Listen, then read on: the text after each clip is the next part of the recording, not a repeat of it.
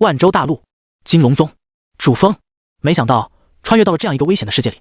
秦霜穿着一身粗布衣，拿着扫把，看着来来往往的行人，发出一句感慨。在秦霜的不远处，无数男男女女结伴成行，脸上都洋溢着兴奋的神色。再过3天就是万州大陆神朝大选的日子，优秀的弟子将会被选拔到玄龙神朝之中当值，而天赋差一些的弟子，如果满3年还没有到达考核标准，将会被逐出宗门。被逐出宗门其实和送死没什么差别。这万州大陆危机四伏，人类的活动范围只是很小的一部分，一旦离开庇护，很容易沦为魔兽口中的食物。而秦霜就是天赋极差的弟子之一，修炼整整3年，秦霜的修为始终没有踏入武士境界。若是今年还达不到，秦霜就会被逐出宗门，沦为魔兽的腹中食物。该死的，这穿越过来玩我呢？我的金手指呢？秦霜撂了扫把，朝着住处走去，在心里咒骂了几句。可就在这个时候，忽然一阵冰冷、毫无感情的声音传来，无线召唤系统正在激活。听见这个声音，秦霜一怔，脸色顿时大喜。系统终于激活了，你可让我好等啊！不过仔细一看，秦霜差一点气得骂娘。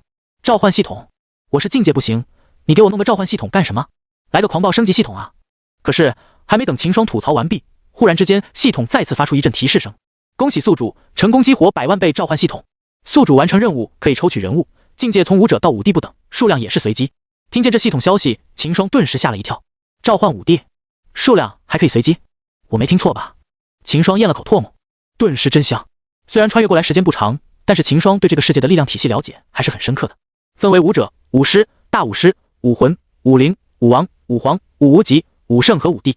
5帝是这个世界公认的最强者。据说到了这个级别，翻手为云，覆手为雨，一念动可翻山能填海。这可是传说中的存在，在万州大陆已经有数万年没有出现过了。这系统居然连这个都能抽！秦霜倒吸一口冷气。系统什么时候可以抽取？当前剩余可抽取次数1，是否立即抽取？是。秦霜丝毫没有犹豫。虽然即便是抽出5帝，对秦霜的等级也不会有任何帮助，但是起码可以保证秦霜在大陆上不会沦为魔兽的盘中餐啊！刚想到这里，秦霜顿时一愣。不对，若是抽到了高等级的强者，对方看见自己这个武者还没入门的等级，岂不是立马反水？停！还没等秦霜叫出声来，忽然秦霜面前出现了一大团迷雾，从中走出来2个身影。这2人头戴斗笠，一袭黑衣，身上散发着极其强大的气息，压得人喘不过来气。恭喜宿主成功抽取龙氏兄弟武王境界。听见这话，秦霜眼前一黑，这可是武王啊，人家这么强大，凭啥给自己卖命啊？可是还没等秦霜说什么，系统消息再次传来，当前抽取武王2名，备注：系统抽取的强者对宿主忠心不二，绝不会背叛。与此同时，面前的2名武王直接单膝下跪，高声说道：属下龙威、龙阳见过宿主，属下愿为宿主肝脑涂地，死而后已。听见这系统消息，再配合这2名武王强者的举动，秦霜总算是舒了口气。还好这系统靠谱，若是抽取了个桀骜不驯的，自己岂不是被自己人给害死了？系统，这2名武王强者可以隐藏吗？秦霜问道。要知道，他现在所在的金龙宗乃是大陆上的3级宗门，但即便如此，武王强者也几乎等同于宗门内长老级别的高手了。自己随身带着2个这种级别的强者招摇过市，恐怕会很引人注目。系统提示：宿主可以隐藏召唤出来的强者，以为宿主开辟了芥子空间，可以容纳强者。秦霜一怔，随即闭上眼睛，果然能够感觉到自己的身体之中出现了一片虚无的空间。收入，秦霜说道。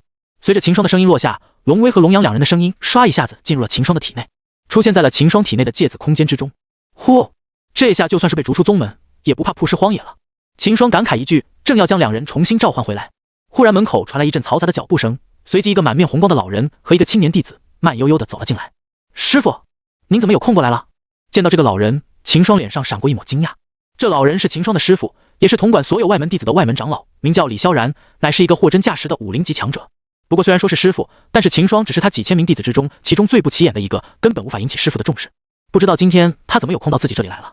不过秦霜还是规规矩矩的给李萧然见礼。秦霜，你入我门下已经3年，今年再无法突破成武师，将会被逐出师门，这下场你也知道，所以为师来问问你，你可有什么打算？回禀师尊，弟子打算闯一闯紫兰圣境。秦霜拱手说道。紫兰圣境。听了这话，李萧然的脸上闪过了一抹欣慰，慢悠悠地说道：紫兰圣境只有武师弟子以上才能进去，当然你这种武者8段的弟子，若是机警一点，也有可能得到一点机缘突破武师。弟子也正是这么想的。秦霜微微点头，表现得风轻云淡，但是实际上心里已经跃跃欲试。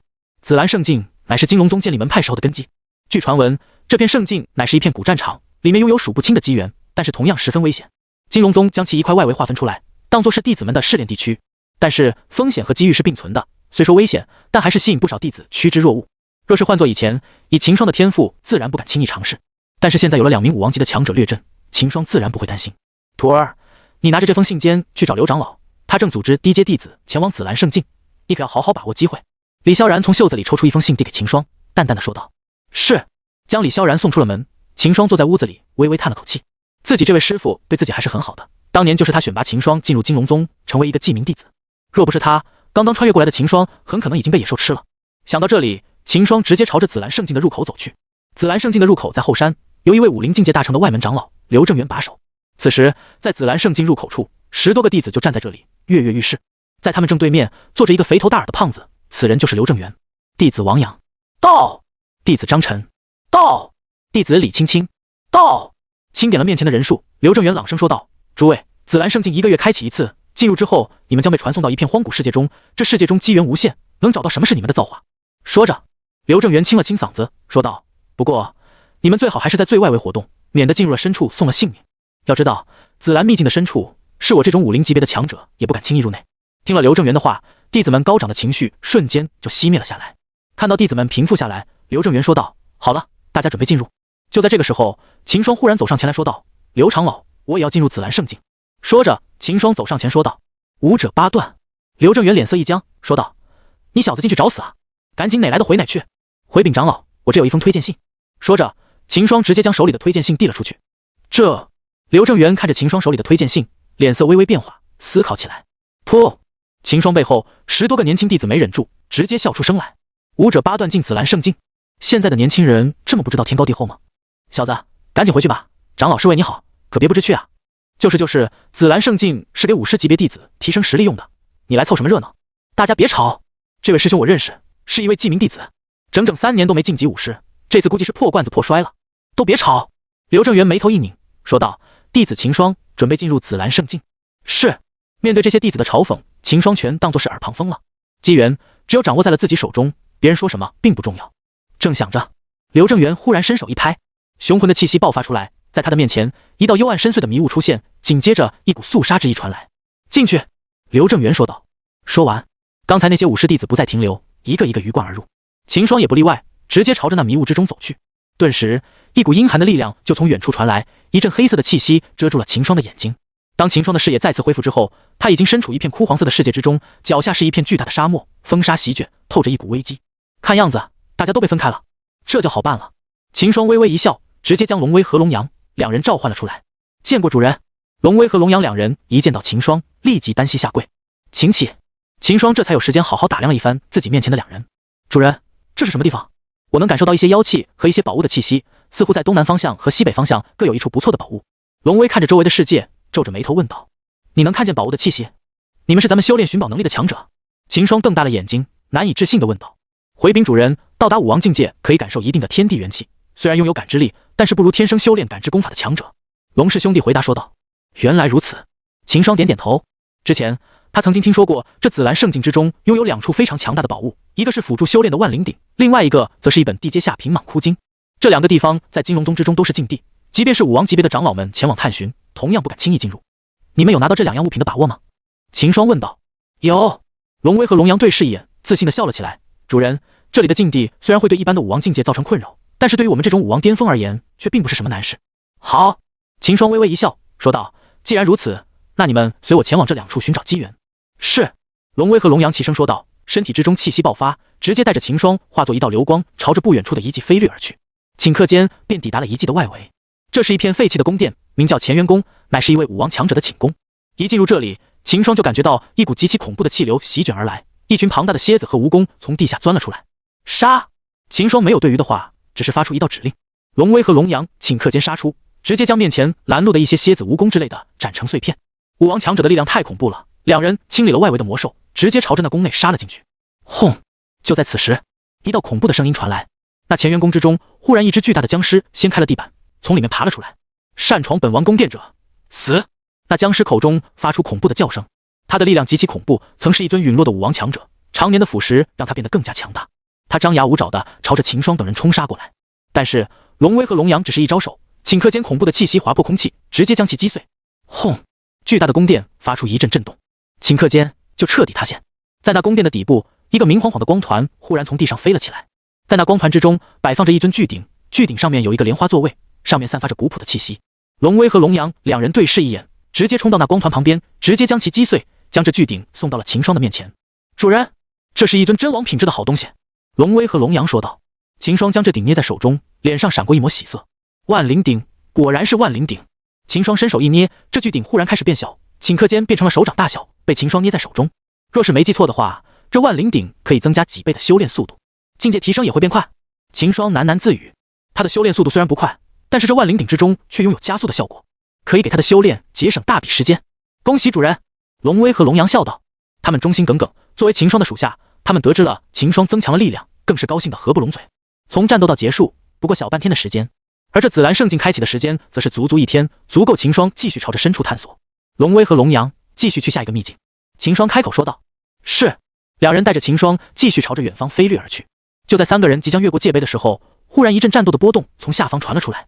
秦霜心念一动，将龙氏兄弟收入自己的体内，这才在旁边围观了起来。这是一个巨大的沙丘，里面有一只巨大的沙漠甲虫，正和几个金龙宗弟子战斗。这只沙漠甲虫的战斗力不俗，体型也异常巨大，还能喷出绿色的毒液，十分难缠。这几个弟子应该也算是训练有素，应该早对这只甲虫觊觎已久，战斗虽然狼狈，但是勉强也还是能够应付。在那沙丘的正中央，一棵绿色的草叶生长在沙漠上，一看就不是凡物，应该就是这场战斗爆发的原因。秦霜只是静静看了两眼，转身就走。这株草药虽然看上去还不错，但是说白了，只是一株凡级上品的草药，其实对于秦霜而言并没有太大的作用。而且看这几个弟子的样子，应该很快就能战胜这只甲虫，自己也没必要出手。刺！沙坑之中，一名女弟子飞身而上，长剑直接插入了这沙漠甲虫的脑袋。顿时，这沙漠甲虫的脑袋里就迸发出一阵绿色的汁液，倒在地上彻底死去了。太好了！沙坑之中的青年们欢呼起来。对了，你们看见刚才那个武者八段的青年了吗？他在旁边略震了一会儿，居然害怕的逃走了。一个男弟子冷笑一声，说道：哈，那个武者八段的，能放他进来已经应该感谢师尊了。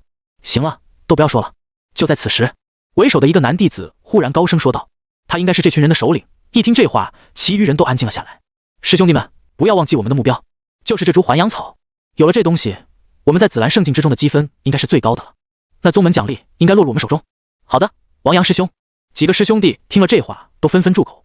走吧，拿到这积分，应该能够兑换一次进入藏经阁的机会。说着，王阳便带领着其他几个师兄弟转身离开。而在另外一边，秦霜已经离开了界碑，在龙阳和龙威的带领下，直接朝着远方飞掠而去。只用了片刻时间，三人就到达了一片苍茫的森林之中。虽然是一片巨大的森林，但是这里的树木都是枯黄色，仿佛被沙化了一样，轻轻一碰就碎成了渣子。主人，这森林之中危机四伏，我们去就来。说着，龙威和龙阳便化作一道红光，朝着森林的深处飞掠而去。秦霜微微点头，正好可以坐在这里休息一下。他从口袋之中拿出了万灵鼎，随着心念一动，这万灵鼎便变化起来，暴长成一个人的大小。秦霜坐在上面，顿时被一股力量包裹了起来。这口巨鼎吸收了天地之间的灵气，聚集在鼎的身上，朝着座位上的秦霜汇聚而去。咔咔咔！秦霜的身体之中，骨骼传来一阵剧烈的响声。听着这声音，秦霜的脸上闪过一抹喜色，自己这是要突破了。想到这里，秦霜连忙仔细感受，顿时一股力量从丹田之中发出来，游走在秦霜的四肢百骸。武者九段，好厉害的鼎！秦霜喜不自胜。若是在3天之内突破到武师，他就可以进入神朝之中，不必离开宗门了。就在此时，远方忽然爆发出恐怖的战斗声音，强大的余波甚至波及到了秦霜这边。万灵鼎身上散发出一阵柔和的光芒，直接在秦霜的身边撑起了保护伞，将这些战斗的能量全部阻挡在了外面。大概过了1个多小时，2道身影这才从远方飘然而来，正是龙氏兄弟。只不过这一次的战斗似乎并没有那么轻松，这2人的身体之上，衣服也变得残破了起来，甚至还有一些血迹。看样子战斗并不轻松，辛苦了。秦霜点头说道：属下为主人万死不辞。龙威和龙阳2人开口说道。说着，龙阳将一本黄色的古朴书页交给了秦霜，说道：这是那怪物镇守的一本秘籍，应该是地阶品质。蟒窟经。秦霜眼睛一亮，对于蟒窟经他早就听说过无数次，据说这是当年创造紫蓝圣境的强者开创的一本功法，分为上下册，而秦霜得到的这一本是上册，据说下册拥有着更加强大的力量，甚至可能为天阶功法，但是下落却不为人知。在万州大陆之中，功法分为宇宙、洪荒、天地、玄黄8个级别，其中地阶功法已经可以算得上是大宗门的镇宗之宝。例如金龙宗的最强功法就是一本地阶上级功法，据说很多强大的神朝之中同样也是以地阶功法作为基准。至于那宇宙、洪荒4个级别，很可能都不是这片大陆的物品。将蟒窟经捧在手中，秦霜的脸色微微变化，他打开蟒窟经，坐在万灵鼎上，开始运行起这道功法来。只是片刻之间，秦霜的气息忽然变得强横了起来。这蟒窟经的效果发动，秦霜的力量也在不断的提升。咔，又是一声咔咔声传来，秦霜身体上忽然多出许多黑色的淤泥。秦霜的气息顿时焕然一新，接纳天地灵气的速度瞬间提升了起来。他激动地看着自己的双手，明显感觉到自己的天赋变强了。恭喜主人！龙氏兄弟见到秦霜气息提升，知道怎么回事，脸上顿时涌现喜色。太好了，有了万灵鼎和蟒窟精，我修炼不足的短板应该能解决了。秦霜捏紧了拳头，还有3天就是宗门试炼，届时自己一定要拿下一个名额，甚至是拿下头筹。想到这里，秦霜连忙起身，朝着集合地走去。此时，在紫兰圣境的集合地内，10多个弟子也已经到达了这里。只不过，这些弟子相互之间不再像之前那么和谐，反而是3、5成群，似乎相互之间也有戒备。见到秦霜一个人孤单走来，这些弟子只是看了秦霜2眼，并没有多对秦霜说什么。看，接引法阵到了！有弟子喊了一声，紧接着秦霜就看到自己的脚下出现了一抹光晕，随即就被传送了出去。下一刻，秦霜等人便出现在了金龙宗的议事大厅内。在议事大厅内，坐着4个老头和一个中年人。秦霜一怔，这4个老头都是金龙宗的长老，其中一个正是自己的师尊李萧然，而坐在正中央的中年人更是金龙宗的宗主陈冠之。这是怎么了？秦霜不明所以，就看到李萧然从椅子上站起来，高声说道：“都过来，准备测试成果。”听见了李萧然的话，这些弟子的脸上纷纷露出不同的表情，有的得意洋洋，有的则是一阵皱眉。尤其是王阳那一组最为得意，4、5个人雄赳赳气昂昂，一副势在必得模样。安静！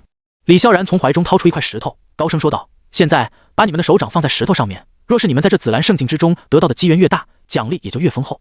奖励最丰厚者，可进入藏经阁中1天。”听见这声音，秦霜顿时睁大了眼睛，不曾想进入紫兰圣境居然还有这种考核制度。不过进入藏经阁的确是一件极其充满诱惑力的事情。要知道，整个金龙宗最强大的功法秘籍全部收录在这里。进入藏经阁，无疑意味着实力能有一飞冲天的资格。不过，秦霜的震撼并不是因为藏经阁本身，而是在他的耳边传来了系统的声音：系统任务，进入藏经阁最高层，奖励1次抽取机会。1次抽取机会，这对于秦霜而言是莫大的诱惑。第1次抽取，秦霜成功抽取到了龙氏兄弟，而在龙氏兄弟的帮助下，秦霜得到了万灵鼎和蟒窟精。这一次会抽到什么好东西？秦霜正想着，李萧然继续说道：“若是进去之后无所事事，则削减1个月的供奉。”听见这话，不少人都朝着秦霜看去，脸上露出幸灾乐祸的表情。毕竟这是一个弱肉强食的世界，人们只会尊重强者，而不管弱者的死活。对于其他人的目光，秦霜则是直接将其全部无视。来，都来测试！李萧然说着，伸手一抛，那金色的石头直接朝着半空中飞去，紧接着停留在了半空之中。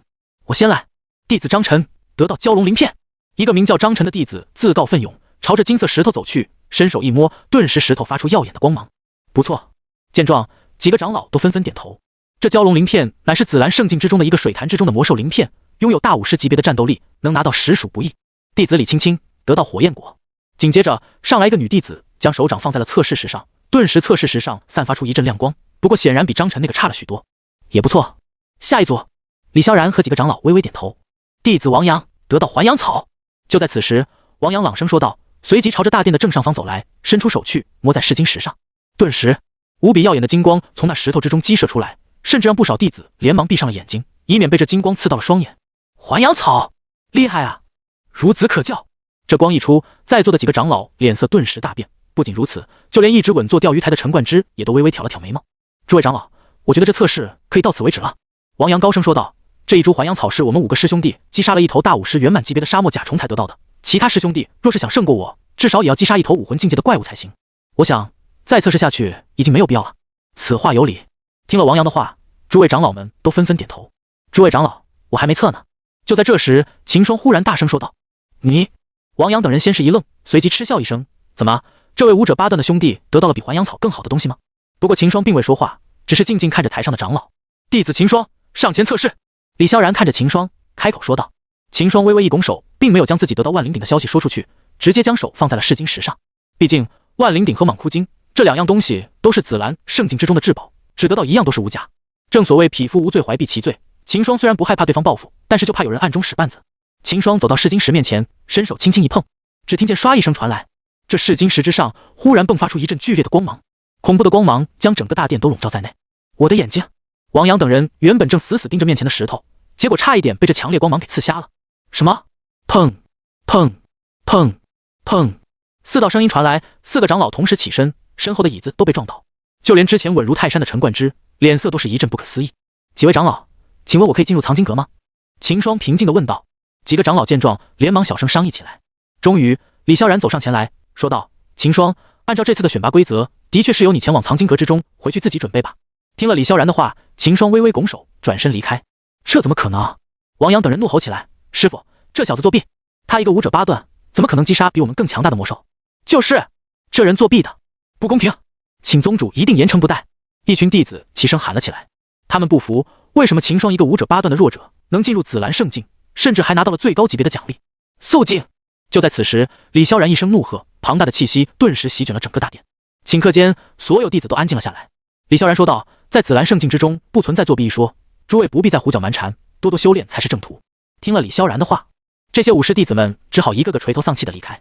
片刻间，这偌大的大殿之中就剩下陈冠之和4个长老。李萧然皱眉说道：“宗主，这秦霜……”陈冠之摆了摆手，说道：“武者八段的确是一个苗子。李萧然，吩咐下去，让各大堂主都对他客气一点，搞不好他就是我金龙宗的救星。”是。秦霜出了大殿，一路朝着自己的茅草屋走去。到了自己的茅草屋之中，秦霜才伸了个懒腰，他将万灵鼎和蟒枯精拿了出来，盘坐在上面，静静休息起来。随着身体里的灵气运行一个大周天，秦霜才从万灵鼎上爬起来。他活动了一下身体，脸上闪烁着兴奋的光芒。有了万灵鼎和蟒枯精，修行的速度果然是1日千里。对于秦霜而言，原本需要耗费3-5个月苦功的事情，居然在1天就几乎完成。经过这1天多的修炼，秦霜的等级已经到达了武者9段，再踏进一步就可以提升为武师。烧了个水洗澡，换上一套干净的衣服，这才朝着藏经阁走去。不过，就在前往藏经阁的路上，秦霜忽然脚下速度加快，朝着后山的一个方向奔跑而去。随着秦霜加快了脚步，秦霜身后的阴影之中居然多出了几道人影。该死的，被发现了！几个人影从黑暗之中走了出来，手中提着匕首，面露凶光。追！几个人朝着秦霜的方向追了上去。就这么一前一后，秦霜带着这些人跑出了上百里去，一直没入深山之中。在一处山谷之中，秦霜停下了脚步，对着后方笑道：“不追了。”听了秦霜的声音，几个人才从黑影之中缓缓走了出来。秦霜眼睛一扫，居然是4-5个武魂级别的强者，除此以外，还有一个武师。秦霜，今天在紫蓝圣境之中得到的东西不错呀，不知道你到底得到了什么宝贝？那名武师走上前来，随手撕掉脸上的黑布，露出一张秦霜熟悉的脸。王阳，果然是你！看着面前的人，秦霜丝毫没有意外。今天在大殿之上，他就看出这王阳不是一个心胸宽广的人，但是没想到同为师兄弟，这几人居然要对自己下杀手。秦霜，宝物这东西，能者居之，乖乖交出东西，兴许本少爷心情一好，可以放你一条生路。王阳哈哈大笑起来，说的不错，宝物能者居之，但是我看你好像没有这个本事。秦霜微微一笑，蟒枯精和万灵鼎出现在了手中，滴溜溜打着转。区一个武者8段，真是猖狂无比。虽然不知道你是怎么得到这2样宝物的，但是这宝物从今天起就是我王阳的了。王阳一挥手，冷冷说道：“上，给我杀了！”话音落下，这几个武魂境的强者顿时身形一晃，朝着秦霜袭杀而来。哎！秦霜摊了摊手，忽然说道：“龙威、龙阳，不要再藏招了，这几人格杀勿论。”随着秦霜的声音落下，2道身影犹如鬼魅一般杀出，信手一抓，无数道无形的气息犹如钢筋一样从天空之上贯穿下来，直接把这几个武魂境界的强者给锁死。什么人？几个武魂强者吓了一跳，他们怎么也没想到，居然还有别人跟在自己的身后。这是什么人？如我主人者，死！龙威和龙阳冷喝一声，顷刻间恐怖的气息爆发出来，直接将几个武魂强者挤压得爆体而亡。你这是什么东西？王阳吓尿了，他从来没见过如此恐怖的场景。这几个武魂境界的强者都是他家花重金雇佣而来的武道高手，可是顷刻间却被人当成蚂蚁一样捏死。对方究竟是什么人？王阳心里一片死灰，看向秦霜的眼睛里充满了恐惧。杀了！秦霜摆了摆手，说道。秦霜虽然自诩温和，但是面对这种对自己起了杀心的人，根本不会有半点妇人之仁。是。龙氏兄弟拱手说道。你敢杀我？王阳早已经吓破了胆，颤颤巍巍的吼道：“我家是武道家族，我爷爷是武王强者，你敢杀我，我必要你血债血偿。我师尊乃是3长老，你杀了我，他也不会善罢甘。”话还没说完，龙阳伸手虚空一抓，这王阳直接爆成了一团血雾，彻底消失在了这个世界上。随手龙阳2人收进系统空间里，秦霜转身朝藏经阁疾驰。不一会的功夫，秦霜便来到了一座恢宏的大楼前。整座藏经阁共分9层，储存着金龙宗的所有功法与战技。此时李萧然早已在阁楼前等候着。师尊！秦霜笑着行礼道。打量了秦霜一眼，李萧然瞳孔一缩。武者9段，看来自己这徒弟在圣境取得的机缘不小啊，竟然在短短的1天里提升了一个小段。不错，看来今年内你踏入武师是必然的了。李萧然开心的抚须道。且随我进阁，你只有1天的时间，在这1天内藏经阁的所有功法与战技你都可以学习。李萧然一边走着一边叮嘱道。切记不要贪心，好高骛远，尽量挑选适合自己的功法。弟子知道了。秦霜忍住内心的激动，淡定的回道。见秦霜淡定的表情，李萧然欣慰地点了点头。来到阁楼内，李萧然从袖里掏出令牌，交给守金人道：“这是此次圣境历练的第1名。”守金人接过令牌，漠然地看了眼秦霜，古晨的脸上闪过一丝惊讶。武者，看来这届弟子的质量堪忧啊。仔细地看了眼令牌后，将令牌交还给李萧然。守金人转过头对秦霜道：“你只有1天的时间。”秦霜看向李萧然，见他点了点头，便向楼上走去。来到2楼后，随手翻了翻，秦霜发现都是一些皇级的功法秘籍。拥有着蟒窟经，这些玄级以下的功法对他都没有吸引力了。眼下还是系统的抽奖重要，秦霜不再多想，径直地走向了藏经阁的最高层。系统开始抽奖，当前剩余可抽取次数1，是否抽取？是。秦霜按耐住内心的激动道。经历上的抽取后，秦霜知道即使抽到比自己等级的人物，他对秦霜也是中不二的。不知这次会抽到什么人物？秦霜心里充满期待。叮，开始抽取。这时一团迷雾出现在秦霜身前，而经历过一次的秦霜丝毫不慌。恭喜宿主成功抽取白马一从3000，当前抽取武林3000名，备注：系统抽取的强者对宿主忠心不二。顿时整个藏经阁9楼站满了散发着强大气息的白袍兵士。死！秦霜倒吸一口冷气，3000名武林强者，要知道金龙宗的长老也才是武林级别。压下内心的震惊，秦霜将3000名武将收进系统空间。片刻后，缓过来的秦霜开始了以后的规划。3000名武林强者足够秦霜发展出一股比金龙宗还大的势力了。秦霜晃了晃头，回过神来，当下还是要在藏经阁找到合适自己的功法与战绩。他的时间不多，只有1天。腾龙经玄级上阶，枯叶经玄级中阶。看了一圈下来，秦霜发现最好的功法也就金龙宗的秘籍腾龙诀，这比他在圣境中得到的蟒窟经还要低上一个等级。秦霜顿时就对功法失去了兴趣，专心找起来战绩。这时藏在角落里的一本卷页的战绩吸引了他的注意。秦霜拿起来一看，只见他正面只有一个龙飞凤舞的斗字。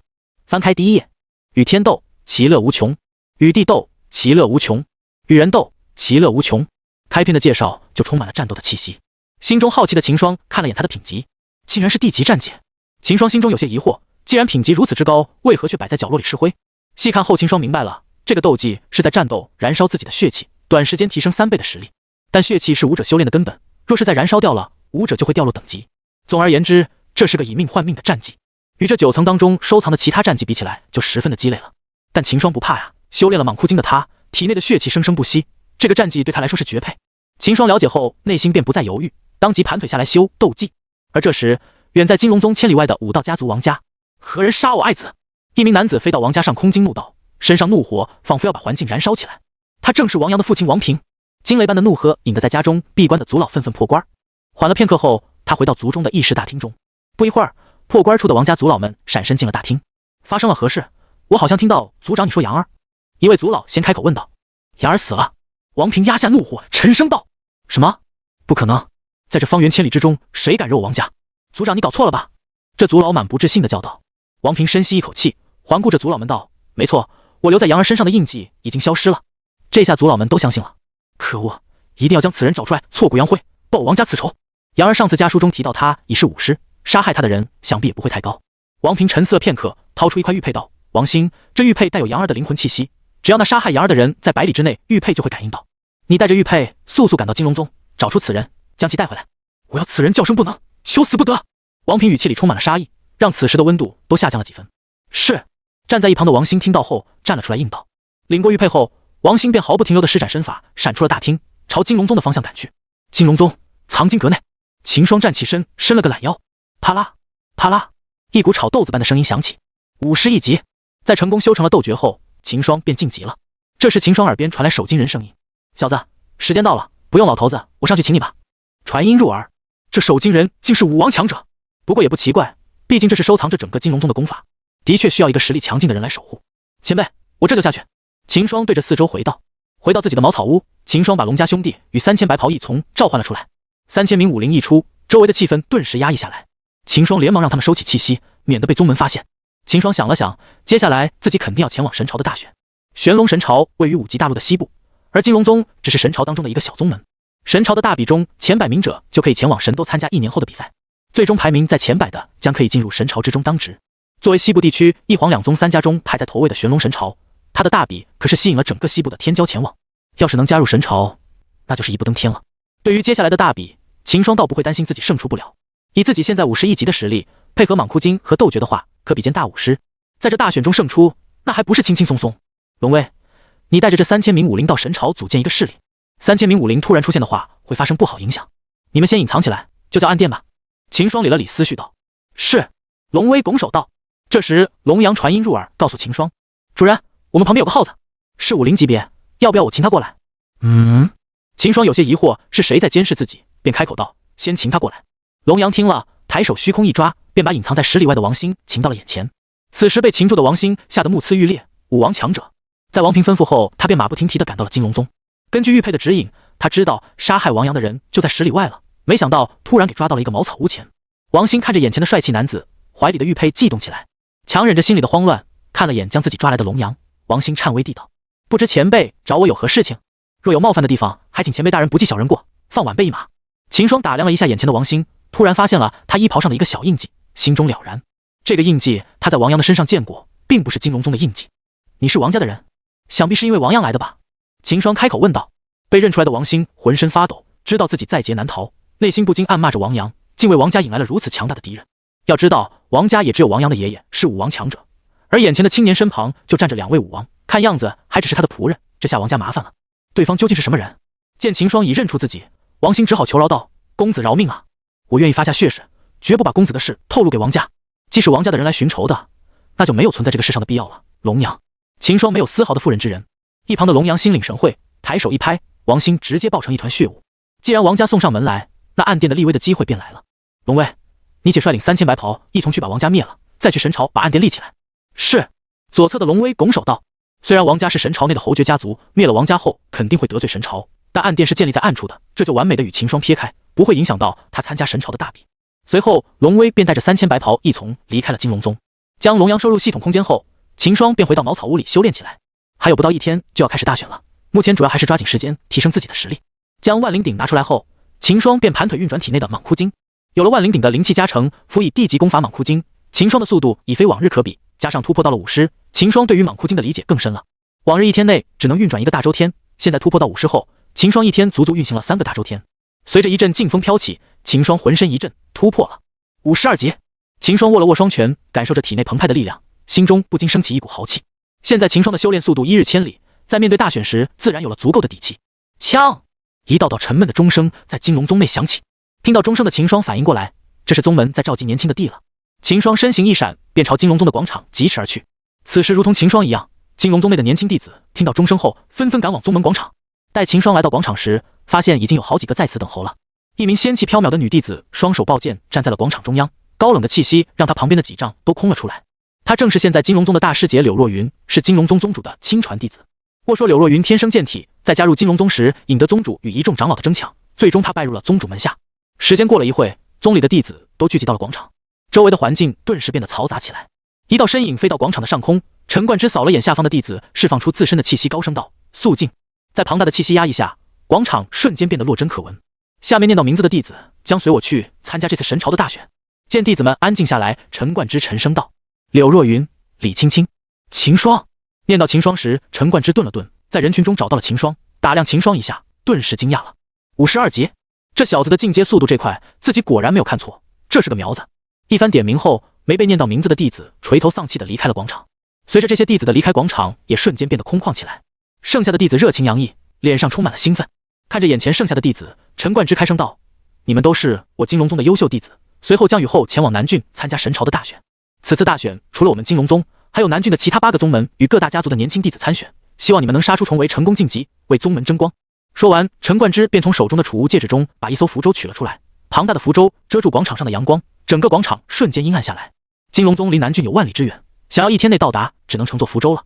陈冠之挥手将秦霜与广场上的弟子传到了符舟内部的大殿。一名长老闪身出现在大殿内：“这是你们的参选令牌，到了南郡后便要靠令牌参选，切记要小心保存好。”刘安从袖里把弟子们各自的令牌发到他们手中道。秦霜接过令牌后看了眼，令牌的正面刻着玄龙2字，秦霜的名字刻在了反面，下面还刻有一个小字南。南字代表着南郡，除此之外还有着东、西、北郡以及中郡这4个地方的人参加大选。从神朝下属各郡的大选中胜出后，才能到神斗参加最终的比赛。轰隆隆，随着符舟后面阵法的运行，一阵雷鸣声响起，眨眼间符舟已离金龙宗100里外。符舟启动后，各弟子便回到了自己的房间。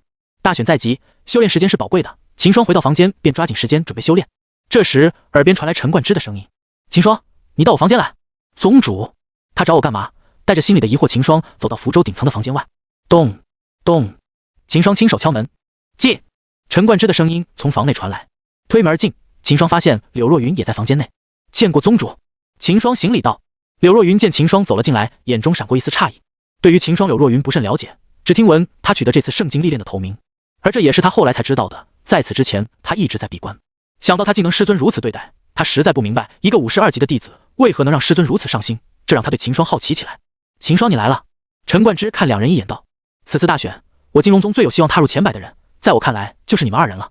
我金龙宗已经连续2届没有弟子进入前100了，若此次再无弟子挺进南郡前100的话，金龙宗就会被南郡取消3级宗门的待遇，此时大比关系着金龙宗的未来，希望你们2人能全力以赴。陈冠之脸色沉重地看着两人说道：是，弟子必竭尽全力为宗门争光。秦霜与柳若云齐声道。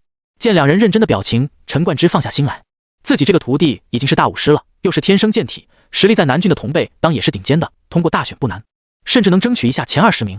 而秦霜，陈冠之则是有些看不透他。自从圣境出来后，秦霜便一天一个境界，这突破的速度，陈冠之从没有见过。也是个身具大气运之人，实力也不能仅看他的表面，想必踏入前100对他不是什么难事。好，不愧是我金龙宗的弟子，既然你们都表态了，宗门也不能小气。我在这里代表宗门承诺，你们2人若能挺进前100，那宗门从宝库中的灵品兵器随你们挑选1件，前50一件灵品兵器与1株灵品药材，前10一件王品下阶兵器，没有合适的也可在宗门内定制。陈冠之拿出了奖励刺激2人。秦霜听了内心一动，正好自己没有趁手的兵器，宗门这下的奖励可是正好对他胃口。一旁的柳若云听了心里也是有些激动，毕竟身为陈冠之的亲传弟子，他的剑也只不过是灵品下阶而已。这次宗门可是大方的很，秦霜内心有些感慨，为什么没有说头名的奖励？疑惑的秦霜问道：那若拿到头名了，宗门怎么说？哈哈哈！陈冠之听了笑了起来。一旁的柳若云听了也是撇了撇嘴，南郡的天骄多如牛毛，身为大武师的他也不敢保证能进入前10，你一个52级的哪来的信心？一下子对秦霜的印象下落不少。秦霜，你可知金龙宗有几年没拿过头名了？说完不待秦霜开口，陈冠之自问自答道：120年，整整100年下来，我金龙宗从来没有出过头名了。宗主说笑了，万事皆有可能吗？秦霜淡定地道：好，既然你有如此雄心，那我也明白地告诉你们2人，若能取得头名，那宗门竭尽全力为你们打造一柄王品上阶的兵器。陈冠之笑着大声道。话音刚落，秦霜便接到了来自系统的任务。叮，检测到宿主即将参与大选，现发布系统任务。任务：取得南郡大选头名，奖励万年寒玉髓。系统任务。秦霜眼神一亮，看了下奖励。秦霜问道：系统，万年寒玉髓是什么？系统提示：万年寒玉髓出自极北之地，由冰封万年的寒玉中产生，服用后会逆反先天，宿主的天赋将会提升到顶级。逆反先天？秦霜心头不禁火热起来，一定要得到它。感觉到了秦霜的激动，陈冠之以为他被宗门许出的奖励刺激到了，到底是初出茅庐的毛头小子，这点奖励就激动成这样，陈冠之心里有些得意。好了，你们俩先下去休息吧，好好准备下这次的大选。陈冠之见已经引起了两人的斗志，便不再多说，弟子告退。两人行礼后便退出去了房间。师姐对于参加此次大选的其他宗门弟子有了解吗？出了房间后，秦霜对柳若云问道。因为秦霜也只是这几天才有实力参加大选，圣境前的他还在为不被宗门驱逐而在苦苦的修炼，那有什么心思去了解他人？现在明天大选这开始了，还对各宗的竞争不了解的他，只好问起了柳若云。柳若云奇怪地看着秦霜道：你参加大选却不了解你的对手？这被柳若云看得不好意思，秦霜摸了摸鼻子讪笑道：在进圣境历练前，我还只是武者，那有什么私了解这些？这下柳若云惊了，瞬间察觉到了秦霜这句话的重点。什么？你是说你这几天的功夫就从武者突破到了52级？运气好，运气好而已。秦霜看着他惊愕的表情，不由有些失神。没想到平日里脸色冰霜的大师姐会有这种表情。运气好？你这运气也太逆天了吧！别人想突破都得修炼2-3个月，你这才几天就从武者升到武师，还是52级。柳若云鼓着脸吐槽道。想到自己辛辛苦苦闭关1个月，加上之前的积累才突破到大武师，而眼前这师弟几天时间轻轻松松就突破了，柳若云心里一阵不平。秦霜这时觉得柳若云吐槽的样子比他平时可爱多了。见秦霜盯着自己的脸，柳若云脸上的表情瞬间恢复了平时清冷的样子。随后柳若云从袖子里掏出一本书递给秦霜道：这是我从天机阁买的关于这次大选的情报，我已经看过了，你拿去看吧，你要的信息都在里面。秦霜接过书后随手翻了翻后，感激道：谢谢师姐，以后有什么要帮忙事尽管吩咐，秦霜定会全力以赴。看着秦霜真诚的表情，柳若云对他的印象又好了不少，但他还是回道：感谢就不用了，举手之劳而已，你还是回去好好了解下大选的事吧。说完，柳若云摆了摆小手，便朝自己房间走去。回到房间后，秦霜拿出柳若云给的情报集看了起来。良久，秦霜放下手中的书，眉头紧皱。天机阁将南郡的各个有希望在大比中胜出的各宗各族弟子立在了一个榜单上。看了榜单后，秦霜便收起了小觑的心。自从修成斗诀后，他便有些自大了， 3倍实力的加强让他觉得此次大选易如反掌。没想到这南郡的天赋异禀的人如此之多，9大宗门里除了柳若云，还有20多个大武师，而各大武道家族中的大武师子弟也不少，有7、8个。不过王家的王强应该是去不了大比了，龙威此时应该带领着白袍一从踏破了王家。秦霜将目光放在了榜单前30的名字上，排在第1位的是出自御剑宗的玉仙儿，他的实力已达到了大武师后期。或说他曾只身擒拿了一位在南郡通缉榜上的武魂强者，虽然那名武魂强者在逃跑的过程中已经被执法队打落了境界，只有大武师的实力，即便如此，也玉仙儿的实力不容小觑。秦霜又看了眼柳若云名字，他排在了23位，突破到大武师的他已经初步的开发出了天生健体的潜力，因而比一般的大武师要强出1线。让秦霜惊叹的是，据他所知，戴师姐突破到大武师也只是几天前，这天机阁也能打探得到，看来这天机阁的实力很强。秦霜不知道的是，南郡天机阁只是神都天机阁的分阁，而神都天机阁也只是天机阁在5级大陆西部的分阁，天机阁的总部在5级大陆的中州，而天机阁正是这片大陆的霸主之一，玄龙神朝对他来说也就是只大点的蚂蚁。但这一切秦霜却毫不知情，在他的认知里，神朝已经是这西部的顶级势力了。现在的他还要去为神朝的一个职位与资源而去参加大选。由于他突然实力大幅提升的缘故，秦霜他并不在这个榜单上。秦霜在了解榜单上对手的实力后，对比了一下自己的实力，秦霜发现就使出斗诀，他最多也只能排到10几，这与他的目标夺取头名可天差地远，这让他有些急躁。没办法，他得到系统才几天，之前他的天赋太差了，若是没有圣境里得到的万灵鼎和莽枯精，可能他现在还停留在武者，所以他才对系统任务的奖励如此眼热。改善天赋，这是他最需要的，而这奖励需要他在一众天骄的重围中杀出夺得头名才有。随手将书放到一旁，秦霜抓紧时间盘腿下来运转莽枯精。时间不多了，现在的他需要争分夺秒，争取在遇到那些实力强劲的天骄前把实力追上去。咣当一声巨响，福州泊在了南郡郡城边，福州内的弟子纷纷睁开双眼退出修炼。感受到福州震动的秦霜也一样，秦霜有些遗憾地睁开眼，只差一点他就可以突破到53级了。浑身劲气一抖，秦霜伸了个懒腰，虽然没有突破，但秦霜此时的实力相较之前也有了很大的提升，而且现在他已经52级圆满，随时都有可能突破到53级。感受了下体内的气息，秦霜便走出了房间，来到大殿内，只见陈冠之与那位长老早已站在台上等候。随意一扫，秦霜便看到了人群中突兀的柳若云，他冰冷的神色以及空无一人身边，让他十分的显眼。见过宗主，见过长老。众弟子行礼道。陈冠之环视了众弟子一眼，点了点头道：现在我们已经到了南郡郡城，接下来便是你们的舞台，胜出者将拿到神都大比的门票，名利双收，落败者就只是空手而归了。希望你们拿出12分的实去应对这次大选。是，定不负宗门。众弟子激情澎湃地道：不错。看着眼前斗志昂扬的弟子们，陈冠之欣慰地笑了，随手一挥，陈冠之便带着众人来到了城门外。秦霜眼前一变，一座恢宏的城门立在了他眼前，看了眼守着城门两边的神朝士兵，秦霜瞳孔一缩，竟是武师。虽说5级大陆全民修武，但100个普通人里也出不了几个武者，就算修成武者，以后的突破也是千难万难。而据秦霜所知，神朝内有一部专门给士兵修习的功法，就算这样，军中的武师也不多。没想到这南郡的守城士兵就是武师，看来还是低估神朝的实力了，难怪能把一众宗门压在身下。一番感慨后，秦霜便跟着众人都城门而入。在秦霜他们走进城门后，正在守城的2个士兵说话了：刚刚进去的是南边的金龙宗吧？左边的士兵道：对啊，听说他们前2届大选都没有弟子晋级，这次再失败的话，郡里应该会把他们宗门降级了。另一个士兵咂巴着嘴叹道：可惜了，曾经的金龙宗也是盛极一时啊。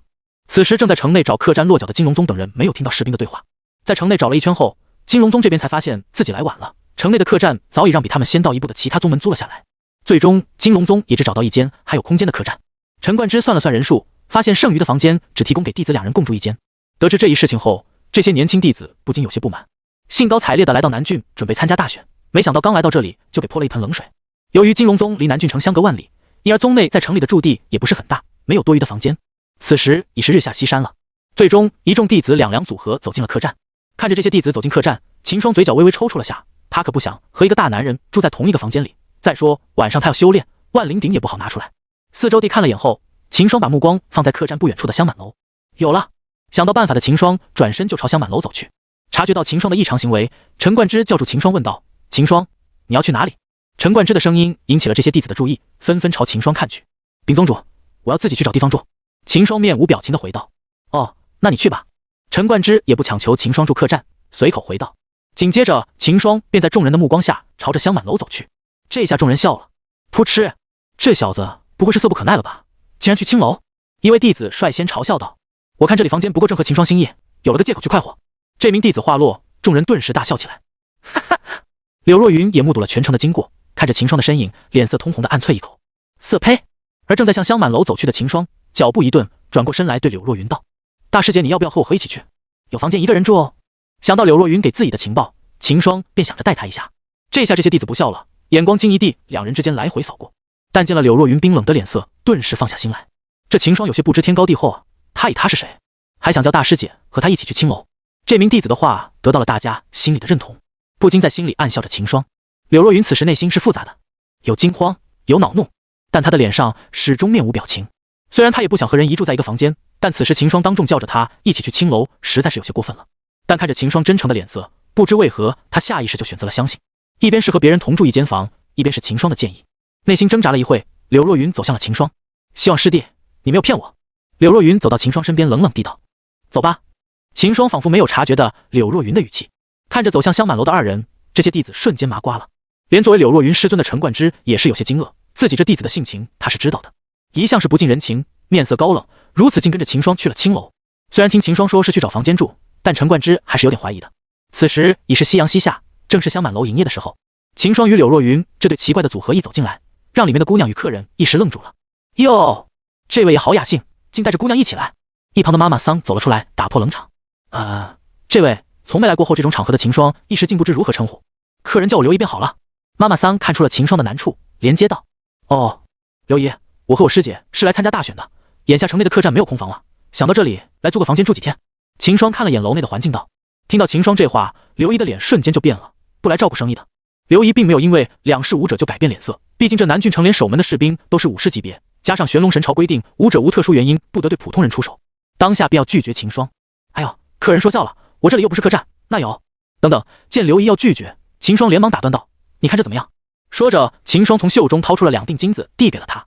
刘姨见了，伸手接过来掂了掂，约莫有100两，旋即笑着：“这我想想办法吧。”见状，秦霜又掏出了2锭金子，递给了他。这下刘姨不犹豫了，转过头对一个丫头道：“小鸡儿，快来带着2位客人去楼上安静的房间住下。”是2间。站在秦霜身后的柳若云提醒道：“对，没错，2间。”秦霜差点忘了大师姐也在。说完又掏了2锭金子递给刘姨。反正这些都是从王阳与王兴身上得到的，秦霜用的丝毫不心疼。那这位客人晚上要不要叫2个姑娘陪你啊？见秦霜出手大方，刘姨笑得乐不开眼道。刘姨话音刚落，秦霜顿时感觉背后一阵寒意，连忙摆手拒绝。刘姨眼看做不成秦霜的生意，便看向他身后的柳若云道：“那这位姑娘？”秦霜眼瞧柳若云脸上忍不住的寒意，连忙挡在柳若云身前，打断刘姨。知道他们只是住房，刘姨也就不再纠缠，便让小金带着秦霜2人去房间了。随着小金上到了楼上，两来到了房门前。师姐，那我就先进去了。秦霜推开自己的房门道。等等。柳若云从袖拿出了3块金锭，递给了秦霜。秦霜看着眼前的金子，迟疑了下，还是收了过来。谢谢。见秦霜接过金子，柳若云面无表情的声音道。说完便转身进了自己的房间。扑通扑通，柳若云背靠着房门，心脏剧烈跳动起来，面色冰冷的小脸以肉眼可见的速度红了起来。自己竟与男子一同进了青楼，想到自己的行为，柳若云羞得双手捂住了脸。而秦霜听了柳若云声音的感谢，笑了笑，转身回到了自己房内。稍微打量了下房内的布局后，秦霜便开始了修炼。盘腿坐下，拿出了万灵鼎。秦霜将龙阳召唤出来，对他道：“你一旁替我护法。”是，主人。龙阳拱了拱手回道，随即便站在了一旁，警示着四方。秦霜见了，便沉下心运，转蟒枯经。在福州上时，他便感觉到快要突破了，今晚过后，应该就可以突破到53级了。在秦霜沉浸在修炼时，一道消息从万里外传到了郡府。砰！谢风怒地拍下桌子，吓得一旁的小丽瑟瑟发抖。王家竟被灭了。时间回到今天早上，龙威听了秦霜的吩咐后，便带着3000武灵从金龙宗赶到了王家。感觉到龙威他们的气息，王阳的爷爷立即从闭关中醒来。阁下到我王家来，有何贵干？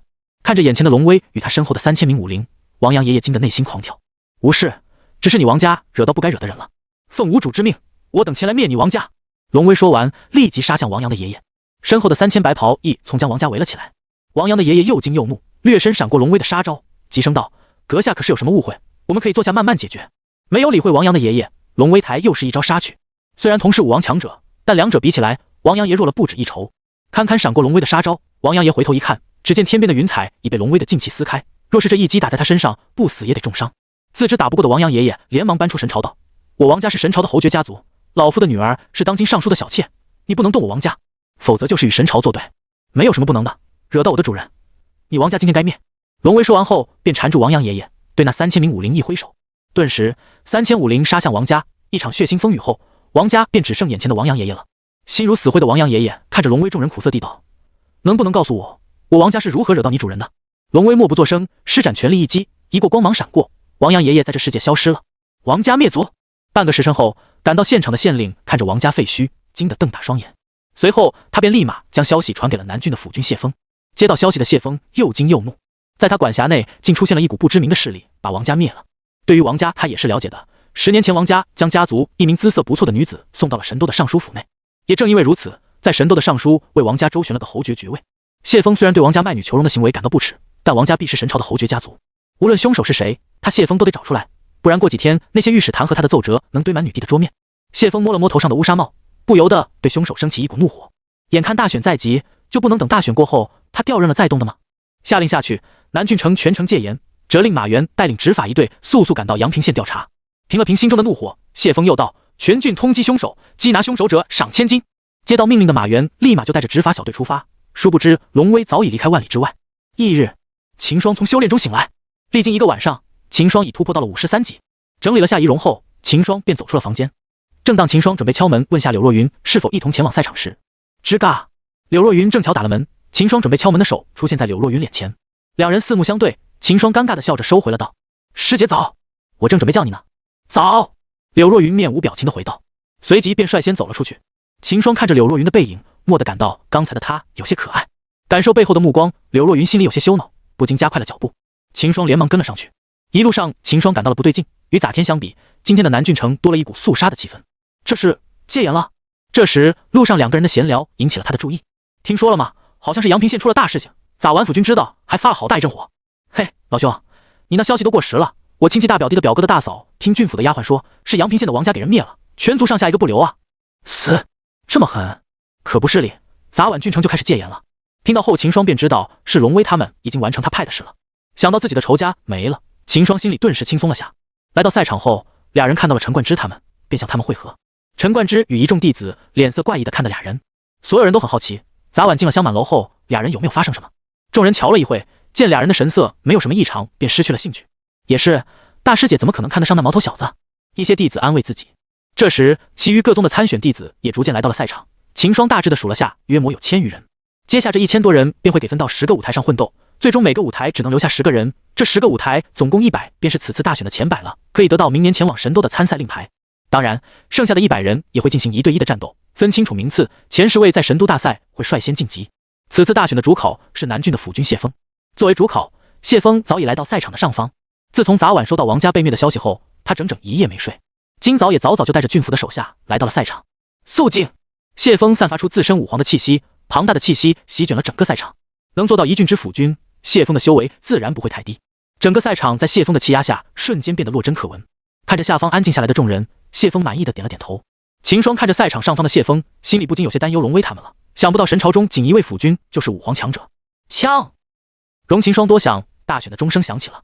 1000多名各宗各族的弟子围在10个舞台四周。只见谢峰抬手一抓，下方的弟子便给随机分到了10个台舞台上。现在本君再讲一遍规则，在这10个舞台上，每个舞台只有10名选手晋级。比赛过程中，你们可以尽情的施展自己的实力。既然上了比舞台，那意味着你们自己的生死自己掌握，退出舞台者视为认输。说完，大手一挥，他身后的10名舞王便飞身到每个舞台上方。此时，秦霜所在的舞台上，众人皆是警惕防备着身边的对手，有同宗的弟子在相互靠拢了。100多人的混战，岂是抱团可以度过的？打铁还需自身硬。秦霜冷眼看着他们的动作，看了看自己的位置，秦霜缓慢地向舞台的边角靠去。在边角的话，只需迎接两面的对手，在混战开始后，边角才是最佳选择，进可攻，退可保全自身。要知道，死在舞台上的话，可没人会管。扫了一眼，秦霜发现已经有不少自持实力的聪明人和他一样，在向舞台的4个方角靠了。与秦霜靠向同一个方角的就有5个。比武开始。随着谢峰一句令下，各个舞台的弟子纷纷使出自己的战绩，各种声音在舞台响起，可谓是群魔乱舞。秦霜听到比武开始后，立即就运转起了莽枯金羽斗诀。本来53级的实力，瞬间就比肩大武师。秦霜这个方角的6人，不约而同的把目标对准周边实力比较小的对手。施展了斗诀的秦霜，轻松的将身边的对手送下了舞台。这时，整个方角便只剩下6人了。互相警惕的观察了一会，6人中1人终于忍不住了。只见他率对准6人中表面实力最小的秦霜出手，一道擒拿扑向了秦霜。秦霜身体一偏，躲过了他的招，随即趁他劲气未收，贴身上去纠缠。体内莽枯经运动，血气生生不息，配合斗诀，秦霜一道劲气打出，这名弟子闪避不及，给秦霜击到了舞台外。在秦霜缠斗时，另外5也只剩下了2人。其中位胖子挤着笑脸对秦霜使了下眼色，看向了另外那名高瘦的男子。秦霜心领神会，两人一起对高瘦男子出手。察觉到的高瘦男子暗恨地看了两人一眼，对胖子大骂：“死胖子，你们给我等着！”师级给两人打下了舞台。高瘦男子失败后，这个方角就只剩秦霜和这名胖子了。两人这时都不约而同地停手。这时，秦霜看向了舞台中间，果然不出他所料，先前抱团的几人在混战开始后，立即就给周围的人冲散了阵型。那些单支的人第一时间就对那几个团体出手。一番混战后，几个团体瞬间瓦解。秦霜看向旁边的舞台，发现柳若云正好在上面。只见他站在舞台中间，挥动着手中的剑，剑光一闪而过，在他身边的几丈的人纷纷喋血当场。秦霜看了，嘴角一抽，大师姐这么暴力的吗？怪不得每次集合他身边几丈都空无一人。片刻后，秦霜所在的舞台上就只剩下11人了。在舞台的4个方角分别有2人，站在舞台中的是3个来自同一个宗门的弟子，还要淘汰1个人。舞台中间的3人看了眼秦霜他们，见秦霜只有53段，便快速向秦霜击来。剑妙不好的秦霜全力运转斗诀，不断的闪躲着3人的招式。秦霜一跺脚，地面上顿时出现了个小坑，身形闪到3人身后，寻找着破绽。其他的7个选手4人在缠斗，也乐得束手看着他们打，反正只4人中有人淘汰就可以了。咻！一道拳风与秦霜擦脸而过，秦霜闪过后瞧准机会，飞身一脚，浑身的劲气迸发。一名弟子双手交叉于胸前，想要抵挡住秦霜这招，但他错过了秦霜的实力。在斗诀的加成下，秦霜此时足以跟大武士中期的人对打，而不落于下风。显然，他一个武士后期的人抵挡不住，一股巨大的冲击力从手传来。这名弟子大吐一口血，飞下了舞台。秦霜胜出。在秦霜所在的舞台得出结果后，其他的舞台也陆陆续续分出了胜负。比赛结束后，谢峰看了下方的100名弟子，满意的点了点头道：“很好，你们100人将在明年代表我南郡前往神斗进行大选。”谢峰说完后，留在台上的选手忍不住的露出笑意：“明日再进行排名赛，都回去好好休息吧。”随后，秦霜便去与陈冠之会合。只见陈冠之带着一众垂头丧气的弟子在赛场外等着。陈冠之看到秦霜后，眼神一亮，急着走向前，拍着秦霜的肩膀道：“不错，此次我金龙宗只有你和若云进入了前100，你们可是我金龙宗的希望了。”说完还叹了口气：“宗主放心，秦霜必全力以赴。”秦霜抱拳道。在陈冠之的一顿感慨后，秦霜与柳若云便回到了香满楼。经历了早上一战，秦霜深知自身的实力不足，一回到房间就盘腿修炼起来。与此同时，大选的结果传遍了整个南郡郡城，百姓们津津乐道。这个说最看好谁取得头名，那个立即就反驳了，说玉仙儿最强。随着排名赛的到来，南郡的气氛也到达了顶峰。下午时，天机阁又发布了最新的排行榜，榜单上位于第一的还是来自御剑宗的玉仙儿，大师姐柳若云也被重新排到了12位。这回他把秦霜的名字列在了第20位，还注视着疑似隐藏实力。这下秦霜进入了各宗的目光内，作为这次大选最大的黑马，这些宗门都觉得秦霜是在扮猪吃老虎。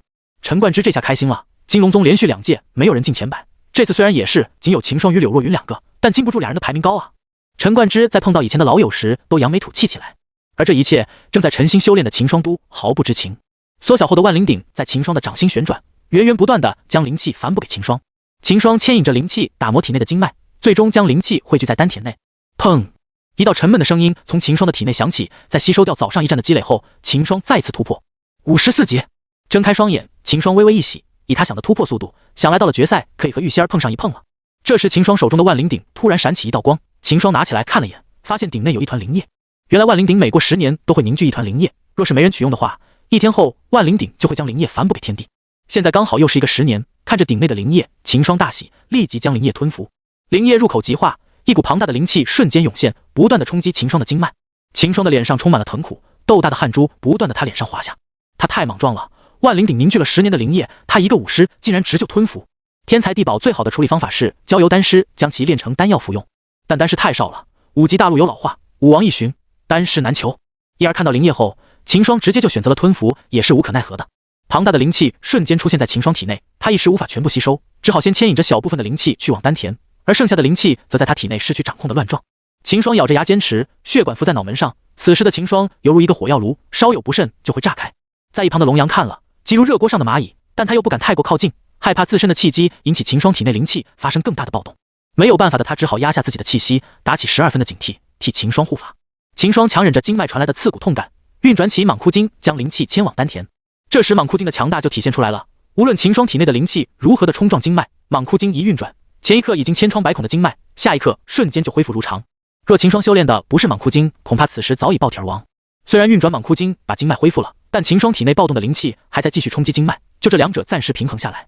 灵气冲击经脉，转投蟒枯经就把经脉修复，在修复过程中，秦霜趁机吸收着灵气。但秦霜体内的暴动灵气犹如无根之水，随着秦霜的吸收，只会越来越少。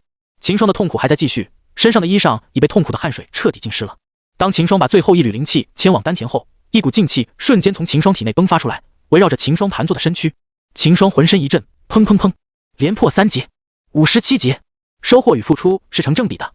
历经了5个小时的痛苦折磨，秦霜现在的实力与之前相比可是天差地别。在不断修复经脉的过程中，秦霜的经脉的韧性与宽度与往日相比是大河与小溪的差距。蟒枯经的运用也因为秦霜的不断运转提升了数倍。秦霜起身松了松骨头，啪啦啪啦，一股炮仗的声音响起，双拳着感受体内的力量。此时秦霜自信与玉仙儿这个大武师后期五五开，甩了甩身上湿透了的衣裳，秦霜鼻子里传一股汗酸味。下楼找到小金，秦霜问道：“小金姑娘，楼内可有热水提供？”闻到秦霜身上传来的味道，小金嘬了嘬鼻子道：“有，公子请随我来。”说着便带着秦霜到了后厨。两人打到热水后，来到了秦霜房前，看了眼秦霜帅气的脸庞，小金脸色红了一下。公子可否要小金福袋洗沐？秦霜听到后愣了下，看了眼小金小巧的身材，正准备开口拒绝，吱嘎，柳若云恰巧打开了门，他也正想去问下在那里打水，没想到一开门就听到了小金的话。柳若云心里有些不舒服，面色冰冷的看了眼秦霜：“我也要洗沐，麻烦你带我去打个水。”柳若云面无表情的对小金道：“是。”小金被柳若云看得有些害怕，连忙回道。再看了下秦霜，发现他已经57级后，柳若云已经见怪不怪了，他都开始相信人们所说的秦霜是在扮猪吃老虎了。秦霜这一天一个修为的他也习惯了，说不定明天秦霜就大武师了。秦霜讪讪的摸了摸鼻子，看着柳若云带着小金下楼，他便转身提水进房。一番洗漱后，神清气爽的秦霜准备到郡中逛逛。来到这南郡城2天了，他还没好好的转过。华灯初上，南郡城的街上却人影寥寥，只因这几天因为王家的事，整个南郡城戒严了。走在青砖大街上，秦霜不禁感叹，这南郡城是真的有钱，随处可见的建筑都是青砖建成的，就连脚下的大街也是青砖铺的，这神朝真是财大气粗。下注了，下注了！买林彦君取得头名的1赔3，不容错过呀！秦霜突然听到前方传来的声音，好奇的走向前一看，发现是一家赌馆开盘下注此次大选的竞猜。秦霜看了下自己的赔率，进入前15是1赔2，进入前10是1赔4，进入前3是1赔5，头名更1赔7。秦霜又找了找，发现了柳若云的赔率，前10是1赔1.5，前3是1赔3，头名1赔7。所排名在天机榜上前3名开外的，取头名的赔率都是1赔7。而刚刚秦霜听到的林彦君是天机榜上的第2名。你这别说1赔3了，就是1赔5也没人买啊。对啊，谁不知玉仙儿曾擒下郡府通缉的武魂强者，买林彦君不是送钱给你吗？底下的人纷纷喊道。秦霜扫了眼，发现竟然没有玉仙儿的赔率，看来连城内的赌馆也觉得玉仙儿夺得头名是10拿9稳的了，才不敢开注。这让秦霜对玉仙儿的真实实力好奇起来。看着眼前的赔率表，秦霜发现个生财之道。店家，我要压注。秦霜对着店家道。秦霜的声音引起了周围的人注意，看向了秦霜。这不是给天机榜排在20位的金龙宗秦霜吗？有眼尖的人认出了秦霜道。店家也认出了秦霜，不由笑着拱手道：“秦公子，不知秦公子要压住谁？我们这里是不允许压住自己的。”见秦霜要压住，店家适时的提醒：“不能压住自己。”看来自己的想法落空了。秦霜听了有些失望，只好道：“我压住柳若云进前10，50两黄金。”随后秦霜便拿着店家给的凭条走了。在逛了一圈后，秦霜便回乡满楼了。回去的路上，秦霜发现了抱剑走在大街上的柳若云，顿时心里便有了主意。大师姐，秦霜上前打招呼道。柳若云看了秦霜一眼，轻轻的嗯了一声。大师姐，我这有赚钱的主意，你要不要听？柳若云听了脚步一顿，停了下来看着秦霜。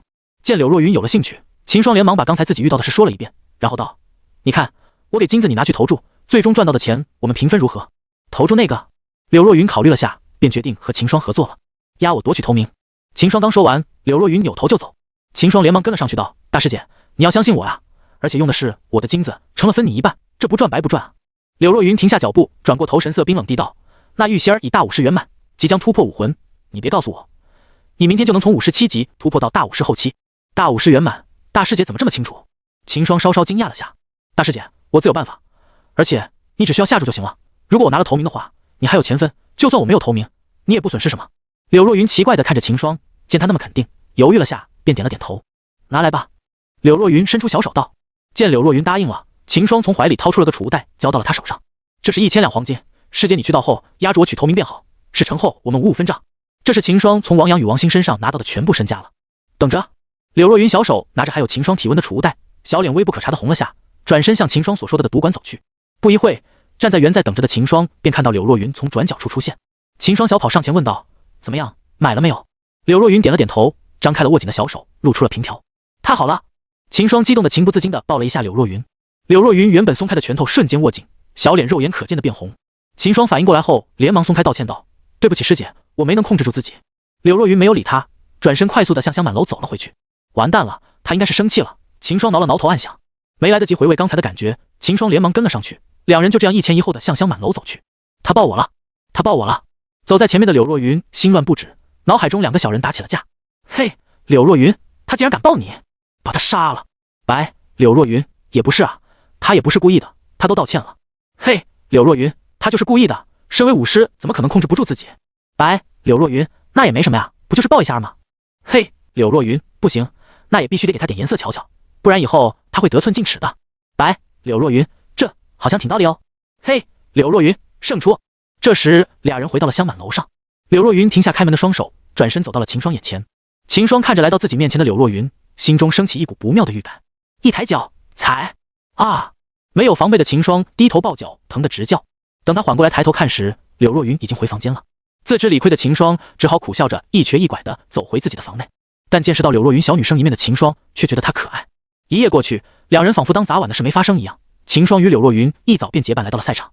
陈冠之一见到秦霜，顿时就惊了，57级，这小子越来越离谱了，之前还只是1天1级，现在是1天4级了，不会真像天机阁所说暗藏着实力吧？那也应该瞒不过我啊，他才50。见过宗主。两人拱手行礼道：“不必多礼，今天是你们二人的排名赛，加油啊！”陈冠之压下心里的想法，挥手道。随后，秦霜二人便去舞台边上抽签。以22，秦霜摊开自己抽的纸条给令官看，令官记录下来后，秦霜便回到了一边等候。不一会，柳若云也抽完签回来了。师姐是第几场？甲七。柳若云抱着剑道。听到是甲七，秦霜便放下心来，在接下来的几场，两人应该不会对上了。这时，秦霜突然感觉有人在背后看着自己，回头一看，只见几个不知名宗门的弟子在说笑。难道自己感应错了？没有发现异常的秦霜回过头暗想。在秦霜回头后，那几个弟子身后的赵高擦了擦冷汗，没想到他的感觉这么灵敏，自己不过盯了他一眼，他就察觉到了。这赵高正是咋天被秦霜与另一个胖子给赶下舞台的那名高瘦男子。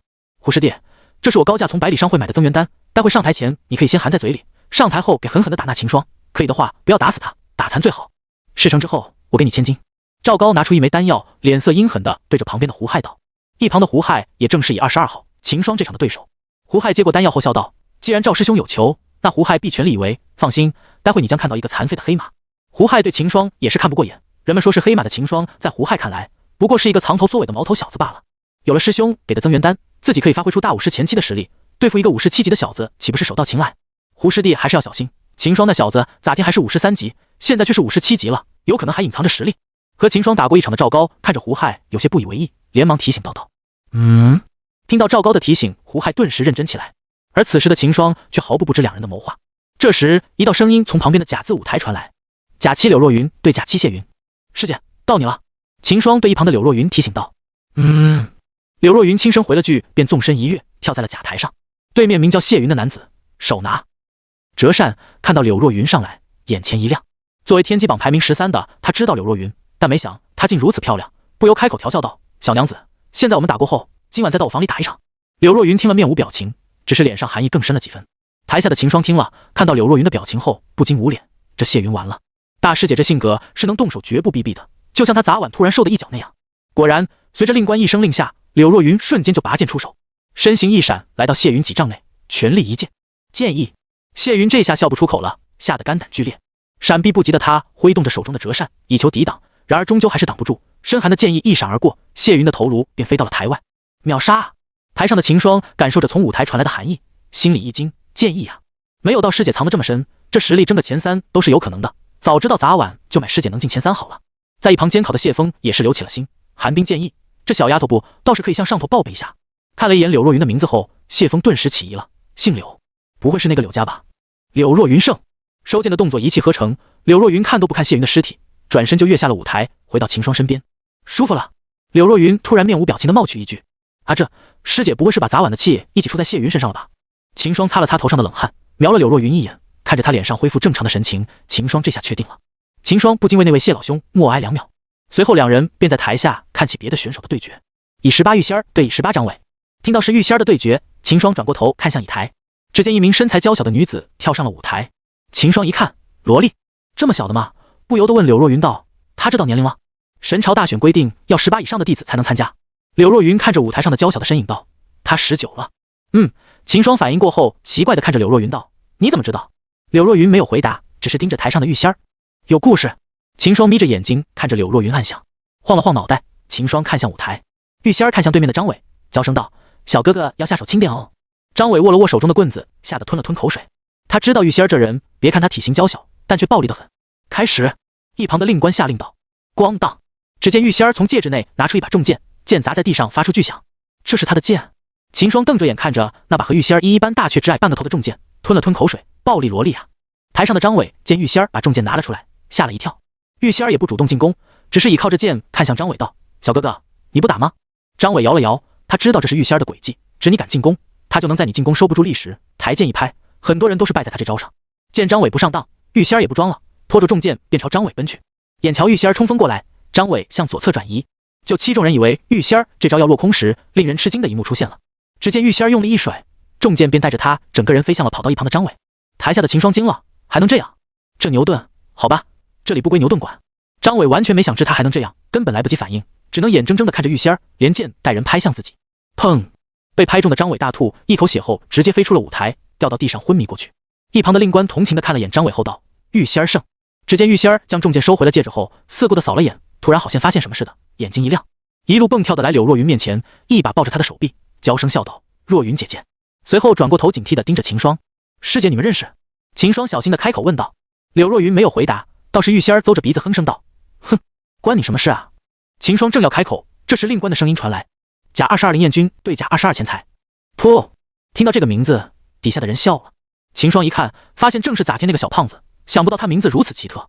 台上林彦君看着眼的对手，心里暗中嗤笑起来，他却面色温和地对小胖子道：“这位前兄，我们点到为止，怎么样？”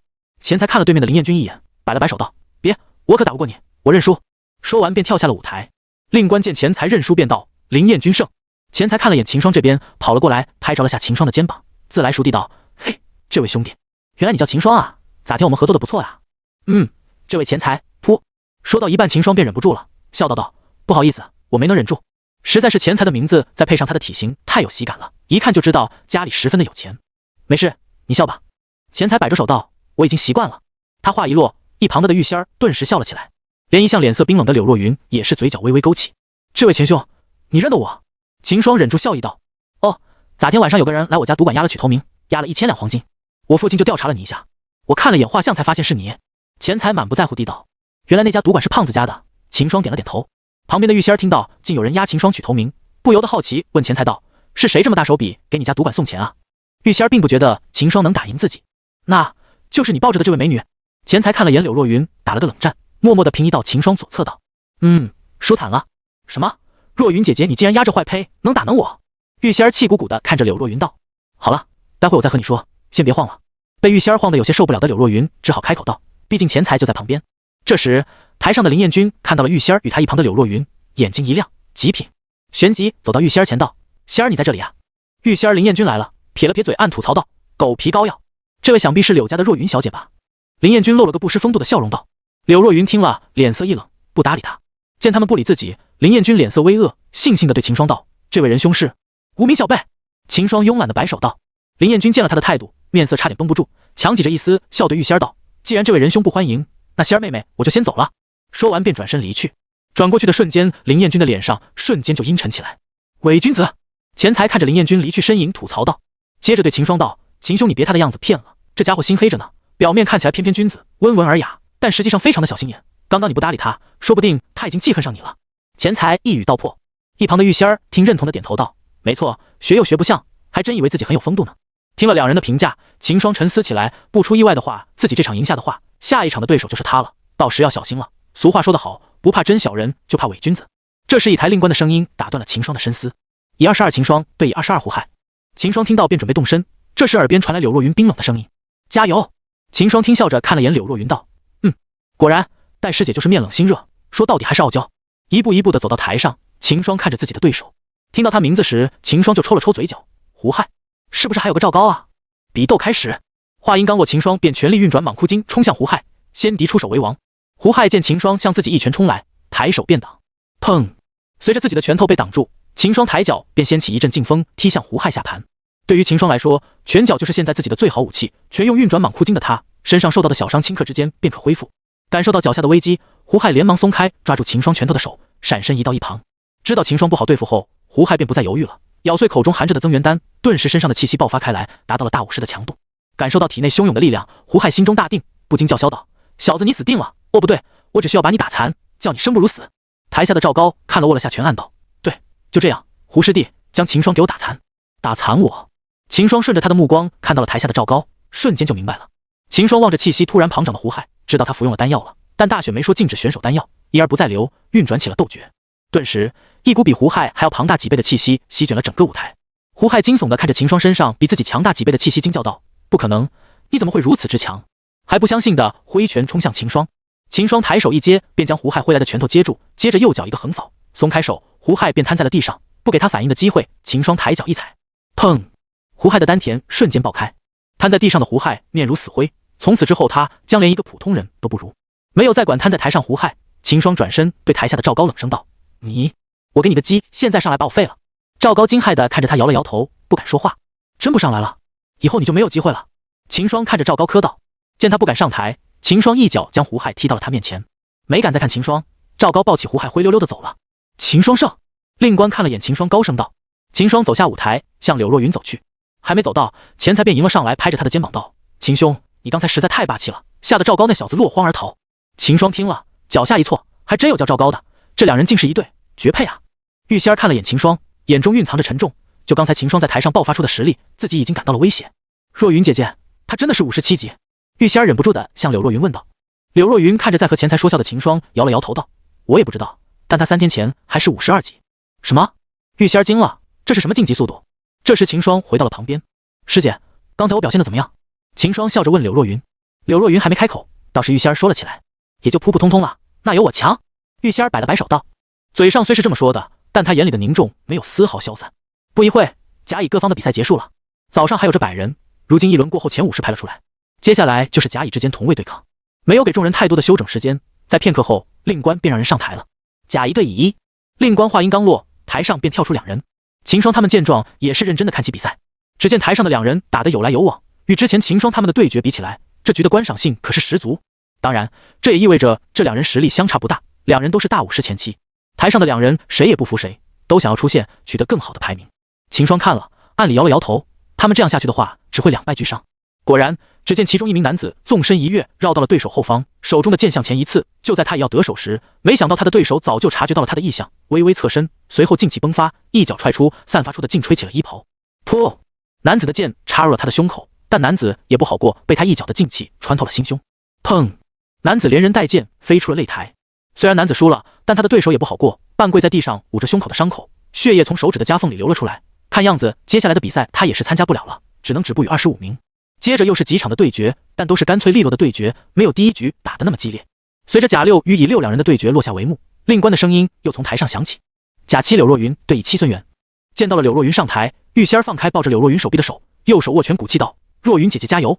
一旁的秦霜与钱财也是为他打气道：“师姐加油，若云小姐加油！”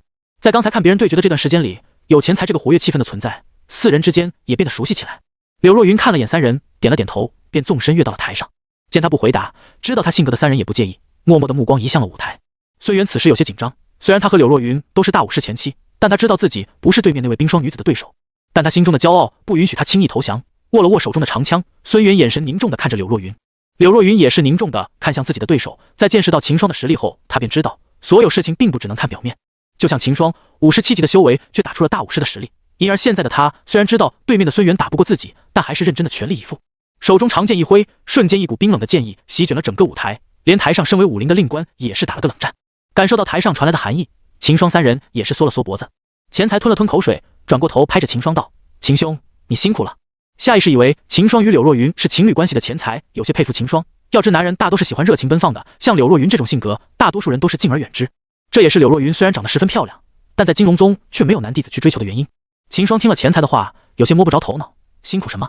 倒是一旁的玉仙儿听懂了钱财话里的意思，眼睛狐疑的来回扫过台上的柳若云与一旁的秦霜。喂，坏配，你不会对我若云姐姐有什么想法吧？忍不住的玉仙儿瞪着秦霜道。钱财听了也是支起耳朵八卦起来，怎么可能？我对师姐可是一片赤诚。秦霜违心叫道。不能否认秦霜心底对柳若云确实是有想法的，但他还是想顺其自然的发展。毕竟以他和柳若云现在的实力，想要在这世界生存还是太难了。只有拥有强大的实力，才能保护自己家人。秦霜不知道的是，台上柳若云听到了他说的话，握剑的小手紧了紧。比赛开始，令官的声音响起。柳若云压下心里的乱想，看着自己的对手，呵，男人，一挥手中的剑，一道剑光朝孙元闪去。柳若云紧跟在剑意之后，飞速的接近孙元。看着向自己杀来的剑意，孙元手中长枪一扫，把剑芒挥散，紧接着横握着手中的长枪。咣当，柳若云的剑招被孙元的长枪横挡下来。孙元剑挡下了剑招，当即想向一旁闪去拉开距离，自己的枪在攻击范围上要优于柳若云手中的剑，只要能拉开距离，那自己就有机会反击。柳若云岂会让孙元如愿，当即施展身法跟了上去，使出了自己的剑法，挑、劈、点、刺、砍，让人眼花缭乱的招式统统使了出来。孙元一边想拉开距离，一边疲以应对柳若云的剑招，苦不堪言。赛场的主考谢峰看着柳若云施展出的剑法，瞳孔一缩，飞云剑法，果然是那个柳家的人吗？谢峰摸着下巴暗想，看来柳家后继有人了。台上的孙吴见自己无法拉距离，急得如热锅上的蚂蚁，心里逐渐慌了起来。一不小心，孙元露出了个破绽，柳若云瞧准机会，挥动着手中的剑向他的空门刺去。强大的剑意附着在剑上，孙元顿时感得全身的血液冷得一凝，眼瞧柳若云的剑就要刺在自己身上，孙元立忙大喊道：“我认输！”听到孙元认输的声音，柳若云的手一顿，停下向前刺剑的动作。这时，他的剑尖离孙元的眼睛已不足1寸。看着就在眼前的剑尖，孙元连忙平移几步，擦了擦额头上的冷汗。还好自己及时的认输，不然现在自己已经给爆头了。柳若云放下剑，转头看向一旁的令官，令官也是给他的含义吓到，缓了会道：“柳若云胜。”见状，柳若云跳下了舞台，台下的人见他走过来，连忙向两边平移，中间空中一条小道，原到秦霜三人身边。柳若云走到秦霜跟前，秦霜正想恭喜他取得胜利，一旁的玉仙儿就迎了上去道：“恭喜若云姐姐晋级前25，恭喜师姐，恭喜柳姑娘。”秦霜与钱财也是恭喜道。柳若云点了点，嘴角微笑，赢下比赛的她此刻也是有些开心。很快，在接下来的几场对决过后，又到了玉仙儿登场。甲18罗浩对18玉仙儿，听到自己的名字，玉仙儿松开了柳若云，一蹦一跳的走上舞台。对面的罗浩握着手中的大刀，看了眼玉仙儿后，心里就有了退意。咣当，玉仙儿的重剑砸在了舞台上，历经众人打斗都完好无损的舞台被重剑砸出了个小坑。一旁的令官看了，嘴角抽了抽，再来几次，这舞台就要换了。对面的罗浩看了眼玉仙儿的重剑，又对比了下自己身体与舞台的硬度，瞬间就果断认怂，将手中的大刀甩在地上，对着令官道：“我认输。”玉仙儿将他认输，无趣的撇了撇嘴道：“早说嘛。”玉仙儿将手中的重剑收回戒指内，不待令官开口，便跳下了舞台，跑向柳若云。台上的令官也不敢有实意见，随即道：“玉仙儿胜。”这时秦霜感觉有道目光看着自己，转过头，他便发现了远处的林彦君。林彦君见秦霜发现自己，便朝秦霜点了点头示意。秦霜见林彦君点，装作没看见，转头回来恭喜玉仙儿。远处的林彦君感觉到了秦霜的态度，心里不禁怒了起来。作为南郡最大的家族林家中的嫡孙，林彦君从小便是在一从仆人的顺从中成长。如今一个名不经传的小子竟然连续2次甩自己脸色，心里顿时不爽起来，暗中决定待会上台后一定要秦霜好看。不久后便到了秦霜的对决，甲22林彦君对乙22秦霜。听到令官的声音后，秦霜走到舞台上，随后林彦君也是跃上了舞台。看着对面的秦霜，林彦君有些不以为意。虽然在与胡亥一战中，秦霜表现出了惊人的实力，但身为大武师后期的他，自认秦霜对他造不成威胁，而且他认为秦霜那增强实力的秘法也不随便能用的，想必经历了刚才一战，秦霜现在的实力就只发挥出他武士7级的实力了。按理林彦君的推测也没错，斗诀是一部通过燃烧血气来增强自己实力的战技，寻常武者用了1次后都损失极大。但他没想到的是，秦霜他也修炼了蟒枯精，在运转蟒枯精后，斗诀的副作用就相当于没有了，只要秦霜体有灵气，那就可以通过蟒枯精来源源不断的生成血气。比赛开始，随着令官的话音落下，两人瞬间都动了起来。秦霜不敢轻敌，全力运转起蟒枯精与斗诀，眨眼间两人便交手了数次。砰砰砰，两人拳脚相交的发生的碰撞响遍整个赛场。感受到秦霜的力量，林彦君心里一惊，这怎么可能？他竟能重复的使用增强实力的秘法。暗道不好，林彦连忙先闪身与秦霜拉开距离。见林彦君退到了一旁，秦霜担心有诈，便不再追击，站在原地看着林彦君。想不到我还是小看秦兄你了。林彦君稳了稳身形，看着秦霜，眼神凝重道。秦霜没有理会他的话，只是紧紧地盯着林彦君，寻找他的破绽。见秦霜不搭理自己，林彦君心中暗怒，旋即施展身法，想绕到秦霜背后。秦霜并不给他机会，脚下快速贴向林彦君，挥动着双拳，劲气掀起了阵阵风，打向了林彦君。反应不过来的林彦君手忙脚乱的迎击，一不小心便被秦霜一拳打在了脸上，一颗牙齿随着血沫飞出。幸亏他是大武师，有护体劲气将秦霜重拳的力量消去了大半，不然他就不只是掉颗牙齿那么简单了。看了眼自己掉在地上的牙齿，林彦君捂着嘴看着秦霜，心里恨意滔天，但此时他心知自己打不过秦霜了。秦霜见林彦君往后闪躲，便乘胜追击，欺身向前，双拳虎虎生风。林彦君见秦霜再次打了上来，暗道不好，止住心里的恨意，用只有2人才能听到声音道：“秦兄，还请手下留情，我是林家的嫡孙，只要秦兄把这次胜利让于我，我林家必有重献。”秦霜听了，心里暗笑，内心不为所动，依旧挥动着拳头打向林彦君。见秦霜不为所动，林彦君这下急了，一边闪避着秦霜的拳头，一边急道：“秦霜，你要想清楚，我林家是整个南郡最大的家族，只要你让出胜利，那我林家必以上宾之礼待你。”林彦君这下真的急了，此次大选对林家来说至关重要，只要林彦君取得前10，那将获得免试资格，直接到神都参与排名赛。而林家的目标是让林彦在神都大赛中取得神朝的职位，作为林家进入神都的踏板。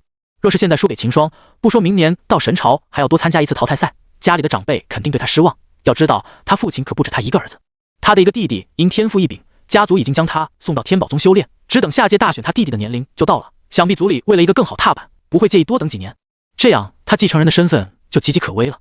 噗！心里慌乱的林彦君给秦霜一拳捶到了后背，虽说大武师有护体静气，但还是受伤不小，大吐一口血。心知自己坚持不了多久了，林彦君看着依旧不为所动的秦霜，不禁威胁道：“秦霜，你要想清楚了，现在击败了我，得罪的可是整个林家，以我林家的势力，整个南郡将没有你的容身之地。威胁我？”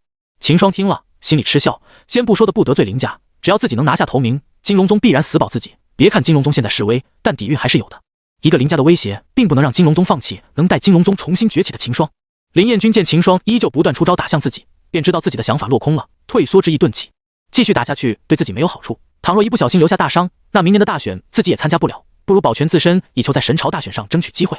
林彦君见秦霜的气息到现在还没有丝毫减弱，便不再犹豫，立即朝令官喊道：“我认输！”听到林彦君认输，秦霜有些遗憾地停下手，自己知道林彦君必然是会认输的，还想在他认输前多打几拳，让他参加不了明年神朝大选呢。没想到他这么的干脆利落认输了。令官见林彦君认输了，便大声道：“秦霜胜！”话音刚落，台下的观赛的众人瞬间哗然。什么？想不到这秦霜隐藏得如此之深，连林彦君也败给了他。是啊，没想到秦霜竟然有如此实力，那他岂不是有机会取得头名？不可能吧，玉仙儿这么强？这可不好说。秦霜站在台上，令官说完后，他正想下台，这时他看到了林彦君充满恨意的眼神，他知道接下来自己将受到林家的报复，但只要自己取得头名，这就不是问题。于是不再理会林彦君，走下擂台，朝柳若云他们走去。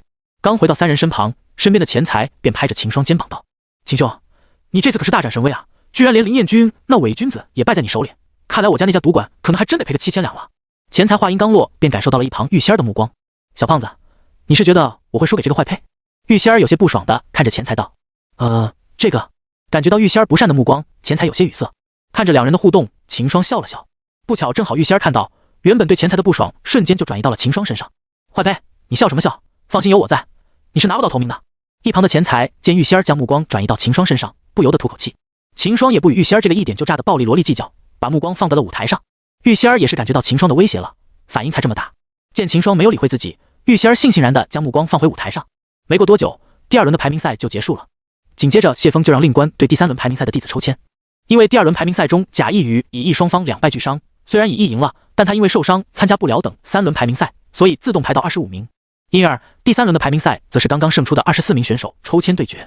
秦霜带着柳若云与玉仙儿来到令官旁，右手伸进一旁的盒子，拿出一个纸条，摊开一看，6号。随后柳若云与玉仙儿的结果也抽出来了，分别是8号与11号。3人都没有对上，秦霜松了口气。随着结果出来后，剩下的24人都知道自己的对手是谁了。秦霜的对手是一名叫龚俊的青年。抽签完后，谢峰便下令开始了第3轮排名赛。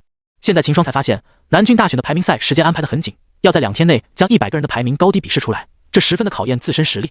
第3轮排名赛与第2轮比起来，观赏性就更低了。到现在，剩下的选手都很注意保全自身了，毕竟和神都大赛比起来，争个排名并不值得自己受伤。因而大家都是点到即止，所以只用了大半时辰，在秦霜前面的10位弟子便分出了胜负。6号，秦霜对龚俊。台上的令官道。秦霜像之前一样走上了舞台，对面的龚俊是一名使刀男子，修为在大武士中期。秦霜不禁认真起来，之前他的对手用的都是拳脚，所以对如拥有莽枯金和斗诀的他打得如鱼得水，但现在碰到用刀的龚俊，他就得小心了。俗话说得好，一寸长一寸强，手脚与刀剑比起来还是略有不如的。对决开始，令官道。咻！一道刀气划破空气飞向秦霜，秦霜连忙闪身躲开，不敢轻的他全力运转莽枯金与斗诀。见秦霜躲过自己的瞬发一刀，龚俊有些惊讶，要知道他这一刀可是藏锋了1个月的一刀，先前他所碰到的对手他都是用刀鞘的，没想到藏了这么久的杀招让秦霜这么轻松的躲开了。龚俊也不气馁，提刀就劈向秦霜。迫于锋芒，秦霜只好连连闪躲。感受到空手与用兵器的人打起来所受到的压迫感后，秦霜发誓大比后一定要打造一把兵器，他也要体会下手长打手短的感觉。不容秦霜多想，龚俊的刀连连挥向秦霜，密密麻麻的刀芒在舞台上四处分散，一时没有好的应对办法的秦霜，只好不停地避开龚俊的刀锋。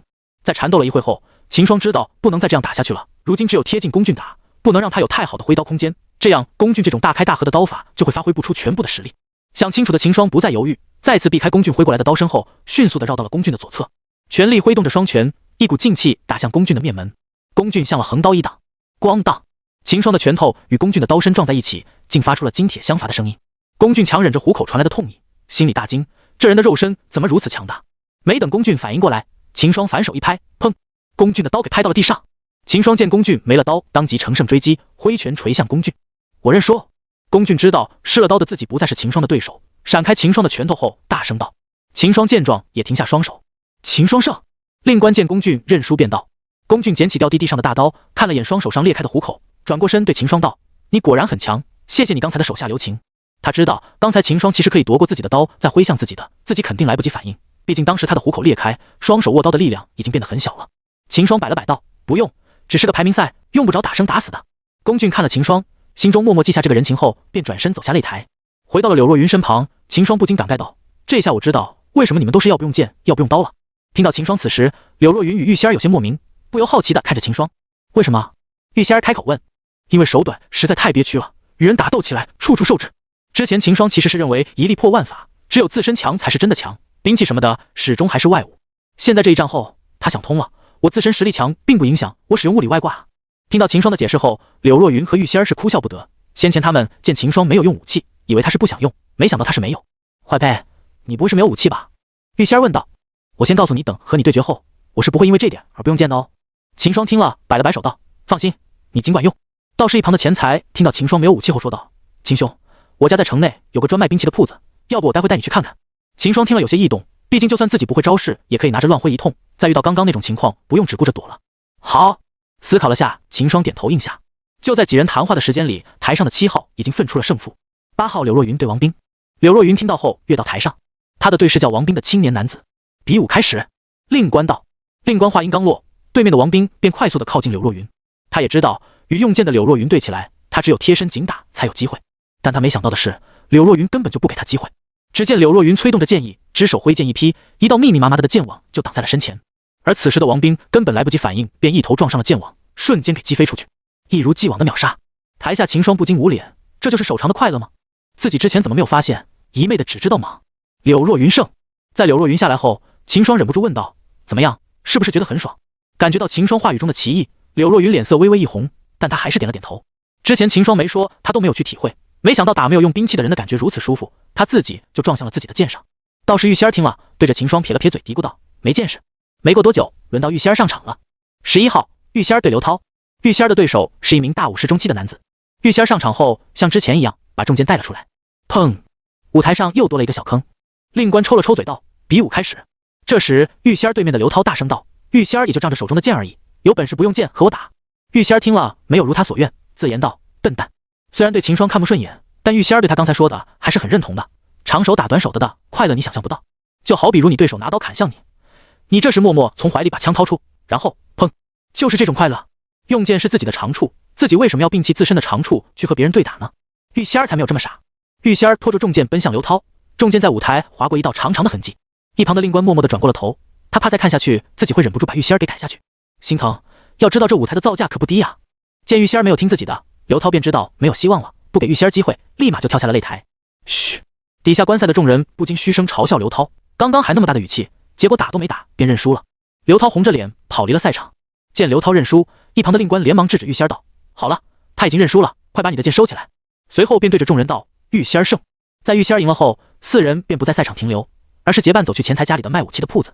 几人一路上闲聊，得知钱财家里不仅有着赌馆、兵器铺，就连秦霜与柳若云住的香满楼也是胖子家的产业，整个南郡城有3成的铺子是他们家的。这下秦霜他们3个惊了，没想到胖子名钱财还真就是行走着的钱财啊！而且能在偌大的南郡城发展出这么大的商业，胖子家的势力也是不容小觑。不久，几人来到胖子所说的铺子，铺子的掌柜看到钱财，连忙迎了出来道：少爷。钱财摆了摆手，对掌柜道：不用多礼，我带我朋友过来买件兵器，你忙你的去吧。随后转过头对秦霜道：秦兄你看一下，挑个自己喜欢的拿去，我送你。秦霜听了摆手道：那怎么行，钱还是要给的。说完就在店内看了起来，秦霜发现这店挺大的，里面什么兵器都有，刀、剑、棍、戟、枪。柳若云与玉仙儿也跟在身后看着秦霜挑选。转了一圈后，秦霜咂了咂嘴，都很满意，但就是不知道选什么好。由于没有用过兵器，秦霜也不知道那种兵器适合自己。钱财见状，把掌柜叫了过来，让掌柜帮忙。不知客人对自己的兵器有什么要求？掌柜拱了拱手道。秦霜想了想，自己为什么要用兵器呢？不就是因为长手吗？想明白后，便对掌柜道：“主要是要够长，还不要太轻。”掌柜听后想了想，便吩咐店里的伙计去拿兵器过来了。不一会，几位伙计便抬着3件兵器走了过来。秦霜向前一看，分别是一把长戟、一根长棍以及一把长刀。掠过戟与棍，秦霜拿起那把酷似唐代墨刀的长刀看了起来。一旁的掌柜见了，介绍道：“这把长刀的品级在灵品中级，名为破晓，由南郡城的武器大师毕方打造。刀宽3指，刀长1.8米，刀柄长30厘米，刀身长1.5米，刀重128斤，整刀价值黄金5000两。”本来秦霜还很喜欢手上的这柄刀的，这完全满足了他对手长的幻想。但他一听到价钱后，便不淡定了。5000两黄金，要知道他从王阳王星身上得到的黄金才1000多两，再用了一些后，剩下的1000两以撒天金让柳若云拿去压住了。他现在没钱。秦霜有些不舍得放下手中的刀道：“还是算了吧，我现在身上没钱。”钱财听了后，大气的挥手道：“这算什么？我送你。”当即就要掌柜把刀包起来。秦霜见状，连忙拉住掌柜，转过头对钱财严肃道：“钱兄，我和交情是交情，但我不能无缘无故的收你如此大礼，还是算了。”钱财见秦霜不愿接受，也不再强求，但他这时却打心底认同秦霜这个朋友。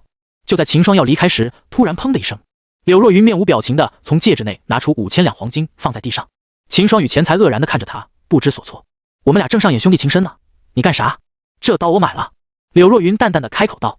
一旁的玉仙儿见了连忙道：“若云姐姐，你买这把刀干嘛？你不是用剑的吗？”柳若云没有回答他，转身拿起那把刀递给秦霜道：“借你用。”一旁的钱财懵了：“你搁这上演富婆包养是吧？白送给你不要。”钱财捂脸：“啊这！”秦霜看着眼前的刀，一时不知如何是好。我是接受呢，还是接受呢？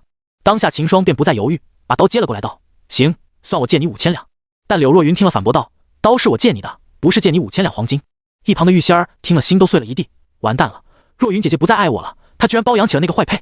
钱财看着眼前的场景也是有些心塞，可恶啊，为什么没能出现个富婆把我也包养一下？想了一下又发现不对，自己这么有钱不用给包养啊，那我这是在嫉妒什么？这下秦霜不知怎么办好了，看向柳若云的小脸。见秦霜看向自己，柳若云强忍着内心的羞意，眼神慌乱的躲避秦霜的目光。看着柳若云慌乱的小眼神，秦霜明白她的心意，突兀一笑道：“好，那我就先借你的刀用。你想用多久就用多久。”柳若云神色不变，但她那慌乱的眼神却出卖了她。听到这句话，玉仙儿那刚拼好的玻璃心又碎了一地，眼神失去了光彩。想着自己为了若云姐姐，千里迢迢的从中郡来到南郡这偏僻的地方，没想到啊，却败在了这坏胚手上。想着将目光看向秦霜，可恶，明天我一定要打败你，让若云姐姐看到我才是最强的。旁边的钱财表示，虽然我没吃饭，但我已经饱了。将柳若云的破晓背在背后，秦霜与柳若云回到了香满楼。玉仙儿与钱财两在离开兵器铺后，便一个回自己住的客栈，一个回家了。两人回到楼上，进房间前，秦霜犹豫了一下，最终走到柳若云跟伸出双手抱了一下。柳若云被秦霜抱着，脸色顿时通红，两只小手不知所措。轻抱了一下秦霜，便松开了手。秦霜扶着柳若云的肩膀道：“师姐，现在的我太弱小了，并不能给你什么承诺，但从现在开始，秦霜必对你生死不弃。”秦霜说完后，柳若云羞得推开秦霜，跑进了房内。砰！关门！秦霜站在房门外，摸了摸鼻子，难道是我误会了？而此时，房内的柳若云内心早已天翻地覆，两个小人在里面打起了架。白柳若云一脚把黑柳若云踩在脚下道：“听我的，你看，母亲之前说过吧，绝不能别的男碰自己的身子。秦霜师弟咋天他碰了吧？现在你按母亲说的方法把刀买了给他用，秦霜师弟他接受了吧？那好，以后秦霜师弟就是你的人了。”黑柳若云族。秦霜在门外站了一会后，便回到了房内，将破晓放在一旁。秦霜便盘腿下来开始修炼。明天他将要在大赛中倾尽全力夺取头名。与此同时，在南郡中心处的一座大宅内，林彦君躬身站在一旁，一名中年男子正站在书桌前挥动着毛笔。随着最后一笔收锋，纸上跃出2个龙飞凤舞的大字：秦霜。说说吧，今日为何输给了这个秦霜？中年男子放下毛笔，看着林彦君淡淡道。林彦君被看得身体一颤，回道：“这个秦霜的修为其实仅57级，但他好像掌握了一种能提升几倍实力的秘法，在战斗时他的实力竟达到了大武师后期。我并不是他的对手。秘法提升几倍的实力？”中年男子沉思了一下，旋即对林彦君问道：“对他你怎么看？他对我林家如何？”“父亲，此人乃是野心勃勃之辈，我看他是奔着此次大选的头名去的，必不可为我林家所用。我的建议是，既然得不到，那就毁掉。”林彦君说完，右手横在了脖子前做了个动作。听林彦君说完，中年男子沉思了起来。林一，中年男子刚话落，一道身影便从他身后阴暗处走了出来，跪下道：“林一在。”中年男子将桌子上秦霜的资料递给林一道：“这个人，你去处理一下。”林一接过男子手中的资料后，便闪身出了林家，朝香满楼疾驰而去。见林一走后，中年男子转过头看着林彦君道：“玉家的那个小姑娘，你接触的怎么样了？”林彦君身子一滞道：“她一直在避着我，我也没什么办法。你知不知道这是关乎家族的布局？她既然避着你，你就不去了？平时对那些女子的手段都不会用吗？”中年男子怒色道：“是，我一定想办法让她接受我。”林燕连忙回道：“下去吧。”中年男子一挥手道。林彦君对着他一躬身，便走出了书房。秦霜，看这次你死不死！走到门外的林彦君脸上充满了恨意。香满楼，林一站在了楼顶。房间内，秦霜正盘腿修炼。一旁的龙阳察觉到了不对，怎么会有个武林强者出现在香满楼内？细细的感应了下，龙阳发现他竟是直向主人的房间疾来，心里道不好。龙阳连忙闪身出去，想把他擒住，以免打扰到秦霜修炼。林一按着家主给的资料，隐藏着气息，径直的奔向秦霜所在的房间。虽然香满楼内有守护的强者，但他自以为以自己的阴藏手段，香满楼的守护人必不可能发现得了他。可他没想到的是，秦霜身边竟有着武王守护。正在疾向秦霜房间的林一发现自己前方突然出现一道身影，连忙停了下来，警惕地看地对面的中年男子。难道是香满楼内的守护者？不可能啊！以自己的阴藏手段，钱家那个武林前妻怎么可能发现得了自己？龙阳看了眼对面的黑袍身影，一下子就注意到了他手中所拿着的资料，上面是秦霜的画像，果然是朝主人来的。当下龙阳便不再犹豫，挥手一抓，将林毅擒在了手上。林毅心里大骇，武王强者，这绝对不是香满楼的守护者，莫不是被金龙宗派来保护秦霜的？将林毅带回秦霜房间内，龙阳抬手在他脖子后一砍，林毅顿时昏了过去。还是得等主人醒来后再来盘问这个不怀好意的人。秦霜此时正沉心修炼，哪知道龙阳已经帮他解决了个大麻烦。一夜过去，在房内盘腿的秦霜浑身劲气一荡，一股劲风在房内徘徊。砰！一道沉闷的声道响起，秦霜突破了58级。旁边的林一已经被秦霜突破的动静惊醒，他眼恶地看着秦霜，这就突破了。但很快他就发生了秦霜手的万灵鼎。什么？万灵鼎竟在他的手上？万灵鼎曾是神朝内一位赫赫有名的武王强者的宝物，因为此鼎的强大功效，这名武王强者被很多世家大族盯上了。在一次战斗中，那名武王被2名武皇察觉到了行踪，依靠万灵鼎的帮助，那名武王竟与2名武皇相斗而不落下风。后来那名武王重伤，带着万灵鼎消失了，很久都没有出现。没想到万灵鼎竟在这小子手中出现了，若是传出去，必然又是一阵腥风血雨。趁龙阳不注意，林一掏出一枚玉佩，用指甲刺破手指，将血液滴在了玉佩上。这是一种传输信息的手段。一般的传音玉佩要搭配阵法才能传音，但现在的情况，那什么机会给林一组建阵法，只好用出这个方法。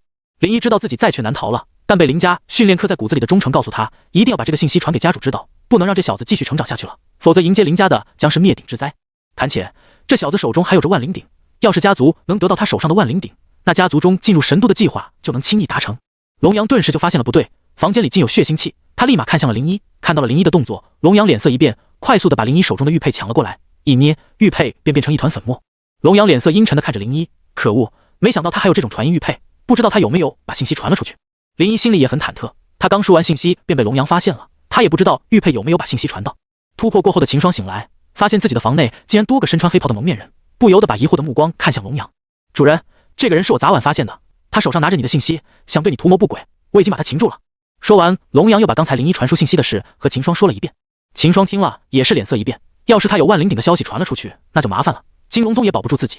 秦霜看了眼地上的玉佩粉末，拿起龙阳从林一手中夺过的信息看了起来，映入眼中的就是自己的画像，又看了眼情报中自己的信息，除了没有你在圣境中的机缘与系统的信息后，其他的信息都是完美。放下手中自己的情报，秦霜转过头对林一问道：“你是谁派来的？”林一默不作声。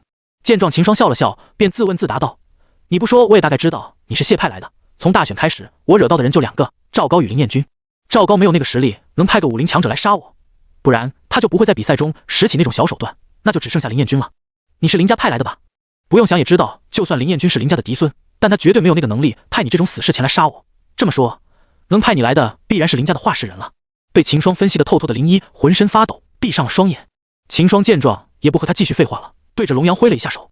龙阳心领神会，抬手一抓，林一砰的爆得一团血雾。秦霜闻着房内的血腥气，有些不适，便打开了窗户，手上散发着劲气一挥动，顿时一股强风出现在房内，朝窗户外飞去。算了算时间，秦霜便把一旁的破晓拿起来，走出了房间。至于秦霜为什么不把破晓放到储物戒指内，那是因为王品以下的兵器因为没有足够的灵性，需要兵器的主人随身运养，这样才能发挥出兵器的最强效果。而灵品的兵器在经历主人的运后，如果搭配一些稀有的材料重新冶炼，就有机会晋升王品。这也是为什么秦霜一直看到柳若云总怀里抱着他那把剑的原因。秦霜推出后，在柳若云的房前敲了下。不一会，柳若云便抱剑走了出来。秦霜走上前，牵着柳若云的小手。柳若云微微一怔，便脸色烧红的任由秦霜拉着她下楼了。经历了咋天晚上后，两人的感情迅速升温。两人结伴来到赛场，发现陈冠之早已在一旁等候。看着两人拉着的小手，陈冠之不可置信的插了插眼睛，自己这个徒弟这是给秦霜拿下了。这下陈冠之一阵心酸，自己教了10年的徒弟，如今竟然给秦霜这才见面不到1个月的小子给拿下，不行，回头得让李萧然那家伙出点血才行。见过宗主。秦霜上前行礼道。柳若云被陈冠之看的也是有些不自在，郑开被秦霜拉着的小手走到陈冠之身边，轻声道：“师傅。”陈冠之看了眼自己的徒弟，往日都是面如冰霜的脸上居然出现了一丝羞红，看来是已经深陷了。摆了摆手，陈冠之道：“今日过后，此次大选就结束了，宗门的奖励已经告诉你们了，能拿到多少就看你们的表现了，加油啊！”两人听，皆是点了点头，毕竟宗门的奖励也是很丰厚的。和陈冠之说完，两人来到了舞台边上，等待比赛开始。这时，位于南郡城中心的林家内，林烨坐在书房里揣摩着手中的玉佩。今早他一来到书房，就看到了林一已经碎开的灵魂玉牌，而与他灵魂玉牌放在一起的传信玉佩上闪着血色。拿起手中的玉佩，林烨读取了其中的信息，只有3个字：万灵鼎。林烨瞳孔一缩，万灵鼎。林一想表达什么？看着已经碎掉的灵魂玉牌，林烨知道林一已经死了。早晚他派林一去解决秦霜，以为凭0150的实力应该是万无一失的，但他失策了，林一已经死了，这说明那秦霜身边肯定有着比林一实力更强的人在保护。林一的实力是50，香满楼早晚应是没有什么大动静，不然现在自己肯定得到消息，这说明杀林一的人实力至少要比林一高出一个大段，那样才能悄无声息地杀掉林一。难道说是林一先被擒住了，看到秦霜有万灵鼎，便拼死地把消息传回来？林烨再看了眼秦霜的资料，短短的几天内，秦霜的实力飞速提升。这下林烨知道自己的猜测应该是8、9不离10了。万灵鼎，林烨的内心闪过一丝火热，就算秦霜身边有武王强，这下也阻止不了林烨。只要林家能拿到万灵鼎，就不用等到林彦君他们这些家族子弟前往神都打通关系，林家都能有办法搬往神都。林家为了搬离南郡前往神都，筹备了这么多年的计划，就是比不上一个万灵鼎的作用。林家为什么要搬离南郡？要知道，整神朝中实力最强的就是中郡，而中郡中又以神朝的国都神都的实力最强。以林家的体量，就算搬到了神都，也只是神都中一个微不可见的小势力，与林家此时在南郡的地位相比，差得天远。这就要从神朝与南方的蛮族签订的休战书说起了。蛮族就在神朝的南方的10万大山里生存，蛮族大多是一半人身一半兽身的个体，而蛮族就是由大大小小100多个部落组成。因为10万大的生存环境十分恶劣，蛮族就盯上了北方的神朝。100年前，神朝与蛮族开战，因为两方的实力都差不多，因此那一战可是死伤无数。两方开战，因为是蛮族主动进攻，所以战场自然是在与10万大山比邻的南郡。南郡的势力自然是不会坐以待毙，纷纷前往战场对敌。虽然南郡的势力在前线坚守到了神朝的援军，但整个南郡的势力都损失惨重。金龙宗也是从那时开始了衰落。那一仗足足打了5年，蛮族与神朝双方都是打不下去了，便开始谈判。最终，神朝与蛮族在大陆中州的一个大势力的见证下，签订了休战100年的条款。如今，与条款上的休战结束的时间还有5年。林家就是靠与蛮族的商业往来发家。近年来，家族的商队在前往10万大山与蛮族交易时，发现南郡旁又多好几个蛮族的大部落。林家分析，在休战条约结束后，蛮族肯定卷土重来，整个南郡必将再次浴血战火。虽然神朝最近几年也是有意识的在南郡增兵，但林家并不认为这次南郡能再次守住。因此，在10年前，林家就在为离开南郡而做准备。要说整个神朝还有那里最安全，那就是都了。像林家这样立坚于南郡的势力，放在神都中也仅是个不起眼的点。因此，林家把目光放在神都上，足足准备了10年。10年来，林家已经在陆陆续续的把在南郡的产业出售，同时在神都置办了一些小产业。钱财，他家里的很多产业就是从林家购入的。但即使如此，林也不敢贸然就迁到神都，毕竟林家在神都毫无底蕴，若是贸然就搬过去，万一那个神都的势力看不顺眼，随手就能把林家灭了。本来林家的目标是御剑宗的御仙儿的，御仙儿就是来自神都的御家，御家在神都的势力非常的大。3年前，林家得知御仙儿不知为何来到南郡加入御剑宗后，便立即让林彦君也拜入了御剑宗。只要林彦君能成为御家的女婿，想必御仙儿的父母会给林家提供庇护的。但是林彦君用了3年的时间，却依然对御仙儿毫无进展。林家已经没有多少时间了，离蛮族重张旗鼓、卷土重来只剩下5年，休战条约一到期，说不定就打了过来。现在林烨得知秦霜手中居然有万灵鼎，当即就决定要从秦霜手中把万灵鼎给夺过来。只要拿到万灵鼎，林家便可以此为投名状，接触神都中的大人物，这样林家就可以直接迁到神都，不用再按着计划来。林烨也从没想带把万灵鼎留在林家，毕竟万灵鼎这种宝物不是小小的林家能拥有的，一不小心如果让别的势力知道了，那将会给林家带来灭顶之灾。所以林烨也并不觉得秦霜有资格持有着万灵鼎这件宝物。虽然万灵鼎现在不为何在秦霜手上，但林烨此时已将它看成林家的了。一个武王乃至整个金龙宗都不能阻挡林家的决心。稍微的沉思了一下，林烨便通知了族中的核心话事人到宗祠议事。林家宗祠大殿，在通知了族老们后，林烨就赶到了大殿等候。咻咻咻，几道散发着强大气息的老人闪身进了大殿内，数名武王强者挤在了一大殿内，让整个大殿的气氛显得十分压抑。林烨，你不去好好执行家族的计划，如今换我们过来有何事？一名族老有些不爽道。正在闭关的他被林烨唤醒，此时心情有些不好。其他几名族老听了也是点了点头，不过他们却有些担心是不是家族的计划出了问题，不然林烨也不会轻易打扰他们。林烨见状，便把自己的猜测与林一传来的消息详细的和族老们说了一遍。万灵鼎，这可是真的？一名族老听到后有些不可置信。要知道，自上一名万灵鼎的主人死后，也就是前所说的那位武王，万灵鼎已经有500多年没有在神朝出现了。现在林烨突然带来这个消息告诉他们，这些族老一时间有些难以接受，但他们想了片刻后，也都觉得8九不离了。林一对林家绝对是忠诚的，不可能无缘无故的就回万灵鼎这3个字的消息，而且看玉佩的红光分，后面肯定还有消没来得及传过来，应该是给别人强行打断了。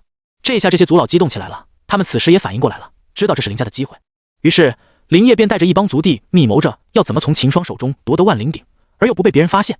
而秦霜此时正在与玉仙儿吵嘴，对于林家的谋划毫不知情。你给我松开手！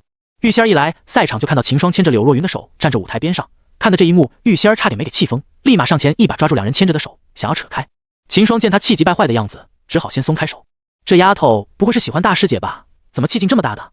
秦霜回想了一下玉仙儿这两个表现，以及他对自己莫名其妙的敌意，瞬间反应过来。秦霜一下子感觉三观受到了冲击，整个人都不好了。一旁重新抱着柳若云的玉仙儿被秦霜奇怪的目光看得有些发怵。秦霜他该不会发现自己的秘密了吧？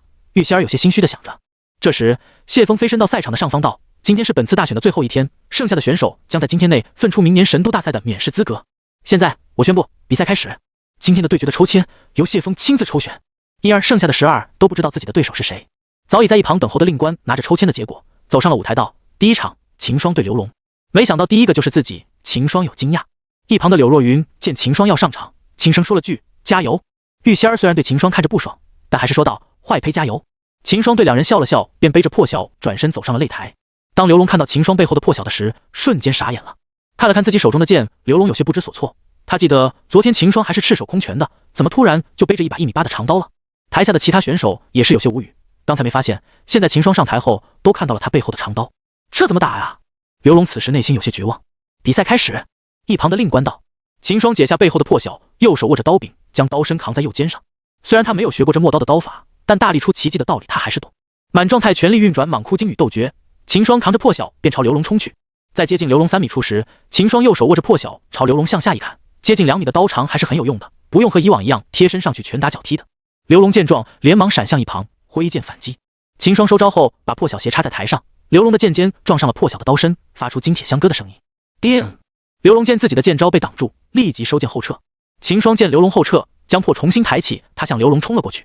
就这样，台上出现了滑稽的一幕，秦霜一挥动破晓，刘龙立马就向后躲，一见秦霜的刀势近了，刘龙立即又贴身出剑，俩就这样你来我往。台下的玉仙儿看得直拍额头，不由吐槽道：这个笨蛋坏胚就只会用刀锋吗？100多斤的长刀，无论那个部位击中敌人，都够他吃一壶的了。这时台上的秦霜那里有想到这点，此时的他已经沉浸在长手的快乐之中，不断的挥动着破晓杀向刘龙。随着秦霜出招速度的加快，刘龙慢慢的就发现自己越来越难躲了，只好双手架剑想挡住秦霜的长刀。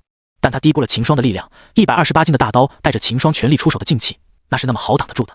咣当，刘龙手中的剑断成了2截，剑尖掉在了地上。刘龙已经闪身到了舞台的另一侧，看了看手中的断剑，刘龙的内心在滴血。虽然只是凡品上阶，但也价值千金了。没想到只不过接了秦霜一招就断了，还好在接住秦霜刀招的那一瞬间，自己感觉到不对劲，及时的闪开了，不然此时断掉的就不只是剑了。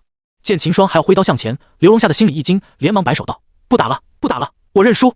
正想挥着破晓动手的秦霜听到后便停了下来。一旁的令官见刘龙认输，便高声道：秦霜胜。秦霜听了，扛着破晓转身走下了舞台。在观赛席上，一名剑眉男子对着坐在他旁边的钱财道：你这朋友交得不错，以58级的修为击败了大武士中期的对手，这就算是在神都也没几人能做到，是个人才。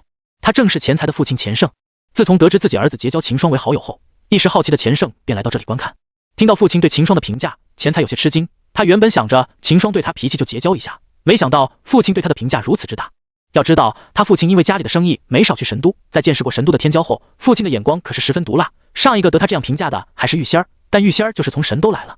回到柳若云身旁，秦霜又拉起了他的小手，旁边的玉仙儿自然是不愿意，气急的和秦霜打闹起来。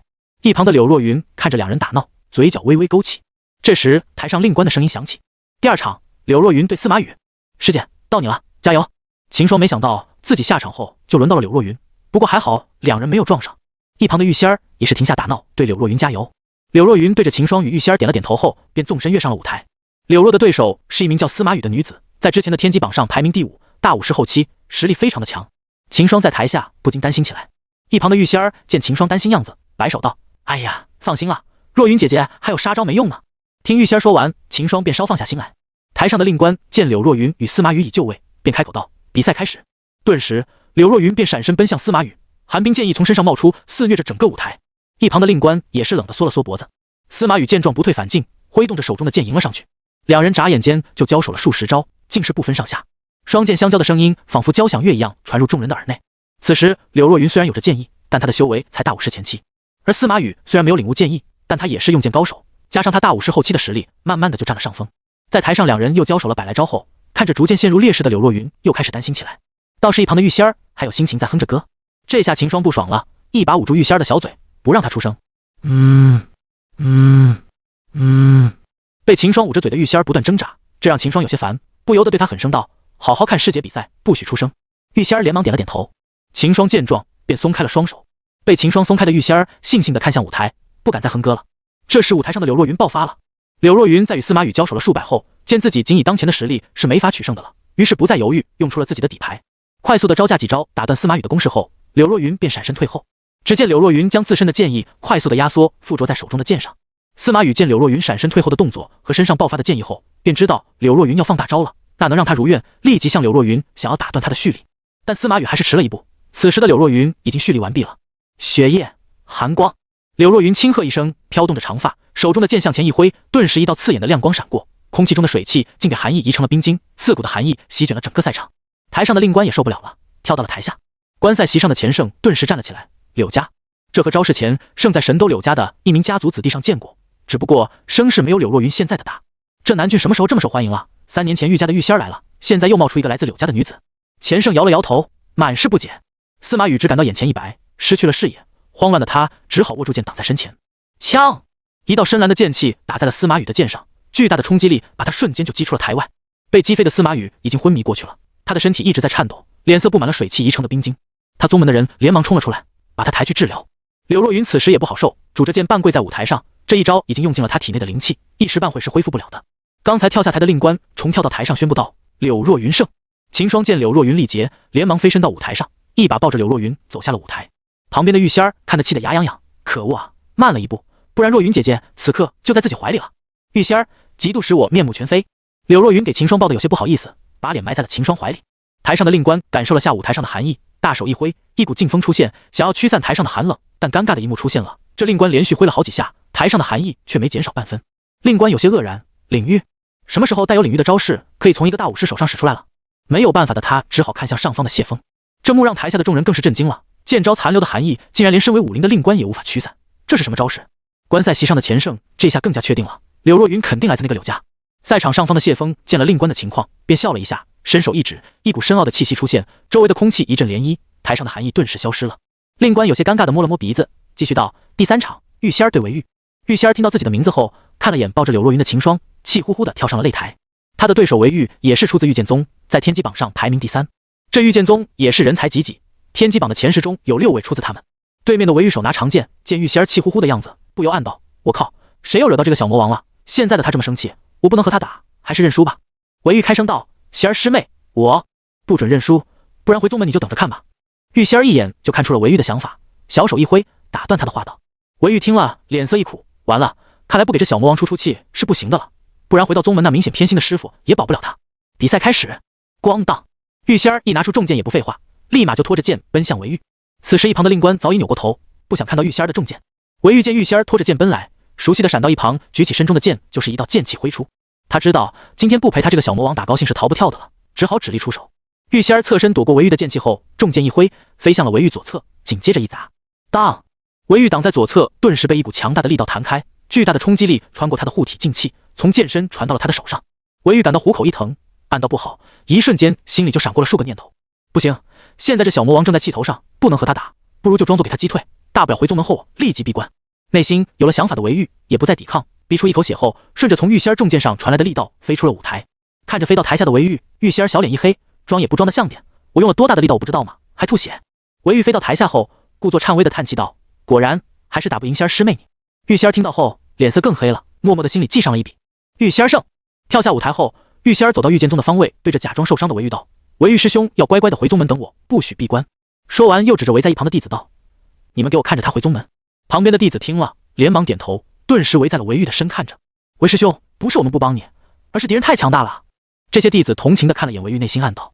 玉仙儿扫了眼这些弟子，便转身回到了柳若云身边。此时柳若云早已恢复了一些，可以自己站着了，但感觉在秦霜怀里有些舒服的她也不想离开，便一直被秦霜抱在怀里。秦霜自然也是感觉到了他的小心思，也不点破，就一直抱着他。回到两人身边的玉仙儿也不说话，就眼巴巴的看着秦霜抱着柳若云。这下柳若云不好意思了，连忙挣开自己站了起来，若无其事地理了理头发。柳若云转头看向了舞台。与此同时，远在10万里外的龙威带领着3000白袍一从站在一个山谷内。刚刚他们把占据着这个山谷的恶势力给消灭掉了，此地的千里外就是神斗。在遵循秦霜的吩咐把王家灭了后，龙威便带着3000白袍一一路从南郡赶往了中郡。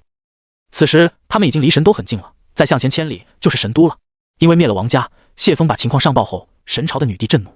虽然王家只是女帝看在尚书的面子上所敕封的一个县侯家族，但那也代表着神朝的权威，如今却被一股不知名的势力给灭了。朝中的百官纷纷开口说要严惩，毕竟这种不安分的存在还是消失为好。现在只是一个小县侯的家族，但以后谁也说不准轮到谁家。随着女帝下令搜查，执法队也发现这股势力的踪迹，但接下来的事情让这一路跟着这股势力的踪迹进搜查的执法小队震惊了。他们每追踪到一个县，就有一个在县内为非作歹的势力给那股势力消灭掉。为什么说被消灭的势力都是为非作歹的势力呢？因为每当执法小队赶到现场后，看到的除了满地的尸体外，还有恶势力为非作歹的证据。路过了几个县后，执法小队又有了收获，这次除了尸体与证据外，还有着一片白布，上书暗殿2字。于是执法小队就叫这伙不知名的势力为暗殿，并且将其上报给朝廷。这下好了，龙威他们一下子就在中郡出名了，就连锄地的老农闲聊时也经常谈论到，听说最近出现了一个叫暗殿的势力在神朝内行侠仗义啊。但是龙威他们的所作为让神朝更为肆诞起来，毕竟神朝需要百姓们称赞的是惩奸除恶的官府，而不是一个不受控制却又罔顾律法的组织。即使他做的是好事。就这样，龙威他们一边除恶一边赶往中郡。今天在清除了一股流匪后，龙威他们便不打算再走了。3000白袍一从纷纷将一路上的留下的踪迹清除。龙威决定，这个山谷将是暗殿暂时的根据地，毕竟想要作为总部的话，还要秦霜点头。站在山谷内的龙威想了想，现在暗殿的声名已经传遍了中郡，只要自己接下来确定暗殿的立起来，就可以回去向秦霜汇报了。南郡城大选赛场第3轮比赛已经结束了，秦霜、柳若云、玉仙儿3人全部晋级，接下来便是前3名的争夺战了。除去秦霜3人，另外3名晋级的分别是来自天宝宗的燕无双、来自御剑宗的黄一飞和来自南郡城李家的李广元。要说这次大选最成功的，莫过于御剑宗与金龙宗了。南郡的其他8大宗门也没想到，今届大选金龙宗与之前2届不一样，竟有2个弟子有机会进入前3，金龙宗这下可算是翻身了。就在众人感慨的时候，台上令官的声音传了下来。第一场，柳若云对李广元。秦霜听到第一场就是柳若云上场，不由暗道不好。柳若云上一战已经耗尽了体内的灵气了，现在还没恢复，即使上场也打不了，甚至还有可能受伤。秦霜转过头犹豫了下，对柳若云劝道：“师姐不如就别上了。”柳若云听了摇了摇头，他的内心不允许他此时退缩。秦霜见状也不再劝了，只是让柳若云小心点，不要受伤了。一旁玉仙儿也是有些担心，但秦霜劝不动柳若云，心知就算自己再劝也没用了，只好对柳若云说道：“若云姐姐要小心啊，打不过咱就跳下来。”柳若云听了，摸了摸他的脑袋，点了点头后便跃上了舞台。他对手李广元的修为是大武士后期，大选到了这种地步，剩下来的人中除了柳若云与秦霜，其他人都是大武士后期的了。对面的李广元知道他的对手是柳若云后，便松了口气。他知道自上场比赛后，柳若云已经没有余力的了，连下舞台都是那秦霜抱下去的，刚才到现在才过了一小会，他不可能恢复得过来。李广元觉得自己的前3已经稳了。比赛开始，一舞台上的令官道，柳若云拔出了剑，站在原在，也不进攻。他体内所恢复的灵气并不足以让他大幅度打斗，因而为了节省灵气，柳若云选择静观其变。而对面的李广元见柳若云久久不进攻，心中大定，他知道他已经没有多少灵力了，当即不再犹豫，率先发动进攻，挥动手中的长枪闪到柳若云的右侧。见李广元的长枪刺了过来，柳若云脚下一挪，便躲过了李广元的先招。李广元也不气馁，连续出招打向柳若云，但柳若云偏偏就都躲了过去。台下的秦霜看了眼前一亮，有机会。没想到师姐的步伐用的也是如此娴熟。台上的李广元越打越是气急，无论他如何的进攻出招，对面的柳若云老是能躲过他的枪头，就算他横扫过去，柳若云也能用剑挡下枪身。打着打着，李广元便不耐起来，进攻的招式也变得凌乱了。随着李广元的向前一次落空，柳若云眼前一亮，有机会，快速贴身上去，爆发出全部的剑意附着在剑上。柳若云对着李广元的空门一刺，噗，剑身刺入了李广元的胸口。李广元不可置信地看了眼插在胸口前的剑，剧烈的疼痛让他的手一松，长枪掉在了地上。台下李家的人看了也是不敢相信，满状态的李广元竟然输给了半血的柳若云。但担心李广元安危的他们还是连忙靠着台边对着柳若云道：“我们认输，还请姑娘手下留情。”柳若云听了没有松手，而是看向了令官。令官看了眼快要昏迷过去的李广元，对柳若云点了点头后，便高声道：“柳若云胜。”此时一出，观赛台上的人们瞬间哗然，那些压住了李广元进前3的人更是破口大骂。本来他们见李广元的对手是柳若云时，已经准备好去赌馆兑换赢的钱了，没想到站下来，李广元竟然输了，气得他们破口大骂：“李广元你个废物，连个虚弱女子都打不赢！”这惹得场中李家的弟子怒目而视，但他们也不好反驳，毕竟李广元输给了柳若云这个失去状的对手，他也觉得有些丢脸。台上的柳若云见令官已经宣判，便拔出了剑后退。此时的柳若云已经力竭了，脚步几下啷当，眼瞧着就要跌倒在地上。秦霜看到后正想上去抱他，这时咻的一声，一道娇小的身影从秦霜身边飞到了舞台上，正是秦霜身旁的玉仙儿。此时玉仙儿是得意的，他飞往舞台时心里正暗笑着：“嘿嘿，没想到吧？坏呸！我玉仙儿早有准备。”玉仙儿在柳若云开始比斗时就准备好了，要随时上去把柳若云接着，他也想试下抱着柳若云的感觉。紧接着玉仙儿便抱着柳若云回到秦霜身旁。秦霜怎么看他那娇小的身材，抱着比大了将近一半的柳若云就怎么不舒服。玉仙儿却没有丝毫的不适，此时他心里已经笑得乐开了花。但台上传来令官的话后，他就笑不出来了。第2场，玉仙儿对黄一飞，这一场是剑宗的内战。玉仙儿听了顿时就抓狂，这自己刚把若云姐姐抱下来，还来不及抱久一点，就到自己上台了。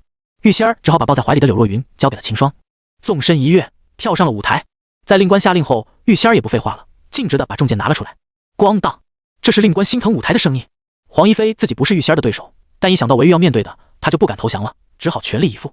但玉仙儿显儿是气急了，并没有和黄一飞纠缠，拿着重剑一拍，砰！黄一飞根本来不及反应，就给玉仙儿拍到了台下。玉仙儿胜，随手将重剑收回戒指内。玉仙儿快速的回到秦霜身旁。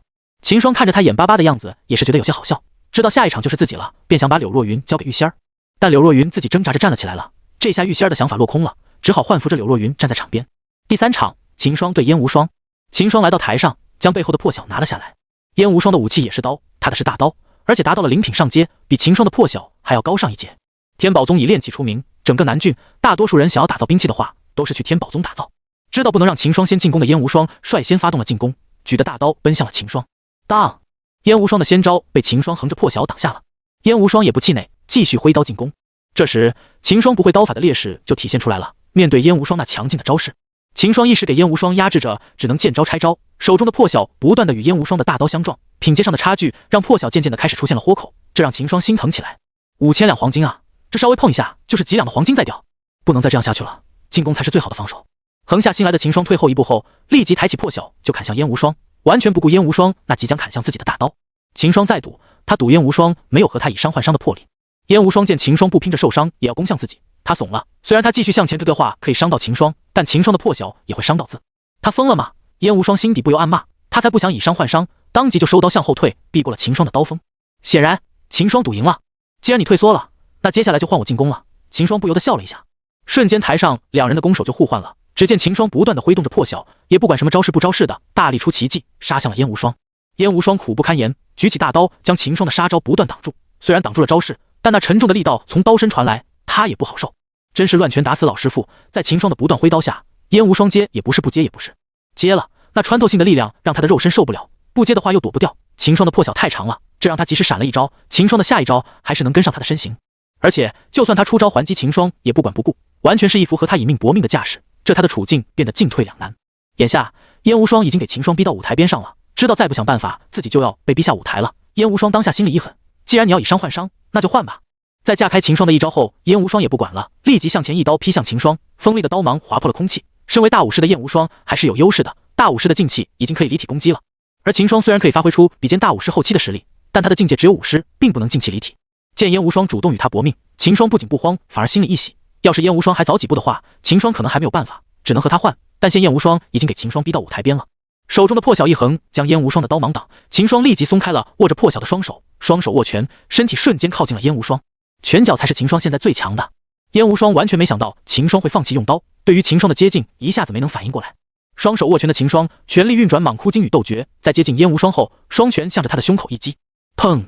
燕无双被击飞到地上，大吐了一口血。一旁的天宝宗弟子连忙跑出来，将燕无双抬了下去。秦霜胜！秦霜转身拿起掉在台上的破晓，并没有走下台，而是看向了挽扶着柳若云的玉仙儿。此时秦霜内心不禁的激动起来，只要自己打败玉仙儿，就可以拿到系统的奖励了。万年寒玉髓，逆天改命的机会就摆在了秦霜的面前。台下玉仙儿也是战意满满，与秦霜对视着。很明显，柳若云已经没有再战之力了，那最终能争夺头名的就只有秦霜与玉仙儿了。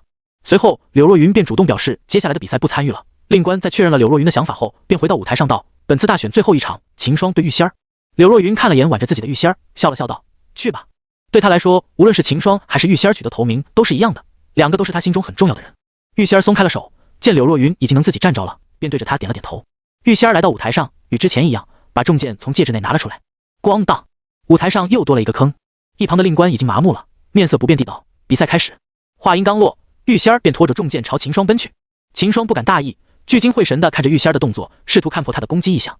体内的莽枯精已经运转到了巅峰，源源不断的劲气迸发，围绕在秦霜身体的四周。唰！玉仙儿的重剑砸向了秦霜。秦霜见状也不敢抬起破晓抵挡，而是快速的闪身躲避。玉仙儿的重剑可是王品的，自己的破晓才是灵品中阶。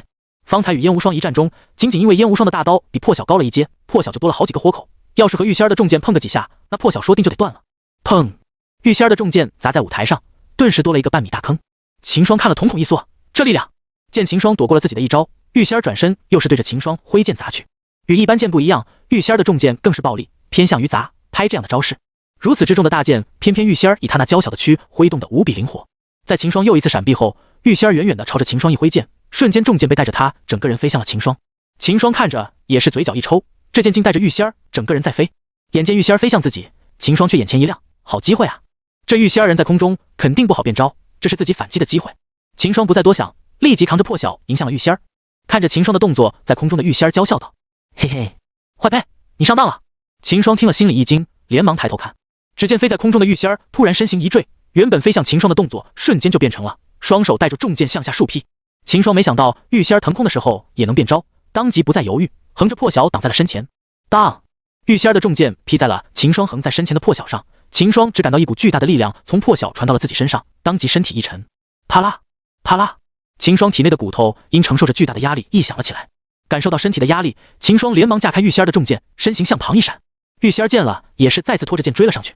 两人在台上打得你来我往，转眼就交手了数百招，连磐石做的舞台都承受不住，给击成了碎石。在两人交手的劲气作用下，碎石纷纷朝台外飞去。台下的人看了惊叹不已，这就是两人的真实的实力吗？果然是不能比啊！在连续交手了数百招后，秦霜渐渐开始不知了自身58级的修为，后续乏力起来。虽然依靠莽枯精和斗诀将实力强行提升到大50后期，但体内的灵气含量是不变的。玉仙儿来自神都的玉家，他修行的宫品级自然是不低的，也是地级功法。而秦霜的莽枯精虽然是地级的，但他的修为只有58级，和玉仙儿比起消耗自然是不如的。秦霜知道不能再继续和玉仙儿纠缠下去了，不然到了最后输的还是自己。比用兵器，自己肯定是不如玉仙儿的。秦霜发现自己陷入了误区，从刚才到现在，自己一味着用破晓与玉仙儿缠斗，而不会用刀的自己，自然被玉仙儿一直压制着。想明白的秦霜当即就放下破晓，转身挥动双拳看着玉仙儿，寻找在机会。玉仙儿见秦霜放下了破晓，便知道接下来不好打了。他知道秦霜是不会刀法的，但刚才秦霜用刀竟然钳制住了自己。现在秦霜虽然放下破晓后手变短了，但他也变强了。果然，在秦霜放下刀后，玉仙儿打得更是吃力起来。少了破晓的负担，秦霜的身形变得愈发灵活。玉仙儿想打中秦霜也是有点难，而没有负担的秦霜始终围在玉仙儿的身边前突后退着，这让玉仙儿防不胜防。渐渐的，玉仙儿便失去了耐心，挥动重剑的招式也变得凌乱了。他急了，一旁的秦霜瞧准机会，立即飞身上去将玉仙儿的身躯钳制住。玉仙儿的双手虽然握着重剑，但他被秦霜从身后给锁住了，完全打不到秦霜，反而是他给秦霜锁得动弹不得。从来没有被除了父亲以外的男人抱过的玉仙儿有些急了，拼命地催动着护体劲气，想要把秦霜弹开。但秦霜那会让他如愿，同时爆发着运转莽枯精，抵抗着玉仙儿的护体劲气。你松开！内心羞恼的玉仙儿急声道。不松！秦霜沉闷的声音响起。只见秦霜将身形娇小的玉仙儿锁在怀里，玉仙儿的双脚已经离地了，双手托着垂在舞台上的重剑。秦霜锁着玉仙儿，缓步走向台边，想要将玉仙儿抛地台下。察觉到秦霜的意图的玉仙儿剧烈的反抗起来，但体型娇小的他哪里能挣脱？台下众人看着玉仙儿在秦霜怀里扭动的身影，有些愕然。不是在争夺头名吗？怎么打着打着就变成小情侣打闹的样子了？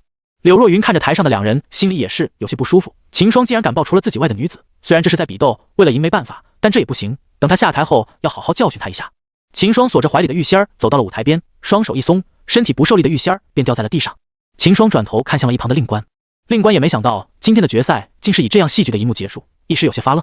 见秦霜看向了自己，令官便反应过来了，看了眼掉到台上的玉仙儿，高声道：“秦霜胜！”这一下哗然，没想到还真让这秦霜拿到头名了。大黑马，这是！而地上的玉仙儿有些懵了，起身连重剑也不收回戒指，就拖着重剑跑到了柳若云身边，丢下重剑，一把抱在了柳若云怀里，呜咽道：“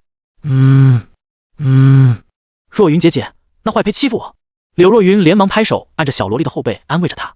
玉仙儿从小便是玉家的天之娇女，作为玉家的宝贝疙瘩，在神都也是只有她欺负别人的。就算来到了南郡，在御剑宗内也是无法无天的小魔王。如今竟然输给了秦霜，要是堂堂正正的输了还好，可却是如此戏剧的输给了秦霜，玉仙儿感觉丢脸死了。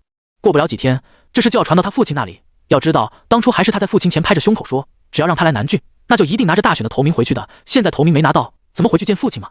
而就在玉仙儿扑到柳若云怀里求安慰时，台上的秦霜收到了系统的声音：“叮，恭喜宿主完成系统任务，取得大选头名。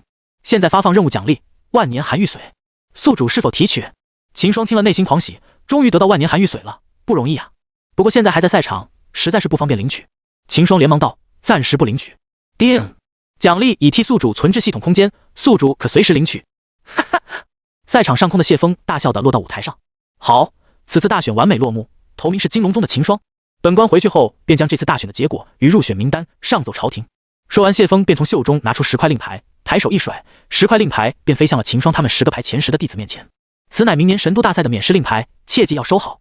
秦霜等人接过令牌道：“谢府君。”谢风看着眼前的几人点了点头。这几个弟子将是南郡的头号种子选手，代表着南郡去参加神都的大赛。某种程度上可以说，这几个人在神都大赛的成绩代表着谢风在南郡的政绩。即使谢风调任了，但这政绩还是算在他头上。最近因为自己的管辖内出现了那个叫暗殿的势力，上头要惩戒自己。这次大选过后，自己可能就要给调到清水衙门了。眼前这几个将是自己明年翻身的希望了。切记，明年神都的大赛要准时到。3天后，郡城会安排非洲出发去神都，大选的前100斗可免费搭乘非洲前往神都。当然，若是你们要自己前往神都也行。谢风说完后便飞身回郡府了，他还要在今天内写好奏折呈上去。神朝对大选的安排很到位，连前往神都的非洲都安排好了。南郡城距离神都10万里远，一路上危机重重，考虑到一些小家族的子弟根本去不了，神朝在大选后便安排了前往神都的非洲。但秦霜并不准备搭乘3天后的非洲，一来是现在去神都太早了，现在才9月份，而神都大赛在明年2月份开始，秦霜并不着急；二来是秦霜想一路上徒步赶往神都，在这个过程历练一下。好小子，没想到真给你拿到了头名，这个我们金龙宗可是扬眉吐气了。陈冠之在谢风走后立即飞身到了赛场上，拍着秦霜的肩膀道。秦霜给激动的陈冠之拍的肩膀酸疼，不由得咧了咧嘴。秦霜与陈冠之回到了柳若云身旁，此时玉仙儿早已松开了柳若云，正站在柳若云身边叉着腰，对着秦霜怒目而视。秦霜被他看着有些不好意思，毕竟自己赢得有些取巧，是由此理亏，只好上前哄着小萝莉。玉仙儿看着秦霜的脸庞，想着自己刚才让这坏胚抱在怀里的样子，小脸顿时通红，立马就转过了不去看秦霜。秦霜摸了摸鼻子，以为他真的生气了，有些不知所措，正想要道歉时，玉仙儿说话了：“坏胚，你给我等着，到了神斗我要你好看。”玉仙儿说完，也不待秦霜开口，朝柳若云看了眼，便捂着通红的小脸，转身朝御剑宗的方位走了过去。见玉仙儿走了，秦霜看着柳若云，正想开口，这时柳若云淡淡的来了句：“你刚才抱仙儿了？”秦霜一时有些愣了，抱小萝莉，他说的是比武的时候吧？秦霜下意识的点了点头。这柳若云动了，熟悉的动作，走近秦霜，抬脚踩啊！没有防备的秦霜立马就抱着脚疼的大叫。一旁的陈冠之看得眼皮直跳，秦霜心里苦笑，自己这师姐粗劲这么大的吗？随后，秦霜与柳若云和陈冠之分开回到香满楼拿行李。拿到行李后，两人便来到了小胖子钱财家的赌馆。进去后，两人看到了坐在掌柜位置上的钱财。钱财知道二人肯定要来赌馆拿了钱之后再回宗门，于是大选一结束，他就来到赌馆等着了。钱财看到秦霜两人后，连忙迎了上去，对着秦霜拱手恭喜道：“恭喜秦兄夺得大赛头名，这下你在南郡可是扬名了。”秦霜听笑着摆了摆手道：“不要秦兄前秦兄后的了，你直接叫我名字吧。”钱财听了点了点头道：“既然如此，那你也直接唤我名字便可。”随后在钱财的陪同下，赌馆的管事很快的就把7000两金子交到了柳若云手上。秦大哥，你是准备乘坐3天后的非洲前往神都吗？钱财问向秦霜。不，我准备在宗内待上几天，再独自前往神都。秦霜回道。钱财听了有些遗憾地道：“原来你想独自前往啊？我还想着你要是不乘坐郡里的非洲，1个月后我家里有一艘前往神都拉货的非洲，到时我们可以一同前往神都呢。这个多你的好意了。不过我已经想好了，要自己前往神都，好可以历练一下。”秦霜笑着道。几人没注意到，在赌桌上的一名赌客听到几人的谈话后，耳朵尖了尖。既是如此，那我只好独自前往神都了。秦大哥到了神都后，可到神都的悦来客栈找我，那是我们家的产业。这下震惊了，胖子家这么强的吗？不由问道：“你家在神都也有产业？”钱财听了点了点头道：“对啊，那是我父亲几年前置办的。”接着几人又闲聊了几句后，秦霜便带着柳若云向钱财告辞了。在秦霜他们走后，那名赌客也走出了赌馆，一路奔向了林家。出城的路上，柳若云忍不住了对秦霜问道：“你真的准备自己一个人前往神都？”秦霜看着他点了点头。这下柳若云急了，冰冷的小脸上带着坚决说道：“不行，南郡离神都10万里之遥，一路上的大山数不胜数，妖兽众多，你一个人前往很危险。过几天我小姨会来接我，到时我们一起去神都。”秦霜见他担心自己的安危，便耐心地对他道：“你放心，宗门会派人跟着我的，我怎么可能真的自己一个人前往神都？我只是想一路上历练一下自己。”柳若云听了，这才放下心来。随后两人来到南郡城门外，陈冠之早已在那等候了。一夜过去，在陈冠之控制非洲连夜赶路下，众人回到了金龙宗山门外。此时一众长老早已得到消息，等在了山门前。秦霜的师傅李萧然正春风得意地站在这些长老前面。他没想到自己那个半个月前还在担心被宗门驱逐的徒弟，如今竟在神朝的大选中取得了金龙宗已经100年没有人拿到的头名。昨天晚上他得知陈冠之传回这个信息时还是懵的，但他仔细一想，宗主不可能把假消息传回宗门，那自己的徒弟真的是大选头名了。轰隆，非洲停靠在了山门前。咻，一眨眼，秦霜等人便给传送到了山门广场上。秦霜看到了站在一众长老前方的李萧然，便走上前行礼道：“见过师傅。”柳若云见了也是有些忐忑的跟着秦霜向前行礼。李萧然抚须欣慰的看着秦霜，正想开口称赞，突然看到柳若云也向自己行礼，他一下子没反应过来，宗主的弟子怎么向我行礼了？李萧然在秦霜与柳若云两人之间来回的看了眼，顿时明白过来了，自己徒弟竟然把宗门的亲传弟子给拐到手了。不止李萧然愕然，连一旁围在广场周围看热闹的宗门弟子也是看呆了。大师姐竟然跟着那秦霜向他师父行礼，这代表着什么？这代表着他们心目中的冰霜女神给拐走了。倒是与秦霜一起参加大选的弟子没有丝毫吃惊，要说吃惊，在柳若云跟着秦霜一起去香满楼已经吃过惊了，现在只不过是摆明了而已。秦霜与柳若云站在殿中，陈冠之站在上方笑道：“这次大选你们二人皆是表现出色，不但替宗门保住了等级，还扬我金龙宗门威。对此宗门自然不会小气，之前许下的承诺，现金龙宗议事大殿再就允现。秦霜，宗门会为你打造一柄王品上阶的武器。至于柳若云，因为你也晋级到前3，宗门特许帮你打造一柄王品中阶的武器。”这话说完，陈冠之也是有些心疼宗内的宝库，这一下要大出血了，但没办法，之前已经许下承诺了。说吧，你们二人对自己的兵器有什么要求？陈冠之对下方的两人道。柳若云想了想后，便拿出手中的剑递给陈冠之道：“不可以让宗门替我把这把剑的品阶升到王品中阶？”对此，陈冠之自然是乐意的，毕竟提升品阶总比直接打造一柄要省些材料，怎么也能少出点血不是？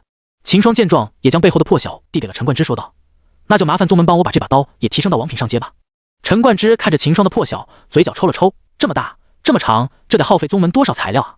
虽然心里在滴血，但陈冠之还是接了过来。一旁的长老看着两人也是有羡慕，自己的武器都是费尽百般心思才打造好，秦霜二人就参加了大选回来，宗门就给包办了。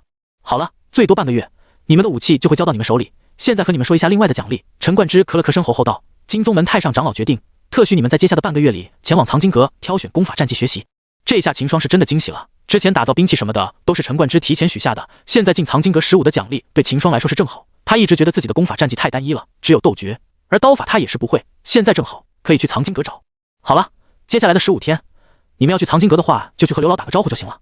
陈冠之见两人激动的样子，摆了摆手笑道：“你们可以先下去了。”陈冠之口中的刘老正是藏经阁的守经人。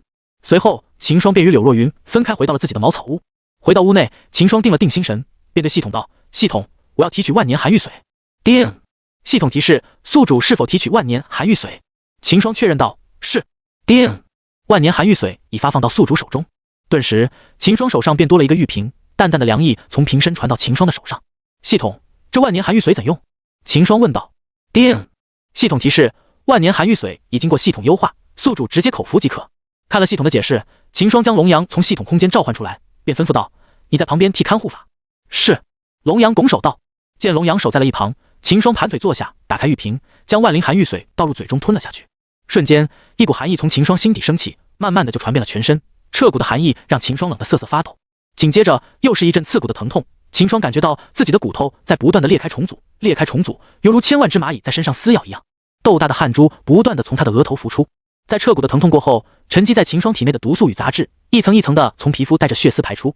这时，秦霜体内的蟒窟经自动的运转起来，夹带万年寒玉髓的灵气一股一股的冲击着秦霜体内的经脉。这又是一股撕心裂肺的疼痛，秦霜强咬着牙关，苦苦坚持。在蟒窟经带着寒玉髓的灵气不断冲击下，秦霜的经脉慢慢扩大起来。这些在扩大后经脉内的灵气最终又流回秦霜的丹田，然而秦霜的丹田根本容不下如此庞大的灵气，而蟒窟经又源源不断的把灵气送往丹田，这让秦霜感觉仿佛就在下雨刻，他的丹田就要爆开了。但寒玉髓提供了一股力量，包裹着秦霜的丹田，不让他爆开。在一股又一股的灵气的冲击下，秦霜的丹田也慢慢的扩大起来。而在这过程中，秦霜可谓是痛心切骨，若不是一股要坚持到底的意志在让秦霜坚持着，秦霜恐怕早已疼得昏迷过去。古人说，不经一番寒彻骨，怎得梅花扑鼻香？这个道理用在现在的秦霜身上就很合适。一天过去后，秦霜在疼痛了一天后，迎来了彻底的改变。秦霜睁开双眼，顿时一股劲气平地升起，围绕在秦霜身边，护体静气。秦霜突破到大武师了，而且不是大武师前期，而是大武师中期。除了境界的提升外，如今秦霜的天赋与根骨都踏入了顶尖。这个顶可不与金龙宗的弟子比较，而是与整个神朝的年轻比较的。就这么说吧，如果把普通武者的经脉比作小河的话，那秦霜的经脉就是长江；如果把普通武都的丹田比作乒乓球的话，那秦霜的丹田就是篮球。秦霜的体内的经脉丹田，包括灵气的储量，都是他同级别武者的几倍乃至数十倍。现在即使不用斗诀，秦霜也能越级别挑战，当然没有用了斗诀那么夸张。秦霜闻了闻身上传来的恶臭味，不由得捂住了鼻子，洗精法水。这万年寒玉髓果然不愧是大自然酝养了万年才产出的天才地宝，效果十分的强大。看了眼天色，正是早晨时分，秦霜连忙洗了个澡，便赶往藏经阁。老爷子，我们又见面了。秦霜来到藏经阁后，对那守经人道：“小子是你啊，是来看功法的吧？”刘老打了个哈欠，看了眼秦霜后，顿时便惊了，上前一把抓住秦霜的肩膀道：“小子，你突破到大武师了？”“不对，是大武师中期。”见刘老震惊的样子，秦霜也是有些得意，但他还是编了个理由道：“这不是在圣境中得到的机缘吗？之前我积累不够用不了，现在大选过后就能用了，我咋天用？今天就突破到大武师了。”圣境的机缘，刘老有些疑惑，但也没仔细追究。不管怎么说，秦霜是金龙宗的弟子，弟子强大，金龙宗就越强大。秦霜的实力增强，对金龙宗来说是好事，这样他在明年的神都大选就会更出色。好了，你要想看功法的话就上去吧，恰巧若云那小丫头也在上面，师姐也在上面。秦霜听了，眼前一亮，朝刘老拱了拱手后，秦霜顿时就朝楼上走去。刘老看着秦霜的背影，撇了撇嘴：“这小年轻。”这一天下来，秦霜与柳若云的事情传遍了金龙宗，就连刘老这样不怎么八卦的人也是听到了风声。秦霜一路从藏经阁2层找到了9层，终于看到了柳若云的身影。秦霜笑着贴了上去道：“师姐，早啊。”听到熟悉的声音，柳若云转过了头，对秦霜微笑道：“早。”秦霜听了，上前一把抱着柳若云道：“师姐，我想你了。”柳若云被抱得小脸羞涩，但语气冰冷地道：“才1天不见，师姐，你不知道1日不见如隔3秋啊。对于我来说，都已经3年没见了你了，当然想了。”秦霜抱着柳若云，嗅着她身上传来的发香味道。此时在藏经阁1层的刘老默默地收回了自己的神识，打了颤吐槽道：“咦，这小子酸死了。”而柳若云听着秦霜的情话，羞得脸色通红，慌乱地推开秦霜，便跑到一旁，冰冷的声音传到秦霜耳中：“好好学功法。”秦霜看着柳若云慌乱的背影，笑了下就不再逗她，转身看起了功法。就这样，秦霜一边逗着柳若云，一边在藏经阁内学合适自己的功法。半个月后，秦霜与柳若云正在后山上对练。这半个月下来，秦霜的修为已经达到了大武师中期的巅峰，只需一个歇机就可以突破到大武师后期了。柳若云的提升也不小，此时的柳若云已是大武师后期，在突破到大武师中期后，柳若云花了几天修到大武师巅峰，在1天前与秦霜的对练中，柳若云突破到了大武师后期。如今两人对练，就是为了一边熟悉新学的功法，一边帮秦霜寻找突破的歇机。秦霜使出新学的游龙步，闪身贴近柳若云。柳若云见了也不慌，双掌舞得虎虎生风，不断的拍向秦霜。秦霜也使出八荒拳接招。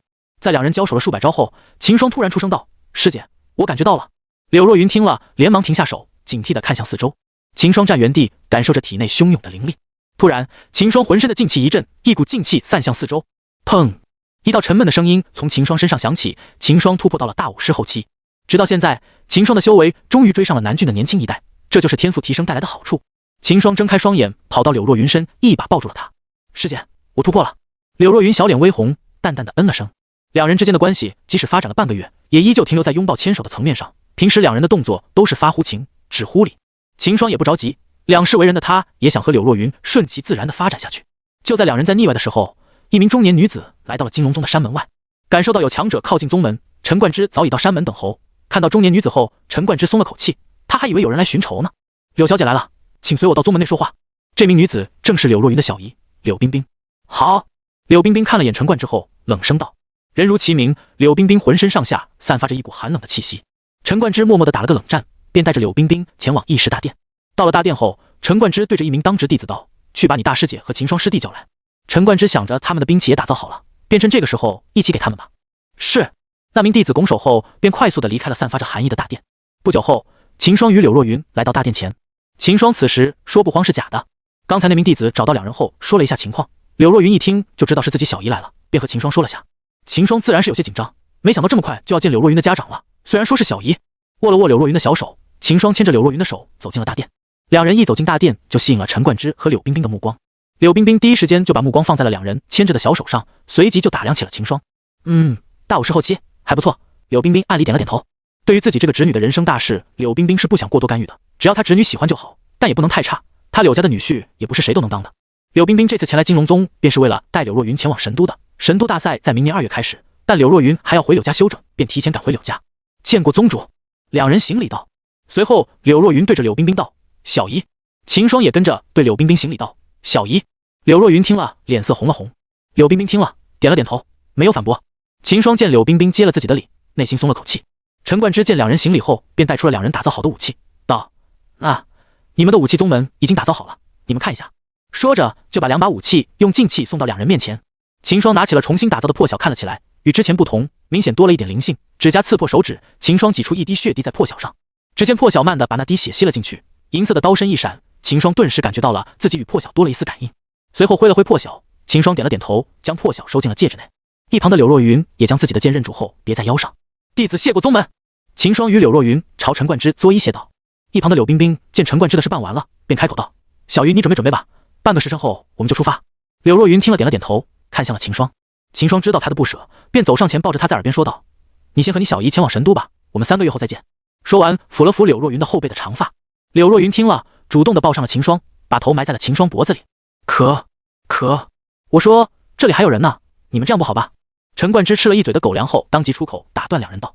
柳若云听了，顿时就松了手。秦霜有些无奈的看着陈冠之这个不解风情的宗主。随后两人便离开大殿，前往柳若云的住处。半个时辰后，秦霜与收拾好行李的柳若云来到了山门的广场。在与柳若云说了几句情话后，秦霜便看着柳冰冰带着柳若云离开了金龙宗。看着柳若云离去的身影，秦霜也是下定了决心，自己也是时候准备前往神都了。秦霜转过头对一旁的陈冠之道：宗主，我准备明天前往神都。什么？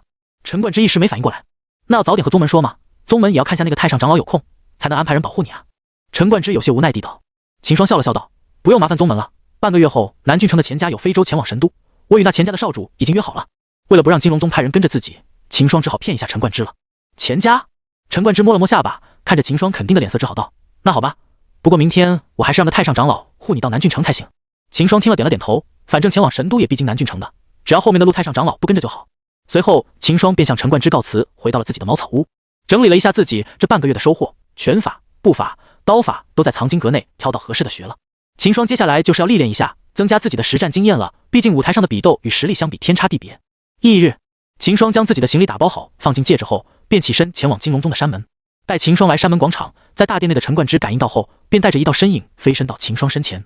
秦霜定眼一看，发现陈冠之身边的正是藏经阁的刘老。见过宗主。刘老。陈冠之抚须应道：小子，你准备好没有？准备好的话，我们就出发吧。刘老挥了挥手道。在陈冠之又叮嘱了秦霜几句后，刘老便用劲气提载秦霜一路向南郡城飞去。武王的飞行速度比起非洲还要快一点，毕竟非洲的目的是搭载更多的人，而武王仅是自己一个或带1-2个人的话，速度比非洲要快上一半。不出半日，两人便来到了南郡城门。将秦霜放下后，刘老从怀里掏出了3枚玉佩与1个玉牌递给了秦霜，随后说道：小子，这3枚玉佩蕴含着我全力一击遇到不敌的敌人可捏碎，这玉牌乃是传信用的，有什么需要宗门的地方，用玉牌传信息过来便好了。是，弟子谢过刘老。秦霜对着刘老行礼后，便接过了玉佩与玉牌。刘老摆了摆手道：宗门也没能给你带来什么帮助，接下来可要靠你自己了，不管是搭乘钱家那艘非洲，还是自己独自前往神都，你都要小心，保全自己才是最重要的。刘老眼神蕴含深意地看着秦霜，他自咋天听到陈冠之说了后，便有些猜到秦霜要独自前往神都了，但他也不揭破，秦霜既然敢独自前往神都，那他肯定有自己的底气。当然，为了以防万一，刘老还是把自己的全力一击藏在玉佩里，交给秦霜防身。好了，你小子自己注意一下吧，老头子，我还得回宗门守着那堆事务。说完，刘老冲着秦霜摇了摇手，便起身飞回金龙宗。秦霜有些感动地握着手中的玉佩，看着刘老的背影，随后转身进了城内。就在秦霜走进城门后，一个躺在城门旁的乞丐立即起身，朝中心位置的林家跑去。咚咚咚，乞丐敲着林家的小门。不一会，门便打开了，走出一个50多岁的老头，将乞丐带到了林业的书房内。你确定看到的是秦霜？回老爷，小的十分的确定，就是秦霜。乞丐公再深点头肯定道。林业听了点了点头，挥手道：行了，你下去管家那领赏吧。是，谢谢老爷。乞丐退了出去。他并不是真的乞丐，而是林家的一个下人。在半个月前大选结束后，林家便从赌馆的那名赌客口中得到秦霜要独自前往神都的消息。本文下载自欢迎访问。得到这个消息后，林业当时就笑了，他现在正愁着没机会从秦霜手中抢过万灵鼎呢，毕竟人多的话，就算林家抢到了万灵鼎，也无法保证消息会不会泄露。现在秦霜要独自前往神都，那一路上林家的机会就多了。半个月前，他便让管家派府里的下人到南郡城的4大城门守着，只要一看到秦霜，就把消息传回林家。因为金龙宗在南郡城的南方，只要秦霜前往神都，那就必然要经过南郡城。林儿，派几个隐藏好的人去盯着那小子，只要他一出南郡城，就派人跟着。林业对着身后的阴影道：“是。”此时的秦霜正站在钱家大门前，咚咚咚，秦霜敲门。吱呀，钱家的门房打开门后，对着秦霜问道：“公子是？”“哦，在下秦霜，是来找你们家公子钱财的。”秦霜拱了拱手，说明来意道：“原来是秦霜公子，快来吧，我家公子就在家中。”门房听了，连忙迎着秦霜进去，一边带路一边道：“我家公子早有吩咐，若是秦霜公子前来，便直接带你去见他。”不久后，秦霜便看到了正在院子里打拳的钱财。看到秦霜过来，钱财有些惊讶，笑着上前道：“秦大哥，你怎么来了？快过来坐。”刚坐下，秦霜便开门见山地道：“我来是想找你了解一下前往神都的路线，以及让钱兄你带我去买张靠谱的地图。”“哎，这有什么？要地图我家里便有，连路线都有规划。”钱财摆着手笑道：“我这就让人拿来给你。不过秦兄，你真的打算自己一个人去神都？”“是的，明天我就动身了。”秦霜点头道：“那今晚秦霜你就在我家下榻吧。”钱财道。秦霜考虑了下，也没有拒绝，点头答应下来。这时，一名老人走了过来，对两人拱手道：“公子，秦公子，老爷请你们去一趟书房，父亲要见我们。”钱财转头看向秦霜，秦霜笑道：“正好，我来贵府还没有拜访伯父呢。”说完，两人便随着老人来到钱胜的书房外。推门进去，秦霜便看到一名健眉男子正坐在书房内手捧书看着。钱财拱手道：“父亲。”秦霜也是上前作揖道：“秦霜见过钱伯父。”钱胜点了点头，随后看向了秦霜，果然是一表人才。秦公子，那里，伯父称我秦霜便好。秦霜回道：“半个月前我在赛就看过你了，那时你在58级。”说完，钱胜顿了顿，有些吃惊地道：“想不到仅仅半个月，秦公子你就晋级到大武士后期了。”“什么？秦霜你大武士了？”一旁的钱财惊了，刚才他没注意看，现父亲说了，他才发现秦霜竟然已经是大武士后期了。秦霜知道自己的修为在钱胜这种武王面前是瞒不住的，对着钱财点了点头后道：“小幸在宗门的帮助下突破了。”随后几人又闲聊了几句。钱胜在得知秦霜要一个人前往神都后，又是震惊了下。这年轻人有魄力，有胆量，前途不可限量啊！钱胜心里也起了几分交好秦霜的意思。翌日，在秦霜与钱财来到南郡城的北城门，钱兄留步。秦霜转身对前来送他的钱财道：“我就不远送了，祝你一路顺风。”钱财道：“承你吉言。”秦霜笑着对钱财摆了摆手，动身往神都的方向赶去。就在秦霜急身离开北城门时，两道隐藏在一旁的身也是分开，一道跟在秦霜后，一道飞速赶往林家。家主，秦霜已经离开南郡了。灵儿闪身出现在林业的书房，对着正在练字的林业汇报道。林业听了，眼中闪过一道亮光，手中的笔一顿，立马道：“派人跟着他没有？”“有，林四已经跟在他身后了。”“好，立即给我集给百位到前院等候。”灵儿听了，身形一闪，去集给人手了。林业在灵儿走后，看向了神朝的地图，盯了会南郡的位置，又往上移了移，看在了一处偏僻的位置——黑山谷。闪身来到族祠大殿，林业传音给了族老们。没过多久，一道身影就闪身到了大殿中。“族长，是不是有万灵鼎的消息了？”一位族按耐不住，率先问道。“没错，秦霜那小子已经只身一人离开南郡前往神都了，我们的人就跟在他身后。”林业环视了一圈后，对着这些族老道：“那我们什么时候动手？”一名族长道：“我已经让百位在前院等候了，现在问题是派谁率领百位去？秦霜是必不可能真的是自己一人的，肯定还有着金龙宗的武王在暗中守护。这样，四叔和五叔，你们率领百位去吧。”林业对着右侧的两个老头说道：“你们率先百位跟上去和林四会合，再派1-2个人把秦霜逼往黑山谷，在黑山谷内把他杀了，再带万灵鼎回来。”林业把计划说给了临江和林和，随后临江与林和两武王便带着百位出了林家，去与跟着秦霜的林四会合。林业看着临江与林和等人离去的身影，内心按耐不住激动起来。只要四叔和五叔把万灵鼎带回来，那我林家就能快速的搬到神都了，说不定还能借此更进一步，在神朝中取得一席之位，这样林家就有机会出一位武皇强者。秦霜已经连续赶了3个小时的路，此时他与南郡城已有千里之遥，以大武士后期的实力，这速度不慢了。坐下休整了一下，拿出钱财送的地图，秦霜看了起来。既是历练，那就应该寻些险地探索一下，否则一直这样赶到神都的话，岂不是失去了历练的意义？黑山谷，秦霜把目光看向了这个地方的位置，这是地图上标记的特殊地址。在900多年前，黑山谷还是一处仙山福地，是一个大宗门的住址。但900多年前的某一天，人们突然发现那个宗门一夜之间就消失了，随之而来的是黑山谷变成了现在这个样子，一片荒凉，看不到丝毫的生气，与它旁边的山脉茂盛的丛林相比，简直就是生育与死育的对比。看了眼黑山谷的介绍，秦霜顿时对着黑山谷好奇起来。虽然900多年来不断的有人前往黑山谷探索，也没发现什么，但这不妨碍他去见识下。收起地图，秦霜将破晓拿出扛在肩上，离开官道，走进了飞云山脉。作为神朝第3大的山脉，飞云山脉其中可是危险重重。在在山脉中的妖兽数不胜数，更是有8阶实力的妖兽存在，就连武林进了飞云山脉也要小心翼翼。但秦霜也不会傻到跑到那些妖兽的地盘上，按照地图的提示，秦霜一路绕过那些实力强劲的妖兽地盘，前往黑山谷。此时，临江与林和早已带着百卫与林四会合。正当两人想派人把秦霜逼往黑山谷时，两人发现秦霜自己走进了飞云山脉，往黑山谷走去。这下两人笑了，秦霜这小子是自投罗网啊！两人招呼着百卫跟在了秦霜身后。这时，在前面赶路的秦霜发现了不对劲，他身后太安静了，在他的前面和左右两侧的树林里，各种鸟声虫声不绝于耳，就他的身后安静的一点声音都没有。在这大山里，能让四周安静下的只有2种，一种是强大的凶兽，这个应该是不可能的。秦霜一路上都是绕开这些凶兽的地盘的，那就只有第2种情况了，那就是有人在跟着自己，而且大概率是来者不善。一想到这种情况，秦霜就立马的飞身隐藏身形，朝黑山谷赶去。现在敌暗我明，又是在丛林这种容易隐藏身形的环境，对自己非常不利。他想要赶到黑山谷，在那里只要暗中跟着自己赶出现，那就一目了然。秦霜身后10里的临江与林和看到秦霜的动作后，相互对视了一眼，这小子发现我们了。但两人也不着急，他们从始至终也没想能隐藏多久，只是没想到秦霜那小子这么警惕，刚进了山里没多久就发现自己这些人，果然不愧是能取得大选头名的人。半个时辰后，秦霜赶到了黑山谷内，将刘老给的玉牌握在手心，看着山口。不一会，临江等人便闪进了山谷内。你们是什么人？为何跟着我？秦霜警惕地问道。临江也不和秦霜废话，直接飞身起来开口道：小子，不要想了，乖乖的把万灵鼎交出来，这样我们还能给你留个全尸。秦霜一听便知道他们是林家的人了，没想到那个刺客还是把消息了出去，当即不再犹豫，立即就扛着破晓杀向前面的几人。但林家的百卫也不是吃素的，虽然只有01是武灵，但剩下的99名都是武魂以上的强者。如今看秦霜这个只有大50的小子杀向自己等人，立马就反击起来。秦霜自然是知道他们的境界比自己高，但秦霜的实力也不是只看境界的。只见秦霜单手挥动破晓，运转着体内的蟒枯精，一股护体劲气顿时出现在秦霜的四周。噗！站在前面的几名百卫一个不注意就给秦霜砍成了2截。这一幕让后面的百卫一时惊住了，感受到了自己的实力，秦霜暗里满意的点了点头。现在就算不用斗诀，一般的武魂也不是自己的对手。随即，秦霜便杀入了百卫的人群中。此时，秦霜与临江他们都没有发现，那些死去百卫的血液被黑山谷的土地缓缓的吸收掉了。看着下方秦霜如砍瓜切菜一般杀着百卫，临江不再束手旁观，伸手朝百卫中的秦霜一指，咻！一道劲气就杀向了秦霜。正在与百卫缠斗的秦霜感到背后的危机，挥刀横扫，逼退了前面的百卫后，立即转身将破晓横挡在身前。砰！临江的劲气击在破晓上，但巨大的冲击力让秦霜举着破晓的双手顿时一痛，咔嚓咔嚓，骨裂的声音从秦霜的双手上传来，破晓连带着冲击力撞到了秦霜的胸口上。噗！秦霜大吐一口血后飞到了20米外。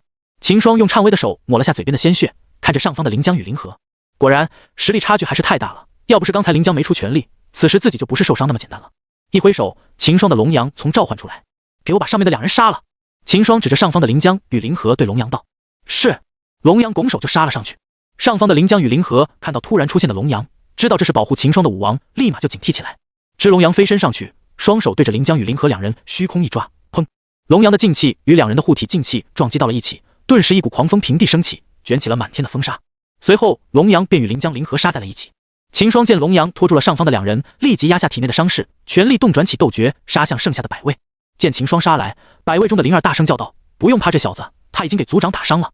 听到灵儿的话，剩下的百卫眼前一亮，对啊，这小子已经受伤，怎么可能还打得过我们？想到这，百卫们顿时不怕了，纷纷拿起自己的武器杀向秦霜。秦霜扛着破晓，在靠近百卫后，双手猛地一握着破晓，对着他们就是一个横扫，顿时冲向前面的百卫被秦霜扫成2截。但秦霜也不好受，因为又大幅度的使用灵气，他体内的伤势已经快压制不住了，不能再拖下去了。秦霜当即就用出了斩龙刀法与游龙步，这2个都是秦霜在金龙宗藏经阁内新学，2个都是选品上级的刀法与步法，但这2者同时使用的话，可以使出一招地级的特殊招式。只见施展了游龙步的秦霜在百卫眼前突然一分为2，一前一后的将百卫围在中间。破龙斩！两秦霜同时大喝一声，瞬间2道刀芒出现，闪出的亮光刺瞎了百卫的双眼。只见2道刀芒一前一后将白子斩去，唰的一下，秦霜眼前的百卫便全部给刀芒砍成2截，掉在了地上。噗！结束施法的秦霜顿时半跪在了地上，他体内的伤势开始要爆发了。不行，现在我还不能倒下。秦霜在全力运转蟒枯精将体内的伤势压下，抬起头看向正与龙阳缠斗的一起的临江2人。正在被龙阳打得脱不开身的临江，自然看到了秦霜团灭百卫的场景，这让他又惊又怒，巴不得立即下去把秦霜拍成肉泥。但龙阳岂会如他所愿，武王巅峰的他要同时杀掉武王前妻，2人有难，但要想拖住2人，那是轻轻松松的事。所以即使临江心里再怒，他也没有办法向秦霜出手，现有问题的反而是他们2人，再拖下去，他们2人只会被龙阳一一击杀。看着与龙阳缠斗的临江二人，秦霜拿出了刘老给的玉牌，一捏碎，瞬间一股不弱于龙阳的气息出现，一道剑影出现在了秦霜头顶。秦霜朝着临江一指，咻，散发着恐怖气息的剑影顿时击向临江。临江被龙阳纠缠着躲避不及，噗，剑影顿时穿透了临江的身体，带着于是滑向天空。唰，天上的云朵被剑影划成了两半，一道划痕突兀的出现在天上。被击中的临江瞳孔瞬间就失去了色彩，这一剑不仅刺穿他的身体，连他的灵魂也刺散了。满天的血雨从临江的伤口散落在地上，临江这下就算是大罗金仙下凡也无力回天。一旁的林和见临江被秦霜杀死，知道自己再不逃的话也会像临江一样生死道消，立即就闪身朝南郡城逃离。但龙阳早已注意到他的动作，立即挡在了他的身前，双手爆发着劲气拍向了林和。满心思都是逃跑的林和那里注意到龙阳的动作，没有防备的他瞬间就给龙阳拍成了一团血雾。噗！见林家的人都已经给消灭后，秦霜心里一松，这下他体内的伤压制不住了，一股撕心裂肺的疼痛从他的五脏六腑传来，秦当即就疼得直冒冷汗。秦霜快速的从戒指内将恢复伤势的回春丹拿出来吞服，随着丹药的服下后，秦霜的伤势缓了缓。观察了下周围的地方，秦霜想找个地方养伤，突然他脸色一变，发现了异常。秦霜看了眼黑山谷的地上，发现竟没有一丝的血迹，无论是刚才死去的百位，还是临江飘下的血雨，林河的血雾统统的消失了，空气中没有一丝的血腥气。秦霜随手将嘴边的血甩到地上，不一会，他的血也被脚下的土地吸收了。就在这时，一个散发着血光的阵法在秦霜的脚下亮起。龙阳看到后，瞬间就飞回秦霜身边，想要带着秦霜飞走。但此时已晚，在龙阳飞到秦霜身边时，一道冲天的血光从阵法闪起，秦霜与龙阳瞬间就消失在了原地。巨大的血色光柱惊动了整个南郡。南郡城的谢峰也是瞬间就飞到天上，看着黑山谷的方向。此时他是无奈的，怎么到了自己即将调任的时间关节上，一下子就冒出了那么多破事？谢峰立即派了执法小队前往探明情况。此时南郡城的林家、林业正在书房等侯临江等人回来。这时从房外传来了下人们嘈杂的声音，林业被吵得有些心神不宁，就起身推门出去，正想训斥那些下人时，林业看到了天边的光柱，那不是黑山谷的方位吗？林业顿时色变，莫非四叔他们出了什么意外？与此同时，南郡的其他9大宗门和一些家族势力也看到了北边的光柱，纷纷派人前往打探。率先派人前往的便是位于黑山谷千里外的天宝宗，毕竟这么大的异常就出现在自家门口，不可能反应不快。在血色光柱出现不到一盏茶的时间，天宝宗就派着长老前往打探了。那名天宝宗的长老来到黑山谷后，发现是一个阵法发出的光芒，看阵法的运行轨迹，应该是一个秘境的传输阵法。秦霜只觉得眼前一黑，一阵天旋地转后，突然眼前一亮，就来到了一个陌生的树林里。脚下一定，秦霜立即就看向了周围，发现龙阳也出现在自己的不远处。这是秘境。有过一次经验的秦霜立马就知道了黑山谷那个阵是传送用的，开启后就把他和龙阳传到这个秘境内。至于那个阵法的开启条件，应该就是血液了。想到这，秦霜不由得打了个冷战，要吸收血液才能开启的阵法。一想到这，秦霜就觉得这个秘境不是那么的简单。咳，秦霜一阵咳嗽，当即就不再去想秘境的事，感应到体内伤势在慢慢扩大。秦霜知道当前最重要的是找个地方养伤。这时秦霜脑海中传来系统的声音，叮，检测到宿主在一个未知秘境内，现发布系统任务，寻找到秘境的传承之物，任务奖励抽取人物1次。秦霜在看了眼系统任务后，便暂时的将它放在了一边。秦霜最主要的是先把体内的伤养好，至于系统任务什么的，只能等伤势好了再说了。随后秦霜便带着龙阳朝树木偏少的一个方向走去。秦霜一边压抑着伤势，一边四处的观察，看能不能找到养伤的地方。突然两人走了一段路后，发现前面出现峡谷。秦霜看了心里一喜，便和龙阳走了过去。在观察了一番后，秦霜便在一边的山下让龙阳挖了个山洞进去闭关养伤。正在秦霜想让龙阳替自己护法时，龙阳突然眉头一皱，对秦霜道：主人，我感觉到这秘境对我有压制，始终有一股不妙预感，我感觉最多只能在这个秘境待上2个时辰了。秦霜听了也感觉到了龙阳所说的预感，先前用鲜血开启的阵法总让他觉得这秘境十分的诡异。随后秦霜只好将龙阳收进系统空间。秦霜没发现的是，随着他将龙阳收进系统空间后，龙阳原本站在地上闪过一丝黑气。没有龙阳的护法，秦霜自己走到刚挖的山洞内养伤。此时秘境的传送法外，100多个天宝宗的弟子与3个长老站在了阵法前。自那个天宝宗的长老发现这是个秘境的传送阵法后，便立即返回了宗门报告了宗主。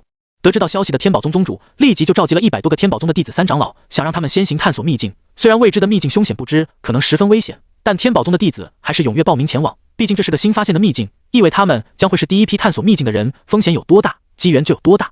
待会进去秘境后，你们10人一组，分开探索，有危险的话随时发送信号，我和另外2位长老会立即赶到你们身边。是，天宝宗的弟子应声道。随后他们便站到了阵法中，察觉到有人，阵法闪过一阵血光，天宝宗的众人瞬间就消失在了原地。来到秘境后，天宝宗的众人就开始在秘境之中探索起来，其中10人就在秦霜先前所在的树林探索起来。这10人如同秦霜一样向树木少的方向走去，走了一会后，10人就发现了秦霜所在的山谷，其中1人顿时就停下了脚步道：不对，有血腥气，有人受伤了。听到这人说话，其余9人也是嗅了嗅鼻子，皆是闻到了秦霜留下的血腥气。10人顿时就警惕起来，看向四方。这时，先前开口的人又说道：“此人应该是受伤了，可能是与秘境中的生物打斗造成的。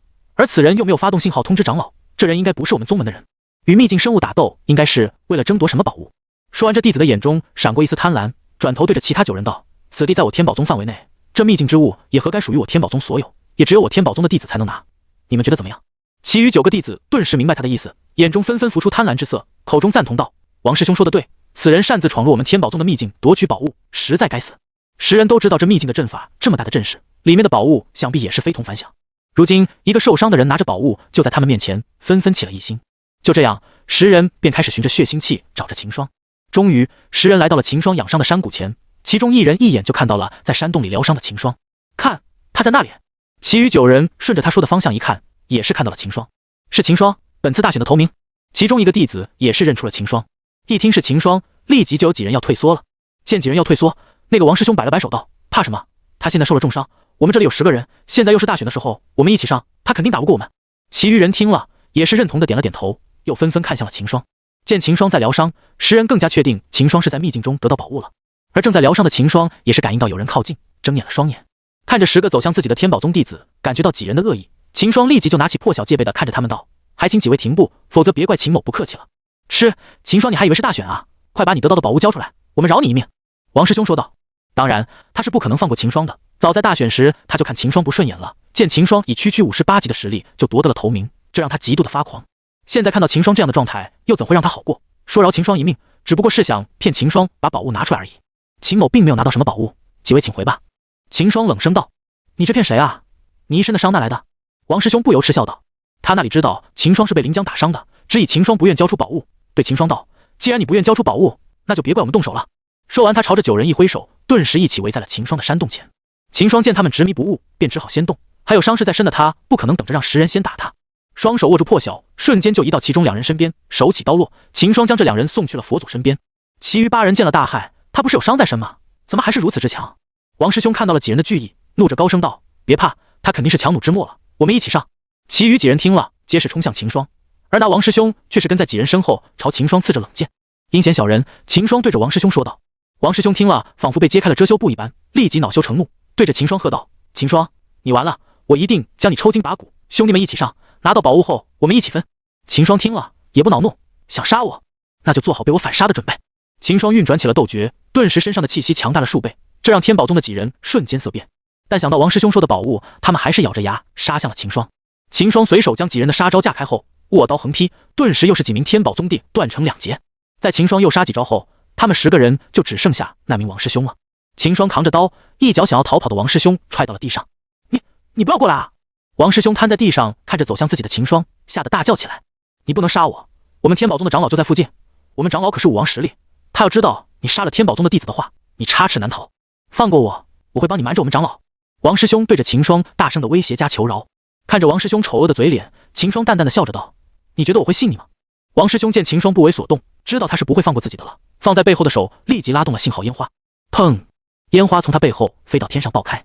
见自成功拉开信号，王师兄疯狂地笑着对秦霜道：“哈哈哈，秦霜你完了，我们长老马上就会过来。”哈哈哈！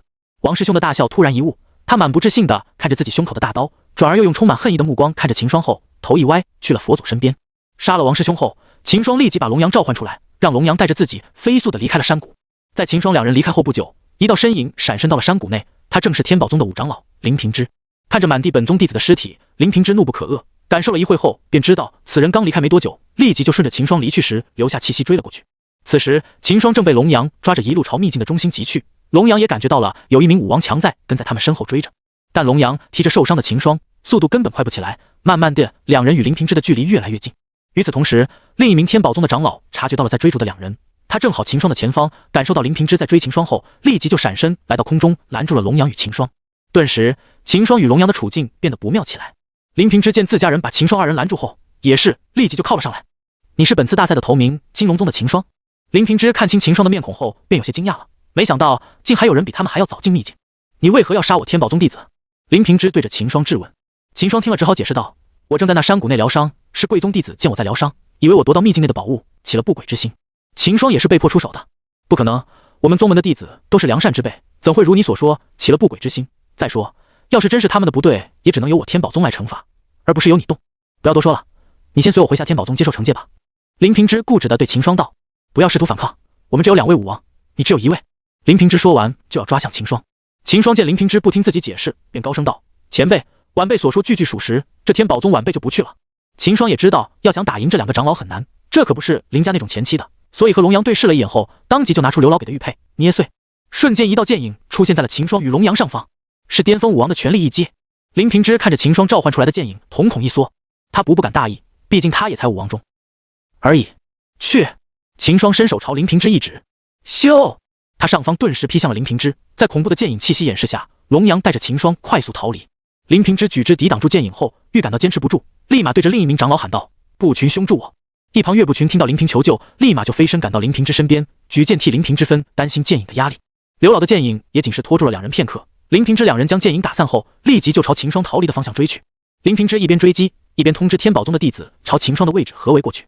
秦霜在与龙阳逃出林平之2人的包围后，龙阳的带着秦霜2人一路向北，在疾驰了半个时辰后，一片庞大的建筑群映入2人的眼中。秦霜有些震惊了，这片建筑与南郡城还要大上不少，而看建筑的样式，应该是一个宗门的遗址。这莫不是1000年之前的那个宗门？秦霜心里将2者联想起来，那系统所说的传承之物，应该也是在这片遗址之内了。想到这里，秦霜便带着龙阳走进了这片建筑群。在秦霜2人进去不久后，林平之与岳不群也是发现了这个遗址，他们立即就通知了其他弟子来探索。这必然是1000年前那个宗门的遗址，只要能继承这个宗门留下的遗产，那天宝宗必然超越御剑宗，甚至有可能成为南郡的无冕之王。宗门腾飞的机会就在眼前，林平之也不管秦霜了，立即就和岳不群飞身下去，在一座座的房子来回穿梭探索起来。然而在林平之2人探寻了一番后，便失望了，这可能都是一些弟子的房子。2人进去发现房子内空空如也，就算有一些武器什么的，在经历了上千年的洗礼后，也是一碰即碎。2人瞬间就反应过来了，真正的机缘应该在这个宗门的核心之处。2人顿时把目光看向了在中间的大殿。秦霜在进去后，看都不看一旁的其他房子，径直的与龙阳朝中间的大殿走去。看了眼恢宏的大殿，秦霜有些疑惑，这么大个宗门究竟是如何在一夜之间消失的？想了下后，秦霜就不再纠结了，目前只有拿到系统的奖励后，看能不能抽到厉害的人物，先解了自己眼下的困境。秦霜是不敢直接就走出秘境的，毕竟天宝宗既然派了弟子进来，那外面就肯定有人在出口处守护着，贸然出去，以天宝宗的行事行为，说不得自己才是自投罗网。不再多想的秦霜抬脚走进了大殿。走进去后，秦霜突然发现大殿前枯坐在一个干尸，只见尸体坐在了大殿中间，双手放在腿上，手心处放着一枚白色戒指。秦霜看了心里顿时一惊，这怎么还有具干尸？但秦霜还是注意到了干尸手中的戒指，想必这就是系统要我的传承之物了吧。虽然戒指就在眼前，但秦霜依然不敢轻易的上前拿，对着尸体拜了拜，毕竟要拿人家的东西，秦霜也不好直接下手。随后秦霜取出破晓，用破晓的刀尖递尸体手中的戒指挑了过来。在秦霜拿走戒指后，那具干尸顿时就化作一团飞灰。见没什么危险，秦霜就拿起了破晓上的戒指，想要感应下戒指内有什么。这时一股信息从戒指传入了秦霜脑海中，受我宗门传承者必报我剑宗大仇。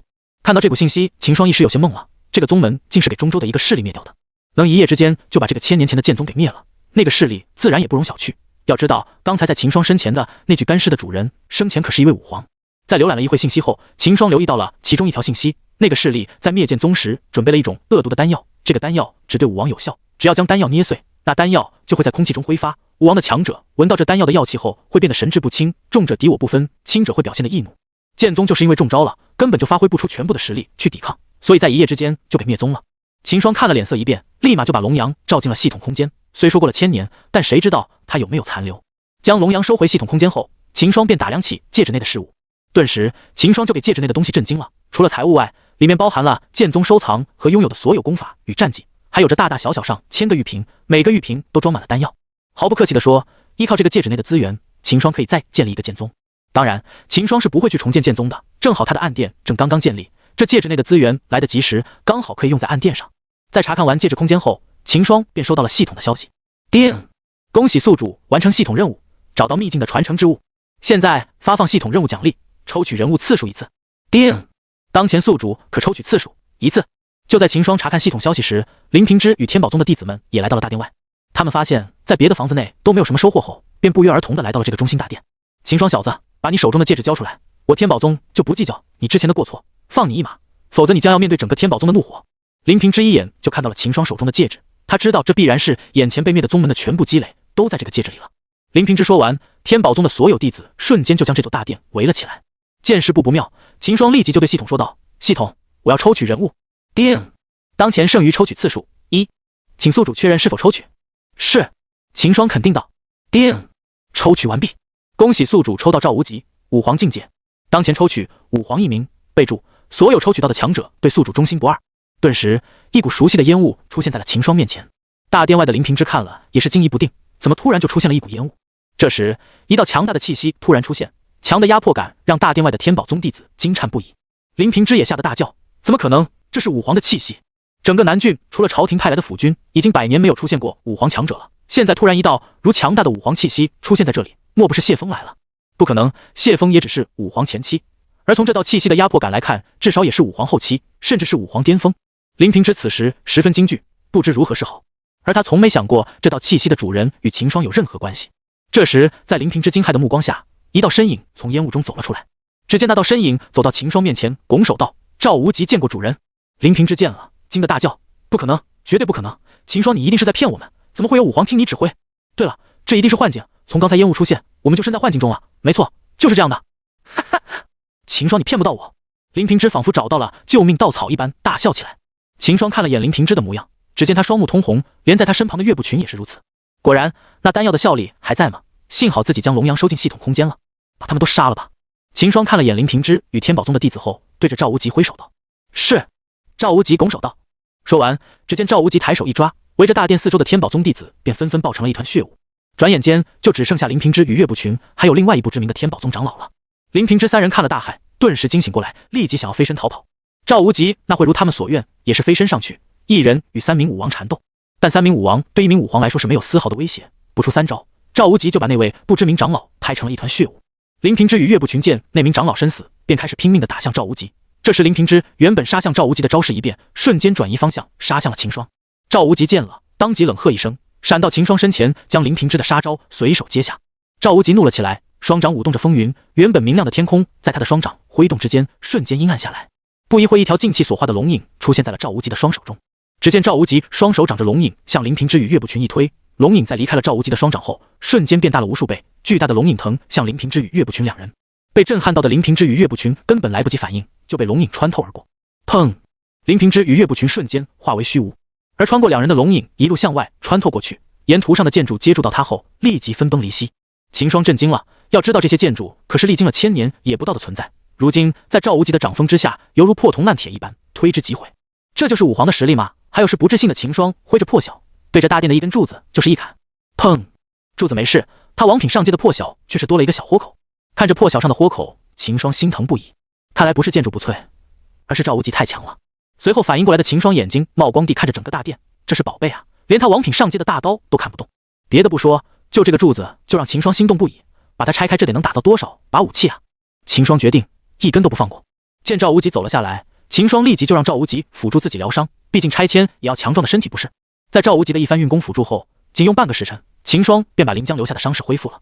在伤势恢复后，秦霜立即就带着赵无极开始了他的拆迁大业。遇到什么看不懂的材料，拿出破晓一砍，没事的，拆下带走。而这样一圈下来后，秦霜的破晓已经伤痕累累了，但秦霜的收获也不小。在把整个剑宗遗址逛了一圈后，秦霜之前的戒指已经被各种大梁柱子堆满了。不得不说，这剑宗是真的富，这样的材料竟然拿来建房子，实在是暴殄天物。在秦霜的带领下，赵无极这个武皇也成了拆迁工，毕竟那些不知什么材料做成的柱子大梁，秦霜也拆不动啊。这可能也是剑宗敢用这些材料做房子的原因吧。毕竟没有武皇的实力，你想拆也拆不动。没看到林平之与岳不群打了半天这些房子屁事没事，还是赵无极用了大招后，秦霜才动这个心思的。看着堆满了戒指的柱子与大梁，秦霜笑得乐开了嘴。这下好了，师姐的彩礼有了。原本剑宗完好无损的遗址，被秦霜逛了一圈下来后，立即就变得破败不堪了。而秦霜的眼光也是高了，那些破晓砍得动的，哪怕是砍了一道小口的材料，秦霜也是看不上眼了。没办法，有了对比后，秦霜的眼高筋高起来了。在扫荡完剑宗做房子的材料后，秦霜便带着赵无极在整个秘境内转起来。这时他有了更大的发现，在一处丛林中，秦霜发现了一株400多年的灵心草。秦霜看到这株灵草是，整个人都傻了。灵心草还能有400多年分呢？要知道灵心草是灵心丹的主要药材，灵心丹是用来辅助武王突破用的丹药，一般都是用200多年的灵心草药效就够了。除了南蛮的10万大山，基本上没有地方能产出年份到300年的灵心草。但随后秦霜就反应过来了，这是那里？这是秘境里，这个秘境已经有上千年没有开启了，出现一株400多年的灵心草，这奇怪吗？这不奇怪啊。关闭了上千年的秘境，里面所生长的天才地宝的年，那是要多久有多久。秦霜兴奋起来了，区区一株400年份的灵心草，那能满足秦某人的胃口。秦霜表示，只要是上了100年的，我全都要。继建宗建房子的材料后，剑宗秘境内的天才地宝又遭到了秦霜的毒手。秦霜把整个秘境的山峰丛林都离了一遍，像什么50年份的人参，秦霜现在看都没有兴趣去看。他那个新得到的白色戒指都躺着上百株800多年的人参小子了，当然超过100年的灵材，秦霜统统不放过，雁过拨毛。就连赵无极这个武皇也从拆迁工转变为采药人。赵无极神识一扫，瞬间就把方圆百里的所有药材的位置发现，紧接着就是两人离地一般的采摘。不久后，两人来到了一处寒潭。秦霜看着这寒潭飘着寒气的样子，以为会有什么罕见的灵药放在这里培养呢。结果赵无极的神识扫了一遍后，发现这个寒潭并没有生长着灵药，因为这寒潭是剑宗用来淬剑的，潭底沉着大量的剑。咦，赵无极有想惊异，转头对秦霜说道：“主人，这潭底有把灵剑。”什么灵剑？秦霜顿时一惊。什么是灵剑？既是叫灵剑，那就证明这剑有了自己的灵性。当然，这个灵性不是秦霜那把破晓的灵性可比的。灵剑是会自己择主的，没有得到灵剑的认同，你就无法完全掌握这把剑。毕竟强扭的瓜不甜嘛。最重要的是，既是灵剑，那就意味着它至少是圣品上阶起步，因为只有达到圣品上阶以上，武器才有可能生成有自己的灵性。当然，这里说的是灵性，而不是灵智。相比起灵性，灵智就更难生成了。毕竟有了灵智，从另一个角度来说，就是一个生命梯了。据说只有武道神的贴身兵器才有可能生成灵智。所以当秦霜听到赵无极说潭底有一把灵剑时，他惊了。旋即秦霜反应过来了，立马让赵无极把灵剑取上来。赵无极早已准备好了，他的神识一直在追着潭底的灵剑跑。潭底的灵剑也是发现了不对，一直躲在那些普通的剑旁边，和赵无极的神识捉起了迷藏。但没有主人的他，那能躲得过赵无极的神识？只见赵无极双目一瞪，右手朝着寒潭一抓道：“找到了，拿来吧你！”顿时一把剑从寒潭下面飞了出来，剑身散发着阵阵寒意。秦霜看了眼前一亮，这真是灵剑，虽然看品阶只有圣品上阶，应该是在寒潭下面淬炼了上千年才生成的灵性，但这也非常不错了。要知道是灵性选人，而不是人选灵剑。当然也有特殊的方法可以让灵剑认主，但那都没有灵剑自己认主的效果好。从赵无极手中接过灵剑，秦霜拿着灵剑详看起来。冰魄。秦霜看到了刻在剑身的2个字，原来你叫冰魄，放心，我不会和你强行契约的。秦霜对着手中在不断颤抖的冰魄剑道，应该是被赵无极吓到了。冰魄从潭底出来后就一直颤抖着，如今听到秦霜说不会强行和他契约，便停了下来。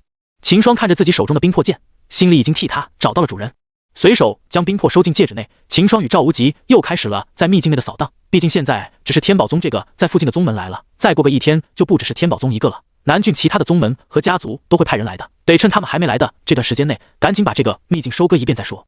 收完就走，自己还是不能暴露出来。接着秦霜与赵无极花了2个时辰，把整个秘境的都扫了一遍。有赵无极这个武皇强者在，秦霜找灵药非常的快。随后两人便来到了秦霜一开始出现的树林里。这时一道金光朝两人飞了过来，赵无极看见金光后，立即就抓着秦霜闪到了一边。噗！那道金光插到了地上，显出了原样。秦霜看过去后，发现是一杆长枪，金色的枪身在太阳光下闪闪发光。秦霜走了过去，又伸出握住了枪身。在秦霜握住枪身后，整把枪微微颤抖起来了。这下秦霜又惊了，又是灵气，刚才是灵剑，现在是灵枪。原来这金枪是封印在那个大殿下的，但秦霜把大殿给拆了，这下金枪就跑了出来，感应到秦霜后便一路飞了过来。一旁的赵无极看了心里也有些震惊，没想到100年难得一见的灵气寻主，他现在竟然在主人身上见到了。秦霜抓住枪身，用力一拔，把金枪从地上拔了出来。稍微看了眼，秦霜立即就发现了刻在枪身的小字赤练。秦霜念出了金枪的名字。听到秦霜念起枪名，赤练的枪身抖动起来。既然你选择了我，那就让我们一起创造我们的未来的吧。秦霜对着赤练道。将赤练收进戒指，秦霜便让赵无极感觉秘境的出口。赵无极微微眯眼，神识在周围的空间来回打探着。找到了。赵无极抬手往前方的一处一拍，顿时一个黑色的漩涡出现在两人面前。赵无极抓着秦霜往漩涡一跃，一阵天旋地转后，两人出现在了黑山谷。什么人？守在黑山谷外的天宝宗弟子看到两人，立即就警惕地大叫起来。顿时4-5道身影闪到了黑山谷内。赵无极看着秦霜，见秦霜点了点头后，立即抬手向着几人虚空一抓，砰！几人爆成了一团血雾。神识扫了扫，赵无极发现山谷内没人后，便对秦霜点头道：“主人，周围现在已经没人了，我们是撤还是？”“撤吧。”秦霜带出地图看了眼后，便让赵无极带着自己朝神都赶去。此时天宝宗内鸡飞狗跳起来。就在秦霜让赵无极击杀林平之与岳不群后，天宝宗内林平之与岳不群的灵魂玉牌也是碎了。这让一旁看守灵魂玉牌的弟子震惊了，立马就前往大殿报告天宝宗的宗主。宗主，不好了！宗主，不好了！这名弟子连滚带爬的跑进了大殿。天宝宗的宗主听到他口中的话，脸色一黑，对着那名弟子道：“好好说话，慌什么？”宗主，不好了！吴长老他们的玉牌碎了。什么？张磊惊叫道。你可否看清楚了，是五长老他们的玉牌？张磊还是有些不敢相信。在得知那道血色光柱是个秘境的传送阵法发的意象后，他便派了林平之他们3位武王前往。原本想着有3位武王前往对付一个秘境，那是绰绰有余的。没想到现在这名弟子却传来说林平之他的玉牌碎了。宗主，弟子是仔细看清楚了的，的确是五长老他们的玉牌碎了。这名弟子见宗主不信，立马肯定的回道见这名弟子反复肯定的这么说。这下张磊相信了，猛地拍了一下桌子道：快传话各大长老，我倒要看看是这个秘境危险，还是有人针对我天宝宗。听到林平之他们身死，张磊第一时间就以是秘境太危险，但想了想就发现不对劲了。这秘境突然开启，想是有人打开的，而这人肯定要比他们天宝宗先进去，那么五长老他们就有可能是死于人祸而非天灾。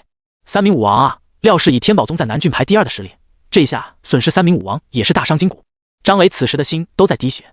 不久后，天宝宗的其他7位长老便来到了大殿。宗主，平之他们的玉牌真的是碎了？一名长老着急地问道。这些长老在来的路上就从那传信弟子的口中得到了消息，但此时他们还是由此不敢相信的。在见到张磊后，立马就有人开口问了。没错，五长老他们的玉牌的确是碎了，但我不能确定他们真的是因为秘境的危险而出事，有可能是人祸。张磊对着这些长老沉声道。什么人祸？这些长老们叫了起来。宗主，我们必须要查清此事，我倒要看看是何人在惹我天宝宗。一名长老立即叫嚣道。不久后，一队人就飞出天宝宗，朝黑山谷疾驰而去，领头的是天宝宗的大长老与2长老。这队人赶到黑山谷时，秦霜才离开黑山谷不到半个时辰。来到黑山谷后，大长老嗅了嗅鼻子，闻到了空气中的血腥气。大长老脸色顿时一黑，怒着地上猛拍一掌，砰！一个20多米直径的大坑出现在了地上。可恶，果然是有人与我天宝宗作对。大长老怒道：此人肯定刚离开不久，我和2长老去追此人，你们这些弟子进秘境看下是什么情况。是。下方的弟子齐声道。随后，天宝宗的大长老与2长老便循着气息朝赵无极离去的方向追了过去。但以他们武王的实力，又怎么追得上身为武皇的赵无极？的确如此，大长老2人越追越是心惊，以自己2人武王后期的实力，追了那么久还没追上，此人必是武王以上，武皇。想到这，2人追击的身形一顿，惊骇的相互对视了一下，都是这样猜测起来。2人不敢再追了，立马就朝天宝宗赶了回去。1个时辰后，大长老与2长老闪进了议事大殿。一直在大殿内等候的张磊见2人回来了，立马走上前问道：如何？可有查清楚了？大长老有些苦涩的开口道：查清楚了，是人祸。我们2人赶到黑山谷后，就闻到了谷内的血腥气，我与2长老立即就猜到是有人出手杀了宗内的弟子，而这个人也很有可能是杀5长老他们的那个人。后来我们2人顺着那人留下的气息追了下去，可我们追了一段路后，便发现那人留下的气息越来越淡，而以我们武王后期都追不上那人，那人很有可能是武皇。没等大长老说完，张磊就接过话说道：没错，我们就猜测他是武皇。大长老苦涩地道。张磊也是有点惊骇，武皇啊，要知道南郡明面上除了谢峰是武皇，就没有其他人，至少他天宝宗没有。也是了，如果不是武皇，怎么可能把林平之他们这么轻松杀掉后就走？这么说来，这秘境也有可能是那名武皇强开启的了。张磊苦涩地笑了笑后，对着这些长老挥手道：把秘境的那些弟子都撤回来吧，这个秘境想来也没什么值得探索的了。是。几名长老也是认同的点头。而与天宝宗不同的是，南郡城的林家。林业自从看到那道血色光柱后，便立即派人的查看临江与林河的灵魂玉牌。在林业得到临江与林河皆是身死后，便没有打算再去打探那道血色光柱的事了。在他看来，天大的消息也比不秦霜身上的万灵鼎。这下林家可算是损失惨重，少了2名武王。仔细想了想，林业知道自己再派人去也没有办法夺到秦霜手中的万灵鼎了，不如就此前往神都，将这消息献给神都中的大人物，以此来换取林家的机会。林业心里打定了主意，立即就通知了下去道：准备一下，我要1个月后前往神都。时间就这样过去了1天。1天过去后，南郡的各大氏也纷纷派人前往了黑山谷的秘境。其中除了天宝宗与南郡城的林家，其他的势力都到了，包括秦霜的宗门金龙宗。然而当这些势力的人进去秘境后就傻眼了，这是什么啊？这是新开的秘境。但很快他们就反应过来了，这是有人捷足先登了。这些人看着被秦霜拆的差不多的剑宗遗址，是气得跳脚。到底是谁如此丧心病狂，连房子都拆走？看着看着，他们也发现了不对。什么？这根建房子的木头竟是铁木，这可是灵品材料啊！这下他们纷纷抢起了秦霜没有看上的材料，而对灵药也是如此，只要是上了10年的都引起了疯抢。慢慢的，各大势力的领头人就发现不对了，剩下的灵药竟全是100年以下的，也就是说捷足先登的那人把100年以上的灵药全采光了。这下这些势力忍不住了，简直是连汤都不留一口啊，纷纷气得要找出此人。而此时秦霜已经来到了一个庄严而又宏伟的城门前。在离开黑山谷后，秦霜便让赵无极带着自己一路赶往神都，原本的历练也被他抛诸脑后了。以赵无极武皇的速度，2人只用了1天就赶到神都10里外。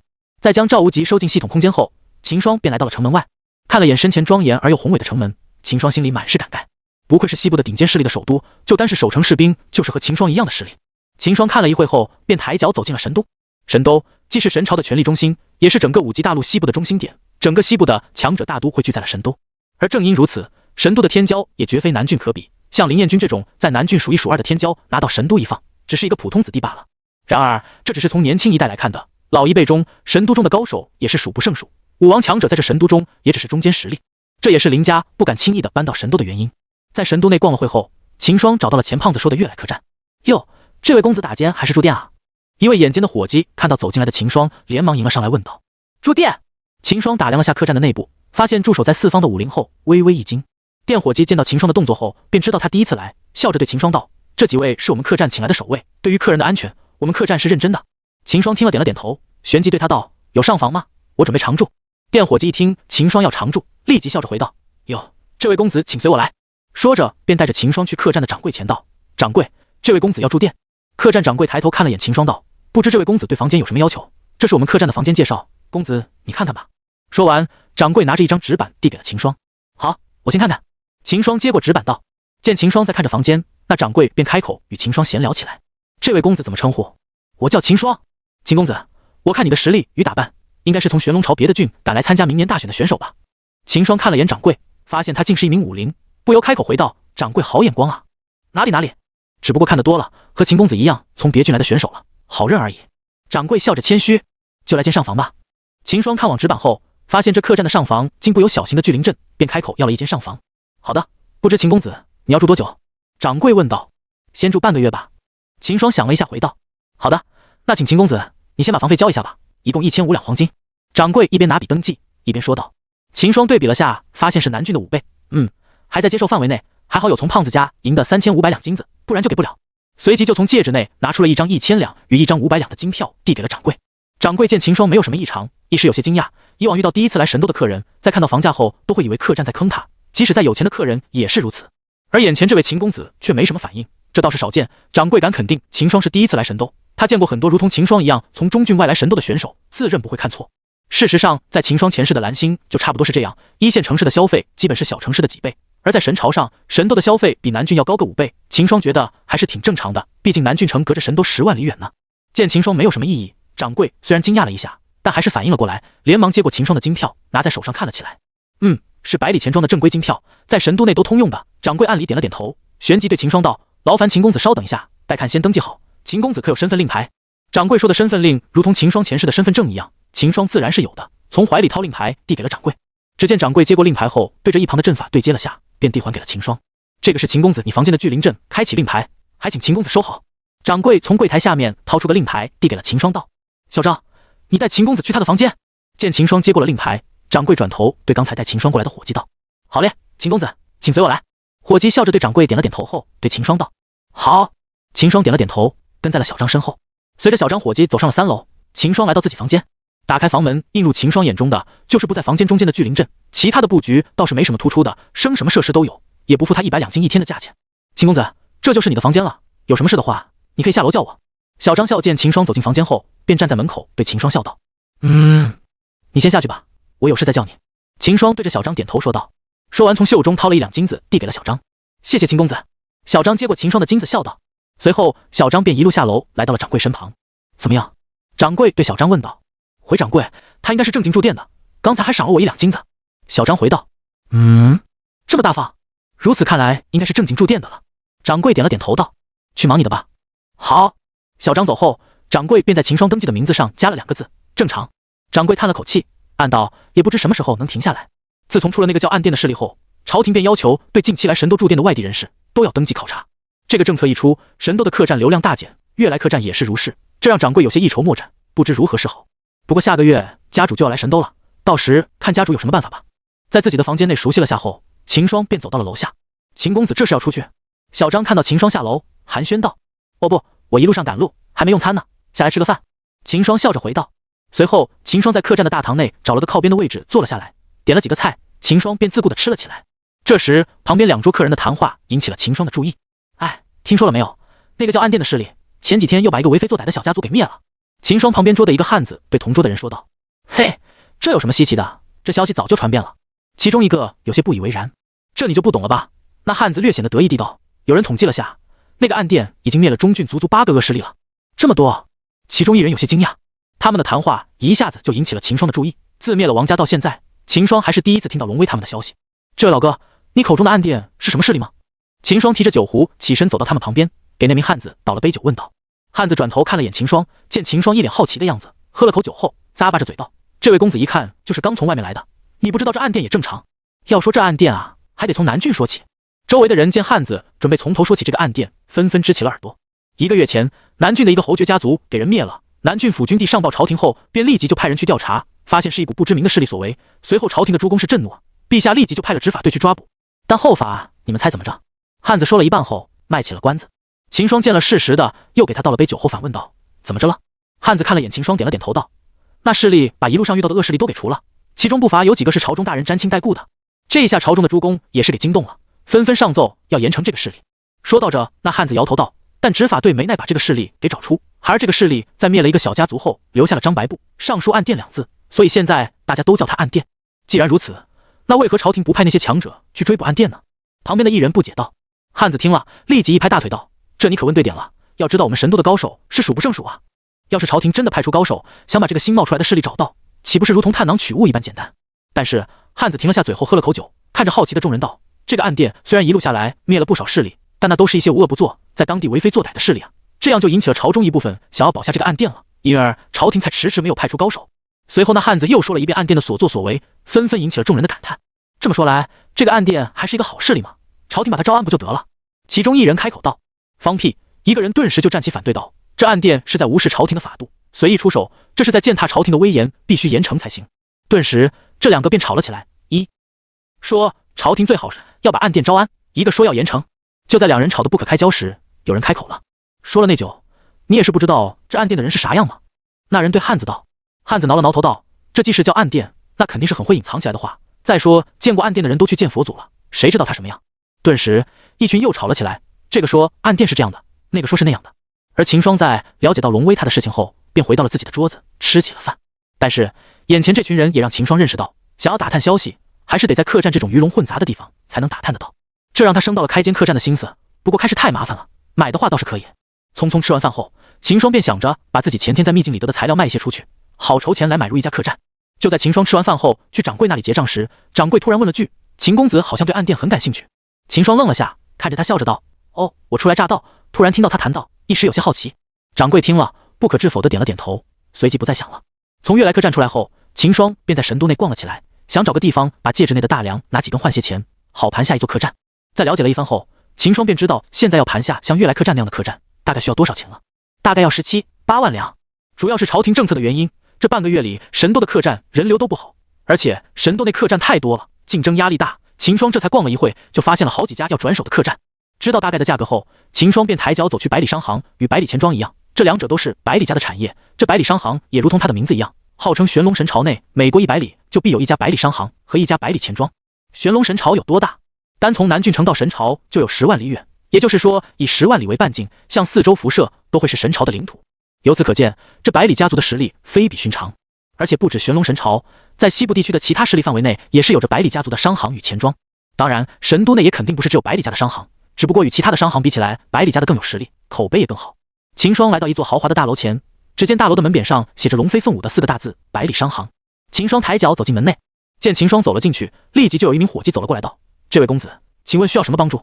我来卖点东西。”秦霜打量了下楼内的装饰，对着伙计道：“我来卖点东西。”店伙计听到秦霜是来卖东西的，便开口道：“那请公子随我到3楼。”说着就走在了前面，带着秦霜走到3楼的一个房间里。“请公子坐下稍等一会，商行的鉴定师很快就到。”店伙计说完就下去了。秦霜坐下后，不一会就有带女端茶上来了。秦霜喝了口茶，顿时有一股灵气从秦霜的口中散开。灵茶！秦霜惊了，这百里商行还真是财大气粗啊！没过多久，一个小老头便从门帘后走了出来。小老头坐下后，便对秦霜拱手道：“在下姓杨，天为商行的鉴定师，不知公子要卖神物品？”秦霜回了下礼后，看了下房间的大小，从戒指内带出一根半截的柱子，放到了地上。砰！随着柱子放下，房间里的人感到脚下一震。麻烦杨老看下它价值几何？秦霜指着脚下的半截大柱道。这时杨老看了眼大柱后，顿时擦了擦眼睛道：“这难道是岩阳石？怎么如此之大？”杨老连忙小步向前细看，有些不相信的他，还上手摸着感受了下，感到一丝温热从柱身上传来，杨这下才相信了，真是岩阳石，王品材料，而且看眼前这个的品质还不低。杨又反复的看了几回后，便起身对秦霜问道：“公子，你真的要出售这块岩阳石？若是的话，我可以作价5000两黄金买下。”秦霜听了后摇了摇头道：“太低了。”在杨老出口说是岩阳石后，他就知道柱子是什么材料了。毕竟没见过猪跑，还没吃过猪肉嘛。岩阳石他也知道是一盒比较稀有的王品材料，在王品兵器中，用岩阳石打造的兵器要比其他材料打的兵器硬很多。这也是秦霜之前用破晓砍大柱时，大柱勃发无伤，反而破晓有了豁口的原因了。之前是秦霜没认出来，现在听了杨老说后，他就知道了。岩阳石的价格，秦霜也知道，在南郡都要卖到100两金一斤。虽说秦霜这是卖给商行，价格会比市面低点，但这也点低的太多了。秦霜这块起码有100斤，但这杨老却只给了5000了，这足足给砍了一半，这秦霜就接受不了。公子这不少了，你这块岩阳石都不足以打造一把大型兵器，价格上是会低点的。若你能出售更多的话，我可以给你提到70两金美金。杨老对着秦霜道。秦霜听了回道：“我也没说我只有这点啊，主要是你这房间放不下。”杨老听后顿时惊了，这房间放不下？难道此人有很多岩阳石？杨老是由此不相信的，这岩阳石又不是大街上的青砖，哪来那么多在私人手上？要知道，神朝最大的岩阳石矿还是掌握在了另一家与百里家对立的家族手中，这也导致了百里商行只少有岩阳石出售。像秦霜这样来出售岩阳石的还是很少的。公子手上有多少岩阳石？杨老急着问道。秦霜摸了摸下巴，看了眼脚边岩阳石的大小，说道：“大概有个1万斤左右吧。”什么1万斤？杨老听了一时惊叫了起来。其实秦霜是说少了的，1万斤也就是10根大柱而已，地上的那节也只是1根大柱的1/10。要知道，秦霜可是把整个剑宗的大柱都拆下来了，现在他手里少说也有100万斤。但杨老他不知道啊，就只是1万斤就把他惊到了。秦公子稍等，我去请我们掌柜来和公子细谈。杨老反应过来后，对秦霜一拱手道。秦霜点了点头后，便坐下喝茶等着。没过多久，杨老便带着一位中年男子走了进来。一上来，中年男子便自看介绍道：“百里星见过公子。”秦霜听了也是起身回礼道：“秦霜见过百里掌柜。”武王。秦霜看了眼百里星后，心里一惊，听说公子手中有万斤岩阳石，想要出售。百里星开门见山地道：“没错。”秦霜淡淡道：“公子可否让我们鉴定下？请公子放心，我以百里商行的名誉保证，绝不贪图公子的所有物品，并且对公子的身份信息保密。”百里星说道：“这里地方恐怕不够吧？”秦霜环顾了下房间道。百里星听了愣了下，明白秦霜的意思后，立即就反应过来道：“感谢秦公子对百里商行的信任，请随我来。”秦霜听了，将地上的岩阳石收进戒指后，便跟着百里星走下了楼。不久后，秦霜便跟着百里星与杨老来到了商行大楼的后院。秦霜看了眼空旷的后院，心里顿时打定主意，自己买的客栈一定要有个大的后院才行。随后，秦霜从戒指内将10根大柱拿了出来，砰砰砰，10声闷响响起，原本空旷的后院顿时就多了10根大柱堆在地上。百里星顿时震惊了，真的有这么多岩阳石？百里星看着这些大柱，觉得有些奇怪，怎么这岩阳石都是大柱状的？但他也不细究，对着杨老点了点头。杨老立即就上前查看起来，在10根柱子间反复看了看后，杨老又上手摸着感受了一会，熟悉的温热感传到了他手上，的确是岩阳石。杨老瞬间就确定了，起身回到百里星身旁，对着他点了点头。百里星见杨老点头，他便知道这些岩阳石是真的了。作为商行的鉴定师，杨老还是信得过的。沉思了一会，百里星转头对秦霜说道：“秦公子，这些岩阳石我作价80万两金买下如何？”秦霜听了有些诧异，他心里的理想价也才75两金美金，没想到百里星直接给他加到了80两金美金。秦霜当即就答应了下来。随后，秦霜与百里星签订了契约后，便拿到了百里星给的80万两金票。秦霜也不怕百里星坑他，毕竟也才80万两金的交易，以百里商行的体量，80万两也只不是他在中郡一天的交易量而已，并不值得百里星拼着百里商行的信誉去下黑手。在秦霜离开了百里商行后，百里星走到了后院的一间房子前，敲了下门。进！一个慵懒的声音传了出来。百里星听到后，推门走了进去。只见一名眉淡如烟、米颜腻里的妖娆女子正慵懒地半倚在桌前。什么事？说吧。女子的慵懒的声音传来。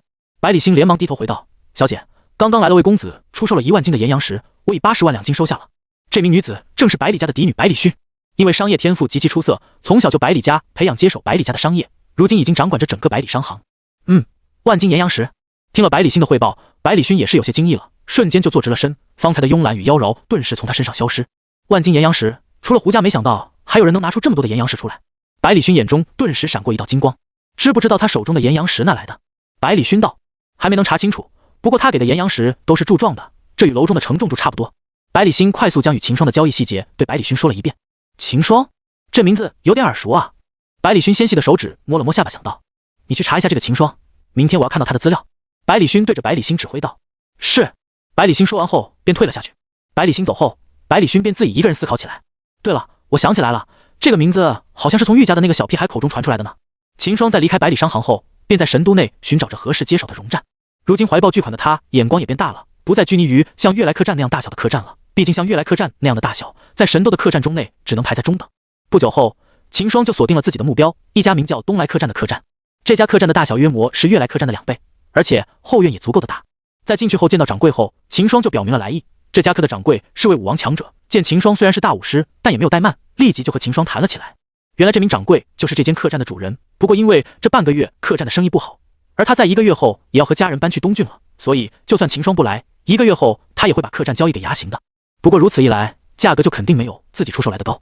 现在他见秦霜有意盘下客栈，立即就和秦霜谈起来了。不知掌柜，你想要在什么价位把这家客栈出售？秦霜喝了口店伙计端上的茶后问道。这个，我心里的价位是35万2金。这名武王掌柜道。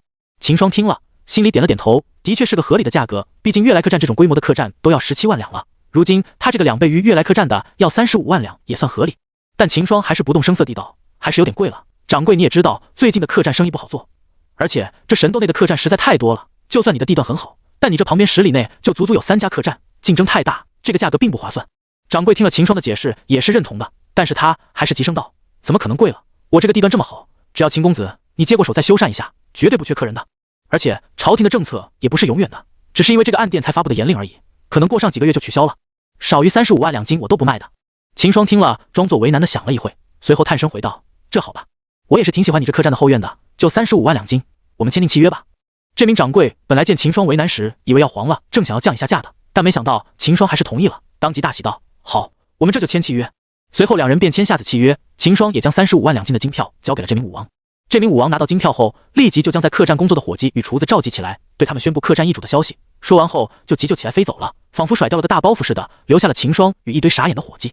这些伙计也是不明所以，自己在客栈内干得好好的，没想到客栈突然就易主了，一时都不知怎么办才好。秦霜看了眼这些伙计与厨子，松了松嗓子后对他们大声道，各位，我叫秦霜，就在刚才我从你们的掌柜手中买过了这间客栈，从现在开始这间客栈就属于我的了。你们要是想要继在这做下去的话，也可以，不过有1个月的考核期，在接下来的1个月内考核过的话就可以继续在这工作，要是没过的话那就不好意思了。不过你们放心，只要你们认真完成自己的工作任务的话，考核是一定会过的。那么现在不想继续做下去的人可以离开了。过一会，秦霜见没人离开，便大声道，很好，既然你们愿意留下工作，那我也不能小气，从现在开始你们的工钱提升为之前的2倍。这下秦霜对面的伙计们激动，2倍的工钱在这神都中也就高工钱了，纷纷朝秦霜谢道，谢过掌柜。秦霜听了摆了摆手道，叫我公子就好，我不是掌柜，你们的掌柜另有其人。说完，秦霜便把赵无极召了出来，对他道，无极，你以后就是这个客栈的掌柜了。是，公子。赵无极拱手道。这些伙计看着突然出现的赵无极后，也是朝赵无极道，见过掌柜。赵无极听了也是很快就进入了角色，摆了摆手道，不用多礼，以后好好工作便好。对了，你们去通知一下客栈的客人，就说今天客栈要修缮，让客人体谅一下，今天的房费就免了。秦霜对着伙计说道。是。这些伙计应了声后便退下去了。对于客栈的规划，秦霜已经有了想法，交代了下赵无极今天暂时不要接受新客后，秦霜就立即前往了衙行，找到了一支施工队。在都是武士的施工队全力赶工下，仅1天客栈便焕然一新。1天过去后，原本的东来客栈已经焕然一新，现在已经改名成了天然居。这是秦霜前世看到的一个小故事，如今他搬到了这个世界上。只见天然居的大门2侧多了一副对联，客上天然居，居然天上客，10个龙飞凤舞的大字写在了门的2侧。这可是在秦霜的超能力下的改变。秦霜咋天一去到衙行，便要求找了个全是武者的施工队。在秦霜的超能下，衙行很快就给秦霜安排好了。一事不费二主的秦霜也在衙行内找齐了材料，同时出了5000两金，找了个书法大师写了门匾与对联。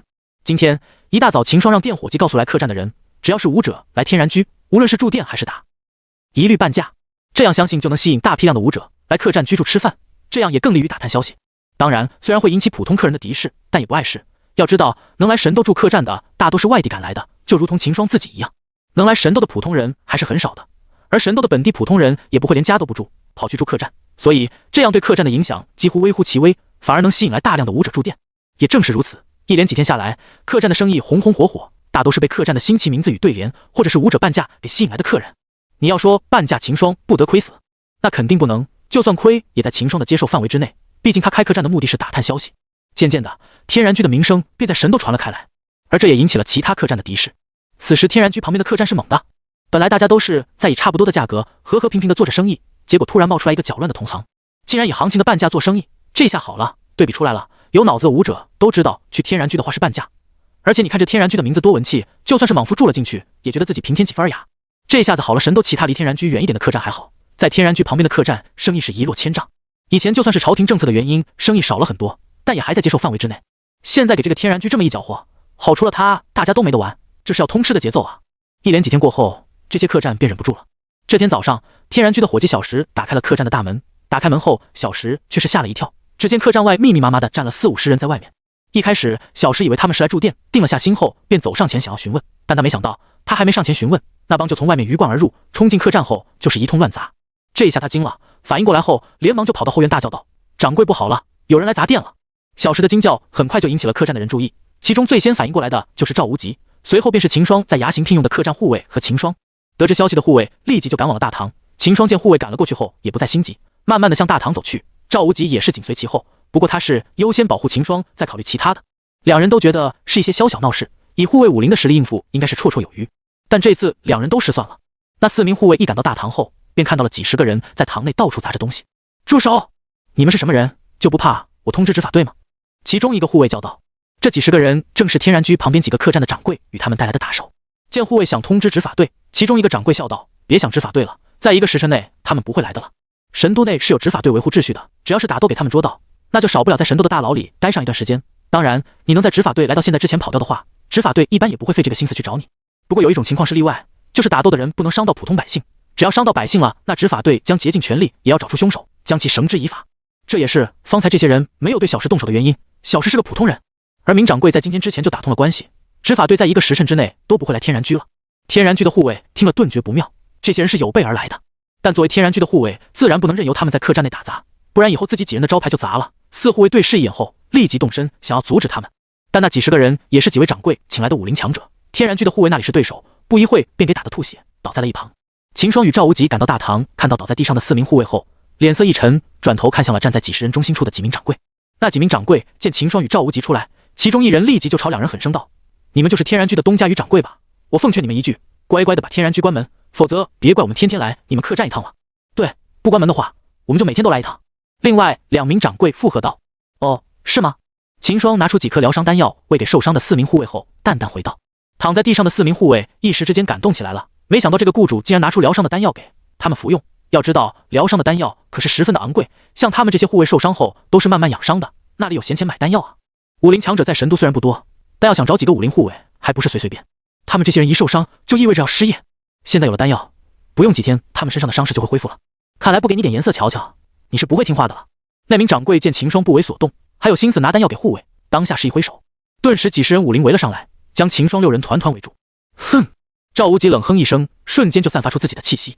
轰！庞大的气息让几名掌柜与几十名武林瞬间色变。武皇！几名掌柜顿时惊叫起来。随着赵无极气息的爆发出来，那几名掌柜惊叫一声后，慌乱的不知如何好了。他们做梦也没想到，这天然居的掌柜竟是武皇强者。要知道，就算在神都，武皇强也是很少见的，大多数还是武王与武林。这突然冒出来的天然居，竟然有着武皇实力的人当掌柜，要是早知道的话，给他们3个胆也不敢来找茬啊！最难受的还是那几十名武林，本来以为这是一趟轻轻松松的着事，没想到竟为此得罪了一位武皇，这下惨了。看着他们惊慌失措的样子，赵无极冷笑一下，抬起了右手。不，你不能动我们，就算你是武皇执法队，也一样会把你抓拿的。其中一名掌柜惊叫着大声道。秦霜听到后却是笑了，执法队不是在1个时辰不会来吗？你放心。几名掌柜听到后顿时反应过来，对啊，因为自己几人的关系，执法暂时不会过来了。想到这，几人的脸色更加难看了，这下自己几人可是自食苦果了。只见赵无极双手虚空一抓，劲气便带着大堂内几十名武林和几名掌柜飞到了大街上。噗！几十名武林与几名掌柜皆是大吐一口血。秦霜走到这些人面前，淡淡开口道：“小惩大戒一番，这次就先放过你们了。有时间还不如琢磨下如何改变自己客栈的生意，下次再来的话就不是这么简单了。”由于的确是自己的客栈扰乱市场在先，秦霜也没对他们大过分，只是让赵无极惩戒了一番。几名掌柜听，立即就带着手下灰溜溜的走了。随后秦霜便回到客栈内，对4名受伤的护卫道：“这几天你们就先把伤养好了再来客栈吧，你们养伤的这些天工钱一样算的。”随着时间来到中午，天然居此时又是宾客盈门，而早上发生在天居的事也渐渐的传了开来。早上执法队来天然居的一幕被很多人看到了。执法队是在那几名掌柜离开了半个时辰后才来的天然居，毕竟法还是要值的，虽然收了好处要晚来，但还是要来的。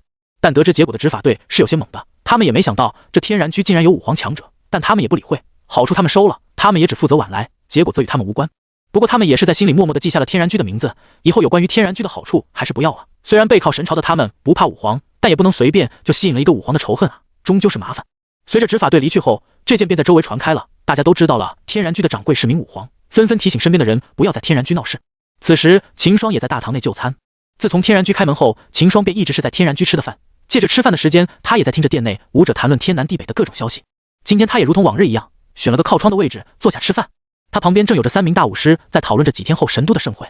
哎，你们得到消息了没有？据说今年的盛会将在3天后在西城区举办。其中的一个壮汉对着他身边的2人道：真的？你什么时候得到的消息？不是说要在1个月后吗？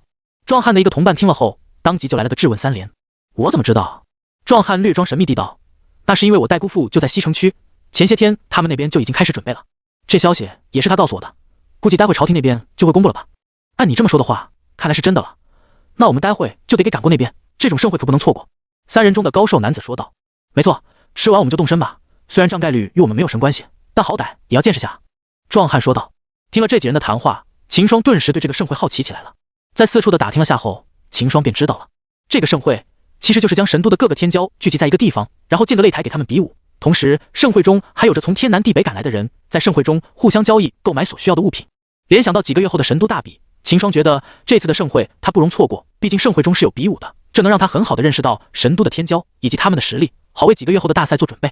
下定决心的秦霜当即决定明天就前往。盛会的西城区正好是秦霜租房的悦来客栈所在的片区，正好秦霜在悦来客栈的房间也没有退，明天再去也不怕因为去的晚找不到客栈落脚。而与此同时，百里商行的后院，百里勋又恢复了他的慵懒，靠在了椅子上，他纤细的小手里正拿着秦霜的资料。在他吩咐百里星找秦霜的资料后，百里星便动用了百里商行的实力，用了几天的时间就把秦霜的详细资料送到了百里勋的手中。秦霜，南郡大选的头名吗？百里勋看了眼手里的资料后有惊讶道。在详细的看了一遍秦霜的资料后，他就惊了。仅1个月就从武者晋级到了大武士后期，还打败了玉家那个长不大的小魔王，取得了南郡大选的头名，如今更是拿出了万金的岩阳石。秦霜这犹如咸鱼翻身般的事迹，在百里勋看来和奇迹没什么区别。满遍的资料上就只写了4个大字：我是奇迹。神奇的晋级速度、越级打败对手的速度，以及如今他身边莫名出现的武皇强者，这勾起了百里勋的好奇。先不论前2个那么离谱的了，就单是武皇强者说，这武皇强者又不是街上的大白菜，哪来那么多？更不用说在南郡这个只有谢风明面上是武皇的地方了。有意思。百里勋小手勾了勾下巴，嘴角微笑着难道。翌日，天然居。一早醒来，秦霜在洗漱一番后，便准备动身前往西城区参加盛会了。随手把龙阳召唤出来，秦霜对他道：你先去与龙威会合，让他与暗殿这段时间不要再去挑拨神朝的神经了，先隐藏起来，神朝的实力还不是我们能对付的，而且也没有必要去与神朝作对。是。龙阳拱手道。说完就闪身离开了天然居。在龙阳走后，秦霜也起身前往西城区。半个时辰后，秦霜站在了悦来客栈大门前。咦，秦公子你回来了。店伙计小张看到秦霜有些惊讶。这个秦公子自从订房的那天在客栈内住，后来的几天就不见了人影，要不是他已经给了钱，客栈早就把房清了。一旁的掌柜看了秦霜后，也是把秦霜认出来了。毕竟天然居的这几天闹得轰轰烈烈的，虽然悦来客栈在西城区，天然居影响不了自己的生意，但必要的关注还是要给的。几天前，掌柜得知天然居背后的老板是秦霜时，他不是有点懵的，前脚秦霜还在自己客栈订呢，没2天人家就自己开了家客栈。现在见到秦霜后，他才想起秦霜在自己的客栈还订有房间。秦公子是来退房间的？掌柜向秦霜问道。哦，不是，我是来看一下明天的盛会的。秦霜笑道。掌柜这下反应过来了，以秦霜的实力和年龄，也的确可以说是天骄了。先前在他知道秦霜是天然居的老板后，一直把他摆在自己的同行的位置上，现在听秦霜说要去盛会后，他才反应过来，这秦霜原本来神斗的目的是参加明天的大选啊。哦，瞧我这记性，秦公子你可是明天的大赛选手，我还差点给忘记了。掌柜拍了下额头笑道。秦霜看着掌柜的动作，笑了笑，向掌柜打探消息道：不知掌柜可否知道盛会中有什么要注意的地方？掌柜见秦霜问起，一时间也来了兴趣，兴致勃勃地对秦霜道：要说这盛会啊，也没有要特别注意的，不过有一点不知道，秦公子你知道没有？那就是神都的天地人3榜。天地人3榜？秦霜一时间有些疑惑，毕竟他到神都也没几天，这几天都在忙天然居的事情，根本没有空闲去打探这些消息。就算这次盛会也是从客栈的客人中听到才过来的。见秦霜疑惑，掌便知道秦霜不清楚了，便向他解释道：这天地人3榜是由天机阁定下的，3榜中收集了300名神都的天才，天机阁会每一个更新一次榜单，但基本上都是地榜和人榜的人在浮动，而天榜一向是少有更变的。这300名人可以说是神都年轻一代中的顶尖的那一撮了。哦，那上榜的条件是什么？秦霜好奇地问道。很简单，把已经地榜的人击败，就可以上榜了。掌柜快速回道。天地人3榜？秦霜顿时好奇起来，不知以自己的实力可以排到几位呢？见秦霜若有所思，掌柜便知道秦霜在想什么了，必然是想着自己在榜中能排到几名了。但以掌柜的眼光，他也不清楚秦霜能排到多少，毕竟锦人榜的最后1名就是大武士中期了。而且对于上榜的人，你不能用掌人的目光去看，表面上他们的实力是大武师，但天榜的前30名，那个不是都有着打武魂强者的战绩？秦公子，明天的盛会上就有提供擂台，到时候秦公子可以上去试一下，看能排到第几。掌柜对着还在沉思的秦霜道。秦霜听了，立即就反应过来了，对啊，排第几，自己明天上去一打不就知道了。老实说，秦霜现在对自己实力的上限再也不知道，正好明天打过后就可以知道了。对了，我差点忘记提醒公子了，在盛会中是不能私下动手的，这几天执法队的人会一直都在，要想结算恩怨的话，只能上擂台。掌柜对着秦霜提醒道。在下知道了，谢谢掌柜的提醒。秦霜拱手对掌柜谢道。小事小事，盛会每年都举办，这些事在神都中基本上大多人都知道的，只不过秦公子初来乍到，不清楚而已，随便找个人一问，秦公子你就知道了。我也没帮上你多少。掌柜笑着摆手道，这个是上个月天机阁新出的榜单，正好我也不没用，秦霜拿去看吧，反正也不值几个钱。掌柜说完，掏出了一本小书递给了秦霜道。如此，秦霜便谢过掌柜了。秦霜也不推迟，把小书接了过来。随后秦霜便回到了自己在客栈的房间，将这个榜单看了一遍后，秦霜发现锦人榜的最后一名就是大武师中期，而且有过打败从外郡来的大武师后期的战绩，就这人实力上就比秦霜在南郡碰到的林彦君高出不止一截。果然神斗的年轻一代的实力不是神朝其他郡的要比的，就如同秦霜与林彦君修炼着地级功法莽枯经的秦霜能无伤的把林彦君击败。虽然秦霜不知道林家的功法是什么，但想来也不会太高阶，从林彦君拉胯的实力表现就可以看出来。而神斗的顶级势力被外面所知的就没有是低于地级的，这怎么比？起跑线上神朝的其他郡就输给了神都，就算是秦霜的莽枯经也只是与神都的平均水平持平而已。不过与别人不同的是，秦霜他有斗诀，和他服用过万年寒玉髓，这是别人没有的。秦霜盘腿坐在房内，心里暗想起来，明天盛会就开始了，到时自己就可以在擂台上测试下自己的实力，不知道以自己单挑了林家一群武魂强者的实力能不能排上天榜前20，也不知道大师姐来到神都了没有，以大师姐的实力想要进入天榜应该不是问题。严格来说，柳若云与玉仙儿都算是神都的年轻一代，毕竟两人都是神都人，只不过不知为何跑到了南郡虐菜而已。说起来，秦霜来到神都也快半个月了，这半个月因为他都没有怎么修炼，修为一直停留在大武师后期。如今天然居的事弄好了，接下来自己也该认真的把实力提升上去了。秦霜暗想，当即秦霜不再多想，沉下心思修炼起来。一天过去，秦霜退出修炼状态，睁开双眼，秦霜站起身，伸了个懒腰，啪啦啪啦，一股炒豆子的声音瞬间响起。盛会今天就开启了。秦霜下楼吃了个早饭，便准备出去看下这个神都1年1度的盛会。一旁的掌柜看着秦霜的背影，也是有些佩服。据他所知，这位秦公子自从咋天早上进了房间后，便一起在里面修炼到了今天早上。这么刻苦修炼的掌柜也没见过几个，他见得最多的是刚来到神都便沉沦在了神都的繁华与灯红酒绿中的外来年轻武者。而这种外郡来的天骄，最后也会泯然众人。当然也有的是在见识到神都天骄的实力后一蹶不振的天才，真正能在神都的天地人3榜中取得一席之地的外郡天骄，还是有之又少。不一会，秦霜便来了西城区的盛会现场。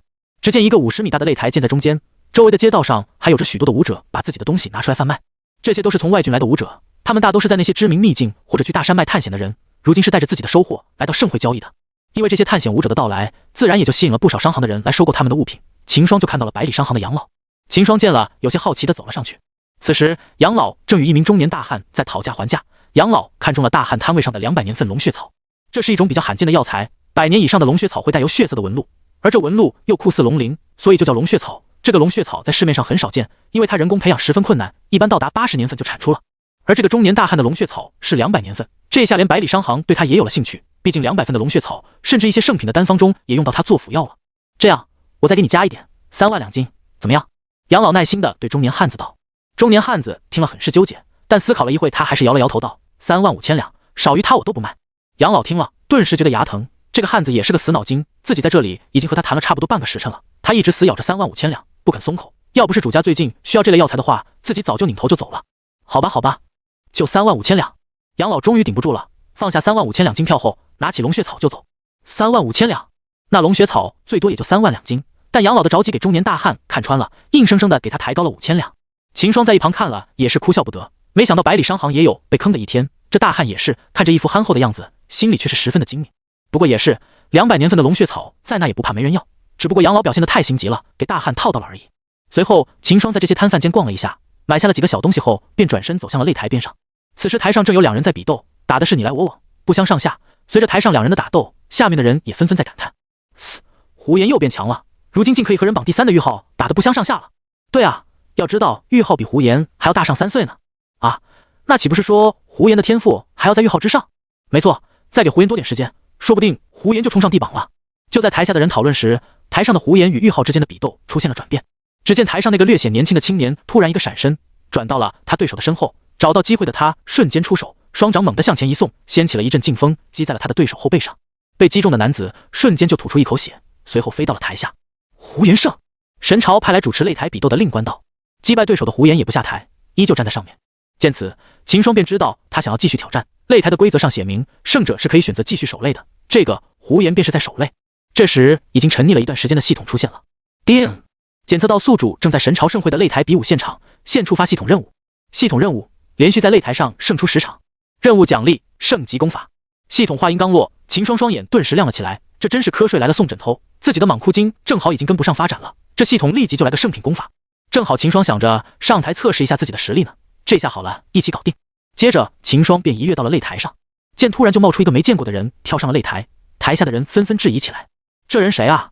不知道胡延打败了人榜第3，现在是新的人榜第3了吗？还敢上台？一人当即就嘲讽起来：没见过，估计是从别的郡来的吧，有点不知天高地厚了。有人接话道：这样不好吗？正好让他认清自己的实力。一人嗤笑道：在下秦霜，见过胡公子。秦霜自我介绍道。胡延没有理会台下那些人的话，十分有礼的拱手回道：胡延见过秦公子。自己的内心告诉自己，对每个对手都要全力以赴。比武开始。见两人打过招呼后，令官也是下令了。咣！秦霜拿出去了自己的破晓，虽然破晓已经伤痕累累了，但并不影响使用，毕竟赤龙是灵气，不好拿出来使用。而台下的人看到秦霜的破晓后，更是大笑起来。哈哈，这小子不会是从那个小地方出来的吧？这破刀也拿出来用？就是，就他这破刀上的豁口，我伸手给他也未割得动。这人话落，引起了更多的人大笑起来。他们仿佛已经看到那无名小子被胡延打下擂台的惨样了。对于台下的大笑，秦霜也不以为然，只要自己打出成绩，他们自然就笑不出来了。砰！秦霜脚下一登舞台，立即就扛着破晓冲向胡延。胡延看着秦霜脚下踩出了小坑，惊得瞳孔一缩，这人好强。不敢大意的他立即拿出了自己的兵器，一把长剑防御起来。台下的人看着胡延的动作，有些想不明白了。要知道，刚才他打玉号都没有用出武器。然而接下来的一幕彻底震惊了众人。只见秦霜双手握着破晓，对着胡延就是一拍。砰！胡延的身体与秦霜的长刀接触后，猛地爆飞到了台下。瞬间，全场鸦雀无声。秦霜胜！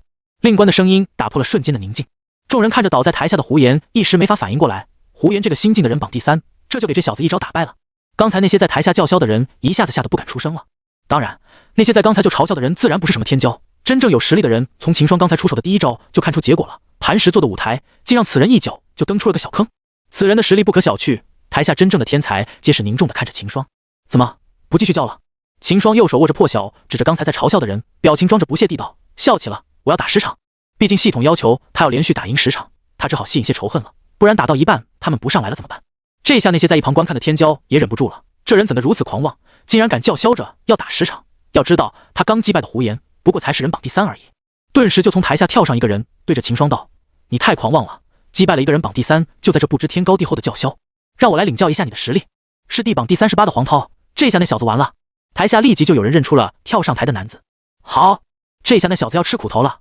黄涛可是有着以大武士后期的修为，越级打赢武魂前期的战绩的，这次我看他怎么办。哦，就怕你领教不了我几招啊。秦霜对着黄涛道。比武开始。随着令官下令，秦霜立即故技重施，扛着破晓，脚下一蹬，飞身朝黄涛杀去。哼，还真以为可以一招先吃遍天啊。黄涛冷哼一声，拔出自己的大刀，也朝秦霜杀去。当，两人的刀相撞在了起，黄涛被击退的一连10几步才停下来。怎么可能？黄涛有些惊骇地看着秦霜，这力道怎会如此之大？黄涛握刀的右手虎口已经裂开，这一点是黄涛太想当然了。他以为自己完全可以和秦霜对拼，但他没想到的是，秦霜的破晓很重。刚开始还是灵品石破晓就有128斤了，如今被金龙宗重新打造成王品的破，足足有512斤。如此重的破晓，即使秦霜也要扛着他才好出招。台下众人也是看到了黄涛的劣势，皆是擦了擦眼睛，竟然连地榜第38的黄涛也不是他的对手。这个人从哪里冒出来的？怎么没听说过？不行，不能这么轻松的就让那小子赢了。黄涛定了定心后，立即双手握刀，继续杀向了秦霜。秦霜见状也是毫不含糊，施展金龙宗的斩龙刀法，迎了上去。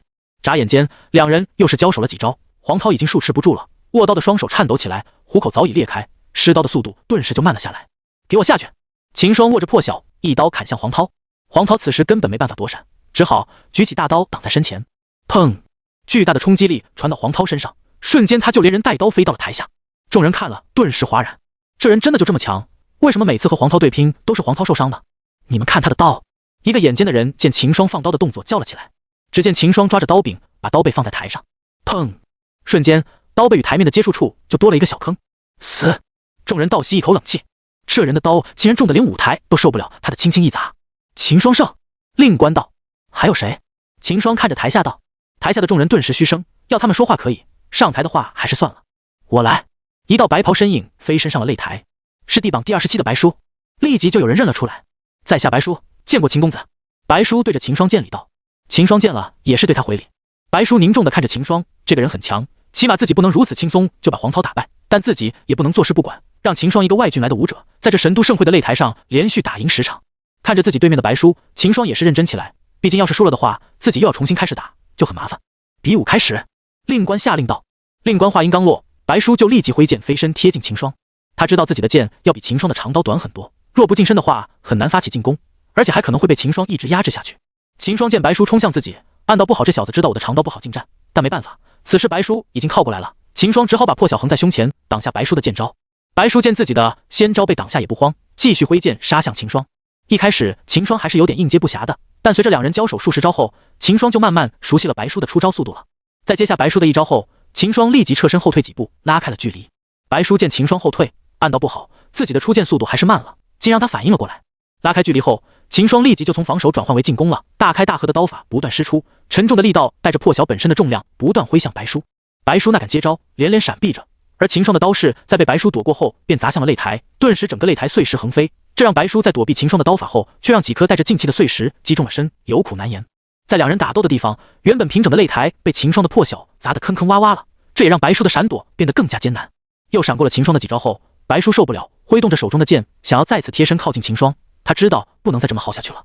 见白叔想要靠近自己出招，秦双那会让他如愿，趁他不备，完本已经挥出的一刀顿时转向，杀向了白叔。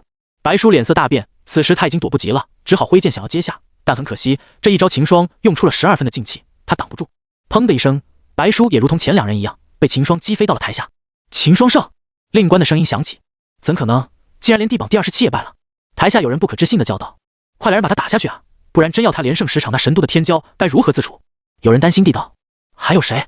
秦双挥刀指向台下，一时之间竟没人敢上台，毕竟连白叔都不能让他受伤，贸然上去再输给他的话，岂不是成全了他的联营？过了好一会，见秦双还是站在台上，众人便知道他是真的要打10场了，这下都不淡定了。按照擂台规定，胜者是可以连续守擂的，如果秦双一直待在上面的话，他们也没法，只能上去把他打下来，不然就不能开始新的比斗。要是秦双站一天都没人上去的话，那就笑话了。若大个神都的天骄竟然给一个新人给吓住，这样的消息不用一天就可以传遍整个中郡。渐渐的这秦双在守擂的消息也传了出去，得知消息的天骄纷纷赶来了擂台，毕竟如果再继续让秦双待下去的话，他们的脸上也不好看。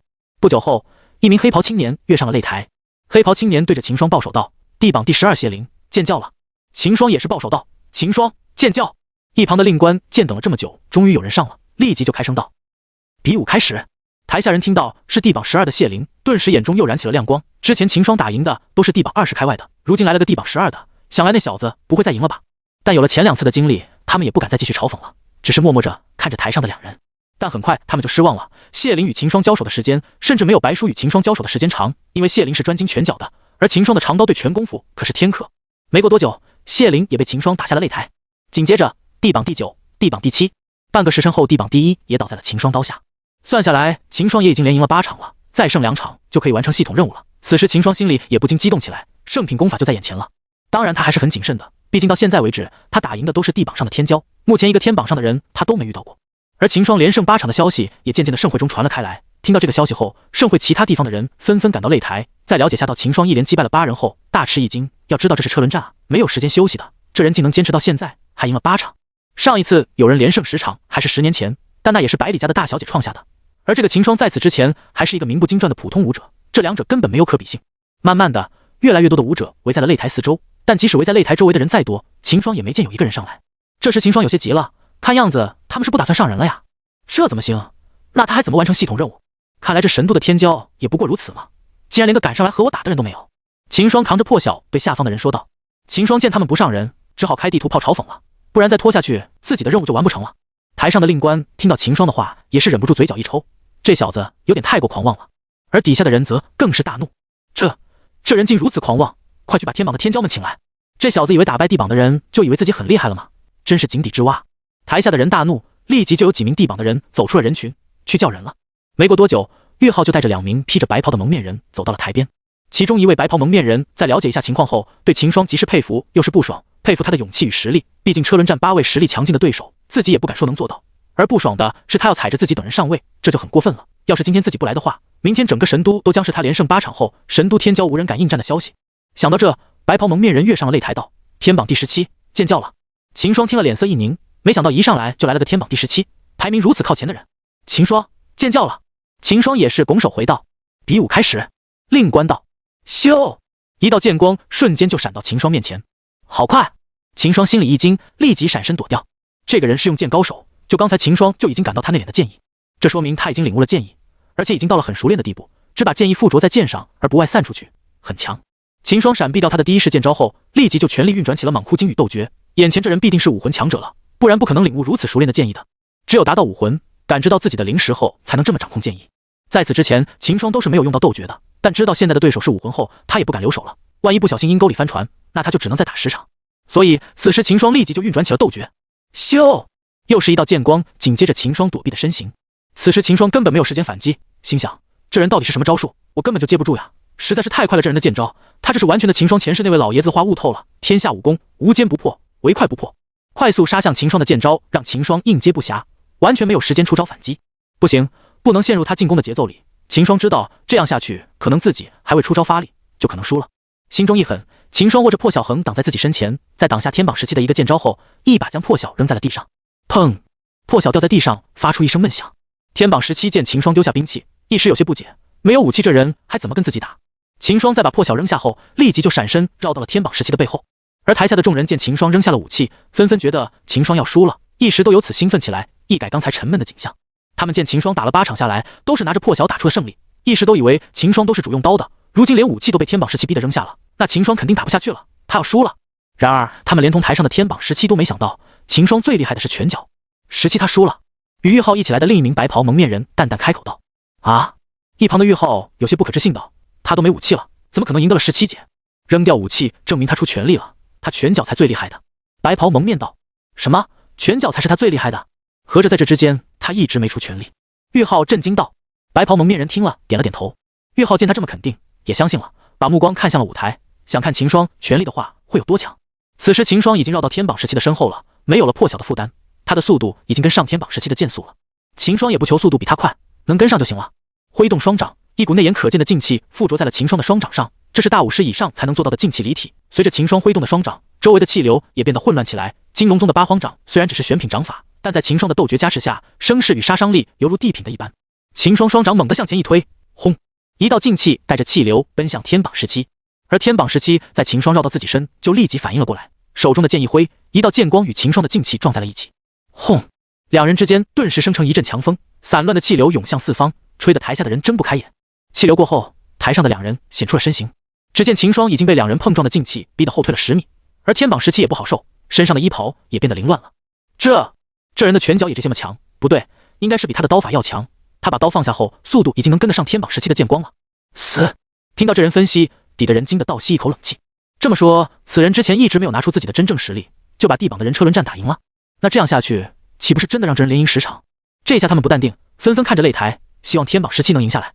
没想到你的拳脚比你的刀法要强，要不是我反应快，这回就让你赢了。天榜17有些惊讶地对秦霜道：“是没办法，你的剑实在是太快了，不用拳脚的话，我根本就跟不上你的速度，那样的话我岂不是等输？”秦霜摊了摊手道：“既然如此，我也不留手了。”天榜17说道。顿时一股冰冷的剑意从他身上爆发开来。秦霜见脸色一变，这剑意怎么这么强，已经在朝道的边缘靠去了，而且他莫名的觉得这剑意挺眼熟的。飞雪！天榜17轻喝一声，顿时一道刺眼的剑光聚集在他的剑上。这是我的最强一招了，你若能接下的话，你便赢了。天榜17举着剑对秦霜说道。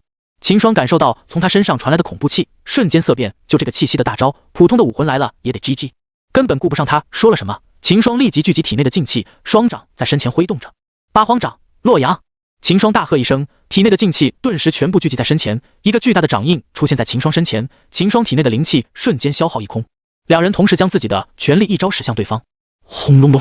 一道惊雷般的声音平地响起，掌印与剑光撞在了一起，顿时一道刺眼的亮光从中心处向四周扩散。台下的人被突然冒出的亮光刺得眼前一白，顿时就失去了舞台上的景象。谁赢了？众人纷纷大喊。随着亮光慢慢消失，舞台上的一切再次映入众人眼里。咻！一道身影从玉浩身边飞到了擂台边，接住了从天上掉下的天榜17。只见秦霜半跪在了擂台上，大口的喘着气。秦霜胜！令官的声音传到了台下。此时底下的人不禁对秦霜升起了一丝佩服，连天榜17也输给了他。虽然看他的状态可能打不下去了，但9联盟的战绩也足以让他自豪了。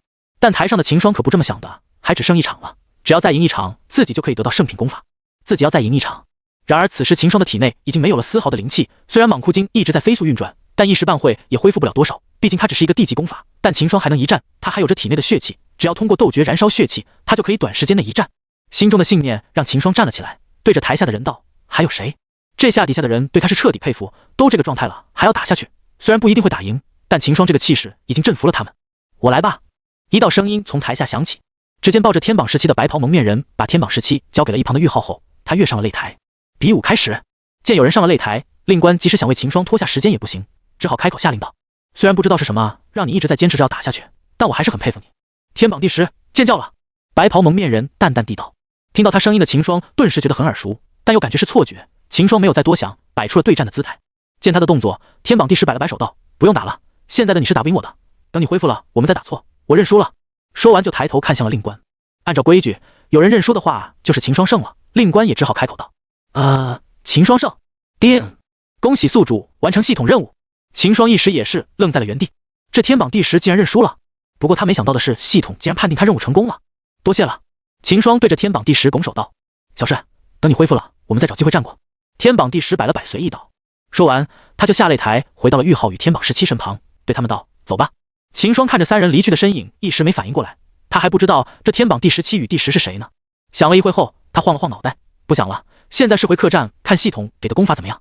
理了理思绪，秦霜跳下擂台，直接就朝天然居回去。悦来客栈人太杂了，还是不太安全。回到天然居的话，有赵无极这位武皇在，秦霜就可以放心的转修系统给的功法。擂台下的人见秦霜终于下台了，不由得都松了口气，纷纷让开了一条通道给秦霜。看着秦霜走远的背影，有人嘀咕了一句：这小子运气真好，竟然让天榜第10认输了，让他得了10连胜。当即就有人反驳了：你行你上，你能运气好到连胜6把都算我输？被反驳的人听了，脸色一红，不敢再说话。秦霜已经用自己的行动赢得了大部分人的尊重。借着蟒窟精刚恢复的一点灵力，秦霜用了1个时辰赶回了天然居。赵无极见秦霜的模样，还以为他被别人追杀了，身上的气息顿时迸发，压抑的气息布满了整个天然居。原本嘈杂的大堂在他的气息下瞬间变得落针可闻。秦霜对着赵无极摆手道：别担心，只是和别人在盛会中比斗了一番。听了秦霜的话后，赵无极这才收起气息。大堂内的人顿时感到身上一松，吐了口气。我现在要去闭关一下，你且看好客栈内的事情，不要让人来打扰我就可以了。秦霜对着赵无极叮嘱道。是。赵无极拱手道。秦霜回到后院的房内，将房门关好后，打开了房内的小型聚灵阵法。盘腿下来，秦霜对着系统道：系统，我已经完成任务了。叮！系统提示：宿主已经完成系统任务，任务奖励已自动存在系统空间，宿主可以随时提取。提取任务奖励。秦霜坚定道。叮！现在开始发放任务奖励。顿时秦霜感到脑袋传来一股重击的感觉，庞大的信息让他一下子是头晕目眩。叮！奖励发放完毕，恭喜宿主获得圣品功法元晶。在缓了一会后，秦霜顿时感到自己脑中多了一股信息。听到了系统的声音后，秦霜心里一喜，圣品功法到手了。快速浏览着脑海中的元晶，看到元晶的介绍后，秦霜一时就愣了。这个元晶的开始品阶只有地级，就是说只要秦霜把元晶的第1层修炼成功，那此时元晶就相当于地级上阶的功法。自此每当秦霜修炼元晶的层数提高1层，元晶的品阶就上升1阶，最高可以叠高9层。秦霜算了下，只要能把元晶修到第9层，那它就相当于神级中阶的功法。秦霜在看完后心里再次狂喜起来，这哪里是圣品的功法呀，这就是神级功法好吧。但秦霜再次细看后就发现没有他想的那么简单了。这个元晶虽然说是可以修成神品，但那也只是理论上而已。这个元晶很吃天赋，在他的介绍上，历史上把它修到最高的也不过是圣品下阶，因而系统才把它判定为圣品功法。秦霜估摸了下，以自己这个被万年寒玉髓改善过的顶尖天赋，最多也就把它修到第6层，也就是圣品中阶。可在对比了下蟒窟精与元晶后，秦霜顿时就不再多想了，这蟒窟精就是给元晶玩虐啊。蟒窟精有的元晶有，甚至比蟒窟精还强，蟒窟精没有的元晶也有，也很强。就比如秦霜能借助蟒窟精生成的血气去运转斗诀吧，元晶也可以。而且随着秦霜的修为提升，现在想要再运转斗诀的话，消耗的血气更多了。而蟒窟精的品阶固定了，生成血气的速度已经跟不上秦霜消耗的速度了。但元晶就不一样了，元晶的品阶是会上升的，只要秦霜现在修成第1层，那血气的消耗就可以慢慢跟上了。秦霜不再多想，立即转修起了元晶。转修功法是非常难受的，因为要一改之前功法的运行路线，按照新功法的运行路线去牵引体内的灵气，一个不小点把路走错了，那就是走火入魔，是会伤及性命的。因此秦霜才要赶回天然居，而不是回悦来客栈。天然居毕竟是自己的地盘，还有着赵无极在。秦霜细心地牵引着灵气在体内的经脉中小心地运行着，有一些不食蟒窟经运行过的经脉，一下子被这些灵气经过，顿时变得酸痛起来。秦霜强忍都痛苦，运行着元经。这时就是有天赋与没天赋的区别了。天赋不好的人，体内经脉狭小，根本运行不了大的灵气。而秦霜的天赋经过万年寒玉髓的提升后，体内的经脉与丹田变得无比之大与坚韧，即使是没有经过蟒窟经淬炼的经脉，也能运转元经所带来的庞大灵气。所以修成元经对秦霜来还是没有实难度的。但秦霜想要一下子就把元经修成，也是不可能的。好歹说也是给系统判定为圣品的功法。怎么样才意味着秦霜把元经第一层修成？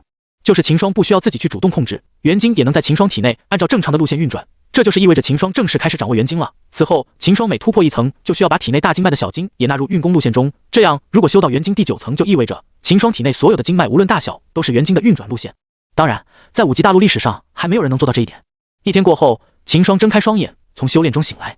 此时秦霜也是有些无奈，这元经的难度有些出乎他意料了。要想把元经第1层修成的话，秦霜就得地身体的各大经脉贯通，如今他也才贯通一半，还有着一些是之前蟒窟经的成果。现在看来，自己要想地元经正式修成，还得要几天的时间才行。伸了个懒腰，秦霜退出了修炼。毕竟修炼这种东西还是要讲究一张一弛，不能一下子就绷得太紧。而且秦霜现在是转修功法的紧要关头，不能太过心急。看了下时间，现在正是吃早饭的时候。秦霜走出房间，准备去客栈大堂吃个早饭，顺便打听一下神都最近的消息。而一天过后，秦霜在盛会连胜10场的消息已经传遍了整个神都。严格来说，秦霜只是连胜了9场，第10场的天榜第10都没有和秦霜开打，只是成全了秦霜的10连胜，认输了。但在规则上，秦霜也是连胜了10场。这一下整个让以往平静的神都犹如一颗石子掉入了水池中，掀起了一阵波澜。神都的武者都在传着秦霜追平了百里勋10年前在盛会上的记录。要知道，在盛会上连胜10场可不是那么简单的，因为你迎接的将是一个比一个强的对手。毕竟没有人会想成为别人成名路上的踏脚石。以往也不是没人要挑战10连胜，但一般都是打到只差2、3场这样子，就会有天榜的大佬出来终结的了。秦霜咋天也是这样，只剩2场时，天榜第17与天榜第10就冒了出来。就连这2个人不出来，也会有天榜上其他的人出来的。只不过其他那些人看到第10与第17出来了，以为可以终结秦霜的连胜了，就没有再赶往盛会而已。只有需要证明自己的人才会去打擂。他们这些已经在天榜上的人，那个不是在诚心修炼，把目光放在突破上，那有什么心思来参加盛会比武这种小事上？要说能引起他们目光的，大概只有明年的大赛或者一些特殊秘境的开启了。所以天榜上的其他见第10和第17去了，也就没有再关注盛会的事。但他们没想到的是，天榜第10竟然在最后一场上主动认输了，成全了那个叫秦霜的成名之路。这也让很多天榜上的人对第10有了意见。虽然你是新升上来的第10，你自己不顾自己的名声可以，但不能拿我们的名声送作他人的垫脚石啊！这不是慷他人之慨吗？不管天榜上其他人怎么想的，神都的普通武者对秦霜那是佩服至极。一天过去，秦霜的名字便传遍了神都，就连朝中的一些大人物也是有所耳闻。而这一切当然也是瞒不过神朝的主人女帝。一座恢宏的宫殿内，神朝女帝正在批阅奏折。这时忽然一道身影闪身进了大殿，跪在了女帝前面。见突然闯进的身影，女帝毫不见怪，挥了挥手，那道身影便起身，将一道纸条放在了女帝桌上。女帝见了，放下手中要批阅的奏章，拿纸条看了起来。看到一半，女帝惊讶地道：咦，这个秦霜从那冒出来的，竟然追平了10年前百里勋的经录，在盛会上取得了10连胜。陛下，这个秦霜正是南郡府君所上报的南郡大选头名。身后的女官连忙答道：南郡大选头名。女帝恢复了她威严的表情道：不错，先记上他一笔，待明年大赛后再看。是。女官应声道。与此同时，百里商行的后院内，百里勋看着手中的消息，眼里闪过莫名的金光。天榜第10，这不是柳家的那个小丫头吗？百里勋微勾着手指道：小翠，去备下车，我们去天然居见下这个秦霜。百里勋对着身后的黛女道：是，小姐。黛女应了下，便走了出去。而秦霜此时正洗完漱来到客栈的大堂，打了碗面，秦霜便在大堂内找了位置。刚坐下，秦霜便听到了旁边客人的讨论。听说了吗？咋天的盛会出来的狠人啊，在擂台上连胜了10场。哎，这谁不知道啊？我听说是天榜第10在最后一场认输了，这才让那人连胜10场的。那也很了不起了，是我上去能赢个2场，我就开心了。听说那个人叫秦霜，就是不知道他长得什么样。这有什么？天机阁一早就把天地人3榜更新了，那个秦霜现在排在了天榜第12位。死！听到最后这人说的话，旁边的人大吸一口凉气。天榜12，这人竟从默默无闻一下子排到了天榜12，真是我辈楷模呀。有一人叹道：你们有谁咋天是在盛会的？来说一下那个秦霜长什么样？有人好奇道：我当时就在现场，那个秦霜是身穿白袍，剑眉星眸，可真算得上是英俊潇洒了。而且最让人难以忘怀的是他的气势，实在是难以形容。就好像这名男子正摇头晃脑地谈说着他在盛会的见闻，正说到一半，他看到了一旁正在吃面的秦霜，顿时就语塞了。这是秦霜？他怎么也在天然居？这人一时有些愣住了。旁边的人见他看着秦霜发愣，不由得把目光看向了秦霜。没有见过秦霜的他们并没认出，见只是一名吃面的男子后，便收回了目光，对着那人催促道：“好像什么？快说啊，尽吊胃口。”那人咽了咽口水，看着秦霜，声音有些颤抖地道：“就好像那位吃面的公子一样。”吃面的公子。众人又把目光看向了秦霜。一旁的秦霜也是听到了那人的话，他没想到这才一天过去，自己在神都就这么有名了，连吃个面也给人认了出来。秦霜放下筷子，转头看向了被众人围在中间的男子。这人见秦霜看向自己，吞了下口水，随即走到秦霜面前行礼道：“在下见过秦公子，还请秦公子见谅。”秦霜也是起身回礼道：“没事，秦某也没什么见不得人的，你们随意就好。”说完，秦霜就继续吃起了自己的面。那人见秦霜没有讥笑，顿时松了口气，转身回到众人之间。此时在一旁围观的众人已经惊得说不出话了，没想到他们刚才一直在谈论的秦霜就在自己等人旁边。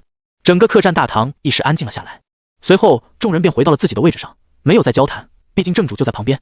自从大堂的客人知道秦霜就在旁边后，客栈大堂内的气氛也是冷了下来。这些吃饭的武者连交谈都是小心翼翼的。秦霜对此也是很无奈，只好快速的把面吃完，好回到后院去。这时一架马车停在了天然居前，不会儿，一个娇小的小手拔开了马车上的门帘，只见一双修长的大腿从马车上伸了下来，随即而来的妖娆妩媚中带着一丝慵懒的脸庞。这时有行人认出了马车的主人，是百里勋，他怎么来天然居了？莫不是来找秦霜的？有人立即就猜测秦霜在天然居的消息已经传了出去，此时看到百里勋前来，这些一下子以为百里勋是来找秦霜的。事实上也没错，百里勋的确是来找秦霜的，只不过他是一早就得知秦霜是天然居的老板了，才来的天然居。在匆匆的扒了两口后，秦霜便把面吃完了，正想起身，这时一道身影站在了自己身前。秦霜顿时一愣，抬头看向这道身影的脸庞，顿时秦霜失神了一下子，但秦霜很快就反应了过来。虽然百里勋魔鬼般的身材与他那妩媚中带着一丝慵懒的脸庞的确是容易让人内心翻起涟漪，但秦霜并不没有太过沉迷，只是稍微失神了下便醒了过来。这位姑娘是有什么事吗？秦霜不解问道。这人第一次见自己竟然这块就回神了。百里勋有些惊讶，看了下大堂内还在盯着自己失神的客人，再看着秦霜，顿时形成了鲜明的对比。小女子百里勋有事找秦公子相商，我们换个地方详谈。百里勋自我介绍道。百里勋，百里家的，10年前在盛会上连胜10场的那个。秦霜心里一惊，随后看了眼大堂内失态的客人，对着百里勋点了点头。跟我来吧。秦霜道。随后两人便来到了后院的石桌上。赵无极此时也是走到了秦霜身边站着。百里勋一进客栈，他就留意到了，他能从这女子身上感到一丝的威胁，因而在得知秦霜要和百里勋面谈后，他就把事情交给手下后跟了过来。这位武皇阁下不必对我这么警惕的，我只是想和秦公子谈个交易，随便见识一下这2天7神都先风云的男子是什么样的。百里勋靠在椅子上，看了眼赵无极后，又继续盯着秦霜，露出迷恋的表情道：如今一看，秦公子果然是气宇不凡，一表人才呢，我都忍不住心动了。这女人。秦霜看着百里勋娇作的样子，脸上不为所动。真以为我是那种看见女人就迈不动腿的人吗？秦霜心里冷笑，百里家的人怎么会这么简单？说定眼前这个一副迷恋自己模样的女人，在心里已经挖好埋自己的坑了。说吧，找我什么事？我可不信自己可以迷恋到百里家的小姐。秦霜面无表情地道。见秦霜没有上当，百里勋也没有失望，自顾地说道：秦霜出自金龙宗，在一次圣境出来后，实力突飞猛进，后来以武者的实力取得了南郡头名，接着又这半个月内突破到大武师后期，随后只身来神都，但在路上疑似给林家的人追杀，开启了黑山谷秘境。而你出售给我们商行的岩阳石，就是从那个秘境中得到的吧？没想到秦公子，你的机缘还不少呢。秦霜听他说完，也不觉得惊讶，他知道自己一下子在百里商行出售这么多的岩阳石，肯定会引起百里商行的调查，而以百里商行的实力，想要调查他还是很轻松的。见秦霜的脸色依旧是不为所动，百里勋也是惊讶了，这人竟如此沉着冷静。那百里姑娘告诉我，你调查的这些想要表达什么？秦霜淡淡地道：没什么，只是有些好奇秦公子是如何从一个名不经的武者成长到现在这个样子。百里勋的小手勾着头发，看着秦霜道：哦，你这不是调查得很清楚了吗？恰巧得到了机缘而已。秦霜喝了口茶，淡然道。百里勋见秦霜淡定的样子，也是有些不舒服，不由得将上身趴在桌子上，靠在秦霜耳边道：是吗？那万灵鼎也是公子的机缘喽。说完，百里勋便退下身子，左手撑着脑袋看着秦霜。秦霜心里顿时一惊，林家。秦霜猜的没错，这个消息正是林业带给百里勋的。在3天前，林业便赶到了神都，他来到神都后，第一时间就去到了百里商行，找到了百里星，说有万灵鼎的消息要见百里勋。百里星自然是不敢大意，便通知了百里勋。百里勋听到说林业有万灵鼎的消息，也是有些好奇，但在见到林业后，听他说万灵鼎在秦霜手时，百里勋就没有兴趣了。说到底，万灵鼎也只是个圣品的辅助修炼的鼎而已，这样能辅助修炼的方法，神都的大家族多的是，也只能说在南郡的林家还是见识少了。万灵鼎在他们眼中可能是个圣品宝物，但在神都的这些人眼里，还真的没多大的吸引力。先前万灵鼎引起争夺，主要是他的主人只是个武王，而秦霜虽然只是名大武师，但他身边有武皇啊，而且就这名武皇也是突然间冒出来的，谁知道秦霜背后还会不会有武皇以上的强者？而且为了个不是灵气的万灵鼎，去得罪秦霜这天赋如此高的人，百里勋是不乐意的。所以百里勋就先让百里星把灵液留在了百里商行。见秦霜的脸色终于变了一下，百里勋是有些得意的。刚才自己这么挑拔秦霜，他都无动于衷，他是不爽的。现在见秦霜终于绷不住了，他心里一下子就愉快了。秦霜想了一下后，便知道是林家向百里勋说的了。但想了一会后，他便不慌了。百里勋能当面告诉自己这件，就说明在他眼里，这个万灵鼎并没有那么重要，而他肯定还有着其他的目的来找自己的。百里勋见秦霜只是稍微变了下脸色便恢复了，对他也是欣赏起来了。本身天赋高，实力强，还如此沉着冷静，不得不说是择偶的最佳对象。怪不得能取得柳家那个小丫头的芳心。不过柳家的人眼光也是太差了，竟然看不上这小子。柳妹妹啊，你再不摆平你家的人，我可就忍不住动手了。看了眼依然用那种目光看着自己的百里勋，秦霜开口道：百里姑娘这么说是什么意思？听到秦霜问自己，百里勋收了收心思，笑着对秦霜道：很简单，我们做个交易。秦霜听了心里一动，反问道：什么交易？百里勋没有正面回答，而弄着头发反问道：不知秦公子有没有听说过神都内的玄龙圣境？玄龙圣境？秦霜有些疑惑，这个他倒没听说过，难道和玄龙神朝有什么关系？见秦霜疑惑的表情，百里勋便知秦霜不知道的了，开口解释道：玄龙圣境是神都在500年前发现的，在发现秘境后，神朝也没有把圣境收归囊中，而是拿出来让神朝有实力的人进去历练，只要排名在天榜上的就可以进圣境历练，或者报名争夺前100个名额。与别的圣境不一样，玄龙圣境中每个不同境界的人都会分到不同的地方，而玄龙圣境10年开始一次，今天刚好是玄龙圣境开启的时候，时间就在半个月后。百里勋说完后，便闪着大眼睛妩媚地看着秦霜。妖精！没有理会百里勋的表情，秦霜抓住重点问道：那百里姑娘说的交易是什么？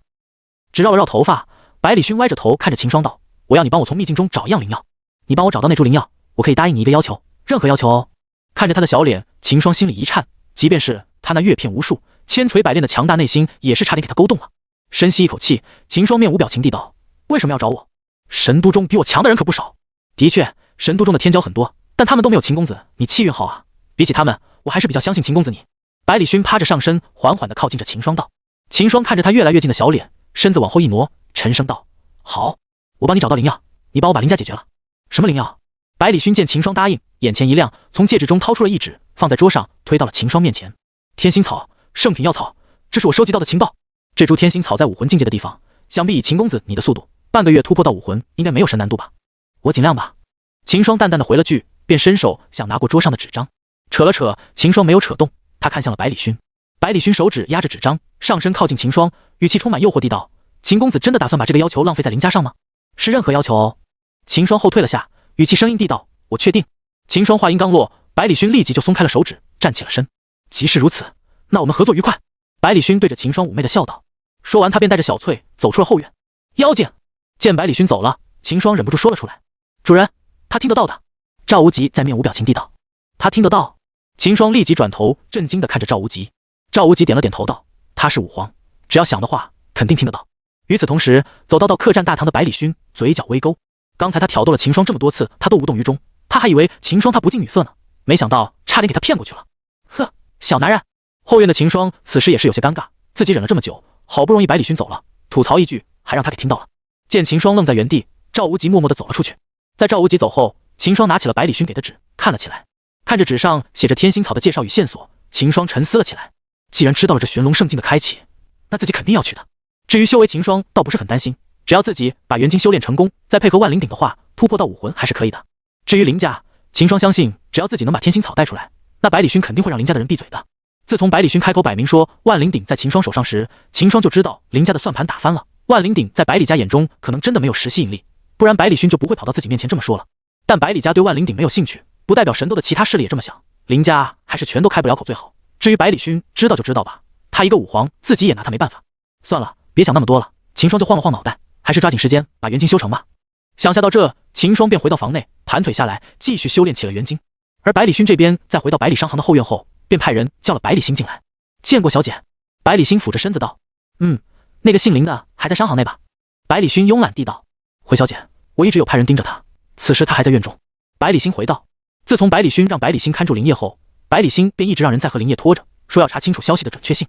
百里星也不知道林业告诉了百里勋的是万灵鼎的什么消息，他也一直按百里勋的吩咐一直在拖着林业，让人把他杀了吧。百里勋淡淡的开口道，仿佛只是在杀个小鸡一般，面不改色。是。百里星拱手道：南郡的城的林家也没有存在的必要了，派些人过去吧。百里勋慵懒的脸上没有丝毫的波澜，仿佛除去林家只是无关重要的事一样。听到百里勋的话，百里星也是没有丝毫犹豫的回道：“是。”如今百里的人都知道，百里家的下一任家主非百里勋莫属了。以他武皇的实力以及惊人的商业天赋，在百里家的年轻一代中，可以说是没有对手。因而百里勋说要灭一家族，百里星都不带犹豫的。在百里星退出去后，百里勋身后的小翠则是有些担忧的说道：“小姐，现在就把林家灭了，万一那秦霜反悔了怎么办？”不会的，百里勋打了个哈欠，摆手道。此时在百里商行后院一个房内的林业打开了房门：“百里掌柜，你来了，是有消息了。”林业看着走进来的百里星道。百里星看了他一眼道：“有消息了，所以你可以去死了。”说完，百里星手向前一探，顿时就挟住林业的脖子。林业不可置信地看着百里星，他想不明白，自己明明为百里家带来万灵鼎的消息，为什还要杀自己？林业到死也想不明白秦霜与百里勋的合作。几天过去，天然居的后院，秦霜此时正盘腿坐在房内修炼元晶。一连几天下来，秦霜对元晶的运功路线已经愈发的熟练。如今秦霜已经修炼到紧要关头了。没过多久，一股劲气突然从秦霜的身上冒出，盘旋在秦霜的身外面。砰砰砰，数声的沉闷从秦霜的体内响起。原本盘旋在秦霜四周的劲气猛地缩回秦霜体内，秦霜缓慢地睁开了双眼。元晶第一层，大武师圆满。元晶果然强大，仅仅是修成第一层，秦霜就借此突破到了大武师圆满。接下来10多天内，秦霜突破到武魂的把握更大了。随着一股炒豆子的声音响起，秦霜伸了个懒腰，他已经在房内闭关3天了，现在已经修成了元晶，秦霜也没有那么紧张了，正好休息一下。随着几天的时间过去，秦霜在盛会连胜10场的热度也是降了下来。得知玄龙圣境要开始的武者们又讨论起了玄龙圣境的事了。在听客栈内的武者所说后，秦霜才知道，原来玄龙圣境是限制武王和武王以上的强者进入的，这也是百里勋为何不申请进去的原因。虽然不知道百里勋为什么要得到天星草，但既然答应了秦霜，也是会尽全力去帮他拿到，毕竟他也帮自己收拾林家不是。虽然以秦霜现在所有的势力足以把林家灭掉，但现在暗殿正被神朝盯着，不太好有大动作。暗殿，想到暗殿，秦霜眼前一亮，对啊，可以让暗殿派一些武林的人去秘境的啊，只要报名后和别的对手竞争前100就可以进秘境了。想到这，秦霜立即就通过玉牌联系到了龙阳，让他安排10几个暗殿的武林进神都。龙阳收到秦霜的消息后，立马就回复了，表示在2天内就带人到天然居。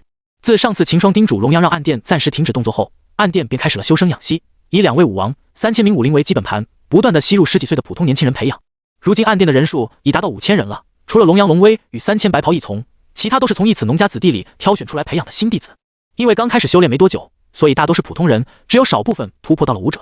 只要等这一批弟子成长起来，那暗殿便可以慢慢出世了。现在暗殿最主要的还是潜伏下去，毕竟秦霜得到了整个剑宗的遗产，所以暗殿根本就不缺资源。在收到龙阳的回复，秦霜便在客栈内吃了个饭后，便赶往了玄龙圣境的入口处报名。当秦霜赶到入口处时，发现虽然还有10几天秘境才开始，但此时入口处早已人山人海。由于不同境界的人在传送到玄龙圣境里面后，会自动给分到不同的区域，所以在报名处神朝也没有细分，只要你的实力达到前100后就可以进去了。当秦霜走去报名时，令官看了一眼他的令牌后，便填上了他的名字。如今秦霜是天榜12，有着击败天榜高手的战绩，因而秦霜是免试的。在秦霜报名时，周围的人也是认出了秦霜。哎，那个不是前几天在盛会上连胜10场的秦霜吗？对啊，现在他可能天榜第12的天骄了，可以免试的。报完名后，秦霜便不再停留了，在神都内逛了一圈，买了些他预计要用的东西后，秦霜走到了百里商行。到了百里商行后，秦霜便找到了百里星。秦霜拿出自己的破晓给百里星，让他找个人把破晓给修复一下。在花了7万2金让百里星找人修复破晓后，秦霜便回到客栈开始了他的修炼。秦霜回到房间后，便盘腿坐下，拿出了万灵鼎放在手心上，开始运转元晶。相比起莽枯晶，元晶第一层的修炼速度也快了不止1倍，加上万灵鼎的辅助，一连修炼了几天后，秦霜便感觉到了大武师圆满的瓶颈。只要突破这个瓶颈，秦霜就可以晋级武魂了。紧接着10天的时间过去了，此秦霜的房间内，秦霜盘腿坐在聚灵阵法上，此时已经到了秦霜修炼的紧要关头。秦霜运转着元晶，源源不断地从外界纳入灵气，将灵气聚集到自己的丹田处。随着时间推移，一股又一股的劲气从秦霜的身上迸发，渐渐地在秦霜的四周形成了一个白色小球，将秦霜包裹在了其中。砰！劲气组成的白色球突破爆开，露出了里面的秦霜。武魂前期，感受到体内的力量，秦霜握了握双拳，满意的点了点头。现在再遇上那个天榜17，自己就不会赢得那么辛苦了。此时秦霜倒是盼着再次遇到天榜17，让他见识一下我自己修炼的结果，好想让他好好的大吃一惊。修炼的速度有些出乎秦霜的意料，进步如此的神速，秦霜对自己修炼的结果已经有点迫不及待的想让大家看到，并且今天正好是秘境开启的日子，还好秦霜修成了元晶，否则就不能在秘境开启前到达武魂了。秦霜此时还有点庆幸自己修炼成了元晶。秦霜整理了下自己要带的东西，于是马不停蹄地赶往玄龙秘境的入口处。破晓在前几天百里星便派人送了过来，如今一切齐全，秦霜就更高兴了，不仅自己修炼成了元晶，而且破晓也在自己手里。随后秦霜便赶到了玄龙秘境的入口处。轰隆隆一声巨响传入了众人的耳内，秦霜的眼前顿时一白，一阵剧烈的抖动过后，秦霜便重新看到了景象。只见一个巨大的银色漩涡出现在了众人上方。秦霜一下子震惊了，这秘境的入口竟是在天上。诸位，玄龙圣境已经开启，每个境界的前100名可上前来，由老夫送你们进秘境。一位满头白发的老人飞身到银色漩涡的旁边，对着下方的众人大声道：“这位白发老人正是玄龙神朝的神都令。”听到他的话，秦霜与在名单上的人便走上前，看着下方即将进入圣境的天骄，老人满意的点了点头，大手一挥，顿时秦霜等人便飞起来朝圣境入口出。秦霜只觉眼前一黑，一阵天旋地转后，顿时来到了一个陌生的环境里。叮！发现宿主在玄龙圣境中，现发布系统任务。系统任务：取得上古王朝的机缘。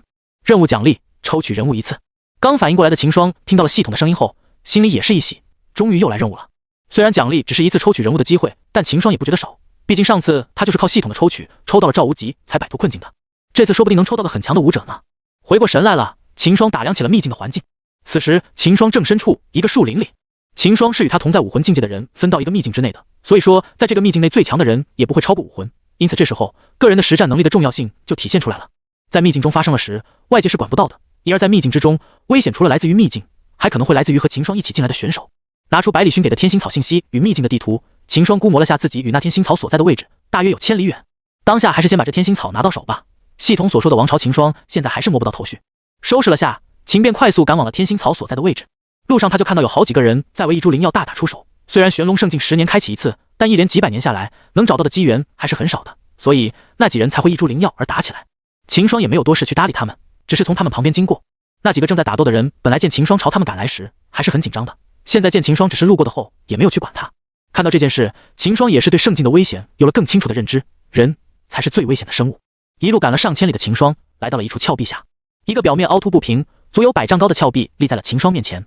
秦霜抬头一看，只见一株散发着蓝光的小草正立在峭壁上，随着吹来的微风不羁地摇曳着。天星草，秦霜看着眼前一亮，只要拿到这株天星草，他来这趟秘境就不亏了，起码把凌驾这个隐患给消除了。看着在峭壁上的天星草，秦霜一时犯难了。这天星草就长在峭壁的中间，要想采下它，只能攀上峭壁才能把它摘下。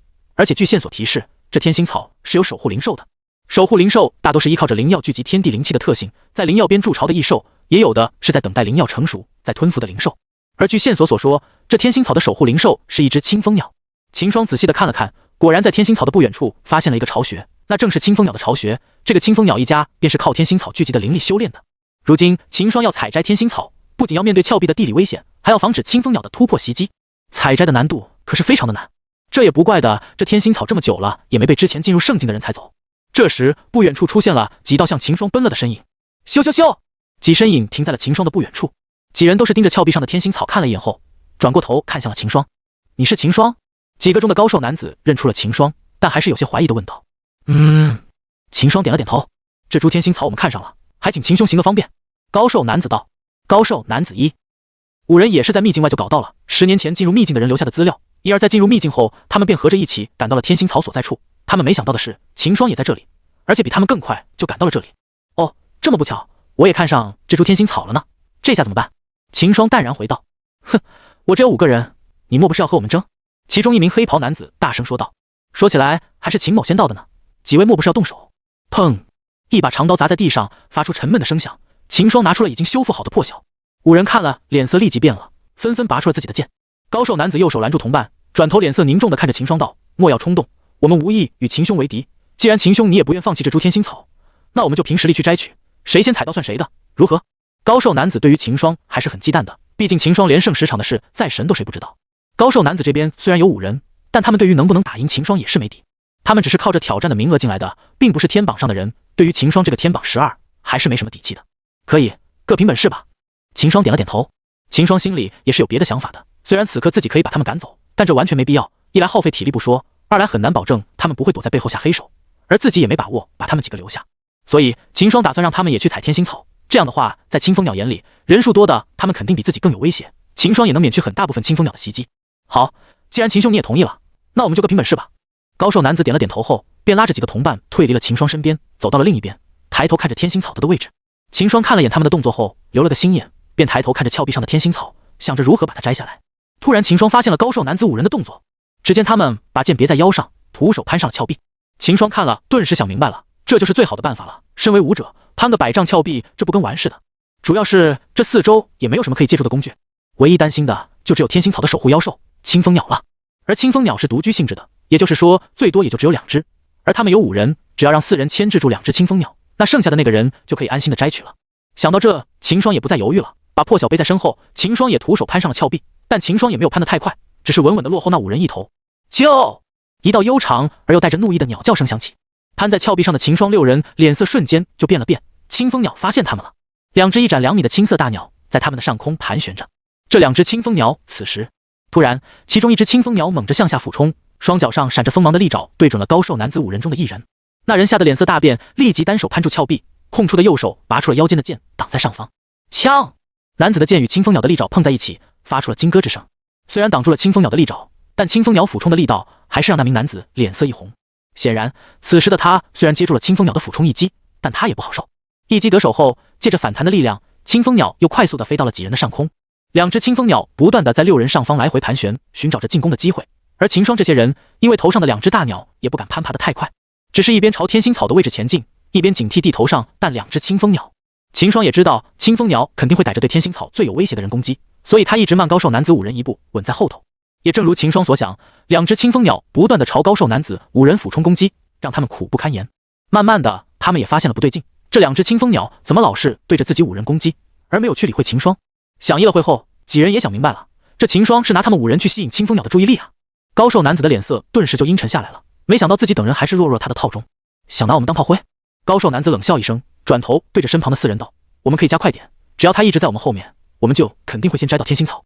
4人听了点了点头，立即就加快了攀爬的速度。秦霜见他们的速度提升，也是紧跟在他们身后，他倒是不急，只不过头上的2只青蜂鸟急了，叫声越来越急，攻击的频率也是加快了起来。就在6人离天心草还有10米时，青蜂鸟再次对着高瘦男子他们俯冲过去。这时秦霜动了，只见他手脚同步的快速爬向天心草。高瘦男子他们暗道不好，一人当即大叫道：快拦住他！但此时5人被青蜂鸟阻挡着，脱不开身，只能眼睁睁地看着秦霜快速地移向天心草。2青蜂鸟也是发现了秦霜的动作，怒叫一声后立即飞了起来，伸出坚硬而又锋利的双手俯冲向秦霜的后背。此时秦霜离天心草已不足2米了，看了眼朝自己冲来的青蜂鸟，秦霜的双脚猛地一蹬，在躲过青蜂鸟攻击的同时飞向了天心草。在靠近后，秦霜快速的伸手摘下天心草，放进储物戒指。采下天心草后，秦霜的身体以自由落体的速度飞速下降。高瘦男子看着秦霜掉落的身体，心中暗笑起来，这么高的高度掉下去，这秦霜指定没救了，等他死了后，那天心草不还是我们的吗？要知道只有武王才能行步虚空，而秦霜才是武魂。高瘦男子5人都觉得秦霜没救了。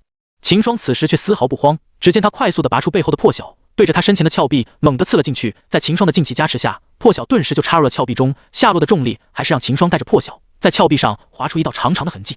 慢慢的，破晓与峭壁摩擦的阻力让秦霜下落的速度慢了下来。随着破晓与峭壁摩擦出的火花，秦霜停在了离地面10米高处，双脚一蹬峭壁，秦霜拔着破晓跳在了地上。此时还在峭壁上的高瘦男子5人看着秦霜的动作，惊得瞪大了眼睛。这也行？但容不得他们多想，2只青蜂鸟见秦霜摘掉天心草后，已经变得疯狂起来。见秦霜跑掉，青蜂鸟顿时把怒火发泄在了5人身上。看了眼被青蜂鸟疯狂攻击的5人，秦霜对着上面大喊了一句：祝你们好运。随后便背着破晓离开了峭壁。5人看着秦霜离开的身影，气得吐血，白白的帮了秦霜打工，现在还要遭受青蜂鸟的怒火，能不能顺利跑掉都是一回事。正在此时犯愁时，他们就在想，这个秦霜快速的离开峭壁的位置后，秦霜就在秘境内寻找着系统所说的上古王朝。在找了半天后，灵药什么的秦霜倒是收获了很多，但系统所说的上古王朝秦霜却是半点影子都没看见。这时迎面走来了2个熟人，天榜第10与天榜17也来了。秦霜看着2白袍蒙面人，有些意外，想着天榜第10对自己的帮助，秦霜便走上前对着2人打招呼。一番寒暄后，秦霜便问起他们知不知道上古王朝这个遗址。2人听了皆是奇怪的看了眼秦霜，其中17开口问道：秦公子，你进这玄龙圣境前都不好好打探消息的吗？这玄龙圣境就是一个上古王朝的遗址啊，只不过我们现在在野外，而且王朝遗址那边要明天才开启。秦霜被他说的一窘，挠了挠头，有些不好意思的笑着。自己进秘境前只顾着突破到武魂，一直在修炼，根本没有去关注这些。随后几人对闲聊了句，在天榜第10的提议下，3个组成了个小队，一起在秘境中寻找起了灵药。1天后，秦霜3人赶到了天榜17所说的遗址。此时遗址前已经聚集了数十个3人小队。秦霜见状有些好奇，对着天榜第10问道：这遗址里面是不是有什么地方需要3人组队通过啊？没有这个要求，只不过里面有很多的机缘都是要闯关过后才能获得，而闯关的话，经前人的推断，3人是最合适的。对啊，我和第10原本就是想2人去闯关的，没想到碰到了你，就带你了。天榜17接过话道：这样啊。秦霜听了后点了点头。还要，待会进去后，我们立即就要找到一座宫殿，因为遗址中有上百个宫殿，但每个宫殿的机缘都不一样，只有闯过关之后才知道得到的是什么机缘。而木遗址中的宫殿不是每次都开的，这次应该会有几十个宫殿会打开吧？谁先抢到算谁的，只要我们先进去，这样他们就抢不到了。17在一旁对着秦霜解释道。听17这么一解释，秦霜便知道系统所说的王朝机缘是17口中闯关过后的机缘了。轰隆隆，一阵犹如地震般的抖动从众人脚下传下，只见原本包裹着王朝遗址的阵法慢地打开了一道口子。呆着干嘛？一记开启了，抢宫殿去啊！17推了下不发呆的秦霜道。哦，反应过来的秦霜立即带着两人飞速地从阵法的口子触进去。三人进去后，一眼看过去，一座座耸立的宫殿映入眼中，其传来的磅礴的气势在告诉着众人上古王朝的辉煌。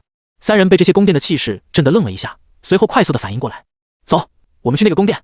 秦霜指着一座矗立在中心的宫殿，对着二人道。好。天榜第10与天榜17两人应了声后，便跟在秦霜身后快速地赶向了那座宫殿。咻！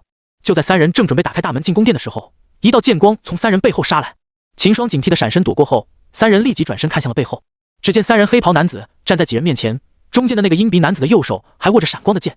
哦，这不是那个在盛会上输给新人的第10与第17吗？你们三个不会是在盛会上演的吧？鹰鼻男子看着三人嘲笑道。好了，这个宫殿我们看上了，你们走吧，别想着反抗，你们是打不过我们的。男子也不想和秦霜他们浪费时间，直接开口要秦霜他们让出宫殿。天榜17握着剑怒道，废什么话，要想我们走，先打过我们再说吧。一旁的天榜第10对着秦霜小声道。那个说话的是天榜第3的杨明，他旁边的是天榜第8和天榜第9，待会打起来的话，你先去拖住天榜第3，我和17解决掉那两人后再去帮你。秦霜听了有些诧异，在天榜第10口中，好像他和17要解决天榜第8和天榜第9很轻松似的。对着第10点了点头，秦霜凝重地盯着杨明。见秦霜三人的模样，杨明知道不打过的话，他们是不会让出宫殿的了。而这座位于中间的宫殿里面的机缘肯定非同小可，杨明也不愿意放弃。这时，杨明对着身边的两人点了点头，动手！杨明大喝一声，与身旁的两人杀向了秦霜三人。秦霜见了，立即就拔出背后的破晓，杀向了杨明。见秦霜打向自己，杨明的脸色有些怪异，这小子哪来的勇气和自己打？他不会以为打赢了天榜17就能打赢自己了吧？杨明嗤笑一下，举着剑杀向了秦霜。枪！秦霜的破晓砍在了杨明的剑上，沉重的力道带着劲气冲向杨明的五脏六腑。杨明脸色一红，立即就后退了几步，惊骇地看向秦霜。怎么可能？这小子半个月前打天榜17都赢得费劲，他现在怎么这么强了？杨明虽然十分不愿意相信，但他体内涌动的五脏六腑却是在告诉他，你打不过他。吞了吞口水，杨明看着秦霜握着的破晓，一时竟不敢向前了。他想着让天榜第8与天榜第9打赢后，再三人一起对付秦霜。秦霜见状也不着急，就这么和杨明僵持着。这时，天榜第10与天榜17那里传来了战果，一道庞大的剑光闪过，天榜第8与天榜第9捂着胸口退到了杨明身边。这下杨明惊了，天榜第8与天榜第9竟然连第10与17都打不过，完人，踢到铁板了。杨明见打不过秦霜三人，顿时气急了。你们给我等着！杨明对着秦霜三人狠声道，接着又对身边的两人道，我们走。杨明知道眼前的这个宫殿是抢不过来了，再继续和秦霜三人耗下去也没用，而其他的宫殿也快被人分完了，他们不快点去找个的话，那就亏死了。看着飞速离开的杨明三人，秦霜对天榜第10与天榜17笑了笑道，我们进去吧。两人点了点头，便与秦霜走进了宫殿。三人进去后，只见3个傀儡站在了几人身前。天榜17见了，立即道，这是第一关，这几个傀儡都会比我们高出一个境界，只要打败他们就通过第一关了。秦霜听了，立即就握着破晓冲了向前。其中一个傀儡见秦霜向前，顿时就动了起来，大手一挥，挡住了秦霜的破晓。当，破晓击在傀儡的手上，发出巨响。秦霜看着傀儡完好无损的手臂，心里顿时一惊，这傀儡的身体竟能挡住破晓的刀刃，好材料啊！秦霜看着傀儡，眼睛冒光。一旁的天榜第10与天榜17见秦霜杀了上去，也立即挥剑打向了另外2个傀儡。因为傀儡比秦霜他们要高一个境界，也就是50的境界。一开始三人打的是束手束脚的，但慢慢的几人就发现了不对，这3个傀儡来来回回也就会那么几招，毕竟只是个没有意识的傀儡啊，就算高出一个境界也打不出什么优势。反倒是秦霜几人的适应了一会后，便开始反打了。砰！秦霜挥着破晓闪到傀儡的身后，对着他的脖子处就是一刀，巨大的冲击力让傀儡的身形缓了缓。秦霜见了眼前一亮，有效果，随后立即对着天榜第10两人大声道，打他的背后，他们的运行阵法应该在背后，只要把里面的核心打掉，他们就动不了。第10与17听了也是眼前一亮，刚才打了这么久，他们发现自己的剑打在傀儡上根本没有什么效果，这个傀儡的制度材料太硬了。现在听秦霜这么说，两人立即就对着傀儡的背后挥剑杀去。而秦霜这边在知道傀儡的弱点后，挥着破晓不断的在傀儡的背后打着。给我停下来！秦霜大喝一声，手中的破晓也砸到了傀儡的背后。砰！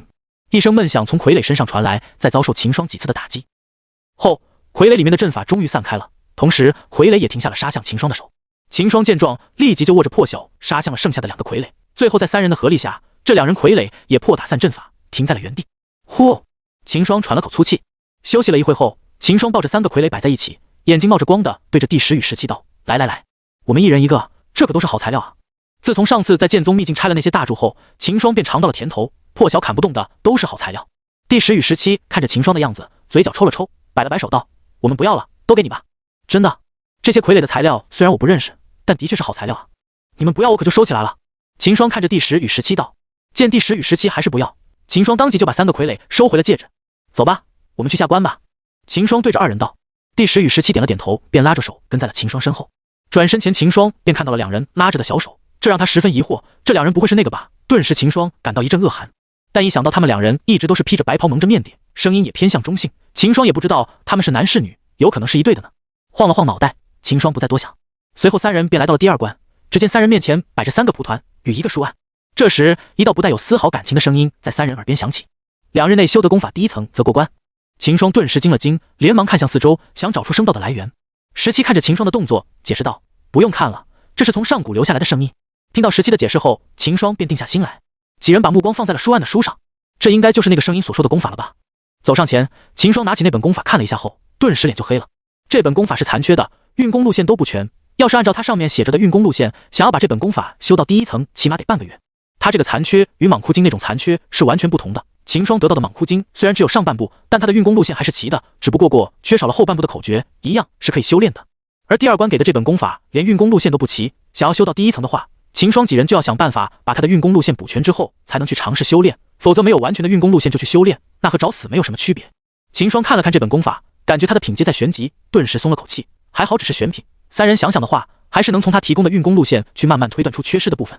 秦霜将功法递给了第10与17，2人看过功法后，眼神也是很沉重，他们都想到了秦霜所想的。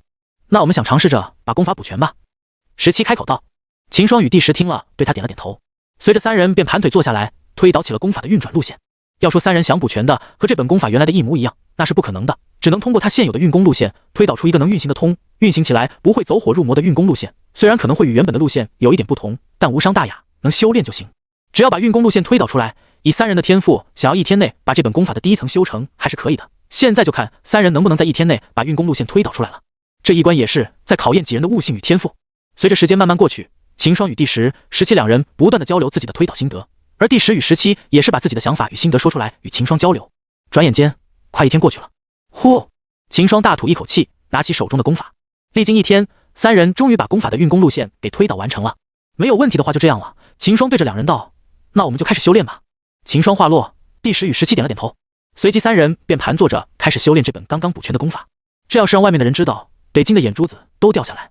这3个才武魂的人竟然敢修炼起才推断了1天的残缺功法，这是对自己有多自信啊！更别说这功法还是玄级的了。越是高级的功法，它的运功路线就越是复杂。玄级的功法，它的运功路线基本上都覆盖了人体内的大部分主要经脉了，稍有不慎就落得个走火入魔的下场。但很显然，秦霜几人对自己有着足够的信心。按照补全功法的运功路线，秦霜慢慢牵引着外界的灵气进入身体，牵入的灵气在经脉中走了一圈后，汇入了秦霜的丹田内。在秦霜运行了1个小周天后，他便放心了，运功路线是没问题的。随即他加快了运转功法的速度。不一会，秦霜的身体表面便漂浮着一层静气，这是要修成功法的预兆。不久后，天榜第10与天榜17两人身上也出现了和秦霜一样的景象。砰砰砰，3股沉闷声响起，秦霜3人皆是修成了功法的第1层，考核通过。那道声音又出现在了3人耳中。秦霜3人听到后睁开了双眼，对视一笑，准备下一关吧。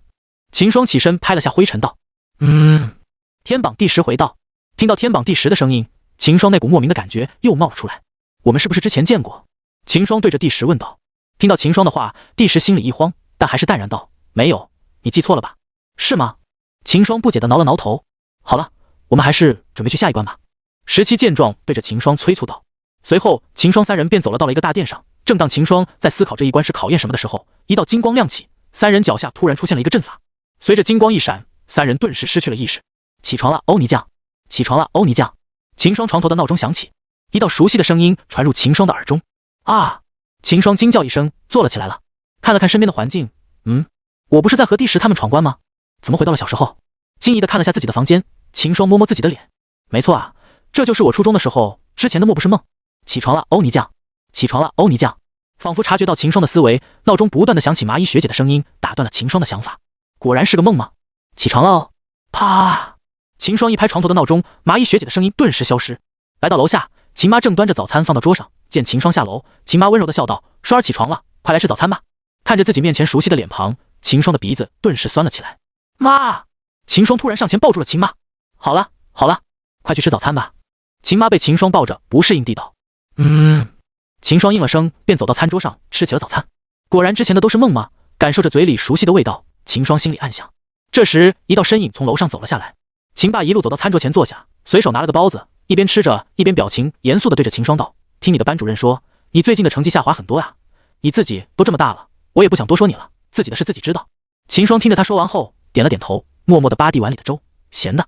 吃完早餐后，秦霜便背着朝学校走去。喂，那小子，你过来一下。一个头上留着长刘海，嘴里叼着烟，穿着校服，有些不伦不类的青年对着秦霜叫了一下。秦霜转过头一下，是学校里的一个流氓。只见他走到秦霜旁边，右手搭在秦霜的肩上，在秦霜旁边说道：“那什么，你就是2班的秦霜吧？最近我手头有点紧，怎么样，帮哥一下？”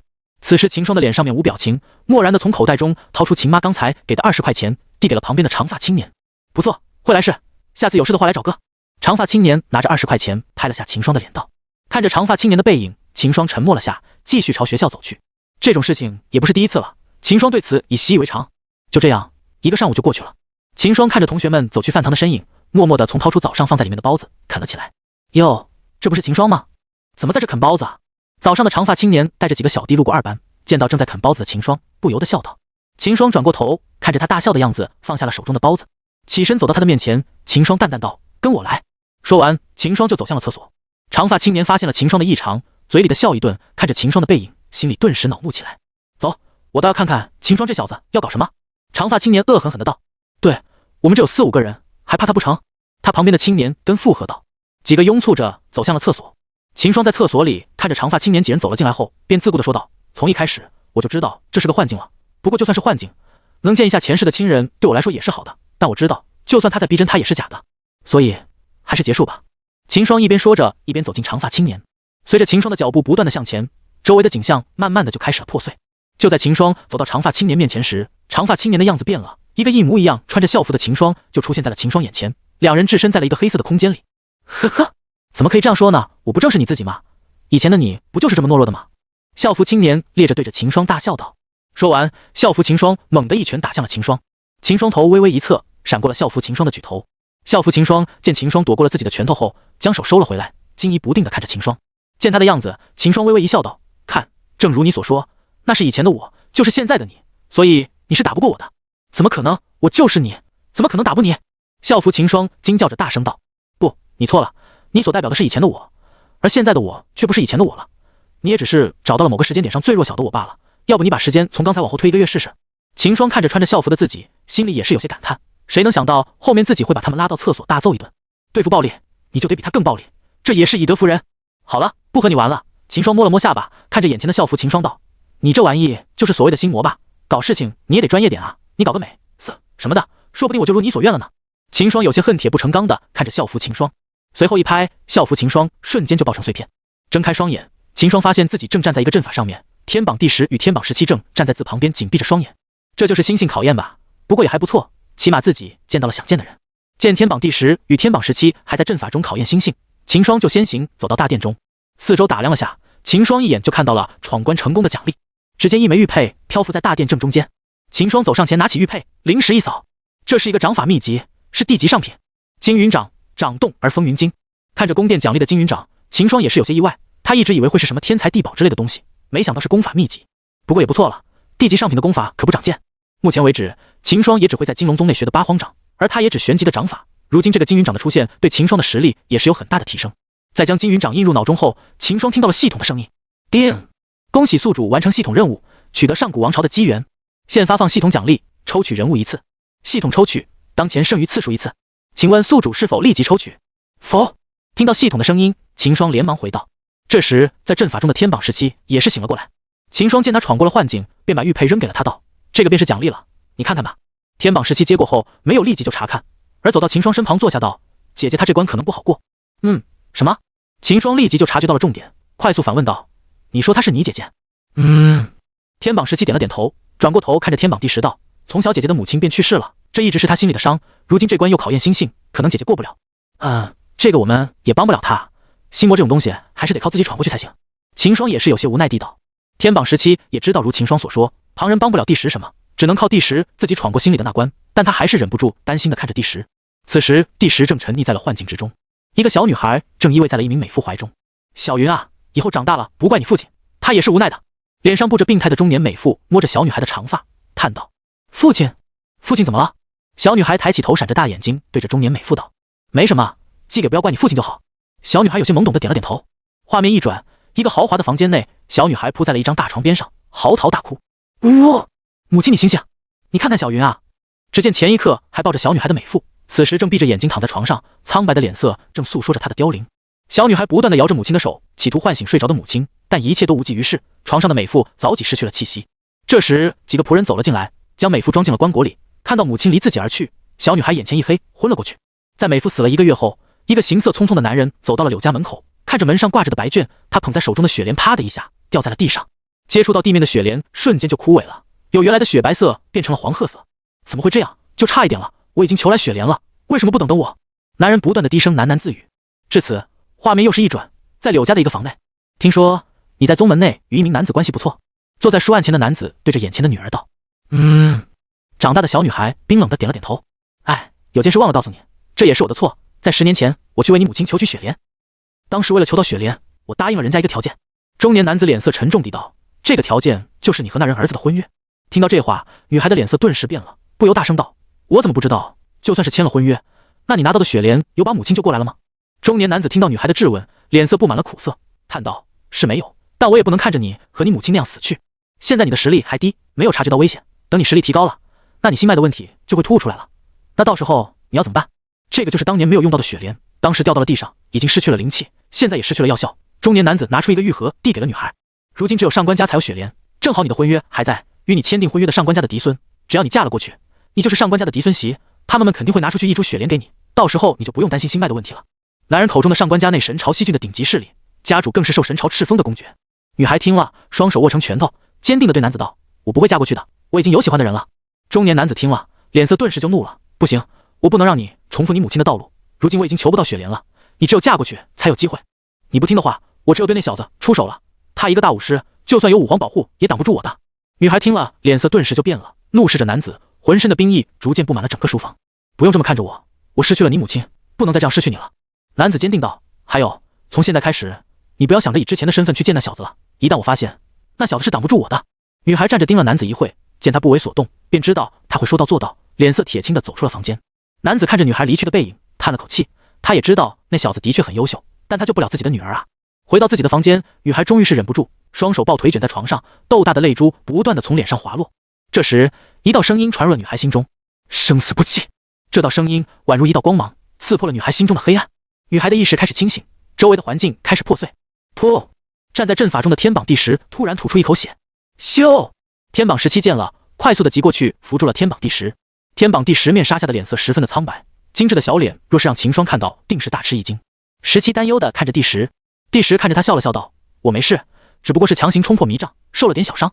说完他还意味不明地看了下秦霜，我看还是让我们先帮你把伤疗好再说吧，正好我这有一些疗伤用的丹药。秦霜也是有些担心地说道，拿出了个玉瓶递给了第10。虽然才与这两人认识没多久，但秦霜却是莫名的觉得天榜第10给自己的感觉很熟悉，因而现在看到第10受伤了，还是有此担心的。见秦霜拿出丹药，17连忙接过，倒出一颗后让第10吞了下去。第10服了丹药后，毫不避讳秦霜，立即就盘下腿疗伤了。秦霜见了，便与17在一旁替他护法。过了大半个时辰，盘坐疗伤的第10睁开了双眼，他已经恢复了。本来也不是什么大伤，只不过是他沉溺的太久了，突然就破开迷障，受的小伤儿，有了秦霜给的丹药，很快就恢复了。见第10恢复了伤势，秦霜便开口道：好了，这个宫殿我们已经闯过了，奖励我刚才给17了，是一本地级上阶的掌法，你也拓印一份吧。17听了，也是拿出了玉佩交给第10道：不用了，我已经把掌法记住了，这个你拿去就好了。第10点了点头，接过了17手中的玉佩。接下来我们去啊，这遗址我也不熟悉，你们说吧。见第10接过了玉佩，秦霜开口道：我知道，我知道。17率先回道：在闯完宫殿后，王朝的皇宫就会开启，不过还是要闯关后才能进去。皇宫中有个宝阁，宝阁才是最重要的，皇宫每次都能进去，但进宝阁的历史上只有一次，还只是取了宝阁中的一件地兵就被遣退了。第10接着17的话道：我们主重还是看能不能找到宝阁，再看其他的，这不就皇宫宝库吗？秦霜听了两人的解释，不由暗想道：那好吧，我们先去皇宫。秦霜点头道。随后三人便来到了皇宫的宫门前。在三人之前就有数人在宫门前等候了。三人赶到时，看到了在与一个傀儡缠斗的天榜第三杨明，也不能说是缠斗吧，在秦霜看来，此时杨明就是给傀儡压着打，而想进入宫门就必须得把傀儡打败，否则大家都进不去。周围的人看到天榜第三的杨明都被压着打，就知道杨明是赢不了的了，都在等天榜的第一与第二，希望这两人能把傀儡打败。看着在追着杨明打的傀儡，天榜17惊疑道：怎么这次的关卡这么难？这也不怪天榜17这么疑惑，在他得到的资料中，宫门处关卡的难度都是一般的，只要实力稍微好点都可以进到皇宫里面去，不知为何这次的关卡变得这么难，连杨明这个天榜第三都没能闯过。看他的样子，用不了多久就要输给那个傀儡了。听到天榜17的话，秦霜不禁反问道：以前都是很容易过关的吗？见秦霜疑惑，17也知道他对遗址的情况没有多少了解，耐心的解释起来。秦霜听了他的解释后也是明白过来，但他很快就发现了关键点。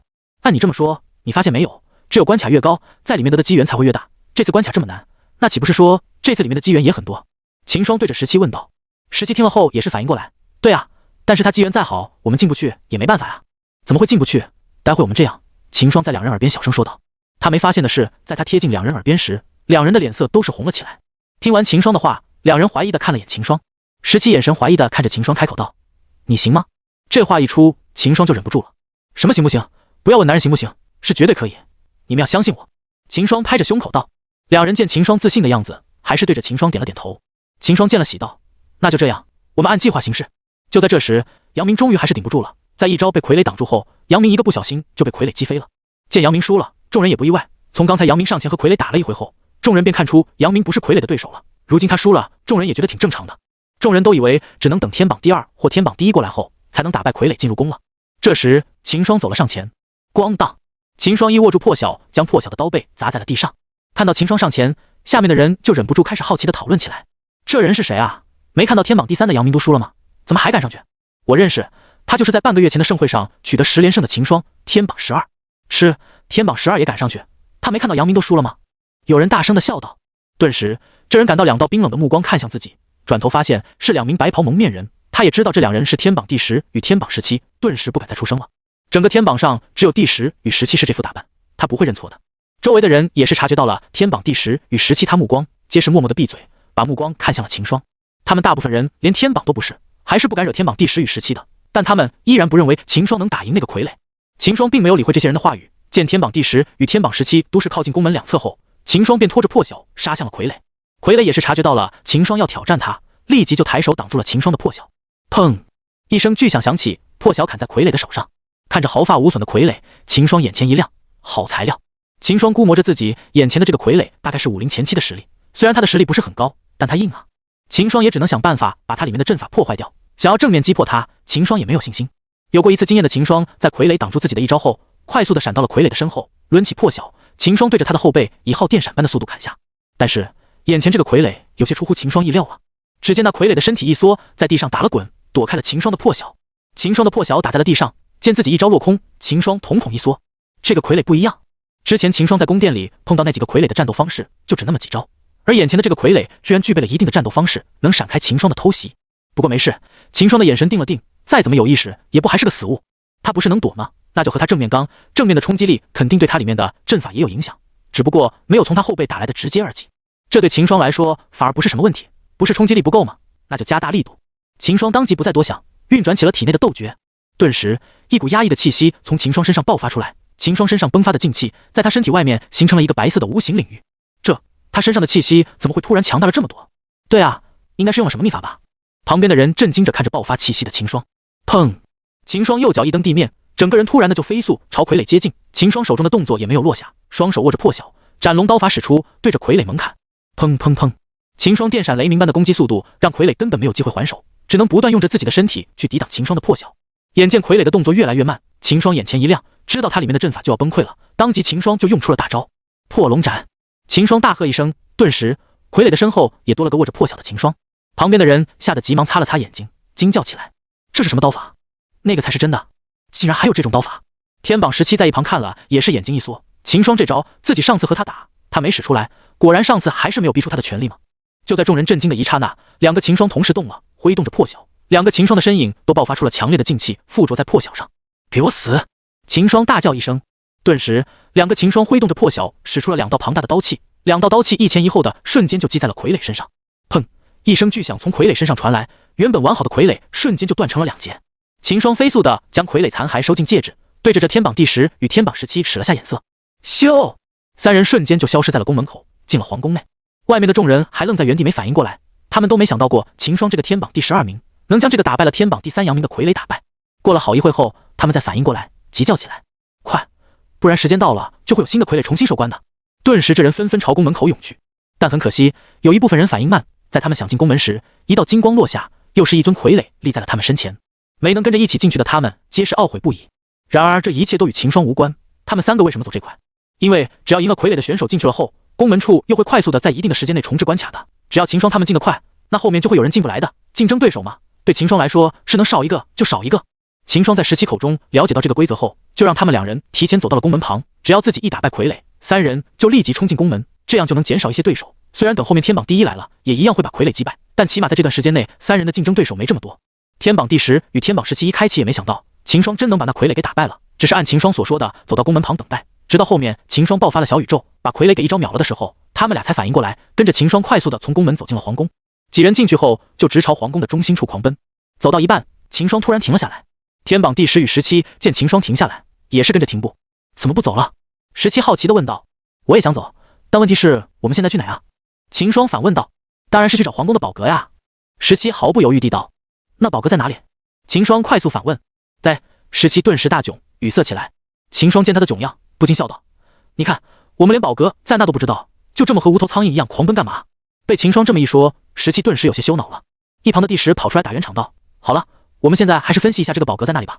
秦霜与17听也是认真起来。17拿出了在外面买的皇宫图纸，摊开在三人面前。我觉得这既然是个上古王朝的遗址，我们现在也是在皇宫里面，那这个宝阁肯定就是王朝皇帝的宝库了。那这个宝库肯定就是藏在这个皇帝最近的地方。秦霜看着图纸分析道。天榜第10与天榜17听了也是点了点头认同。那你说一下这个宝库在哪里？天榜第10道。应该就在皇帝办公的地方，就是那里。秦霜一指图纸上的一个地方道。第10与17顺着他的手指一看，顿时傻眼了。喂，你知不知道你说的那个地方已经被很多人探索过了，每次去那里的人都是发现里面毛都没有，最后一点收获都没有。17黑着脸道。秦霜手指指向的地方正是议政殿，这个议政殿在地图上标着一个字：穷。这不就更能证明我的想法是对的？你想想，这皇宫的每个地方是不是都有了不同的机缘？秦霜对着两人诱导道。两人听了想了下，点了点头。那好，既然皇宫的其他地方都有机缘宝物，为什么就他这么议政殿特殊呢？从一开始秘境开启到现在几百年了，都是毛都没有，这不就更说明它的特殊了？秦霜一脸认真的对着两人道。天榜第10与天榜17忽然觉得秦霜说的好有道理。也对啊，凭什么这整个皇宫大大小小的地方都有着不同的机缘宝物，就你这个议政殿没有？而且议政殿也不是什么小地方，这可是讨论朝廷政事的地方啊。那我们就去这个议殿看看。17小心翼翼地说道。好，那我们出发吧。秦霜一拍大腿，当即决定下来。天榜第10与天榜17对视了眼，便跟着秦霜朝议政殿疾驰而去。不一会，三人便赶到了议政殿的大门前。秦霜率先就走了进去。天榜第10与天榜17见秦霜进了，两人也是紧跟在他的身后走进了大殿。果然如同图纸上所说，整个大殿一圈扫下来，就突出了一个字：穷。17看了眼议政殿内的摆设，对着秦霜翻了翻白眼道：你看，这像是有宝库的样子吗？别急嘛，人家难道还会写着藏宝阁3个大字，告诉你这里有宝物？秦霜打量着大殿对17道：你先让我找找看，不行的话我们也可以再找过，也耽误不了多少时间。随后秦霜便在议政殿内转了起来。天榜第10与天榜17见他这样，也只好跟秦霜在大殿内转起来。一圈下来啥也没有发现。17已经没有耐心了，对着秦霜道：你看，还不是什么也没有，我们快去其他地方找吧。秦霜听了也是想要放弃了，准备和他们去其他地方找。就不他转身的时候，秦霜看到了上方的龙椅，心中灵光一闪。秦霜立即走到上面，对龙椅就是一阵摆弄。这时一道亮光从龙椅的下方向四周扩散，是一个阵法。果然有古怪，秦霜眼前一亮。天榜第10与天榜17本来还觉得秦霜在做无用功呢，没想到突然就出现了个阵法，两人顿时惊呆了。还真的是暗藏玄机。第10与17惊得张开了小嘴。两人反应过来后，也是快速的跑到秦霜身边，看着脚下的阵法。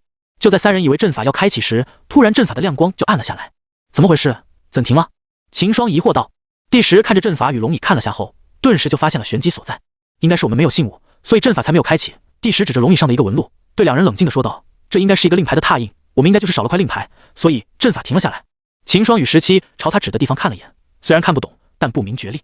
那我们还得找到这块令牌才行，不然我们也进不去宝库里面。秦霜摸着下巴说道。17听了，撇了撇嘴道：“这还用你说？没令牌当然进不去。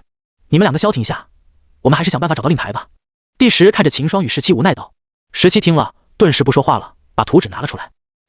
我觉得既然是皇帝的宝库，那这个令牌一是放在皇帝的贴身的地方，我们去他的寝宫找下吧。天榜帝石与天榜17听了，这回也不质疑了，毕竟这个阵法就是秦霜找到的。三人接着便在皇宫的寝宫内开始了搜索起来。他们也不知道令牌在那个寝宫。皇宫内的寝宫那么多，皇帝的寝宫不就是那些妃子与皇后的寝宫吗？于是几人就在各个寝宫间反复找起了令牌。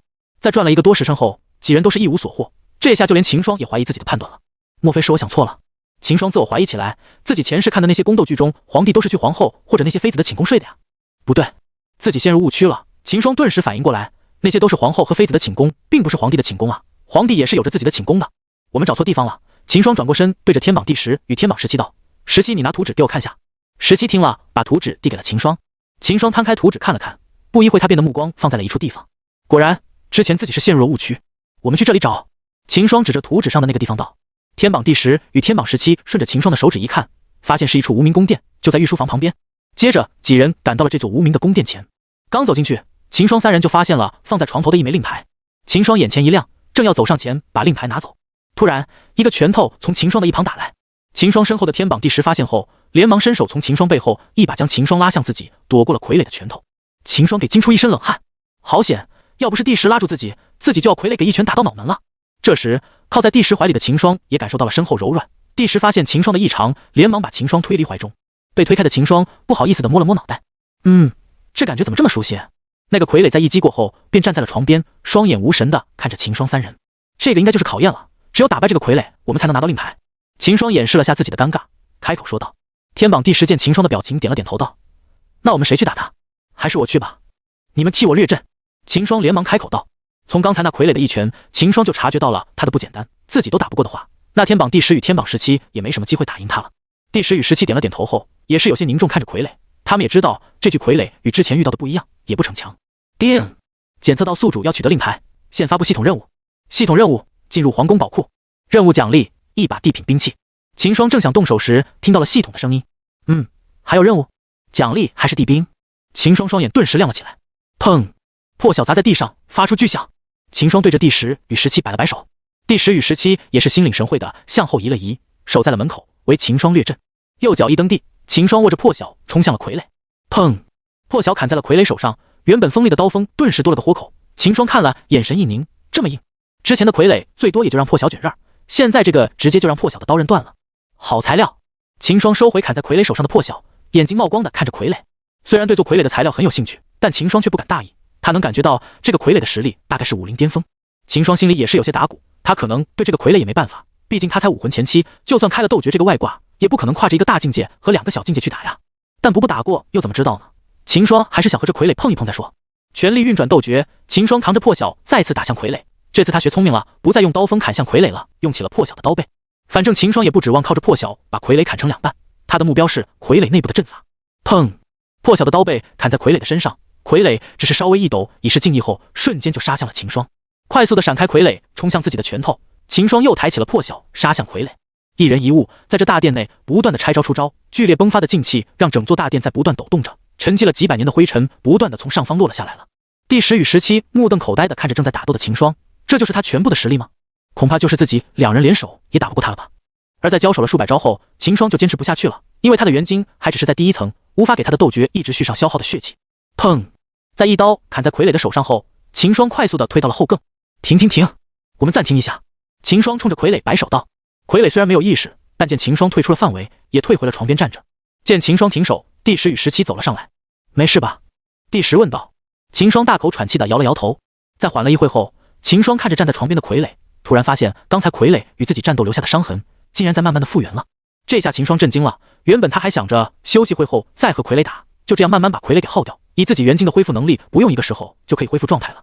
但他没想到这傀儡也还带恢复技能的，这下秦霜麻找了，打又打不过，想群殴吧又不允许，钻漏洞也钻不了，怎么玩？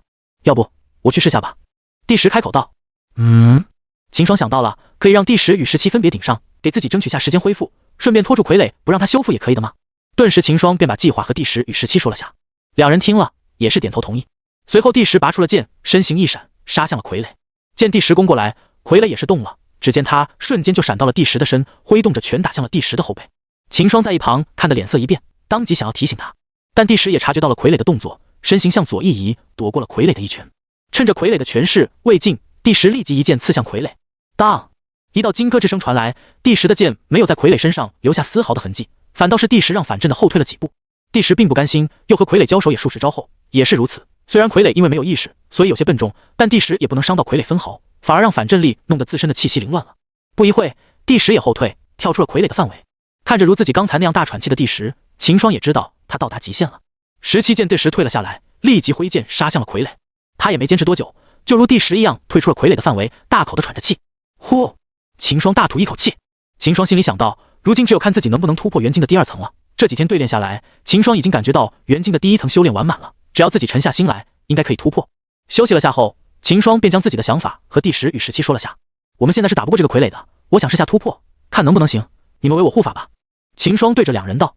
第10与17听了也是有点懵，突破在这里还让我们为你护法，你就对我们这么放心吗？虽然对秦霜对自己两人的信任很感动，但第10与17还是劝秦霜想下另外的办法，毕竟突破这种事放在秘境里还是太危险了。这也没别的办法了，只能看我突破后能不能打败他了，不然我们就进不去宝库，而且我们在这里已经浪费了很多时间了，现在放弃也太亏了。秦霜摊了摊手道。听他这么说，第10与17也犹豫起来，三人的确在这件事上投入太多时间了，现在突破放弃的话，就算去寻找到其他的机缘，那也是得不偿失的，毕竟其他的地方已经有别人去探索了，现在他们再去也只能喝到点汤水。好吧，我们为你护法。第10与17考虑了下后便同意了。见两人同意，秦霜当即就盘腿坐下，运行起了元晶。天榜第10与17见秦霜修炼起来，立即就站在了门口警惕地盯着。沉下心来的秦霜感应到了元晶的第1层已经圆满了，当即按照第2层的功法修炼起来。顿时，秦霜的身体外聚起了一道光柱，冲向了大殿的上方。虽然有屋顶挡住了部分的光芒，但秦霜身上的光芒还是朝外溢散开了。这些突破升起的光芒将秦霜整个人包裹在里面。此刻从外面看，秦霜就是一颗巨大的光球。看着秦霜修炼的异象，第10与17一惊。17快点把你的明雾纱把这里的异象挡住，不要外面的人发现了。第10快速的对17道。好。17应了声后，从戒指内拿出了一条长纱，将秦霜围在了里面，挡下了向外散发的光芒。明雾纱虽然挡下光芒，但并不会隔绝灵气。见秦霜的异象被挡了下来，两人也是松了口气。然而他们不知道的是，在1里外有人看到了这里一闪而过的亮光。杨哥，刚才我看到那边有道亮光闪过。一男子指着秦霜所在的方向道。想来是有宝物面世，走，我们去看看。杨明带着天榜第8与天榜第9飞身赶往秦霜所在的寝宫。什么人？听到异响的天榜第10与天榜17顿时警觉起来，目光死盯着门外。现在秦霜正在里面修炼，他们是不会让人打扰到他的。是你们？杨明发现是天榜第10与天榜17后，警惕地打量四周。他知道两人在这里的话，那秦霜想必也在这附近。刚刚我们看到的异象，应该就是殿内的宝物发出的吧？如今你们守在门外，想必那小子正在里面取宝物了。你们只有2个人是打不过我们的，还是让开吧。宝物都是有得之居之，不你们想守就守得住的。杨明拔出佩剑，放在眼前打量着剑芒，语气有些不以为然。身旁的天榜第8与天榜第9皆是面露恶意地看着两人。枪！第10剑尖指着杨明，蒙着面纱的小脸上虽然看不到表情，但那坚定的眼神与动作已经表明了他的态度。看来你们还是不知道自己的处境啊。那个秦霜到现在还不出现，想必是在里面脱不开身了。我们把你们2个解决了，再3个一起上，想来他是挺不住的。杨明双指抚摸着剑身，探了探后，双眼瞬间就恶狠狠地盯着天榜第10与天榜第9。他在这与天榜第10和天榜17说了这么久，就是为了把秦霜给引出来，而到了现在却也没见到秦霜的身影。杨明就猜到秦霜是有事出不来了。只要自己3人合力把天榜第10与天榜17杀掉，那剩下的秦霜也不足为患。上！下定决心，杨明也不与两人拖下去了，大喝一声，率先就拔剑杀向了天榜第10。当！第10横剑挡在身前，接住杨明的先招。感受到从剑身传来的力度，第10脸色稍变，自己不是他的对手。另一旁的天榜17则受到了两人的围攻，正在苦苦招架，不断的挡拆着两人的杀招。17心里也是急如火烧，要是单打独斗，这两人任何一个都不是自己的对手。但无奈如今他们两人合手，自己也是处处受制，想帮姐姐也毫无办法。和我打你也敢分心？杨明嗤笑一声，看着在关注不时看向17的第10，手中挥剑的速度顿时加快起来。哟，这么热闹呀！随着一道声音响起，杨明等人瞬间脸变，不约而同地停下手。一道身影缓走到了几人眼前。天榜第1文人生，看来是我唐突了，没事不用管我，你们继续就行。文人生看着突然停手的几人，故作不好意思的摆手站到了一旁。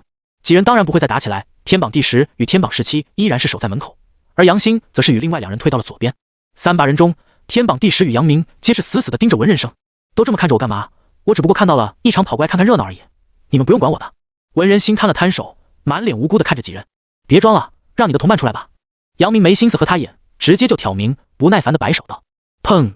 瓦片的碎声传入众人耳里。天榜第10与天榜17脸色大变，立即就反身就进大殿，正好看到了从屋顶落下的两人。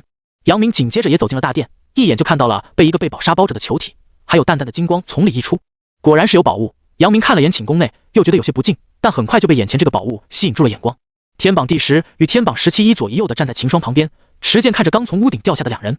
文人心不除不及的走进殿中，他也看到了被明雾纱包住的秦霜，淡淡溢出的金光让他也以为这是一件宝物。进来的这些人都没留意到站在床头的傀儡，他们的目光都被天榜第10与天榜17护在中间的光球吸引了。还真是有宝物啊，幸好我来了，不然岂不是便宜你了。文人生看了眼光球后，转过头看着杨明，笑着开口。他也不认为天榜第10与天榜17能在杨明面前守住这个宝物。对于天榜第10他也知道，不过是刚回家接受传承没多久的人，目前还是打不过杨明的。当然现在他来了，杨明自然也守不住这个宝物。这个不是什么宝物，只秦霜在修炼功法的异象。天榜第10冷声看着文人生与杨明。哈，你和我说这里面是个人？文人生装作意外的指着秦霜所在的光球道。你这是把我们当作3岁小孩骗了。倒是杨明听了心里一动，他终于想起那里不对劲了，秦霜不在这里。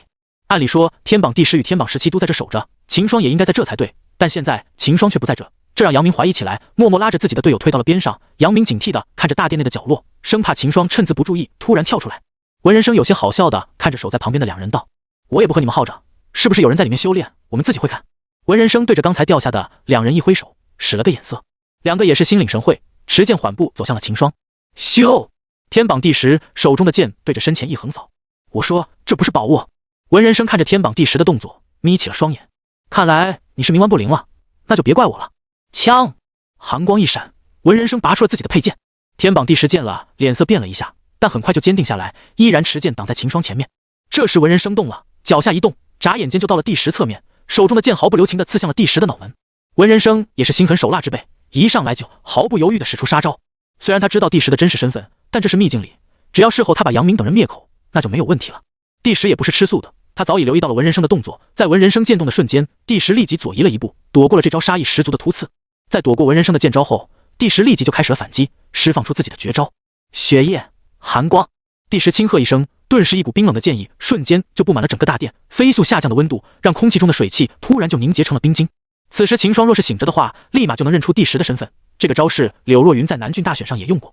文人生脸色凝重地看着第10，他没想到第10这么拼命，一上来就用出了柳家的成名绝招。体内的灵气急速的抽离，让第10握剑的手都颤抖起来，但意志坚定的他还是用尽全力的挥出这一剑。电闪雷鸣间，一道白光瞬间就布满了整个大殿，紧接着是柳若云挥出的剑气急速的杀向了文人生。突然冒出的白光，文人生并没有中招，知道柳家绝技的他，在柳若云挥剑的瞬间就闭上了双眼，而后他又快速的将护体劲气逼出，同时将佩剑挡在了身前。砰！剑气轰击在文人生的剑上，顿时就将文人生的护体劲气冲散。文人生整个人被轰飞到了寝宫的墙壁上，墙壁被轰碎开来，一股灰尘遮住了众人的视线。呼！被抽空灵气的柳若云气息急剧起伏，逐渐半跪在了地上，眼睛死死地盯着灰雾。杨明在后面看了，也是惊得张开嘴，还好刚才他没有对自己用这招，否则自己不死也要重伤。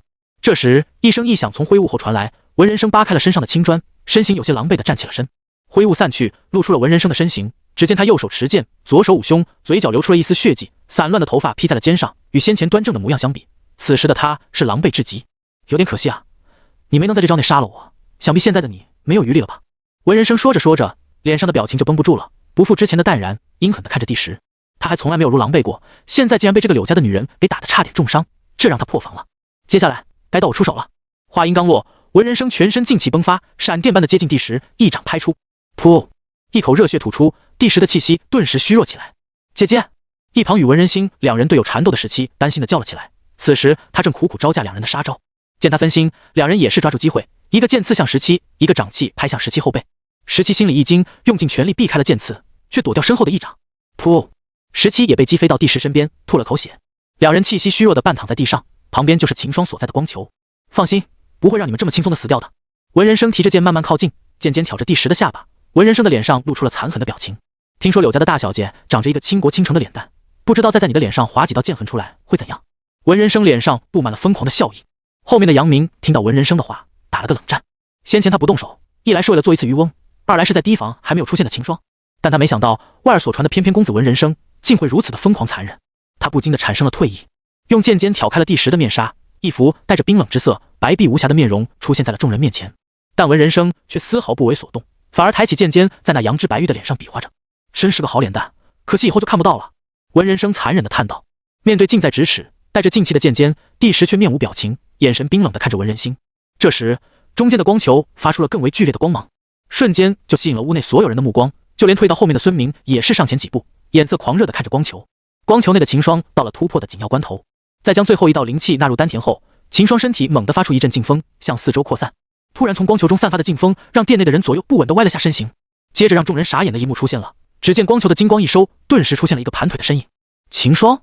杨明惊叫一声，瞬间就反应过来，知道刚才第10所说的是真的。武魂后期，元晶第2层。感受到在经脉中奔腾的灵气，秦霜睁开双眼，顿时一副熟悉的面孔出现在了秦霜身前。师姐！秦霜惊得立即就站起了身，扫了眼屋内的情况，秦霜瞬间就明白过来，顿时把目光放在了文人身上，看了眼还停留在柳若云脸前的剑尖，秦霜的脸色顿时阴沉起来。你在找死！话音刚落，秦霜的身影猛地向前一突，电闪雷鸣间对着文人生的腹肩就是饱含怒火的一脚。砰！文人生瞬间就给击飞到墙边，捂着肚子蜷缩在地上颤抖着。一击爆发后，整个寝宫顿时布满了从秦霜身上散发出的压抑气息，让其余人呼吸都觉得困难起来。秦霜连忙俯身下去，掏出丹药塞到柳若云的嘴里。见自己被认了出来，柳若云目光慌乱的不敢直视秦霜，只是将丹药吞了下去。秦霜此时也没有心思与柳若云计较，又掏出了一枚丹药塞在17的嘴里。快速做完这一切后，秦霜起身看着店内的其他人，感受到秦霜的目光，杨明立即就慌了。我没有动手，都是他们3个干的。杨明立马伸手指着文人生3人道，说完就想带着身边的2人退出大寝宫。秦霜那会让他如意，握着破晓飞速来到杨明3人，用尽全力的一个横扫。噗！杨明3人吐的血飞出了寝宫。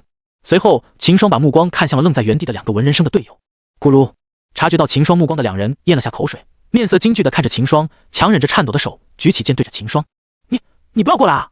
我话还没说完，秦霜便闪到了他们身前，一人一拳。轰！2人也飞到文人生的旁边，大口的吐了口血后，瞬间就昏迷过去。等秦霜再回头看时，发现杨明已经消失了，只留下了一滩血迹。对不起，我醒得太晚了。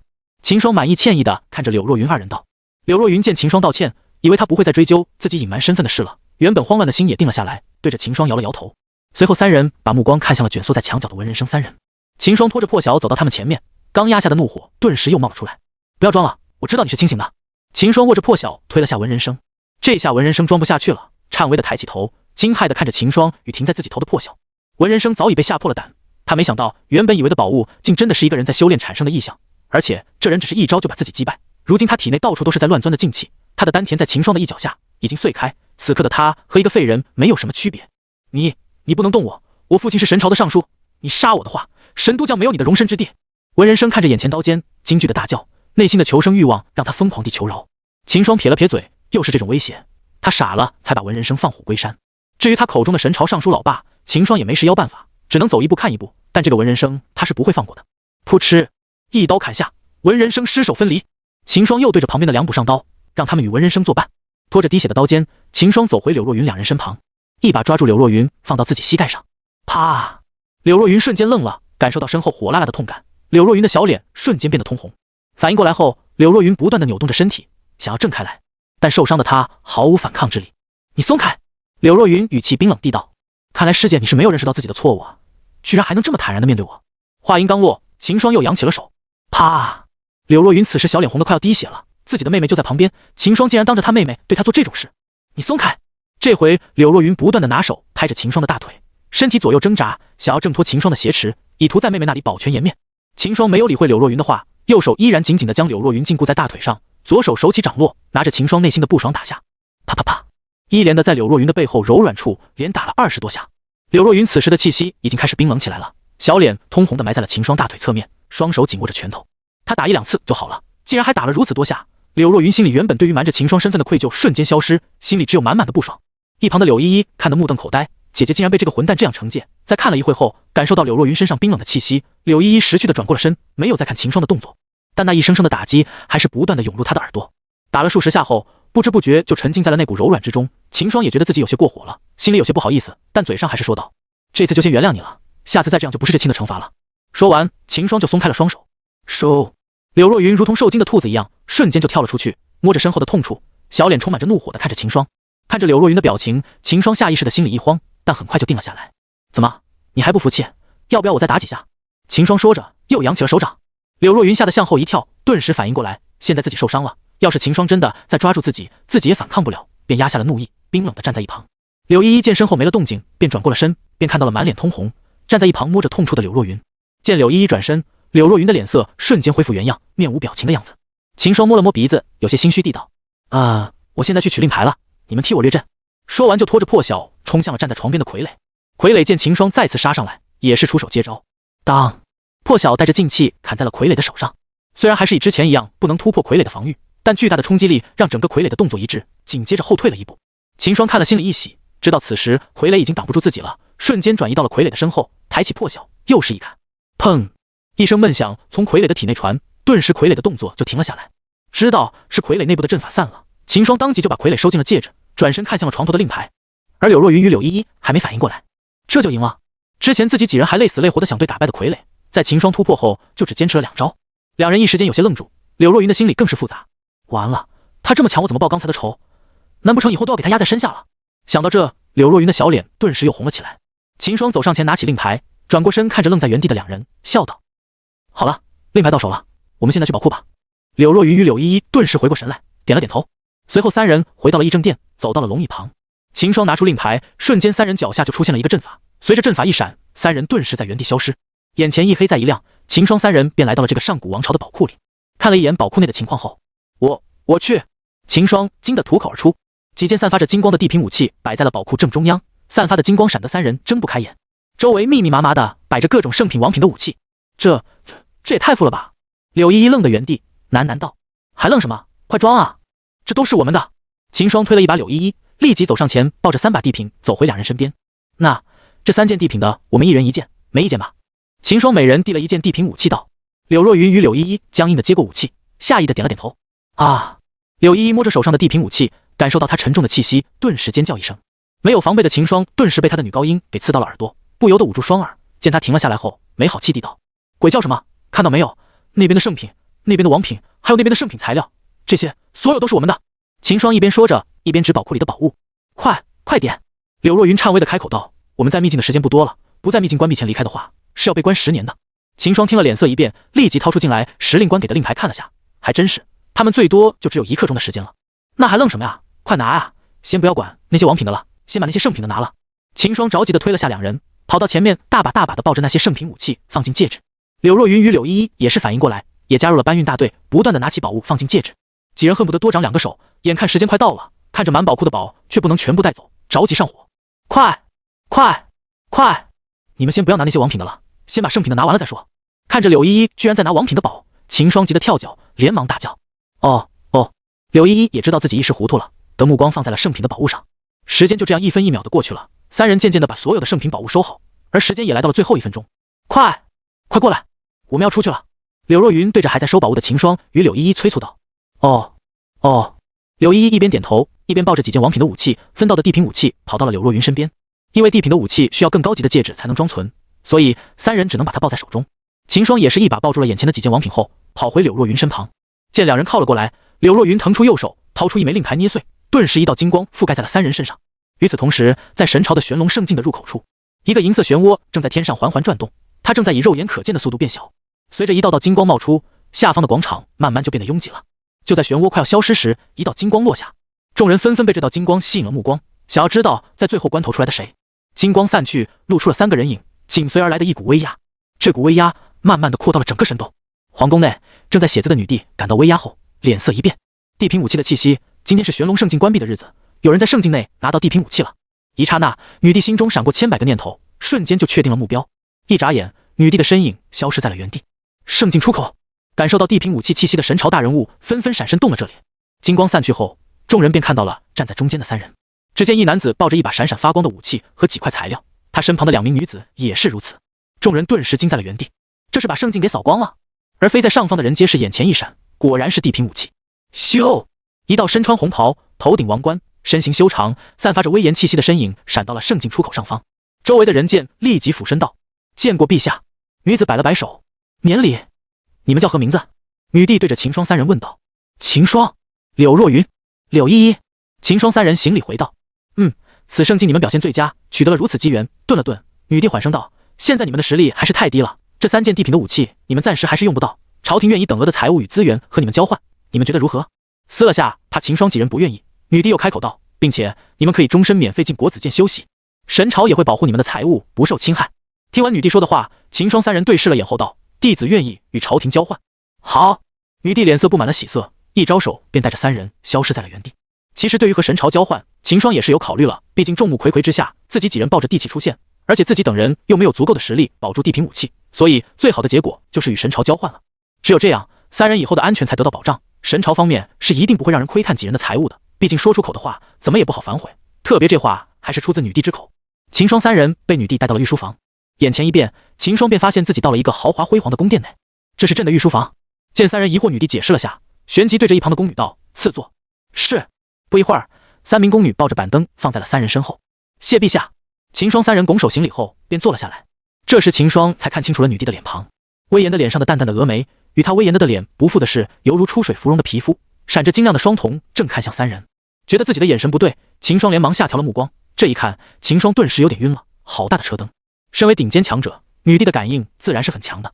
女帝也是感受到了秦霜的目光，正想发怒，却想到这小子刚和神朝换了把地品武器，虽然是等价交换，但秦霜还是亏的，毕竟资源那里都有，但地品武器却不多，甚至可以说少得可怜。想到这，女帝便压下了内心的恼意，但身居高位的她还是第一次被男子用这样的目光看着，一阵的不适应从身上传来。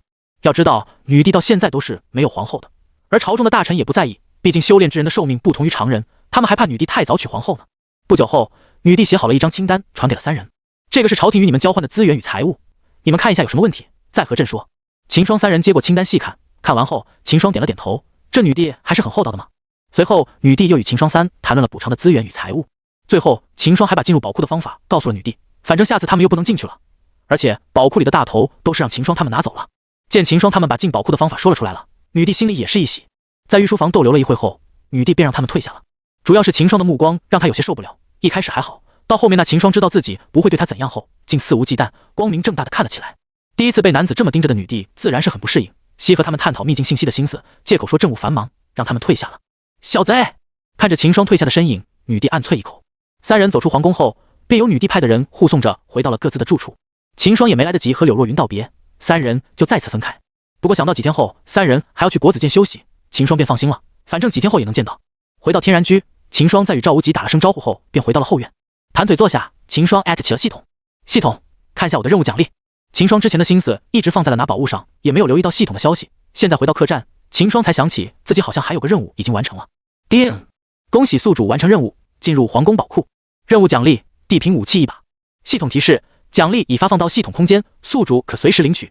系统提示：宿主剩余人物抽取次数1次。听到这，秦霜的双眼顿时亮了起来。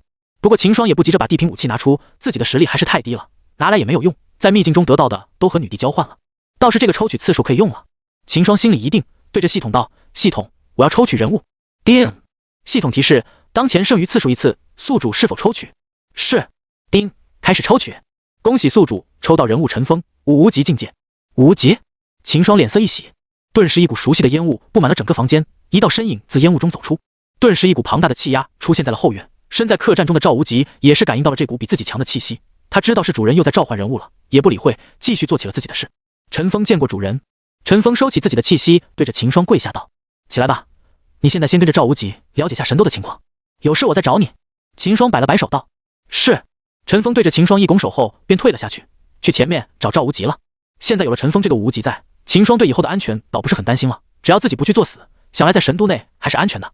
在天然居待了会后，秦霜想起了百里勋和自己的交易，林家倒底还是个麻烦，现在还是快点把天心草给百里送过去吧，免得夜长梦多。看了眼躺在戒指内的天心草，秦霜起身赶往了百里商行。哟，秦公子你来了，小姐在后院，我带你去。百里星看到秦霜后立即上前道。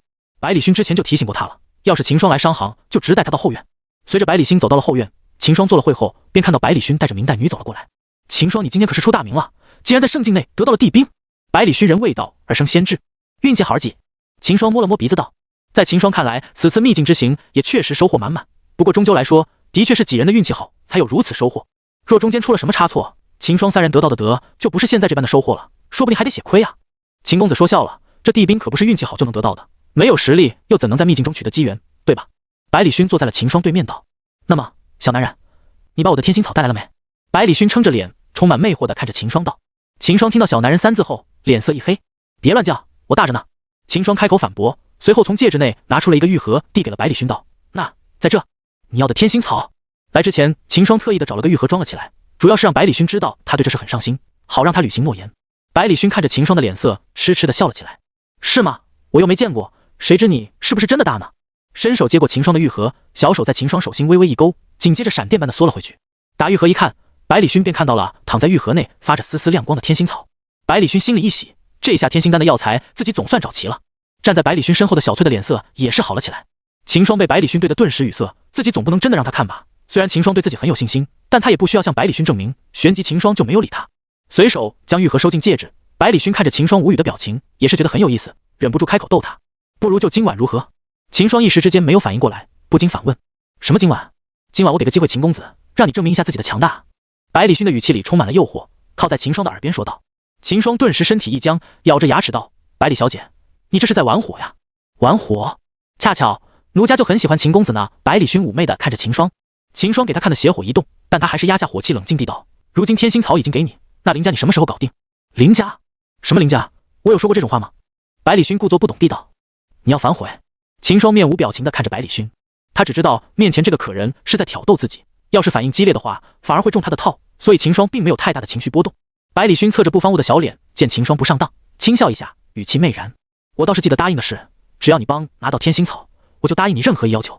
难道你不想借此机会证明一下自己？”“我就知道是这样。”秦霜的心里抽搐了下，这女人太妖了，不能和她耗下去。“不用啊，还是麻烦你把林家给处理了吧。”“无趣，林家我早已让人处理了。”百里勋摆了摆小手，撑脸道：“秦霜也没想到百里勋竟在他去盛境了的后就把林家处理了，心里有些惊讶。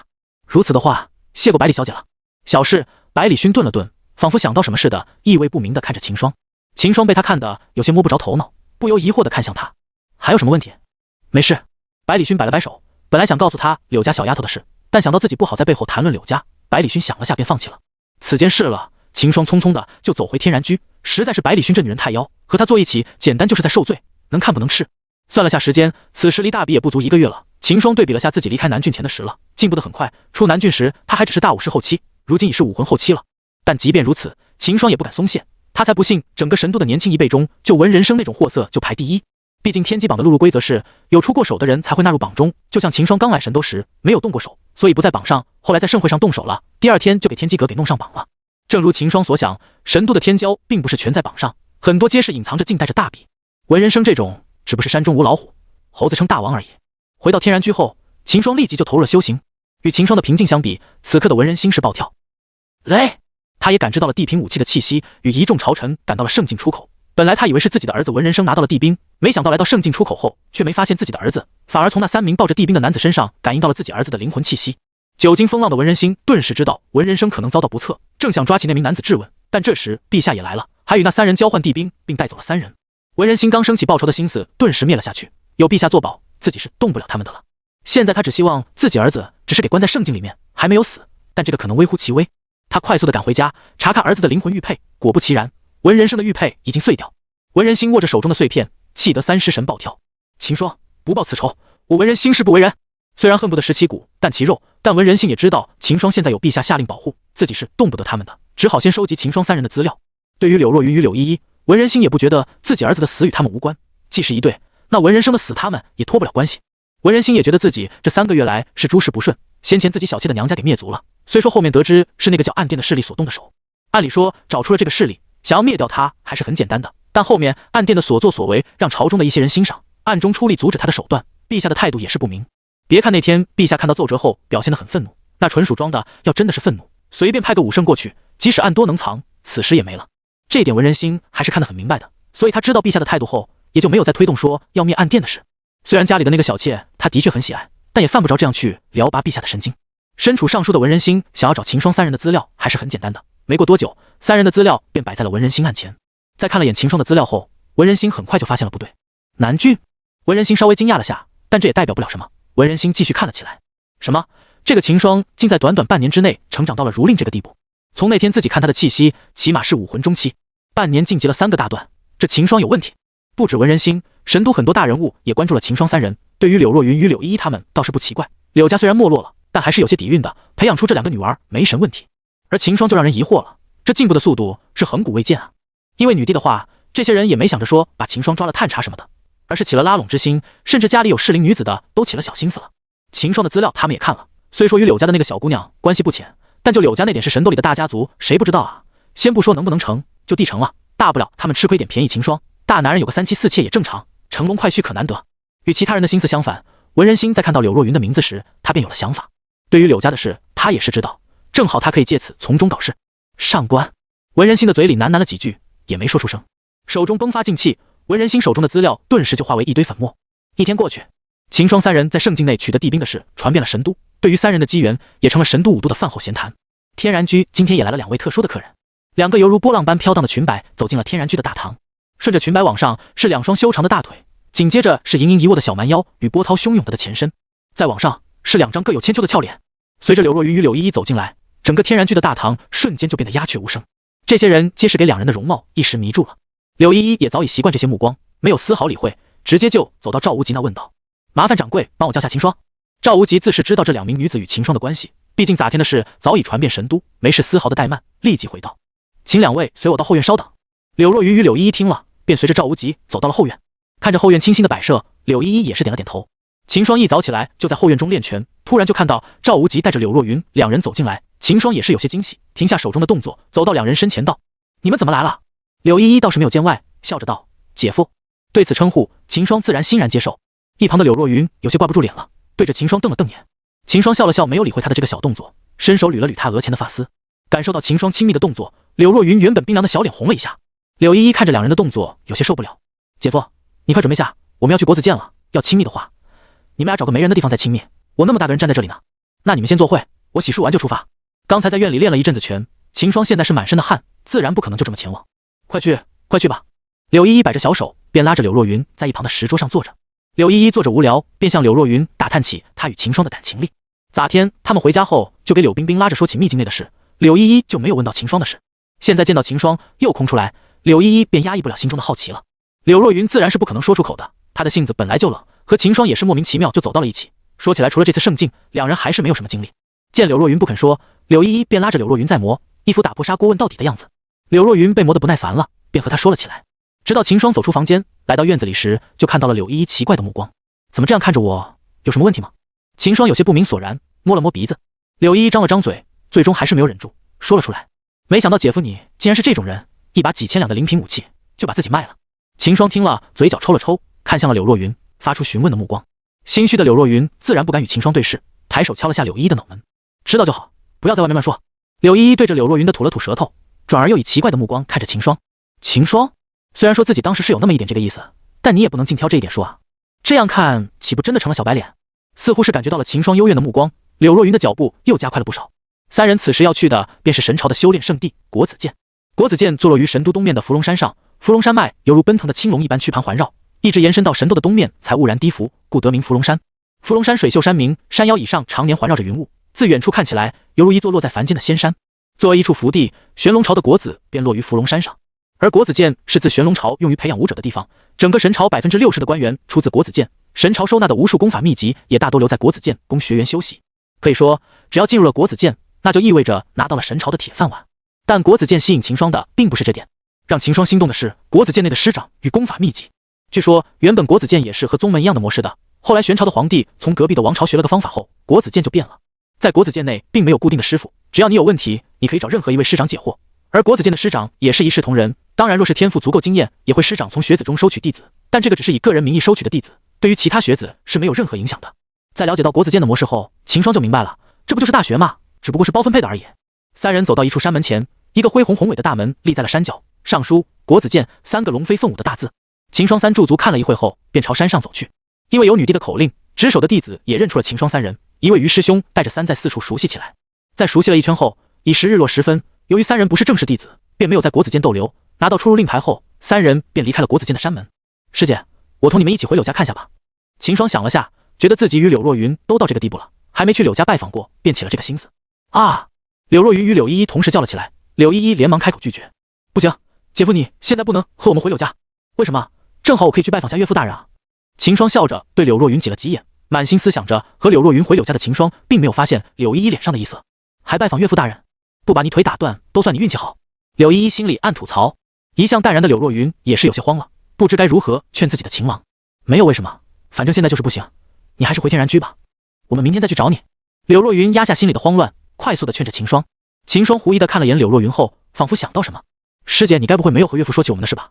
柳若云好像找到借口般组织了下语言道，对，我还没有和父亲说起你，现在你突然回去，父亲可能会不高兴的，下次吧。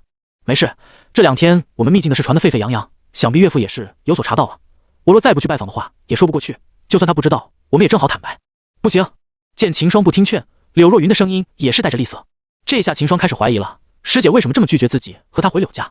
想了一会，秦霜还是没有想通。就在3人要分开时，秦霜还是忍不住了，开口道，师姐，要不我……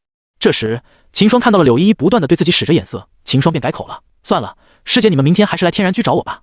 听到秦霜放弃了和自己回家，柳若云急了口气。刚才突然听到他开口，柳若云正担心他还是要和自己回家呢。在分开时，柳若云想了想，觉得有些对不住秦霜，瞒着他这么多事，但现在也不好直接告诉他，心里有些愧疚的他走到秦霜跟前，如蜻蜓点水般的在秦霜脸上一啄，你先给我点时间，等我准备好了就带你回家。说完不等秦霜反应，便红着小脸拉着柳依依飞快的跑走了。秦霜摸着左脸，心里却高兴不起来，以柳若云的性格，竟然主动吻了自己，还不让自己与他回柳家，有古怪。秦霜悄悄地跟在了2人身后，今天这个岳父他秦霜是鉴定了。不久后，柳若云与柳依依便来到了一座古色生香的大宅门口，2人敲了下门，进去了。秦霜在外面等了好一会，才走上前敲门。咚咚，公子是？一位老仆开门，看到秦霜便问。秦霜拱手回道，在下秦霜，是来拜访柳家主的。你就是秦霜？老仆脸色有些古怪的看着秦霜道，你确定要见家主吗？对了，大小姐的事老仆也是知道的，他是柳家的老人了，就连柳若云见他也要叫声爷爷，所以对柳家的事是一清二楚的。眼前这个彬彬有礼的青年，想必就是大小姐喜欢的人了，但他竟然敢上门，这是他没想到的。而老仆又哪里知道，秦霜对于柳若云的事是毫不知情，小子就是特意来拜访柳家主的，还请老伯通报一下。秦霜作揖道。对于老仆的目光，秦霜也是觉得疑惑，从刚才他的反应来看，面前的这个老仆应该是认识自己的，连他也是这个态度，这让秦霜下定决心见一下柳若云的父亲了。那你先进来等下吧。将秦霜放进门后，老仆便摇着头去找柳阳了。此时柳若云与柳依依正在柳阳的书房里。怎么样，今天去了国子监了，觉得如何？说案后的男子温和地对2人道。那伏龙山不愧是仙山福地，灵气浓度比神都要高出很多。柳依依见柳阳问，立即就开口，巴拉巴拉地说个不停。柳阳听得手中的笔一顿，脸色出现了无奈的笑容。自己这个小女儿在熟人面前都是话说不停的，连她有时也很无奈。柳阳看了眼说个不停的柳依依，又看着一旁的柳若云，最让他犯愁的反而是这个冷冰冰的大女儿。好了，停一下，我之前去过国子监，这些我都知道。柳阳叫住了柳依依。柳依依听了，有些意犹未尽地停下了嘴。既然换了这个进出学习的机会，那就珍惜起来，那2件地兵就不要去想了。柳阳淡淡的说道。是。2人应声道。事实上，2人对于换掉的地兵也不是说有多心疼，毕竟他们又暂时用不了，而且他们戒指内还躺着大把的圣品武器呢。就在2人准备告退时，老仆走了进来。孙叔，有什么事吗？看到老仆进来，柳阳连忙走出书桌问道。孙爷爷。老仆摆了摆手道，也没什么大事，就是那个叫秦霜的小子来了，说是要见你。老仆此话一出，柳阳的脸色顿时阴沉下来。柳若云听了也是脸色一变，立即想到了秦霜是跟在自己身后来，心里顿时慌了起来，咬着牙道，我去见他。说完，柳若云就想抬脚走出去。站住！柳阳一喝道，人家是来找我的，你去干什么？你应该还没和他说清楚吧？正好他找来了，我来和他说。孙叔让他过来吧。柳阳转头对着老仆道。孙爷爷。柳若云拉着老仆，表情生硬的看着柳阳，但柳阳不为所动。小云，其他的我都可以随你怎么样，唯独在这事上，我不能让你任性，我不能让你重复你母亲的路。柳阳坚硬的握着拳头道。老仆看着无助的柳若云，也是有些心疼，叹了口气道，小姐，这样拖下去是不行的，让家主和那小子说清楚吧，看知道结果后，那小子怎么想吧。听到老仆的话，柳若云默默地松开了手。老仆见状便走了出去。你们先下去吧，我自己和他谈。柳阳对着柳若云2人道。我不走，我要听着你们谈。柳若云坚定地看着柳阳道。柳阳见他的表情，便知道无论如何他是要在旁边听着的了，只好点头同意。那你出去找你母亲去。柳阳转头对柳依依道。哎，柳依依一呆，旋即反应过来道，我也不走，我也要听。柳阳也不说话，只是盯着柳依依。柳依依被看着脖子一缩，最后还是默默地走出书房，一边走着还一边嘀咕道，什么嘛，叫不动姐姐就叫我，欺软怕硬，有本事去和娘这么说话。柳阳乃是武圣强者，岂会听不到他说的这些话，当即脸黑起来。柳依依啊，我去找娘说话了。柳依依立即开溜。见柳依依跑掉，柳阳无奈地摇了摇头，真是一个比一个要费心。不久，老仆就带着秦霜走进了书房。一进来，秦霜便看到了坐在书案后的柳阳和坐在一旁的柳若云。见过柳伯父。秦霜对着柳阳行礼道：“坐吧。”柳阳摆了摆手道：“毕竟女儿就在一旁，自己也不好对着秦霜摆脸色。”秦霜听了，便在柳若云的旁边坐下。柳阳看了，眉头跳了跳：“你和若云的事我也知道，但我觉得你们并不合适，所以还请秦公子放手。”柳阳直接就开门见山。秦霜听了，脸色瞬间一变，但很快就恢复过来。对于柳阳要刁难自己，秦霜早就有了准备，毕竟把别人的白菜拱了，还不能让人有点意见。虽然秦霜也没拱，但这不是准备吗？伯父说笑了，我与师姐两情相悦，怎么会不合适呢？并且我自认为自己也不差，和师姐可是般配得很。秦霜笑脸迎道。这番话说的柳阳差点就忍不住动手了。那有人拱白菜还明目张胆拱的？老仆听到秦霜的话也是哭笑不得，这小子很自信啊。柳若云则是脸色微红，但身上依然散发着冰冷的气息。不，我认为你不配，况且若云已经有婚约了，你还是放弃吧。秦霜听了当即坐不住了，惊愕地看着柳阳，随后看向了柳若云。柳若云见柳阳说了出来，脸色顿时慌乱起来，急着对秦霜道：“我之前不知道的。”听到柳若云的解释，秦霜便放心了，心里顿时对柳阳不爽了。伯父，这就是你的不对了，就管是婚约也要遵循本的意愿啊。师姐都不喜欢那个人，你就瞒着他签下婚约，你这不是害他吗？毕竟这是一生的大事，你要师姐以后和个陌生人过一辈子，还是一个人品不知没有丝毫了解的陌生人。柳阳听了后顿时气笑了：“你如何知道我是在害他？天底下有那个父亲是不爱惜自己女儿的，你也不知道吧？若云和她母亲一样，天生心脉有缺，随着年龄越大，心脏就会负荷不住，随时都有生命险。而帮他签订婚约的上官家，恰好有传承下的碧心雪莲，可以治好若云的心疾。现在是你想要害他，只要若云嫁过去，他就有机会得到上官家的雪莲治病，而你却是在摧毁他最后的机会。”被柳阳这一大串话连带地信息砸下，秦霜一时间有懵了。师姐天生心脉有缺？秦霜顿时反应过来，拉住旁边的小手问道：“师姐，伯父说的可是真的？”柳若云沉默地点了点头，随后解释道：“我并不在乎活多久，所以一直没告诉你。婚约我也不想去履行。”秦霜听了，心里顿时定下来，只要师姐不想嫁，那就没人可以逼她。至于心急嘛，柳阳不是说上官家的雪莲可以救师姐吗？想办法去要就可以了。想到这，秦霜便对柳阳道：“伯父你也听到了，师姐她不想嫁。”说完不等柳阳开口，秦霜又继续说道：“伯父不也说了，上官家有雪莲可以治好师姐的心脉问题，既然有药，那我一定想方设法拿到雪莲给师姐。”柳阳听了沉默起来，当年他也是这样想的，但最后他还是晚了一步，虽然求到了雪莲，但妻子却等不到他回来。他没想到自女儿也患上了和妻子一样的病，这让他一度自责，当年他要拿稳那个雪莲，就不会有今天的这些事了。只要柳若云没有心急，为了他的幸福，柳阳完全可以不要脸，对当年的婚约反悔，但这一切都是假想。看着眼前的秦霜，他宛如看到当年的自己，但他不能把希望放在一个如同当年自己一样的男孩身上。你说的很好，我也知道你对若云的真心。秦霜听到这话时，脸色一喜，以为柳阳要给自己说服了，但柳若接下来的话却让他不知所措。但我不能将若云的希望放在你一个武魂身上，所以你还是走吧。伯父，你要相信我，给我一点时间，我一定拿到雪莲的。你凭什么？上官家不仅是神朝的一品公爵家族，更与中州的一个大家族有着关系。你拿什么让上官家把仅剩的几个雪莲中拿出一个给你？柳阳对着秦霜就是一顿质问。我自有办法，待大比结束后，我亲自去上官家取来雪莲。秦霜还是有一定的信心的，在系统那里他还有一把地兵，相信用一把地兵换他们的碧心雪莲，相信这和血赚不亏的生意，上官家不会拒绝。虽然秦霜说得很坚定，但柳阳还是不愿相信，也不敢的柳若云的生命压在秦霜身上。倒是柳若云反握着秦霜的手，表明自己的态度。柳阳看着两人握着的手，摇了摇头，叹了口气道：“我只给你1年的时间，1年后若云的婚约便到期了，1年内你拿不到雪莲，我就把若云嫁到上官家。”秦霜听了大喜，别说1年，只要给机会就会，大比过后他就去西郡。伯父放心，1年内我保证拿到雪莲。秦霜当即拍着胸口道：“你别开心的太早，这1年内你和若云不能单独相处，我会让若云的妹妹一直看着你们的。只要你拿出雪莲给若云服下后，我才能放心若云跟着你。”柳阳也不是傻子，当然不放心这两人，万一秦霜吃干抹净跑了，柳若云怎么办？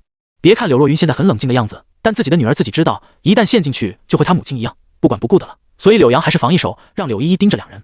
说到底，柳阳其实对秦霜拿到雪莲是不抱希望的，给的这1年时间也不过是想让女儿不留遗憾，只要不触及底线，这1年随他们吧。柳若云其实也明白父亲的想法，他也早就想好，就算秦霜拿到雪莲1年后拿不到雪莲，他也不会履行婚约的，太不了就是先躲几年再回来。好了，你们下去吧。柳阳摆手道，说完又提醒了下秦霜道：“记住，你只有1年时间。”伯父放心，秦霜是有信心的。秦霜道。随后秦霜便牵着柳若云走出了书房。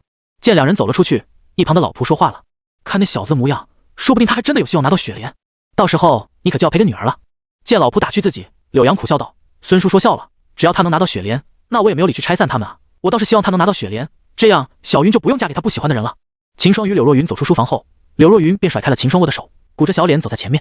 现在事情解决了后，柳若云才想起秦霜是瞒着自己跑来的。秦霜见他的样子，便知道他生气了。师姐，你生气的样子也很可爱啊。秦霜看着柳若云鼓起犹如小包子的小脸，不禁伸出手扯了一下，这一扯就出事了。原本柳若云就憋着火，现在看到秦霜毫不在意的样子，还有心思欺负自己，当场就炸了。枪！柳若云拔出了剑，持剑斜指地面，冷冷地看着秦霜。秦霜感受到柳若云的怒火，咽了下口水，惊道：“师姐，有话好好说啊，别老是动刀动剑的，女孩子要温柔点。你的意思，我对你不温柔，就是暴力了？”柳若云看着秦霜，火气一下就上来了。不是，师姐，你一直很温柔。来，乖，把剑放下，很危险的。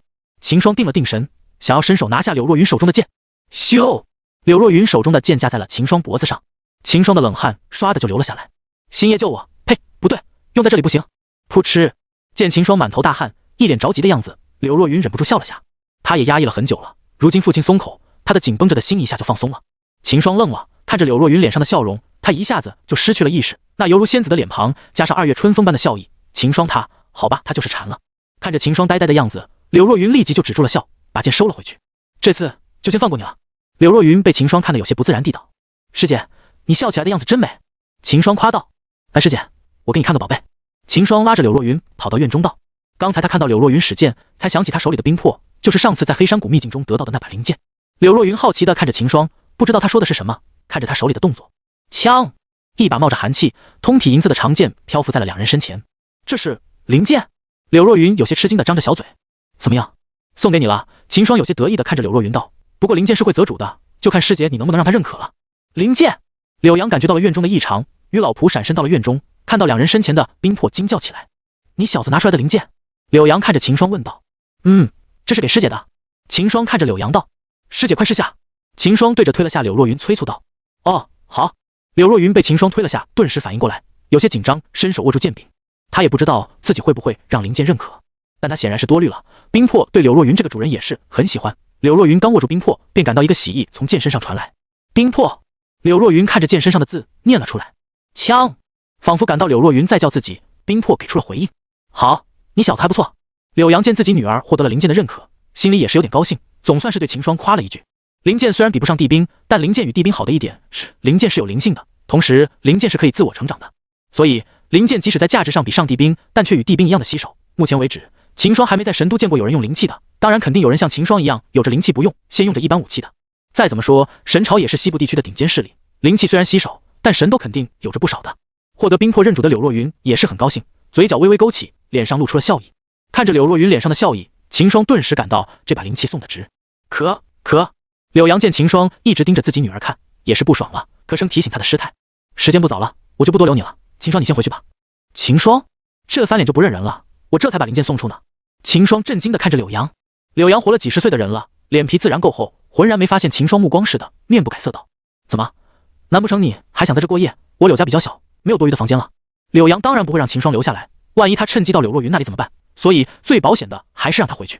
柳若云也是知道父亲的小心思，脸色一红，推了下秦霜，对柳阳说道：我去送他。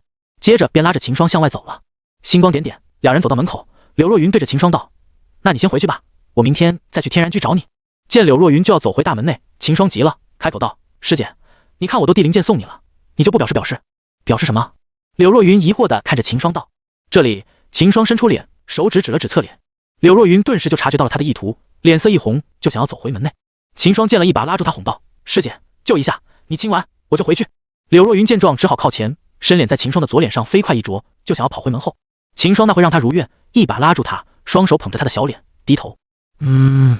柳若云没想到秦霜这么大胆，一时没反应过来，便让他得手，小脸瞬间通红，整个人都开始晕乎乎起来。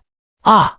秦霜吃疼，立即就松开了柳若云，捂着腰侧揉了起来。等他抬眼一看，门口已经没有柳若云的身影。秦霜只好苦笑了下，便朝天然居赶回。柳若云在秦霜松开后，便飞速地走回门内，他整个人还是晕乎乎的，小脸红得要有血。看到守在门后的老仆，柳若云更羞了，跑着回到了自己的房间。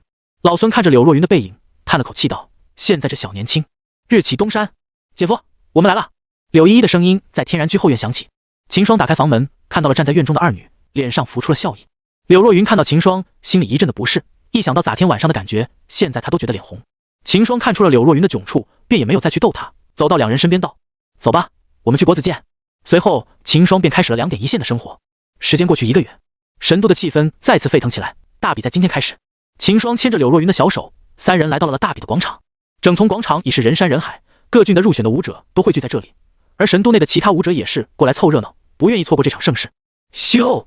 一道身影飞到广场上空，肃静。顿时，压抑的气息席卷了整个广场。原本嘈杂不绝的广场瞬间变得鸦雀无声。众人不由得抬头看向上方的老者。老夫胡广华，天为本次大比的主口，本官向诸位保证，此次大比绝对公平公正。死！听到胡广华这个名字，秦霜周围的人皆是大吃一惊，竟是让礼部尚书来主口，看来朝廷对这次大比很是重视啊。此话一出，引得旁边的人赞同。秦霜也是有些惊讶，要知道往届一般都是由礼部的代郎主持，今次竟由礼部的头头胡广华亲自主持。胡广华是名武圣强者，在神都内这个实力可算是顶尖了。在身为神朝礼部尚书的同时，胡广华还是神都胡家的家主。如今胡广华来做大比的主老，众人还是很意外的。胡广华看着下方的众，心里也是没办法。前几天陛下突然就任命他为大比主口，他也只好遵命。在广场上扫了一眼，胡广华一眼就看到了秦霜三人。秦霜三人在秘境中拿到帝兵的事，在朝中早就引起了好几波讨论了。可以说，秦霜已经走进了神朝的大人物眼里。对于陛下让自己来主口，胡广华也大概能猜到意思，所以他一眼看到秦霜后，便在心里默默地记下了。现在，我宣布，本次大比正式开始。胡广华的声音从上方传来，底下众人顿时热血沸腾。秦霜三倒是没有什么感觉，毕竟现在只是淘汰赛，秦霜和柳若云都是南郡大选的前10，是免试的。柳依依她并没事参加大选，跟着两人过来只是为了看热闹，以及按照柳阳的吩咐盯着秦霜。事实上，秦霜也找了百里勋了解柳家的情况。当听完百里勋说的情报时，秦霜是懵的。柳阳原本不是柳家的人，是后来入赘于柳家的。他入赘柳家后便改姓柳，第一任妻子正是柳若云的母亲。而在柳若云的母亲去世后，柳家又把柳若云的小姨柳冰冰嫁给了柳阳，两人生了个女儿，就是柳依依。柳若云与柳依依正是同父异母的姐妹。同时，秦霜也知道了柳阳去上官家求药的事，也知道柳阳为什么反对自己与柳若云了。柳阳是经历过一次的人，所以他肯定是希望更稳妥的拿到雪莲。看了眼身旁的柳若云，秦霜回过神来，把目光看向了广场中央的几个舞台。这时，一道身影飞速冲向了秦霜三人，秦霜瞬间就被挤开，一人径直的挤在了柳若云与秦霜中间，把他们拆开。坏呸！玉仙儿对着秦霜做了个鬼脸，随后转头笑着对柳若云与柳依依笑道：“若云姐姐，依依妹妹，你怎么来了？”秦霜有些不爽的对玉仙儿道。一段时间没见，秦霜差点把玉仙儿给忘了。玉仙儿其实要比秦霜还早到神都，但回到神都后，她便在家里接受传承，在几天前才出关。听到了秦霜在神都市，玉仙儿也是很吃惊，本想着等秦霜到神都后再好好教训他的，现在好了，他不教训自己都好，毕竟年轻一辈的小事，老一辈的人都不会插手的。看到玉仙儿，秦霜才想起自己好像忘了钱财了，之前答应说去悦来客栈找他的，后来也给一系列的事给打乱了，忘了这回事。钱财也是南郡前百的选手，今天应该也来这里了。仙儿姐姐，柳依依看到玉仙儿也是有些惊喜，毕竟好几年没见了。在神都与柳家关系最好的就是玉家了，因而柳依依从小就跟在柳若云与玉仙儿后长大，三人也是很熟悉。如今见了也不觉得生分，柳依依拉玉仙儿在一旁聊了起来。就在秦霜几人在闲聊时，赛场那边已经分好了今天比武的选手。今天的比试如同南郡一样，也是百人混战，分为5个舞台，分别是神朝几个郡的选手与神都内的选手。秦霜在5个舞台扫了一圈后，发现了在左侧舞台的钱财，与之前一样，钱财站在了舞台的偏南角上。与钱财一同站在台上的还有其余的99名选手。比武开始，飞在上方的胡广华开声道：“叮！检测到宿主正在参与神都大比，现发布系统任务。系统任务：取得大选头名。任务奖励：抽取人物次数1次。”秦霜听到系统的声音也不觉得意外了。自获得系统以来，他发现只要是大事就少不了系统的存在。这次大比也可以说是大事了。秦霜知道系统不会缺席的。头名嘛，正好自己的目标也是头名啊。在秦霜思考的时候，台上的几个舞台早已开打。剧烈的打斗声传来，秦霜也回过思绪，看向了舞台。看钱财修为，秦霜发现钱财已经是武魂了。不得不说，这几个月里大家的进步都是神速度，可能也是因为有压力吧。看到钱财3下5落2的收拾了几个身边的对手后，秦霜便把目光放在了别的选手上。以钱财的实力，出现是必然的了，秦霜也不担心。当下最主要的是了解其他的对手，为明天的比赛做准备。看了一会，秦霜便发现了神都选手与外郡选手的差距了。台上大部分的外郡选都是给神都选手压着打，尤其是南郡。历经了100年前的蛮族之乱后，南郡的实力可以说是一落千丈。如今就连年轻一代与神朝别的地方比起来也差得很远。这时，右侧的一个舞台上，一名男子引起了秦霜的注意。只见这名男子身着劲衣，不断的在对手之间来回腾挪，看似毫无章法的身形，却又总能把对手的攻击躲掉。男子周围的人见打不到他，纷纷转移目标，只留下那名男子在抱手看着。秦霜看他的着装不像是神都的人，应该也是从外郡来的。这时，台上的战斗已经到了白热化，知道男子不好对付。台上的几个选手将男子合围起来，再次对他出手，但依旧和之前一样，男子总是能在众人的围攻中找到空隙，躲掉攻击。这秦霜也惊讶了，要知道，武者互相打斗，难的不是挡招，而是躲招，往往是躲不掉了才接招的。当然，要是实力差距太大的话，自然就不需要躲。但现在能站在台上的，那个不是各郡的天之骄子，实力再怎么说也是不低的，只能说明那名男子的实力是要比台上的人要高的。因为隔着远，秦霜也没能看清楚他的修为，只能大概的知道他也是武魂，但明显要比钱财要高。看了会后，秦霜见那几人还是打不到那名男子，便知道男子进入下一轮是板上钉钉了。一想到后面的比赛遇到他的话，秦霜就头疼。秦霜的风格就是大力出奇迹，最讨厌遇上这种灵活的对手了。你想和他打也不行，人家就是躲，让你打得没脾气，再抓住机会一招制胜。同境界的战斗，最怕遇上这种对手。果然，在被人连出了数十招后，那名男子也抓住了机会，飞身连踢，围着他的数人顿时被击飞到了台下，瞬间就将身边几丈的空间清空了。旁边的人看了，默默地停住了靠向男子的脚，柿子也要挑软的捏啊。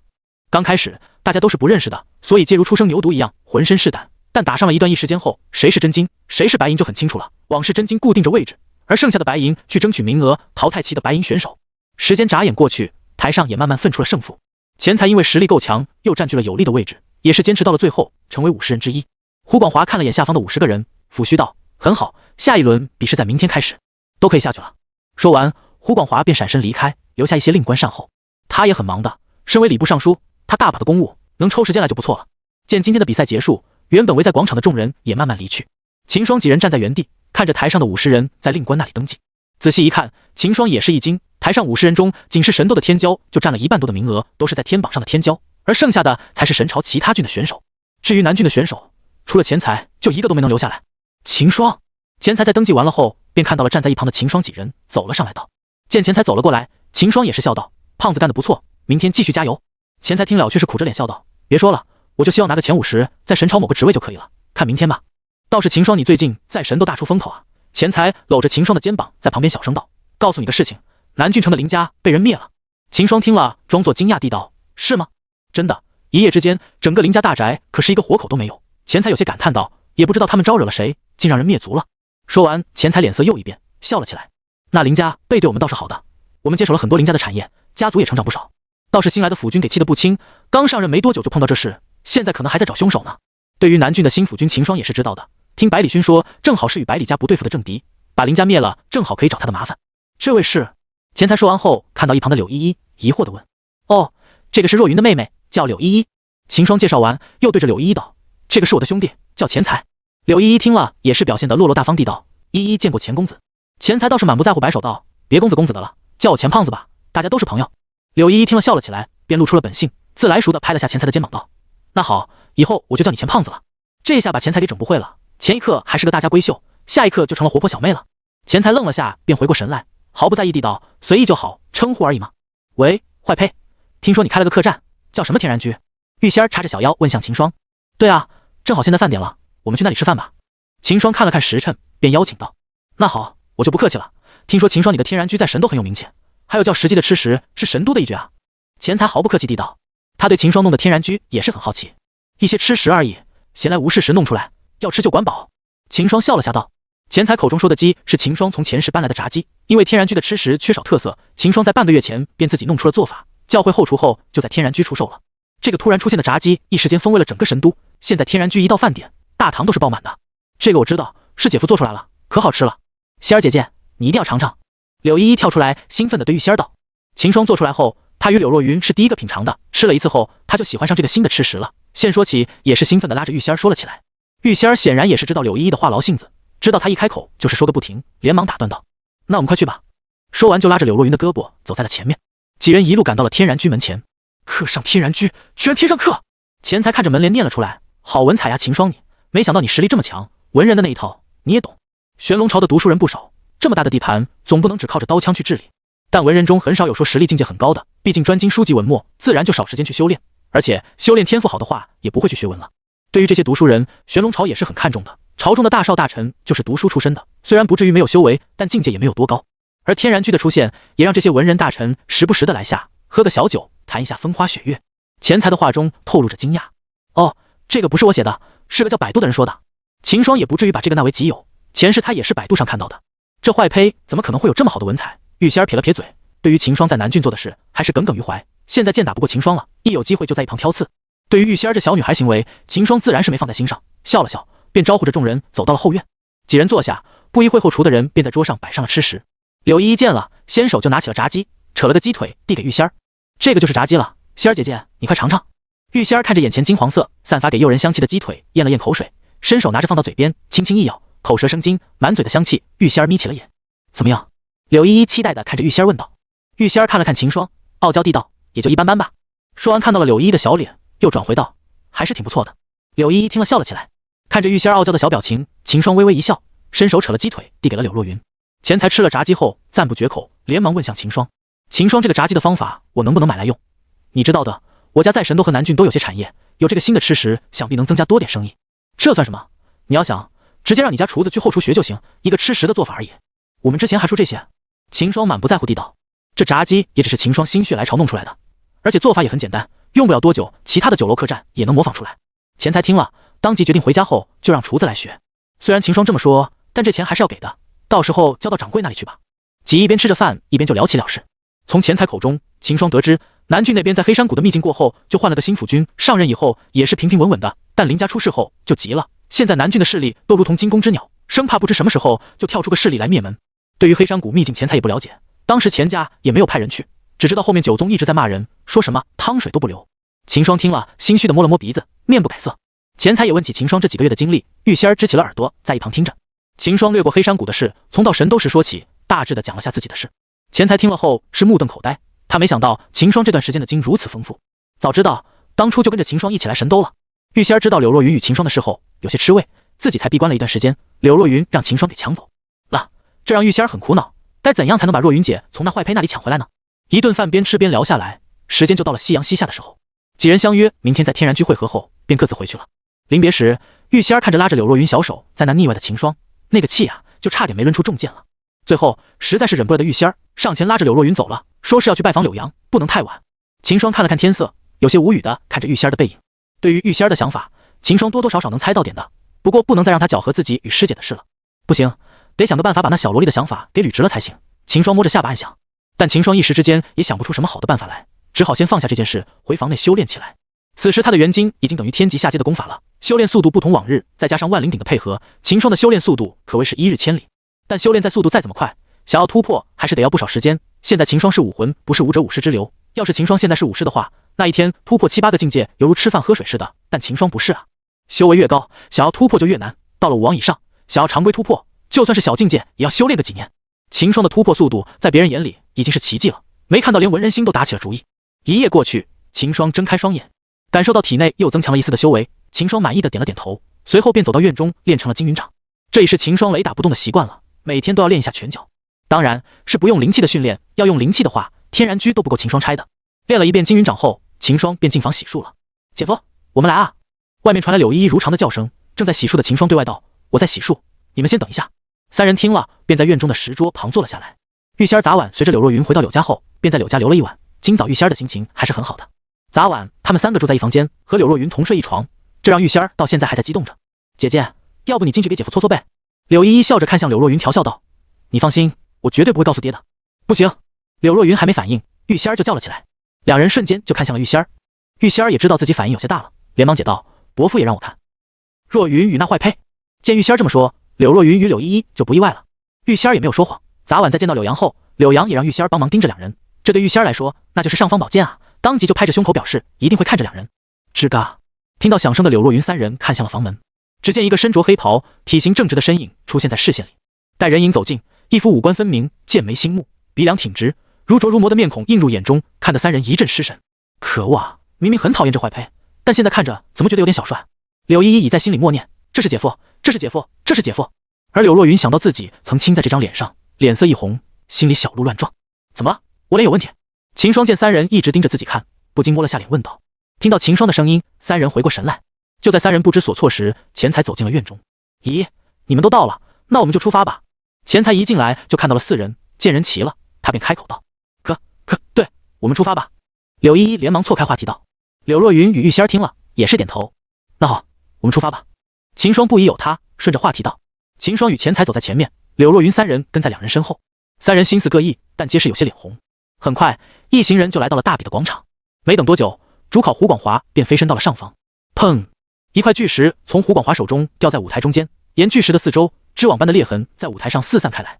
这就是你们今天的测试，不得用兵器，只用修为与武技，对星原石造成最大损害的前50人通过。胡广华说完，便飞身落到赛席上。什么？竟是星原石，还不能用兵器？像星原石这么坚硬的矿石，只有武王才能采集，现在要我们破坏，这可如何是好？我们只是武魂啊！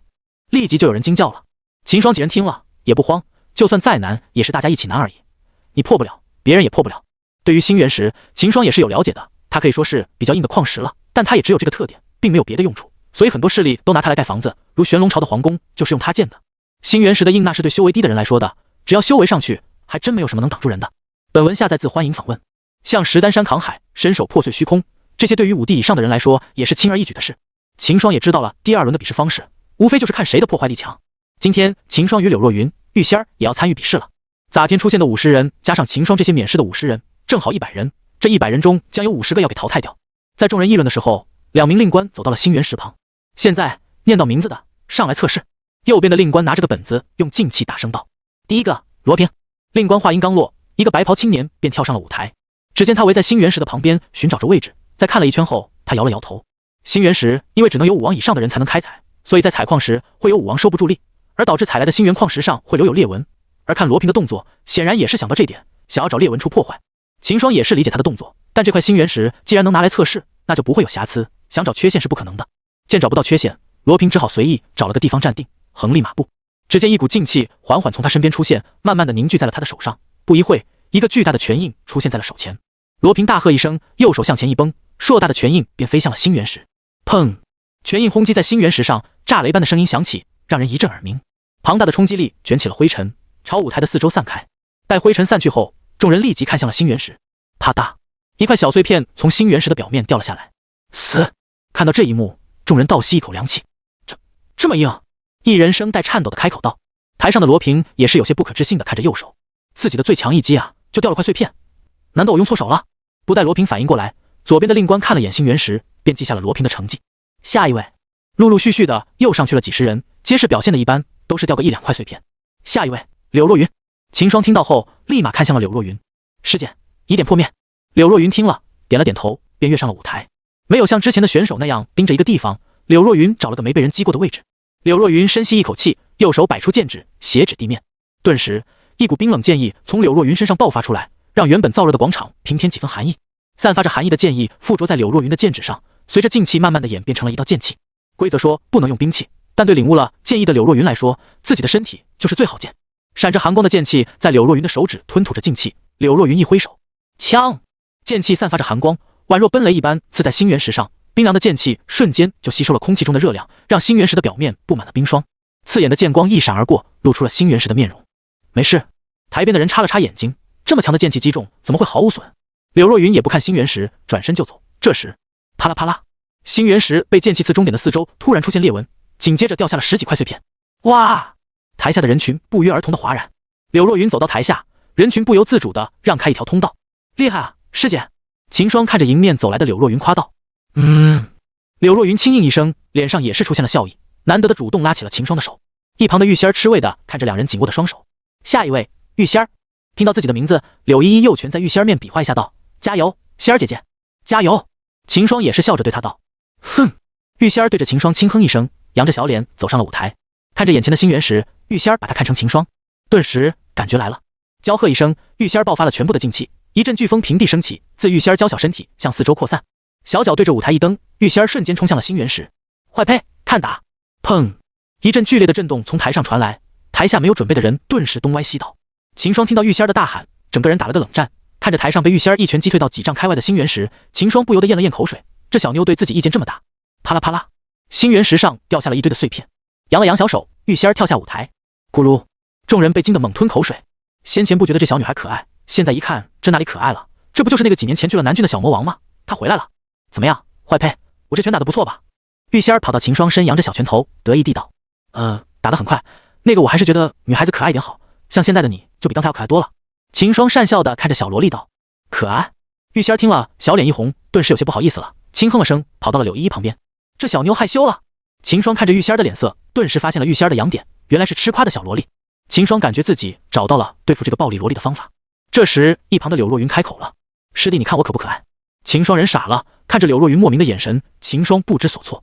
这醋也能吃？师姐家怕不是有个卖醋的铺子吧？师姐在我眼里一直都是最好看、最可爱的。秦霜讨好的拉着她的小手道。柳若云轻嗯一声，算是接过了。下一位，秦霜。令官的声音传来。师姐，我上去了。秦霜连忙道。去吧。柳若云柔声道。但秦霜依旧站在原地，看着柳若云，侧出了脸。柳若云顿时明白了秦霜的意思，瞬间脸红，知道自己不行动的话，待会就是他主动了，只好低头在秦霜脸上轻轻一啄，便抬起了头，心虚的看向了别的地方。旁边的玉仙儿见了，小脸顿时变了变，刚才对秦霜升起了好感，瞬间就消失无踪。玉仙儿，嫉妒使我失去理智，正要冲上去，却发现秦霜已经跳上了舞台。玉仙儿刚抬起的脚顿时一顿，啊，好气啊！这坏胚竟然要若云主动亲他！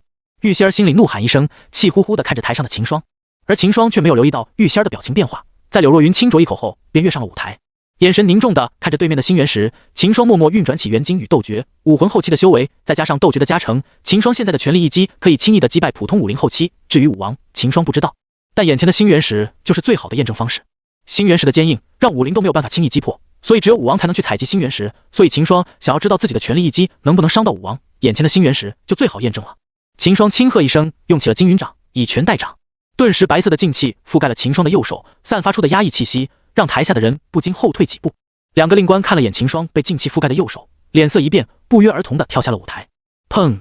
秦霜左脚一蹬，舞台顿时出现了蛛网一般的裂痕，向外扩散几丈，快速地冲向星元石。秦霜用尽全力，又一拳击在星元石上。轰隆隆，雷鸣般的声音响起，冲击产生的飓风吹得众人睁不眼，掀起的烟尘宛如沙暴一样席卷了整个广场。舞台上的景象也让烟尘挡得看不见。哎，这小子浪费我一块石头。胡广华叹道。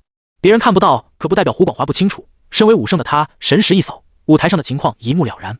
广场上武王以上的武者也是知道台上的情况，纷纷惊得瞪大着眼。这一拳要打着自己身上，怎么也得受个伤了。武魂的修为竟发挥出可以威胁到武王的实力，这小子是个怪胎啊！没过多久，台上的烟尘便散开了，露出了舞台上的场景。死！看到舞台的众人倒吸一口冷气。只见原本完好的星元石此时已四分五裂地散在了台上，一身黑袍秦霜已经站在了碎石旁边。这一拳恐怕能威胁到武王了吧？有人咽着口水惊道。肯定啊，你见过那个武灵能把星元石打成这样的？接话的人也是惊叫道。他就是那个在圣境中取得了地兵，还和陛下交换了的秦霜。有人反应过来问道。没错，就是他。砰！胡广华从赛席上扔了块新的星元石到台上，开口道。比赛继续。秦霜看了眼散开的星元石，对自己的实力有数了，跳下舞台回到柳若云身旁，一把拉起柳若云的小手。秦霜有些得意地道。怎样，师姐，我这一拳还行吧？柳若云也是很惊讶的，但当他看到秦霜得意的脸色后，顿时收起了表情，语气平淡地道。不错，继续努力。秦霜，就这？我弄得这么大的阵势，你没看见？原本还有些得意的秦霜顿时失落了，仿佛察觉到秦霜的想法，柳若云轻笑一下，飞快的伸脸在秦霜脸蜻蜓点水一下，旋即看向了舞台。奖励你的。秦霜浑身一震，跟打鸡血似的，现在再来几块星元石，他感觉自己也能打碎。下一位，拓跋羽。听到令官的声音，秦霜把目光看向了舞台，一名青衣男子跳上了舞台，缓步走到了星元石前。秦霜瞬间就认出了是咋天那名身法灵活的青年，身法是很灵活的，不知实力怎么样。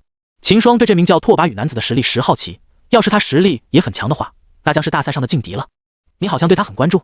柳若云注意到秦霜眼中的凝重，不由好奇起来。他的身法很强，应该会是比赛的劲敌。秦霜点了点头，眼神盯着台上的拓跋羽，想看清他的实力。柳若云听了秦霜的说法，也是认真起来，毕竟谁也不知道明天自己的对手是谁。呵！拓跋羽沉喝一声，身上顿时爆出一股劲气，这时他的修为就显露了出来，武魂圆满。察觉到拓跋羽的不好对付，其他的选手也是脸色沉重起来。大家普遍都是武魂前中期的，先前冒出个秦霜是后期就算了，你现在又来个圆满的，这个拓跋羽是从那冒出来的，看样子就是奔着第一去的。嘿，你这就不知道了吧？这个拓跋羽可是出自北郡，据说家里与中州那边都有关系，这次人家还就是要来拿头名的。中州旁边的人听了有些震撼，神朝对他们来说就已经很大了，一辈子可能也走不出去一趟，中州已经是非常遥远的了。秦霜听了虽然有些意外，但想了一下就觉得很正常了，没有点底蕴又怎么能在神都这些天骄中脱颖而出？就在众人私语时，拓跋羽有了动作，只见他身形宛如猎豹一样，猛地向星元石一突，双手挥拳，侧身向前一顶，砰！2米高大的星元石被击退了几丈远，被击中的表面噼里啪啦的掉落下10几块碎片。秦霜看了摇了摇头，这个拓跋羽在最后的时刻收手了，不然不会只造成这么点破坏的。即使如此，台下的旁人也是给震惊的不轻，像秦霜这种开挂的还是很少的，拓跋羽在一众人中已是顶尖的了，很强。柳若云眼一凝，他也看出了拓跋羽的留手，不用担心，大不了打不过就认输嘛，反正家里给的任务我也完成了。玉仙儿倒是满不在乎的摆手道：“玉家给她定的就是进入前50，只要进了就可以了。毕竟她只是小女孩，在玉家可是十分得宠，因而玉家对她的要求反而不是很高。看她刚才的表现，进入前50是10拿9稳的了。对于玉仙儿来说，接下来的比武只要尽力而为就行，最好能碰上那个坏胚，这样还能借此出气。”柳若云听了也觉得对，她参加大比也只是因为想陪着秦霜，不然她对这些大比什么的也是没有兴趣的。而柳阳对她一向都是放养状态，就算接受家里的传承，也是在南郡大比后才回神都接受，所以这次神都的大比，他倒没有太大的执念。我也是这样觉得，我爹给我的目标就是前50，只要今天过了，那明天对我来说全当参与了。钱财晃了晃脑袋，跟着说道。他们几个对于大比的目标都不高，所以这个突然冒出的拓跋语对几人的威胁都不大。但秦霜不同，系统给的任务就是拿到头名。原本秦霜以为在神都那么多不参加的情况下，自己应该是唾手可得，毕竟除了那些躲起来修炼的老鹰比，秦霜在天榜上可是无敌手了，天榜第一的文人生都被他秒杀。没想到又突然冒出个拓跋语，这是要给自己增加难度。秦霜倒不是说害怕这个拓跋语，只不过这也是个不稳定的因素，还是要严肃对待的。下一位，钱财。令官说话时都忍俊不禁的。台上的人听到钱财的名字也是好奇的四顾，想看下是谁叫了个这么特别的名字。秦霜几人听到钱财的名字后，纷纷对着钱财鼓励，以钱财的实力发挥的好的话，还是很有希望的。像第一个上台的罗平，弄了那么大的阵势，也只是掉了一块碎片，更有甚者比罗平还不如，声势浩大，一看星原石屁事没有，只要钱财能弄下个2、3块碎片，就有希望晋级了。接受了秦霜几的鼓气，钱财缓步走上了舞台。众人见钱财是从秦霜这几人中走出来的，顿时都收起了看戏的表情，眼色沉重的看着台上的钱财。对于秦霜几人，已经有很多人留意到了，像柳若云与玉仙儿不说，就秦霜一人就吸引了很多目光。如今钱财又是从这个小团体走出去的，这些人自然也不敢小看。百足架势，钱财爆发出了与他体型严重不符的速度，犹如一道闪电般冲向了面前的星原石。看到他的速度，台下的观众露出了个果然的表情。就这速度，大选中大部分的人选手都比不上。秦霜也是很好奇，他一直不明白以胖子的体型是怎么爆发出这个速度的。同境界来说，秦霜的速度也比不上钱财的。倒是一旁的玉仙儿惊声：“咦，这不是钱家的身法吗？钱胖子是钱家的。”听到玉仙儿的疑惑，柳依依也是认了出来，开口道：“这就是钱家的身法，没想到胖子还是钱家的人。”玉仙儿与柳依依口中的钱家，正是当今吏部尚书钱人所在的钱家。这个是书香世家，但也有修武，只不过没有那些武道家族那么深精。但钱家最出名的就要说到他的身法了，钱家的疾风步在神都都是有名的。秦霜对这些却不甚了解，他一直以为胖子就是南郡本土人，没想到现在又多出个钱家的身份。而柳若云因为很早就到了金龙宗修炼，所以也不是很清楚。柳依依见两人不解，立马兴致勃勃地和两人说起了钱家的事。但秦霜听完后就发觉了不对，在柳依依的话中，钱家的年轻一辈中并没有钱财的名字啊，而且钱胜也不是钱家上辈的人。就在几人疑惑时，钱财在台上也有了结果，3块碎片从星原石上掉了下来，钱财也满意，也点了点头，走向了秦霜几人。胖子，你怎么会钱家的身法？看到钱财回来，柳依依当即就忍不住问了起来。依依，见柳依依如此冒失，柳若云不由言声的教指她。虽然钱财与几人都是朋友，但就这样直接问也太冒犯人了。钱财发现了几人的好奇，也是坦然的说了起来。哦，我娘就是钱家出来的，当年我爹来神都走生意，无意中碰到了我爹，结果我爹就把人拐到了南郡，因为这我外公没少给脸色我爹看。啊，原来你爹就是当年那个把尚书女儿给拐走的穷小子。玉仙儿惊叫了一下，随后立即就反应过来，知道自己失言了，连忙捂住了嘴。钱财也没有在意玉仙儿的失言，笑了笑道：“这也没什么不能说的，如今神都还有谁不知道？”玉仙儿与钱财这么一说，大家就都反应过来了。来了神都这么多天，秦霜也是了解到神都之前发生的一些大事，要说传播最广的，还是玉仙儿口中的尚书女与穷小子了。事情也就是20多年前的事。话说当时有一个穷小子，也就是钱财他爹钱胜，随着商队非洲来到神都。当时的钱胜还没有如今那么富，他也是帮着商队打杂，才混上非洲来神都的。来神都也是想着闯一闯，看能不能改变自己的命运。但修为低，身上又没钱的钱胜来到神都后，就发现自己寸步难行了，只好在神都内找了份家丁的工作。恰好当的钱家在招家丁，看着钱胜面容俊朗，还有修为在身，就招了钱胜到钱府做家丁。好巧不巧，钱府的管事又把钱胜给分到了钱敏的院子里干活。钱敏也就是钱财他娘，一位正值少女怀春的官家小姐，偏偏院子里又有个长得俊朗的家丁，钱敏渐渐的就对钱胜关注起来。而有一天，钱敏在神都内逛街，因为是偷偷跑出来的，所以钱敏也就没带多少人，只带了2个随身的丫鬟与2个家丁，钱胜就在其中。接下来就是英雄救美的情节了，有几个修为不低的纨绔公子喝醉酒在大街上闲逛，看到2八芳华娇艳的像朵花似的钱敏，起了色心，上前不断的挑逗调戏。作为一个让钱家捧在手心的宝贝，钱敏哪能忍得下这些，当即就给了其中一个动手动脚的公子一脚。这一脚正好就踢中了那名公子的子孙根。身为武者，虽然大意的没有闪掉钱敏的一脚，但那名公子也是疼得不轻，当即大怒。发怒的公子与2名同伴拉着钱敏走到了一处小巷，而钱敏与2个丫鬟又没什么修为在身，自然是反抗不了。见自家小姐被捉走， 2名丫鬟与另1名家丁立马就分别去叫执法队与钱府，而钱胜却是跟在了3名纨绔公子的身后。他只知道这是自己的机会，只要能拼死救下钱敏，那他就可以得到钱家的栽培了。心中发狠的钱胜随手拿起一旁肉摊上的杀猪刀就跟了上去。3名纨绔公子也是喝高了，失去了理智，竟然想要在巷子里羞辱钱敏，而钱敏的修为又不高，根本无法反抗，眼看着就要给3个禽兽给玷污了。钱敏眼里充满了绝望。这时钱胜握着杀猪刀走进了巷子。放开我们小姐！这句话在当时的钱敏听来宛如仙音，不知哪来的力气，一下子挣脱禁锢，跑到了钱胜的身后。吃，就凭你个小家丁也想拦我们？3名纨绔公子看了眼钱胜的修为，狂笑。事实也如此，虽然纨绔是纨绔，但有着家族的支持，这3人都有着武魂的实力，而钱胜却只是名武师，根本打不过3人。小姐你快走，我拦住他们，府上很快就会来人了。钱胜细声的和钱敏说了下，便义无反顾的冲了上去。钱敏也没想到这个小家丁竟然这么勇敢，先前也只是觉得他长得俊才，带在身边而已，没想到他竟如此忠心。他也不傻，听钱胜说完后立即转身就跑。3名纨绔见了，便分出2人去围殴钱胜，另1人去追钱敏。但钱胜那会让他如意，顶着2名武魂的暴打，冲上去拖着那名纨绔。在前面埋头跑的钱敏听到钱胜的惨叫，忍不住回头看了眼。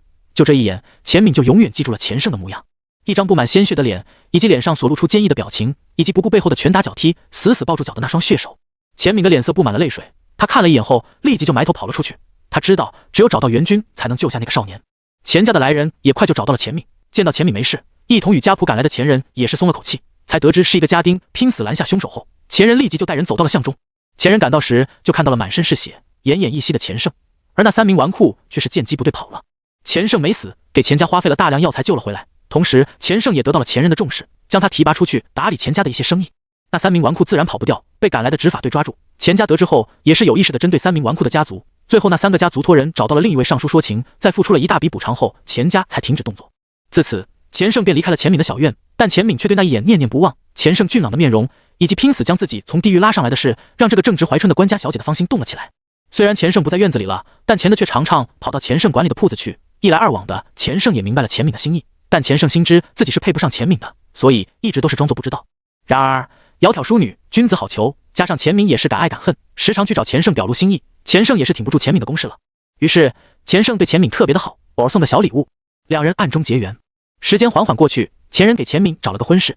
在得知消息时，钱胜也知道自己是在钱家待不下了，便准备离开神都回南郡。那只钱敏在听到钱人所说的消息时，宁死不愿，趁钱人不注意，偷偷的跑到了钱胜家里，想要和钱胜私奔。钱胜得知后自然是很感动，下定了决心要带着钱敏回南郡，因为2人都知道钱人是不可能同意2人在一起的。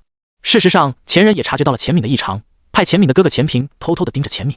钱平自钱敏跑出钱家就一直跟着他，最后追到了钱胜家。这下钱平明白了，2人早已瞒着家里暗结情谊。钱平对钱胜自是知道的，也明白自己妹妹是为什么对钱胜倾心，但钱平在听到钱胜要带着钱敏回南郡后，怒得直推门进去。钱胜这一进去，把钱胜与钱敏吓了一跳，但钱敏性子刚烈，很快就恢复过来，表达了自己的决心。钱平看着把刀架在脖子上的钱敏，只好无奈同意帮他们瞒着钱人。就这样，钱胜拐着钱敏离开了神都，坐上了前往南郡的非洲。而钱胜便拐着钱敏跑回了南郡，因为舍不得妹妹受苦，所以钱平也不时地资助南郡的2人。在钱平的帮助下，钱胜在南郡发展起来。过了1年，钱胜拉着挺着大肚的钱敏跪在了钱府门前。钱人当时是气得差点双脚一蹬了，但心疼女儿的他，看在女儿与外孙的份上，还是接受了钱胜。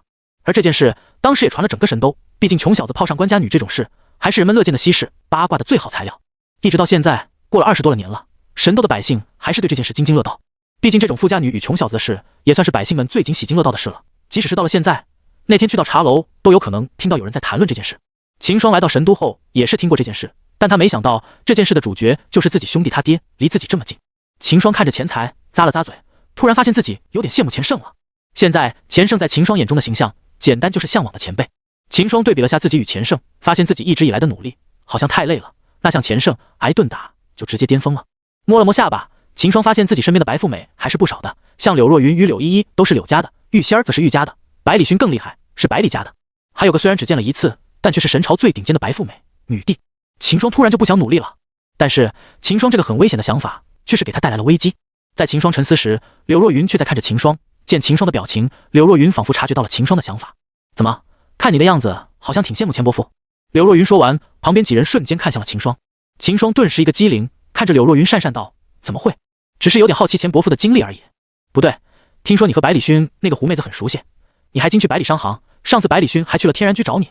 秦霜，你不会是瞒着若云姐做了什么事吧？玉仙儿立即就趁机说出了他打探到的消息，企图给秦霜致命一击。柳若云听了，狐疑的看着秦霜。秦霜心里一震，这小妞怎么查到的？随即反应过来，不对，我和百里勋又没什么，我干嘛要慌？我去百里商也是为了正事，至于百里勋来天然居，也只是找我做交易。我对师姐可是一片真心啊。秦霜立即坦然解释道。不对哦，我说完的时候你慌了一下，你肯定是有什么瞒着我们，不然你慌什么？玉仙儿的眼中闪过狡黠的光芒，都是武者，刚才秦霜细微的表情可瞒不过他。嘿嘿，坏胚，你给我找到机会了。我靠，这小妞！秦霜顿时就知道玉仙儿的意图了，先前只是试探自己，杀招在这里等我。这下钱财与柳依依看着秦霜的目光也是变得古怪起来。说起来，秦霜与百里勋本来就没什么，但经过小萝莉这么一弄，就好像真的有古怪似的，搞得秦霜一时都不知怎么解释了。但令人惊讶的是，柳若云反而没什么反应。在盯了一会秦霜后，柳若云突破道：“好了，别说了，我相信师弟。比试已经结束了，我们回去吧。”秦霜大喝，伸手想要拉着柳若云的小手，柳若云怔了下，见挣不开，便任由他了。玉仙儿见柳若云不计较了，有气馁的跟在两人身后。秦霜与柳若云走在前面，就在秦霜以为逃过一劫时，柳若云却给了秦霜一个眼神。看到柳若云的眼神，秦霜秒懂，现在人多，给你面子，回去后你自个解释，就是这么个意思吧。顿时，秦霜就开始忐忑了。几人一路回到天然居，在吃了个饭后，柳若云给了秦霜一个眼神，便起身走进了秦霜房内。秦霜自然知道柳若云的意思，也跟着走了进去。啪！柳若云关上房门，走到床上坐下，翘起腿，语气冰冷地道：“说吧，那个百里勋是怎么回事？”秦霜上前讨笑着在柳若云身旁坐下，想拉起她的小手。柳若云冷着脸一甩掉秦霜的手：“你先别碰我，解释一下自个的事。”说完，感觉到秦霜挨着自己，柳若云脸色红了一下，往一侧挪了挪。见柳若云的反应，秦霜知道她是醋意上来了，连忙从百里勋来天然居说起，一字不漏的所有事情说了一遍。说完，秦霜咳声道：“师姐，你看，我可是为你守身如玉的，没想到你却怀疑我。”说完，秦霜表情一变，故作伤心的样子。柳若云听秦霜说完后，也知道自己错怪秦霜了，心里有愧疚。好了，最好我给你补偿一下。说完，伸脸在秦霜的脸上轻轻一啄。就这？秦霜转头看着柳若云的小脸。秦霜顿时不干了，我在这解释了半天呢，结果就这？一把抱着柳若云的肩膀，将其拉到怀中。秦霜凝视着柳若云的双眼。柳若云被他举动吓得一慌，目光闪躲着秦霜的对视。他要干嘛？我要不要把他推开？柳若云内心乱想起来。看着师姐慌乱的小眼神，秦霜微微一笑，低头。玉仙儿与柳依依在秦霜两人走进房间后，便悄咪咪地靠在了房门上，侧着耳朵，好奇地听着里面的动静。钱财看着两人的行径，本想也上前听下，但一想到柳若云那冰冷的表情，钱财打了个冷战，暗里摇了摇头，便放弃了。不一会，玉仙儿便听到里面两人的对话，接着就是秦霜的解释经过。再过一会，里面突然就安静下来了。玉仙儿与柳依依反复地将耳朵贴到门上，企图听到屋内两人的动作。这时两人听到了奇怪的声音从里面传来。在被秦霜突然袭击后，柳若云便反应过来了。柳若云双手的秦霜背后不断的拍打，打着打着便抱住了秦霜的脖子。秦霜不断入侵着柳若云的地盘，柳若云开始还紧咬牙关抵抗着秦霜的入侵，但后面还是让秦霜找到了机会撬开城门。柳若云从开始的不熟悉拼命抵抗，慢慢的就熟练起来。两人你中有我，我中有你，沉重的呼吸扑在了互相的脸上。秦霜也是情不自禁起来，双手慢慢的摸索着。突然感受到不对劲的柳若云牙扣一咬，吃疼的秦霜连忙从柳若云的地盘中退出。啪！柳若云一把拍下秦霜摆在胸口的手，原本白嫩的小脸红得透血，双目恼羞地看着秦霜。不等秦霜说话，柳若云便急着小步跑到了门前，拉开了房门。哎呦！猝不及防的玉仙儿与柳依依猛地摔在了地上，抬了下头，玉仙儿与柳依依便看到柳若云正低着头，脸色通红地看着自己。两人下意识就以为柳若云怒了，连忙站起身，跑到桌子边上，乖乖坐好，心虚的回头看了眼脸红通红的柳若云。扑通扑通，柳若云的心脏剧烈跳动。此时柳若云感到羞极了，她没想到秦霜竟然这么乱来。一想到刚才秦霜的动作，他的脸色就红得要液血。坐在床上的秦霜见柳若云跑了出去，吃疼的缩了口气。师姐的这个坏习惯还是得想办法让她改了，不然以后亲一次就疼一次，这谁顶得住啊？意犹未尽的秦霜看了眼双手，很宏伟。起身走出房间，秦霜顿时就看到了端正的坐着的玉仙儿与柳依依。奇怪的看了眼两人，秦霜便走到了柳若云身边坐下。钱财看着秦霜出来，对着秦霜一顿脊髓弄眼。他又不是玉仙儿与柳依依这两个小女孩，自然明白秦霜干了什么。秦霜倒没有理会他，把玩着柳若云的小手，看了眼几人，开口说道：“明天就要开始正式的比武了，我们还是好好休息准备吧。”钱财倒是不在乎，他想着明天上台试一下，要是打不过就认输的了。但他知道秦霜是奔着头名去的，便不想打扰了，附和道：“不错，那我就先回去了。那我也先回府上了。”柳若云小脸上的红色还未褪去，抽出小手，不敢看着秦霜的脸，有些慌乱地道：“路上注意安全。”秦霜也没想着送他，神都还是很安全的，像钱胜碰到的，这20年中也就他一件。但当秦霜看着玉仙儿的背影时，顿时就想起他刚才挖的坑。小萝莉是吧？看我怎样把你掰直了。翌日，秦霜几人站在了舞台边上。今天开始的比赛就是1对1的比试了。与前2天一样，胡广华在飞身到广场上方显示了一下存在感后，便返回了赛席。秦霜往他那边看了眼，发现他搬了个小桌子在赛席那里，看胡广华的动作像是在处理政务。当个官这么忙？秦霜想不明白，都来主持赛事了，胡广华还把政务一起带过来处理，这不是找罪受？见胡广华这么忙，秦霜一下子对接下来赢下赛后进入朝廷的兴趣大减。原本他还想着赢下大比后在神朝内混个官当当的，现在看来还是算了。师姐，你们大比后试试进入朝廷谋个职位，还是？秦霜对着柳若云问道。柳若云沉思了下，他自己也不知道要不要进朝好，以他的成绩就算了，大概也是加入执法队之类的。我还没想好。那你进不进朝廷？如果师弟你能拿个头名的话，相信朝廷肯定会重点培养的。柳若云看着秦霜，他也很好奇秦霜的选择。我也还没想好，不过我应该大概率是不会加入的了。柳若云听了点了点头，他不会去干预秦霜的决定，不过秦霜不加入神朝的话，自己也不加入了。小仙钱财，你们怎么想？秦霜问两人。我呀，我应该是加入吧，毕竟神朝能提供更好的修炼资源，加上我外公也在朝内，我娘也是想我在朝中谋个职位的。钱财回道。玉仙儿听了反应很敏感，有些恼怒道，不许叫我小仙。秦霜打量了玉仙儿一眼，不禁笑道，你这本来就小吗？啊！玉仙儿狂摇头，小拳头不断地落在秦霜身上，也没用多少力，实在是有些恼羞成怒了。也不怪他如此敏感，从小他娘就小仙小仙的叫着，结果自己就真的长不大，到了20了还跟个小女孩似的。玉仙儿自己也是很愁，感觉到玉仙儿的不爽，秦霜却是开心了，原来这就是玉仙儿的疼点啊。秦霜看了他的反应后，便忍不住逗他，气急的玉仙儿追着秦霜打，秦霜站在柳若云身旁，一边逗他，一边借着柳若云身体挡着玉仙儿，两人就样围在柳若云身边打闹着。这时令官的声音传，本次大比的抽签已经完成，第一场林峰对秦霜，姐夫第一场就是你哎。柳依依提醒正在与玉仙儿打闹的秦霜道，啊，我吗？刚才一直在逗玉仙儿，秦霜也没留意到令官的声音，柳依依提醒了他才反应过来，那我就先上去了，小心我待会再和你玩。秦霜对着柳若云笑了笑，旋即又逗了下玉仙儿后，便跳上了舞台。跳上舞台后，秦霜便看到了自己的对手林峰。对于这个林峰，秦霜也是知道的，天榜的第4名，在神都也算得上是天才了。比武开始，当，秦霜拿出破晓砸在了地上。对面的林峰见了，不由得咽了咽口水。对于秦霜，他在大比之前就了解得很清楚了。林峰知道自己不是秦霜的对手，但一想到那人给自己的丹药，林峰便狠下了心。就在早晚，有一个黑袍蒙面人找到了林峰，交给了他5张10万两的金票和一颗丹药，让他今天废了秦霜。黑袍人说会在今天安排林峰打秦霜，这颗丹药是从神朝外购买的燃血丹，吃下后会短时间内爆发5倍的力量，但副作用也很大，服用完后会掉一个大段。开始林峰是不愿意的，虽然他对刚来神斗就声名鹊起的秦霜也很看不过眼，但他也知道自己打不过秦霜，而且就算服用丹药后把秦霜打败了，他也要掉下一大武师，这是他接受不了的。但那名黑袍人又拿出了一枚灵心丹，这下林峰就忍不住异动了。灵心丹是武王用来提升实力的丹药，而灵心丹还有一个更大的作用，那就是它可以辅助武灵圆满突破到武王。林峰看了黑袍人给自己的灵心丹，顿时就心动了。想到自己能在舞台上当着万千观众的面打败秦霜，林峰就按耐不住内心的激动，加上又有50万两金与灵心丹，林峰当即就点头答应了。今天果然如黑袍人所说，把自己与秦霜安排在了第一场对决。想到这，林峰看着对面的秦霜也不害怕了。秦霜，这场比武我赢定了，你最好还是向我跪下求饶，我可以考虑一下饶你一命。林峰嚣张的声音响起，传遍了整个舞台。这人是谁啊？这么嚣张，没看到咋天秦霜一拳地心原石都打碎了吗？好像是天榜的第4，不过听说上次在圣境中第3都被秦霜打成了重伤，也不知道他哪来的底气。哗众取宠而已，他也想打败秦霜。台下观众的讨论传到了舞台的两人耳中。秦霜的面色有些古怪，话说不应该是对着我冷嘲热讽的吗？怎么都在说对面的林峰？秦霜前世也是看过一些小说的，一般都是主角上场的时候，旁观的人就会不断的打击主角，抬高反派，最好众人看好的反派被主角一招秒杀，然后旁观的人大吃一惊，纷纷对主角道歉。如今怎么搞得我像个反派似的？难道我对面这个林峰才是天命之子？秦霜心里一惊，如此的话就不能粗心对待了。秦霜脸色凝重地看着林峰，而对面的林峰听到底下观众的话时，眼中布满了怒火，心里暗道：你们这群凡夫俗子，等我打败秦霜看你们怎么说。想到这，林峰当即不犹豫，咬碎了藏在口中的燃血丹。砰！一声爆响从林峰身上传来，迸发的劲气在他的身体四周形成了一道血色屏障。紧接着，傅林峰身上涌出了一道庞大的气息，瞬间就席卷了整个舞台。这气势怕不是有武灵了吧？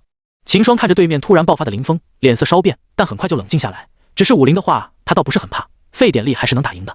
哈哈，秦霜，这就是我的实力，你害怕了没有？感受到体内的力量，林峰大喜地狂笑。虽然只有一会，但他觉得对付秦霜的话已经够了。底下的观众看着突然爆发出如此气势的林峰，也是一惊。这人不是天榜第4吗？就么感觉他比之前的天榜第1还要强？莫非他一直在隐藏着实力？看他气息的强度，怕是一般的武林中7都打不过他。这下秦霜要难了。这下两人还真不好比较了，还是得打过才知道了。对于这些讨论与惊叹，林峰也是听到了，心里的信心空前膨胀。而秦霜的面色更古怪了。兄台，你的观众背叛你了。秦霜顿时放心了，我就说嘛，天命之子怎么可能是他？虽然如此，但秦霜还是用出了12分的实力，蓄力于破晓，满功率开启元金与斗诀。林峰也停下了他的狂笑，盯着秦霜。砰！从林峰处来一声爆响，他的身形顿时消失。而秦霜早已防备，他知道速度一直不是自己的强项，所以他一直提防着林峰的突然爆发。在后面，台下传来叫声，想提醒秦霜。晚了！林峰阴狠一笑，一个拳印骤然出现在他的身前。秦霜受死吧！此时林峰也管不了黑袍人的交代了，全力用出了自己全招。他想着要真的打死秦霜了，大不了自己带着金票与灵之丹远走高飞。看到林峰的动作，台下隐藏在人群中的文人星脸色一变，暗骂了句蠢货。没错，早晚去找林峰的黑袍人就是文人信，但他对林峰打败秦霜却没抱希望，即使给了林峰染血丹，文人信也不觉得林峰能打败秦霜。咋天秦霜打碎星元石时，文人星也在现场。当他看到秦霜那一击时，他就知道没有武王以上都对秦霜造不成威胁。至于找林峰，也不过是让他去试验一下秦霜咋天的那一拳是不是能随时动用罢了。对于他来说，林峰就是试验的工具人，就连他给林峰的灵星丹与金票都是假的，只有那颗染血丹才是真的。只因为林峰收到金票与灵星丹后太激动了，没能仔细的看清楚，而且文人星给他的灵星丹与金票都是高仿的，所以林峰根本不知道他被黑袍人骗了。秦霜早在林峰闪到他背后时就知道了，就在林峰的拳印将要打到秦霜身上时，秦霜动了，倏地一下，两个秦霜一前一后出现在了林峰面前。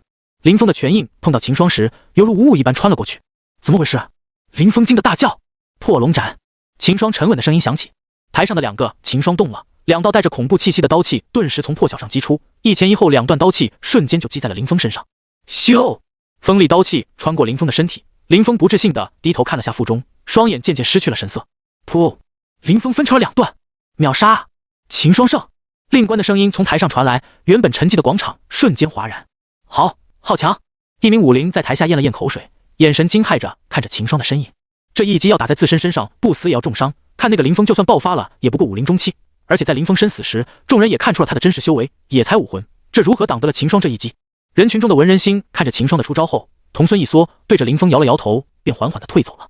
他看出来了，这林峰连咋天秦霜的那一击也没能逼出来，就挂掉了。他给的那枚染血丹可以说是浪费了。不过从今天一战也看出了，秦霜的实力在武王以下，的确是没有对手了。这样的话，他可要把计划重新做了。收起破晓，秦霜回到柳若云身边。师姐，我厉害吧？秦霜有些得意的看着柳若云道。看着秦霜的表情，柳若云便猜到了他的小心思。厉害！柳若云难得的夸道。秦霜听了，眼珠子一转，靠在他耳边道：那师姐另晚奖励我一下，像昨晚那样就行。柳若云听了，脸色一红，有点恼羞的看着秦霜，但也没说话，而是把目光放在了舞台上。秦霜看了，心里一喜，有戏，不反对就意味着默认吗？见他害羞，秦霜也没有继续逗他，顺手拉着他的小手，一边把玩一边看着舞台的打斗。此的舞台上，两名对手的打斗也是进入了白热化。一名青衣男子与一名黑袍男子正在有来有往的交手，可以看出两的实力都是不分上下，这和情况也是最难分出胜负的。两人的实力都差不多，看两人认真的样子，估计都是奔着晋级去的，所以结果就很难预料。但观众就喜欢看这种旗鼓相当的交手，要都是像秦霜这样一招秒杀的话，那整个大比还有什么观赏性？观众的心随着两人的交手一上一下，整个广场只传来台上两人打斗的声音，激烈的战斗看得众人吊起了心，都是默不作声。秦霜也是看很津津有味，不过对于这两人的晋级他却不看好。这一幕和他在南郡看到的那场两败俱伤的打斗太像了。秦霜估计，就算两人中有人赢了，那也要付出一定的代价，可能是重伤，也有可能是轻伤，反正不可能全身而退，除非有人认输。但事情却出乎秦霜的意料，那名黑袍男子突然失误，露出了个破绽。青衣男子很细心，仿佛意料到黑袍男子的动作一般，在黑袍男子露出破绽的同时，他手中的剑也携带着剑气刺向了黑袍男子的空门。噗！散发着寒光的银色剑身没入了黑袍男子的肩膀，青衣男子随即把剑一收，跳到几步开外。随着青衣男子收剑，一个血口顿时出现在了黑袍男子的肩上，吃疼的黑袍男子冷哼一声，左手捂住了肩上的伤口，但这显然不能停止血液的流失，身上的血液不停地从黑袍男子的手指缝渗出，显然青衣男子的剑招有问题，让黑袍男子体内的灵气封不住伤口。兄台，你还是放弃吧，你我实力相当，可如今你受了伤，你是打不过我了，不如快点下去养伤，防止伤势扩大，何必在这里拼个你死我活呢？青衣男子对着黑袍男子劝道，说完还对黑袍男子使了个眼色。黑袍男子心领神会，沉默了一会，开口道，是我大意了，既然都如此了，我也只好认输了。说完，黑袍男子看向令官，见黑袍男子主动认输，令官也是开口道，江鹏胜。那名青衣男子叫江鹏。秦霜看完两人的比武后，却是发现了不对，这两人的实力都相差不多，为何那江鹏能提前预判到黑袍男子的破绽？秦霜之所以敢断定江鹏是预判，就是因为他看到在黑袍男子露出破绽之前，江鹏手中的剑就已经在蓄势了。而后面在黑袍男子露出破绽的同时，他的剑也刺了出去，这仿佛就像计划好了似的。但这点其他人都看不出来，只以为是江鹏略胜一筹，纷纷在台下替他叫好。想了想，这是神斗大比，胜者将有机会在神朝内取得更好的职位，谁又会想输呢？就算像玉仙儿这样不抱着奖励去的，也会想办法不让自己受伤。碰到旗鼓相当的对手，多半是会打一会意思一下，就直接认输了，根本没必要让自己受伤。但见其他人也没怀疑，秦霜以为是自己多想了，笑了下后便不再细想。又过了几场战斗后，令官的声音传了下来：下场，拓跋羽对钱财。秦霜旁边，钱财听到自己的对手是秦霜口中很强的拓跋羽后，脸色顿时苦了起来。原本他还想着碰到个比自己弱点的对手，看能不能再混赢一场，现在看来还是老老实实的认输算了。胖子，保重！秦霜拍着钱财的肩膀，略带同情的看着他。保个屁！我上句意思一下就认输了。钱财有些自暴自弃道。秦霜听了，对他的想法也是很赞同，毕竟胖子的目标也就是前50，如今也达成了，犯不着再拼死想办法去打赢拓跋羽这个强敌。在秦霜几人略带同情的目光下，钱财施施然的走上舞台。不得不说，钱财的心态还是很好的，对上拓跋羽，也就钱财能这么淡定了，要换别的选手，此时一下的脚软了。看到钱财与拓跋羽都站在了台上，令官开口道：比武开始。这位拓跋兄弟，我们意思一下我就认输，你也别太用力，隐藏一下实力，怎么样？钱财小声对着自己对面的拓跋羽道：可以啊，我这个人很喜欢交朋友，就当我们交个朋友了。拓跋羽也知道钱财的意思，笑了下后便点头同意道。他也不想暴露太多的底牌，对面这个胖子虽然不是自己的对手，但也不是好对付的，真要打起来，自己也要暴露出不少实力，所以对钱财的提议，拓跋羽也是很满意的，这是皆大欢喜的局面。那就多谢拓跋兄弟了，晚上我请你吃饭。钱财笑着大气道。那就天然居吧，我刚来神都没多久，听说天然居的名气很大，正好还没去过呢。拓跋羽毫不客气地道。出身于北郡的拓跋羽也是直来直往的人，见钱财说要请自己吃饭，他要就不客气了。钱财听了一愣，但很快就反应来，笑着道：那好，待会看宗比武，们就出发。因为两人交的声音比较小，台下的观众倒是听不到两人在说什么，但台上的令官不一样，他就站在两人旁边，两人的对话他听得一清二楚。令官的脾气再好，此时脸也不禁黑了起来。这两人当我不存在吗？明摆张胆的打假赛。但令官也不说什么，这两人，一个是前尚书的外孙，一个是北荒的大家族子弟，据说与中州的一个大势力有关系，那个自己都惹不起，还是睁一只眼闭一只眼吧。虽然听不到钱财与拓跋羽在说什么，但秦霜几人也大概能猜到，见两人的神色应该是谈拢了，看来这场比武钱财不会有什么危险了。底下听不到两人说话的观众就有些莫名了，看着台上两人站着不动，倒是嘴唇在动着。很快，钱财与拓跋达成了共识，两人开始了打斗。只见钱财率先出招，使出步法，眨眼间就靠近了拓跋羽，右拳携带着劲气，直接就打向拓跋羽的侧脸。拓跋羽不慌不忙地伸出左手，将钱财的右拳接下，旋即右手握拳打向钱财的脸上。早有准备的钱财也是伸出左手接住了拓跋羽的右拳，两人一时间就扶持在了原地。我拔不出右手，你也拔不出右手。战场转移到了两人的脚下，钱财与拓跋羽不断的出脚挡拆，脚上带着劲气碰撞后，形成一阵阵风波，从舞台吹向广场的四周。一名观众捋了捋被劲气吹乱的头发，惊道：这钱财莫非也隐藏了实力，竟能与拓跋羽打得不相上下？旁边的人拍了拍他的肩膀：兄弟醒醒，你还没反应过来，这两人在演戏而已，那拓跋羽根本就没用出全力。底下的很多观众也察觉出来了，这两人在台上自导自演呢。在交手了数十招后，钱财迸发着劲气，借着拓跋羽打来的一拳，猛再向后一退，捂了捂胸口。钱财大声道：拓跋兄果然实力高强，我自愧不如，认输了。那里，我也只是略胜一筹，钱兄的实力也不容小觑啊。拓跋羽也是摆手谦虚道。一顿商业互吹后，两人把目光看向了一旁的令官，令官也是无语，抽了抽嘴角，大声道：拓跋羽胜。底下的观众对于两人的对话也是十分不屑，还搁着眼呢，就这演技，我看不出来，都算我眼瞎。随后，钱财再次与拓跋羽约好赛后去天然居后，便反身回到了秦霜这边。胖子与拓跋羽交手后，觉得他这个人如何？秦霜好奇地问向钱财。之前对于拓跋羽，秦霜也是觉得他是个强敌，也不怎么了解。钱财是几人中与拓跋羽接触最多的了。听到秦霜这么问，柳依依几人也是看向钱财。钱财沉思了一下，回答：我感觉他这个人还是比较洒脱的，不是奸恶之人，挺适合交朋友的。刚才我说晚上请他到天然居吃饭，他也答应了，到时候你们就知道了。听到钱财如此说，秦霜便放下了好奇心，反正是个什么样的人，晚上一看就知道了。下一场，柳若云对崔颖。师姐到你了，加油！秦霜松开柳若云的小手，对她鼓气道。柳若云对着众人点了点头，便跃上了舞台。柳若云的对手也是名女子，来自东郡。在5大郡中，除去神都所在的中郡，其余的4个郡就总体实力来说，东郡是最强的，也要比其他3郡要繁华富有。因为东郡靠海的原因，东郡与大陆其他地方的交流比较频繁一点，因而有很多家族都与大陆南部的势力有着贸易来往，继而武学的交流上也比南郡好很多。相比东郡，南郡则是在闭门造车了，与外界的交流甚少，还要时刻提防着南边的蛮族，100年前还让蛮族给横扫了大半个地盘，因而南郡是4郡中最弱的。秦霜几人就纯属例外，像玉仙儿与柳若云本来就出自神都的家族，修炼的也是家族的顶级功法，秦霜就更不过说了，这货就是个挂逼，在穿越到这个世界前，元神都还在为留在金龙宗而挣扎呢。但在其他人看来，今届的大比，南郡是大出风头了。崔颖对于柳若云也是有了解的，这届大比也没几个女的，柳若云与玉仙儿又这么强，自然就十分引人关注。在崔颖的认知中，自己与柳若云是不相上下的。咋天柳若云破坏星元石的剑招，他也看到了，崔颖自然是挡不住的，但他挡可以躲呀，他又不是星元石那个死物，不可能站在让柳若云打的。因而，崔颖对这场对决也是抱有信心的。比武开始，令官话音刚落，柳若云立即就扰出了冰魄。枪！散发着逼人寒光的冰魄发出一声剑鸣，这是冰魄第一次战斗。冰魄一出，底下的观众瞬间哗然。这是灵剑！立即就有人惊叫起来。应该是了，看这品相，应该是圣品的灵性。感受到灵剑的气息，就连在赛席上批改政务的胡广华也是惊讶了一下。胡广华有些疑惑，据他所知，柳家是没有传承的灵气的，如今这小丫头却拿出了一把灵剑，虽说比不上地兵，但灵剑也是很稀少的。莫非是上次圣境中得到的？胡广华在心里猜测。不止胡广华这样猜测，底下的大多数人也是这么想的。毕竟当时3人可是抱着地兵出玄龙圣境的，地兵后来与朝廷换了，但灵剑的话是会择主的，对朝廷来说，灵剑也不是很重要，所以这些人都以为冰魄是柳若云在圣境中得到的。柳若云敢拿出灵剑，自然是得益于女帝的承诺，除非有正当的理由，否则柳若云3人是受到神朝保护的，只要3人不乱走，就没人会打柳若云灵剑的注意。窥视灵剑的没那个实力，有实力的肯定不愿为了把灵剑而去冒着得罪神朝的风险。但柳若云的对手崔颖可没时间去想这些，原本信心满满的他，在看到柳若云拿出了冰魄后，心顿时凉了一半。本来他还觉得自己有希望赢的，毕竟2人的实力都相差不大，只要小心柳若云的大招就好。可现在柳若云氪金了，他拿出了灵剑。崔颖看了下手中的王品长剑，心里有些难度。我能怎么办？就这王品的长剑，要碰上柳若云的灵剑都不够碰的，指定得报废。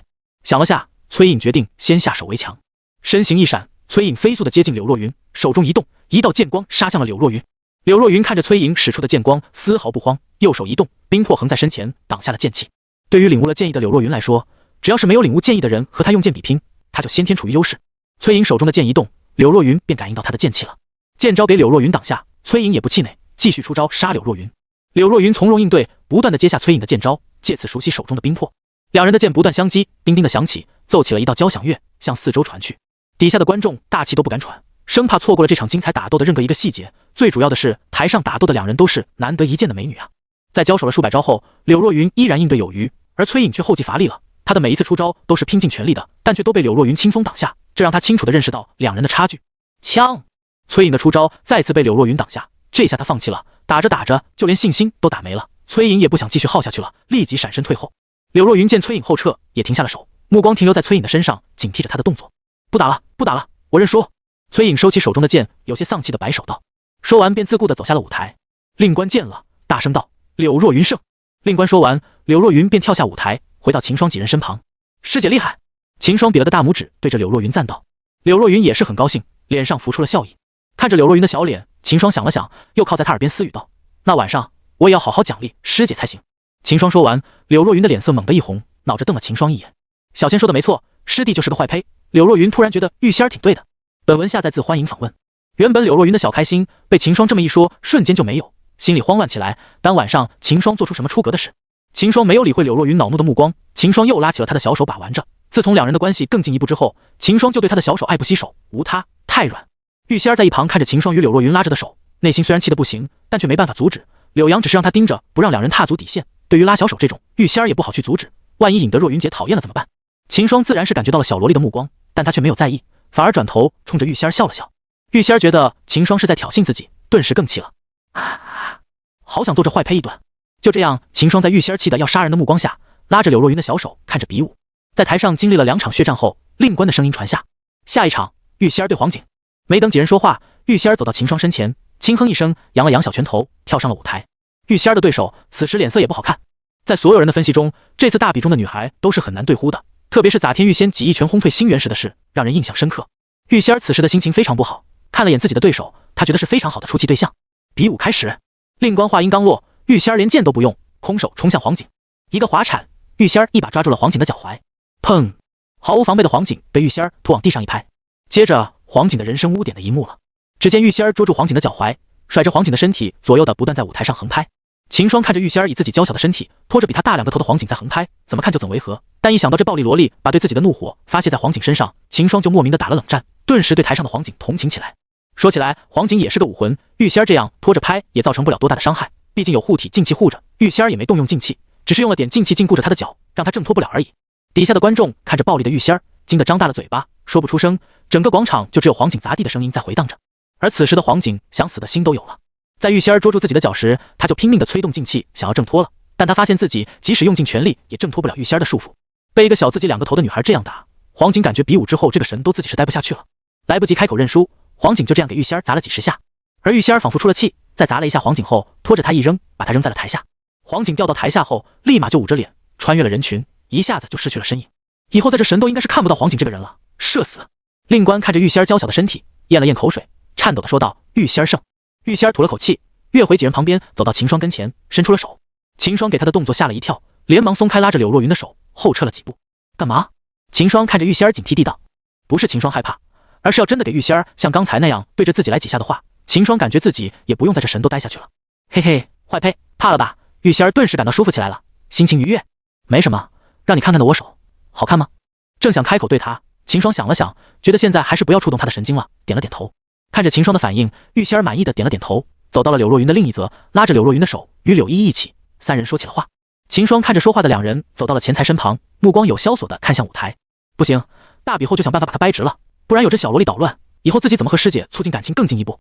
一天时间过去，秦霜几人走回天然居。今天进行了2轮的比试，上午的那轮除了钱财，秦霜几个都是通过了。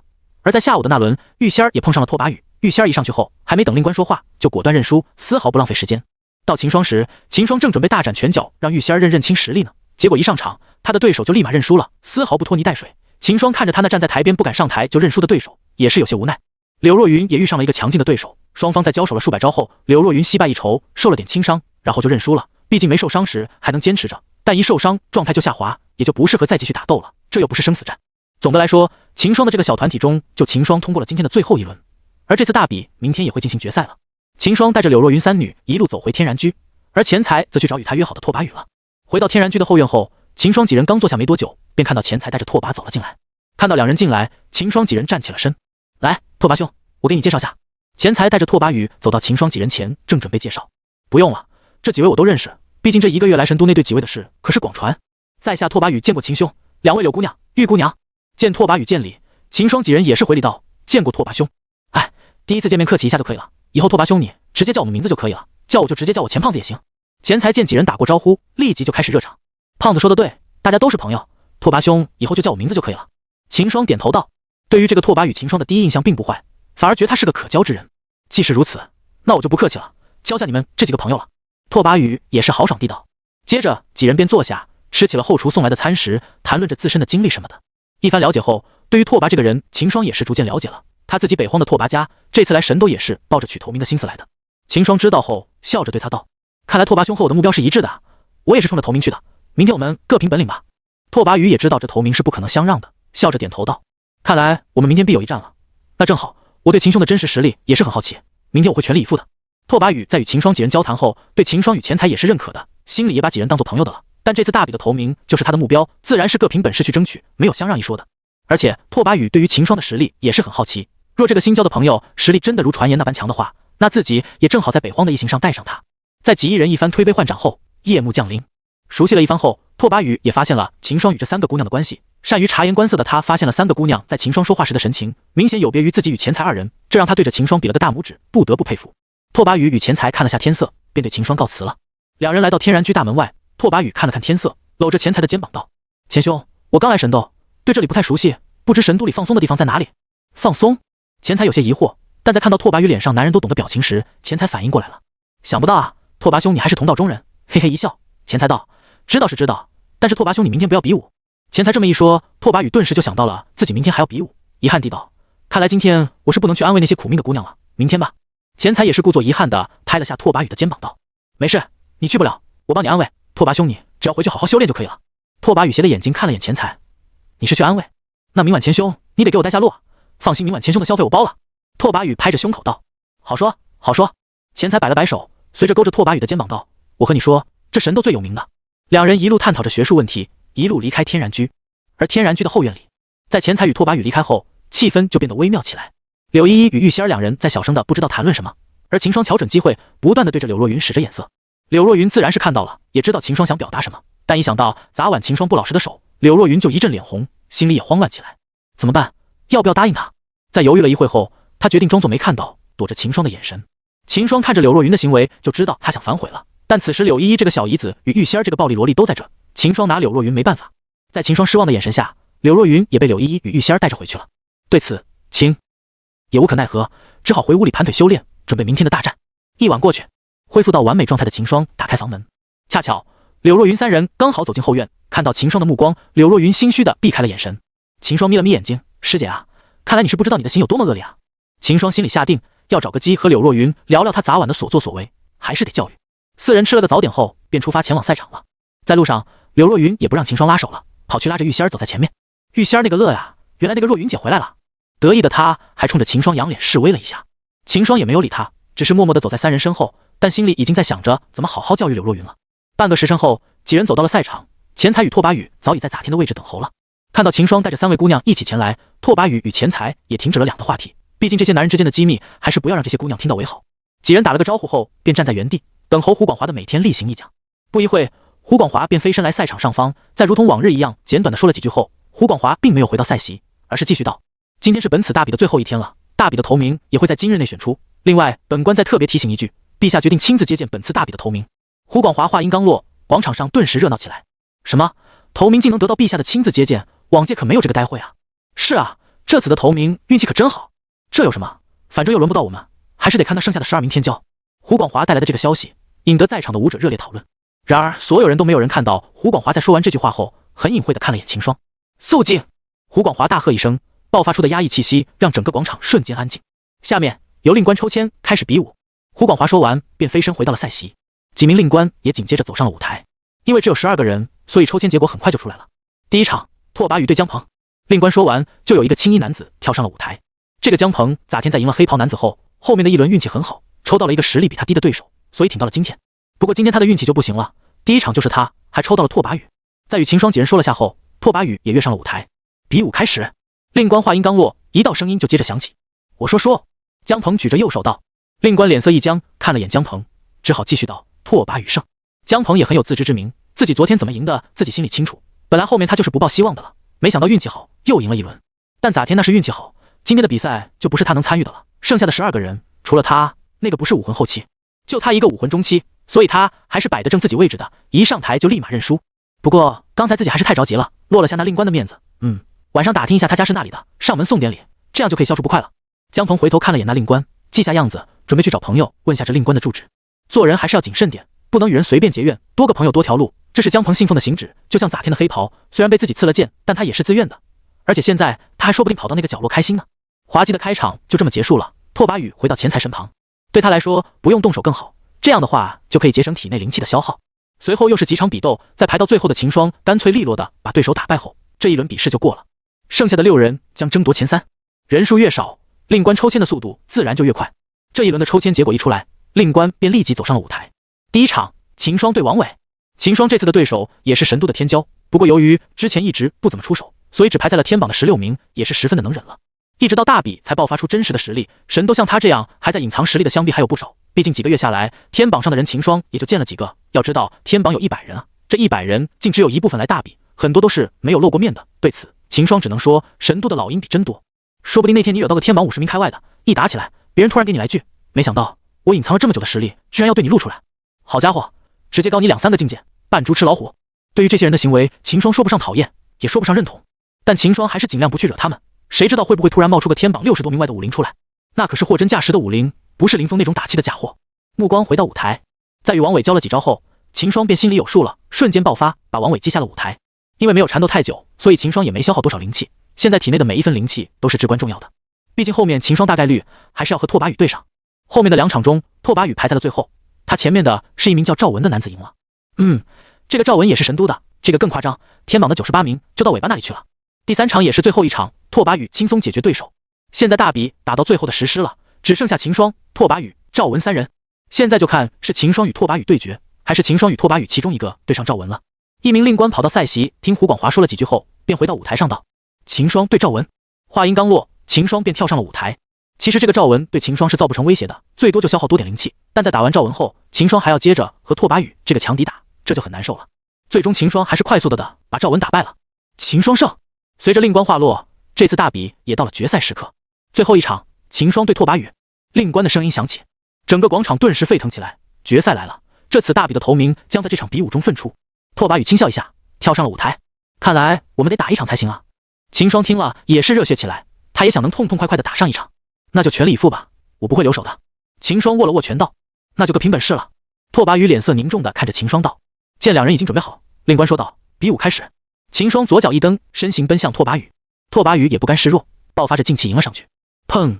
两人的冲拳相撞，爆发出的冲击力震向四周，整个舞台都震动了一下。相撞一下后，两人不约而同的快速撤身。经过这次交手，秦霜也大概摸清楚了拓跋宇的实力了，大概和自己相差不大。放在平时或生死相斗，秦霜不会怕他，但现在秦霜并不是满状态的，他还与赵文打了一场，体内的灵气消耗了不少。拓跋宇脸色也不复淡定了，他没想到秦霜的实力竟比自己还要高上一筹，但他也没有太久于担心，秦霜刚才要比自己多打一场，状态肯定没有自己好。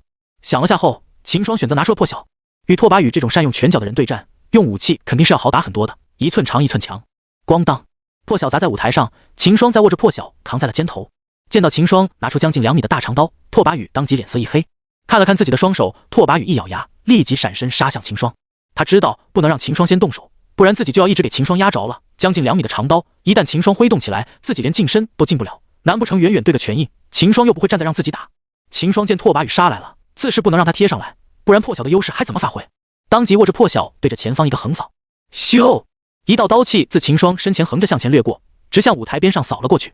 拓跋宇看了一惊，连忙起身一跃，躲过刀气。没有拓跋宇阻挡的刀气一路向前，直至舞台边上才被令官挥手击散。因为被刀气阻止了向前的步伐，拓跋宇只好向后撤，免得被秦霜缠上了。现在拓跋宇只能在舞台上与秦霜游斗，寻找机会，毕竟破晓的威胁还是大了。拓跋宇从没有这么憋屈的这么与别人打，以前都是他冲上莽别人，现在遇到实力与自己相当的秦霜后，却被制住了手脚，仅仅就是因为秦霜的破晓。心里难受的拓跋宇决定回去后也搞把武器来用，就算不会也能拿来挥2下，不会像今天这样只能躲着秦霜的招式，而自己却打不到秦霜。一连几十招下来，拓跋宇被秦霜逼得只能在舞台上来回腾挪，却进不了秦霜的身，而秦霜也对拓跋宇造成不了什么伤害。虽然一直压制着拓跋宇，但秦霜的心却越来越沉重，用破晓太耗费灵气了，而又打不出什么效果。秦霜用的都是大开大合一刀法，不是以速度见长，因为拓跋宇每次都能轻松躲过，虽然拓跋宇也打不到自己，但自己的灵气却要比他消耗得多。秦霜觉得自己陷入了误区，自己本身最强的就是拳脚功夫，刀法也只是熟练而已，而现在自己竟想着靠不擅长的刀法去打赢拓跋宇，这个方向就错了，应该用出自己最强的拳脚功夫才行。想明白的秦霜便不犹豫了，一招逼退了拓跋宇后，秦霜站在了原地，没有再上前追击。拓跋宇见秦霜停下手，也是止住身形，疑惑地看向他，将破晓收回戒指。秦霜笑了下道：“拓跋兄，接下来我要出全力了。”拓跋宇听了心里一凝，知道真正的对战开始了。秦霜浑身一震，劲气迸发在身体四周，体内已经全力在运转着元精与斗诀，一股堪比50后期的气息从他身上爆发。舞台下一些修为较低的观众被这股气息压迫的向后一顿，表情惊骇地看着台上的秦霜。这股气息都比得上了50后期了，这就是秦霜的真实实力吗？不知道那个拓跋宇有没有隐藏实力，不然他就要危险了。底下的观众纷纷讨论起来，随着秦霜的全面爆发实力，广场上的气氛也热血沸腾起来。这些观赛的舞者都知道，精彩的时刻到了。拓跋宇看着秦霜爆发出的气息，也是一笑，他知道接下来才是两人认真的对决。砰！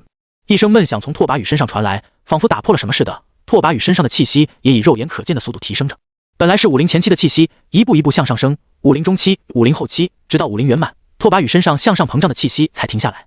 50圆满，这就是拓跋宇的真实实力，可以说是傲视武王以下的所有人了。但秦霜也不差，虽然身上的气息只有50后期，但因为斗诀的缘故，越一个小段战斗还是没有问题的。令他意外的是，他没想到这拓跋的真实实力居然是50圆满。虽说他的修为也是武魂，但他的秘法肯定不弱于秦霜的斗诀。秦霜是因为元精的原因才抵消了斗诀的副作用，而拓跋宇的秘法秦霜虽然不知道是什么品阶的，但副作用肯定不小，所以两者还是有着不小差距的。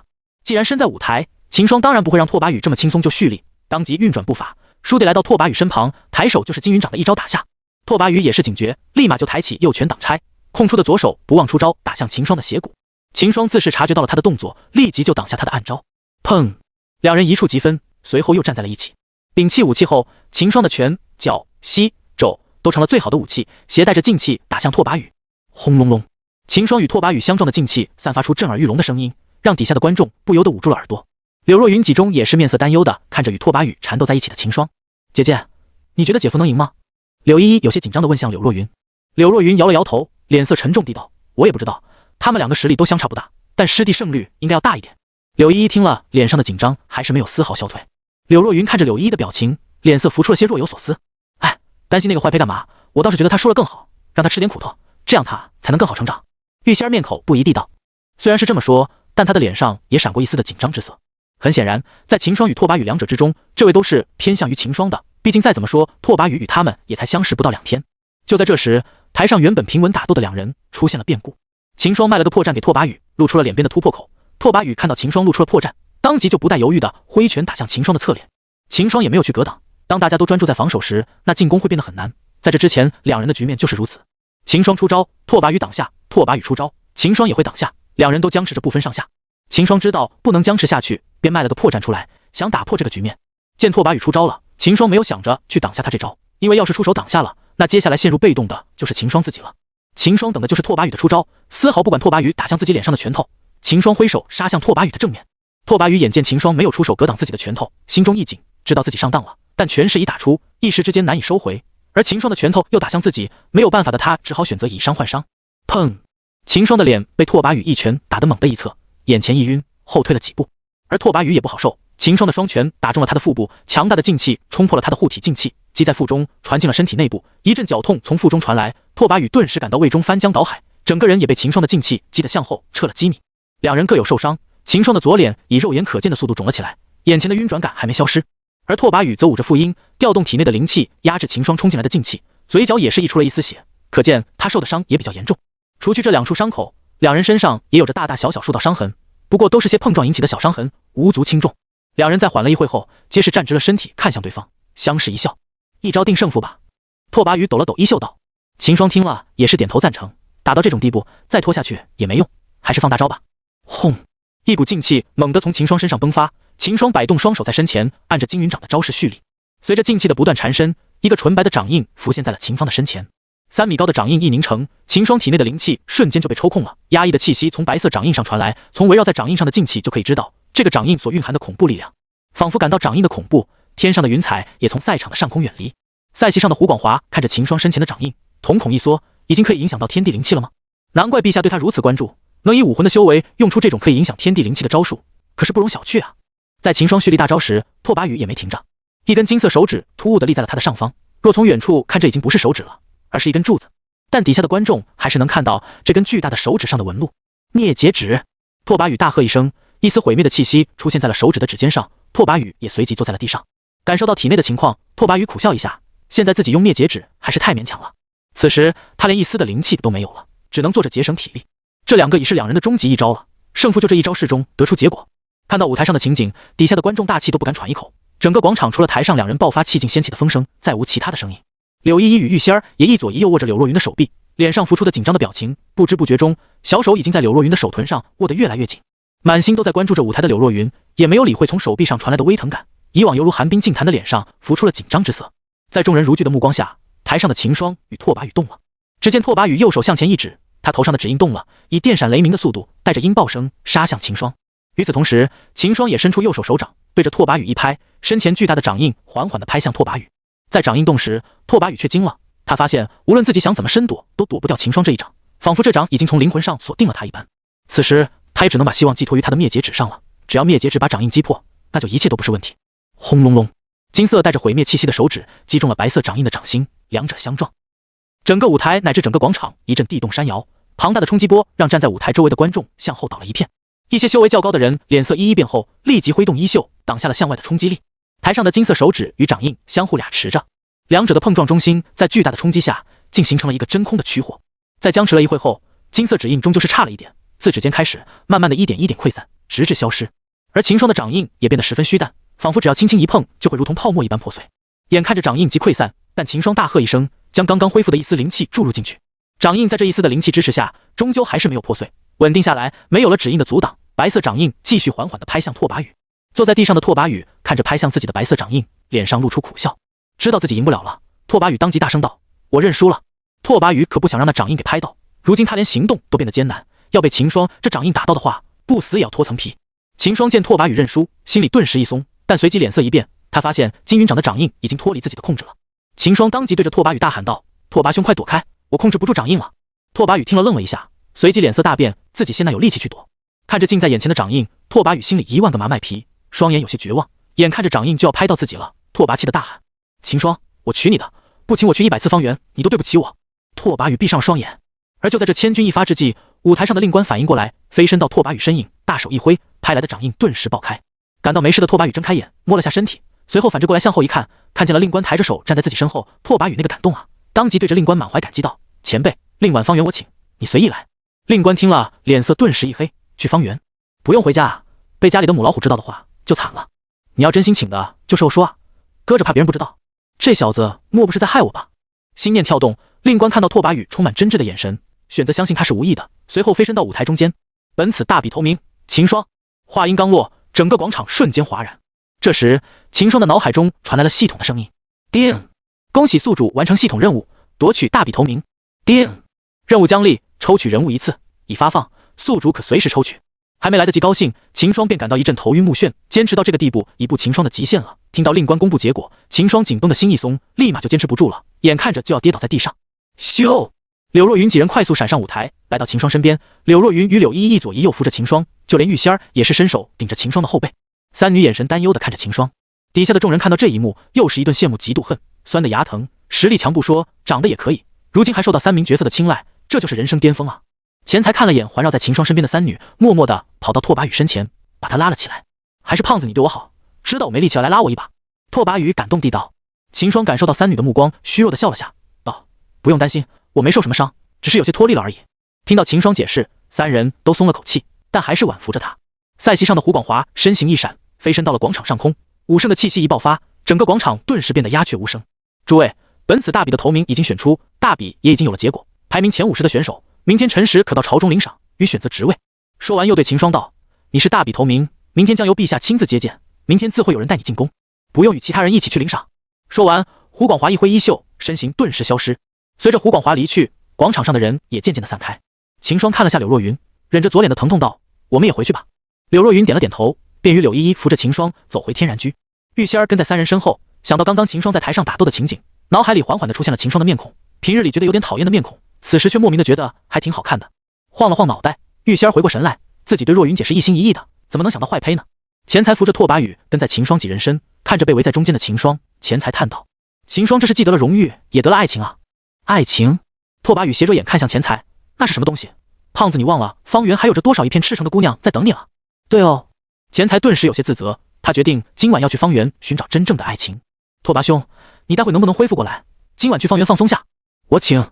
钱财打量了下拓跋宇道：放心，给我1个时辰就可以了，想要再动手比武不行，但正常运动还是可以的。不知道方圆的姑娘技术如何？拓跋宇嘿嘿一笑道：你说我们要不要叫上秦兄？钱财想了想，小声道：看下情况吧，可以的话就叫上他一起。说话的时间里，一行人回到了天然居的后院。秦霜坐在石椅上，梳了梳手脚，对着拓跋宇道：拓跋兄，今晚就先我这住下吧，待明天恢复了，正好一起去朝中领赏。拓跋宇想到钱财所说的话，觉得留在这里更好叫上秦霜，便点头道：如此，我就不客气了，多谢秦兄。柳若云见秦霜虚弱的样子，便开口道：那我就不打扰师弟，你恢复了，我和妹妹先回家了。说完就带着柳依依与玉仙儿走了出去。秦霜本想开口挽留的，但他看到钱财与拓跋宇不断地对自己使着眼色，便吸下了心思。在三女走后，秦霜便对着二人问道：胖子，你们想说什么？钱财与拓跋宇相视一笑，钱财对着秦霜做神秘的表情道：今晚我们去方圆放松，秦兄你去不去？秦霜听了一愣，这两个家伙神神秘秘的就为了这？但秦霜心里还是微动道：今晚去？就今晚，今天打了一天，正好可以放松啊。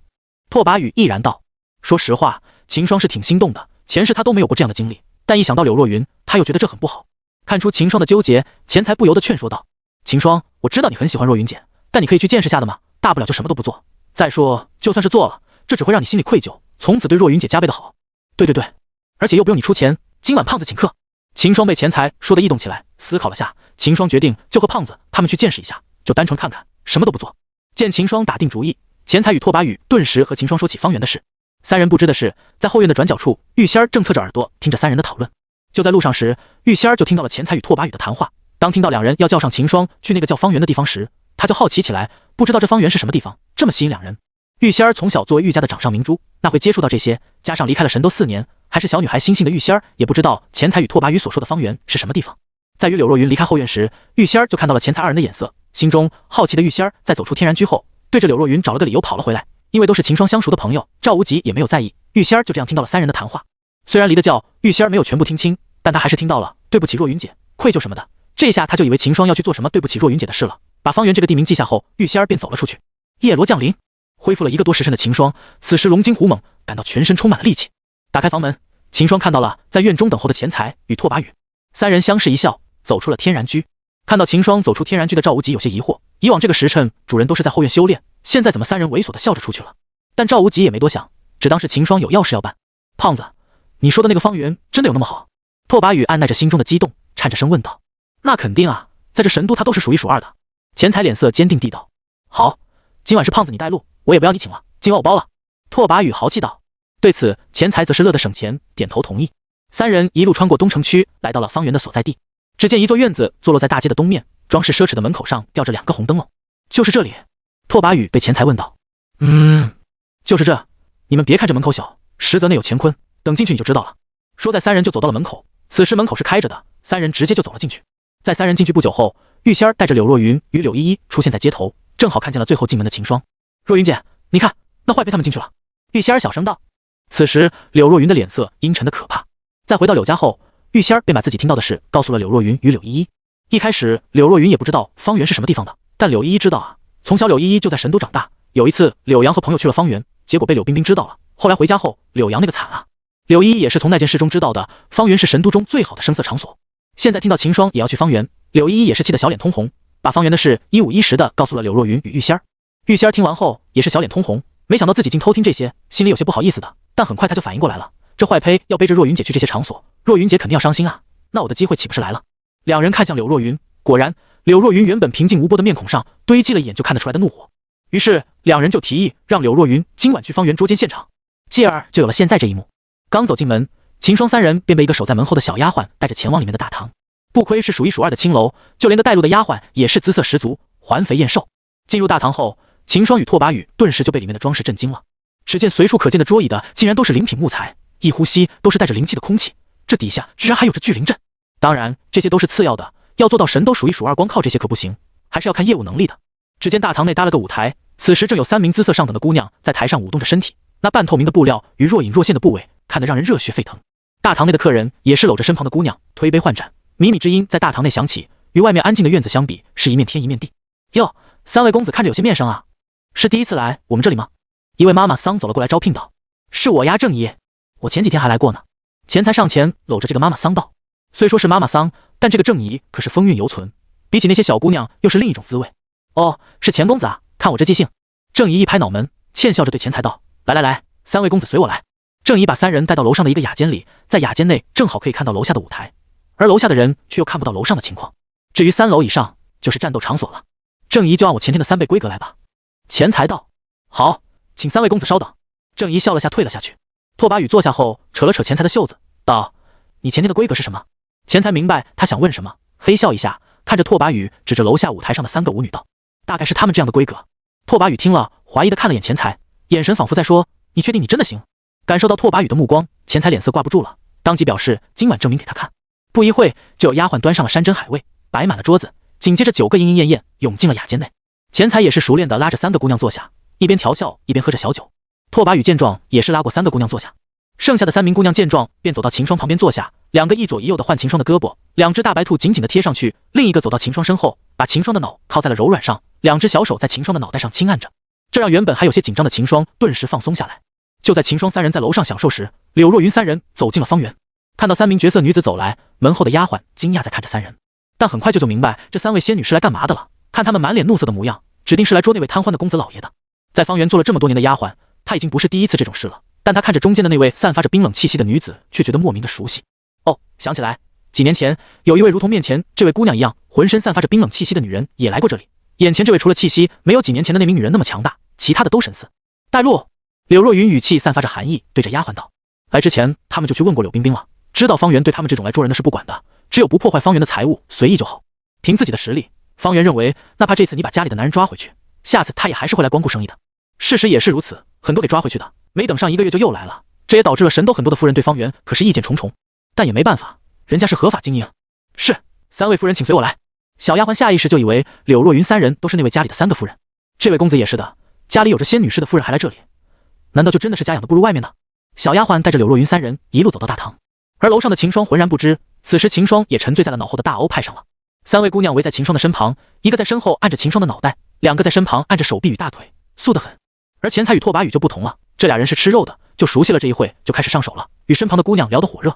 公子瞧得很面生啊，是不是第一次来我们这里？秦霜身后的姑娘一边替秦霜按着脑袋，一边问道。第一次来，再厉点。秦霜享受着3人的按摩，闭着眼睛回道。这时柳若云3人已经来到大堂下了。柳若云眼神在大堂内横扫了一圈，没发现秦霜3人的身影，正想抬脚上楼，一旁的郑怡看到了，走了过来道：哟，3位仙女要找谁啊？本来郑怡对于这些来找自家男人回去的夫人是不管的，反正抓回去后也会再来，但看着柳若云3人进来后，她也挺疑惑，就这3位姑娘的姿色，她这方圆没一个能打的，就这也来他们这。不过细看了一眼后，这位郑怡便明白了，眼前的3个都是厨，这样一想就知道他们男人为什么来这里了。而且他看这3位姑娘面生的很，想来也是这几天的生客家里的，这几天自己不熟悉的生客也只有刚才的钱公子他们了。瞬间郑怡心中就闪过千百个念头，准确的找到正确选项。不用劳烦了，我们自己找。柳若云冰冷的声音响起。郑怡脸上的笑容一僵，随即继续笑道：那好，你们随意。说完后便束手站在了一旁，看着柳若云3人。大堂内的客人也看向了这里，看到柳若云3人脸上的怒色，他们也明白这3个姑娘是来干嘛的了，纷纷看起了热闹。虽然自家夫人过来捉自己的时候脸上不好看，但看别人给抓包，这些客人还是觉得很有意思的。没有理会大堂内这些人看热闹的眼神，柳若云带着柳依依与玉仙儿走上了2楼。而秦霜也发现了不对劲，怎么刚刚楼下还挺热闹的，现在一下子静了起来。闭着眼睛，秦霜问道：下面发生了什么事？怎么突然就安静了？身后的姑娘抬头看了眼后笑道：不知道是那位公子家里的3位夫人找来了，待会有好戏看了。哦。秦霜听了后顿时来了兴趣，问道：还有夫人来抓人回去的？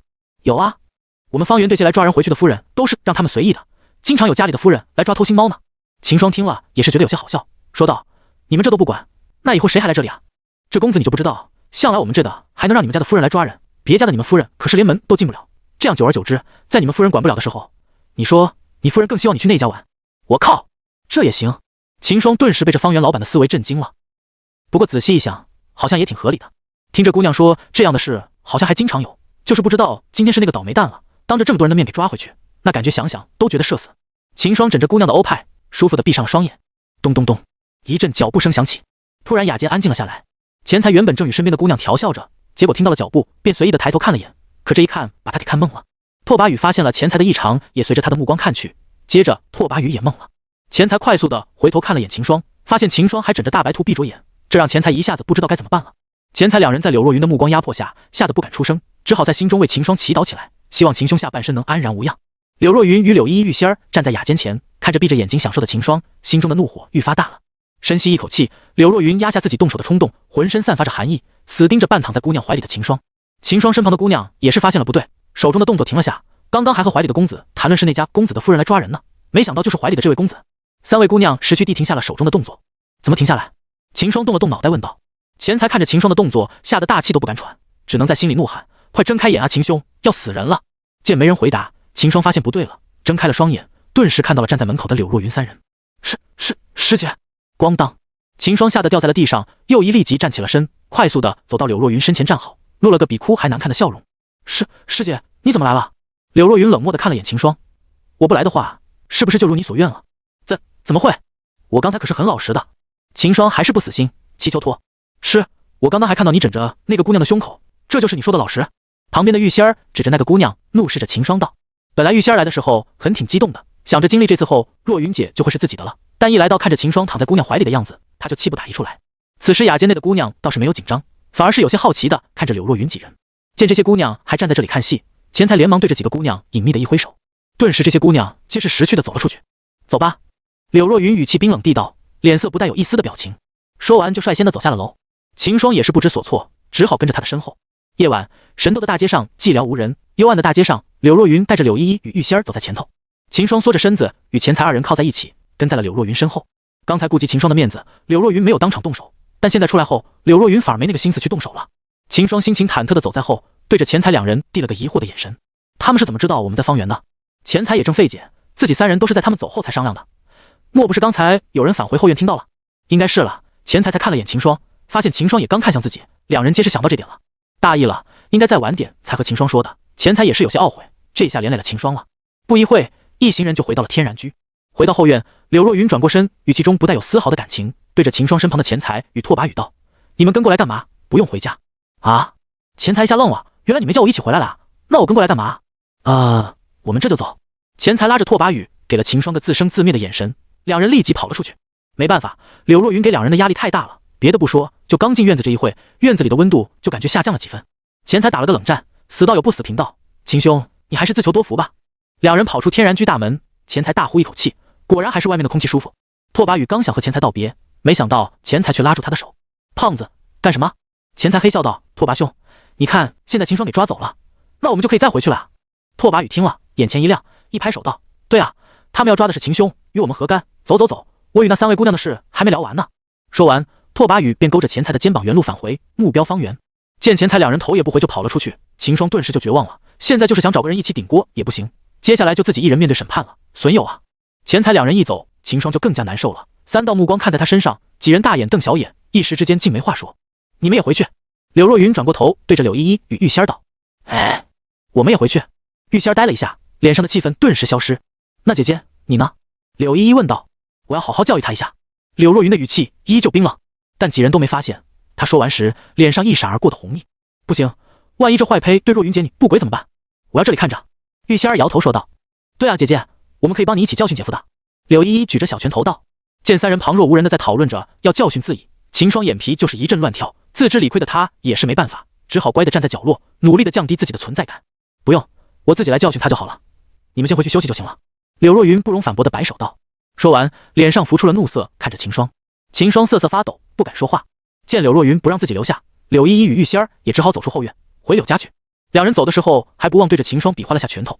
秦霜去方圆的行为也是让两人怒愤不已。柳依依与玉仙儿走后，院子的就只剩下了秦霜与柳若云二人。此时柳若云脸上也恢复了往日的冰冷，目光如刀看着秦霜。师姐。感觉到柳若云的目光，秦霜颤巍地道。柳若云也不回答，默默地走到秦霜的房间，打开门走了进去。秦霜看着他的动作有些不明所以，不是说要惩罚我吗？看了眼打开的房门，秦霜缩着脚步走了进去。关门。刚走进房间的秦霜便听到了柳若云冰冷的声音。秦霜关好房门走了进去，却见柳若云正面无表情地坐在床上。过来。秦霜以为柳若云要开始教育自己，有些忐忑地走上前。柳若云看了眼自己身前的秦霜，不知想到什么，脸色顿时红了。那个师姐，我真的是什么也做啊，你来的时候也看到了，我只是让他们替我按摩而已。秦霜小心翼翼地说道，生怕一个不小心就触起柳若云的怒火。本来已经平静下来的柳若云听他这一么说，顿时就压不住了。是挺老实的，不知道师弟能不能告诉我，枕着那姑娘的胸感觉如何？要是今晚我不去的话，师弟的元阳岂不是正好可以破了？秦霜被柳若云说的脸色燥红，但他也反驳不了，只好靠上前捏着柳若云的肩膀讨好道：“师姐，我这也是忍不住诱惑，我保证没有下次了。看在我是第一次犯的份上，你就原谅我这一次吧。”柳若云听了，冷着脸道：“这次就先放过你了，但为了保证师弟的元阳是我的，今晚就请师弟把元阳交出去来吧。”秦霜按肩的手一顿，脸色惊愕地看着柳若云的小脸，而柳若云也不待秦霜反应过来，反身压着秦霜在床上。惊喜来得太突然，但秦霜也不是直男，当即就配合起柳若云，瞬间几件衣服就丢出了床外。啊！一声痛叫响彻房内，紧接着整个房间布满了靡靡之音，春意渐渐覆盖了房内。一夜春风度。清晨，躺在床上的秦霜睁开了双眼，看着床上的落梅与蜷缩在自己怀里的柳若云，秦霜感觉是在做梦一样。看着柳若云精致的小脸，秦霜怜惜的忍不住亲了一下。醒过来的柳若云感受到下身传来的疼痛，不由得轻鸣一声：“师姐，你醒了。”柳若云被秦霜看得小脸一红，把头埋在了秦霜怀里。你别乱动。柳若云拍了下秦霜的手，眉头紧皱地道：“师姐，你看现在大早上的，我们是应该好好训练了。”秦霜说完，俯身压下柳若云。柳若云惊叫一声，紧接着房内就传来了旖旎的声音，惊得窗外的小鸟扑扑的飞走。一个时辰后，秦霜神清气爽地打开了房门。天气真好。秦霜看着院内的景色，此时情发现能一辈子和柳若云待在这里也不错，但现在的他不仅不能放松，还要加倍的努力。柳若云的心脉问题还没解决呢。姐姐，我们来了。柳依依人未见而生先至，不一会就走进了后院。听到柳依依的声音，柳若云也从房内有些慌乱地走了出来。见秦霜笑着看向自己，柳若云有些恼羞地瞪了眼秦霜，都怪师弟，害得自己差点在妹妹面前丢脸了。咦，姐姐，你脸色怎么那么红？是不是姐夫欺负你了？要不要我们帮你教训他？柳依依看着柳若云脸上的红意，以为秦霜又惹她生气了。未经人事的她哪里知道这是历经运动后的潮红，反而是玉仙儿觉得不对劲。若云姐怎么是从那坏胚的房里出来的？早晚他两个不会是一起睡的吧？玉仙儿挤着身子想要进房内看一眼，但秦霜看到后连忙拉上门，对着几人道：“我们去吃早点吧，快到去朝钟领赏的时间了。”秦霜哪敢让小萝莉进去，砸碗到方才秦霜与柳若云战斗的痕迹都还没消除呢，让这小丫头看到了，不得发飙。柳若云瞪了眼秦霜后，也是心虚的拉着两人走到院中坐下。秦兄，我们来了。拓跋宇与钱财一同走了进来。秦霜抬头一看，顿时被两人的脸色吓了一跳。你们干嘛去了？怎么神色如此憔悴？秦霜看着顶着2个黑眼圈、面色发黄的两人，不由怀疑起来。这两人早晚不会又返回方圆去了吧？就没神事，只是有点累了，没休息好。钱财摆了摆手道。这下秦霜就肯定了，这2个损友绝对是又去找姑娘谈了一晚的人生。没想到后面他们还敢回去，秦霜也是被他们锲而不舍的精神佩服了。秦霜上前拍了拍两人的肩膀，叹道：“两位辛苦了。”历经人事的柳若云那里不知这两人干什么了，看着秦霜冷哼一声，表达自己的不满。秦霜有些尴尬的摸了摸鼻子。吃过早饭，一行6人便准备出发前往朝廷。刚到大堂，秦霜便看到一个眉清目秀、粉妆玉琢的宫女向自己走来。只见那名宫女走到秦霜身前，微微俯身行礼道：“奴婢见过秦公子，奉陛下之命，奴婢来给秦公子引路。”不必多礼，起来吧。秦霜虚手一扶，看向柳若云几人道：“那我就先去面圣了，你们去朝中领赏吧。”说完走到柳若云身，轻轻在她脸上一吻，便跟着宫女走向皇宫。柳若云被他吻得脸色一红，对着秦霜的背影暗啐道：“坏胚！”玉仙儿看到这一幕，心都碎了。为什么若云姐就这么原谅这个坏胚了？柳依依看着秦霜亲了柳若云，仿佛想到什么似的，看着秦霜的背影，脸色微红。钱财与拓跋宇则是敬佩的看着秦霜，大难不死必有后福啊！秦兄好手段，这也能躲过一劫。在秦霜走后，几人便前往玄龙朝的礼部，准备领取大笔的奖励，同时去吏部接受职位。不过几人中，只有钱财是准备在神朝内任职的，其余都没这个心思，因而后面只有钱财是需要前往吏部的。秦霜跟着宫女一路走进了皇宫，来到了女帝所在的凤栖殿外。宫女让秦霜在原地等候一会，便走进去通报了：“陛下，秦霜来到殿外了。”女帝手中的笔一顿，让他进来。是。秦霜没等多久，便看到那名宫女走了出来。秦公子，陛下让你进去。劳烦了。秦霜点了点头，便抬步走了进去。一进殿内，秦霜便看到了伏在岸上，拿着一本奏折在批阅的女帝。虽然见过一次，但秦霜现在再见也还是失神了一下，仿佛感觉到秦霜的失态，女帝心里不由得恼怒起来。这秦霜竟敢如此的直面自己，太失礼了。放肆！女帝脸色浮出了一丝恼意，威严的气势让旁边的站在的宫女顿时就跪下，瑟瑟发抖。秦霜也是回过神来，连忙道：“弟子秦霜见过陛下。”起来了吧。女帝抬了抬手后，对着一旁的宫女道：“你们都下去。”是。转眼间，整个大殿内就只剩下了女帝与她背后的宫女与秦霜3人。作为本次大比的头名，秦霜，你想朕赏赐些什么给你？女帝看着案面的奏折，手中的笔写画着。这还有的选。秦霜不由吐槽：“全陛下做主。”秦霜拱手道。听到秦霜的话，女帝的手也停了下来，抬头看着秦霜道：“既是如此，那就准你加入我的禁卫，在凤卫中当名统领吧。”对于秦霜这种天骄，女帝也是想自己培养，而放在自己的禁卫那里就再合适不过了。我靠，这女人这么小气，就想拿个统领的职位就把我打发了，我这头名的成绩不要面子。秦霜心里顿时就不爽了，想着怎么把这个职位拒绝掉。要是神都的其他年轻一代在这里知道秦霜的想法，绝对是一脚把秦霜踢开。要知道那是女帝的禁卫凤卫啊，女帝最信任的部属，也是女帝的贴身代卫，在凤卫中任职就意味有更多接近女帝的机会。而女帝自登基至今还是没有皇后妃嫔的，要是能得到女帝的青睐，那岂不是一步登天？怎么你不愿意？女帝见秦霜久不开声，便知道她不想在凤卫中任职，顿时就不爽了。女帝想把秦霜纳入凤卫，自是有她的小心思的。自登基以来，一直没有皇后，后宫也是空空如也。一开始朝臣与宗族还是不怎么在意的，毕竟女帝身为武帝，寿命长久，晚点成亲也没什么事。但最近2年开始，朝臣与宗族就开始催江离娶皇后了，江离也渐渐顶不住压力了，但他又不想随便就找个男子，所以他便一直拖着。直到1个多月前，江离看到了拿着帝兵的秦霜。自上次一别后，江离便时常想起秦霜那天看自己的目光，十分的大胆，最主要是自己竟还不讨厌。于是江离便想着，秦霜要能拿到头名的话，不妨让他进凤卫近距离的咏茶一下，可以的话可以拿他来挡下朝臣与宗族的嘴。但对于江离的心思，秦霜是丝毫不知，他那里知道面前这个威严的女帝已经打起了自己的主意。而对于进朝廷任职，秦霜也是不愿意的，所以只好开始道：“回陛下，弟子心不在此，还请陛下换个奖励。”秦霜想着，不是可以选吗？这个我不要，你换个吧。但江离可不是这么想的，自己已经把一切都规划好了，没想到这秦霜却不想进凤卫，这怎么可以？江离十分的恼怒，不由得沉声道：“你想抗旨？”这一下让还在犹豫的秦霜傻了眼，不是说好的奖励吗？怎么就变成抗旨了？回陛下，弟子不用多说了，除非你能给个正当的理由，不然你就进凤卫吧。江离也不想和秦霜扯下去了，挥了挥手，直接就想敲定道：“陛下，弟子实在是没有时间兼顾统领一职，还请陛下谅解。”秦霜再次抱拳，心里秦霜已经开始凉凉了，这说好的让我选个奖励，变成你下旨了，这么霸道的，要不要你长得好看，实力又强我就动手了？哦，你很忙吗？见秦霜拿这个理由拒绝，江离开口问道。这个弟子的喜爱之人虽要碧心雪莲至极，所以弟子马上就要离开神都了。秦霜解释道。喜爱之人？江离脸色一僵，顿时想到秦霜与柳家的那个丫头的事，心里不由得犹豫起来了。他与那柳家的丫头已是互相相爱，自己这行为的确是有些过分，要不就另选一个吧。但一选到朝臣与宗族那边给的压力，江离瞬间就坚定了，大不了以后准许他那柳家的丫头为妾吧。想到这，江离旋即开口道：不行，这是朕对你的旨意，你要需要外出的话，朕可以批准你外出。这完全就不讲理啊！秦霜也无奈起来，他也没办法了，又总不能抗旨，直接跑路吧？要真的这样，自己还不一定能跑得掉。想了想，秦霜看着江离道：陛下，弟子可不可以只挂个名字？江离瞬间就明白了秦霜的意思，他想拿个虚职，但他怎么可能答应？凤位中没有这个先例的。再说只挂个名字的话，他招秦霜进宫的意义何在？当即就道：不行，凤位中没有虚职，最多对你的管制度可以放宽，你以后只需要听从我的命令，当值日来凤栖殿当值就可以了。江离也不想逼得他太紧，放宽了条件。秦霜想了下，发现也可以接受，只需要听女帝的，就意味他不受凤位的管束，再加上可以申请外出，也不是不能接受。最后，秦霜也只好开口道：弟子愿意，谢过陛下。见秦霜逢于答应了，江离也是松了口气，毕竟他也不想强行逼他，现在只需要多观察他一下，只要没什么大毛病，就可以拿他封住朝臣与宗族的口了。这个是进去宫的令牌，你且收好。江离拿出一枚黄金令牌，扔给了秦霜。小雪，你带他在宫内四处走走，熟悉下。见秦霜收下令牌，江离又对着身后的待女道：是。上官雪俯身道：秦公子请随我来。上官雪走到秦霜跟前道：陛下，弟子告退。秦霜看了眼江离，结果看到了他压在桌上的2只大白兔，惊了下后定了定眼神道：江离点头道。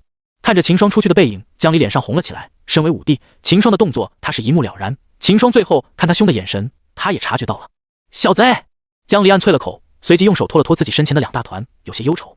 随后，秦霜跟着上官雪逛了一遍皇宫，把皇宫大大小小的宫殿都看了一遍。上官雪作为江离的贴身待女，自然是知道秦霜将是未来的皇后，所以很耐心地为秦霜讲解了一遍皇宫的布局。在逛了遍后，两人回到凤栖殿。陛下，既然你看过皇宫的布局了，今天就先到这里了。这是你的执行表，当值日的话就来当值吧。没什事，你可以回去了。江离摆手道：那弟子告退了。秦霜一移手就退了出去。小雪，你观察的如何？在秦霜离开后，江离就问向上官雪：陛下，我感觉秦公子很随和啊，而且也很礼貌。刚才我带他在皇宫内逛时，他也不往别的地方看，一直拉着我，别人看他，他也不抬头看。秦公子他一直都很规矩呢。江离听了点了点头。小雪是自己的贴身待女，以后自己娶她做皇后，小雪也是他的妾，所以小雪是不会故意抬高他的评价的。不过这样也还不行，还是得多观察一下。什么？你进了陛下的凤位？柳依依惊叫地看着秦霜道。柳若云与玉仙儿也是不解地看着秦霜。回到天然居后，秦霜就看到了早已回到后院的柳若云与玉仙儿。一坐下来，秦霜对3人说自己当了凤位的一个统领，结果柳依依就惊叫起来了：你不是说你不会加入神朝的吗？柳若云看着秦霜，有些不高兴地问道。柳若云原本也是听到秦霜说不会加入朝廷，他今天才没有去吏部的。现在秦霜回来了，却说他当上了凤位的统领，这让柳若云不高兴了。秦霜见了，连地事情给3人说了一遍。柳依依几人听了，惊得张开了嘴。他们也没想到，女帝竟然强行让秦霜加入了凤位。突然，柳依依想到了什么，脸色古怪地看着秦霜道：姐夫，我知道陛下为什么要让你进凤位了。你知道？秦霜也很好奇，不由催促他道：快说说看。这个我也是听说的。柳依依清了清嗓子道：听说从2年前开始，朝中就一直有人要陛下娶皇后，后来陛下顶不住压力了，便在一次朝会上说他的皇后会在凤位中考核选出。从那开始，神都的各大家族都把家里的年轻子弟往凤位送，可已经2年过去了，皇后的人选还没选出来。这次陛下把姐夫你强塞进凤位，有可能是看上姐夫你了，想让你当他的皇后。柳依依说完，秦霜当即就懵了。我当皇后？这什么鬼？秦霜也不敢相信，他不觉得以自己这模样和修为，有什么能吸引到女帝的？应该不可能吧？秦霜不敢相信地道：女帝怎么会看得上我？再说今天在殿中的时候，我就和陛下说道，我要去帮师姐曲雪莲，陛下不可能不知道我和师姐的关系的。不对，你和若云姐也不是正式的夫妻，而且现在朝臣与宗族那边给到陛下反压力越来越大了，难保陛下不会强行要娶你当皇后。看陛下今天都强行要你加入凤位就可以知道了，你的机会还是很大的。玉仙儿此时发挥出了他的聪明才智，精准分析道。听玉仙儿这么一说，秦霜也是咽了咽口水，感觉很是危险。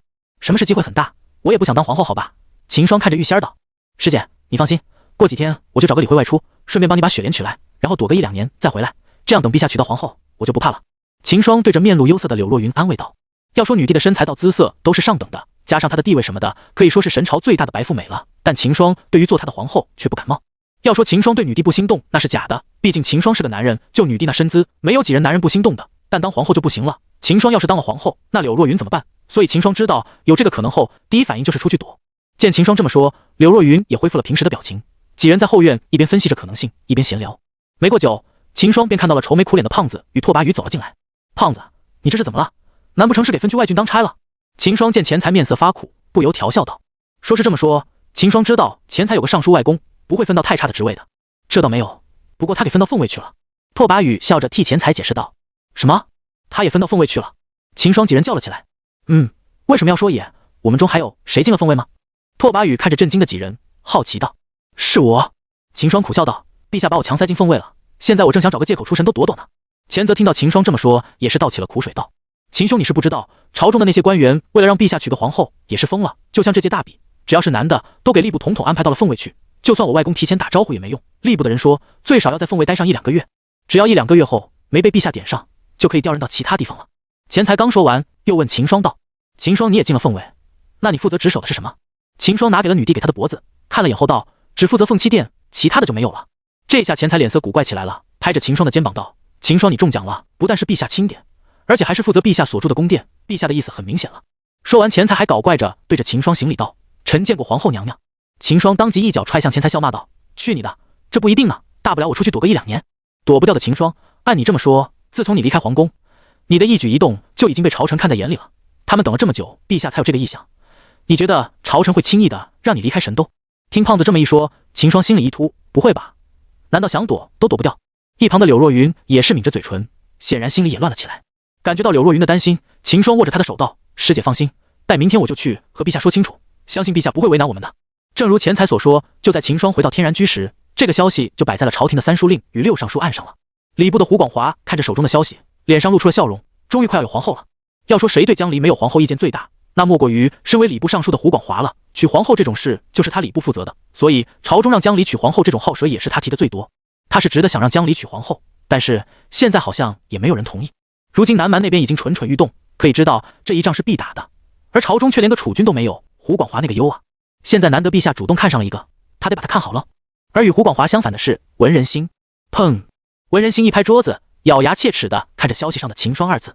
本来他还想着等秦霜前往上官家的途中对秦霜动手的，现在看来秦霜能不能走出神都是个问题。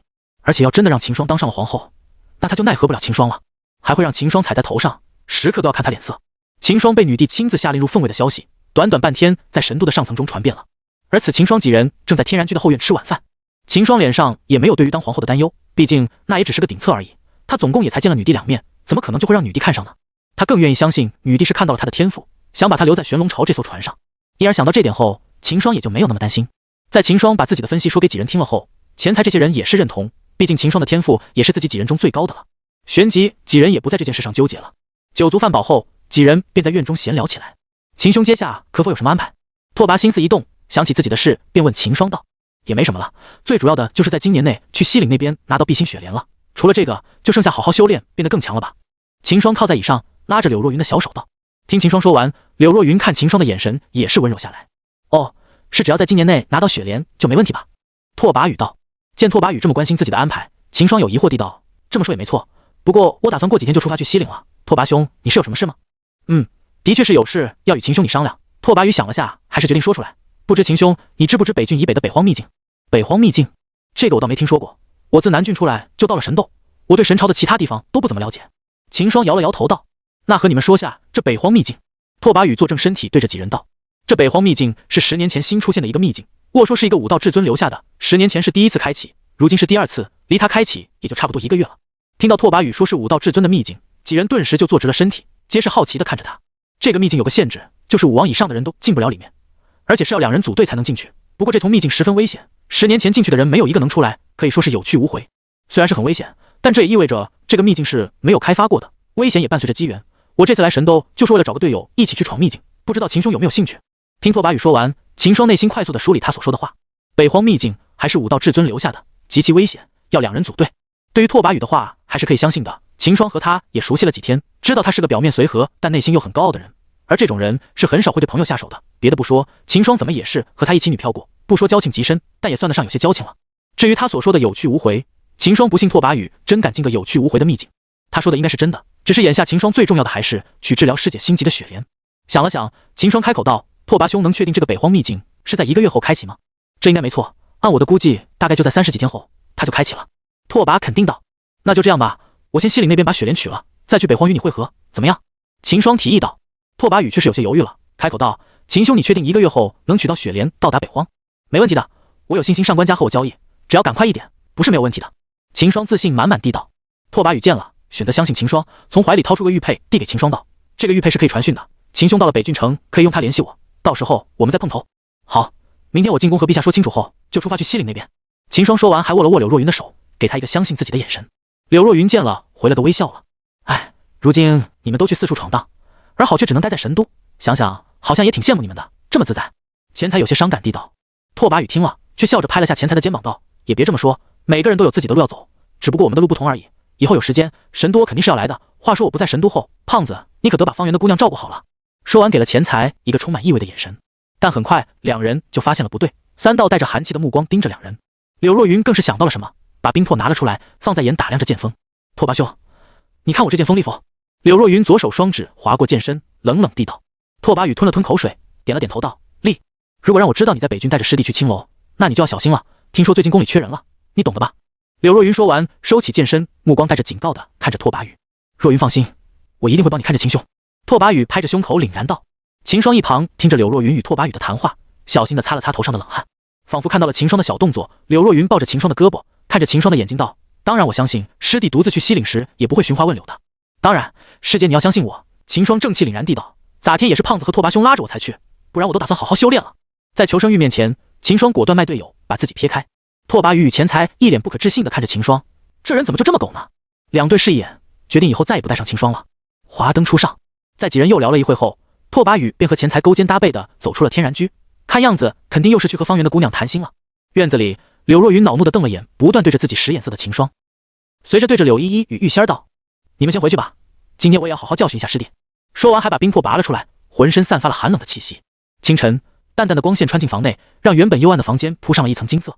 应，柳若云睁开双眼，看到了秦霜灼热的目光。“师姐，我们是时候晨练了。”秦霜吞了吞口水，看着柳若云粉雕玉琢的小脸，脸上带着一丝坏笑。柳若云正想说话，却被堵上了小嘴，身体一僵，片刻后便变得瘫软。一阵旖旎靡靡之音自房内传出，屋内两的战斗也进入了白热化时候。平时冷若冰霜的柳若云，犹如小女人一般，任由秦霜摆布。然而继咋天过后，柳若云也发现了不对劲了，这师弟为何如此之熟练，还会教他做一些修集的动作。早晚深陷其中，柳若也就半推半就的接受了。但此时他刚起床，正是头脑清醒之时。啪！正处于忘我的秦霜情不自禁的抬起了手，自上而下。柳若云小脸倏地变得通红，但心里也不禁生起恼意。等一下！柳若云坐起身，一把按住秦霜，脸色凝重的看着他：“你为何如此熟练？”突然被柳若云按住，秦霜也是尴尬至极，讪讪的不知道怎么说才好。难道和他说是前世日子过得不错的老师教的？这个师姐你是不知道，我是从书上看着学的，就是那种书。秦霜心思飞转，想起自己行止内闲时买到的书，顿时说道。为了让柳若云相信，秦霜还拿出来递给了柳若云看。房中术。柳若云看了眼手中的小书，翻开看了看，顿时热血冲脑，小脸红得要滴血。你怎么看这种书？坏配！柳若云羞的语气都带着恼意，手一松，小书掉在了秦霜肚子上。嘿嘿，师姐，我看这书还不是为了照顾你吗？秦霜将书收好，双手托着柳若云的大良心，语气急促地道：“师姐，我正好又在书学了几个新的招式，我们再来切磋切磋。”平时面色冰冷的柳若云，此时却别有一番风味，这让秦霜更是压抑不住体内的洪荒之力。两人又重新开始了剧烈的打斗，然而柳若云终究还是实力有些低了。秦霜的大军一击必杀，柳若云兵败如山倒，被秦霜杀得丢盔弃甲。但性子强硬的柳若云显然不会服输，当即重张旗鼓，主动出击。秦霜被他的气势吓了一跳，但他很快回过神来，抬枪再次杀向柳若云。随着两人的剧烈战斗，身下的战床也是不堪重负，发出哀鸣。终于，在秦霜的全力以赴下，柳若云不堪重负的投降认输了。见柳若云认输，秦霜脸上也是露出得意之色，果然还是自己技高一筹啊。不过师姐的实力也不容小觑，如今她还只是不够熟练，再过个几次自己就要辛苦了。秦霜搂着休战认输的柳若云陷入沉思，听说炼体的秘术对这方面有加强，看来是时候找本登体的功法休息一下了，不然以后想要战胜师姐就有难度了。俗话也有说嘛，只有累死的牛，没有耕坏的地。不过要是这头牛是神兽，就是另一个故事了。别说一块地了，整个平原也是轻轻松松的事。秦霜虽然没有去整个平原的意思，但弄个几亩地还是要有得，所以没有强壮的身体，怎么做好小地主？师姐，你再休息一会吧，我要去当值了。秦霜亲吻了下柳若云的小脸，温声道：“今天正好是秦霜当值，经过两人的战斗，现在也快到秦霜当值的时间了。”柳若云也是身心疲惫了，眼都没有睁开，随口应道。柳若云也没有那个力气起身送秦霜了，现在他只想再躺着睡会。秦霜看了眼他疲惫的样子，笑了笑，便不再打扰他了，掀开被角，轻身的走下床。柳若云感应到秦霜的动静，轻轻睁开了双眼，结果正好看到了准备穿衣的秦霜。虽说刚才也已经看过了秦霜的全身，但现在再看，柳若云还是不免生起了羞意，圆润如玉的小脸顿时如同熟透的番茄一般。秦霜自然看到了他的小动作，手上穿衣的动作一停，转过身，坦然的面对他。好看不？秦霜逗着他。见秦霜的动作，柳若云一羞，立马闭上了双眼，把脸埋在了被子里。看到他的动作，秦霜也没再逗他，拿着衣服走他隔间，准备洗漱一下，再前往皇宫当值。拿着女帝给的令牌，秦霜走到了宫门前。枪！守着宫门的2个兵士看到秦霜接近，手中的长戟在门前一插，看着秦霜道：“皇宫重地，闲人止步。”因为每天轮值的守卫都不同，这2名守卫也不认得秦霜，照规矩的挡在秦霜身前。在下新任奉卫统领秦霜，这是令牌。听到秦霜的介绍，2名守卫就认出秦霜了。毕竟秦霜自来到神都后就不断的闹出动静，而今更是取得大笔的头名，声名可是传遍了神都。接过令牌，仔细的看了眼，黄金打造的令牌，正面刻着一只气势如虹的凤凰，背面则雕着精美的花纹，以及一个笔锋如刀的江字。守卫顿时确定了，双手把令牌递回给秦霜道：“不好意思啊，秦霜统领，我也是按规矩办事，还请不要见怪。”“无碍，那我要已进去了。”秦霜知道他们是按规矩办事，因而也是没有放在心上，笑着问道：“可以，可以。”2名守卫松开了长戟，回到原位。秦霜走进宫门后，按着脑海中的记忆，一路走到了凤栖殿。陛下，秦统领已经来到殿外当值了。秦统领通报说有事要面见。江离峨眉微蹙，这小贼不会是想反悔吧？让他进来。是。上宫雪走到殿外，一步到正在当值的秦霜跟前道：“秦公子，陛下让你进去。”“劳烦上官姑娘了。”秦霜对着上官雪微笑着道。说完便朝殿内走去。看着秦霜的笑容，上官雪顿时一怔，好帅。见秦霜走了进去，上官雪连忙回过神来，跟在秦霜的身后。弟子秦霜见过陛下。秦霜一进来就看到了在案前挥动笔墨的江离，理了理思绪，便走上前见礼。免礼。江离埋头批阅奏折道：“谢陛下。”秦霜起身道。刚抬头，秦霜便看到被江离拖在岸上的大梁星。这非礼勿视。秦霜连忙将目光转移到书案上，然而这么一看，又看到了江离那修长纤细的手指。秦霜这下是不知看哪里，只好看着江离半幅的脸。江离自然感受到了他的目光，心里升起一股恼意。这小贼好生无礼，竟然这样看着自己。江离批阅奏折的手也不淡定了，写在奏折上的字也变得歪歪扭扭。何事？江离忍着心中的羞意，语气威严地道：“禀陛下，弟子想请假前往西岭为道侣求取碧心雪莲，还请陛下批准。”秦霜不卑不亢地拱手道。江离手中的笔一顿，抬起了头，看向站在殿前的秦霜。请假？江离的眉头紧蹙。说实话，他现在并不想放秦霜离去，谁知道他走了后会不会跑了？要是秦霜真的跑了，那他去找谁来顶包？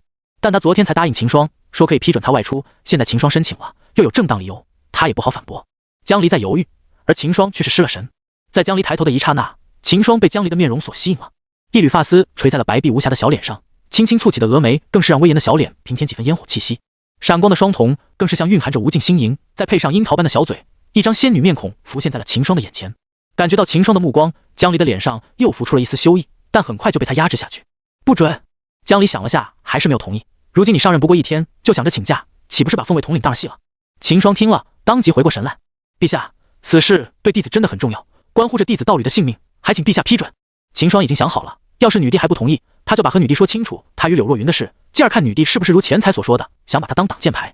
江离见秦霜还是坚持，心里也是犹豫起来，但他想到胡广华今早一上朝就急着问自己什么时候娶皇后，以及朝中其他大臣的催促，他便咬着牙道：“不行，3个月后你再去吧，或者朕派人替你去娶也行。你这3个月要留在神都。”江离已经打定主意了，用1个月观察一下秦霜，再用1个准备封后一事，最后那1个月完成封后以及准备储君。只要后面自己怀上储君，后面就随秦霜想去哪就去哪。虽说2人修为相差太大，想要在1个月内就怀上有点难，但皇室内有秘药，能提升几率，应该是可以的。秦霜见江离还是不松口，也猜到钱财说的应该是真的了，而且自己大概率是给女帝看中，拿来挡箭了。至于江离说的让人替自己去取，秦霜想都不想就否决了，让他把地兵交给别人，拿去西岭换雪莲。他怎么放心？地兵一拿出来，女帝说不定立即就要和他交易了，他也没其他可以交换雪莲的东西了。说实话，秦霜想拿地兵去换雪莲是血亏的，但他没办法，不拿出点有诱惑力，上官家恐怕也不愿意换。秦霜顿时急了，要真的如钱财所说，那自己和师姐岂不是要给拆开？这怎么行？秦霜自问不是那种专一的人，但对柳若云他也是真心的，自然是不想去当这个皇后。虽然眼前这御姐女帝的确很让他心动，但秦霜要让秦霜抛弃柳若云也是不可能的。再说了，秦霜一个大男人也不想去当皇后。陛下，弟子有句话不知当讲不当讲。江离看了眼秦霜，平静的开口道：“讲。”秦霜心里一狠，当即咬着牙道：“弟子不当皇后。”其实秦霜还是有些担心的，他怕是自己自作多情，要是女帝没有这个心思的话，他就当场射死了。然而江离正好有这个心思，听到秦霜说的这句话，江离脸色一变，知道自己的计划被秦霜猜到了，一挥手平退了殿内的宫女。既然你都知道了，那朕就明说了，朕看上你了，1个月后就会册封你为朕的皇后。江离说这话时，脸色也是通红的。陛下，弟子不同意，弟子已经有了心爱之人了。你说的是柳家的那个丫头吧？这没关系，朕可以让你纳她为妾，甚至朕还可以不阻止你继续纳妾。江离满不在乎地说道。只要秦霜当了他的皇后，后面还不是他说了算，所以江离现在很大气，摆足了正宫的宽容。秦霜却懵了，这么一说，这皇后也不是不能当，但仔细一想，他却反应过来，他想的是让女帝同意自己去西岭娶雪莲，怎么谈到当不当皇后上去了？但好像这也不冲突。陛下，弟子不是这个意思，而且弟子与陛下既不熟悉又没有感情。这没有秦霜说完，江离却开口打断道：“你要抗旨？”秦霜顿时懵了，这还真就强来呗。陛下，真的不必如此，神都内天骄无数，比弟子优秀也有不少，何必就让弟子来呢？秦霜也是没有办法了，只好劝他换个人选。不必多说了，朕意已决。江离摇头道：“陛下，这西岭弟子是要去的，要不陛下等弟子去西岭回来后再说，到时候弟子保证老老实实的待在神都。”秦霜拍着胸口道。秦霜也豁出去了，只要去西岭拿了雪莲，再去北郡和拓跋宇探索完北荒秘境后，他就回来。女帝要还是不改主意的话，他也认了。毕竟女帝这种女王御姐也符合他的审美，他也亏不了。可以，不过你柳家的那小丫头要留在神都，你只能自己前去。江离见秦霜还是咬定要去西岭，他也不好挡着不要这小贼去了，不过他还是要留下柳若云才行，只要柳若云在这里，他就不用担心秦霜不回来。呼，见女帝松口，秦霜也是松了口气。不过江离说要柳若云留在神都，秦霜倒也没反对，他也没想着要带柳若云去西郡。谢陛下，陛下放心，我肯定会老老实实的回神都，到时我就凭陛下你摆布，至于什么时候回来就说不定了。秦霜心里暗补了句，既是如此，那就这样吧，我也不派人跟着你了。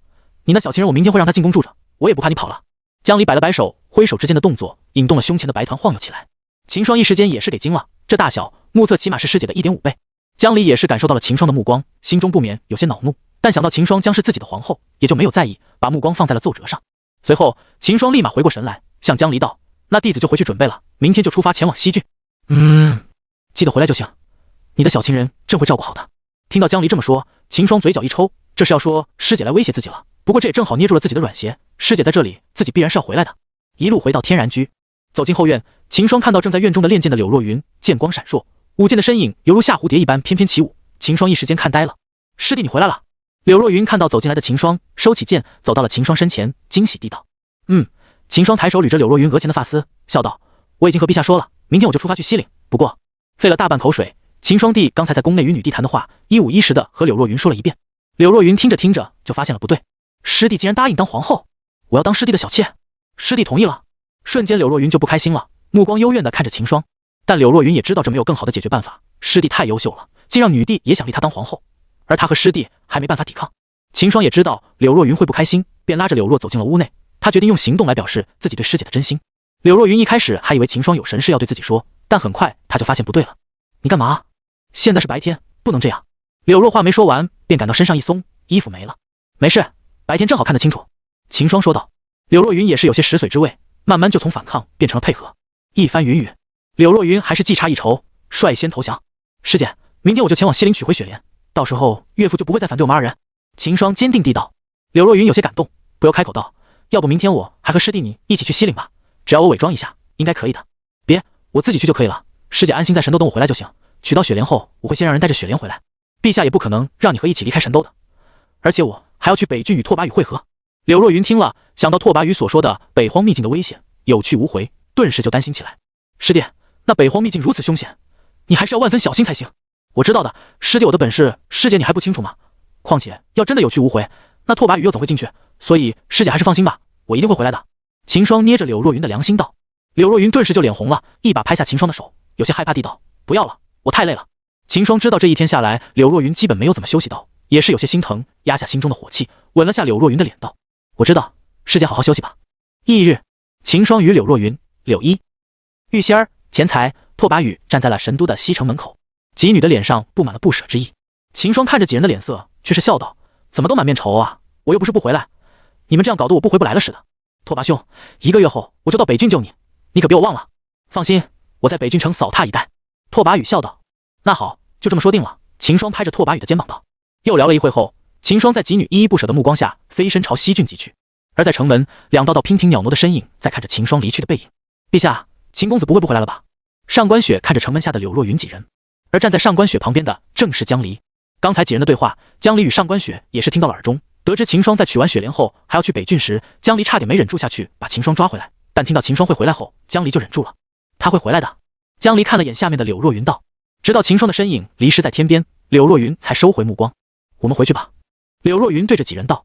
几人走回城内，突然一名宫女走到几人面前。上官雪对着柳若云行礼道：柳姑娘，陛下有请。咋天听了秦霜所说，柳若云自然知道这陛下会派人来让自己进宫，但他没想到他刚进城门就有人等着了，稍微有些惊讶，但柳若云还是点头道好。而柳若云要进宫住这件事，今早秦霜就和柳依依几人说了，因而现在看到上官雪来了，几人也不怎么惊讶。随后柳若云便跟着上官雪来到了凤栖殿。见过陛下。柳若云行礼道。免礼。江离随手屏退宫女，走到柳若云身前道：很好，秦霜他没有让朕失望，你也很有觉悟。方才你们要真的一起离开的话，现在在这凤栖殿的就不止你一个了。柳若云听了心里一惊，还好听了师弟所说留下来，看陛下的样子，我们的一举一动应该都在他的目光下了。这段时间你就先在宫里住下吧，你的实力大低了，这可跟不上那小贼的脚步，正好可以在宫内专心修炼。你的修炼资源宫内也会安排好的，你只需要好好提升自己的实力就可以立。还有一点你要记住，虽然你是先到的，但那小贼以后会是我的皇后，我不反对你们继续在一起，但你要注意一点，我才是正宫。要说江离怎么说都可以，柳若云也料到他会对自己有意见的了，但江离后面的话却让他忍不了了。陛下说笑了，谁是正宫还是得看师弟的选择，就算陛下封师弟为皇后，只要在师弟心里我是妻，那我就是妻，这个并不是陛下说了算的。柳若云面无表情的回怼。江离被柳若云说的语塞，不也不知道怎么反驳，只好转过话题道：听说小贼在西郡那边拿到雪莲后还要前往北郡，这是怎么回事啊？柳若云听了心里一惊，没想到陛下连这也知道，但此时秦霜已经离开神都了，他也没有什么好隐瞒的。是1个月后的北荒秘境，受拓跋羽的邀请，师弟在帮我拿到雪莲后会前往北郡与拓跋羽一起进北荒秘境，探索完秘境后再回神都。江离听了点了点头，顿时明白咋天提议让他3个月后再离开神都他不愿意了，不过如此一来的话，小贼回神都又得晚上一段时间了，自己还得拖一拖朝中那些大臣才行。江离揉了揉额头，看了眼柳若云道：就这样吧，等小贼回来后你就可以随意了，不过册封皇后后小贼就要住宫里了。小雪，你带他去认一下路，顺便给他讲解一下宫里的规矩。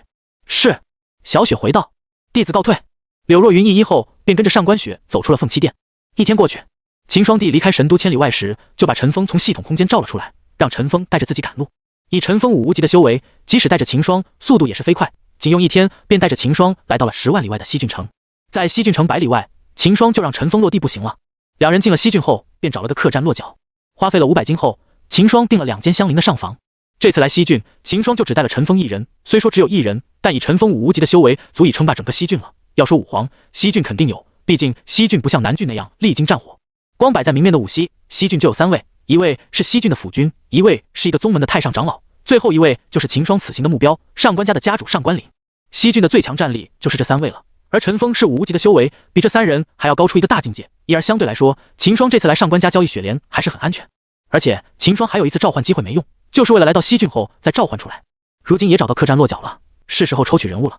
想到这，秦霜当即对系统道：系统，我要抽取人物。叮！系统提示：当前剩余抽取次数1次，请宿主确定是否抽取。确定抽取。叮！开始抽取人物。顿时一股烟雾出现在客栈的房内，而经过几次抽取的秦霜丝毫不慌，反目光有些惧待地看着烟雾处，不知这次系统会抽出什么人物来。上次秦霜抽到了陈峰，这是5无极的修为，这次应该也不会太差。叮！抽取完毕，恭喜宿主抽到草原3剑客，武皇巅峰。叮！系统提示：抽取到的人物对宿主忠心不二。系统话音刚落，秦霜便看到了3道人影从烟雾中走了出来。武皇啊，还不错。秦霜满意了点了点头，虽然是武皇，但却有足足有3名，整个西郡也才3名武皇，秦霜这一抽就抽出了堪比整个西郡的3个武皇。剑无痕，剑无影，剑无忌见过主人，不必多礼。秦霜随手将3人收进系统空间，现在还不需要3人上场，有陈峰这个5无极在已经足够了。只要明天去西岭的上官家换到雪莲，那秦霜这西郡一行就完满了。西岭在西郡城更住西的1万里外，而上官家的本家就是落户在西岭上。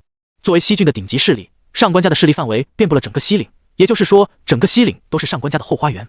据说上官家就是从中州搬迁过来的，而碧心雪莲也是中州才有的灵药，如今上官家中也仅剩下几朵雪莲了，就这几朵也还是用灵气强调着生气，半死不活的。这也是秦霜为时觉得上官家会和自己交易的原因，用一株半死不活的雪莲换一把地兵，这种血赚不亏的生意，秦霜不信上官家会拒绝。而且有陈峰这位5无极在，上官家也不会想着强抢秦霜的地兵。响了会后，秦霜便回过神来，盘腿修炼。习惯了有聚灵阵聚集灵气的秦霜，一下子有些不适应了。没有聚灵阵，即使秦霜的元晶是天级功法，修炼速度也还是慢了不少。果然是由简入奢易，由奢入俭难。秦霜静心修炼了好一会后，才适应下来。这也怪不得神斗的实力要比外军要强了。不仅有着聚灵阵这一利器，还是西部灵气的汇聚中心，不强就怪了。一天过去，秦霜与陈峰又赶往了西岭上官家。一座山下，秦霜与陈峰站在了山脚，抬头顺着山脚向上看，只见一片楼宇坐落在山腰处，白色的云雾围绕在楼宇的上方，从远处一看，简直就是一处仙境。地址，不愧是西岭福地，这上官家可是精明狠，就这灵气浓度，比之神斗的普通地方也差不多少。秦霜感受了下灵气，不由叹道：这个西岭是神朝封给上官家的封地，单从西岭的灵气浓度就不难知道，当初刚搬来神朝的上官家为何不选择在神朝落脚，而是选择这个西岭了。一则是避免与神斗的本地势力发生冲突，一则是能够独占这一片区域。当时的上官家主的确是精明。神都秦霜前来拜会上官家主。秦霜对着立在山脚的阵法道。不一会，阵法就传来一阵波动，掀起了涟漪。紧接着，2名与秦霜差不多大的青年便从阵法处走了出来。2名上官家的青年看见秦霜，脸上浮出了疑惑，家中与神斗的势力一向没什么往来，今日怎么有神斗的人来拜访了？但他们也不敢怠慢，立即就从出来迎客。不知这位秦公子来我上官家所为何事？其中一名上官家的弟子问道。虽然听到秦霜说是来见家主的，但家主也不随便来一个人就能见到的，还是要打听清楚才行。哦，在下奉陛下之命前来上官家做一个交易，还请2位通报一下。秦霜也扯虎皮做大旗，直接把江离抬了出来，反正回去后就要当皇后，秦霜也是不怕江离问责。在下天为凤位统领，这是我的令牌，奉陛下之命前来与上官家主谈一件事。见2名弟子愣在原地，秦再次出声道。这时2个上官家的弟子也是反应过来，看了眼秦霜手中的令牌，其实他也不认得这东西，但他见秦霜信誓旦旦的样子，也不由得相信了，连忙道：秦公子随我来，稍等片刻，我这就去禀报家主。秦霜点了点头，跟在2人身后走到阵法中。2名弟子驱动阵法，一眨眼，4人就来到了半山腰的门楼中。这个阵法就类似于电梯的作用，是为了让人更方便的来到山腰。对此，秦霜也不得不说，这上官家的人真会享受。此时，位居这边楼宇正中央的一个宅子内，上官明正在书房内看着手中神都的消息情报。虽然上官家并不扎根在神都，但对神都的消息还是关注的。而在神都内声名鹊起的秦霜，也在了这个情报中，同时引起了上官明的关注。秦霜大笔投明，让陛下封为凤位统领，当值凤栖殿未来的皇后。这年轻人了不得。看着神都传来的资料中秦霜的消息，上官明也是感叹起来。此子若是成长起来，神都必有他的一席之地，都不用他成长了，只要他能让陛下册封为皇后，那整个神朝都没人敢惹他。此人万万不可得罪。上官明心中暗定。咚咚，进！上官明放下手中的情报，看向门口，看到守山门的那名家族子弟走进来，上官明也是有些疑惑，又是谁来上官来了？莫不是那新来的府君？家主，青年子弟拱手道：外面来了位自称秦霜的凤位统领，说是奉陛下之命来面见家主。上官明顿时一惊，他留意到了青年口中的名字，反问道：你说他自称是秦霜？是的，他还拿着神都凤位的令牌，但我们又认识的令牌，不敢确定了他的身份。青年立即回道：神都来的自称秦霜，还有凤位的令牌。上官明脸色顿时变得奇怪起来了，这还真是巧了，自己才看完他的情报，就有个自称秦霜的来了。虽然不知道真假，但还是见上一见为好。你把他带到大厅，先上茶伺候着，我随后就到。上官明对着青年道。是。青年领命后立即退了出去，快步走向门楼。看家主认真的样子，那个叫秦霜的肯定是个人物，可不能让人觉得上官家失礼了。秦公子请随来。跑回来的青年对着秦霜拱手道：有劳了。跟在青年身后，秦霜穿过一座座楼阁，来到了一座古色古香的大宅前。随着青年走进去，来到了宅内的大厅中。刚坐下，就有一个丫鬟端着茶上来。秦公子请稍等，家主随后就到。丫鬟将茶放下，现身道：有劳了。秦霜回道，随即端起茶喝了一口。这一口下去，秦霜双眼顿时亮了。灵茶，这上官家可是真会享受。灵茶就是灵品以上的茶叶，虽说灵品茶叶并不少见，但它是一次性消耗的，泡完就没了，而且对修炼的帮助也比其他的灵药要低。秦霜还是第一次奢侈的喝这个灵茶。没过多久，正在喝着茶的秦霜便看到一名中年男子从后间中走了出来。200多岁的中年男子，毕竟是名武皇，自上官家刚搬到神朝时就是上官的家主了，到现在也100多年过去了，容颜还是停留在中年的样子。不出意外的话，武皇能活个500多年，而这个上官明起码还200多年的寿命，也可以说是中年男子了。一走出来，上官明就打量了秦霜一眼，对照了下情报中的画像，9分相似，应该是本人了，毕竟画师也只能画一个人当时的样子。在下秦霜，见过上官家主。秦霜放下茶杯，站起身，不卑不亢的行礼道。见秦霜的仪态表现，上官明暗地里点头，不愧是大笔投明，得到陛下青睐的天骄，果然是一表人才。秦公子不必多礼，请坐吧。上官明抬手道。不知秦公子自神都远道而来，到我上官家所为何事？上官明好奇地道。上官家与神都的交流并不密集，对于秦霜的突然前来，上官明也明开门见山地问：“哦，是这样子，我奉陛下之命，前来上官家与上官家主做一项交易。”秦霜见上官明这么直接，也是开口道：“哦，交易，还请秦公子细说。”上官明道：“陛下意用一把帝兵换取上官家的一株碧心雪莲。”秦霜直接说出目标与条件，有江离的虎皮与帝兵的诱惑，他不信上官明能忍得住。上官明听秦霜说完，原本抚须的手一抖，揪下了几根胡子，随即起身惊着看向秦霜问道：“陛下要用一把帝兵来换碧心雪莲？”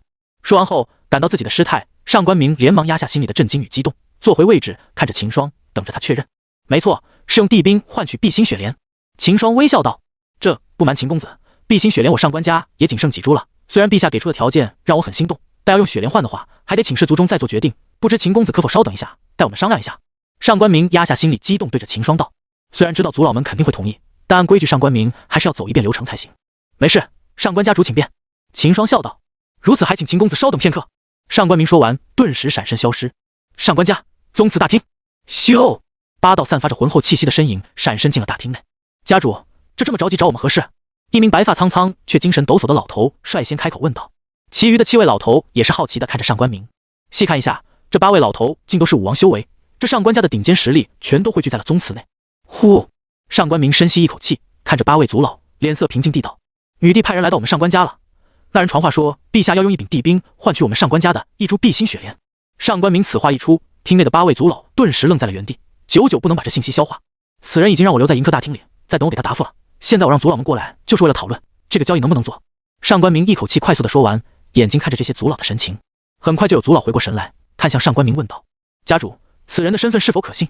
上官明也知道这名族老在担忧什么，开口道：“10有8九了，这人名叫秦霜，是这届大比的头名，被陛下封为凤位的统领。听神都的风声说，陛下有意将他封为皇后。而且此人身边还有一位护道，虽不知名号，但我却看不出他的实力。从他的气息来看，是比我要强，应该是武无极强者。”死！8名族老倒吸一口冷气，武无极的强者，就算是搬离中州前上官家也没有武无极。再结合前面上官明所说的，此人获得了陛下的青睐，那这名强者应该是陛下派来保护那个秦霜的了。如此看来，此事的真实性是很高的了。那我们要不要与陛下交易？先前那名白发老头抚须道：“我看行，一株雪莲换一把帝兵，我们定是血赚不亏的。”另一名族老开声道：“这些人也没想过帝兵会在秦霜身上，只以为秦霜是负责通报信息的。但就算帝兵就在秦霜手上，他们也不敢对秦霜有什么别的想法。毕竟有一名武无极保护，他们也没有任何办法。而且为了一把帝兵去得罪神朝，这又是另一回事了。我们的雪莲只是圣品上阶的灵药，陛下为何会用帝兵来换？这莫不是有什么蹊跷？”又有族老提出了疑点。可能是要急用吧。再说族里也有着几株雪莲，交易掉一株也没什么，说不定少了一株后，剩下的2株就可以存活下去了。现在族里的灵泉根本无法同时养活3株雪莲，少一株说不定灵泉的灵气就够了，这对我们来说反而是件好事。况且这株雪莲还能换来一把帝兵。这些族老纷纷发表意见。上官明见他们讨论的差不多了，当即开口道：“既然如此，我们就开始表决吧。同意与陛下交换的举手。”上官明也不拖下去了，在他看来，先不说陛下拿雪莲要干什么，仅对就目前来看，这个交易上官家是绝对不会亏的。书地大厅内举起了8个手，上官明看了眼后，随即道：“既然大家都同意了，那我就去回复那个秦公子了。”迎客大厅内，秦霜在上官明走了后，便沉下心思想着，这次交换应该是10拿9稳了，只要拿到雪莲，就让陈峰带着雪莲赶回神都，先让师姐服用再说。秦霜也没等多久，便看到了从后间出来的上官明。哈哈，抱歉了，秦公子，让你久等了。上官明笑着歉意道。一看他的样子，秦霜便知道这事基本上是成了，不然他能笑得这么开心。上官家主客气，此事事关重大，上官家要讨论也是应该的，这点耐心弟子还是有的。秦霜笑了下道：“不知上官家主商量的如何了？”上官明听了一笑，随即道：“此事经过族老们的商量，我们一致认为这次交换是可以的。现在我代表上官家正式告知秦公子，这次交易我上官家同意了。如此甚好，这帝兵陛下已经交给我了，上官家主，我们现在开始交换吧。”秦霜见上官家同意，按耐住激动道。听完秦霜的话，上官明一愣，随即反应过来道：“秦公子是说你把帝兵带在身上了，现在就可以交易？”上官明也是惊了，他一直以为秦霜只是奉命来与自己商量的，这么重要的交易，女帝肯定会派强者来负责。没想到女帝已经把帝兵交给眼前的这个秦霜了，看来女帝对这个秦霜很是信任，估计朝中所说的秦霜将会是皇后也不是空穴来风，反而有很大的几率是真的了。没错，此事陛下已全权交给我负责了，现在我就可以与上官家主交易。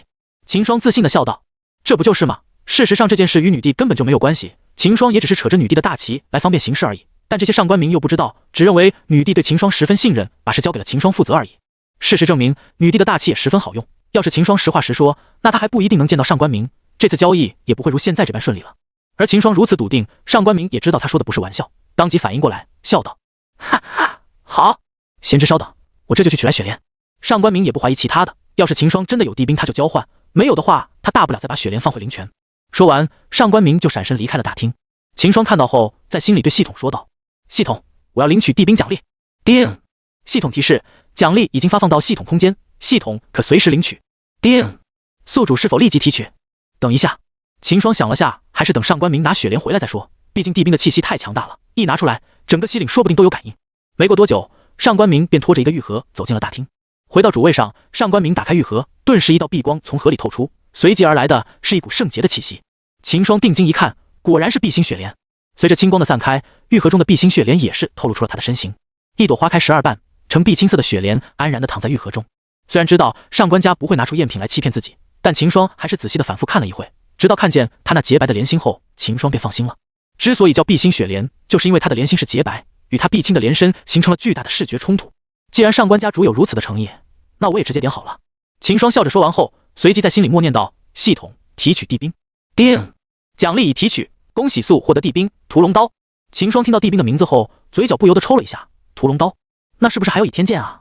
顿时，一刀散发着金色流光与杀割之气的大刀出现在了秦霜手上。随着屠龙刀的出现，大厅内的气息顿时变得肃杀起来，一道杀割之气，气息突兀着布满了整个西岭。上官家那些族老顿时一惊，地兵，他们也不是没有见识之辈，在中州的时候就感受过一样宏大的气息。如今上官家内突然出现这种地兵的气息，瞬间他们便知道是族长那边开始交易了。有了地兵，家族的实力就能提升不少。以家主武皇的实力，用上地兵的话，就算是武圣强来了，也能挺住很长的时间。这样一来，就算中州的那个势力找上门来，他们也不怕了。想到这，这些族老的脸色也是激动起来。而大厅内的上官明对秦霜手中屠龙刀的感受也是最深的。这么强大的气息，这起码是地品中阶的地兵。上官明顿时眼热起来，但他也不敢有其他的动作。秦霜身后的尘风散开了自己的气息，顿时掺杂了2道气息的大厅变得十分的压抑，呼吸都变得困难起来。此刀名为屠龙，为地品中阶，不知上官家主是否满意？秦霜端详着眼前的屠龙刀，心里有些惊叹。本文下载自欢迎访问。满意？说实话，用雪莲换这把宝刀，我们上官家是赚了的，还有什么不满意呢？上官明立即回道。秦霜听了，笑着点头道：“既然如此，那我们就立契约吧。”秦霜收起屠龙刀，大厅内地兵的气息顿时消失，只剩下陈峰本身的气息。忌惮地看了眼陈峰，上官明立即笑着大声道：“来人，上笔墨。”不一会，便有丫鬟把笔墨纸张送了上来。摊开上好的宣纸，上官明立即就书写起了与秦霜交易的契约。一阵龙飞凤舞后，2份新鲜出炉的交换契约完成了。秦霜拿起契约看了看，发现没什么大问题后，便签上了自己的名字，随后拿着自己的凤位统领的方印印了上去。上官明也是签上自己的名字，拿出上官家的家主印，印了个方印在契约上。双方又交换契约，重复做了一遍刚才的动作。一切做完后，2人相视一笑，收好各自的契约。说实话，这个契约在秦霜看来是没有什么效力的，能不能遵守也是看情况的。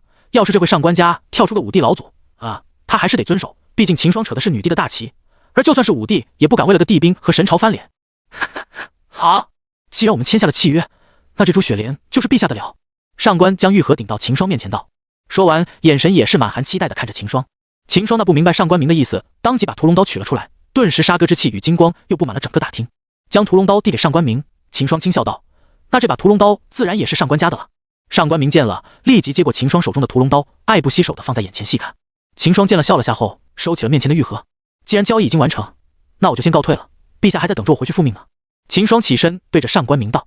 交易都完成了，秦霜也不想在上官家久留，毕竟他也是扯着江离的虎皮来和上官家做的交易，万一停留太久，让上官家打听到了虚实，突出变故就不好了。迟则生变，因而秦霜当即就决定离开这里。既然贤侄要回去复命，那我也不多留了，还请贤侄替我们上官家向陛下问好。上官明有些可惜地道。原本他还想着留下秦霜，加深一下2人的交情，现在见秦霜说要回去复命，他也不好强留。上官家主放心，我一定带到给陛下。如此，我就先告退了。秦霜拱手道。最后，上官明将秦霜2人送下山脚。上官家主留步。秦霜转身对上官明道：“那我也不多送了，贤侄一路顺风。”上官明笑道。秦霜对着上官明拱了拱手后，转身给了个眼神陈峰。陈峰心领神会，右手抓住秦霜的肩膀，带着秦霜飞身消失。无极啊！上官明看着2人离去的身上，咂嘴道。有陈峰带着，秦霜只用了1个多的时辰，便回到西郡城内。客栈的房间里，秦霜盘坐在地上，拿出了玉盒，一打开，原本还略显幽暗的房间，瞬间就让雪莲发出的青光照得明亮。感受了下雪莲的情况，秦霜发现这株雪莲已经几乎失去生机了，但没有生机也没事，只要药力还在就可以。有了这朵雪莲，师姐的心脉之疾就解决了。一想到这，秦霜也开心起来。不过当务之急还是尽快把雪莲交给师姐服用，自己还要前往北郡与拓跋羽一同去北荒秘境，没有那么快回到神都。想到这，秦霜看了眼一旁的陈峰，随即道：“陈峰，你带着雪莲回神都，到神都后就前往皇宫，把雪莲交给师姐，让她服用下去。这是我的令牌，有了这个，你就可以看到女帝了。到时候和她说明后，她就会让你见师姐了。”秦霜说完，拿出自己的凤位令牌，递给了陈峰。有陈峰这个武无极护送雪莲，秦霜还是很放心的。是，主人。陈峰接过令牌和玉盒后，便闪身离开了。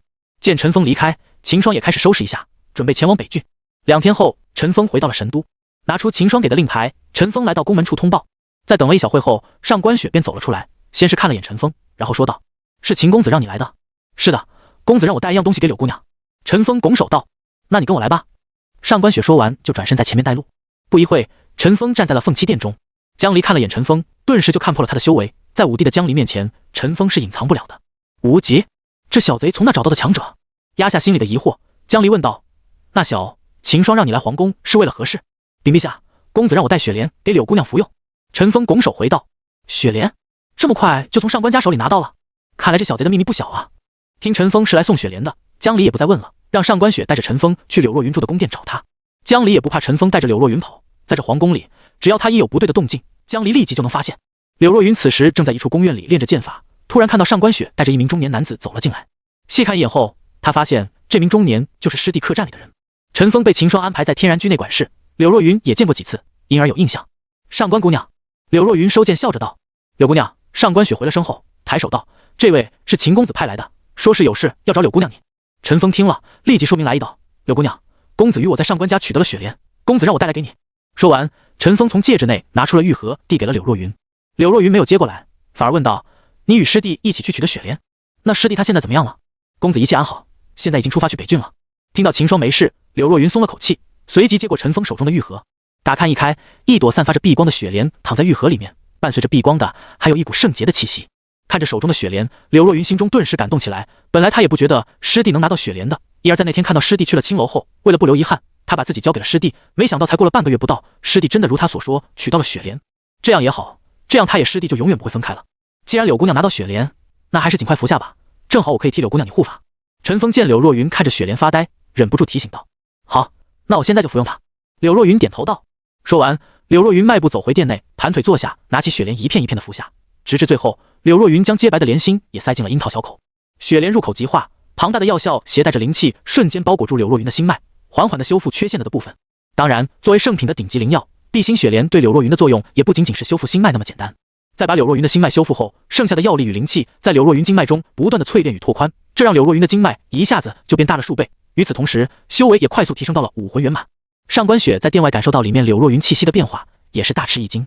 而在凤栖殿批阅奏折的江离也是跪脚微笑，这小丫头补全了心脉，以她天生健体的体质与天赋，以后应该可以跟上小贼的步伐了。而就在柳若云服用碧心雪莲的同时，秦霜也离开了西郡城1万里外。因为是秦霜自己赶路，所以秦霜的速度偏慢了点，如今2天过去，也才走了1万里多点。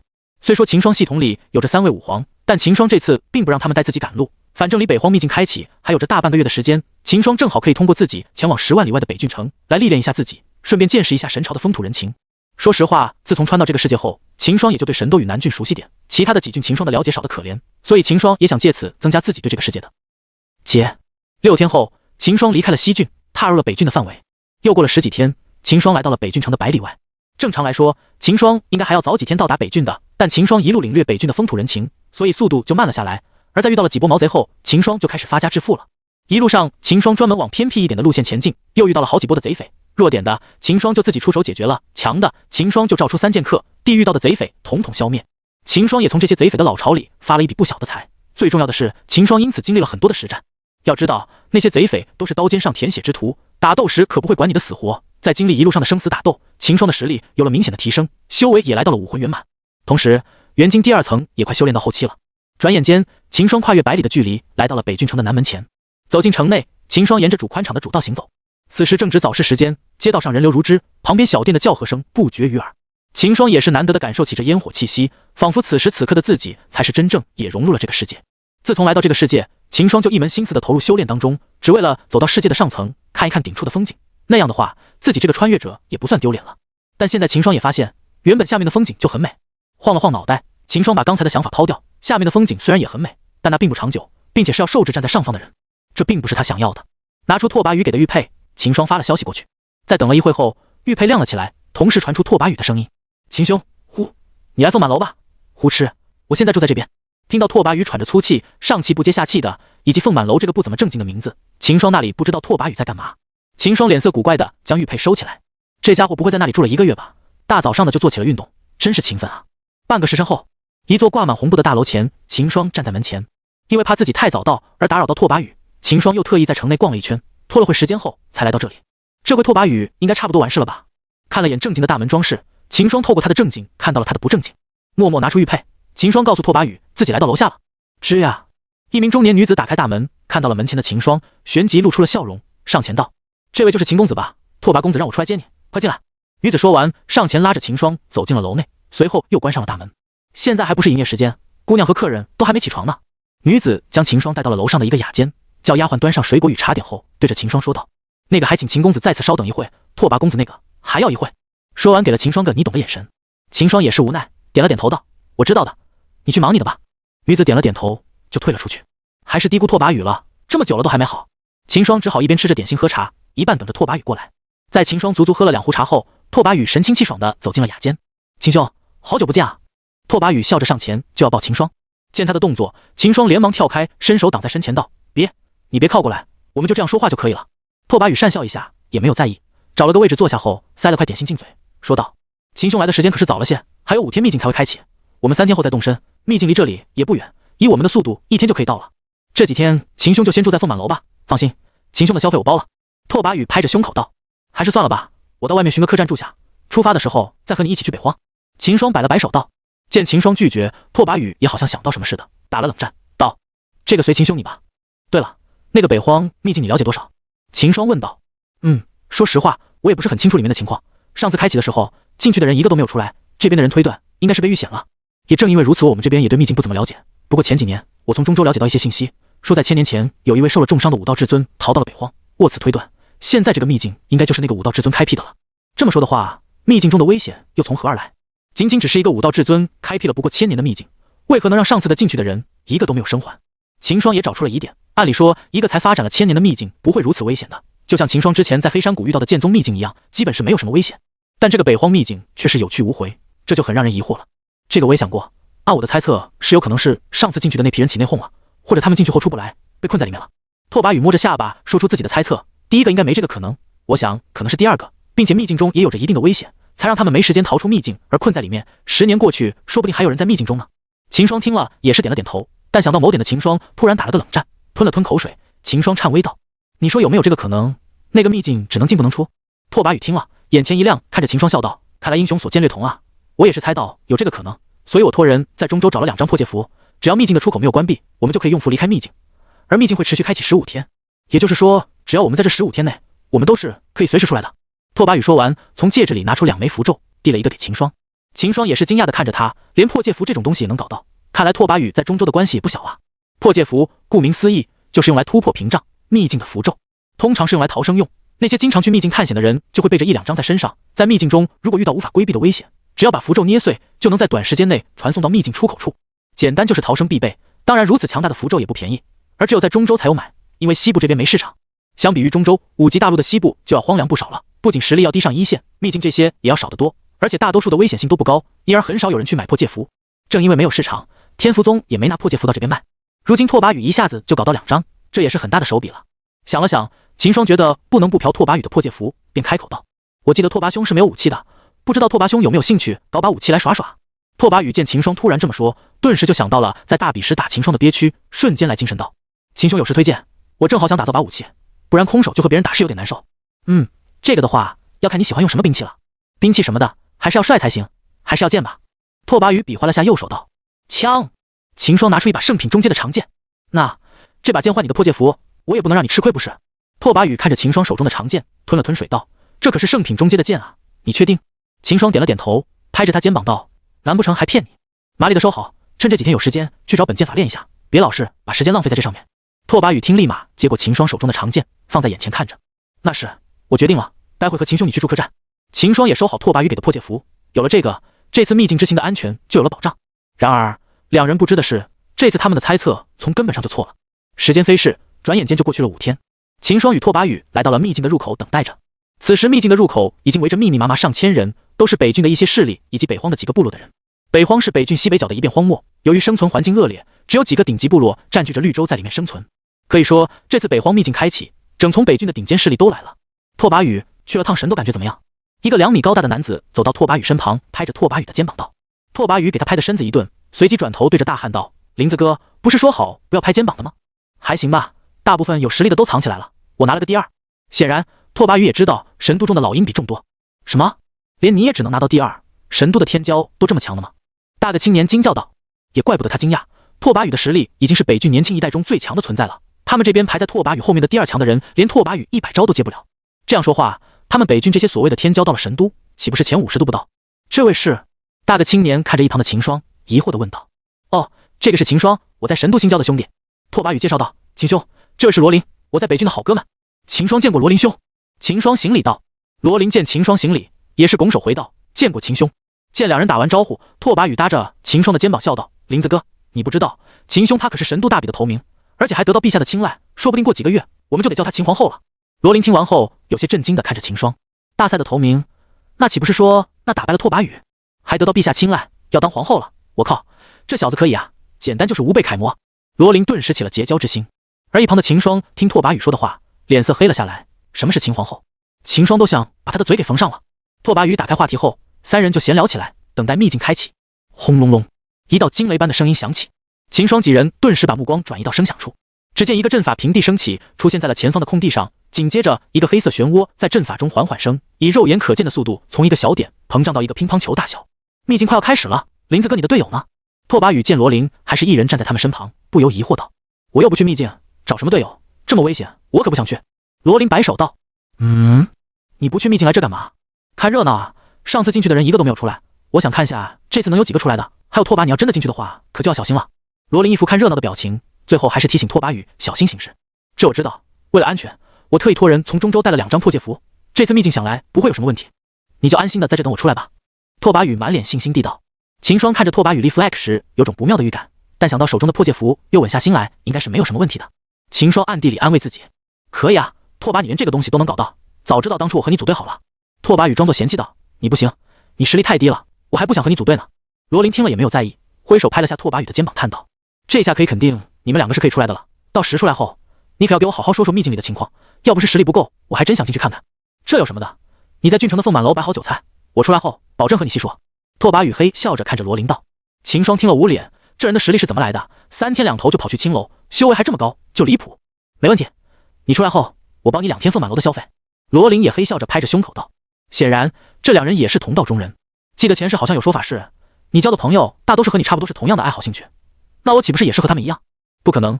秦霜摇了摇头，默默地侧移一步。可以进去了。人群中有人看着阵法中黑色漩涡道。秦霜几人听了，转过头看他黑色的漩涡，只见它已经膨胀成了一个2米半径的圆形，这个大小的确是可以让人进入秘境。顿时好几队人走到了黑色漩涡前，前面的2人看着黑色漩涡，吞了吞口水，最后咬着牙闭眼向前一跳。顿时2人的身体没入了黑色漩涡内，消失在众人眼前。紧接着又有好几队人跳进了漩涡里面。秦兄，我们走吧。拓跋羽转过头对秦霜道。秦霜点了点头。2人与罗琳告别后排在了队后。不久，秦霜前面的机队也跳进秘境，轮到了秦霜2人。秦霜看了眼身前的黑色漩涡，顿时一下失神。黑色的漩涡犹如一个布满獠牙的黑色大嘴，仿佛整个灵魂都要被吸进去。秦霜有了不好的预感，但是到如今也由不得他退缩了，与拓跋羽对视一眼，2人跳了进去。一阵天旋地转后，秦霜眼亮一暗，来到了秘境的入口处。这是一片方圆100米的小树林，以秦霜的实力，一眼就知道这个树林的大小。不知为何，这片树林虽然不大，树木不高，但却始终让外面的烈日照不进来，整片树林散发着阴冷的气息。秦霜旁边的拓跋羽打了个冷战，在秦霜耳边小声说道：秦兄，这个树林诡异得很，我们还是快点离开这里吧。拓跋羽也是发现了异常，提议道。就在秦霜点头答应时，异变发生了。啊！一群人中的一人突然惨叫一声，瞪大着眼睛，双手掐住自己脖子，充满血丝的眼珠子仿佛要从眼窝中爆出来似的。救我！他惊骇地向队友求救道。噗！那人的其中一个眼珠子突然就爆开，带着血丝的眼珠滚到了地上。啊！他脸色狰狞的痛苦大叫，一股血流自他的眼眶流在了他的脸庞上。身旁的众人也是惊骇地看着他。秦霜立即警惕起来，对着拓跋羽道：此地不宜久留，我们快走。拓跋羽脸色凝重的点头，看着那名掐着自己脖子的人，不由惊得咽了下口水，随后与秦霜快速地奔离阴暗的树林。其他人也是反应过来，纷纷朝树林外逃离。惨叫的那名男子此时剩下的一个眼睛目光已经开始失色，突如其来的变故让他的队友一时间不知所措，也没能想到什么办法去拯救他。可，那名男子嘴里发出莫名的声音，松开掐着脖子的一只手，伸向了他旁边的队友。他的队友见他的动作，连忙后撤了几步，脸色给他吓得雪白。他不明白，进来时还是好好的队友，怎么突然的就有了这种异常的行为？他根本就来不及想办法营救，短短的一息间，队友就变成了这副恐怕的模样。看着气息奄奄、行为诡异的队友，他转身看了眼已经快要奔离树林的秦霜等人，一咬牙，不顾身后的惨叫男子，立即飞身朝树林外奔去。面对突然异常的队友，他也束手无措，只能先行逃离这鬼地方。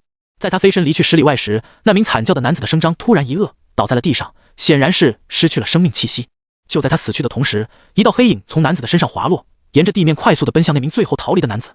秦霜与拓跋宇第一个跑出树林，灼热的阳光照在身上，秦霜顿时感到身体一松，原本的寒意瞬间消失。呼，秦霜松了口气，那树林肯定有问题。逃离树林的众人也是感到身上一暖，原本透骨的寒意顿时消失。这时他们也知道这个树林的不对劲了，转身看着阴暗的树林，脸色还带着惊骇余色。那名惨叫男子的队友也是即将跑了出来，这时异变发生了。原本半个身子已经踏出树林的男子，突然面露惧色，对众人大叫道：“我的脚动不了，谁来拉我一把？”听到他这么一说，众人顿时一惊，想到刚才那名男子的惨样，警惕地后撤了几步，盯着停留在树林边界的男子。见没人上前帮自己，男子顿时绝望起来。他能感觉到有东西的从他在树林里的半丛身子入侵体内，想控制着他走回树林内部。一旁的秦霜也是看到了异常，只见那名男子的分隔线上有着黑气在不断的闪烁，然而在阳光的照射，那些试图探出树林边界的黑气犹如沸腾的水一般，慢慢的消散掉。顿时他想到了，那个诡异应该是不能走出树林的。秦霜当即有了决定，抬步走了出去。察觉到了秦霜的动作，拓跋宇一把拉住秦霜的胳膊，摇头对秦霜道：“不要去，太危险了，我们连暗处的什么东西都不知道，你这样上去拉他的话太冒险了。拓跋兄，你发现没有，那人在树林里的半个身子上不断的有黑气冒出来，而在外面的身子却没事，所以我推断那个东西是出不了树林的。相信我。”拓跋宇按秦霜所说的一看，发现真如秦霜所说，心里相信的拓跋宇松开了手，脸色凝重的对秦霜道：“小心。”秦霜点了点头，走到那名男子跟前，捉他的手，用力往外一扯，纹丝不动。秦霜诧异的看着男子，顿时明白是里面的诡异在作祟。此时秦霜身前的男子已经在缓缓的没入树林了。男子面露哀求的看着眼前的秦霜，他已经被控制的有嘴难言了，只能用眼光传递着自己求生的渴望。旁边的人见秦霜向前拉男子，不由得心里佩服起来。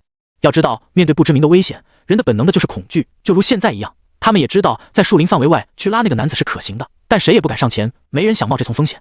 所以对于秦霜的行为，他们虽然不会这么去做，但他们是佩服的。谁没个危险的时候，对于秦霜这种能挺身而出的人，他们都是抱着善意的。这人是谁？好像不是我们北郡的人吧？有人见秦霜面生，开口问道。我也是第一次见他，他是拓跋宇的队友吧？先前拓跋宇去神斗参加大比，如今这个队友也是生面孔，想来这人应该是神斗那边来的。有人分析道。砰！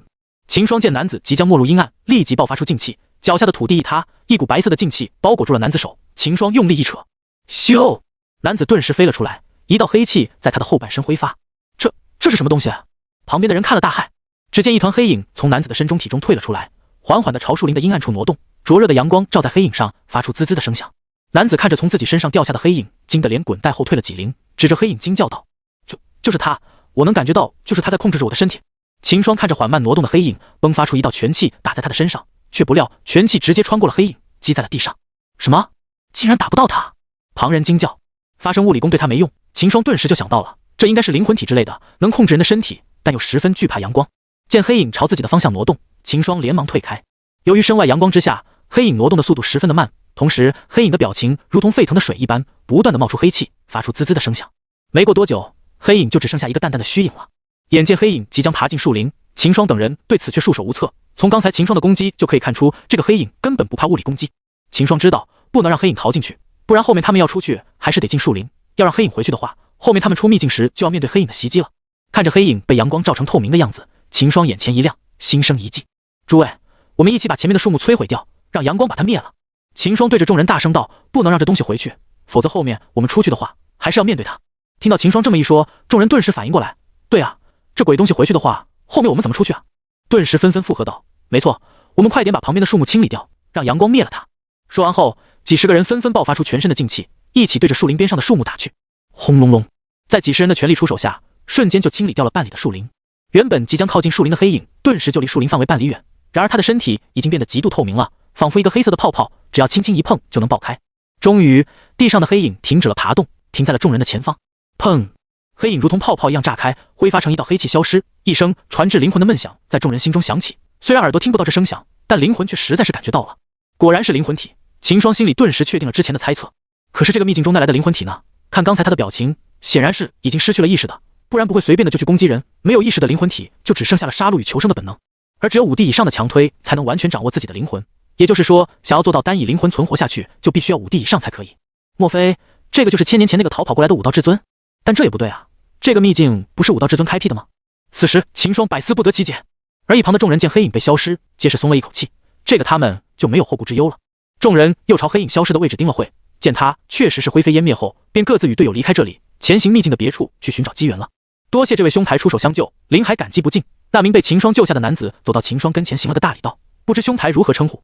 秦霜扶起林海道，我叫秦霜，林兄不必如此，我也不过是拉了林兄一把而已，不必忌讳。秦霜这一拉可是救了林海的性命，林海怎可忘记？以后只要秦兄有事，尽可吩咐，林海必竭尽全力。林海神色坚定地道。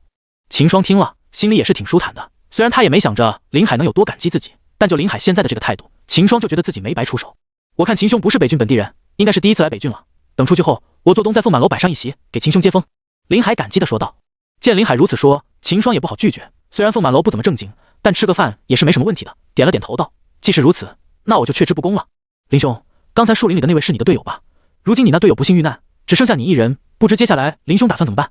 秦霜见林海只身一人，其实是想劝他离开秘境的。从刚才的黑影事件，秦霜就知道这个秘境的不对劲了。而林海的实力也不是很高，秦霜就对林海接下来的选择好奇起来。哎，从这事我也看出来了，这秘境危险无比，而我又只有自己一人，继续待在秘境也没有用，我准备回去了。林海叹气道，他也是够倒霉的，几十个人中，黑影偏偏就找上了他的队友，连自己也是差点被让黑影给杀了。如今少个队友的他，在秘境待下去也没用了，因为根据得到的消失，这个秘境中很多的禁制都是要2个人一起才能打开的，所以林海准备现在就出去。既是如此，我和拓跋兄就陪林兄，你回出口处吧。秦霜对身旁的拓跋宇使了个眼色，拓跋宇顿时就明白秦霜想表达什么了。2人在进秘境前就有过推断，这个秘境只能进不能出，如今林海要出秘境，2人正好跟上去看是否是这样的。林海听了十分感动，没想到这个刚认识的秦兄既然如此仗义，当即对着秦霜2人行礼道：林海在此，多谢秦兄与拓跋兄了。出去后，林海在凤满楼等着2位出来庆功。秦霜对于凤满楼虽然不怎么感冒，但还是接受林海的谢意，点头笑道：那林海兄可是要破费了。拓跋宇也是很高兴，对林海的感官也是好了起来。之前虽说是北郡的第一人，但拓跋宇一直很少与北郡的天骄交流，现在也是第一次认识林海。几人一路说笑地回到树林中心的黑色漩涡处。进入树林后，几人立即就警惕起来。虽说在外面已经把黑影消灭了，但难保这树林里没有其他的黑影，所以3人也是高度警惕的四方。不过3人显然是多想了，直到几人一路走到秘境的出口处，也没有意外发生。秦霜3人站在漩涡前，林海抱拳对着秦霜与拓跋宇道：秦兄、拓跋兄，林海就先行出去了，我在凤满楼等你们回来。好。秦霜与拓跋宇点头道。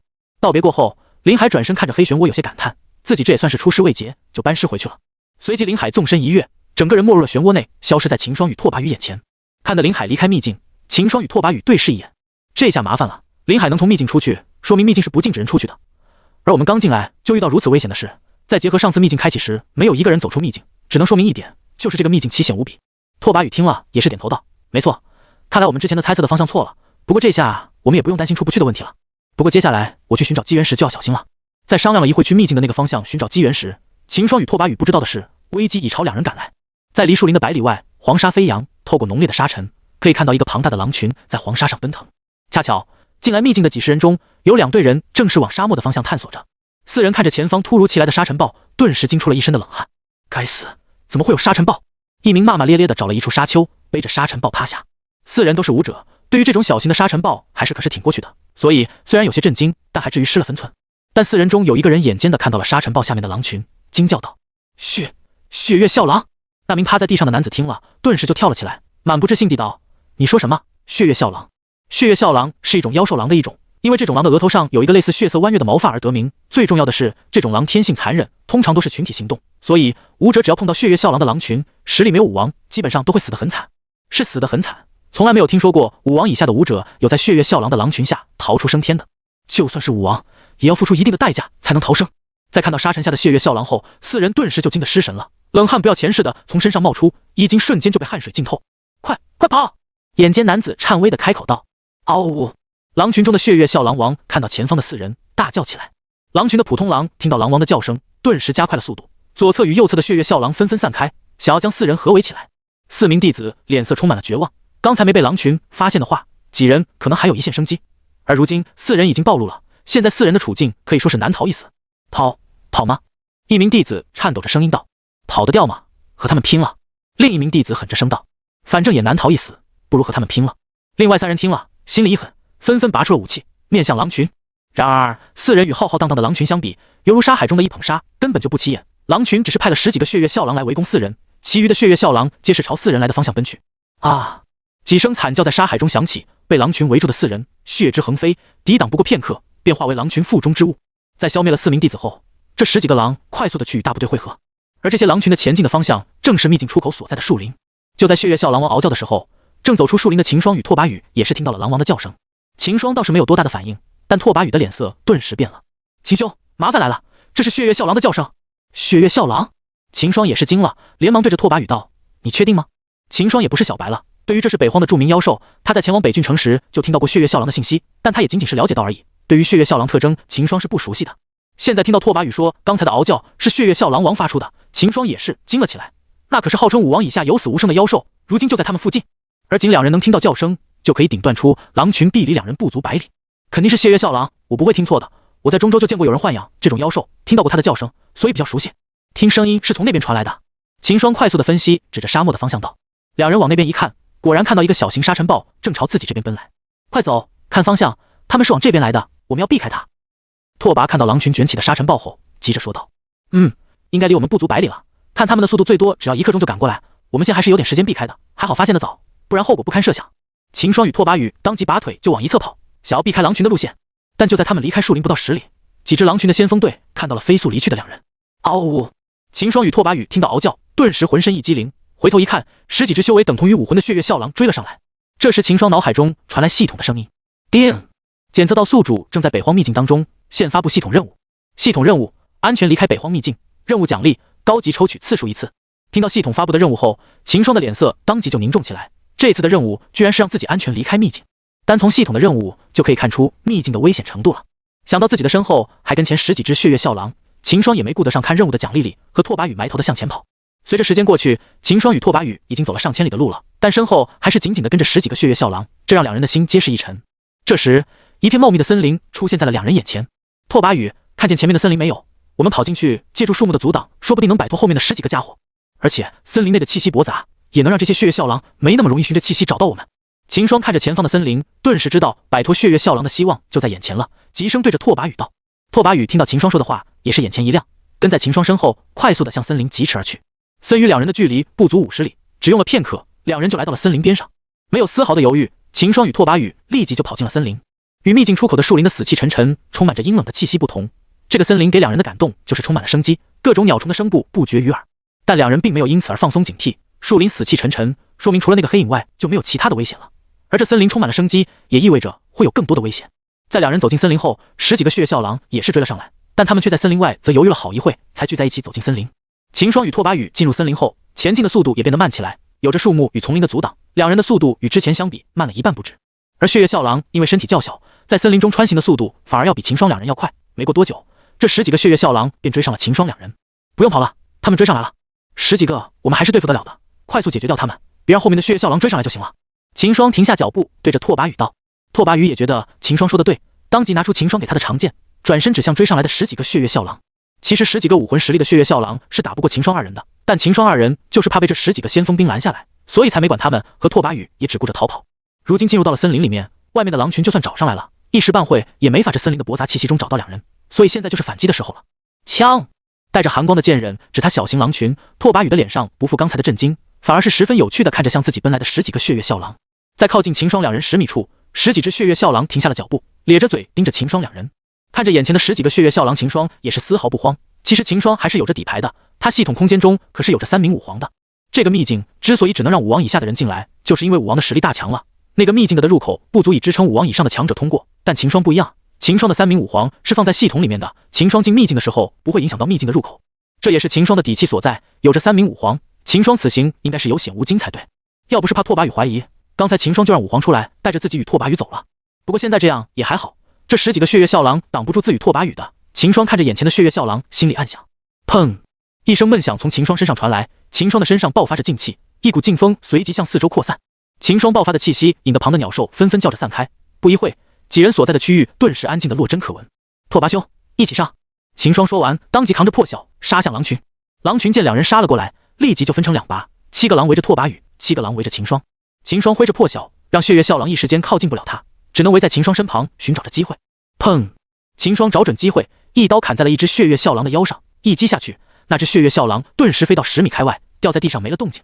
铜头铁骨妖豆腐，果然没错。秦霜看着倒飞出去没了动静的血月啸狼，顿时信心大增，斩龙刀法使出，片刻之内又放倒了几个血月啸狼。眼看狼群越来越少，从最初的14只到现在被秦霜与拓跋羽杀剩3个，剩下的3个血月啸狼也不敢主动出击了，尾巴拖在地上，眼神邪冷的盯着秦霜二人。这时旁边的丛林传来动静，接下来的一幕让两人大骇，上百只血月啸狼倏地从丛林中露了出来，密密麻麻的挡在了两人身前。狼王不在这里，应该是从狼群中分出来追击我们2个的，现在只能看从树上能不能逃掉了。拓跋羽扫了眼狼群后，便瞬间明白了情况，对着秦霜说道。秦霜听了也是点了点头，也只能按拓跋羽说的做了。虽然自己可以把武皇召唤出来，但没法和拓跋羽解释啊，不到生死关头，秦霜不会轻易的把3剑客召唤出来的。看着蠢蠢欲动的狼群，两人当即就转身快速的朝前面的高树奔去，只要爬到这树上，两人就可以避开这群狼群的正面了。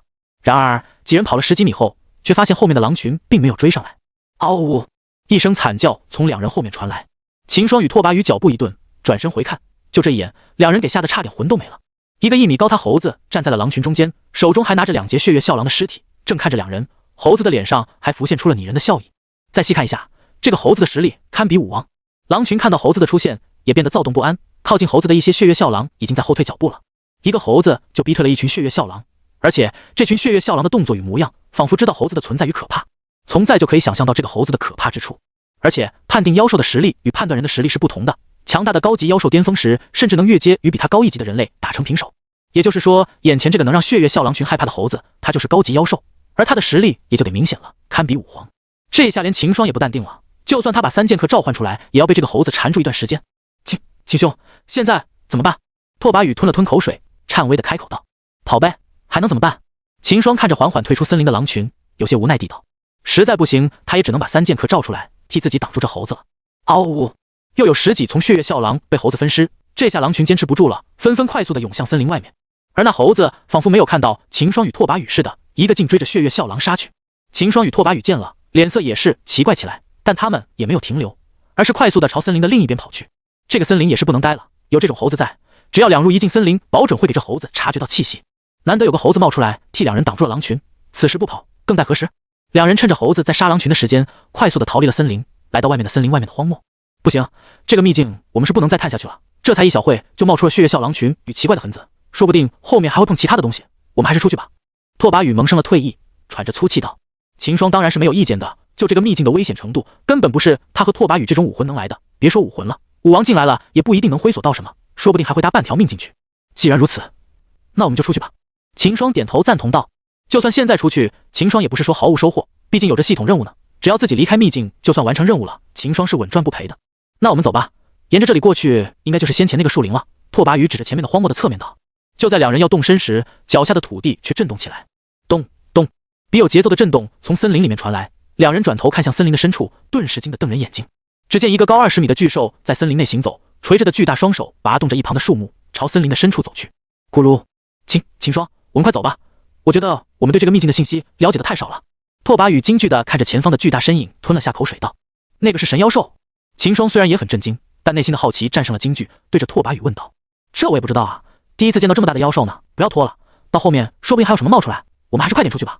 拓跋羽早已没了刚进来时的兴致，现在的他只想快点出去，凤满楼的姑娘还在等他回去安慰呢。秦霜也不敢停留了，从刚才那个巨大妖兽就可以知道，这个秘境压根就不是那个武道至尊开辟的，他们都被不知从哪传来的小道消息给骗了。默默的那从妖兽的样子记在心里，秦霜与拓跋羽快速的朝秘境出口疾去。秦霜也没心思想着在秘境中得到什么机缘了，只要能安全的离开他就满足了。两人一路疾驰，就连在路上看到的灵药也没那个心思去采摘了。没过多久，两人就距离秘境出口不到100里了，但两人这时的脚步却停了下来。这是什么啊？秦霜不由得开口道。只见原本的树林已经消失不见了，取而代之的是3拔妖兽群围在了那个黑色漩涡的旁边。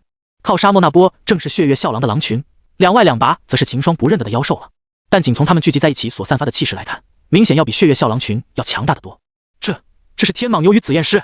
拓跋羽倒是把另外2把兽群认了出来。天蟒牛体型高大，成年的天蟒牛2米高大，紫焰狮这个就更厉害了，妥妥的高级妖兽，可以越阶干架的存在。数量上虽然是血月啸狼最多，但血月啸狼的地盘也是最少的，反而是只有30多个的紫焰狮的地盘最大，天蟒牛则是2样都居中。这下怎么办？难道就这么把破戒符用了？拓跋羽对着秦霜问道。这个是重点吗？重点是这3个不和的种族是怎么联合在一起来守住这个秘境的出口的？看他们这模样，明显是在蹲着我们这些要出去或者是进来的人。秦霜叹道，我们都卷断错了，这可能就是上次没有人能够从秘境出去的原因。拓跋羽听了，脸色也是凝重起来，他也想到这点了。现在只要他们2人一露头，就要面对这3个种群的围攻，别说秦霜有3剑客了，13剑客来了也不好使。远处的那头紫焰狮王，光从他身上传来的气息就可以感觉到他是等同武皇的修为，也就是说他可以力战5无极的强者。这下麻烦了，秦霜与拓跋羽想要出去也是可以，只要捏碎破戒符就可以出去，但这样的话就要血亏了。走吧，我们在秘境里再逛逛，别的不说，灵药总要采摘点吧，起码可以回下血。只要一有生命危险，就立即捏碎破戒符。秦霜对着拓跋羽笑道。事到如今，秦霜反而放松起来，太不了一有危险就捏碎破戒符跑路，其他的全当在这里历练了。拓跋羽也知道只能如此了，不过他也没灰心。刚才从森林赶过来时，他就发现了这秘境内的灵药可有不少，努力点的话，一张破戒符还是能赚回来的。不过秦霜与拓跋羽可以安然无忧，其他反弟子就不行了，他们可没有破戒符，而且看那3个兽群的样子是要常住的了。这么说的话，他们大概率会和上一次那些人一样，要永远的留在这个秘境中了。不过其实也还有另一个方法，那就是在秘境里待上10年，等下次秘境开启后，立即找到出口的位置，然后出去。从这进来的情况看，秘境出口的位置应是随机的，不然秦霜他们一出来就要面对眼前的3丛兽群了。其他弟子能不能出去，秦霜倒不在意，现在秦霜只想快点补回破戒符的损失。目前来这个破戒符，秦霜与拓跋羽是用定的了，区别只在于早晚而已。走吧，去找机缘。这次看来我要亏大了，一张破戒符啊，这得可以去凤满楼消费多少次啊？拓跋羽心疼的表情跃于脸上。秦霜听了，差点给他逗笑了。都这个时候了，还想着凤满的姑娘，这拓跋羽也够可以的了。2人也不敢在这多留，靠得这么近，万一给前面的天蟒牛察觉到，那就想走也走不掉了。沿着回来时的路，秦霜与拓跋羽一路返回，这下不再心急赶路的2人倒是有了不少的收获。同时2人也看到了很多从来没有见的妖兽，但一看到这些妖兽，秦霜与拓跋羽都是躲得远远的，就连采个灵药，2人也是小心翼翼，先把守护兽找出来，打得过的话就去摘掉灵药，打不过掉头就走。2人就这么东打一枪西打一枪的在秘境中探索起来。5天过去，秦霜与拓跋羽把秘境的外围给扫了遍，同时也是收获满满的。不得不说，这个秘境虽然危险，但机缘也不少。秦霜与拓跋这5天只在外围寻找灵药，居然也找到了几株圣品下阶的灵药，虽说都是比较常见的灵药，但也足以弥补回破戒符的损失了。现在的2人可以说是回本了，接下来再找到的都是赚的。在找到灵药的同时，2人也遇到了不少一起进来的北郡子弟，与秦霜2人一样，他们在进来不久后也想着回去，但去到出口的这些弟子皆是看到了守在出口的3个兽群，这一下他们都麻瓜了，这完全就是不给退路啊！没有办法的他们再见秦霜与拓跋羽就开始大倒苦水，对此秦霜也拓跋也是附和着他们。但秦霜没想到的是，他们居然聚集到了一起，弄个同盟，想要在秘境中坚持10年，等到下次秘境开启后快速找到出口回去主世界。在见到秦霜2人后，他们也发出了邀请，但秦霜与拓跋羽没有答应，只和他们说了句后便离开去探索了。秦霜知道不能让他们知道2人身上有破戒符的存在，不然这些弟子会瞬间把矛头对准2人的。而在探索完外围后，秦霜与拓跋羽决定向秘境的更深处去挥索。就在2人往秘境内部走了千里不到，一座小屋出现在2人眼前。这屋子哪来的？拓跋羽看着前方的小屋惊讶道，应该是上次进秘境的人建的吧，先前我们走了这么都没看到有建筑。秦霜顿了顿道，现在突然就出现了，而且看样子也有些年份了。小屋的台阶与墙壁上长满了青苔，零星的蛛网缝在墙壁的漏洞，一看就知道是很久没人居住了的。进去看看吧，正好也可以休息一下。秦霜扫一眼周围，发现没什么危险后，对着拓跋羽道，应该是没有什么危险的，毕竟有危险的话，之前小屋的主人就不会这件了。拓跋羽也是这么想着。2人这5天下来连休息都没休息过，一直在秘境的外围探索，要不就是躲着秘境内的妖兽，5天下来也是累得很了。身体上的劳累倒是没有多少，主要是精神上的受到的冲击太大了。5天下来，2人见识到了不下50多种实力强大的妖兽，其中还有10几个高级妖兽，实力堪比武皇的存在，把2人吓得不行。有好次拓跋羽差点忍不住把破戒符给捏了，主要还是2人足够机警，一察觉到不对就远远躲开，即使天大的好处也不犹豫，所以避开了很多实力强大的妖兽。秦霜与拓跋羽走进小屋，顿时一股发霉的味道扑面而来，熏得2人一阵头晕。砰！秦霜调动劲气，随手一挥，顿时一道清风平地升起，卷着屋内的霉味飘到屋外，屋内的空气瞬间就变得清新了。北荒秘境内的灵气是比较浓郁的，与神都有得一比，这也是为什么秘境内能生存着这么多强大妖兽的原因了。像秦霜之前所在的南郡，因为经历了与蛮族的大战，如今灵气稀薄的与其他3郡差了一截，同也让在南郡的武者晋升变得十分困难。带着灵气的清新空气一飘进来，两人顿时就觉得舒服。秦兄，接下来我们怎么办？如今秘境的外围已经让我们探索的差不多了，再留在这里也找不到什么好东西了。拓跋羽拿出张兽皮垫在地上坐下道：要想寻找更好的机缘，我们就只能前往秘境的更深处了。秦霜听了，沉思了一会，回道：现在我们有破戒符，即便深入的话，也不用太担心安全问题。我还想继续往更深处探索。虽然破戒符的损两人都已经差不多弥补回了，那就再摊一波，继续向前探索。反正还有10天秘境才关闭，只要在10天内出秘境就可以了。拓跋羽也是这么想的，他虽说补回了破戒符的损失，但他这几天的时间都农废了，要是没有大的收获，他这次秘境之行还是亏的，所以他也是想着继续往深处走的。我也是这么想的，既然秦兄也有此意，那我们就在这休息一晚，明天我们就往秘境的深处走，如何？拓跋羽拍着大腿道：好，我们今晚轮流值夜吧，你守前半夜，我守后半夜，休整一晚，明早就出发。秦霜当即决定下来，随后两人便在屋内分起了这5天采到的灵药。两人算了下，这5天一共采到了圣品灵药7株，王品的灵药也有10几株，更多的是灵品的普通灵药。这些灵药的价值算下来，也才刚好差不多等于2张破戒符的价值。这些收获也没什么可说的。秦霜与拓跋羽一从一半，拓跋羽拿了4株圣品灵药与全部的灵品灵药，秦霜就拿剩下的一半。翌日清晨，淡金色的阳光布满了大地，整个秘境都铺上了一层金色的光辉。秦霜与拓跋羽此时已经动身前往秘境的更深处。与秘境外围不同，秘境外围以内的妖兽也更多了，同时也要比外围的妖兽更加强大。像之前秦霜与拓跋羽看到的那个猴子，就是秘境的中部的，而那边森林也是属于秘境的中部范围。当然，在秘境出口围着的3个妖兽群也是秘境中部的妖兽，只不过是秘境出口开启了，他们才暂时走出中部，去到外围的。经过这几天的沉思，秦霜心里有了个大胆的怀疑，但他没有和拓跋羽说，要是他把自己的这个推测说出来，拓跋羽指定会立马捏碎破戒符，离开秘境。当然，他也只是推测而已，连他自己也不敢确定这个想法是否准确。两人沿着一条山脉的山脚向秘境的深处走去，警惕的四周传来的声音。就在两人走了一段时间后，拓跋羽发现了灵药。秦兄，你看。拓跋羽压着声音指着两人前方的一处山谷道。秦霜往他说的看向一看，只见一朵摇曳生姿、散发着白色光芒的灵花长在了山谷的侧面。拓跋羽也是看到了它散发的白光，才发现这株灵花的。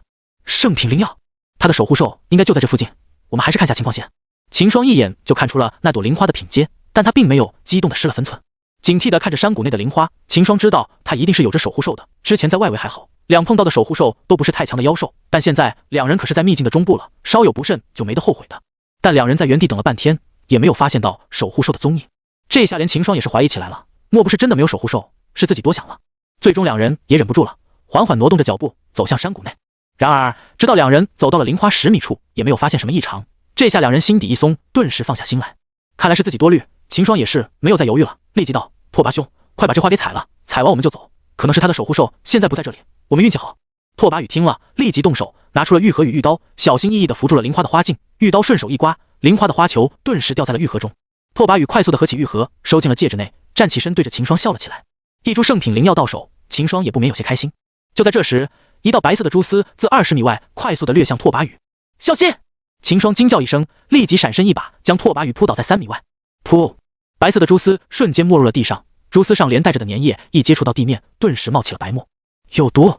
秦霜看着被腐蚀出一个小坑的地面，瞳孔一缩。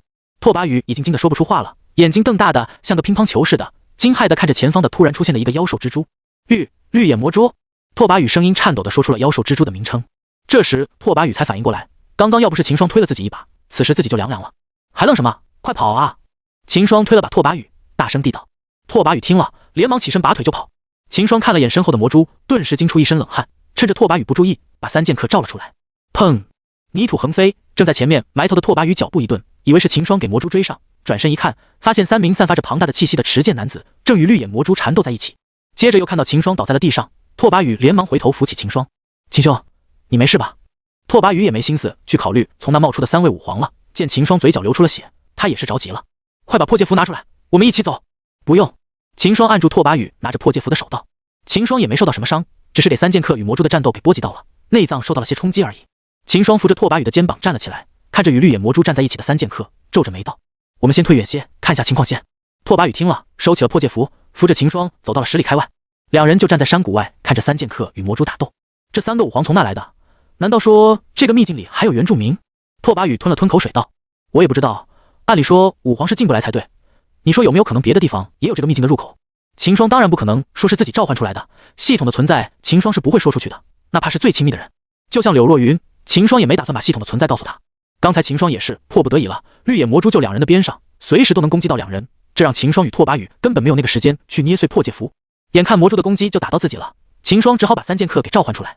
也有这个可能，说定他们就是从别的地方进来，可是为什么在这个时候和魔蛛打了起来，还把我们给救了？拓跋宇有些不解地道。这下秦霜不知道怎么接他的话了。想一会后，秦霜想起在两人要采灵花时都没出现的魔蛛，心中顿时有了解释。你说有没有可能是刚才他们就在追这个魔蛛了，这样我们才能那么轻易的采到灵花的？拓跋宇听了，顿时不敢确定了。刚才他采灵花时的确是很顺利的，后面采完后，那魔蛛再回来袭击他。原本他也是对这3名武皇的出现起了疑心的，现在听秦霜这么一说，他也不确定了。晃了晃脑袋，拓跋宇也不去想了，反正自己得救了，大不了等那3位前辈打赢了后，自己就把刚才得到的灵花送上去，能救下自己2人。这3位前辈想来也这该是挺好说话的。秦霜，你说那3位前辈能打赢这个绿野魔蛛吗？拓跋宇看着被绿野魔蛛1打3的三剑客，感觉不太妙道。应该是没问题的吧？这我怎么清楚啊？秦霜虽然对三剑客有信心，但也不好直说。眼前这个绿野魔蛛虽然修为是等同于武王，但他却是高级妖兽，实力堪比武皇，所以他一时间挺住了三剑客给的压力，与3人打斗起来。但从长时间来看，他肯定是打不过三剑客的。要知道，三剑客可是系统抽取出的武皇，本身就是武皇巅峰的实力。如今3个一起围殴这个魔蛛，解决他也只是时间问题。不过我们那魔蛛最多就是武皇的实力，应该是打不过那3名前辈的。秦霜捂着胸口道：“我们还是等那3名前辈的魔蛛收拾掉后，再前去感谢吧。”你说的对。拓跋宇看着前方的剧烈打斗，正想感慨一下，却发现了捂着胸口站在原地的秦霜。秦兄，你受伤了，还是先调理一下吧，我为你护法。拓跋宇说着，从戒指内拿出了疗伤的丹药，递给秦霜道：“小伤来的，不碍事，在这养伤大危险了，我先压下伤势，等那几名前辈打赢了魔蛛后，我们道完谢就出去。”秦霜摇头拒绝道：“这次受的伤对秦霜来说还得算小伤了，之前在黑山谷，秦霜受的伤才是重啊，体内的经脉都乱了。与那次相比，这次冲击到五脏的确可以说是小伤了，但在拓跋宇眼里就不是这样了。要知道，这可是伤到内脏了，外伤还好，只要把血止住就可以了，但内伤可是拖不得的，而且内伤所带来的剧烈疼痛也不是开玩笑的。那你还是得把丹药吃了，不然拖到后面变严重就不好了。”拓跋宇把丹药递给秦霜道。虽然很佩服秦霜连内伤的疼痛都能眉不改色，但拓跋宇还是把丹药递给了秦霜。一瓶丹药倒算不得什么，可秦霜可是因为救了自己才受伤的，这他就不能让秦霜这样挺下去了。就刚才那种情景，秦霜要是不管自己，完全是有机会逃掉的，但秦霜却没有这么做，而是选择救下了自己。拓跋宇顿时觉得秦霜这个兄弟没有白交。秦霜接过拓跋宇的丹药，倒出力服了下去，顿时感觉体内的伤势暂停恶化了，立即生效。这疗伤的丹药不简单啊！这时，三剑客与魔蛛的战斗也有了结果。只见三剑客合力展出一道剑气，长度足有40米，瞬间就击在了绿野魔蛛身上。轰隆隆，轰隆隆，剑气杀在魔蛛身上，稍稍一顿后，刺入了魔蛛的体内，紧接着将魔蛛分成了2半。好，可算是把这该死的绿野魔蛛杀死了。拓跋宇看到后，兴奋地拍着大腿道。而秦霜则是眼睛冒光地看着地上的魔蛛尸体，这可是好宝贝啊！武王的高级妖兽尸体的价值，比一些常见的圣品灵药的价值还要高。秦兄，我们上去和几位前辈打个招呼吧。拓跋宇见魔蛛被三剑客杀死，顿时就想着上前道谢。其实拓跋宇还有个小心思的，就是想借此机会打听一下他们是从哪里来的。应当如此，3位前辈能出手救下我们2人，想来是良善之人，我们上去感谢应该没什么问题。秦霜正想找借好上前将三剑客收回系统空间呢，拓跋宇就给出了借口。见秦霜答应，拓跋宇就走在了前面，两人一起返回山谷内。这时，一道毁天灭地的气息从秘境的内部传了出来，秦霜从未感受过如此压抑的气息，整个秘境瞬间一静，犹如死寂一般。一名女子突然出现在了秦霜几人上空，从她身上散发出的气息压得秦霜几人动不了身。那名女子的目光在秦霜几人身上扫了扫，最后把目光放在了三剑客身上。有意思。女子看着三剑客，脸色露出了玩味的笑容。但就此时而言，女子那犹如仙籁的声音落入秦霜几人耳中后，就成了地狱般的语言。秦霜全力运转着体内的元精，企图挣脱女子气息的束缚，但一切都无济于事。这名女子实在是太强大了，仅凭气息就压制住了三剑客与秦霜2人，连三剑客这3位武皇都不能挣脱女子的气息压制，何况秦霜这小小的武魂。然而几人没发现的是，就在秦霜运转元精时，女子隐秘地看了眼秦霜，女子的气息压制还在持续。此时秦霜的衣襟早已让冷汗浸透，这下秦霜彻底明白了，这女子就是这个秘境的主人。这样一来就能解释得通为什么那3个兽群会联合的守在出口了。秦霜之前就有怀疑了，这3个兽群肯定是有人控制在会聚集在出口的，现在女子的出现彻底证实了秦霜的想法。就在秦霜在思索时，女子有动作了。只见她轻盈的小手一抬，顿时天空上就出现了一个手掌的巨影，仿佛地天空都遮住了一般，天色顿时阴暗起来。女子的小拿一握，砰！三剑客顿时被手掌的巨影捏成一团血雾，随即女子小手一挥，一阵狂风升起，掠过了秘境内的整条山脉，天空中的血腥气顿时消失。看完她这些动作，秦霜瞬间就知道这名女子的修为了。武道至尊，操控天地之力，这是只有武道至尊以上的人才有的能力。而女子刚才的动作可是没有丝毫的劲气泄露出来，仿佛就真的只是随手做了个动作一般。也就是说，她根本就没有动用体内的灵气，而是操动天地之刀把三剑客抹杀了。此时拓跋玉已经绝望了，他也看出来了，这名女子是武道至尊的存在，一个满状态的武道至尊，在神朝可以说是无敌的存在了。秦霜与拓跋玉从来没想到，这个秘境内竟然有着这么一尊武道至尊。人在死亡面前都会想到什么？秦霜此时也可以说是离死亡仅有一线之隔了。他想起了远在神都的柳若云，他的一颦一笑。要说秦霜在这个世界还有什么牵挂的话，也就只有柳若云了。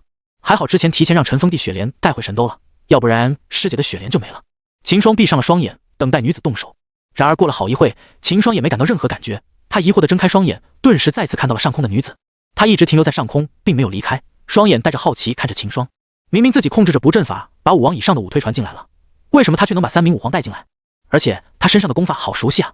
女子来到这里时，一眼就看出了是秦霜把3名武皇带进来的。她从3名武皇身上感应到了秦霜的气息。虽然不知道秦霜是怎么带3名武皇进来的，但女子也没心思去深究这点了，反而是秦霜身上运转的功法让她很感兴趣。这种熟悉的感觉，她顿时想到了什么，脸上若有所思。秦霜看向女子的脸时，仿佛有着无形的面纱罩在她脸上，秦霜只看到了一张模糊的脸。女子看着眼下的秦霜，轻笑一声，随即扬起了右手。终于要动手了吗？秦霜看着她的动作，喃喃道。然而接下来的一幕却是让秦霜懵了。只见女子小手一扬，顿时一个黑色的漩涡出现在了秦霜两人上方。紧接着，秦霜与拓跋羽不受控制的飞身上去。那不是秘境的出口漩涡吗？秦霜心里十分疑惑，这是要送我们出去？正如秦霜所想，秦霜与拓跋羽在女子控制下飞身进入了漩涡中，离开了这个秘境。在将秦霜两人送走后，女子用她那娇小的手指抚着下巴，嘴角微微勾起，露出了一丝迷人的微笑。没想到居然看到这个功法的传承人了，这功法不是已经消失了吗？北郡北荒秘境的入口处啊！被神秘女子扔出秘境的秦霜掉在地上后，触动了体内的伤势，疼得大叫一声。守在秘境入口的北郡众人脸色古怪地看着两人，怎么这次的都这么早就出来了？之前是没人能出来，现在是出来的太早。这两个还好，过了6天才出来，先前那个才进去不到几个时辰就跑了出来。当他看清楚出来反是拓跋羽后，他的想法就变了，连拓跋羽也坚持不了，要跑出来了。从第一个出来的林峰口中，他们得知秘境里危险无比，他的队友刚进去就已经死掉，现在拓跋羽了跑了出来，难不成这秘境真就这么危险？立即就有人走上前问起两人道：拓跋羽，你们怎么这么快就出来了？不出来还能怎么办？2个武皇实力的妖兽在打架，我们正好在附近，被波及到了，只好捏碎破戒符出来了。死！众人听到拓跋羽的回答，惊得倒吸一口凉气。武皇实力的妖兽，这从北荒秘境这么危险，一个只允许5王以下的人进入的秘境，里面竟然有武皇实力的妖兽，这是什么鬼？这些人听到拓跋羽这说，当下就急了，要知道他们的弟子还在里面呢。那我们宗里的人，你可有看到过？一名老头立即上前问道。拓跋羽看了眼老头，顿时认出了他的身份，想了想，发现自己后来还真的见过一次，那几个弟子正好是所谓的同盟的一员。拓跋羽点了点头道：前年见过一次，后来就分开了，现在就不知道怎么样了。老头听了，顿时松了口气，见过就好，起码知道他们还活着。不过后面他们能不能活着回来就不知道了，我正好有破戒符才跑掉的，他们可不好说了。拓跋羽也没想和他们谈太多，转身扶着受伤的秦霜离开了这里。见两人离开，老头也不好强行留下他们，毕竟拓跋羽的家族实力不是开玩笑的。至于他扶着的那位年轻人，他们这几天也了解到了，来自神都，是大比的头名，同时还被陛下招进了凤位当统领，他们也惹不起。两人赶路回到北郡城时，已经1天过去了。回到之前定下的客栈后，秦霜立即开始疗伤。发生这么大的事，他也要快点疗完伤后返回神都告诉女帝了。一名武道至尊的出现可不是小事，整个5级大陆的西部可能都会因为这名女子的出现引发动荡。与秦霜一样，拓跋羽在送秦霜回客栈后就立即返回家族了。虽然不知道那名武道至尊的女子为何放自己与秦霜走，但这事他还是要向家里说一声，甚至家里还会向中州的主家汇报。武道至尊已经是这个大陆上实力顶尖的那一小撮了。什么？你说秘境出现一位武道至尊？拓跋羽的父亲，现任的拓跋家主拓跋刀听了拓跋羽的描述，惊得大叫起来。错，我亲眼看到的，那名武道至尊连静气都不用，仅凭天地之力就把3位武皇给秒杀了。拓跋羽脸色肯定的看着拓跋刀道：死！拓跋刀听到这个信息也是惊起来，想了想道：你说会不会是1000年前的那个武道至尊？不可能。拓跋羽摇头道：1000年前的那位是名男的，我看到的却是名女子，不可是同一个人。这下麻烦了，按你这么说，这个武道至尊应该是从别的州来的。拓跋刀也是牙疼起来，要知道他们拓跋家就是在北郡的呀，和武道至尊做邻居，想想就觉得刺激。要知道就以那北荒秘境来说，武道至尊还不是想出就出，想进就进。不管了，我先把这消息传给主家，你先下去吧。拓跋刀摆了摆手，随即又想起了什么，对着拓跋羽道：对了，虽然不知那位武道至尊为什么会放你们出来，但你们还是要小心点才好，还有你那个神都的兄弟，你也要继续教好他。是。拓跋羽点了点头后便退了出去。其实就算拓跋刀不说，他也知道继续维持着与秦霜的关系，毕竟秦霜在秘境内可是救了他一命的救命之恩呢。晃了晃脑袋，拓跋羽抬脚走向了秦霜所在的客栈。1天过去，秦霜的伤势已经恢复的差不多了。秦兄，如今出了这么大的事，你下一步要怎么办？拓跋宇看着伤势恢复的秦霜问道。我准备回神都了，毕竟一个武道至尊出现也不是什么小事，我也要回去禀报陛下才行。秦霜想了下，便回拓跋宇道。拓跋宇见秦霜有了决定，便不再多言。对了，林海兄早晚找到我说今晚要在凤满楼设宴，秦霜你去吗？拓跋宇突然想起林海找到自己，想要巡宴请秦霜吃饭，便问道。还是算了吧，我待会就动身回神都了。秦霜摇了摇头道。你替我和他说一声，就说这次就算了，下次有机会再说吧。拓跋宇听了点了点头，回道。好，那我回头帮你说一下。对了，秦兄你说那天武道至尊为何要放我们走啊？杀了我们对他来说不是随手的事吗？拓跋宇想到女武道至尊送自己与秦霜离开时，好像看了秦霜好几眼，不过他也不能确定是不是，毕竟他一个小武魂也察觉不了武道至尊的动作。但拓跋宇还是好奇的问下，这我也不知道。按理说3名武皇都杀了，再杀掉我们也不过是他动动手指头的事，但他却把我们送了出来，这就很奇怪了。秦霜也是不解，但他一说到3剑客时就止不住心疼，那可是3名巅峰武皇啊，都比得上西郡的实力了，一下子就这么没了。虽说那女子最后放了秦霜，但秦霜心里也是挺气的，而且秦霜也留意到了，女子最后的目光一直停留在自己身上，想来是从自己身上看到了什么。一想到自己被一名武道至尊盯上了，秦霜就打了个冷战，太可怕了。看来也只那位心里才知道为何要放我们了，就是不知道现在还在里面的那些弟子怎么样了。拓跋宇摇了摇头道，那时候他透露出的气息，只要是秘境内的人应该都会感知到吧，这么强大的气息肯定会传遍整个秘境的。秦霜也是感叹道，武道至尊啊，5级大陆的顶尖强者。秦霜心中莫名的产生了一股豪气，他也想站在那个位置上瞧瞧外面的风景。两人又闲聊了一会后，秦霜便向拓跋宇告辞了。北郡南门前，秦霜与拓跋宇站在城门前面的空地上。秦兄一路顺风。拓跋宇抱拳道。承你吉言了。秦霜笑了笑后，冲着拓跋宇摆了摆手，随即转身离开了北郡城。一路照到北郡城的千里外，秦霜停在了一处树林内。系统，我要抽取人物。叮！系统提示：宿主当前剩余抽取次数1次，为高级抽取。叮！宿主是否抽取？秦霜听到系统的声音后，注意到了不同以往之处。系统，什么是高级抽取？叮！系统提示：高级抽取是必得5D及其以上的抽取。死！秦霜听了大吃一惊，必得5D以上的抽取，这岂不是说自己这次能抽到5D？系统，我要抽取！秦霜当即道。叮！开启抽取。叮！恭喜宿主抽到人物风无极5D前期。叮！系统提示：抽取到的人物对宿主忠心不二。听到系统的声音，秦霜大喜，5D前期，这实力在神都也是顶尖的了。顿时，一股熟悉的烟雾出现在秦霜的周围，一股庞大的气息出现，一名剑眉男子从烟雾中走了出来。风无极见过主人，风无极对着秦霜抱拳道：“不必多礼，起来吧。”秦霜摆手道。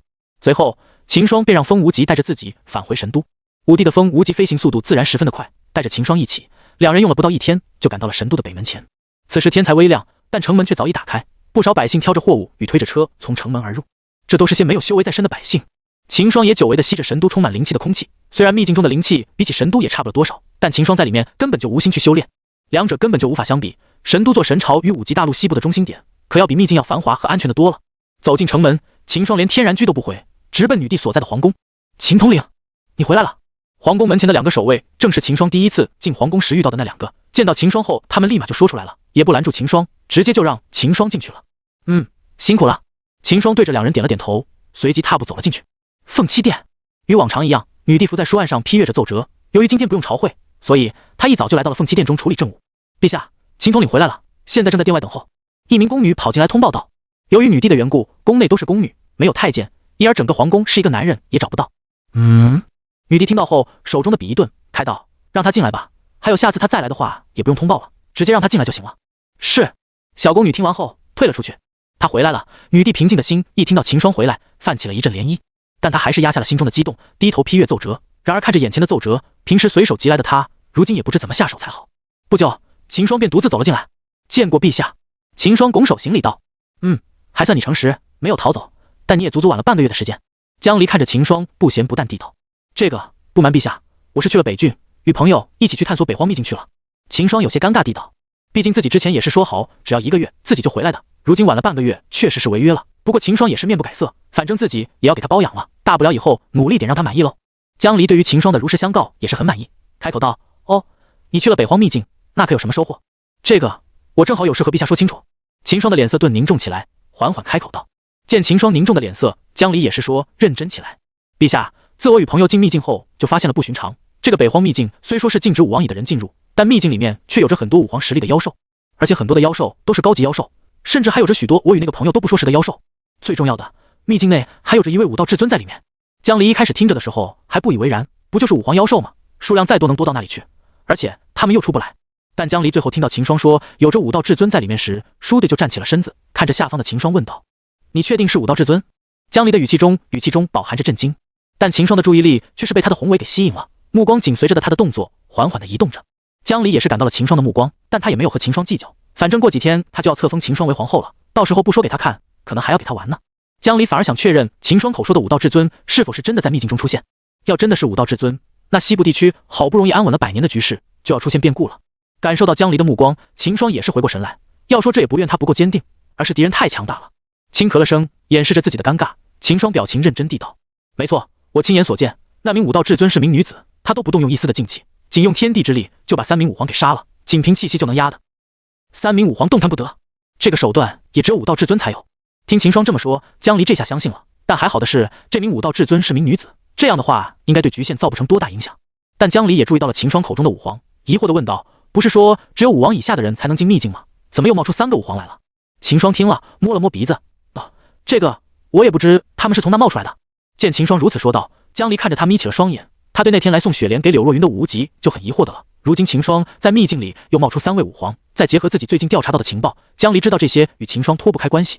但江离见秦霜不愿意说，他也不强求，反正那个暗殿一直做的都是行侠仗义之事，他本来也没想着去追究。那你和你的那个朋友是如何从那个秘境中逃出来了的？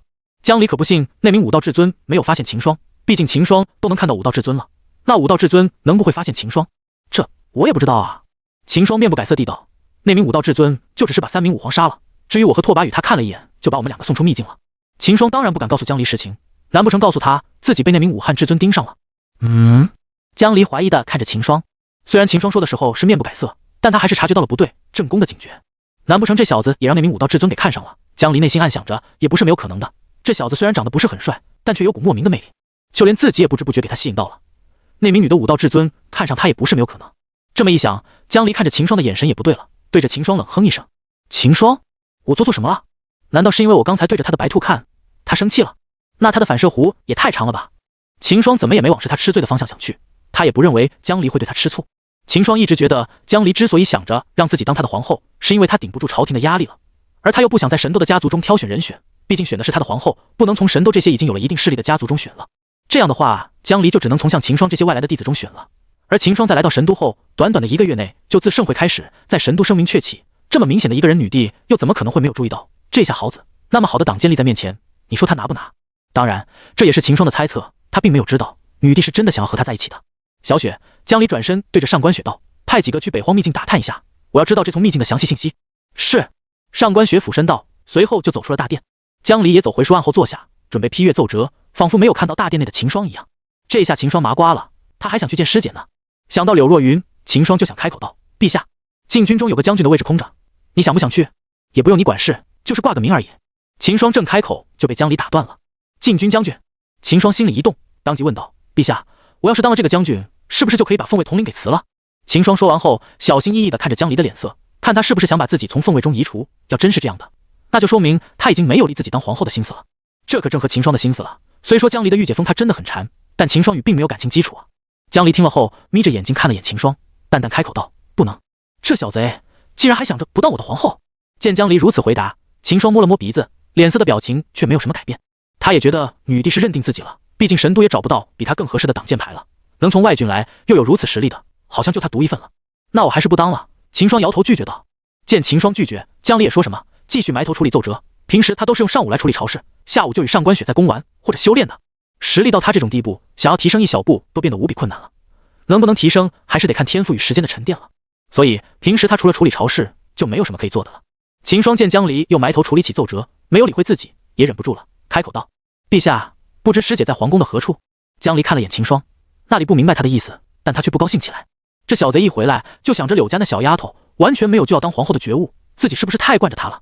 想到这，他立即开声道：“现在你还能见她？还有几天你就当真的皇后，现在你得学会处理奏折了。过来，现在正开始教你怎么处理奏折与政务。”秦霜听了却是愣了：“什么？我在几天就要当西后了？我怎么现在才知道？这就硬来呗。”虽然秦霜知道自己这个皇后是要当定的了，但他没想到这么快就要当上了，而且还要处理政务。那有让皇后这些后宫处理政务的，这不妥妥的昏君行为吗？那自己还怎么修炼？陛下，这个皇后也要处理政务的吗？这个我是既没天赋，也是一窍不通啊。秦霜张了张嘴巴道。江离瞥了眼秦霜，随即道：平时你是不用处理，但我要有事处理不了的话，就要你来干这些活了。放心，不会太影响到你的修炼的，只要跟着我学一段时间，知道怎么处理就行。具体的事会有朝中的大臣去办的。其实江离也是想着找个借口将秦霜留下来，培养一下自己与她的感情，毕竟以后和她就是夫妻了。虽然是自己有些霸道的把她拴在一起，但也不能他只想着柳家的那个小丫头。见江离这么说，秦霜也知道自己现在是走不开的了，只好走到书案旁边，等着江离给自己讲解。见秦霜走了上来，江离心里也是有些窃喜，但他脸上却是面不改色，一本正经的给秦霜讲解着处理奏折的注意事项。一会时间下来，秦霜也慢慢的对这些事情熟悉起来。这时江离手中的一个奏本引起了秦霜的注意，奏折上写的是：前任南郡府君在任职，兢兢业业，勤于政务，爱民如子，治下百姓安居乐业。虽然百密一疏，导致境内治下的侯爵王家被灭，但却属于不可控因素。而其治下的时间里，摘养出了神都大比的第1名秦霜，第9名柳若云，第13名玉仙儿，可谓是大功于南郡武道发展。虽然功过不相抵，但如今也受到了惩罚，因而请陛下这情贺免。整个奏折想表达的意思大概就是这么说的，目的也就只有一个，那就是他谢峰虽然有过，但也有功啊，而且是大功。南郡这个实力这么落后的地方，都给他培养出了一个大比的头名，怎么说也要尝一下吧。对于这个奏折，秦霜其实也是挺认同的，自己突然把王家灭了，可以说是连累谢峰了。现在见自己拿了头名了，朝职也要给谢峰补偿，秦霜也没有那么内疚了。虽然他与谢峰并不熟悉，但无缘无故就连累他人也挺不好。你觉得这个谢峰要怎么处理？江离见秦霜看着自己手中的奏折出神，随即问道。要说如果刚才江离是想着与秦霜相处的话，现在他就是真的想教秦霜出政务了。现在问他也是想着借此考察一下秦霜有没有这个能力，要真的没有这个天赋的话，江离就只能等秦霜将上官雪收入房后，再由上官雪来协助他处理了。上官雪一直跟在江离身边，对于玄龙朝的政务与那些大家族势力的关系都是十分的熟悉，只不过以他的身份并没有理由来替江离做这些事而已。而作为江离的贴身带女，等江离娶了秦霜当皇后，那上官雪也就成了通房丫鬟的身份，只要秦霜把上官雪也收入房中的话，江离就有理让他来协助秦霜干这事了。这样江离也能空出更多的时间来修炼或者陪秦霜了。这个我也不太懂，不过奏折上说谢峰有功的话，我们只要查一下这个谢峰的政绩，就可以知道要不要提拔他了。秦霜摸了摸脑袋道。虽然秦霜不懂这些政务什么的，但秦霜却知道看一个不能只听别人说，而要自己去看。江离听了也是点了点头，虽然秦霜的回答就是在踢皮球，但起码他没糊涂到直接就听人奏折所说的，知道要自己去调查，这是最基本的。这个谢峰是武皇的修为，如今正好北荒秘境那边出了这种事，正好可以派他去调查表下。刚才我已经让小雪派人出了，不过执法队大多是武王修为，如今谢峰出现，正好可以去领导他们。江离小指头敲着书案，立即就定下了谢峰的安排。见江离如此从容应对，秦霜不免有些丧气，自己还是没有这个天赋啊。不过也没事，正好自己可以安心修炼。仿佛看穿了秦霜的想法，江离淡淡的开口道：以后会有小雪辅助你处理政务的，你在一旁盯着就好，其他的交给小雪就可以了。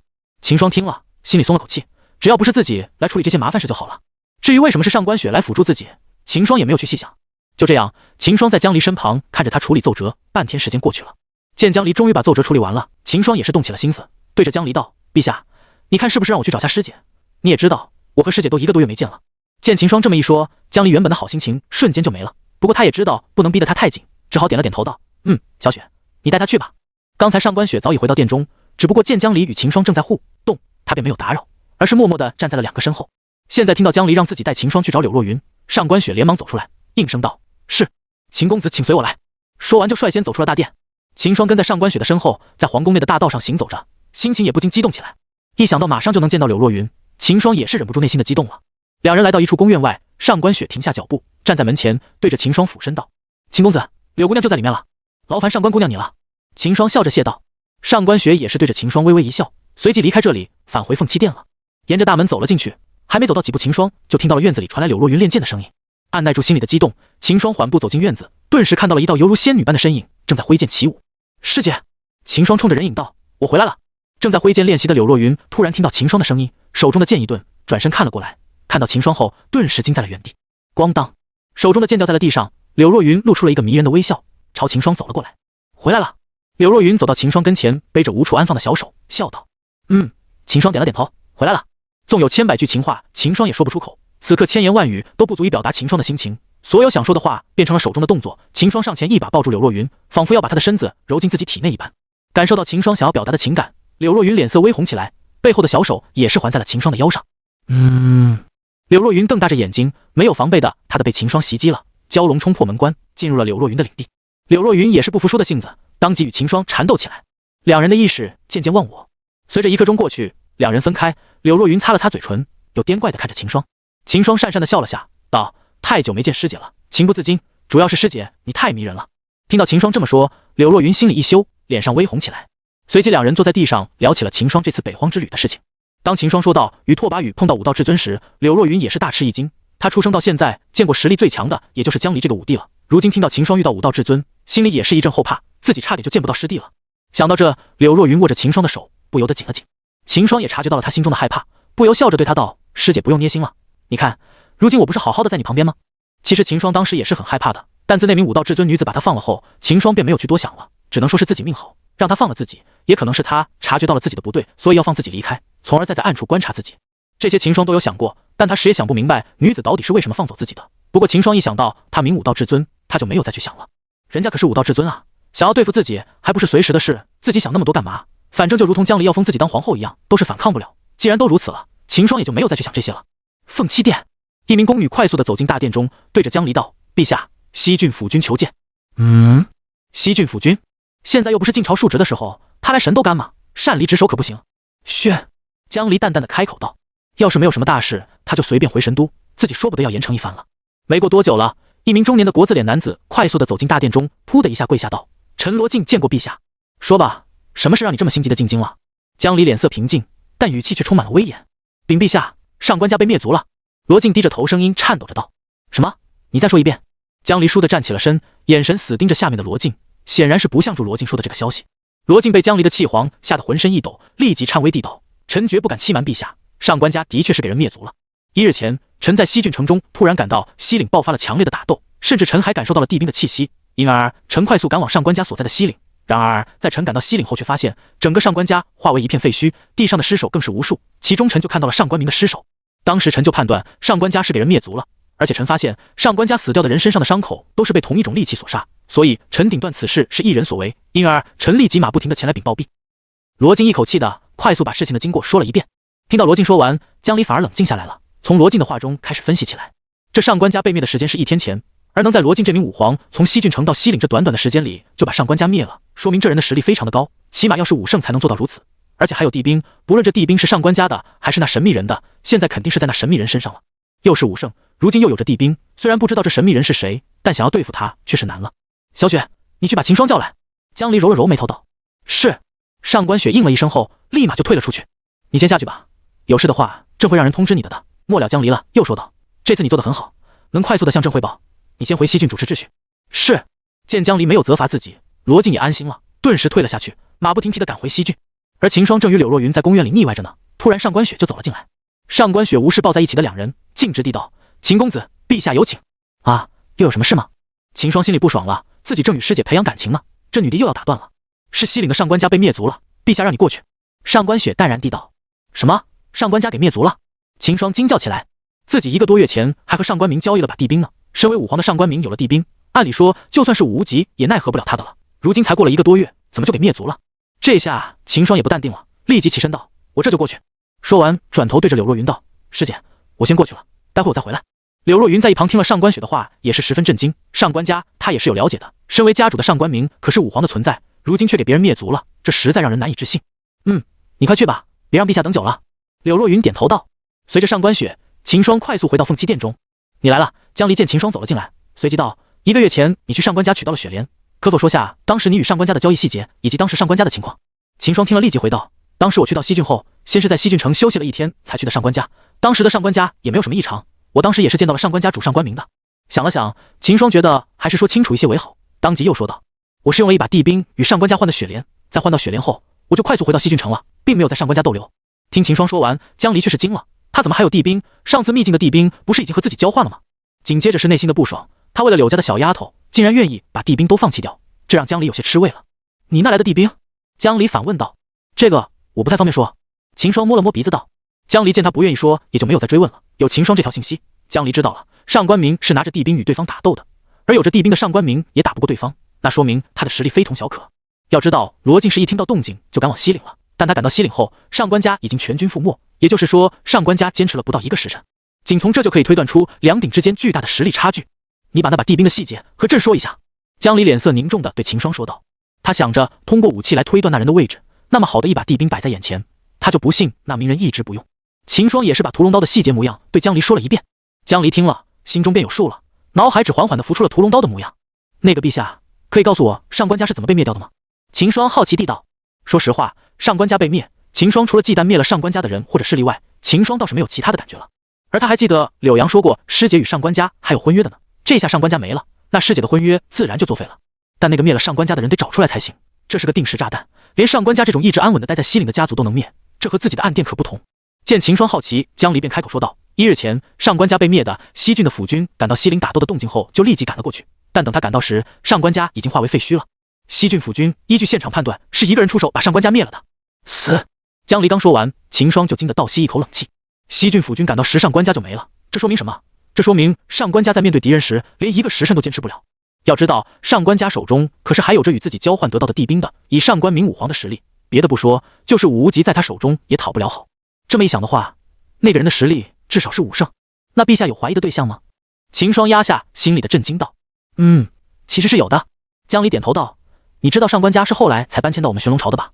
秦霜点了点头，这他早就知道了。上官家是一破多年前搬到神朝的，当时的皇帝给了他们家一个公爵的身份，然后上官家就一壶躲在了西岭，很少出来过了。这么说的话，上官家岂不是在躲着什么？秦霜若有所思，看来你也想到了。江离看着秦霜脸上的表情，仿佛知道秦霜在想什么似的，开口道：当年上官家就是因为得罪了一个中州的大使，才搬到我们玄龙朝的，如今才100年过去，想必很有可能是当初的那个势力派人来的了。不过再怎么说，上官家也是我们神都的册封的公爵家族，如今不声不响的就想把上官家灭掉，实在是太不把我们玄龙朝放眼里了。我们还是得要个说法才行。江离的脸上饱含怒气地道：小雪，你去通知第一执法小队，给我去西岭盘查清楚，明日早朝前我要看到详细的资料。是。上官雪一俯身便退了出去。第一执法小队是神朝最强的执法队了，整个队里12个人，每个都是武皇强者，一般除非发生大事，否则朝廷是不会轻易动用他们的。如今江离也是急着拿到资料，所以才派出了他们。看来明天的朝会又要引起波折了。江离揉了揉眉头，他突然发现最近的事多了起来，先是暗殿的出现，再到玄龙圣境的地兵，再到如今的武道至尊与上官家被灭，可谓是一件接着一件。看了眼身前的秦霜，江离开口道：这段时间你也不要离开神都了，过几天就要册封皇后了，现在神都外暗潮汹涌，你还是待在神都吧。秦霜这回也没有拒绝，毕竟他原本就打算留在神都一段时间，这回江离这么说，他也是认同的。秦霜点了点头，随后道：那我这几天就待在天然居好了。对了，陛下，现在我师姐可以出宫住了吧？江离听了，心里顿时吃味，但想到过几天自己就会册封她为皇后，到时候他就只能住皇宫里面，江离也就没和秦霜纠结这1-2天的时间了。点了点头后，江离提醒他道：这几天随你了，不过当了皇后，你就要在宫里住了，柳家的丫头也是要住皇宫里面。啊，师姐也要搬进皇宫住吗？秦霜惊讶道。江离听了，眉头一蹙道：不搬进皇宫，他住那里。怎么，你还想在外面金屋藏娇？秦霜听了表情一愕，当即道：没有，再说我和师姐的事，你又不是不知道，那里算是金屋藏娇啊，就算藏也要藏。秦霜声音一顿，他发现自己说的太多了。果然，江离听到后面，目光顿时如刀一般在他身上横刮着。江离眯着眼睛看着秦霜道：藏谁？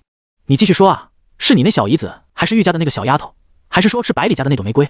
江离一连把几个与秦霜关系亲较好异性全都扒了出来。在秦霜离开神都的这段时间里，江离早就把秦霜的经历查得干干净，就连秦霜与王阳的矛盾他也查到了，而也让江离猜测到秦霜与暗殿是有关系的，只不过他见秦霜不说，他也不道破。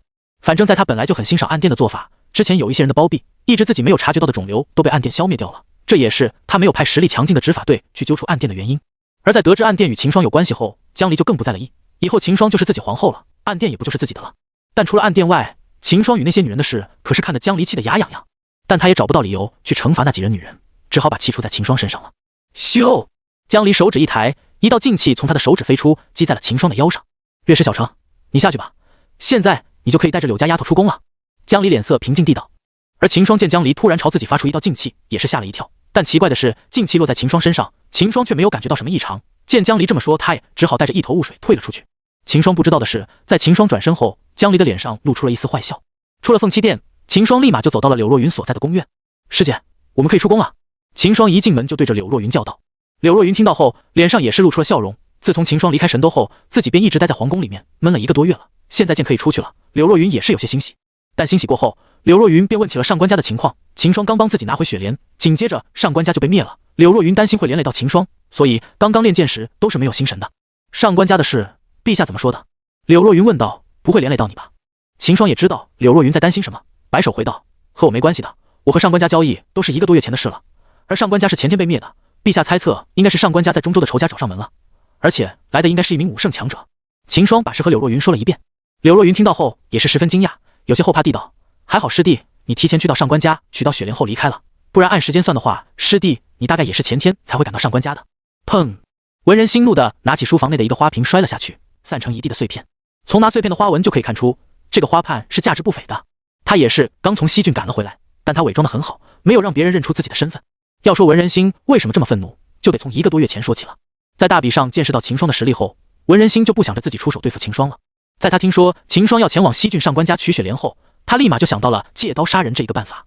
当然这把刀当然不是上官家，上官家一向是守在西陵保全自身。文人心突然跑过去要和他们一起对付秦霜，别说他们不会答应，说不定第2天女帝的案头就摆上了上官家的折子。他文人性还没傻到那种地步。他找的刀是远在中州的七剑宗。这个七剑宗是近千年才在中州发展起来的势力，因为是新生的大势力，自然与中州的老牌势力产生了争夺资源上的冲突。而上官家在100多年前就与七剑宗起了冲突，后来上官家被七剑宗杀了前任族长与所有的太上长老，这也是上官家这个从中州搬来神朝的势力最强的只有上官明这个武皇的原因。在得知秦霜要前往上官家后，文人心立即就通知了远在中州的七剑宗，告知了上官家所在的地方，并表示自己可以利用身份帮助七剑宗潜入神朝去斩草除根，但要七剑宗同帮自己个忙，就是等秦霜到了上官家后再动手，只要七剑宗的人帮他打废秦霜就可以了。七剑宗对此自然是欣然答应，还重视的派了个武圣过来。七剑宗很早就想着把上官家斩草除根了，但上官家是神朝的公爵家族，七剑宗迫于神朝的压力，一直没敢动手。如今有个神朝的尚书要来帮自己去灭了上官家，条件还只是打废个武魂的小子，七剑宗那里会不答应？按文人心的估计，以秦霜的速度，起码要1个月才能赶到上官家，所以文人心与七剑宗的武圣在秦霜出发过了半个月，就前往上官家所在的西陵等着了。文人心也是在秦霜离开神都前就找了个借口请了2个月假，所以早上江离也没把文人心怀疑上。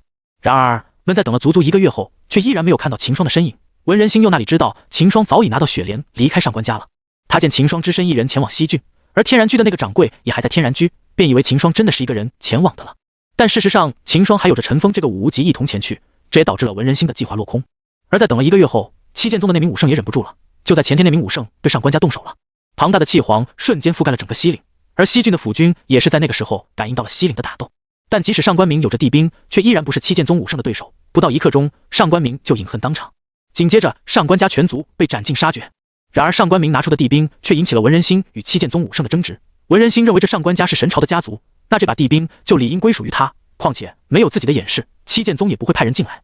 但七剑宗的武圣不愿意了，这地兵是自己的战利品，你文人心一个小小的武皇凭什么要拿？反正自己都已经进来把上官家灭了，你文人心不服可以上报朝廷啊，大不了大家一起倒霉。而且等到文人心汇报上去，神朝追查过来的时辰，自己可能都已经回到七剑宗，在中州七剑宗也不去神朝的。这下文人心就没办法了，打又打不过，威胁人家也不怕，而且还没能等到秦霜那小子过来，这下真是血亏了。随即文人心与七剑宗的武圣不欢而散。但就在今天文人心回到神都后，在下属的口中得知秦霜回来了，这下文人心彻底忍不住了，抓着书房内的物品砸了起来。文人府上的家仆皆是躲得书房远远的，生怕被文人心的怒火波及到。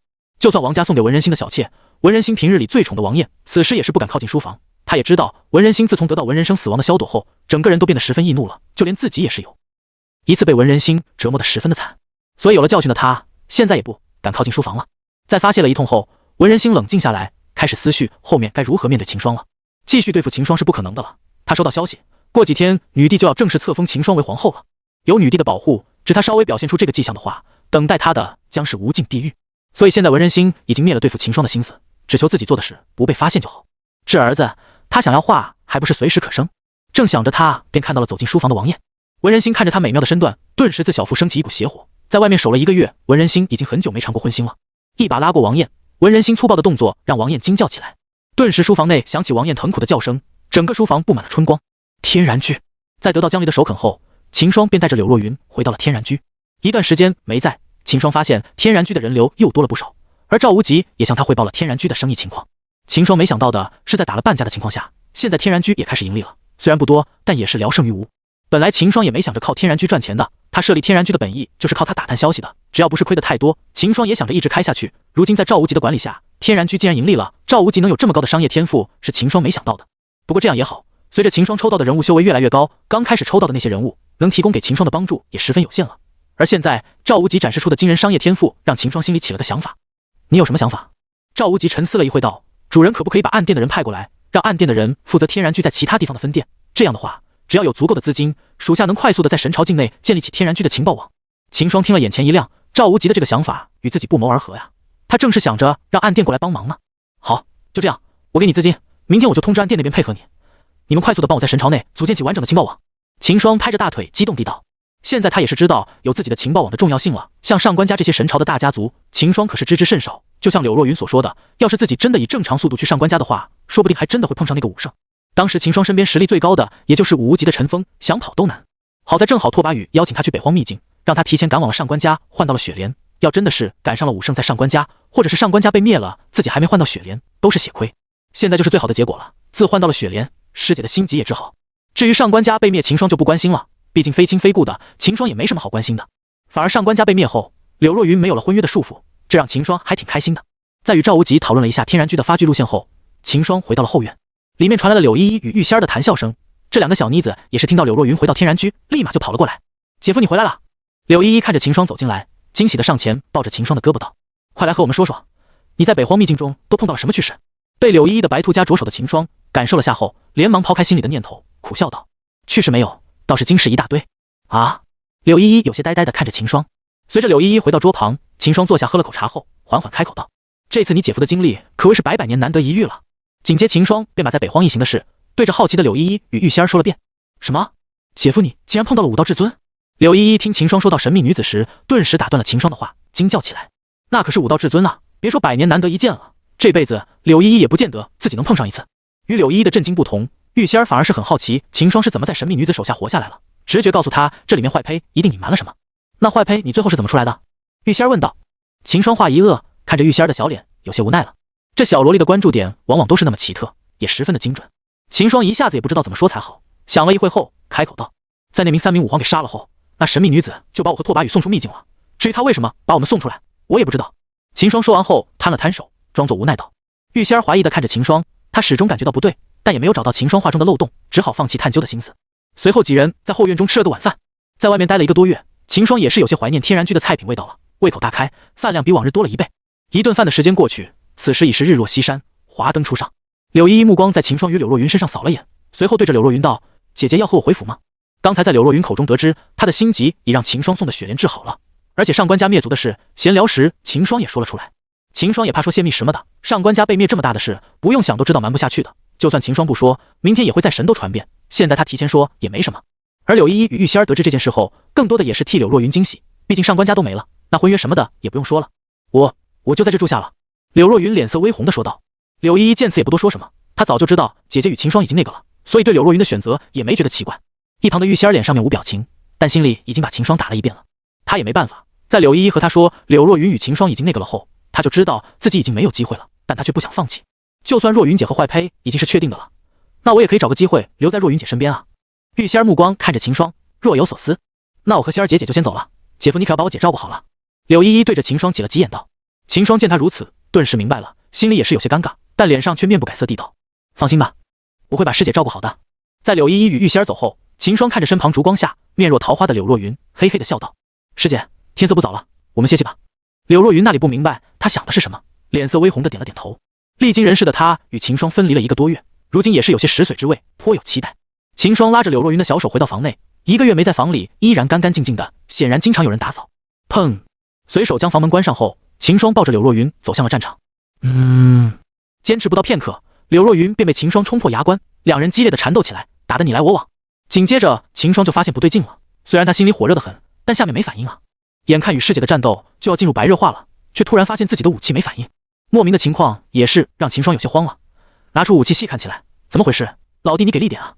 柳若云也是发现了秦霜的异常，好奇地抓着秦霜的武器，眼中既有不解也有怀疑。你不行了？秦霜欲哭无泪，他自己也不知是什么情况，之前还好好的，怎么一到关键时刻就不行了呢？柳若云则是好像想到了什么似的，面色顿时冷了下来，对着秦霜道：师弟，你该不会在北郡的时候把自己透支了吧？有拓跋羽在那带你，想必你也是玩得很开心。秦霜听了柳若云所说，那里不知道他的意思，但他真的是比窦娥还冤啊！无论是在西郡还是在北郡，他都老老实实的，现在却被师姐给误会。秦霜顿时叫屈道：师姐你误会了，我出去这段时间一直是安分守己的，你要相信我呀。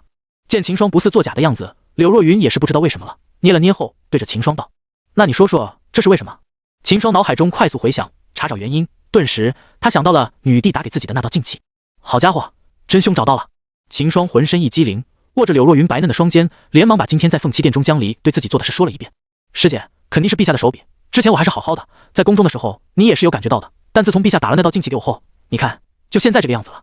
柳若云听秦霜说完后也是相信，对着秦霜道：那你运功看下能不能解开。秦霜听了当即盘腿沉心，运转元经，灵气在体内沿着经脉流动。然而秦霜这时发现了不对，他的足少阴肾经给堵上力，作为12正经中主肾的经脉，现在给一道禁气堵上了，灵气根本通不过去。秦霜尝试着运转元经冲击那股禁气，试图把它冲散，但秦霜冲击了数次后，发现那股禁气依然纹丝不动。秦霜还是太小看武帝强者了，他体内这道禁气就管是无根之水，但也是身为武帝的江离发出的，他才武魂，那能这么轻易的就让他冲散？这下秦霜绝望了，要是自己一直没能把这道禁气冲散，岂不是自己要一直不行？睁开双眼，秦霜眼中带着失望看着柳若云。不行，我的足少阴肾经给陛下用禁气堵上了，现在我冲不散那股禁气。柳若云见秦霜也没办法，只好放下心思准备睡觉了。一夜过去，时间来到第二天的清晨。一起床，秦霜与柳若云听了个早餐后，就气势汹汹地前往了皇宫。被江离摆了这么一道，他急着前去让他给解掉，不然他下半身的幸福可就没了。来到宫门前，守卫见识秦霜，拦不拦就让秦霜进去了。一路赶到凤栖殿，秦霜走进去后，却发现江离不在里面。这时秦霜才想起，今天江离是要上朝的，加上有了上官家这事发生，共计又得拖上好一阵才能下朝了。正如秦霜所想，此时神朝的6部大臣正在议政殿上吵得不可开交。陛下，上官家作为我神朝的公爵家族，如今那人却藐视我神朝，灭上官家，此事我朝绝不能忍。臣建议立即找出凶手，严惩不贷。朕下，此事还需三思啊！能在1个时辰内把拥有帝兵的上官家灭了，此人实力绝不可小觑，我们还是得从长计议。此时的朝堂上如同卖菜的市场一般，各种声音不断响起，有提议一查到底的，提议小心调查，但却没人想要放过那名武圣。再怎么说也只是一名武圣而已，在玄龙朝看来也就是大一点的蚂蚱，只要找他出来，那他就得为自己的所作所为付出代价。虽然明面上神朝的最强者就是坐在皇位上的江离了，但这些朝臣都很清楚，江离可不是神朝的第一任皇帝，在他之前的皇帝可都是武帝的存在。肃静！江离看着下面吵闹的朝臣，皱着眉头，威严地开口道。话音刚落，原本嘈杂的大殿瞬间变得落针可闻。折刑部尚书文仁心彻查此事，找出此人后再依法处置。此事朕意已决，诸卿不必再言了。文仁心听了，脸上一苦，但还是走出来道：臣遵旨。这下好了，自己带人来灭上官家，如今陛下又让自己去找出这个人，这下自己可操作的地方就多了。朝臣见江离定下调子，便不再讨论这事了。这时礼部尚书胡广华跳了出来，江离一看到他的动作，就知道胡广华想干什么了，指定是又催自己取后的事。果不其然，胡广华对着江离拱手道：陛下，臣有本奏。按理说像胡广华这样的6部尚书亲自出马上奏，应该都不是小事了，但此时一旁的其他的朝臣却没什么反应。无他们也是习惯了，这2生来，胡广华每隔几个朝会就出来上奏一次，全都是在催江离取后的奏折。说吧。江离也是无奈的开口道，他也被这老头催得烦了，但他上奏江离又不能不听，只好让他说了。但胡广华接下来的话却是让江离所想大为不同。胡广华他换了一个方式了。禀陛下，册封皇后的移撤安排，臣与礼部的各位同僚已经备好。怎么不说那些大道理了？江离一时没反应过来，但朝臣的反应却是很快，瞬间把目光放在了胡广华身上，以为是陛下让他准备的，纷纷猜测起是什么得到了陛下的青睐。要是在1个月前，他们肯定会觉得是秦霜，但如今秦霜已经离开神都1个多月了，现在册封的话，他又不在神都，应该不是他，那就是神都内的年轻俊杰了。这些朝臣大都还不知道秦霜已经回来的消息，但也有不少人得到消息了。就比如站在中间的胡广华，江离想了一会后，便知道这个胡广华已经猜到自己要封秦霜为后了，他应该是得到了秦霜回神都的消息，所以才这么说。想了想后，江离便开口道：下朝后你来凤栖殿，朕再与你商议。胡广华听了，顿时知道江离已经有了娶皇后的心思了，立即道：是。说完便退回了队列中。这下朝臣们也明白了，神朝将迎来皇后了，以往陛下都是直接开口拒绝的，如今却是让胡广华去商议，这态度再明显不过了。凤栖殿，秦霜在等了半天后，见江离还没回来，便知道今天的朝会要拖晚了，随即在凤栖殿内到处看了起来。看到旁边柜子上的书后，秦霜随便的找了个本，坐在江离的位置上看了起来。江离没有那么快下朝的了，秦霜正好可以通过书籍来了解一下神朝以外的风土人情。秦霜手上拿着的就是一位武皇所著的《大玉见闻》，讲述着一个与玄龙朝一样的武道皇朝。不过与玄龙朝的宗门家族制不同，大玉朝推行的是学堂制，在大玉内的人都可以进入大玉创办的武道学堂入学，而武道学堂教的就是武道。秦霜看到这里时，顿时就惊讶了，这不就是义务教育吗？玄龙朝中的国子监据说就是受到别人启发的，想来应该就是这个大玉朝了。就在秦霜看得入神时，江离走进了大殿，他身后跟着礼部尚书胡广华。两人走进大殿时，一眼就看到了坐在书案后的秦霜，见他正拿着一本书看得入迷。胡广华见到秦霜竟敢坐在江离的位置上，心里也是一惊，但见江离没有丝毫发怒。记项后，他就确定了，陛下果然是看上了这个秦霜。你什么时候来的？江离走到秦霜旁边问道。看得入迷的秦霜反应了过来，看了眼江离后，回道：“来了有一会了，见你没在的，我便寻了本书打发时间。”说着，秦霜扬了扬手中的书，接着秦霜就看到了大殿中的胡广华，顿时站起了身，让开位子给江离。要是只有秦霜与江离，那秦霜是不会起身的，他还要和江离说道他打给自己进气的事呢。但胡广华在这就不一样了，当着人礼部尚书的面，秦霜也不好继续坐在江离的位置上。仿佛知道秦霜的想法，江离摆了摆手道：“没事，你继续坐着。小雪，你再去添个椅子来。”说完看了眼殿中的胡广华，又道：“赐座。”胡广华顿时拱手道：“谢陛下。”不一会，一旁的宫女便拿着一个小木墩摆在胡广华身前。胡广华要次拱手谢后，才坐在了小木墩上。江离看了眼胡广华后，转头对着秦霜道：“你来的正好，这位是我朝的礼部尚书胡爱卿。”秦霜自然是知道胡广华的，当初的神都大比就是他主持的。见过胡尚书。秦霜行礼道。胡广华不敢托大，也是对着秦霜拱手笑道：“呵呵，秦公子多礼了。”江离点了点头，对着胡广华道：“过几天朕就会下诏书封秦霜为后，胡爱卿觉得如何？”陛下圣明。胡广华那有什么意见？他现在恨不得立马就让礼部的人过来准备封后仪式了。那好，既是如此，这几天就劳烦胡爱卿多费费心了。臣万死不辞。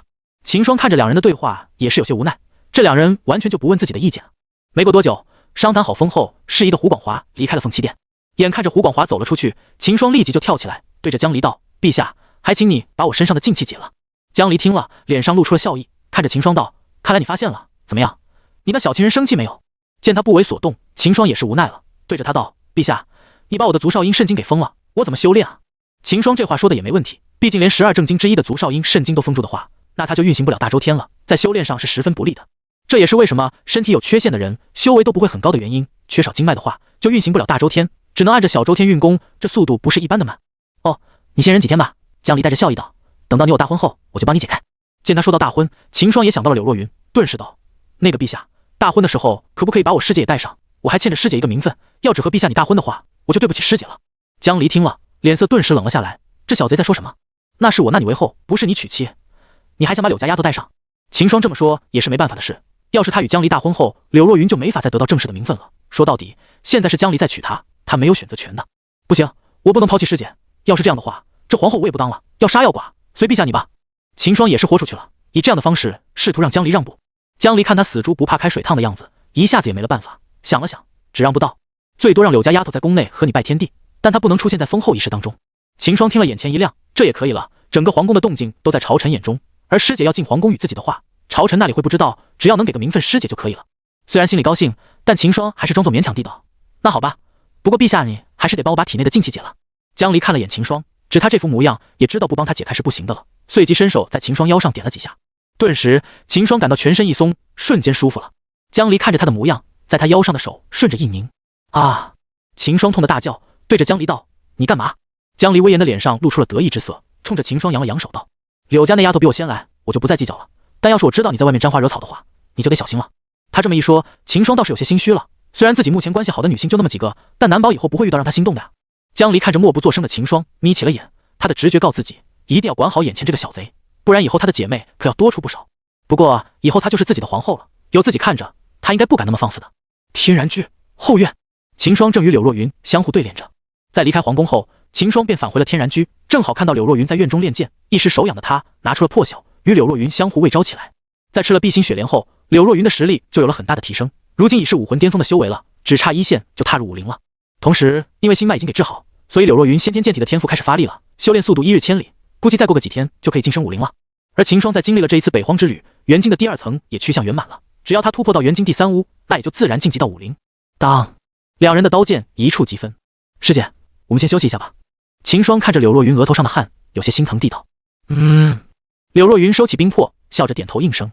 两人走到石桌旁坐下，秦霜喝了口茶后，看着柳若云的脸道：“师姐，我有个事要和你说下。”柳若云听了，也是好奇地看着秦霜，等他说。秦霜见状也不再犹豫了，直接说道：“师姐，刚才在宫里，我和陛下说了，在大婚的那天也要和你拜天地，陛下也答应了，不过他要求你只能在宫里和我拜天地，而且不能出现在封后仪式上。”秦霜说完后，小心翼翼地看着柳若云的脸色。柳若云听了后，顿时愣了下，随后立即反应过来，心里顿时紧张起来了。师弟这是要和我成亲？原本得知女帝要娶秦霜当皇后，柳若云觉得自己与秦霜是成不了亲的，她也不强求，只要能一直待在秦霜身边，她就满足了。但现在秦霜却和她说要在皇宫内和自己拜天地，这岂不就是成亲吗？为什么女帝会答应的？虽然不明白这点，但柳若云还是可以知道秦霜是为了自己才向女帝提出的，心里顿时就感动了。见柳若云愣住，秦霜还以为她接受不了，当即就手忙脚乱起来，不知如何安慰她是好。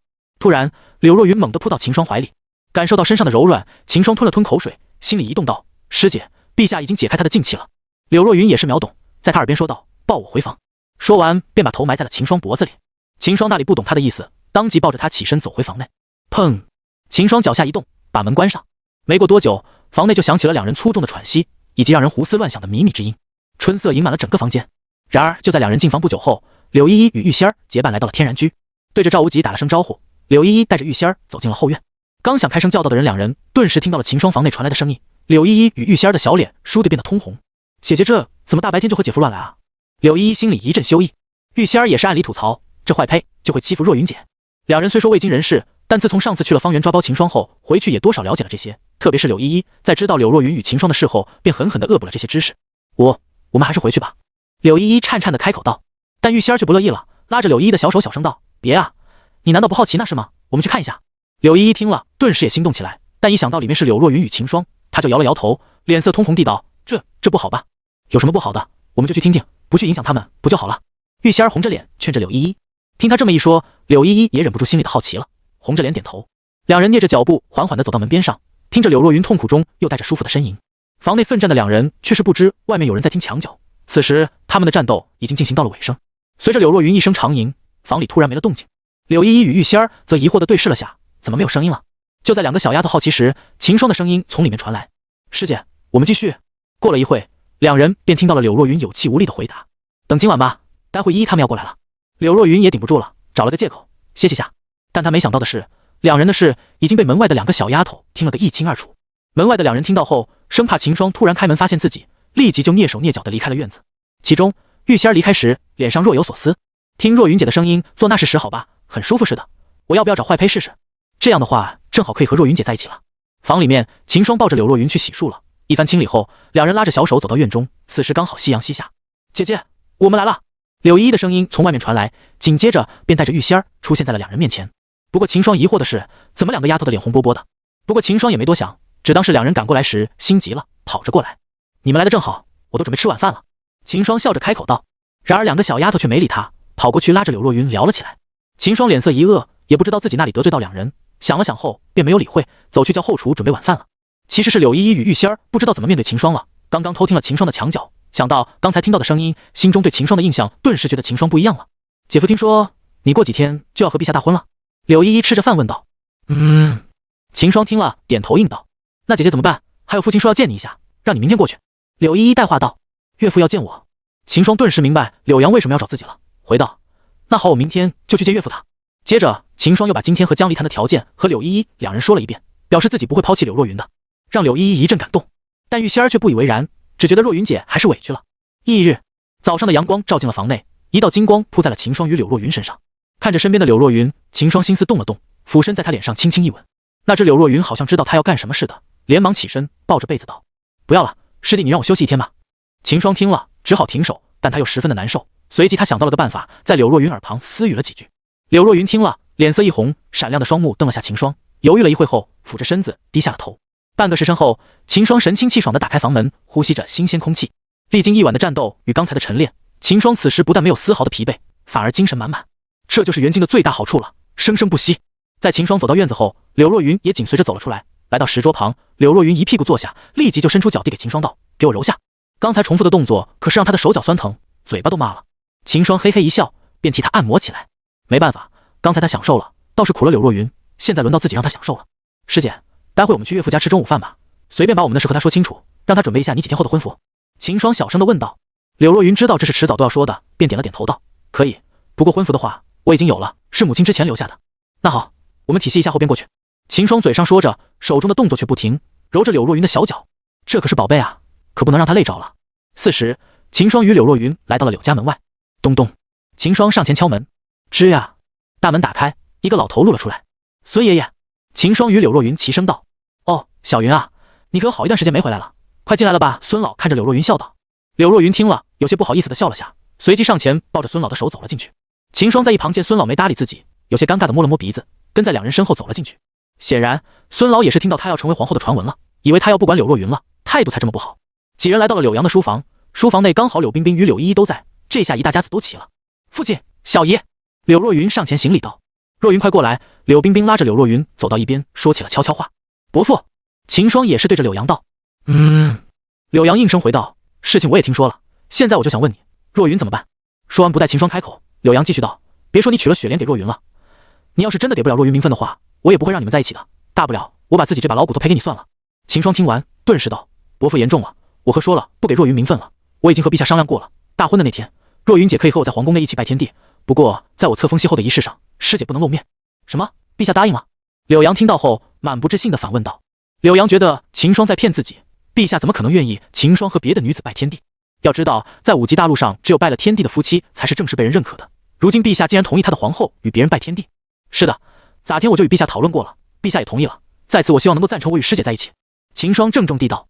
这下柳阳是真的不知道怎么办了，但再怎么说也是关自己女儿的幸福。如今秦霜也能给小云名分，自己也是没有理由去阻止两人了。不过还是要自己女儿拿主意才行。小云，你怎么想的？柳阳向柳若云问道。啊！正与柳冰冰说话的柳若云一懵，随后反应过来，脸色微红地道：“我想把母亲留下的婚服拿来用。”虽然没有明说，但柳若云的意思再明显不过了。屋内的人瞬间都明白了柳若云的意思。柳阳见此也没什么好说的了，开口说道：“既然如此，那小云这几天就在家里住下，待到大婚那天再让你小姨和你进宫去。拜天地是要有长辈在才行的，柳阳是男的，所以不太方便，自然就只能让柳冰冰去了。不过册封皇后的时候，他也会在仪式上，好柳阳身上也挂着个二品虚职，这么大的事他还是要到现场的。不过后宫内他就不好进去，因为拜天地与册封皇后不同，所以拜天地是安排在后宫里面的。”在得知秦霜会与柳若云拜天地后，屋内的人对秦霜的脸色也是好了起来。刚才是以为秦霜给不了柳若云名分了，所以脸色不好看，现在清楚了后，那以后和秦霜也是一家人了，脸色当然好起来。既然如此，那以后若云就托给你了，你可不能让她受委屈了。柳阳叮嘱道。秦霜自然明白他想表达的是什么，无非是怕江离太强势压着师姐了，但对于这点秦霜还是有信心的，只要把江离说服，以后他的后院还不是稳稳的。伯父放心，我会照顾好师姐的。秦霜拍着胸口道。柳阳见状点了点头道：“时候不早了，我们去用膳吧。”柳阳说完，屋里的人便知道此事定下了，顿时气氛好了起来。姐夫，走了，吃饭去。柳依依上前道。这几人中最不担心的就是他了，咋天他就从秦霜口中得知这些事了，只不过见秦霜说要亲自来解释，他便没有和父亲说而已。随即一行人来到了柳家的饭厅，此时桌上已经摆满了菜品，就只差餐具没有摆上了。看到这一幕，秦霜嘴角一抽，合着不知我留不留得下来，所以没有摆餐具呗。之前他也来柳家吃饭，那时的餐具都是先摆好了的，和现在一比，就知道为什么会这样了。国子监，秦霜盘腿坐在一个密室中，一个散发着荧光的阵法在秦霜的身下缓缓转动着。此时秦霜体内的经脉中暗流涌动，灵气沿着元经的运转路线在体内的经脉中奔腾，一股白色的烟雾自秦霜身后涌现，瞬间就布满了整个密室。翻腾的白色烟雾在密室中飘荡下沉，没过多久便将秦霜的膝下覆盖了，一幅仙气飘飘的场景呈现在了这30多米的秘境中。居中盘坐的秦霜，此时就像是一位正在打坐的谪仙人，这些都是元经即将突破引出的异象。咋天从柳家离开后，秦霜便回到了天然居修炼，当晚他就感受到元经即将要突破了，于是今天一大早就来到了国子监，申请了一个练功密室用来突破。自从秦霜从柳若云口中得知自己元经突破的异象后，秦霜这次便特意来国子监申请密室突破。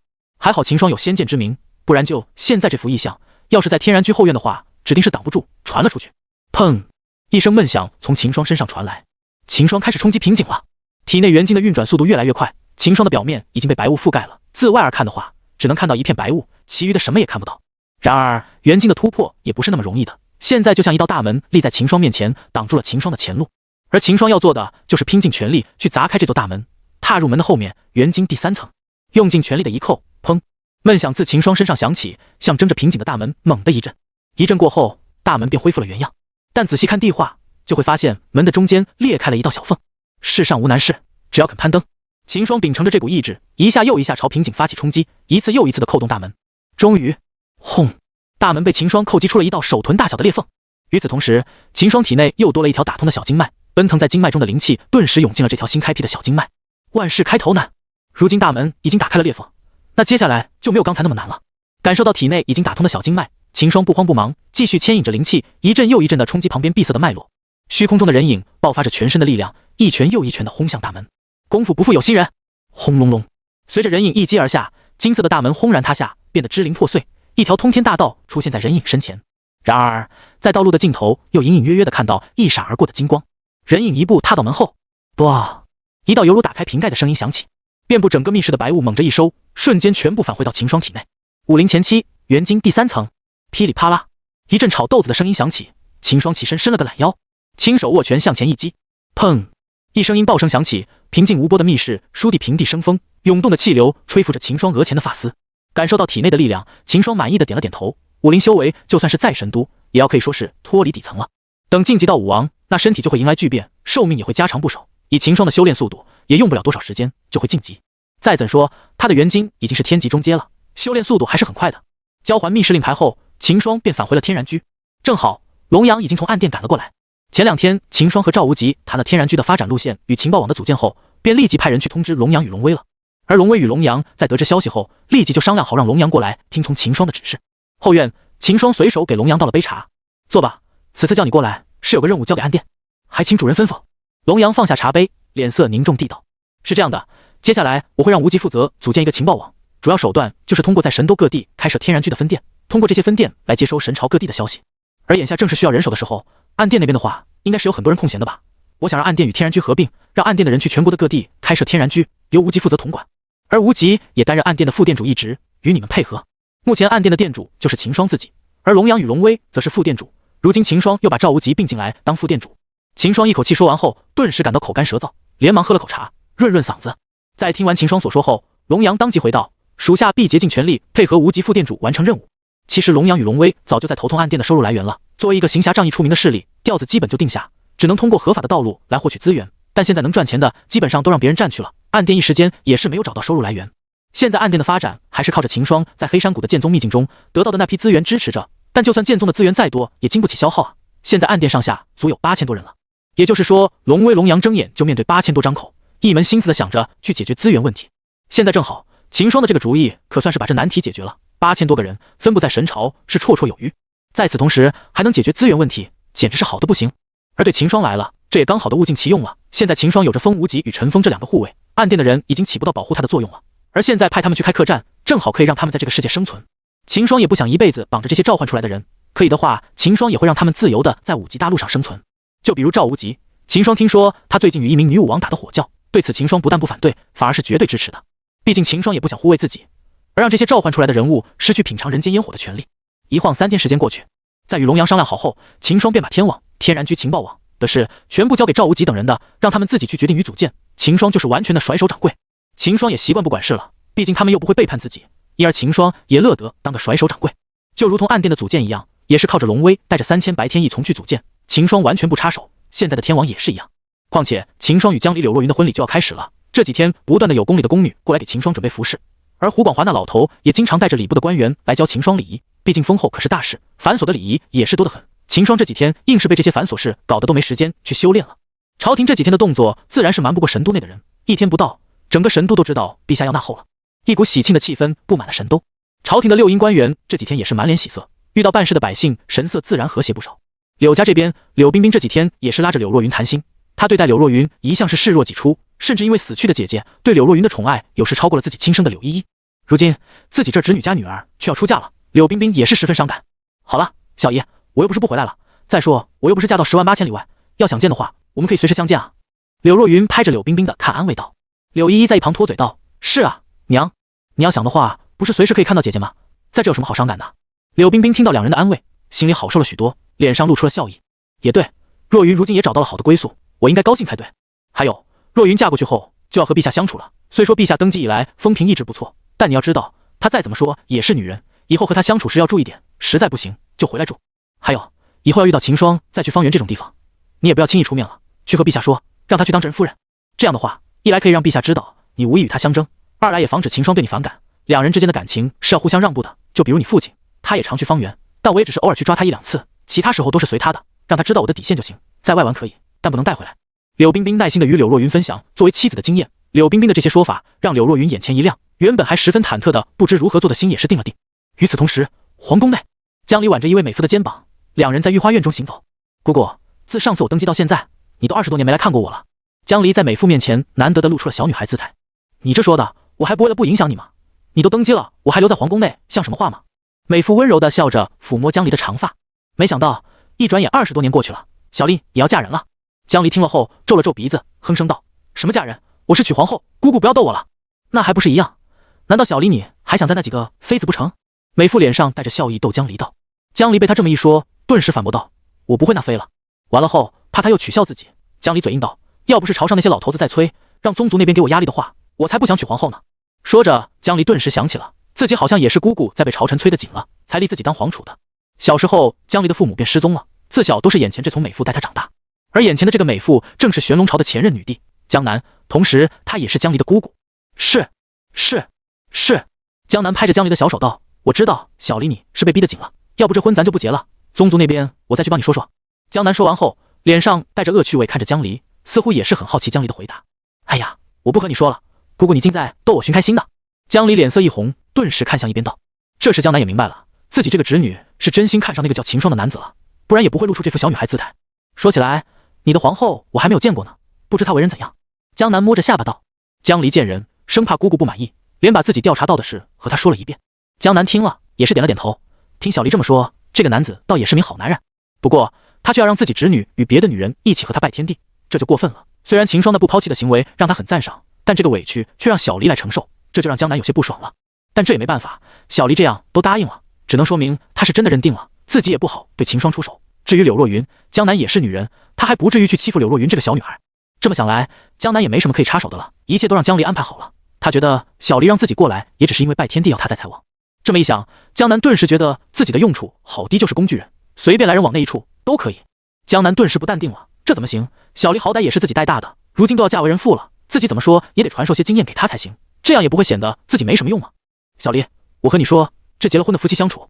江南随即拉着江离传授着所谓的经验，但很快江离就发现了不对，脸色诧异的看着江南道：姑姑你不是单身吗？你确定你有经验？江南话语一顿，脸色尴尬了会，但很快反应过来，拍了下江离，有些心虚地道：我见得比你多啊，你一直在这皇宫中能有什么经验？我在宗族里面见多了那些夫妻的相处，自然就懂了。江离也不懂这些，见姑姑说的如此认真，也是相信起来，认真的听着江南的说教。两人是一个敢说，一个敢听。翌日卯时，江离在早朝时就颁发了封后诏书，门下省的官员在拿到诏书后，立即就传往神朝的各郡，而封后仪式也是正式开始。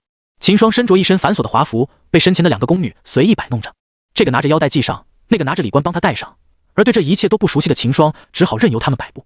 与此同时，身在柳家的柳若云也拿出了母亲留下的婚服，一名宫女早已在院中等候，她是来带领柳若云与柳冰冰进宫的。江离怕他们不熟悉皇宫错过时间，因而早早就让宫女来到柳家了。既然答应秦霜让柳若云和他拜天地了，那江离也不会食言。而江离此时也不好过，江南一直在他旁边唠唠叨叨的，他也让两从宫女在帮忙打扮，而作为贴身带女的上官雪是要挽扶江离的，因而也是在一旁打扮着。时间缓缓过去，辰时，议政殿内，江离坐在上首，上官雪站在他的身旁，而秦霜则有两名宫女带着一步一步的从外面走进大殿内，朝臣的目光皆是紧随着秦霜的步伐移动着。文人心与柳阳也站在其中，不过两人的心情却是天差地别了。此时的秦霜是羞耻的一批，不过这也没办法，她当的是皇后。沿着群臣中间的通道走到江离前方，秦霜停下脚步。江离见此一挥手，顿时上官雪便开声道：请觐见。话落，一名宫女小步拖着一个盖着黄布的圆盘走到秦霜面前，但秦霜却没立即接过来。紧接着，上官雪又把早上江离颁发的诏书又念了一遍。过后，秦霜才在朝臣的目光下掀开黄布，拿起了那个拳头大小的方印。在接过印鉴后，就意味着秦霜这个皇后得到朝廷的认可了，法理上她就是江离的皇后了。只要她不作死，这皇后之位就稳如磐石，就连江离也不能轻易废掉。当然，江离是不会有这个想法的。随后，秦霜便由宫女带着走到江离的旁边坐下，见过陛下、皇后。百官顿时拱手道。此时，秦霜就成了秦皇后。封后仪式过后，就是秦霜与江离与柳若云的拜天地了。此事是在皇宫的后宫内举行，朝臣是观看不了。但就在今早，朝中的大臣都知道柳家的姑娘穿着婚服，带着柳冰冰被一个宫女带进了皇宫。至于去皇宫干什么去了，大家都不言而明。这也是让朝臣对秦霜更是敬服了，居然能让陛下让步，与其他的女子一起和他拜天地，仅从这点就可认知到他在陛下心中的地位了。辰时，皇宫后院，一间挂满红绫的宫殿里，上官雪扶着江离站在秦霜右侧，柳若云则是被一名宫女扶在秦霜双左侧，几人上方则是坐着柳冰冰与江南。至于秦霜，她是孤儿，所以就没有亲属坐在上面，只是摆了个无名牌子，这也是秦霜要求的。一拜天地，一名老妇站在大殿的一旁，高声道。随即，秦霜三人转身对着大殿下跪拜下去。在秦霜几人拜完后，老妇又立即高声道：二拜高堂。秦霜三人起身，转过来对着柳冰冰与江南，又是一俯首参拜。夫妻对拜。话音落下，秦霜先是与江离对拜后，紧接着又和柳若云对拜。礼成。随着老妇话落下，此时此刻，秦霜与柳若云与江离才正式成了夫妻。随后便是柳冰冰与江南对着两女各种叮嘱。一天过去，经历了各种繁琐的仪式，秦霜与二女的大婚总算是完成了。但现在问题来了，今晚有2个新娘子，秦霜去谁的房间好？去师姐。那江离要发火，秦霜也挺不住。去江离那，有什么委屈师姐了？秦此时头疼不已，而此时坐在床边的柳若云与江离也是心思飞转。师弟应该不过来了吧？柳若云也知道今晚自己是没有太大机会的，但她心里还是有此惧待。而江离心里也是五味杂陈，心里既有害怕也有期待，更有着一丝丝的恼怒。哼，今晚小贼要是不过来的话，那明天叫他好看。而站在门外的秦霜看着左右两侧的房间，心里也是有了决断。吱呀！秦霜推开房门，柳若云的脸色顿时一喜，但想到对面的江离，又开始担心秦霜了。要是陛下发火了，师弟就惨了。一而在秦霜掀开头盖时，柳若云一脸着急地道：“师弟，你还是过陛下那边吧。”秦霜听了，顿时明白柳若云在担忧什么，笑道：“那好，我过去。不过师姐也要和我一起。”柳若云先是一呆，随即立刻反应过来，明白秦霜要干什么了，脸色变得通红，满面含羞。他也没想到师弟竟然这么大胆，想让自己与陛下一起福待他，顿时犹豫起来。秦霜一看柳若云犹豫的样子，顿时就知道有戏，立即说道：“师姐，你要是不和我过去，那今晚可就留在这陪你了。”柳若云听了也是急了，想了会后点了点头。秦霜大喜，当即抱起柳若云走出了房间。而旁边房内的女帝心里充满了恼怒，这小贼竟然真的不来自己这里，同时更多的是失落，毕竟他对秦霜也是有好感的。如今大婚了，秦霜也不来自己这里，江离以为秦霜是不喜欢自己的，就促他胡思乱想的时候，吱呀，房门打开了。江离心里一喜，那小贼又回来了。既然你如此识相，那我就先原谅你了。但接下来的一幕却是让江离瞪大了双眼，只见秦霜走了进来，但是他手里却抱着一个人，穿着红色婚服的人。这下江离惊了，那是柳若云。这小贼要干嘛？难道是？江离心里顿时充满了恼怒，这小贼竟敢让朕与其他女子福待于他。将柳若云放在椅子上坐下，秦霜抬步走到江离身前，双手缓缓掀开盖头，顿时一张绝美的艳脸出现在秦霜眼前。江离羞恼地看着掀开盖头的秦霜，立即道：“你想干什么？”秦霜看着他脸上的表情，无奈地道：“睡觉啊！你们2个人，我难不成把自己劈成2半分你们？”红烛燃起，淡淡的烛光把桌旁的人影照出了一道轮廓。最终，江离也是抵不住秦霜的意愿，没收了秦霜这一举动。见江离不出声了，秦霜便知道他是默认了，当即把江离抱到桌旁。被秦霜的双手触碰到时，江离浑身一个激灵，他还是第一次被男子如此贴近，这让他很是忐忑。秦霜也是感受到了他的反应，嘴上微微笑起，心里暗道：原来你也有害怕的时候。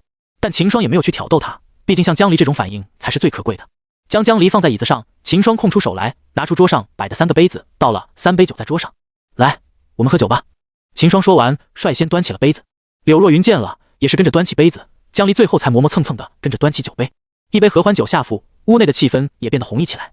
秦霜淡然一笑，随后一手一个抱起柳若云与江离走向床边。2位娘子，我们就此歇息吧。柳若云与江离听了，小脸红得要滴血，特别是江离，期待中带着害怕，还有一脸的羞恼。一想到要在柳若云旁边与秦霜那个，江离顿时感觉柳若云心中女帝的威严正离自己愈来愈远。看着身边2个红唇欲滴、娇艳亮丽的美人，秦霜自然是不想浪费时间。都说春宵一刻值千金，秦霜这个春宵100万金都不止啊！随手挥出一道劲风，屋内的红烛瞬间熄灭。紧接着，一道靡靡之音自床帘内传来。此时，江离看着在打斗的秦霜与柳若云，羞得满面通红。最后受不了的他躲到了床里侧，卷着被子闭起双眼，假装睡了过去。然而半个时辰后，柳若云的声音一停，江离顿时感到不好。果然，一个大手搂过江离，江离只感觉自己瞬间到了一个暖烘烘的怀抱里。心里忐忑不安的江离紧闭着双眼，不敢去看秦霜。秦霜看着江离的模样，顿时心思大动，双手快速的解衣。不消片刻，一套服饰自床内扔了出来，紧接着传来江离的一声痛叫。当然，身为武帝的江离，在体质方面终究还是要比柳若云强上很多。就在秦霜想要尝试一个新的招式时，江离察觉到了不对，一把按住了秦霜。你干什么？虽然江离是第一次打这种架，但他也偶尔听到过一些说法，再加上咋天江南悄咪咪的塞给他一本打架招式，他也是有些理论基础的了。在秦霜要动手，他第一时间就发现了不对，加上他修为要比秦霜强那么多，因而轻松的把秦霜制住。秦霜被他按得动弹不得，只好尴尬地道：就是这样来的，不信你问师姐。在一旁休息的柳若云听了后翻了个白眼，他也不知道师弟从那学的这些奇奇怪怪的招式，但他确实和秦霜尝试过，还挺舒服的。感受到江离的目光，柳若云点了点头，随后便闭眼休息了，他太累了。但平日里身处高位的江离此却不吃秦霜这套，松开按着秦霜的手，开口道：你老实点，我自己来试下。秦霜也是一愣，这是觉醒女王属性吗？但既然能不动，秦霜当然是老实躺着了，毕竟能节省体力不是？而且虽然感觉上有点憋屈，但他也很舒服啊。就是江离还没有熟练，有时候会失手。在尝试了一会后，江离顿时觉得不行了，趴下道：还是你来吧。秦霜听了心里一震，刚才他是反抗不了，只好躺平。现在可是江离主动要求，那他可就要好好发挥了。平时不是江离的对手，现在秦霜准备打负他。然而秦霜终究是失望了，江离再怎么说也是个武帝，体质方面可是要比秦霜与柳若强上很多的。即使秦霜足够强大，再配上元晶，只能堪堪的战胜江离，随后秦霜就没办法了。在辛苦了2个时辰后，得到这个结果的秦霜却是接受不了。原本想着自己有着元晶，在这方面想要战胜江离是轻轻松松的事，可是没想到事情出乎秦霜的意料了。是秦霜有着元晶是生生不息，但无奈体力跟不上，战斗到后面江离就顾着享受了，完全没有要主动的意思，顶多就是配合一下秦霜的动作。因而一场大战下来，全程是秦霜在动手，足足2个时辰，把秦霜累得不轻。一旁的柳若云早已沉睡过去，她没有江离的体质那么好，因而只坚持了场大战后，便不管秦霜与江离了，缓缓的睡了过去。也正因为柳若云的沉睡，让江离一下子放开。不得不说，武帝就是强，从刚开始的不适应到后面的从容应对，江离只用了1个时辰就全部吃透了。虽然吃透了，但有一些特别的招式，江离还是不愿意配合。只要秦霜稍有异动，便立即给江离制住，这也让秦霜只能乖乖的按照常规的来。这些的话，江离倒是会好好配合秦霜，而且在历经第一次的痛苦后，后面的舒服也让江离食髓知味起来。原来就是这种感觉嘛，还挺舒服的。江离看着旁边的秦霜，心里暗想：一夜春风度，时间又来到了清晨。江离原本还睡得好好的，结果听到了秦霜与柳若云的异响，被吵醒了。睁眼一看，江离顿时惊了，柳若云她竟然用嘴！你们！江离被惊得一下子都不知怎么说才好。你醒了？秦霜见江离醒来，打了声招呼后，随即一把拉过江离，低头攻击。秦霜的大军冲破崖关，直接进入江离的地盘。江离被秦霜猝不及防的袭击吓了一跳，双手不断的在秦霜背后拍打，但很快就由拍打变成了抚摸。2个的大军在江离的地盘内左右相互冲击，激烈的交手，欠缺经验的江离屡败屡战，渐渐的开始了反击，杀进秦霜的地盘。2人激烈的交手自然瞒不过柳若云，抬起头看着2个的动作，柳若云翻了个白眼，又埋下头继续动了起来。神都皇城驿殿内，今天恰巧又是朝会的日子，但议政殿内只有一干大臣站在2旁，上方属于江离的位置空无一人。女帝迟到了，这些大臣也能理解，毕昨天才是陛下大婚，今天晚些来上朝也是正常的。然而在等了大半个时辰后，百官却依然不见江离来上朝。这时他们明白了，陛下今天是不会来上朝的了。果然没过多久，上官雪便从殿后走了出来，对着下方的大臣道：今日陛下有事，朝会不就不议了，诸位大人请回吧。说完，上官雪便走回殿后。大臣们也瞬间明白了，顿时纷纷离开议政殿。时间回到1个时辰前，上官雪见江离迟迟不起床洗漱，也是有些急了，今天可是有朝会的，立即就想着走进殿后去叫江离。然而走到一半，上官雪就听到了江离奇怪的叫声，顿时上官雪的脸色变得通红，但她也没有离开，而是到门前等候。没过多过，江离的声音便停了。正当上官雪想进去扶带江离起床时，里面又传来了柳若云的叫声。上官雪顿时惊呆了，陛下竟然和柳姑娘一起，这下上官雪不知进不进去好了。这时江离的声音传来出来：小雪，去通知一下那些老头，就说今天的朝会不上了。江离早就知道上官雪在外面了，但他也没有在意让上官雪听到这些，他觉得以秦霜的尿性，上官雪也迟早给他收了，因而也没有在意这些。但柳若云就不一样了，在听到江离这么说后，他立即就捂住了自己的嘴，忍着不出声。江离见了他的动作后翻了个白眼，起床的时候没见他害羞，现在倒是羞起来了。是。不清楚里面情况的上官雪应了声后，就往议政殿走去了。他走了，你可以把手松开了。江离看着捂着嘴的柳若云道。柳若云听到，当即就松开手叫了起来，刚才他忍得太难受了。江离撑着头看着秦霜2个动作，很有兴趣似的，脸上面色不改。秦霜被他看得有些尴尬，一把拉过他，低头吻了下去。3人粗重的呼吸声响彻房内，盈盈的春意布满了房间。上官雪通知了朝臣后，便回到了凤栖殿，走到殿后，顿时就听到了不要描述的声音。暗啐一口秦霜，上官雪又走到了门外，站着等候江离的传唤。作为江离的贴身带女，她要随时和好准备。江离也知道上官雪回到了门外，但他想了下后便没有出声，任由柳若云高叫。又过了半个时辰，秦霜浑身一抖，松了口气。一旁的江离与柳若云默默地缩回小脚，拿起一旁的白布擦了擦。看着秦霜的样子，江离也是有些不爽了，对着秦霜道：等会你要和我一起去处理政务，咋天与今天的奏折还没处理呢？这小贼竟提出如此奇怪的要求。可恶的是，柳若云她居然还答应了。想到早上刚醒时自己看到的一幕，再结合刚才自己鬼使神差，竟然答应了这小贼。江离揉了揉脚，顿时觉得不能让秦霜这么轻松下去，必须得给他找点事做，免得他老是想着这种事。秦霜听了，脸色顿时一苦，但想到江离刚才辛苦的模样，只好点头道：知道了。随后江离便叫上官雪进来扶带几人起床。本来看到上官雪进来时，秦霜还是挺尴尬的，但江离却一把拉开了被子与床帘，秦霜躲都没得躲。柳若云也是羞得手足无措。然而上官雪仿佛什么都没看到似的，脸上面色不改，手脚却没有停，扶着江离起身去洗漱了。秦霜与柳若云见了也不觉得尴尬了，纷纷起身去洗漱。经历昨晚与今早的大战，几人身上全是汗水，黏糊糊的，难受得很。不一会，秦霜三人便洗漱后走到大殿中，今早他们几个要去敬茶了。砸完，柳冰冰与江南皆是留在皇宫住下，不过他们住在偏后一点的宫殿里，并不在凤栖殿。敬完茶，柳冰冰便离开皇宫了。柳若云自然是要在皇宫住下，3天后她才能自由地进出皇宫。江南在喝完秦霜与江离敬的茶后，也是离开了皇宫。毕竟虽说她退休不当女帝了，但江氏宗族那边她也还有很多事要忙，忽而也没有多逗留。在看到3人很恩爱后，她便放心地离开了皇宫。紧接着，柳若云便回到房里修炼去了，而秦霜与江离则是去了凤栖宫的前殿，处理着这2天沉积下来的奏本。咦？秦霜看着其中一个奏本，惊讶地叫起来，这也引起了江离的注意，看向秦霜问道：“怎么了？”“哦，没事。”秦霜回过神来道：“这个奏说，既然上官家被灭了，那西岭就要重新规划进西郡的管理。”秦霜也是有些惊讶的，他之前也没有想到上官家没了后，这西岭就空了出来。要知道西岭的灵气浓度也只是比神都差上一点而已，这么好的地方，顿时让秦霜想到了暗殿。那个，我能不能和你商量个事？秦霜挠了拢头道。江离见秦霜这么说，也是好奇起来，转过头看着他道：“什么事你说吧，可以不可把西岭给我用下？”秦霜脱口而去：“哦，是拿来给暗殿用的吧？”江离顿时明白秦霜为什么要西岭了。他之前调查秦霜的资料时就知道秦霜和暗殿有关系了，但神都内出名一点的灵山都没暗殿的踪迹，可以知道暗殿的驻地想来不是什么好地方。现在秦霜突然问自己要西岭，那肯定是要给暗殿驻扎的了。对于江离知道自己与暗殿的关系，秦霜也不觉得奇怪，毕竟神都远比他想象中的要强大，能查出自己与暗殿有关系也不是什么难事。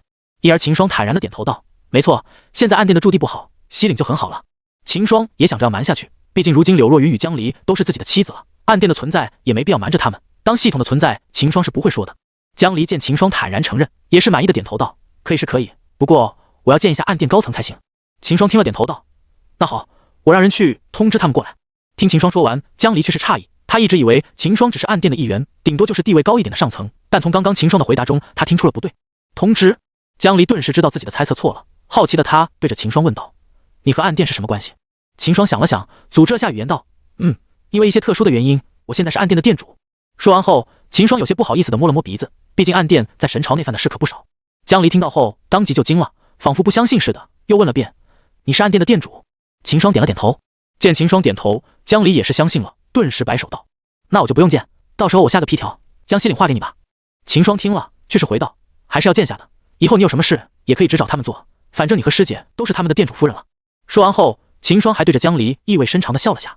江离听到秦霜如此，心里顿时一甜，就没有再说什么，想着现在自己是秦霜的妻子，也是该见一下他的下属了，便点了点头：“那你让他们来吧，到时候我直接给批条他们带回去，不过不能以暗殿的名义了，毕竟前段时间闹得比较凶。”江离撑着脸，快速地思考着，说道。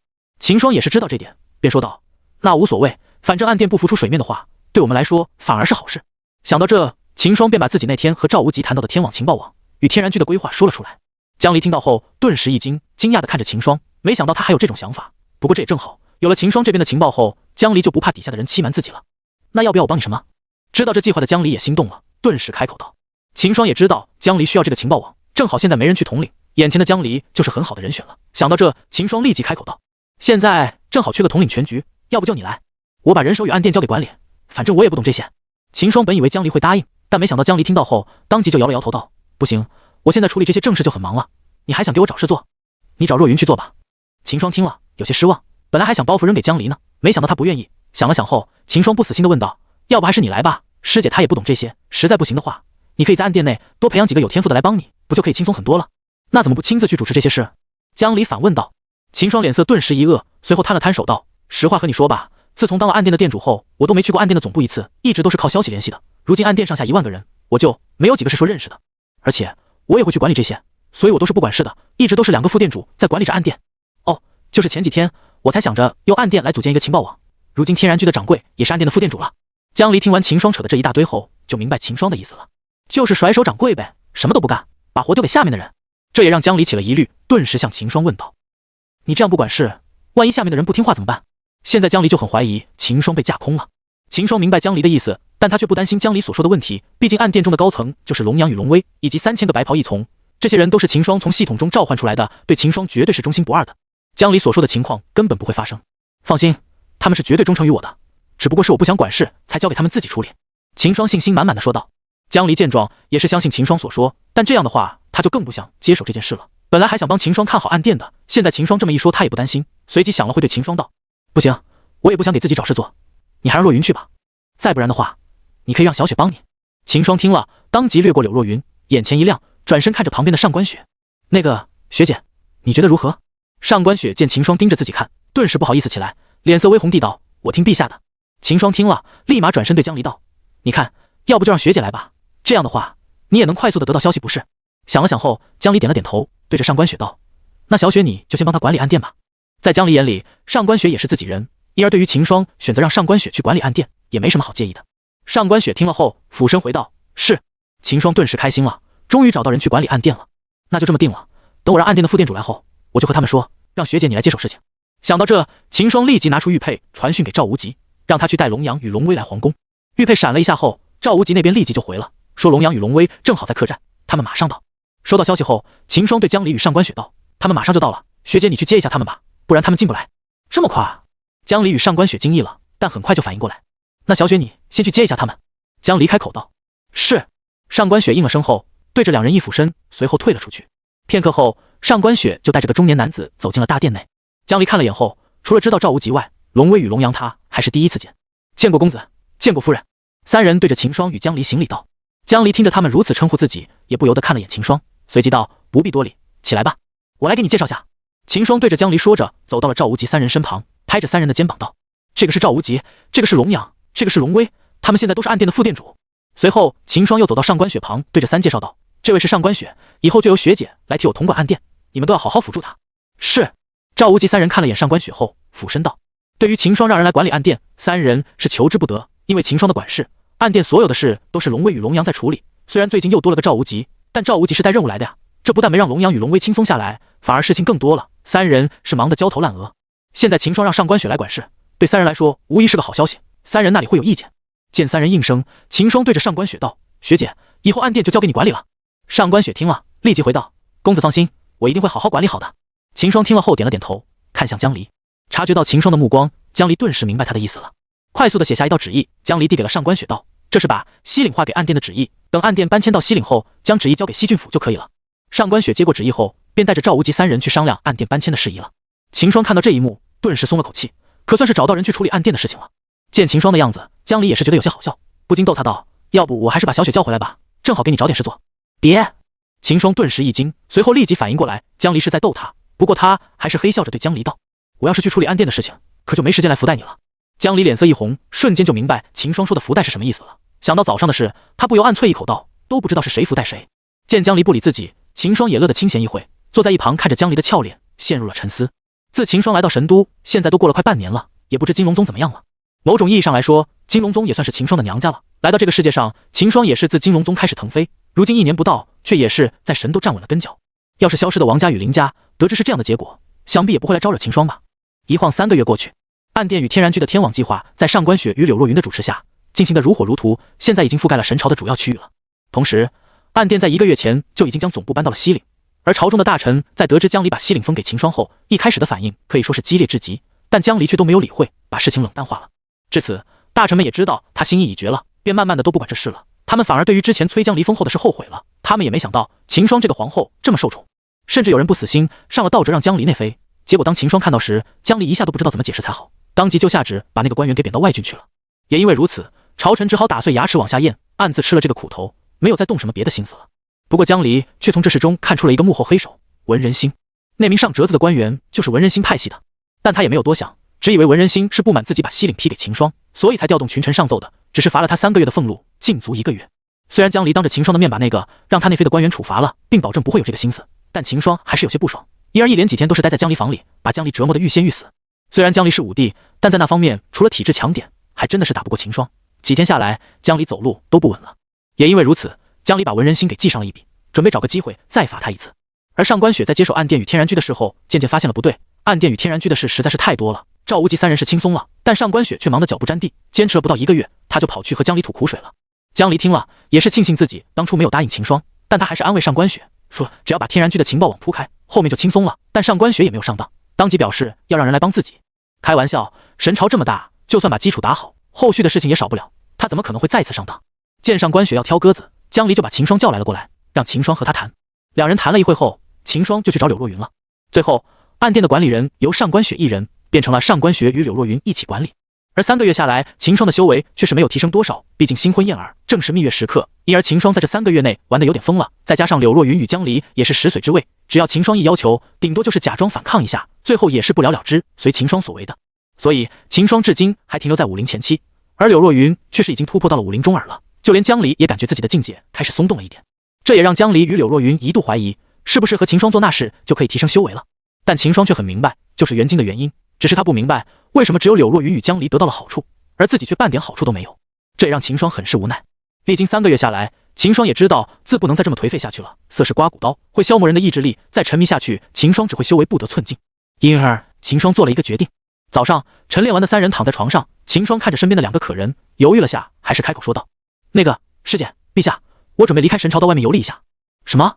你要离开神朝？”江离顿时挣扎起身，看着秦霜惊道：“我感觉这几个月下来，修炼都荒废了，不能再这样下去了。”秦霜点了点头道。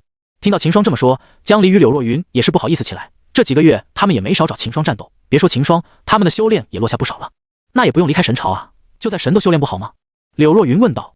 秦霜听了，面色古怪地看着2人，缓缓开口道：“你们确定在神都的话，我能好好修炼？2个妖精在眼前走来走出的，这谁能忍得住啊？”见秦霜这么说，江离与柳若云顿时羞得小脸通红。不过他们也不想耽误了秦霜的修炼，只好道：“那你打算去那里游历，什么时候回来？”秦霜想了想后回道：“去那里游历的话，现在还没有决定，不过你们放心，最多1年，我一定会回来的。”说完后，秦霜低头在2人的额上亲吻了下。2女一听到秦霜要走1年，顿时就不开心了。柳若云连忙问道：“师弟，你打算什么时候走？”“半个月后吧，我很久没回宗门了，过几天回去看一下，就回来准备开始游历了。”“那我也和师弟一起回宗门看下。”柳若云顿时起身，撑着脑袋看着秦霜道：“好。”秦霜说完，顿时就感觉到了不对，只见江离顿时欺身向前。秦霜大惊，看着江离的动作道：“陛下，你干嘛？”“哦，你都快要走了，我不得多珍惜一下，后面可是有1年都看不到你的，难道你想我内飞？”秦霜一听，当即就忍不住了，翻身压下江离，看着江离的俏脸，装作凶狠地道：“看来上次你给你的教训还是不够啊。”刚说完，秦霜就扬起了手。啪！江离小脸一红，咬着红唇，眼眸迷离地看着秦霜。秦霜看到他这模样后，当即热血沸腾。他知道不把江离驯服是不行的了。虽说知道江离是不会内飞，但他还是要让他知道自己的厉害才行。本文下载自欢迎访问。一场大战就这样开始了。一旁的柳若云打了个哈欠后，便习以为常地躺下，眯着眼睡了起来。他也要补充点体力，等师弟打完陛下后，说不得又要打自己了。一场3人的大战打起，秦霜也是发了狠，要江离知道自己的厉害了，不断地运转体内的元晶，生生不息。期间，上官雪也来找过江离，今天也是要上朝的，但听到江离在呻吟的声音后，他便自觉地走到议政殿，通知大臣们离开。这几个月中，他也不是第一次这么做了，甚至有一次，陛下为了上朝，把自己推到了床上，他却逃去上朝了。虽说最后秦霜也没动他，但那次他的手和脚却是累得不轻。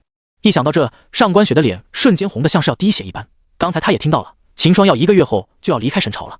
然而直到现在，都3个月过去了，他与秦霜才有那么点进展，这让上官雪也是闷闷不乐。其实在得知江离准备选秦霜为后时，他就一直在留意秦霜了，同时也慢慢被秦霜的性格与实力吸引。他知道自己是陛下的贴身待女，那秦霜将也会是自己福袋的对象，但他却是没有反感，反而是期待着什么。一想到秦霜即可离开，上官雪也是心神不宁起来，竟走到了江离的房门外。与此同时，房内看着秦霜与柳若云大战的江离也是发现了上官雪，心里想了想后，江离便有了动作。只见他小手一挥，顿时一道劲风把房门打开了，门外的上官雪给吓了一跳。江离看着他笑了笑，随后一扬手，上官雪便不由自主地飞向3人，同时房门再次关上。正投身战斗的秦霜被江离的动作吓了一跳，目光快速地掠过上官雪，放在江离上。真累了，让小雪替一回吧。江离打了个哈欠道，随后扔了几件衣服到房间的地上，把上官雪推到2人边上。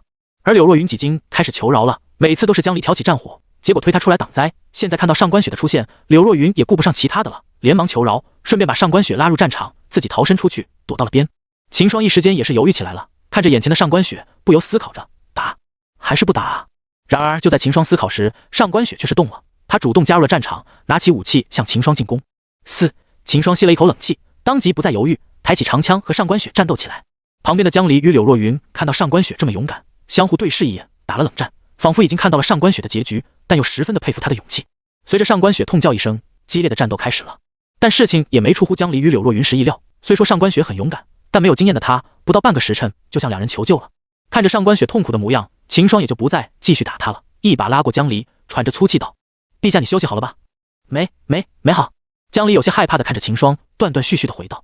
这时江离也害怕起来了，今天秦霜的状态有些不对劲，从早上到现在都已经过去2个时辰了，按以往的经验，此时也应该差不多了才对。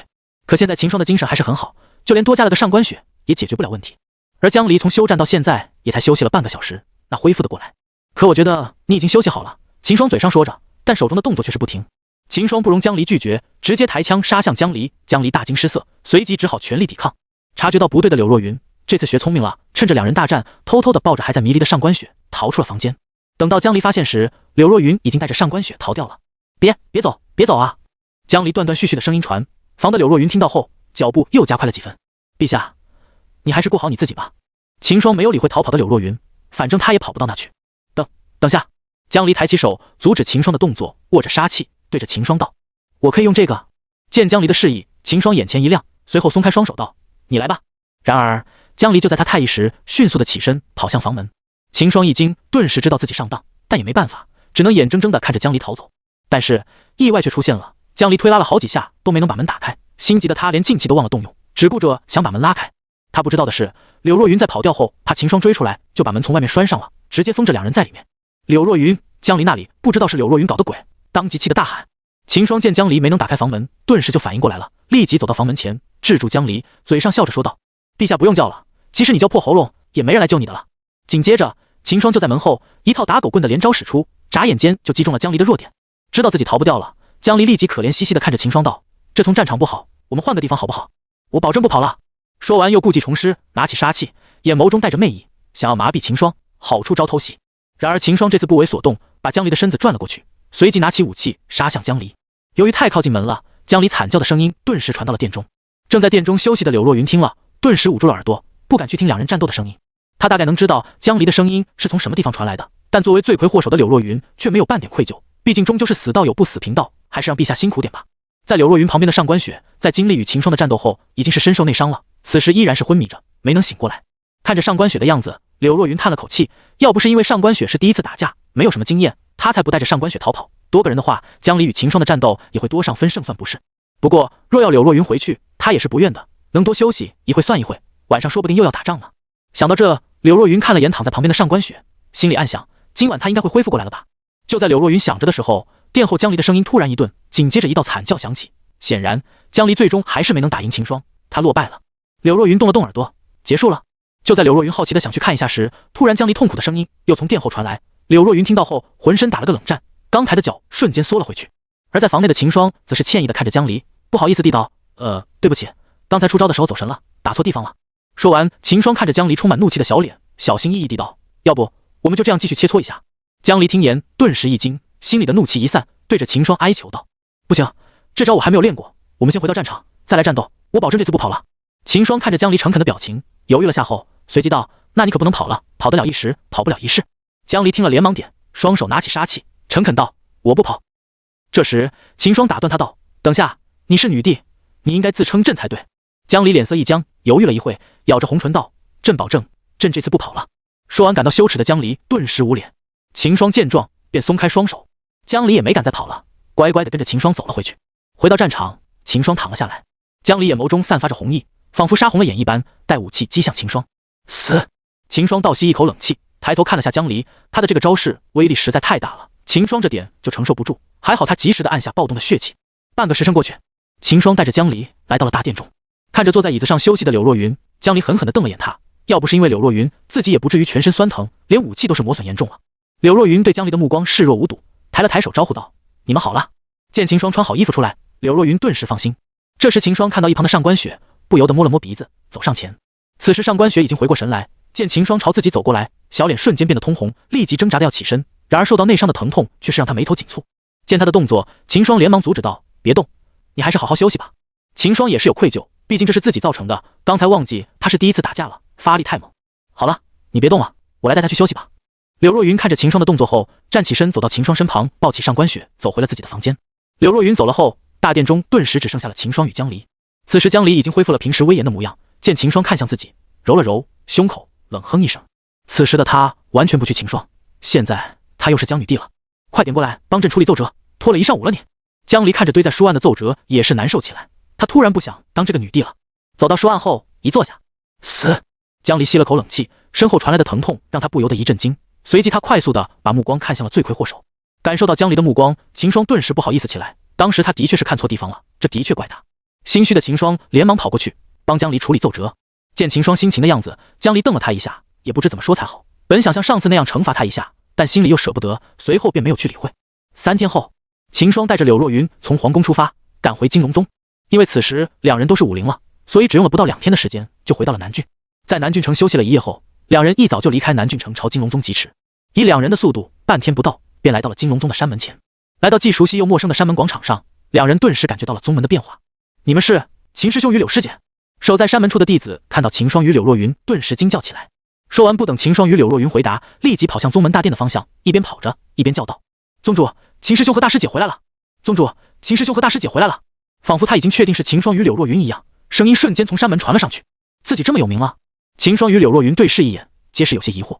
他们不知道的是，在大比结束后，朝廷立即颁发了大比的文书，传下属下的5郡。早在半年前，金龙宗就因为门下的秦霜与柳若云在大比中取得优异的成绩，被神朝嘉奖了。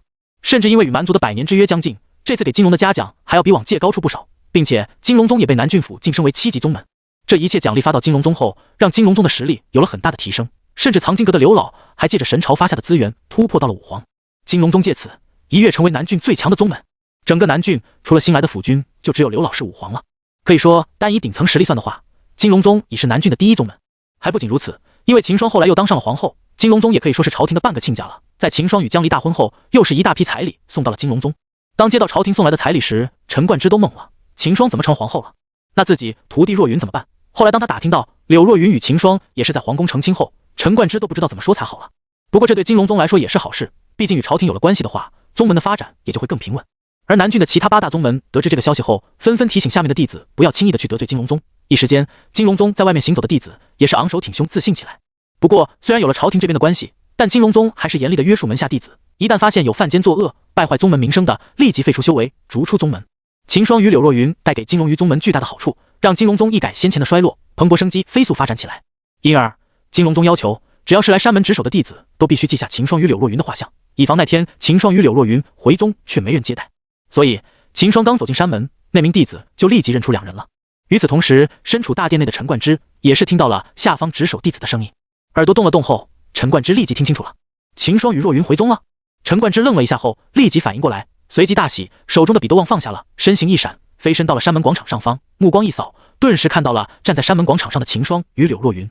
陈冠之当即走到两人面前，大笑道：“哈哈，秦霜、若云，你们回来了，太好了！来，与我回宗门大殿。从神都回来，路途遥远，先到宗门大殿休躲一下再说。”秦霜与柳若云听了，点了点头，便跟着陈冠之走向大殿了。与此同时，一旁看到这一幕的弟子纷纷离开广场，给自己的好友和师傅带去这个消息。广场中，一名身穿青袍的弟子在知道是秦霜回来后，立即飞身向山门后方疾去。一路上没有丝毫的停留，这名弟子来到了一间屋子前，一推开门，他就冲着里面大叫道：“师傅，秦霜师兄回宗了！师傅，秦霜师兄回宗了！”咻！一道人影闪到他身前，抓着他的肩膀，声音带激动地道：“你说你秦霜师兄回来了？”看到李萧然出来了，青袍弟子快速的点了点头道：“没错，当时我就在广场，我亲自看到宗主出来迎接秦霜师兄与大师姐，现在他们应该宗门大殿了。”见这名弟子这么肯定，李萧然顿时就相信了，随手给了个玉瓶青袍弟子，李萧然瞬间就闪身离开了小屋，急往宗门大殿。秦霜回来，作为秦霜师傅的李萧然无疑是最激动的，可以说现在秦霜就是李萧然的骄傲了。李萧然一生走到现在，他最自豪的就是交到秦霜这个徒弟。同时，因为门下出了个秦霜，在金龙宗的一从长老中，李萧然的人气在弟子中也是最高的。毕竟叫出了个秦霜，有这么一个招牌，金龙宗的新弟子很多都是冲着这一点来的。然而事实上，李萧然对秦霜最大的帮助就是，即使当时秦霜就要哈维修为不够，就要被逐出宗门了，李萧然也没有放弃秦霜，反而全力支持秦霜去紫玄秘境历练。当时秦霜刚穿过来，就面临着被逐出宗门的危险，但在李萧然的帮助下，秦霜得以进入宗门秘境，这才有秦霜接下来的成就。李萧然也知道秦霜的崛起与自己没多大关系，但这并不妨碍他以秦霜为豪，再怎么说秦霜也是他的徒弟。在李萧然得到消息时，宗门的其他人也是得到了消息，紧接着秦霜与柳若云回宗的消息传遍了整个金龙宗。身在藏经阁的刘老也是从一名弟子口中得知了这一消息，在愣了一下后，他立即反应过来，身形一闪，瞬间离开了藏经阁，来到了宗门大殿，晋级到了5皇。这点距离对于刘老来说，也就是弹指即到。刘老看着突然出现的刘老，秦霜与柳若云连忙起身拱手道：“对于刘老两人还是很尊敬的，特别是秦霜，当初秦霜离开金龙宗时，刘老给的3个玉符，如今还有一个留在身上。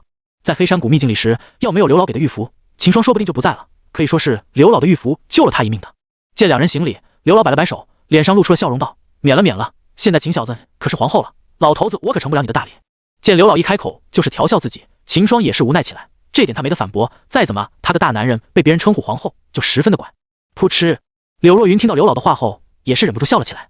刘老见状，也没有再斗秦霜了，看了眼两人后，顿时叹道：“想不到啊，仅仅1年没见，你们就都是50了，要不了多久，你们就要超我这个老头子喽。”嘴上虽是叹着，但刘老的脸上明显的露出了笑意，显然对于秦霜两人的修为尽肯的满意。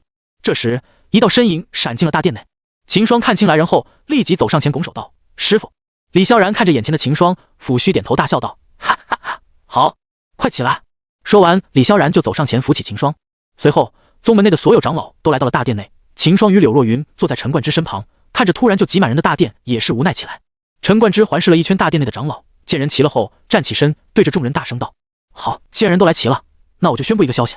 经过几位太上长老的商议，宗门决定将秦霜与柳若云破格升为荣誉长老，以后他们就是我们金龙宗的长老了。”秦霜与柳若云听了，却是一惊。要知道，两人以后的发展重心在神斗那边，就算当了长老，也没有时间带弟子啊。想了下后，秦霜与柳若云对视一眼后，就想开口拒绝，但陈冠之仿佛猜到两人的想法似的，对着两人道：“这个荣誉长老呢，就是享受长老的待遇，但你们却不需要带弟子，只要保留金龙宗的身份就可以了。”听陈冠之这么一说，两人也是明白了，就是让两人在金龙宗挂从名，其他的都不用秦霜与柳若云操心。总而言之，就是金龙宗想要保留与两人的关系，而这个荣誉长老的身份，就是两人与金龙宗的关系纽带。这样一想，秦霜与柳若云自然是接受的，毕竟两人对金龙宗也是有感情了。虽然以后可能很少回到宗门，但能保留着金龙宗的身份也是好。秦霜与柳若云对视了眼后，点了点头。随后秦霜开口道：“那如此的话，我和师姐就却之不恭了。这个荣誉长老，我和师姐当了。”好。陈冠之见两人答应下来，大喜道：“从今往后，秦霜与若云就是我们金龙宗的荣誉长老了。”陈冠之话音刚落，大殿内的长老们顿时鼓掌，朝秦霜两人庆贺。今日宗门大摆宴席，让众弟子与我等一起为两位长老庆贺。陈冠之看了眼殿内的众人，高兴地说道。他一说完，大殿内的长老也是随着附和，对着秦霜与柳若云恭喜。其中就有一位长老看秦霜的眼神略显复杂，他就是王阳的师傅三长老。在王阳死了不到半个月，三长老就发现了王阳的身死，以及知道杀害的凶手就是秦霜。但那个时候，秦霜已经夺得南郡大比头名回来了。当时他就已经没有想要为王阳报仇的心思了，毕竟秦霜当时为宗门夺得了荣誉，并且还是宗门崛起的希望，而王阳只是几百弟子中的一个而已。况且他也了解到王阳因为起了杀人夺宝的心思，而被秦霜反杀的，所以他就更不可能去为王阳这个死掉的弟子去开罪秦霜了。而秦霜为宗门带来的荣誉与资源，以及金龙宗的一系列变化，让他很庆幸自己没有对付秦霜，不然他自己都想拍死自己了。看着眼前的秦霜，三长老心中一时间五味杂陈。秦霜感受到三长老的目光，转过头对着他点头轻笑。三长老见了，也是回了个微笑，一切的往事都随着这个笑意过去了。随后与陈冠之等人又谈了会后，秦霜便带着柳若云在宗门逛了起来。1年过去，金龙宗除了实力的变化外，其他的地方变化也是很大。由于晋级为7级宗门，金龙宗的地盘也是大了不少，宗门也因此扩建了许多的建筑。很多地方秦霜与柳若云一下都是认不出来了。不过随着两人走到后山后，熟悉的感觉又回来了。两人的不远处，一座茅草屋立在林子中间，秦霜看到他后也是一阵惊喜，没想到他还在，这个就是秦霜之前在金龙宗居住的地方。走进熟悉的屋内，秦霜发现屋子居然和他离开金龙宗时一模一样，不同的只有屋内的摆放的家具都散发着光泽，一看就知道经常有人来打扫。看着整齐洁然的屋内，秦霜点了点头，宗门也是有心了。随后秦霜便与柳若云在屋内休息起来，毕竟连续赶了3天的路，两人精神上也是有些疲惫了。与小屋内的安逸不同，金龙宗内的氛围变得空前的热烈，全宗的弟子都知道秦霜与柳若云当了宗门的荣誉长老了。虽然是挂名，但也说明两人对宗门还是有感情的。而相比于很多弟子到了一定的实力就离开宗门，秦霜与柳若云可以说是十分重感情的人了。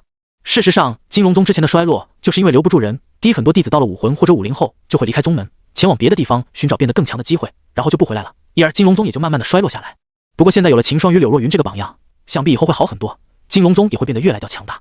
时间转眼就到了晚上，金龙宗的大殿内，秦霜与柳若云坐在前方的席位上，两人旁边就是陈冠之与金龙宗的太上长老，还有一位来克南郡的新任府君。也不能说是新任了，毕竟谢峰卸任南郡府君也有1年了，这个府君的任辽也快有1年了。他在得知秦霜回到了金龙宗后，便马不停蹄的来到金龙宗了。毕竟再怎么说，秦霜也是江离的皇后，他知道秦霜回南郡却不来见下，也说不过去。而且这个府君也是有着自己的小心思的，现在神朝只要有点关系的官员都知道，秦霜这个皇后很得女帝宠爱，为了秦霜女帝已经好几次没有去上朝了。这个南郡府君自然也是知道这点，便想过来抱下大腿，看能不能把自己调回神都或者其他群去。他也知道朝廷和蛮族的100年之约快要到期了，而现在南郡可以说随时都有危险，说不定那天那些10万大山里的蛮子想不开，突然杀进南郡都有可能。所以这个府君一直在走动关系，想要调离南郡。但神都内很多官员都不鸟他，开玩笑，一个萝卜一个坑，把他调走了，又派谁来当南郡的府君？神都那些官员也是精明的很。虽然说朝廷已经缓缓向南郡增兵，但谁又能保证蛮族那边派了多少兵力驻扎在南郡旁边的10万大山里，因而很多的官员都不想冒这个险。一方面频繁的上书要江离调兵到南郡驻守，一方面又在推断蛮族会在什么时候打过来。只要他们能确定南郡这边的胜率在5成以上，那都不用这个府郡找关系，立即就会有人主动申请调来南郡了。目前他们就是不能判断蛮族那边的想法是什么，所以才不敢轻举妄动，都在等消息。宴会上，一群人推杯换盏，期间南郡的府君也找到秦霜聊了几句，但秦霜很快就察觉到了他的意图，没有再和他多聊。见秦霜不怎搭理自己，南郡府君顿时就知道秦霜这里走不通了，也没有过多纠缠。要是抱大腿不成反面误了秦霜，他就得不偿失了。宴会进行了1个时辰，最后都宾主尽欢而散。秦霜与柳若云也是回去了茅草屋休息，两人的计划就是回到宗门看一下宗门的近况。现在看到宗门欣欣向荣，两人也就放心了。所以秦霜与柳若云打算明日就动身返回神都，毕竟秦霜就计划在这个月结束后就离开神朝了，要花费过多的时间在金龙宗这里也没必要。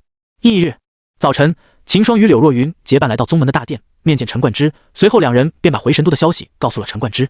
陈冠之也知道两人不会在宗内逗留多久的，但他却没想到两人会这么快的就要回神都了。在劝了两人一会后，陈冠之便得知了秦霜要离开神朝去历练的消息，顿时陈冠之也不得不佩服起秦霜了，以武林的修为就敢游历大陆，不得不说秦霜的胆大。见两人心意已决，陈冠之便没有再劝了，而通知了刘老与秦霜的师傅李萧然。半个时辰后，一行人来到山门外，陈冠之看了下两人后，叹了口气道：宗门现在是没有什么能帮到你们的了，但宗门永远欢迎你们回来，宗门的大门永远为你们敞开。秦霜听了也是点头道：我也永远是宗门的弟子。说完，秦霜从怀拿出一个戒指递给了陈冠之道：这是我1年中历练得到的一些资源，对宗门应该会有所帮助，还请宗主收下。这是秦霜在黑山谷的剑宗秘境中得到的一些资源，现在马上要离开金龙宗了，也不知道什么时候会回来。秦霜便拿出了一部分交给陈冠之。陈冠之看了眼秦霜的脸色，犹豫了会后便点了点头，接过秦霜的戒指道：那我就替宗门收下，这些资源都会放在宗门宝库里，等待合适的人。秦霜听了点了点头，既然交给宗门了，那怎么处置就是宗门的事了。秦霜相信陈冠之会做好这点的。接着秦霜又走到刘老的面前，拿出了一个玉佩交给刘老道：刘老，这是我和师姐收集的一些功法与战技，麻烦把它们刻录下，放到藏经阁里，让宗门的弟子学习吧。里面在一部地级功法与一部地级掌法，都是宗门欠缺的，到时候宗门看着让门内的长老与弟子休息吧，只要不随便泄露出去就行。秦霜说的地级功法正是蟒窟经的上半部，地级掌法就是与柳若云在玄龙秘境中得到的金云掌。金云掌也是在问过柳若云与柳依依，得到两人的同意后，他才放到这里面的。听秦霜说完，刘老惊的瞪大了眼睛，地级功法与地级掌法。一旁的陈冠之与李萧然也是震惊的看着秦霜手里的玉佩。要知道金龙宗内最高的功法与战技都只是玄级高阶，也正因为如此，刘老才迟迟不能突破到武皇，宗门也留不住人。现在秦霜拿出的功法可是解决了金龙宗的大问题啊！而有了功法后，刘老以后想要晋级也不会像现在这样那么困难了。刘老也不和秦霜谦虚了，颤抖着手接过秦霜手中的玉佩，随即立即放在怀里收好。秦小子，柳丫头，我也不说什么虚话了，你们这份恩情老头子我记在心里了，以后有事要宗门帮忙的，你们尽管开口。你放心，这个功法与战技我一定会好好深管，挑好的弟子与长老休息，绝不泄露出去。刘老感动地看着秦霜与柳若云道。秦霜听了点了点头，随后摆手道：我不也是宗门的一份子吗？这也是为宗门做点贡献了。说完后，秦霜道：对了，麻烦刘老帮我把那地级功法与掌法也抄录一份给我师傅吧，我一时没来得及，忘记录多一份了。一旁的柳若云也是道：也帮我师傅录一份吧。秦霜听了随即点头道：给一份宗主与我师傅，至于宗门内的其他人，刘老你看着传授吧。玄级与黄级那些随便让宗门的弟子学习，不过地级的2本牵扯着一些事情，刘老还是看人来传授吧。蟒窟的确牵扯着一些事，而金云掌则是秦霜与柳若云、柳依依一起得到的。虽说柳依依也同意秦霜和柳若云把功法传给宗门了，但还是要顾及柳依依的感受，不能让功法泛滥开来。刘老听了后，脸色凝重的点了点头，随后对着旁边的李萧然道：那萧然和冠之，你们明天来藏经阁吧，到时候我再把功法与战技抄录给你们，这个原本我要留在藏经阁了。李萧然听秦霜说了后，心里大喜，脸上也是露出了激动的神色，心里不由感叹，收下秦霜当徒弟，应该是他这辈最幸运的事了。随后听刘老所说，李萧然也是摆手道：我没意见的。陈冠之也是神色激动的点头道：我也是没意见。在交代完这些事情后，秦霜与柳若云便准备出发了。对着刘老与李萧然，陈冠之一拱手，秦霜道：刘老你们不用送了，以后我们还是会回来的。刘老他们听了只好道：那你一路顺风，我们在宗门等你们回来。秦霜与柳若云听了点了点头道：再见。话说完，秦霜与柳若云看了一眼山门后的金龙宗，随即转身离开山门，朝神都的方向赶去。看着两人的背影，刘老不由感叹道：宗门能有这2个弟子，真乃是我等的幸事啊。叹完后，刘老又拍着李萧然与陈冠之的肩膀道：你们运气好，收了个好徒弟。李萧然和陈冠之也是深以为然的点了点头。3天后，秦霜与柳若云回到了神都皇宫凤栖殿内。看到秦霜与柳若云回来，江离也是有些惊喜，原本他以为两人要过半个月才能回来呢，没想到这才过了7天就回来了。7天不见，他也是很想秦霜了，自他和秦霜成亲后，还是第一次分开这么久。但为了保持自己威严的形象，江离还是压下了心里的惊喜，走向两人。你们怎么不多留一会，这么快就回来了？难道是衣锦还乡的感觉不爽？江离不由打趣两人道：也不是这么说，只是回到宗门后，发现继续留在那里也没什么用，该帮的能帮的我都帮了，再留下去我也修炼不了，还不如回来。秦霜当没听到江离的调侃，解释道。柳若云听到后也是认同的点头道：的确如此，如今我们的修为都在武灵，在宗门也提升不了多少。接着秦霜看着江离的小脸道：其实我这么早回来也是有原因的。这下江离好奇了，忍不住问道：什么原因？见他好奇，秦霜笑了笑后，一把拉过江离，抱着他，把头埋在他的发丝里道：那是因为我想你了。秦霜突如其来的举动与情话，一下子让江离懵了，愣在秦霜怀里，过了一会才反应过来。顿时江离的气质大变，从刚才的女帝突然的变成了一名娇羞女子，小脸瞬间变得犹如熟透的苹果一般，让人心馋。一旁的柳若云看了眼抱着的两人，翻了个白眼，随后便没有管两人，自顾自地走回殿后的房间。这几天他一直和秦霜在一起，晚上可没少和秦霜锻炼身体，现在柳若云也是不想去挑逗秦霜，还是交给陛下来吧。而江离感受到柳若云的目光，顿时就惊醒了，瞬间推开秦霜，恢复到平时威严的模样，淡然地道：是吗？可朕却是不怎么想你呢。嘴上虽是这么说，但江离慌乱的眼神与通红的脸颊却是把他的内心出卖了。看着他的小表情，秦霜却是觉得这时的江离可爱无比，再次拉过江离，抱着他，秦霜问道：陛下，你的奏折处理完了没有？江离被他抱着正害羞，一时没反应过来，徒儿去处理完了。说完后，江离便后悔了，因为他知道秦霜为什么会这么问了，当即他试图挣扎道：放肆，大白天你怎可如此无礼，还不快松开。然而秦霜却是看出了他的外强中干，笑了下道：陛下，我不是你的皇后吗？这几天我不在，福待不了你，现在我回来了，可就要好好补偿你了。说完不等他回答，秦霜便一把抱起了他，缓步走向殿后的房间。小别胜新婚。秦霜与江离这次的战斗可比之前要疯狂得多。时间一晃，半个月过去了，今天秦霜就要离开神斗，到大陆的其他地方游历。早在几天前，秦霜就选好了此行的目标大玉。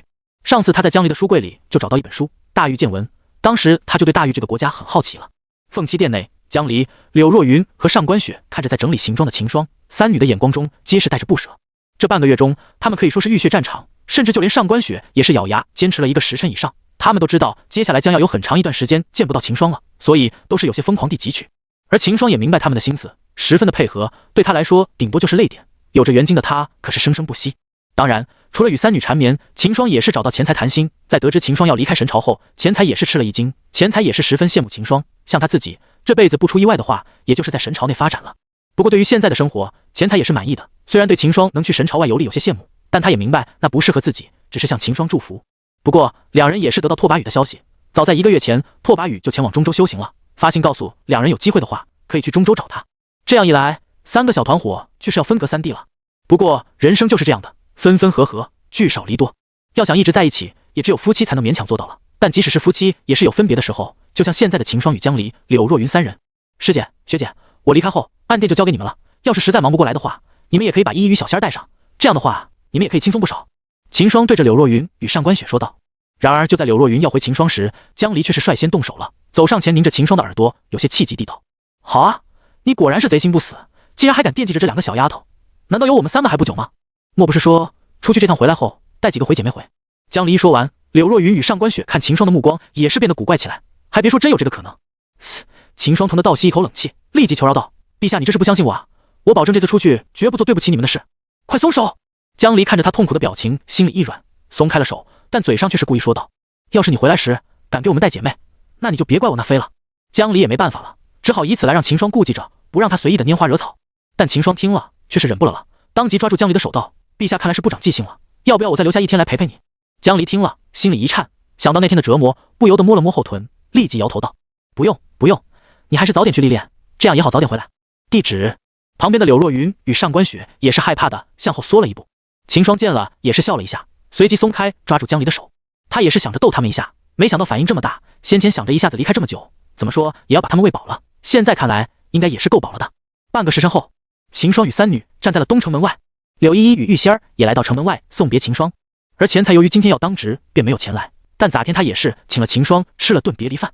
此时玉仙儿却是有些可惜的看着秦霜，他原本都计划好了找个机会和秦霜生米煮成熟饭，这样就可以和若云姐永远在一起了，没想到现在秦霜却是要离开神朝去历经，准备好的计划一下子泡汤了。不过他也没有灰心，反正秦霜这坏胚又不是不回来，等他回来后再实施计划便是了。在与柳若云3女倾诉了一会后，秦霜走到柳依依与玉仙儿身前，抬手摸了摸玉仙儿的脑袋。秦霜对着两人道：依依小仙，我不在神朝的这段时间，就麻烦你们帮一下子师姐与学姐了。还有就是要好好修炼，别等我回来了，你们还是武魂，那我可就要笑了。柳依依听了，挥低手道：“姐夫你去吧，姐姐我会帮你照顾好的。”玉仙儿则是嘟着嘴道：“又随便摸我头，个个都这样，都长不高了。坏呸！你在外面可要小心行事了。等你回来，我给你个惊喜。”他这么一说，秦霜顿时来了兴趣了，问道：“什么惊喜？”玉仙儿听了，小脸一红，随即摆手道：“哎呀，等你回来就知道了。”秦霜见状也没有再追问，反正顶多1年他就回来了，到时候不就自然知道了。最后，秦霜对着几人挥了挥手后，开口声道：“我走了，你们不用送了，等我回来。”说完，秦霜转身就朝远方疾驰而去，不一会，身影就化为了一个小点，随后消失在众人眼前。见秦霜的身影消失，江离收回目光，对着旁边的众女道：“走了，我们回去吧，再看也看不到什么了。”见他这么说，柳若云几人也是点了点头，随后反身走回城内。而在城门的上方，一道妩媚动人的身影也是在看秦霜离去。见秦霜走了后，便收回了目光，眼神中带着丝许的失落，随即就转换为了坚定。刚走进城门的江离看着眼前的几女以及城门上方的那道人影，心里升起了几分恼怒。这小贼的桃花可是不少啊！想到这，江离想到了个主意来，稍微惩戒秦霜。摸了摸下巴，江离想到，好像宗族里的表妹十分擅长变装之术，那等小贼回来，你自可得好好吓他一下才行。几人一路回到皇宫，刚走到宫门，便看到了守在宫门处的陈峰与风无极。江离看见陈峰身旁的风无极，眼中瞳孔顿时一缩。五弟，陈峰倒是认得，就是上次小贼让他来给柳若云送的雪莲，但他旁边的五弟就得可疑了，哪来的五弟？神朝内的五弟也是有数的几个，而眼前的这个江离明显是不认得的，这就很危险了。他立即警惕地站在几女身前，看着两人道：“陈峰，你们这是？”陈峰与风无极看到江离等人后，立即对着江离拱手道：“见过三位夫人，我们奉公子之命来听从夫人们的指挥，同时负责夫人们的安全。”江离听了一愣，公子，但他很快就反应过来了，两人口中的公子说的应该是秦霜了，这让他心里更惊了。秦霜带来的五弟手下，陈峰这个五无极还说得过去，但另一个五弟就让江离疑惑了。见江离疑惑，陈峰与风无极便从身上拿出了秦霜给的暗殿长老令牌，递给江离，随即道：“这是公子给的身份令牌，还请夫人过目。”江接过看了眼后，便不再怀疑两人的身份了，把令牌交回给两人，随即道：“既然是他让你们来的，那你们就先在宫内担任着禁军统领一职吧，等我们要出去时会通知你们的。”他也想到了秦霜的用意，想来是放心不下柳若云与上官雪，所说才把这两人留下来的，但是这样的话，小贼岂不是很危险？江离顿时就担心秦霜的安全了。是，陈峰与风无极拱手道。随后，江离便让上官雪带着两人去登记身份了。而此时已身在神都千里之外的秦霜，嘴角上露出了些笑意，心里暗想着，想必他们已经见到陈峰与风无极了吧？其实秦霜也不是没有考虑过把风无极带在身边，但他一想到这次出来是为了历练的，他便放弃这个想法了。带着风无极的话，秦霜心里就会有松懈，而秦霜此次出来却是为了逼一把自己，所以想到这他便放弃了这个想法了。反而把陈峰与风无极留在他们那边的话，秦霜更能安心的去历练。一晃3日过去，秦霜来到了神朝的东郡。东郡在神朝内是除了中郡外实力最强、商业最繁华的郡，甚至在某些方面，东郡要比神都更为发达。比如船业，一般在神朝内，人们出远门都会选择搭乘非洲，这个就算是普通人，只要出得起钱也是可以搭乘的。但在东郡内，船这个交通工具却要比非洲更受欢迎。原因就源自于东郡发达的水路，在东群内河流发达，一条千里宽的大江流过东郡，将神朝与南州中分隔开来。同时，东郡内部也有众多大江的支流交叉互汇，因而整个东郡的水路自上而看，犹如一张巨大的蛛网，镶嵌在了东郡内部。也正因水路的发达，东郡的人通行则是更喜欢走水路，既节省成本，又能游览一路上的风景。这次秦霜也是选择乘船去边境。走出城门，秦霜立即就看到了泊在岸边码头的一众小船与几艘楼船，这些都是等着载客的船只，两者是各有好处。乘坐大的楼船会安全很多，毕竟水中也是有着妖兽的。虽说在神朝的治理下，东郡水域的妖兽已经是很少了，但普通人的话还是会选择乘坐楼船。而这些小班的客户，则是那些喜欢游山玩水的武者了，有着实力，不怕水中突然冒出的妖兽，自然是乘坐只搭载几人的小船。这位公子可是要乘船？见秦霜走到码头，顿时就有船夫围上来询问。秦霜看着眼前的老头，点了点头道：“可否跑一趟兰江？”老头听了，立即回道：“可以是可以，不过这路途太远了，费用上会稍微贵些。公子你可以放心，老头我这里的费用绝对是最实在的。”秦霜听了，却没有在意这些，摆了摆手道：“钱不是问题，我急着赶路，还是早点出发吧。”老头听了大喜，知道自己是碰到贵客了，当即躬身道：“那请公子随小老来。”说完后，带着秦霜走向自己的小舟。片刻后，秦霜站在了小船的船头。撑船的老头是名大武师，有着修为的他很好的控制住小船的速度，让小船既快速又平稳地驶向前方。微微的江风拂来，犹如调皮的小手一般，吹动着秦霜额前的发丝。时不时的有条小鱼跃出水面跳，荡起一圈圈的水波，蔓延到小舟边上。身着白袍的秦霜置身于江水之上，看起来犹如绝世画卷里的翩翩公子。这时，从后方驶来一艘楼船，经过秦霜的小舟时，楼船上的乘客一阵骚动，不少的姑娘皆是走护栏边上，抬头看向秦霜，想要看清那宛如谪仙人的白袍公子的面容。秦霜对此也不以为意，只顾地看着江上的风景。突然，一张深渊巨口出现在了楼船的前方，一条10米长的大鱼跃出水面，张着巨口咬向楼船上方的人群。啊！原本围在栏杆上的人群瞬间惊慌失措地尖叫起来。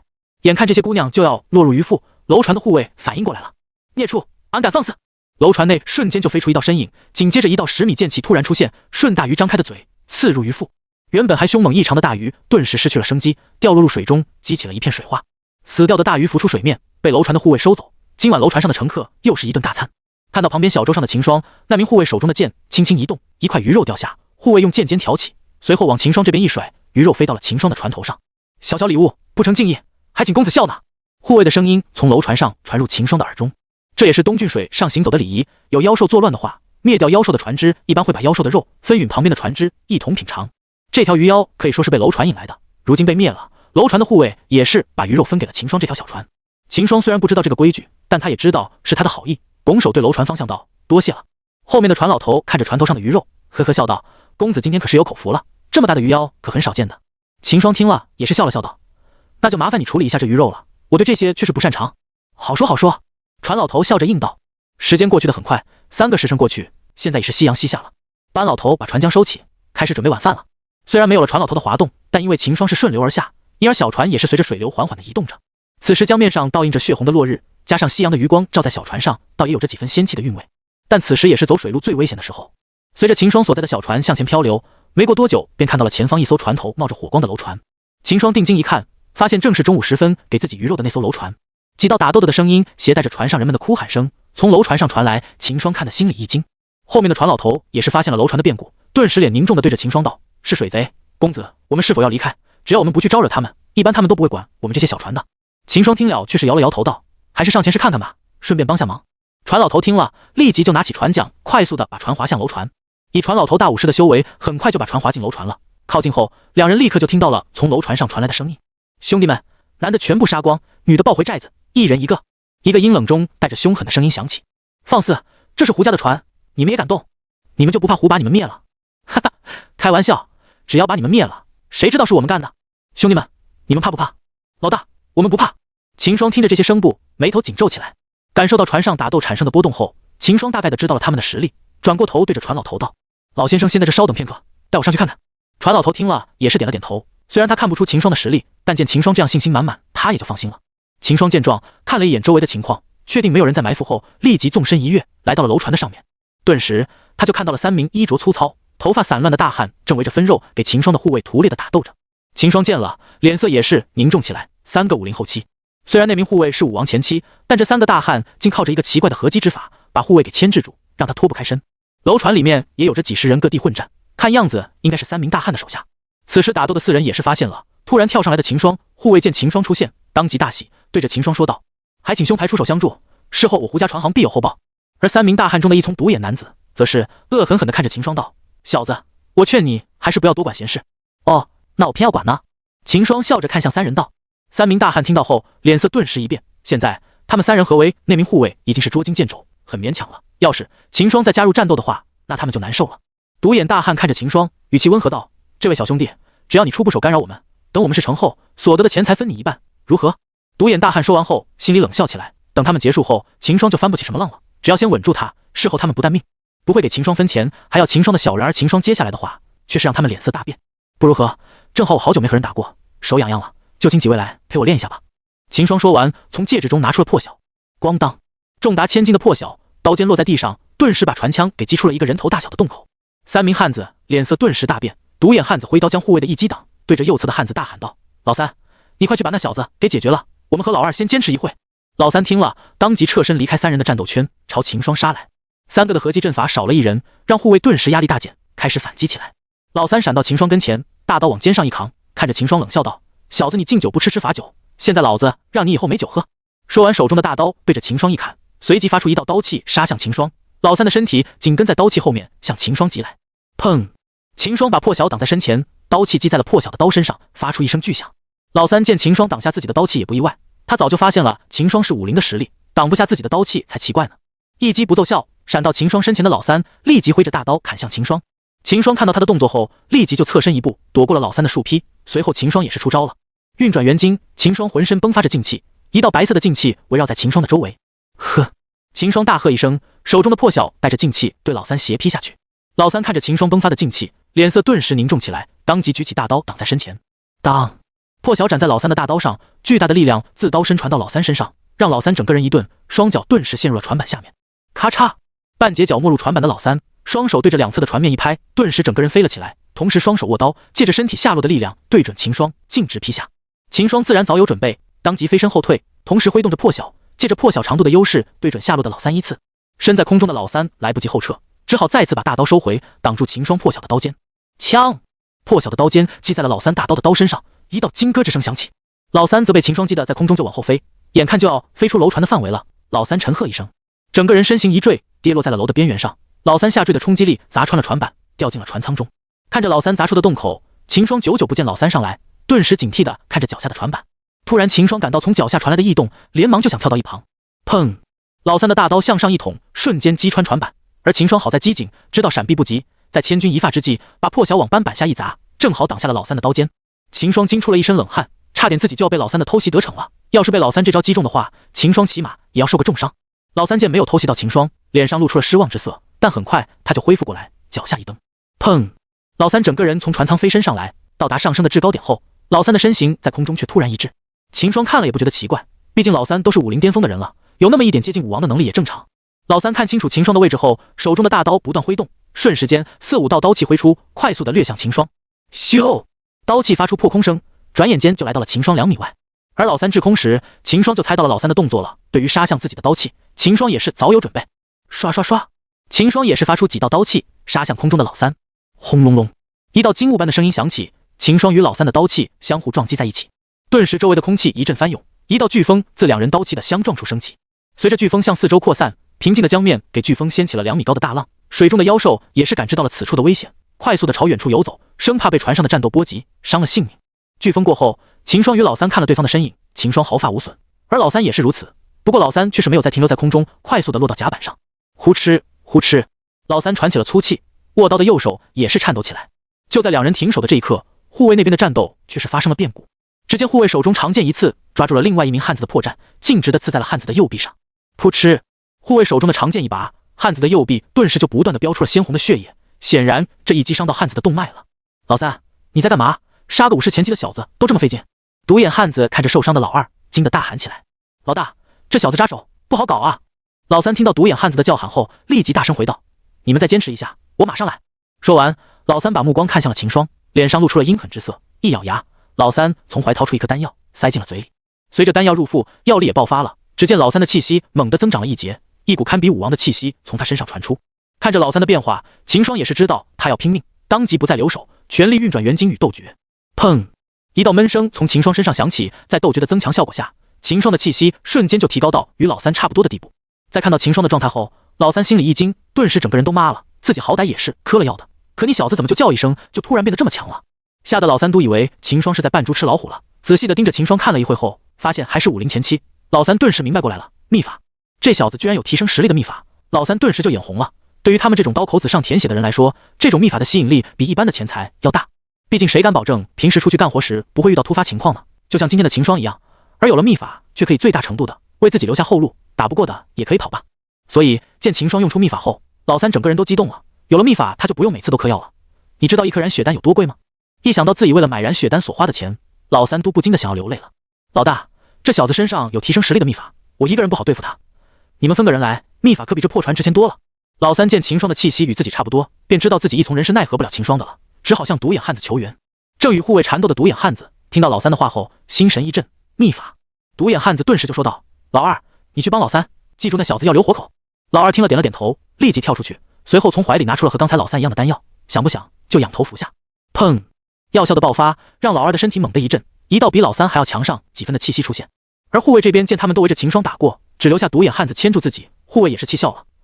你们3个人都是只能拖住我，分一个人出去就算了，如今却是只留一人，就算牵制住我。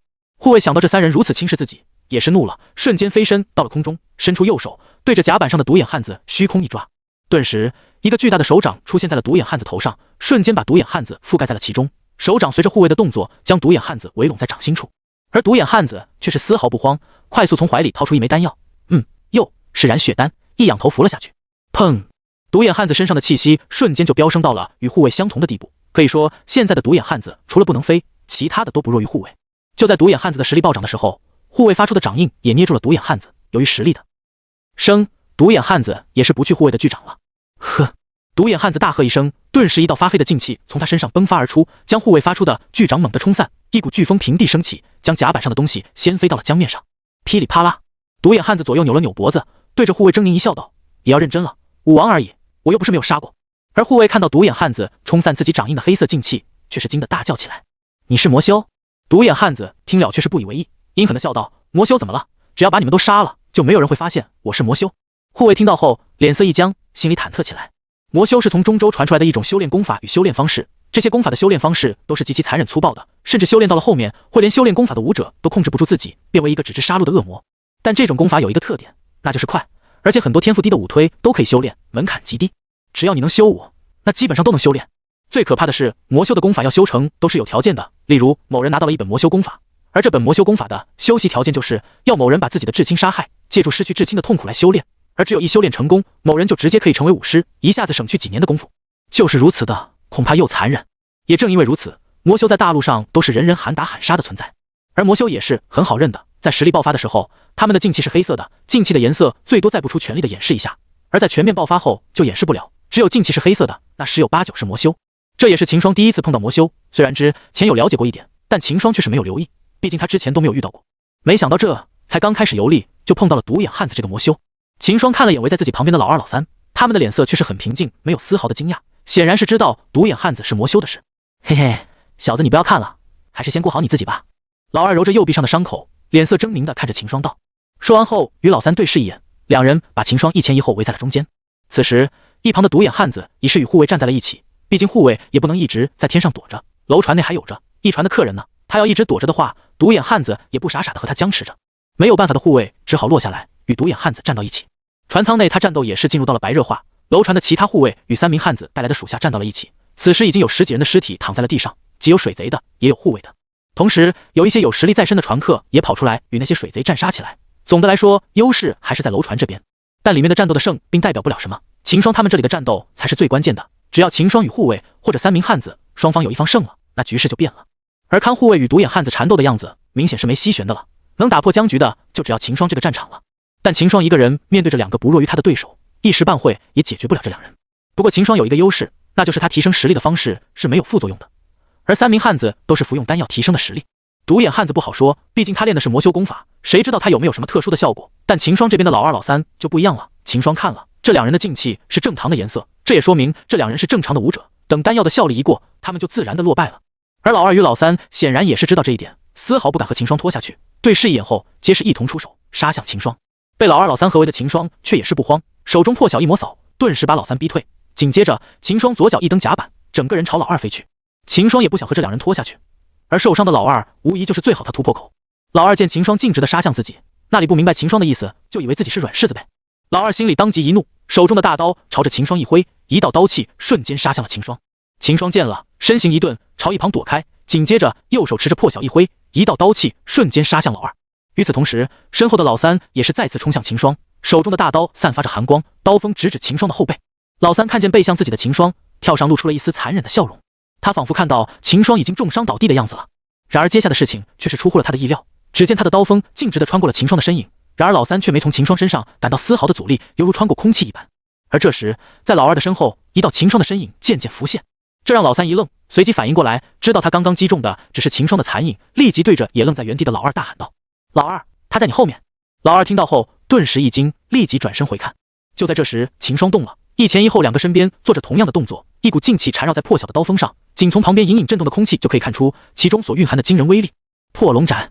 秦霜大喝一声，紧接着2道刀气从秦霜的2个身影击出，唰！蕴含着恐怖威力的刀气一瞬间爆发，旁边的空气在刀气的影响下也是变得灼热起来，2道刀气一前一后的杀向老二。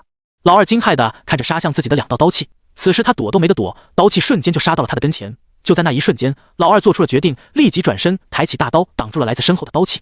他再赌，他认为2道刀气不可能都是真的，肯定是一真一假，只有1道是真的，至于另1道不过是障眼法而已。此时他就是在赌他身后的这道刀气是真。砰！瞬间刀气就击到了老二身上，感受到从大刀上传来的巨力，老二心里一喜，以为自己猜中了。然而另一道刀气击中他时，他的脸色顿时一变，噗，刀气划过，如同砍瓜切菜一般，把老二分成了两半。老二最后的念头就是怎么会两道刀气都是真的？老二的上半截尸体掉在了甲板上，双眼中充满了不可置信的神色，死不瞑目。见到老二身死，老三顿时又惊又怒，就连握刀的右手也是颤抖不已。咕噜，老三滚动了一下喉咙，随即惊叫道：“二哥！”老三的惊叫引起了正在缠斗的护卫与独眼汉子的注意。看到老二身死，独眼汉子也是惊叫起来：“老三怎么回事？你们两个加一起都打不过那小子！”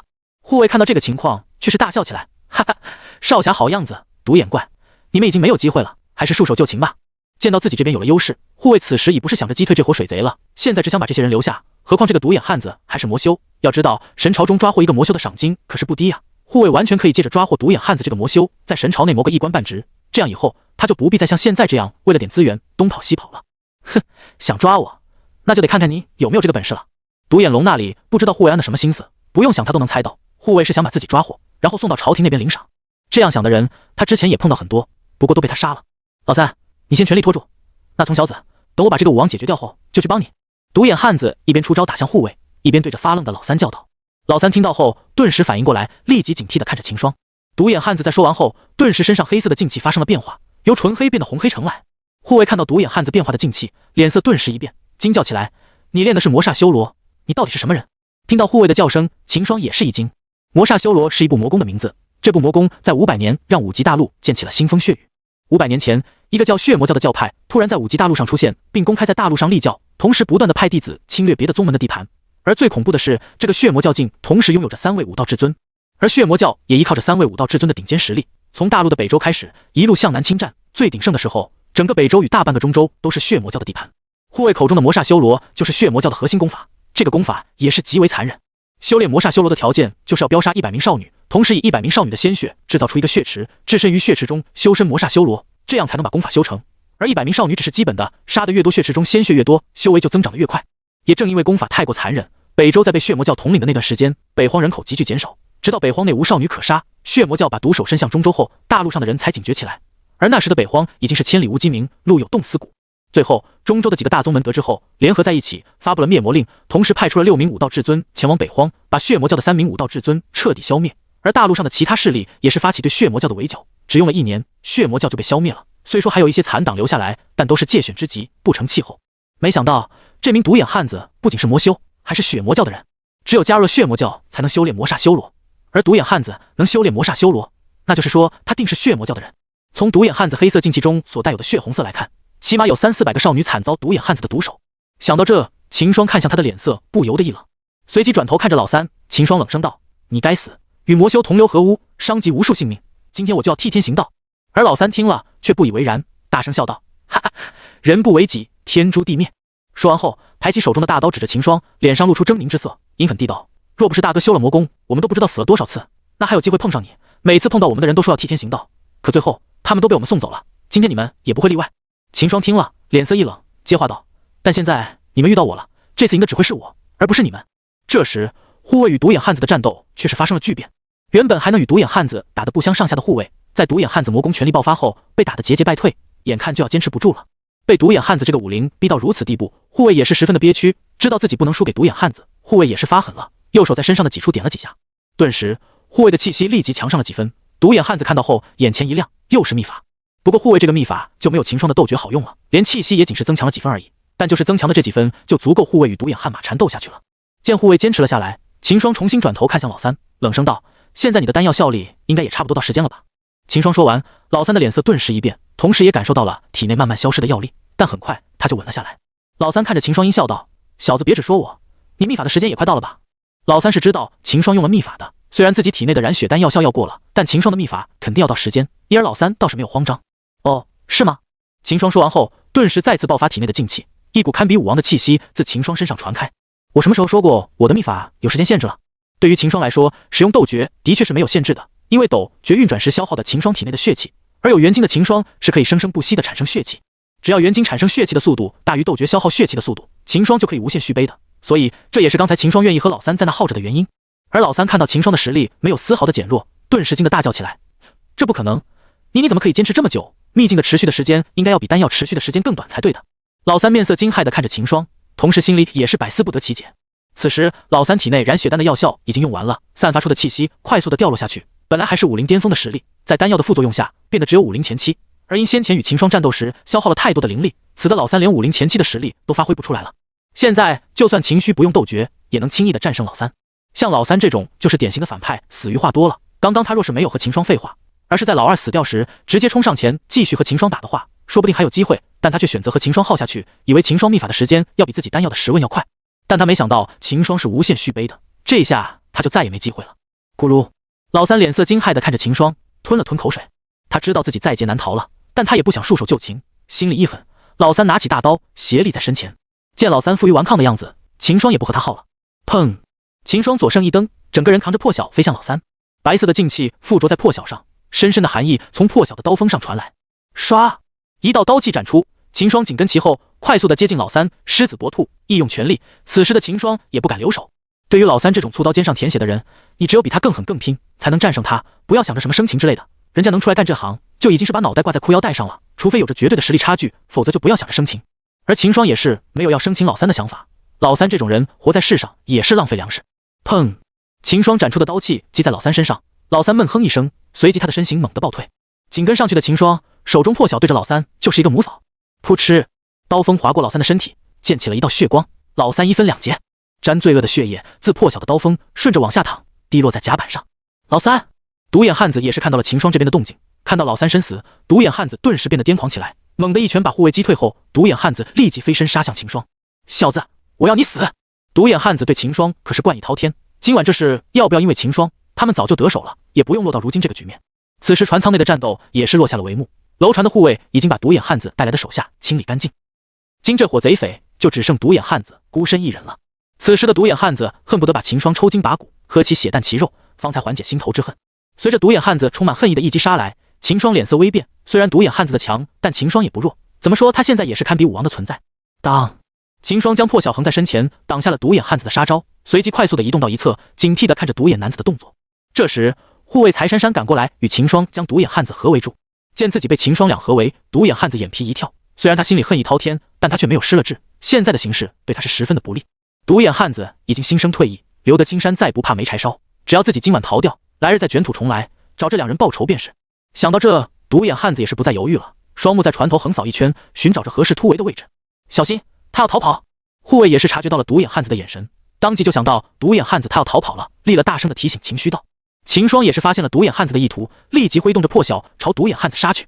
旁边的护卫见过秦霜杀向前，身形一动，也是紧跟着秦霜杀向独眼汉子。独眼汉子见自己的意图被两人发现，顿时知道短时间内自己是跑不掉的了，便想着与两人缠斗一会，等两人放松警惕后再找机会。想到这，独眼汉子顿时爆发体内的劲气，黑中带着血红的劲气一出现，场上的众人顿时感到了一股杀气溢出。利用300-400名少女的生命以及怨念所形成的杀气，自然是非同小可。刚才护卫就被独眼汉子依靠这点杀得节节败退，逼得用起了秘法。而现在秦霜感受到这股杀意后，也是心里一惊，不过他却没有害怕。怎么说，秦霜也是历经武道至尊的压迫洗礼的，独眼汉子的这道杀气虽然强大，但还不至于强到让秦霜害怕的地步。相反，感受到独眼汉子的这道杀气后，秦霜的心里慢慢的被怒火所占据，一想到这杀气的背后是几百少女的性命，秦霜就止不住对独眼汉子的杀意。枪！秦霜的破晓击在了独眼汉子的大刀上，巨大的冲击力自两人的碰撞处升起，冲击波朝船头的其他人肆虐而去。秦霜脚下一沉，咔嚓，甲板已是不堪重负，木屑携带着劲气往一旁飞去，发起一阵破空声。独眼汉子也是闷哼一声，受秦霜的劲气所影响，脸上一红，随即好像压抑着什么似的，喉咙滚动了下。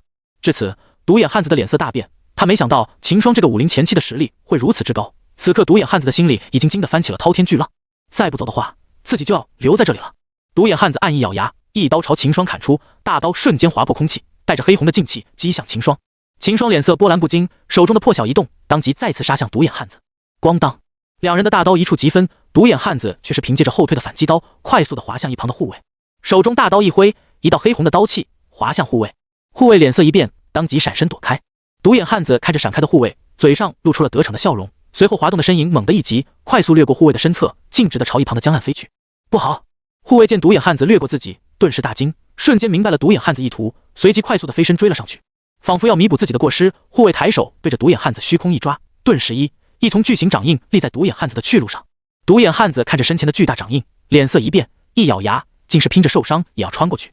而这时秦霜这里却是有了动作，在独眼汉子后退的时候，秦霜就大概要猜到他的意图了。随即秦霜快速的把破晓插在了甲板上，双手舞动，一道白色的劲气随着秦霜双手的动作缓缓的凝聚成了一个白色掌印。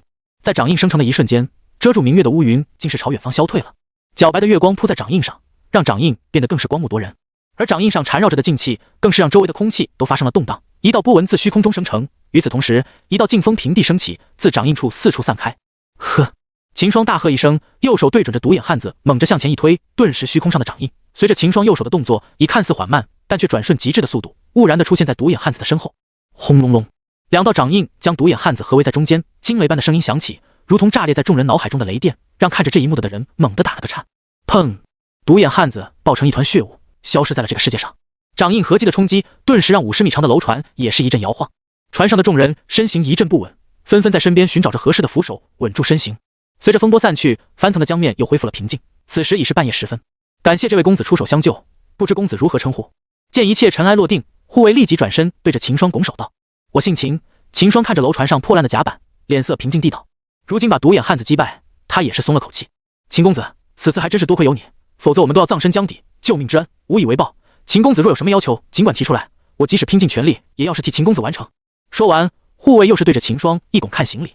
与此同时，走出船舱的一些客人也是对着秦霜行礼道：“谢过秦公子。”秦霜见了，连忙摆手道：“路不见不平，秦某也是顺手而为，诸位不必介怀。若真要感谢，就请这位大哥再给我一块鱼肉吧。”秦霜说完后，看着护卫，脸上也是露出了笑意。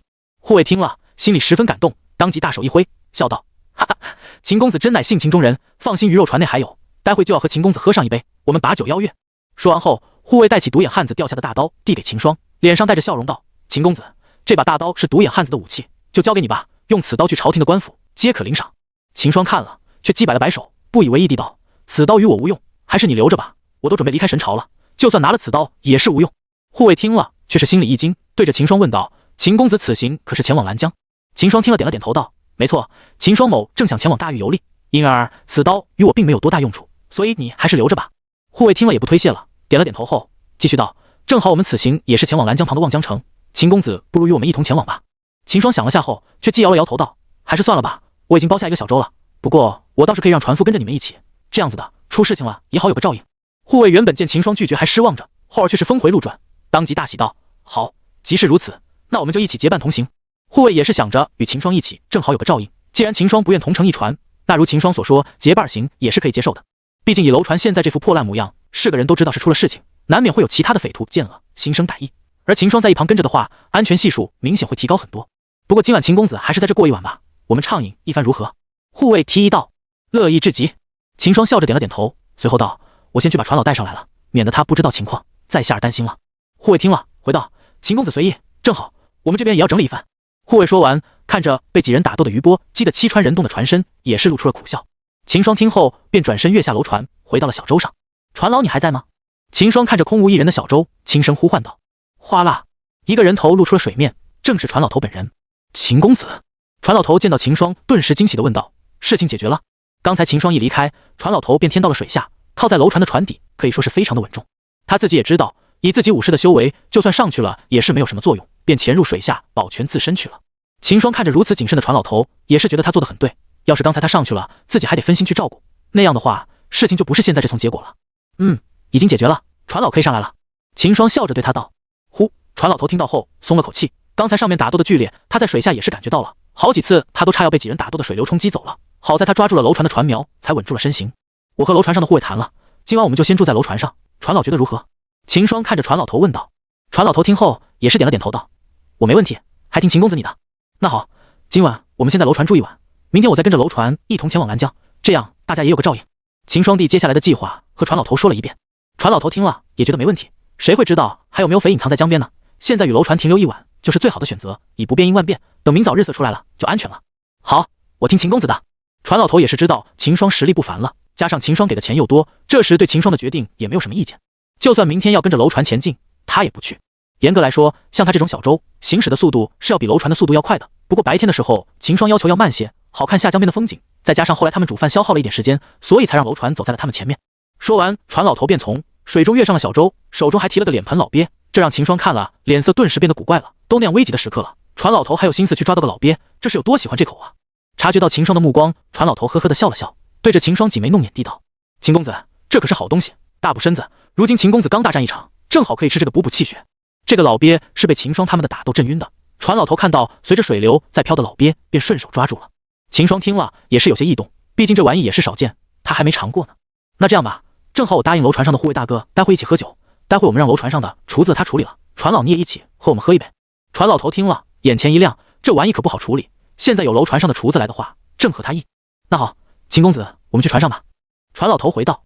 秦霜看了眼船老头还在往下掉水他衣服，提醒道：“船老，你还是先去换身衣服吧，我就在这等你。”船老头一愣，随后反应过来，看着身上湿漉漉的衣服，一拍脑门道：“光顾着这老鳖，都忘了，谢谢秦公子提醒，我这就去换身衣服。”船老头说完，把手中的老师递给秦霜，随后走进船舱换衣服去了。片刻后，秦霜与船老头来到楼船的甲板上，此时楼船的甲板几是给人补好了，原本的7、8个大洞口被人用新的木板覆盖上了。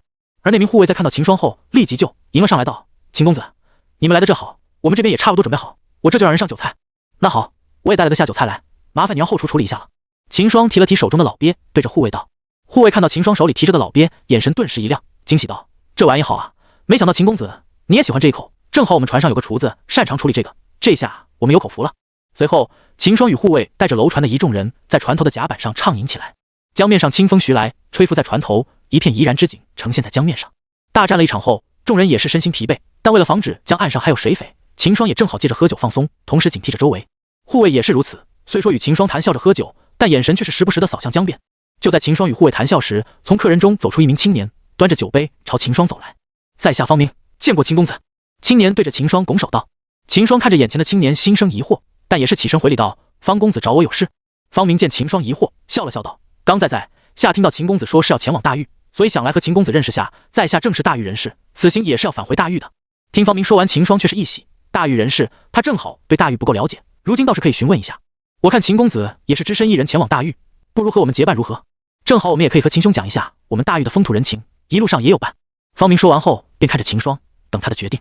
他也是见秦霜实力如此之强，起了结交之心，才前来与秦霜这么说的。加上以秦霜的实力，接下来的路程上，他们也会避免很多麻烦。护卫在一旁见了，也没有作声。此事还是得看秦霜自己的想法。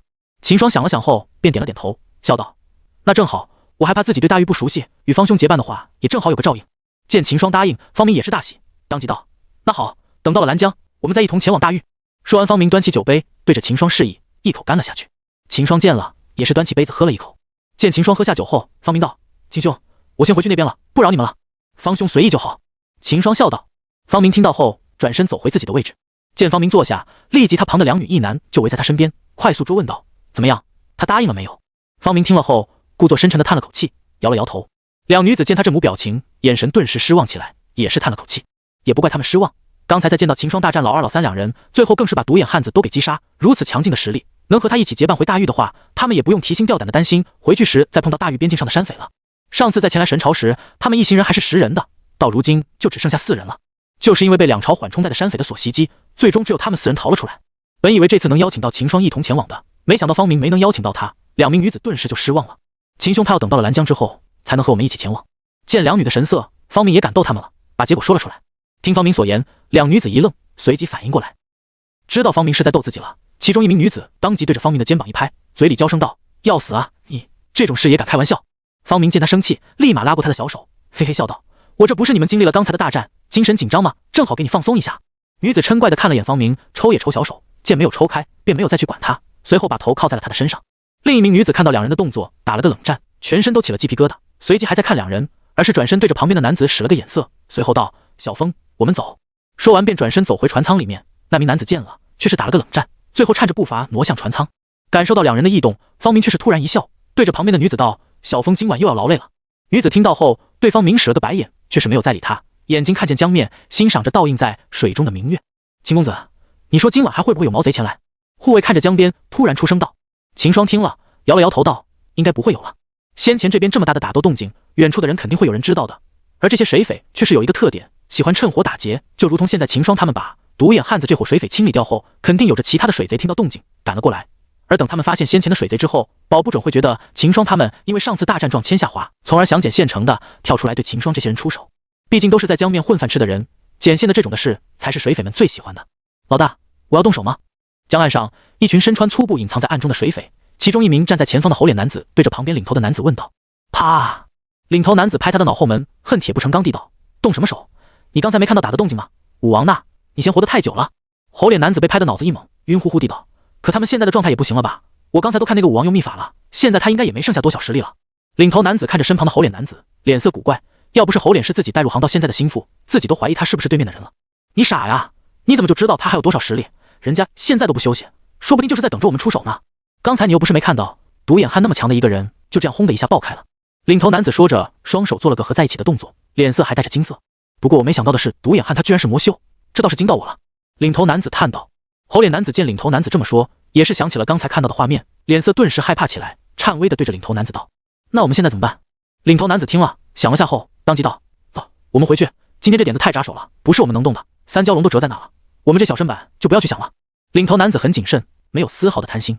听到老大如此说，后面的水贼们也是松了口气。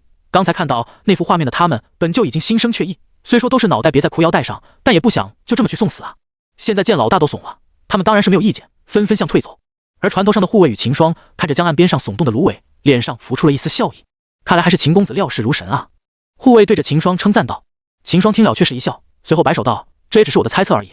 他们要赶上的话，在我们刚结束的时候就冲上来了，而不会让我们休息这么久的。”其实秦霜与护卫在刚开始宴会时就察觉到那伙水匪了，毕竟那么大一群人躲在里面，让那边芦苇连个虫叫都没有，不发现才怪。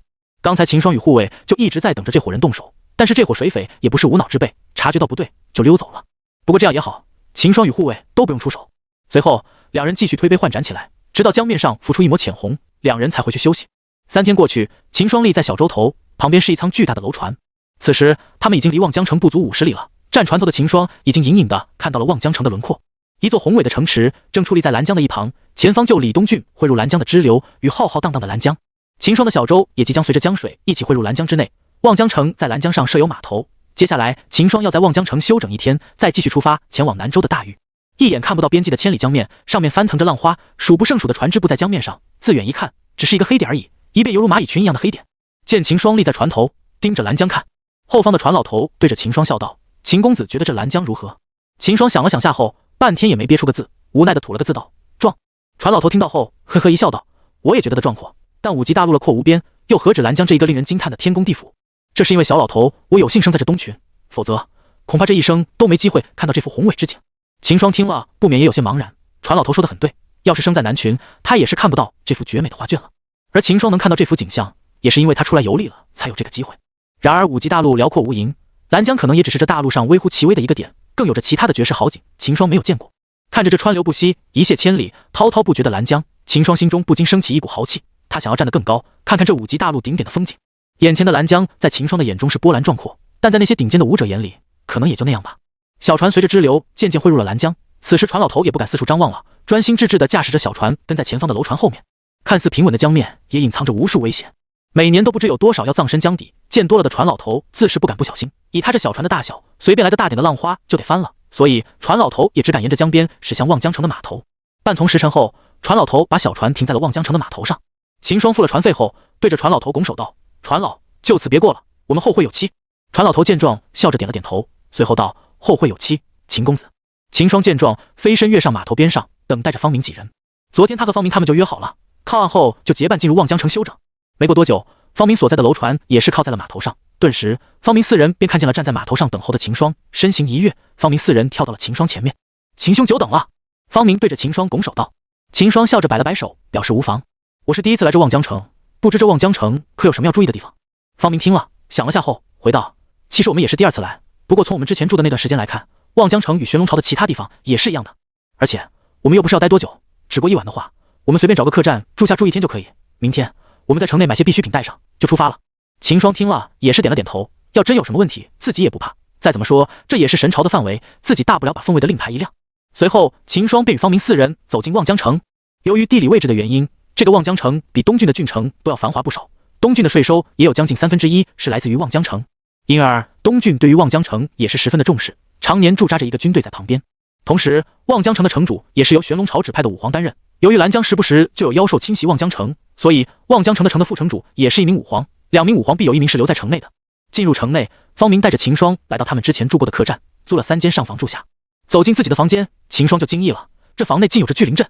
这样的配置，秦霜只有神都碰到过，就在东郡的郡城，秦霜都没看到有。没想到这望江城竟然如此豪气。不过细想的话，也不觉得奇怪，能来望江城的大多是远道来神朝的，或者是大陆上商队到此处休整，这些人自然是不差钱的。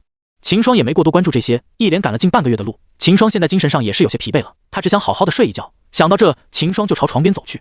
一夜过去，秦霜精神满满的打开房门，他已经好久没一觉睡这么久的了。之前在神都因为要和江离他们打架，所以都没有怎么睡，都是打坐恢复，但最自然的精神恢复还是靠睡觉。现在秦霜的状态已经恢复到了巅峰。吱呀！这时旁边的2个房间也打开了门。秦兄，早啊！方明笑着对秦霜打招呼道。早！秦霜点了点头道。秦兄，早上好！一旁的小风也是萎靡不振的打了个哈欠，对秦霜道。看着小风的黑眼圈以及一副要脱水的样子，秦霜给他吓了一跃，不禁担心的问道：小风，你没事吧？要注意身体啊！小风被秦霜说得看一顿，随即讪讪的看了眼身边的红武，尴尬的笑了起来，点了点头。见小风这副模样，秦霜也是同情起他了。但很快秦霜就没那个想法了，随着几人打完招呼后，就一起前往城内购买路上需要的物品。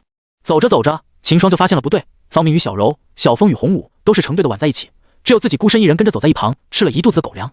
特别是小风与红武这两劲相互喂起了早点，简单就是不拿秦霜当外人，使劲的虐。秦霜顿时就心塞了，心里对小风的同情一下子就消失了，只想让红武今晚加大力度，让小风明白一下女人的恐怖。清晨的望江城码头也是热闹至极，不断的有船只进进出出，再走一批又批的货物。同时远道而来，在望江城休整的大型货船也是楚楚地驶出码头。方兄，接下来我们怎么前往大狱？由于是第一次去大狱，秦霜也是想着到望江城才想办法。现在和方明几人一起，他这个小白肯定不来指手画脚的，而是看方明的想法。要去大狱的话，我们要乘船蔚蓝江的下游走上万里，或推现在渡江后走陆地，也是走上差不多万里就到了。这2个方法都可以，秦兄想选哪个？方明看着秦霜问道。秦霜听了后立即思考起来，走上里水路。这个秦霜想了下后就立即排除了，在蓝江上不确定的危险实在太多了，万一来了条五黄妖兽，只双要翻个身，船就得翻了。要是一小段路还好，这走上万里的水路实在太大风险。顿时秦霜就决定好了，对着方明道：那我们走陆路吧。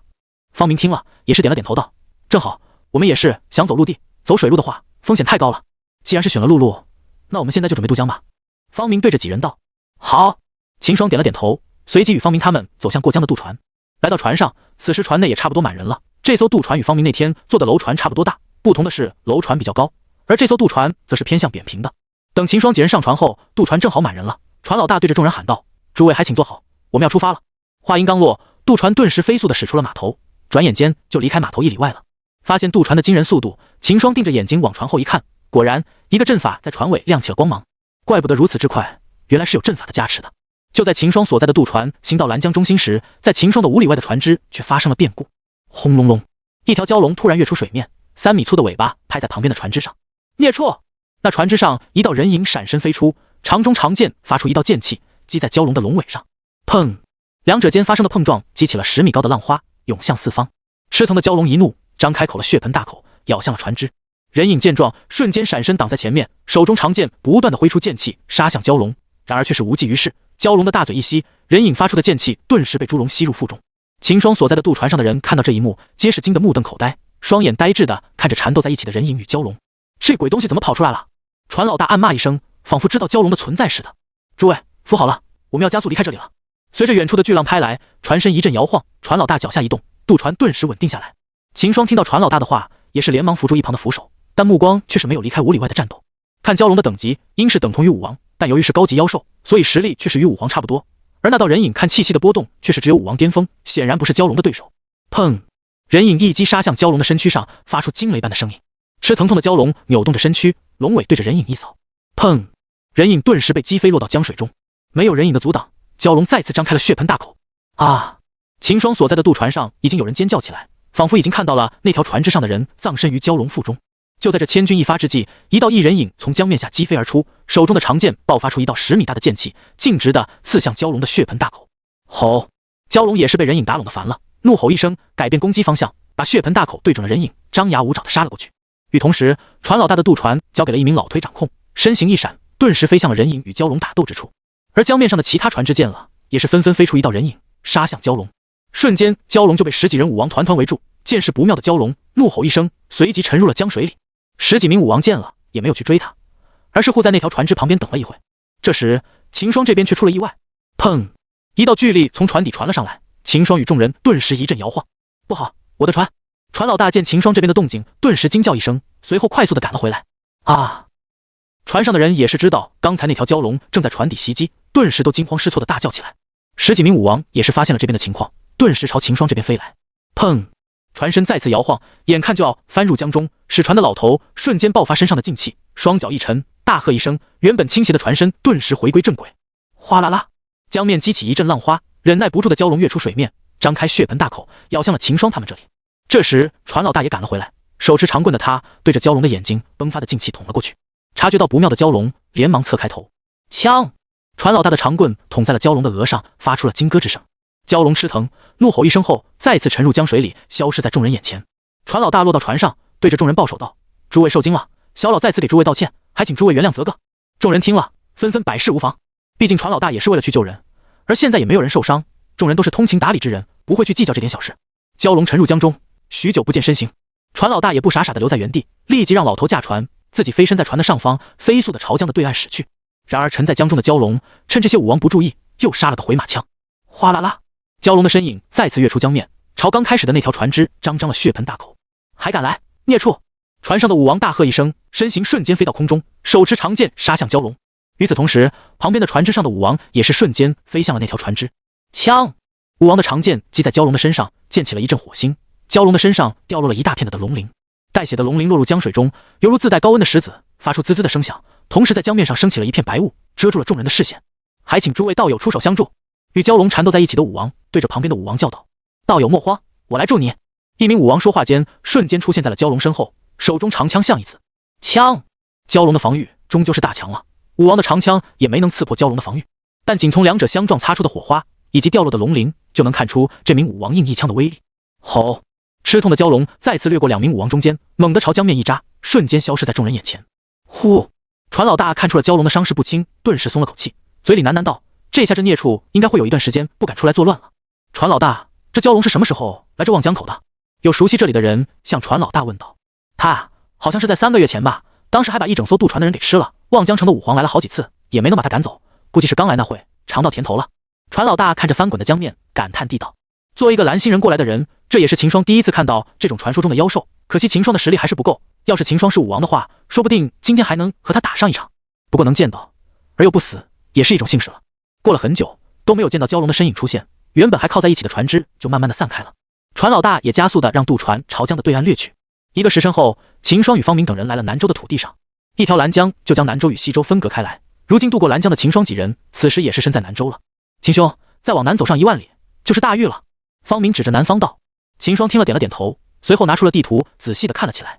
看到地图上标记的几个红点，秦霜不禁问向方明道：“方兄，这几个红点是什么意思？”本文下载自欢迎访问。方明看着秦霜指着的红点，脸色顿时一变，凝重的对秦霜道：“秦兄，那是极火山匪出没的地方。如今我们还是身处在大域与玄龙朝的缓冲带，这片地方都是3不管的地方，因而山匪贼多。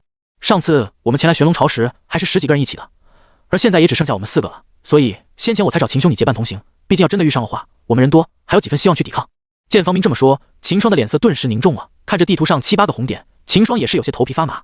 方兄可否有什么办法让我们避开这些山匪？秦霜对方明问道。如果可以，秦霜当然是希望可以避开这些山匪，少些战斗。毕竟一边赶路一边警惕的话，那速度也太慢了些。秦霜现在只想着快赶到大域。方明见秦霜如此问，想了下后开口道：“有3、4处我们是可以绕路避开的，其余的几处只能祈祷不要碰上他们了。”说到这，方明也是十分的无奈，毕竟就这1万里的地盘，竟有着7、8伙山匪，这也大难受了。也正因为如此，很多人都开始选择走水路前往大域了。他们认为，比起水路中来自拦江中妖兽的危险，陆地上的山匪是更加的可怕。但这次方明他们选择陆地也是有考虑的，按概率来算，等他们避开前面的几伙山匪，后面的只要他不是脸很黑，应该只会遇上1、2波。而以秦霜的实力，加上自己几人，应该是可以安全度过的。秦霜听了方明所说，想了下后便道：“那就先避开那几伙山匪吧，多绕点路也无妨。后面的话只能看运气了。”秦霜也是无奈了，他也没想到这1万里的陆路会这么难走。不过相比起来，秦霜刚才看到的蛟龙，秦霜还是觉得走陆路靠谱一点。毕竟这些风险都是可控的。而来自于拦江的风险是平静的江面下涌动的暗流与不知躲在何处窥探你的妖兽。那我们出发吧。方明看着秦霜询问道。秦霜点了点头，随即与方明几人快速的朝一旁的大道掠去。走了上千里后，宽敞的大道变成了偏僻弯曲的小道，一旁的树林伸出枝枝挡住了上面的阳光，让下方变得极为阴暗。秦霜几人走到一处时，猛地停下脚步。方明看着前方的山口道：“那个山口那里应该会有山匪埋伏了，只要我们从这边的山绕过去，就可以避开了。方明说完后，伸手指着一旁的大山。秦霜看着那高耸入云、望不见顶的大山，嘴角抽搐起来，对着方明问道：“是绕过去还是翻过去？”方明听了后，挠了挠头，笑道：“先爬到山腰，再随着山腰绕过去就行，不用翻。”随后几人也没有闲聊浪费时间，当即就整理好着装，立即朝山上爬去。然而就在他们就要走到山脚时，变故发生了。一群粗布床衣、扛着大刀的山匪守在了山胜处，看到秦霜几人，领头的男子呵呵一笑道：“哼，还想绕过我们？你们的想法，老子早就看穿了。”说着，男子一挥手，顿时一群大汉将5人团团围在了中间。秦兄，这下怎么办？方明也是傻眼了，不是说好在前面山口守路的吗？怎调转枪头来这里蹲人了？还能怎么办？打呗！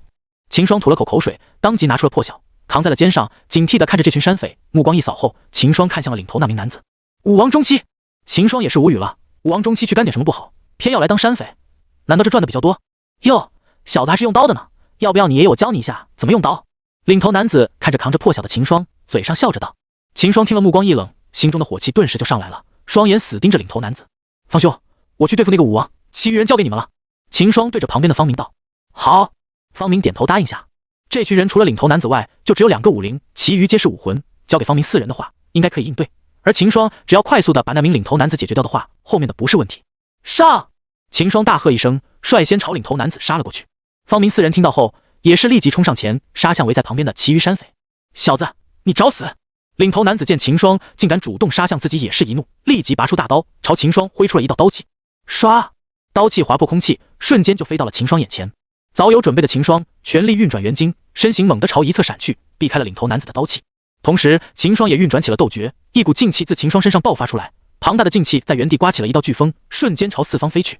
一旁修为较低的山匪被飓风刮向了一旁的树林，撞到树木上，发出一声声的惨叫。领头男子看着突然爆发气息的秦霜，惊的表情瞬间失色，看着秦霜道：“小子，你隐藏实力。”说完后，领头男子立即看向秦霜的修为，却发现依然是武灵前期。顿时他就知道秦霜是用秘法了，脸色瞬间恢复平静，对着秦霜恶狠狠的道：“小子，你完了，用了秘法，等我把时间拖到你秘法消失的时候，都不用我出手，你就要地被我擒住。”说完后，领头男子都不打算进攻了，拄着大刀站在原地，就想着和秦霜耗时间。秦霜那会让他如愿，当即转身杀向其他山匪。只有武汉实力的山匪遇上秦霜，如同老鼠见到了猫，纷纷四散开来，逃向领头男子。而被秦霜追上的，顿时就被破晓一刀两断，转眼间就有了10几个山匪葬身于秦霜的刀下。领头男子见了也待不住了，要是手下都被杀了，就算他抢了秦霜等人的财物回去，也要受到惩罚。毕竟这年代山匪也不好招人了。小子，既然你找死，那就怪不得你爷爷我了。领头男子脸上露出了阴狠之色。说完后，整个人身形一闪，飞身到了秦霜上空，紧接着整个人握着大刀朝秦霜竖劈下来。秦霜看见男子的身形不见后，就立即警惕起来了，感觉到不对的他，身形突然朝旁边一躲，避开了男子的杀招。砰！男子的大刀劈在地上，激起了满天的灰尘。随着男子的劲气爆发，一道狂风卷起灰尘传向四方。由于灰尘的出现，秦霜一时间看不到男子的身形。为了避免给男子袭击，秦霜快速的后退，移动到山匪人群中，犹如狼入羊群一般，山匪被秦霜杀得七零八落。转眼间又是10几从山匪从世界上消失。佛说救人一命，如造7级浮屠。秦霜一下子杀了这么多的山匪，也算是救了很多人的命了。秦霜也间接的还制造了多少的浮屠塔。看着越来越少的山匪，秦霜心情一阵舒爽。有那么一瞬间，秦霜都感觉自己成了佛陀了。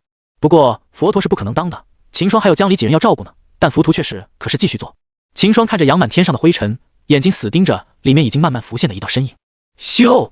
秦霜侧身一躲，一道刀气与他擦肩而过，但依然割破了秦霜的肩上的衣服，划出了一道浅浅的血口。秦霜眉头都不皱一下，目光始终盯着灰尘中的人影。终于灰尘慢慢的消失了，秦霜左脚一蹬地，整个瞬间飞向灰尘中的人影。同时破晓对着人影一划，当一阵剧烈的火花闪出，破晓的刀锋上出现了一个豁口。秦霜的身形一震，瞬间后退了几步。领头男子的身影也是猛地暴退，此时他心里已是翻起了惊涛骇浪，双目瞪大的看着秦霜的身形。这小子竟以武灵的修为硬扛自己的一击，这就是人形凶兽吗？不仅能约1级修为战斗，还能占得上风。此时领头男子已是心生退意，看着秦霜身上爆发的气息，竟比他这武王中期发生的气息还要强大。点子扎手，退！领头男子对着剩下的山匪大喊道。说完后，也不管秦霜几人的动作了，快速朝一旁的树林撤去。旁边存活的山匪见了，也是纷纷撤身逃走，生怕脚慢给留下来垫底了。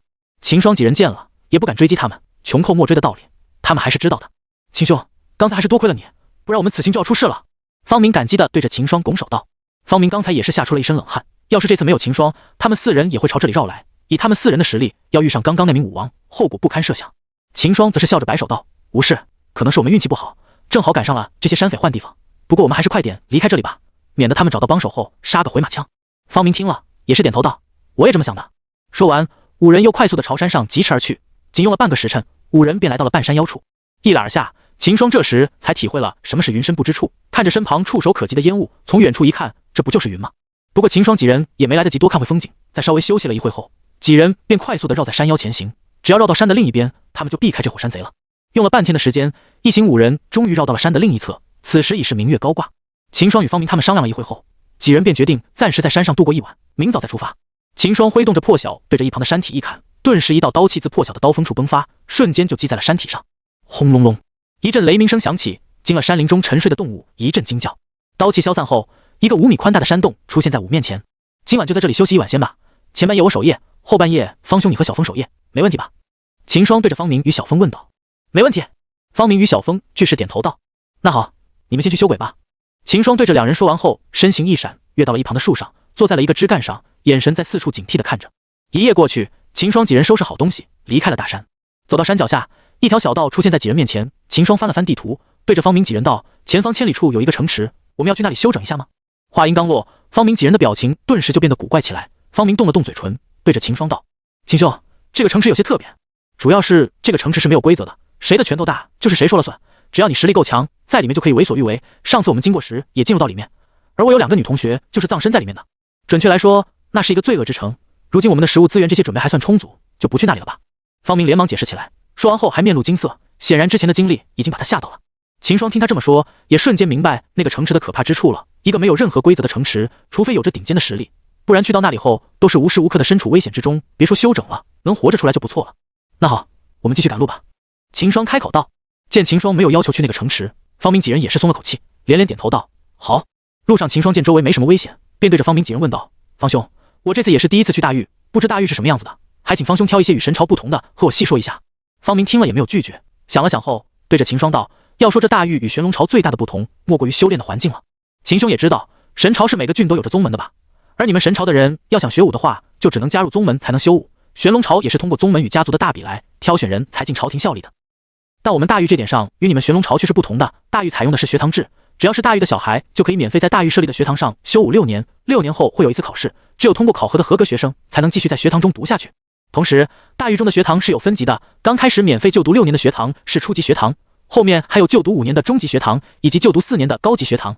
而我们4个就读于大狱京城的青云高级学堂，再有1年我们就休息完成离开学堂了。秦霜在一旁听完方明说的后，嘴角顿时抽搐起来，这感觉好熟悉，不能说相差无几，只能说一模一样了。那像我这样的想要进入学堂修习的话，要什么条件？秦霜对着方明问道。方明听了却是一惊，看着秦霜问道：“秦兄也想在大狱找个学堂修习？”秦霜听了后点了点头道：“既然方兄你都说了，想要在大狱内修武要去学堂，而我此行前往大狱就是为了修武而来的，当然得去找个学堂进学啊。那太好了，秦兄不如来我们青云学堂吧。”方明激动地道：“我们青云学堂是大狱内最好的学堂了，秦霜你来我们学堂正好，我们可以做同学了。我们大狱的学堂每年都会设立考试的，只要能通过考试，哪怕是3岁小孩也能入学。如今秦霜与我们一起回大狱，按时间来算的话，等我们回到京城，我们学堂今年的考试也差不多开始了。”方明兴高采烈地对秦霜介绍着青云学堂。秦霜听了也不由得心动起来。叮，检测到宿主正在前往大狱，现发布系统任务。叮，系统任务：通过青云学堂的考试，进入青云学堂修习。任务奖励：1次人物抽取次数。系统突然其来的任务让秦霜心里一惊，原本系统好几个月没给反应，他还以为系统宕机了，没想到如今却是出现了。想来应该是自己前几个月过得全安逸了，系统才没反应。看来只有我自己确定正确的目标，系统才会出现的。秦兄，方明见秦霜没回自己，便问道：“啊！”秦霜听到方明叫自己，顿时反应过来了，回道：“那正好，我就去方兄的学堂去休息吧。”方明听了后顿时大喜，对着秦霜说起了青云学堂的事。从方明口中，秦霜得知了方明几人来神朝的原因。在青云学堂休息2年后，学堂就会要求学生外出游历1年，并且在学生上报了游历的地点后，学堂会给出一个问题，让学生前去游历点得到答案。游历结束后，回到学堂交上自己得到的答案，此后才能在学堂内接受第4年的高级修炼。当然，也可选择不去游历，不过学堂会在考评上注明这位学生没有去游历。而等到修习结束后，前来学堂挑选人才的朝廷或者私人机构，看到这种考评低的都会略过，因而大多数的人都会选择游历。而方明与他的一众同学则是选了玄龙朝，现在他们已经是游历完了。那方兄，你们的问题是什么？方明见秦霜这么问，脸上表情顿时一滞，随即讪讪地道：“东郡城的包子甜不甜？”这么简单。秦霜不由得笑了起来。见秦霜笑着，方明幽怨的声音传来：“是东郡城所有的包子店的包子，并且回去后要写下1份万字的详细报告，上交给学堂。秦霜听完后顿时愣住了，东郡城的所有包子店，这么恐怖？那方兄你觉得东郡城的包子怎么样？秦霜不说还好，一问起来，方明几人顿时就产生了一股呕吐感。秦兄，我们到东郡后吃了2个月的包子，顿顿吃包子，现在我们能不能不提包子了？秦霜听了，顿时不由得同情起方明几人来，也不提包子了。不过这青云学堂倒是让秦霜产生了极大的兴趣，同时一想到系统的任务，秦霜也是激动起来。他也好久没抽过人物了，不知这次完成任务后会抽出什么人物来。正想着时，5人又前进了近千里，如今离大域也只有7000多里远了。这时2条小道出现在5人身前，看到2个路口，秦霜5人的身形一顿。如果我没记错的话，这2条小道都是可以通往大域的。秦霜说完，从戒指内拿出了地图，摊开一看，脸色顿时凝重起来了。只见2个红点正处于2条小道上，而地图上的2条小道正是秦霜5人眼前的小道。走那条？方明咽了咽口水，对着秦霜问道。方兄之前走的是那条？秦霜对着方明道。方明见秦霜这问，顿时好想到什么恐怖的事情似的，右手颤巍地指向了右侧的小道，语气中带着害怕地道：这条当时有2人武王带着一伙属下把我们一群人围住了，我们跟在人群中，最终还是死了6个同伴，只有我们4个与2名女同学逃了出来，而那2名女同学最后也在罪恶之城中葬身了。听方明这么说，秦霜的脸色顿时更加凝重了。不过他看向了左侧的小道，突然全身打了个冷战，眼前的路口在秦霜眼里犹如一张深渊巨口一般。感受到心里的记忆，秦霜对着方明几人道：方兄，这个路口给我的感觉的不好，仿佛只要进去我们就没得走了，而你所说的右侧这边的路口给我的感觉反而没有那么恐怖，我看我们还是选择右边这条小道吧。2个武王的话，我咬咬牙还是能坚持一会的，到时候你们先跑，我拖住他们，等你们跑远后我再跟上你们，我们不要和他们正面冲突就行了。听秦霜这么说，方明几人点了点头道：我们听秦兄的，到时候我们要真遇上了，再见机行事便是了。确定下来后，秦霜几人便走进了右侧的小道。而此时在左侧小道的深处，一道血河从山谷内流了出来，山谷内3名飞身在空中散发着强大气息的男子正抱手看着山谷下的手下收拾财物，同时一旁还禁锢着几10名女武者。这些女武者看着山谷下躺着的上百具尸体，眼中露出了惊骇之色，甚至有几个已经给吓晕过去了。老大，今天我们这波大丰收啊！飞在上空的右边男子对着中间男子笑着道：还不错吧，今天这一次的活干完，我们就要藏一段时间了，不能太过招摇。中间的男子显然得老道谨慎地回道：这有什么啊，老大你都是武皇了，我们还要躲躲藏藏？左侧的男子有些不以为然地道。中间的男子听到后，脸上也是露出了几分得意之色，但他却还是很谨慎地道：还是要小心，我也不过是刚突破武皇，要来个比我们强的武皇来，我也保不住你们，干完这一票我们再躲久一点吧。见中年男子这么说，他身旁的2名男子也是闭上了嘴，默认中年男子的说法。此时秦霜他们已经走进右侧的小道，前进了数百里了，眼看着就要从小道出去，秦霜5都是松了口气，看来今天是自己等人运气好，这伙山匪躲起来了。其实这些山匪每干完一票都会躲进深山里面躲个10几天，等风波平息了后再出来干活，而现在秦霜几人见都快要离开山谷了，也没有什么危险，便以为这伙山匪是休息了。就在这时，一道人影带着10几人堵在了他们的去路上。秦霜5人顿时一惊，拿出武器，警惕地看着前方的10几道人影。哟，今天还不错呀，刚开张就有这2个小妞，兄弟们，今天你们有福了。站在前方扛着大砍刀的司狐大汉笑着对身旁的众人道：今天老二他不想来，他可就没这个福气喽。听到那司狐大汉的话，他旁边的众人顿时哄笑起来，随后眼色贪婪地看着秦霜5人。秦霜扛着破晓对着方明几人道：方兄，和之前一样，我去对付那个武王，其他人交给你们了。方明4人听了俱是点头，随后拔剑斜指地面。见秦霜他们的动作，司狐大汉对着身旁的人道：那几个都是武灵，就交给你们了，记住打那2个女的时候下手轻点，等我爽完后你们也有份。老大你就放心吧，我们会注意的。其中一名山匪立即回道：那好，去吧，快点速战速决，我们好清理战场等下波客人。司狐大汉冲着几人摆手道。话音刚落，就从他旁边冲出10个人杀向秦霜他们。上！秦霜也是低吼一声，随即扛着破晓杀了上去，全力运转元金羽斗诀。秦霜身上的气息顿时爆发到犹如武王中期的强者一样，左脚一蹬地面，秦霜顿时飞向了10名山匪，破晓一扫而过，犹如砍瓜切菜一般，10个山匪瞬间就被砍成2截。这一切只在眨眼间，秦霜就做完了。方明几人都没能反应过来，就发现杀自己等人的10个山匪尸体都躺在了地上。不过他们也很快回过神来，纷纷跟在秦霜的身后朝山匪杀去。司狐大汉看着被秦霜秒杀的10个兄弟，顿时知道遇上硬茬子，当即大声地对着旁边的山匪道：兄弟们，这个点子有点硬，我们一起上，我来对付那个黑袍青年，其余的交给你们了。是，老大。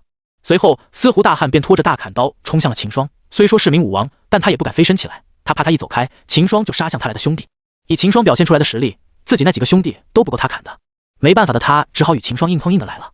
秦霜见司狐大汉也朝自己冲来，心里不由得一笑，司狐大汉这个举动可是正合他意，只要不让司狐大汉威胁到方明几人，那么胜香就必然是秦霜这边的。秦霜也不相信能从大狱最好的学堂出来的方明四人会是一羽之辈，让他们4人去解决这剩下的7、8个武灵应该不是问题。呵，司狐大汉大喝一声，手中的大砍刀背他举了起来，刀锋上附着了一层劲气，让整把刀都散发着寒光。小子，受死！司狐大汉吼了一声，随即举着大砍刀劈向了秦霜。秦霜听言，脸上波澜不惊，手中的破晓横挡在身前，将司狐大汉的进攻挡下。砰！秦霜的身躯一沉，一股巨大的压力自破晓上传给了秦霜，心里暗道不好，秦霜还是小瞧这司狐大汉了，没想到他的力量竟如此之大。感受到巨力的秦霜快速的侧身一移，手中的破晓顺着身子抽动，滑向了司狐大汉的左侧。司狐大汉察觉到不妙，当即向后一退，躲开了秦霜的反击，同时身上的气息猛地一收，紧接着再次迸发出来，一道刀气瞬间杀向秦霜。唰！刀气划破空气，飞速的接近秦霜，眼看着就要击到秦霜的身上。司狐大汉看着杀到秦霜身前的刀气，嘴角露出了一丝冷笑，他已经想象到秦霜被他刀气击杀成2半的样子。可接下来的一幕却是让他瞪大了眼睛，只见他的刀气穿过了秦霜的身影，犹如秦霜不存在的一样，穿过秦霜击在了旁边的山谷上。老大在你背后！一名旁边的山匪对着司狐大喊道。司狐大汉听了，瞬间转过身，发现了身后的秦霜身影。这怎么回事？怎么会有2个人？司狐大汉看着一前一后2道秦霜的身影，惊得大叫起来，但他也没有坐以待毙，而是立即飞身到了上空。秦霜见状，只好停下手中的动作，前面的秦霜身影缓缓消散掉，露出了秦霜的本体。秦霜也是挺无奈的，他虽然能打武王，但只要武王不想和他的话，他也就没办法了，毕竟他不能飞。而像司狐大汉一发现不对，就立即飞身上去，秦霜也就拿他没办法了。而此时天上的司狐大汉也看出来了，只要自己飞身在天上，秦霜就拿自己没办法，自己再发出刀气杀向秦霜，他就办法去杀自己的兄弟了。而且他看到秦霜的修为只有武灵前期，便知道秦霜是用秘法了。想到这点，司狐汉子知道，只要拖下去，优势肯定是在自己这边的。看着死活不肯下来的司狐汉子，秦霜也是无奈了，他时不时的就发到刀气杀向自己，这也让秦霜支援不了方明他们。秦霜与司狐汉子的战斗就这样僵持下来，但就在这时，方明那边却传来了好消息。只见方明手中长剑一扫，逼退了前面的几个山匪，随后立即回到小柔身边。两人对视一眼后，手中的剑招一合，一个合击剑法使出，两人的气息顿时增强了几分，一道10米剑气挥出，咻！剑气划破空气，瞬间就杀到前面的山匪前。唰！剑气一扫而过，4、5个山匪顿时分成2截，失去了生机。天上的司狐汉子看了这一幕，脸色顿时就变了。他原本想着自己这边有着人数的优势，对付4个武灵应该是绰绰有余的，但没想到自己的手下竟然被反杀了。现在局势一下子就变了，天上的司狐汉子一下子竟不知如何是好了。想了下后，司狐汉子一咬牙，发出一道刀气杀向秦霜，随后对着下方的手下道：“撤！”说完，司狐汉子又连续的发出了几道刀气，掩护自己的手下撤退。秦霜几人见了，也不好去追他们，只好能眼睁睁的看着他们离开。这就是这此山匪的狡猾之处了，打得过你，他们就残忍的很；打不过，他们就像滑不溜丑的泥鳅一样，快速的溜走。见自己的手下跑了后，司狐大汉也是身形一闪，离开了山谷。今天他是亏大发了，不仅没能捞到货，还赔了10几个手下。此时汉子的心都在滴血。秦霜几人对视了眼后，秦霜走到方明身旁，捶了下他的肩膀道：“方兄，想不到啊，要不是你和小柔大发神威，可能我们现在还在僵持着。”方明听了，却是苦笑道：“秦兄说笑了，没有秦兄你拖住那名武王的话，我们也赢不了那些山匪。还好今天只来了1名武王，要是2名的话，我们可能就糟了。”秦霜听了，深以为然。之前他还想着自己能够拖住2名武王，现看来自己还是大自大了。别的不说，人家往天上一飞，自己就拿别人没办法了。而在天上的武王却是还能攻击的，要有2人的话，自己就只能被动挨打，啥也做不了。此地还是不宜久留，方兄，我们还是尽快离去吧，免得那名武王回去后找帮手前来。秦霜对着方明几人说道。方明4人听了，脸色顿时一凝，还真有这个可能。想到这，方明对着秦霜道：“那我们先离开这个山谷再说，过了这个山谷后，我们就基本安全了。”说完，几人顿时身形一闪，皆是朝山谷外奔疾而去。事实证明，秦霜猜的没错。司狐大汉回到驻地后，心有不甘的他叫上了自己兄弟另1名武王，一同带着手下返回了山谷。而等他们赶到时，秦霜5人早已是离开山谷数百里外了。想要找到秦霜他们，就算是2名武王也是捉襟见肘，毕竟出了山谷后，秦霜他们要去那里，2名武王也猜不到。轰隆隆，雷鸣般的声音自身后数百里处的山谷传来。秦霜几人听了，脸色俱是一变，脸上惊骇之色浮现。还好了秦兄你的，不然此时我们就要给他们再次带到了。方明心有余悸地道。声音正是自秦霜几人刚才离开的山谷传来，想来应该是那是重新回来的武王，发现几人逃走后恼羞成怒了。仅从这闹出的动辄就能够知道，这名武王的怒火是有多了。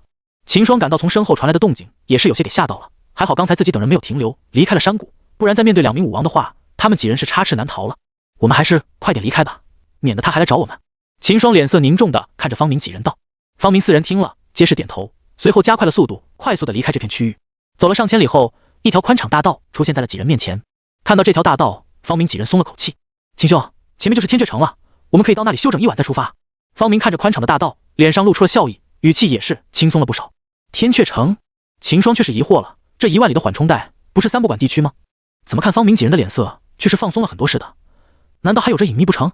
见秦霜面露疑惑，方明笑着解释道：“秦兄有所不知，这天阙城是天阙尊者的领地，天阙尊者是名武无极强者，因而在天阙城的千里内都是很安全的。据说当年有火山匪跑到天阙城千里内的一个小村子里劫掠，还把整个村子都给屠杀了。后来天阙尊者得知这事后，不用半个月就把那火山匪给全灭了。自此就有了一条不成名的规矩，就是天阙城的千里内不能有山匪的出现。”听方明说完，秦霜就明白了，看来这天阙城还是有秩序的，如此的话倒也是个好的落脚之处。那我们就前往天阙城休整一番吧。秦霜想了下回道。几人商议完毕后，便沿着宽敞大道一路前行。不消半天，一座城池便出现在了几人面前。看到城池后，几人心里一震，一股宏伟的气息自城池的方向扑面而来。几人的精神顿时一震惊，面露惊喜之色，看着远处的城池。此时离日落还有一段时间，看到天阙城的几人也是不着急了，速度也放慢了下来。一连几天的提心吊胆，不说方明，连秦霜也是身心俱疲。现在秦霜只想着找个地方好好的睡上一觉。不过眼下城池近在眼前，秦霜几人也是不着急了，保持着正常的速度朝城池赶去。半个时辰后，5人来到城池前，见到5人后，2名守卫走了上来，拦住5人道：“站住！”秦霜几人顿时一愣，面面相觑，一时间没能反应过来。方明几人也惊懵了，之前他们来的时候也没人拦啊，怎么这次却拦住不让进了？2位拦住我们所谓何事？秦霜上前拱手问道。见秦霜这么有理，2名守卫的脸色松了松，其中一个对着秦霜道：“没什么事，就是要盘问一下，对我问过后，你们就可以进去了。”秦霜几人闻言，俱是松了口气，他们还以这天阙城不让进了呢。那有什么？2位请问吧。秦霜脸色平静地对着2人拱手道。守卫点了点头后问道：“你们打哪来的？”“我们是从玄龙朝来的，此行准备前往大域。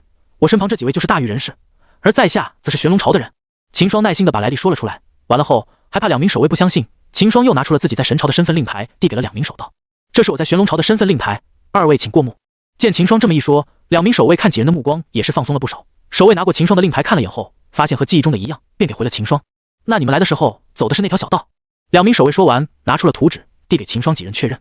秦霜与方明看了后，对视一眼，皆是疑惑起来，这不是他们当时选择的2条小道吗？不过秦霜还是快速的指着右侧的小道，对着守卫道：“是这条。”守卫看了眼秦霜指的位置后，便放松下来了，对着秦霜几人道：“好了，你们可以进去了。2位大哥，可否和我们说一下发生了什么事吗？”秦霜对着2名守卫拱手问道。2守卫听了，看了秦霜几人，脸上露出了莫名的表情，对着秦霜几人道：“咋天也是你们好运气了，今早我们得到消息，咋天在左侧的小道里出现了山匪，2名武王与1名武皇级别的山匪守在了左侧的小道上，把过往的人杀得片甲不留，最后只有1、2人隔远闻到了血腥味逃了出来。今早我们城主得到消息后，让我严查过往的武者，以防有山匪混入城内。”说完后，守卫上前拍了下秦霜的肩膀道：“你们也是运气好，选了右边这条路，不然现我就看不到你们了。”武皇秦霜几人倒吸一口冷气，几人也是庆幸不已，还好选择了右侧的小道，不然还正如守卫所说，人都要没了。多谢2位大哥告知。秦霜对着2人拱手道。2名守卫见了，摆了摆手道：“哎，这有什么谢不谢的？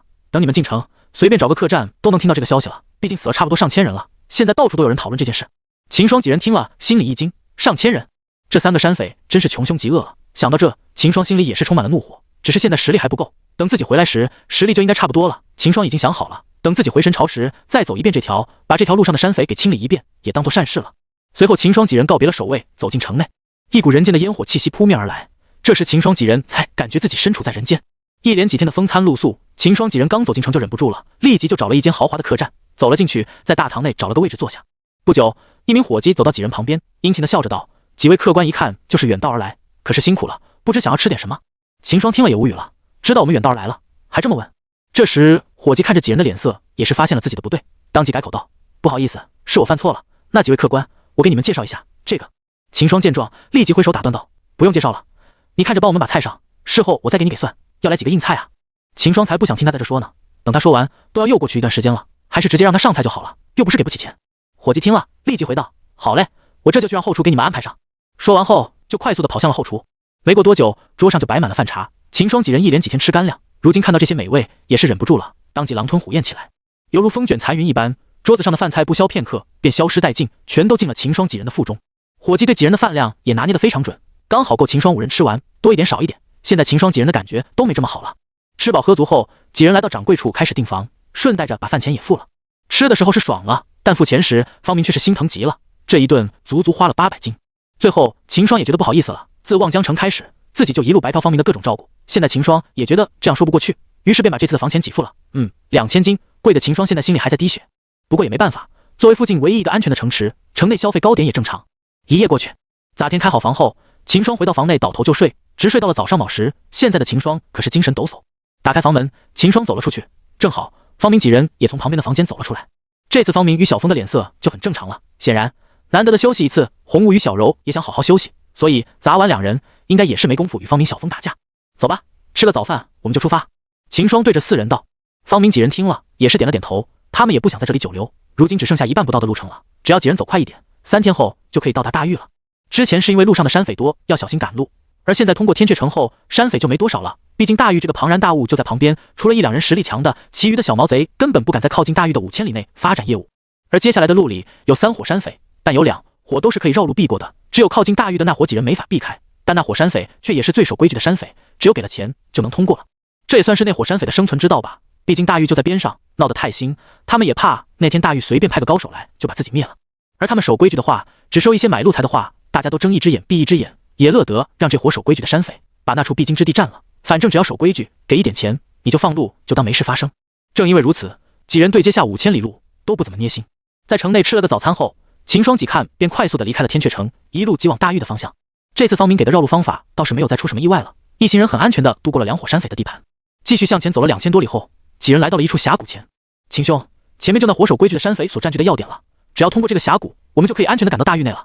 方明看着眼前的峡谷，心里也是有些感叹，当初自己一行人前往神朝市是无比的危险，而现在回大域，有了秦霜的加入后，少人的他们居然有惊无险的就要回到大域了。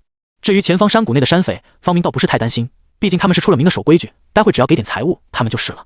秦霜听了方明所说，也是点了点头，道：既是如此，我们还是快点通过去吧，我也等不及要到大域去看一下了。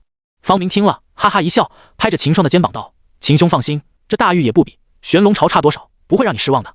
作为南州最强大的势力，大域在南州的地位与神朝在西州的地位基本上是一样的，而大域与神朝2个在大陆上唯2的顶级皇朝势力，实力也是相差不了多少。说了几句后，秦霜便跟着方明几人走进了峡谷，走了没几里地，几人便看到了一个立在前面的关卡，2队山匪一共是50多人，站在了2侧，中间是一个差不多2米高的关闸。秦霜看到这一幕也是哭笑不得，这些山匪竟然还专业化了。只见在秦霜前面的一个商队的领头，把一个戒指交给了站在中间的山匪，山匪接过戒指看了眼后，对着旁边的同伙一挥手，顿时从闸子升了起来，空出一个通道供商队的人行过。等商队的人走完后，便轮到秦霜5人了。看了眼秦霜5人后，领头的山匪淡淡的说道：一人1000金过路费。说完后，眼睛就紧盯着秦霜5人，以防几人有什么动作。秦霜看了后也是无奈了，从来都是路人怕山匪出手的，那有山匪怕路人出手的，但眼前这领头山匪的样子却充分了表现这一点，他们也害怕秦霜这边不讲规矩要动手。虽然真动起手来，领头山匪也去秦霜几人，但他们的原则就是和气生财，能不动手的话，他也是不想动手的。而领头的山匪也是见秦霜几人面生，怕秦霜几人不知道这里的规矩，听到后忍不住动手，所以才这么提防秦霜他们的。像刚刚的那伙商队，领头山匪都和他们混熟了，平时碰上可能还会打个招呼，所以刚才领头的山匪也是比较随意。但秦霜几人就不一样了，既面生又年轻，万一几人都是愣头青，想要动手的话，他也不能毫无防备吧。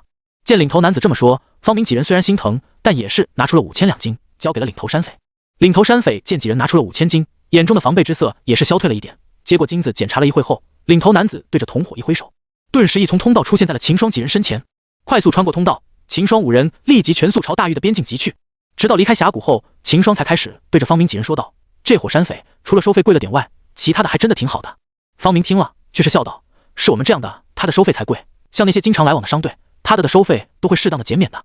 秦霜听了后也是对这伙山匪的领头佩服起来，打劫很简单，只要有实力，随便找个必经之地一战自然就可以了。但这伙山匪却做到了让这些商队心甘情愿的交钱，这就十分的强了。不过仔细一想后，秦霜也仅想明白过来了，事情最怕的就是比较了。像之前秦霜遇到的那些山匪，无不是雁过拔毛，还要你把人留下的与先前的一比较，刚才这伙守规矩的山匪就变得十分亮眼了，不为别的，全靠铜墙衬托。有了先前的山匪这么一比较，这些商队反而不希望这伙山匪被剿了，反正没了这伙，下一次也会有其他的山匪进驻的，还不如让这伙守规矩的一直占着这个必经之地呢。而像刚才方明所说，有熟悉的商队经常经过峡谷的话，还有减免，这已经是打包业务出交了。这伙山匪已经把这事当成商业来看了，不得不说他们的领头真是鬼才。想了一会后，秦霜也不再去想这伙山匪的事了。如今渡过峡谷，大狱已经是近在眼前了，秦霜心里也不免激动起来。方兄，我们还是快些赶路吧，我已经有点迫不及待了。看着激动他秦霜，方明也是会意一笑，当初他初到玄龙朝时，反应比秦霜还要夸张呢。因而见到秦霜现在这个反应，他也是很理解。秦兄莫要着饭，接下来这段路一马平川，我们最多明天就能赶到望北城了。方明对着秦霜笑道。秦霜一想也是，反正大狱都近在眼前了，自己也没啥好激动的。想到这，秦霜便压下了心思，专心照路了。一天后，一座与南郡城差不多规模的城池出现在秦霜几人眼前。秦霜几人站在城门外，方明对着一旁的秦霜道：“这就是望北城了。大狱在大陆它最南方，而这望北城却正好在大狱的最北方，所以就叫望北城。进城后，我们休整一晚，明天就可以搭天飞舟前往京城了。我估摸了下时间，我们明天就搭乘飞舟前往京城的话，秦兄你也正好可以赶上青云学堂的入学考试。”方明说完，秦霜点了点头道：“我对大狱是人生地不熟，认识的就只有方兄你们几个了，就听方兄你们安排吧。”方明听了，点了点头，豪气道：“那好，等到了京城，秦兄就先住我家里了吧，我保证给你安排的妥妥的。”说完后，还给了秦霜的男人都懂的眼神。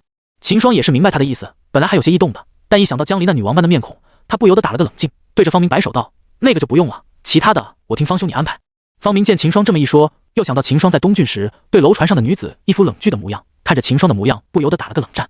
秦兄该不会是有什么龙阳之好吧？想到这，方明不由得远离了秦霜几步。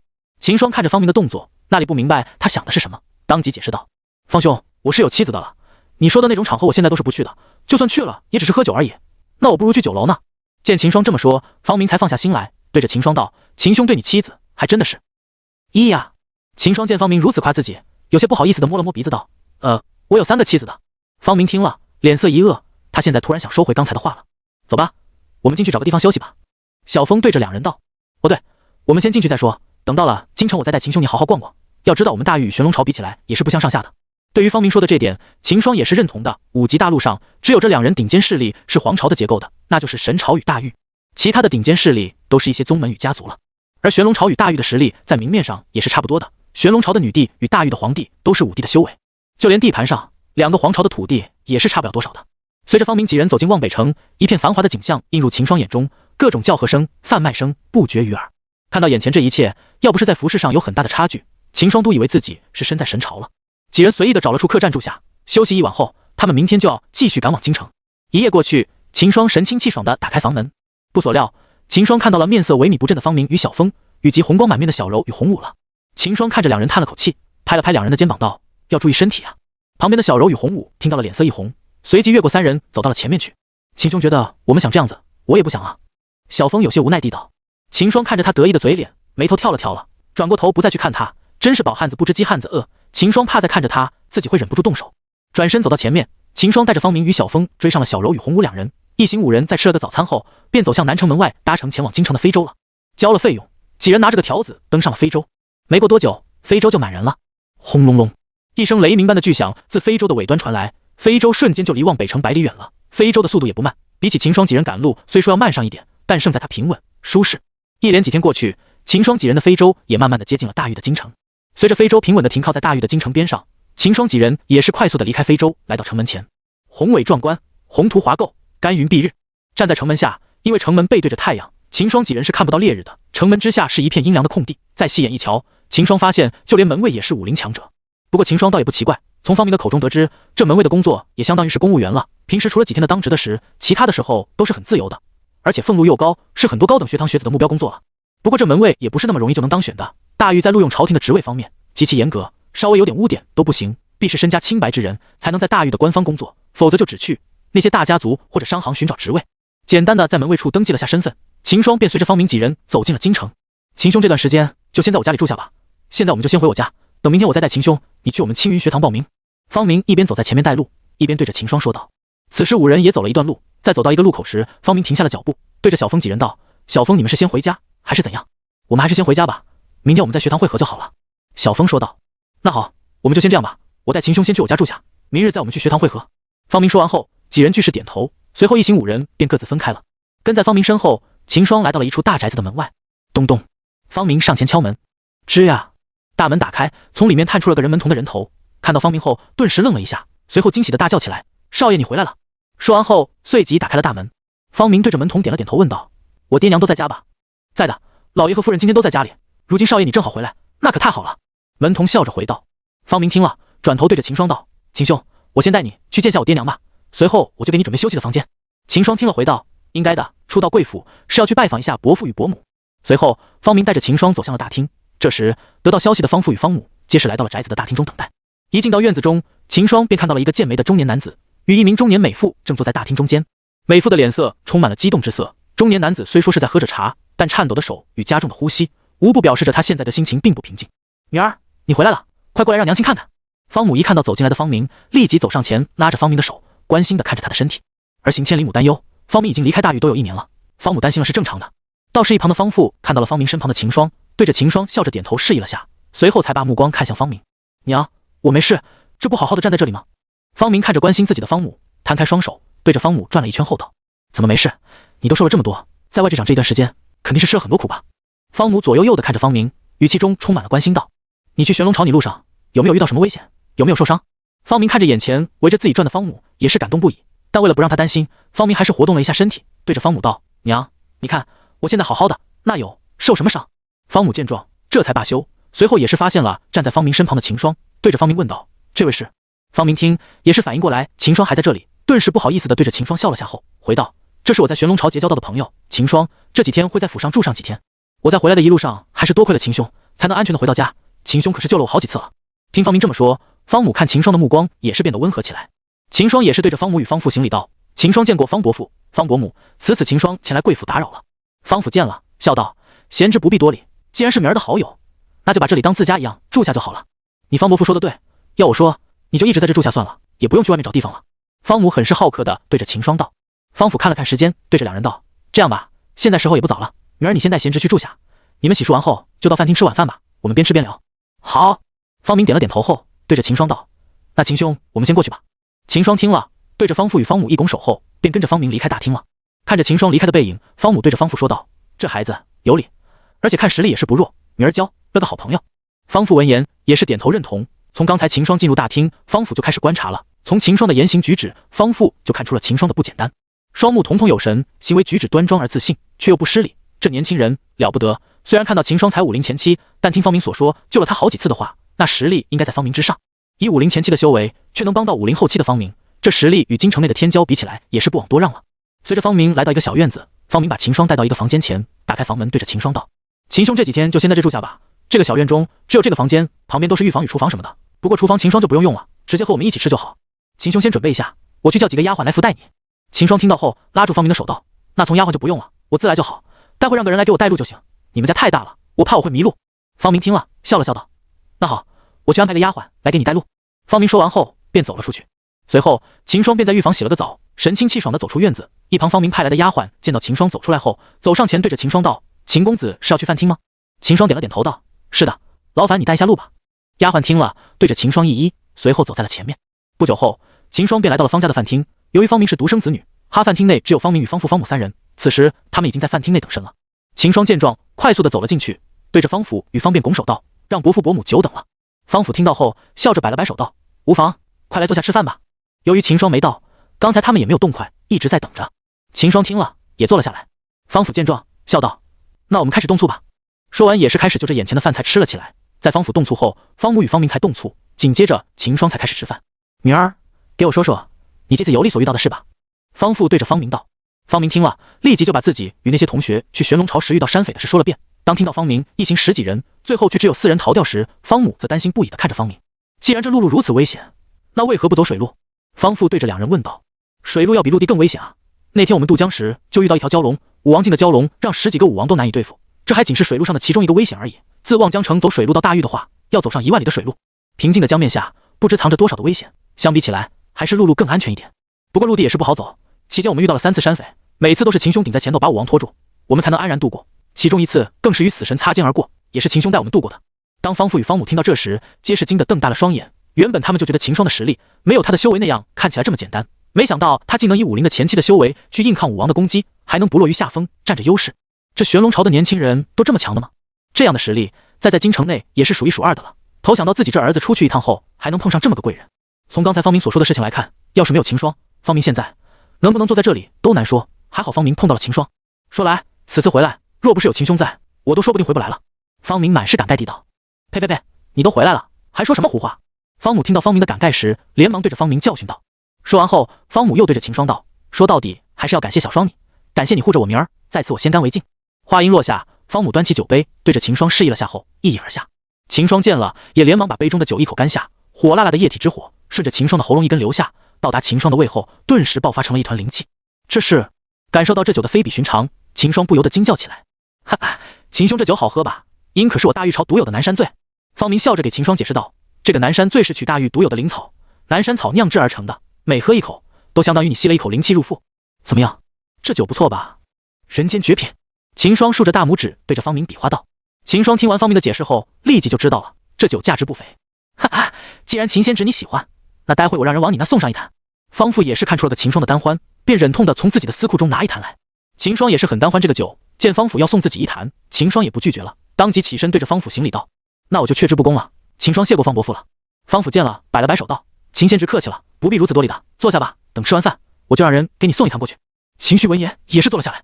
随后几人一臂推杯换盏，待吃完饭时，已是明月高挂之时。回到院子后不久，秦霜便到了方父送来的南山醉，将这坛酒细看了一会后，秦霜便把它放进了戒指内放好，随即盘腿坐下打坐。刚刚了那么多的南山醉，他可得把药力以及灵气给吸收了，不能浪费。一夜过去，早上秦霜与方明吃了个早点后，便一同前往了青云学堂。此时青云学堂的广场前人山人海，密密麻麻的人群，自远一看犹如蚂蚁一般挤在了广场上。青云学堂作为大玉最好的高等学堂，每年都有无数的学生趋之若鹜，今年也一样。一大早能容纳几万人的广场已经塞满了人。秦兄，今天正好是入学考试的报名时间，所以人数多了点，我带你去找学堂的老师那里去报名吧。要在这等的话，估计要好久了。方明看着挤满了人的广场，咽了咽口水后，对着秦霜道：“秦霜点头答应下来。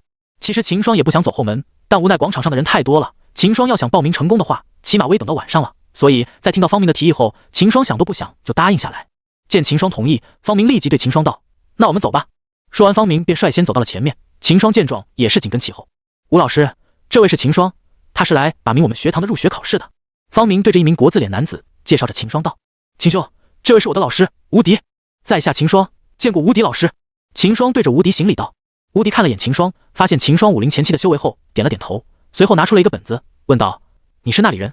秦霜见状，拱手回道：“我自玄龙朝来。”听到秦霜所说，吴迪的手一顿，转过头看着秦霜道：“你是玄龙朝人？”“是的。”“那倒是少见了，我们这里一年都来了不多少个玄龙朝的人，不过按规定的话，你也是可以参加入学考试的。”吴迪说完，右手在本子上写上了秦霜的上名字，随后又拿个令牌递给了秦霜，说道：“这是你的参考令牌，记得不要弄丢了，明天卯时过来参加考试。”“是，多谢吴老师了。”秦霜接过令牌后，对着吴迪拱手谢道。吴迪听言，摆了摆手，不在意地道：“关系的，你是方明的朋友，而且我也没帮到你什么，考试你不过的话，也进不了学堂。”虽然吴迪没有在意，但秦霜也不能没有表示，秦霜还是把吴迪这个恩情记在了心里。随后两人离开了报名处，去与小峰他们会合。“秦兄，你报名了没有？”小峰他们也是看到了广场的人山人海，见到秦霜后，立即关心地问道：“哦，已经报了，方兄带我去吴老师那里报了。”秦霜笑着回道：“原来是吴老师，那不怪的了，吴老师是方兄的老师。”小峰点头了然。由于早晚各回各家的原因，小峰今天的精神头很好，与秦霜有说有笑地聊了起来。“好了，我们先去学堂把报告交了，等下就带秦兄在京城内好好逛逛，让他体验一下大玉京城的风采。”方明对着几人道：“那好，秦兄你在这等我们一下，我们去学堂交一下报告。”“快就回。”小峰对着秦霜道：“秦兄可以先在学堂内到处看一下，半个时辰后我们再在这里会合就行。”方明想了下后，觉得让秦兄在这干等着也不好，便提议道。秦霜听了点了点头道：“那我就先在里面看一下吧，你们去交报告就行了，不管用我。”随后秦霜与方明几人分开，在青云学堂内逛了起来。青云学堂占地广阔，秦霜足足走了上10里路，才从报名处走到学堂的内部。一路上，秦霜看到不少青云学堂的学子埋头路过，看了一遍后，秦霜发现这些学子就没有修为低于武魂的，不愧是大玉的顶尖学府。一路上秦霜看到的这些学不过才17、18岁，就全是武魂，与神都的国子监相比也差不了多少了。而藤也只是青云学堂一个学府的学子而已，在京城内不乏有着其他只比青云学堂差上1线的学堂，一加起来比起神都也不枉多让了。在逛了一圈后，时间就过了半个时辰了。回到约好的地方，秦霜正好看到结伴回来的方明几人。看到秦霜，方明走上来，拍着秦霜的肩膀道：“秦兄，逛了一圈后，感觉我们学堂如何？”“入节地灵。”秦霜回道。听到秦霜的夸奖，方明几人皆是露出了笑容。随后方明对到秦霜道：“那明天的考核，秦兄你可要加油了。不过以秦兄你的实力，想来通过考核不是问题。”知道秦霜的实力，方明他们觉得秦霜进学堂应该是10拿9稳的了，毕竟连武王都不敢和秦霜硬碰硬。随后方明带着秦霜在京城内逛了起来。与神朝不同，大玉吃食的口味偏清淡很多，因而秦霜在吃饭时刚开始还觉得有些不习惯，但吃了一会后，秦霜便有些喜欢上这种吃法了。大玉的吃食就突出了一个鲜。一天下来，秦霜几吃的肚子都圆了一圈。夕阳西下，秦霜与方明回到方家。回到小院中，秦霜立即回房修炼。虽说知道自己通过考核不难，但还是要认真对待的。一夜过去，秦霜在方家吃了个早饭后，便随着方明来到了青云学堂的广场。此时报名成功的考生都已在广场上等待，时间离考核开始还有1刻钟了。这时，一通身影飞身到了广场上空，看了眼下方的人群，高声道：“诸位，我是这次考核的监考，今天的第1个考核即将开始，现在由我来告诉你们第1项考核的内容。第1项考核，登山。”人影指着一旁高万米的大山，对着下方的人道：“稍后会有学堂的老师去到山顶，散发自身的修为气息。你们要做的就是在他们的气息压迫下登到山顶。登上山顶者，考核通过。”人影话音刚落，瞬间就有10道身影飞到了山顶上。砰！1名武巫级与9名武皇的气息瞬间迸发出来，巨大的压力让即使身在万米下的秦霜也是身形一顿。现在考核开始，时间为3个时辰。空中的人影说完，瞬间就闪身离开了广场上空。轰！汹涌的人群朝着高山的方向流动，身在人群中的秦霜被人群带着朝高山走去。然而，等考生来到山脚下时，身形顿时一顿，在强大的气息压迫下，连脚步的挪动都变得无比艰难。人群中的秦霜感受到这股气息的压迫后，当即运转起元晶来抵抗他们气息。元晶运行后，秦霜身上的压力顿时一松，随后秦霜快速的越过人群朝山上走去。见到秦霜仿若闲庭信步似的朝山上走去，周围的考生看他的目光也是变得震惊起来。此人是谁？为何好像没有受到压迫似的？没有理会身旁的人群，快速的山上赶去。与此同时，也有着数百人与秦霜一样，快速的朝山上走去。这些都这批考生的精英，现在才到山脚，这点压力对这些天骄来说根本是没有什么难度。第1关对于有实力的人来说，只是一个简简单单的考验而已。而这关的目的也是为了筛选出那些跑过来充数的考生的。秦霜估摸着这一关起码要淘汰掉80%的考生。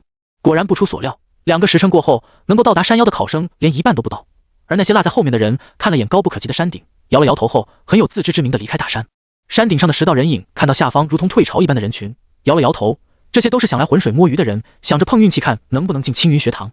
然而他们却不去想，作为大域最好最顶尖的高等学堂，那有那么容易的就考进？解经白白的浪费功夫不说，还要错过其他的学堂考试，想要再进学的话，只能再等1年了。这届学生的水平要比去年要低上不少啊。山顶上的一道人影对着旁边的人道：“也不是这么说，虽然退去的人多，但前面的那一把人与去年还是差不了多少的。”旁边的人回复道：“对了，无敌咋天听你说来了个玄龙朝的考生，现在你有看到他了吗？”旁边的武王对着无敌问道：“那就在那里。”无敌伸手指着走在人群前面的秦霜道：“旁边的几名的武王顺着无敌指的方向一看，就看到了走到离山顶只要3000米的秦霜。这个年轻人实力可以啊，难道是玄龙朝那个大家族出来的？有名武皇惊讶地道。有不怪他惊讶，几位武皇都是眼尖之人，一看秦霜就知道他没有用全力，从秦霜那从容的样子就可以看出，只要他想的话，随时可以走到人群前方。这小子在藏拙啊！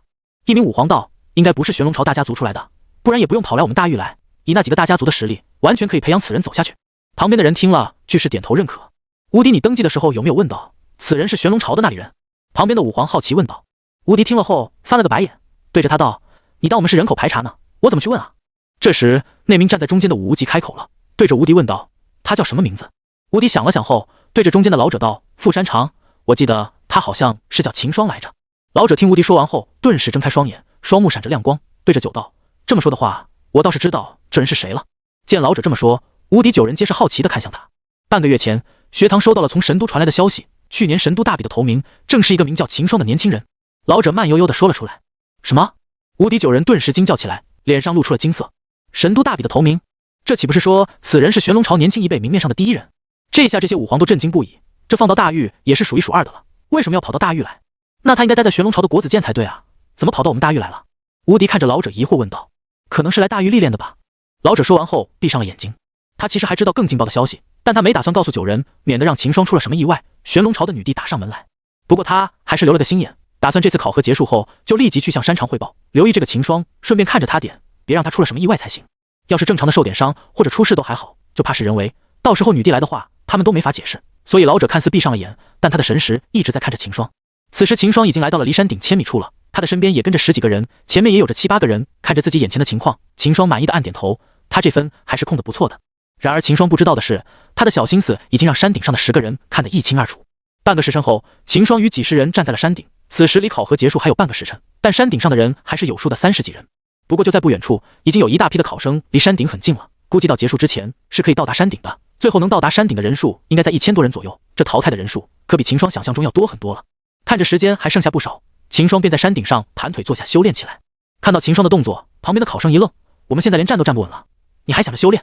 就在众人要嗤笑秦霜时，让他惊诧的一幕出现了。只见一股灵气缓缓地朝秦霜涌去，这是开始修炼。旁边的众人惊得目瞪口呆，这样的环境也能入定，这人是什么实力啊？而上方的无敌等人却是脸色一黑，顿时感到自己9人的气息压迫被忽视了，这是完全无视他们吃。而老者感应到秦霜的气息变化后，却是露出了笑容，这小子得有魄力啊，竟然想借着他们这些人的气息压迫突破境界。没错，秦霜也是因为在登山的过程中发现自己在经过这些压力的洗礼后，修为已经快要突破了，便想借此机会看能不能突破到武灵中期。随着元精快速运转，周围的灵气快速地涌进秦霜的体内，一股劲气突兀地出现在了秦霜的身旁。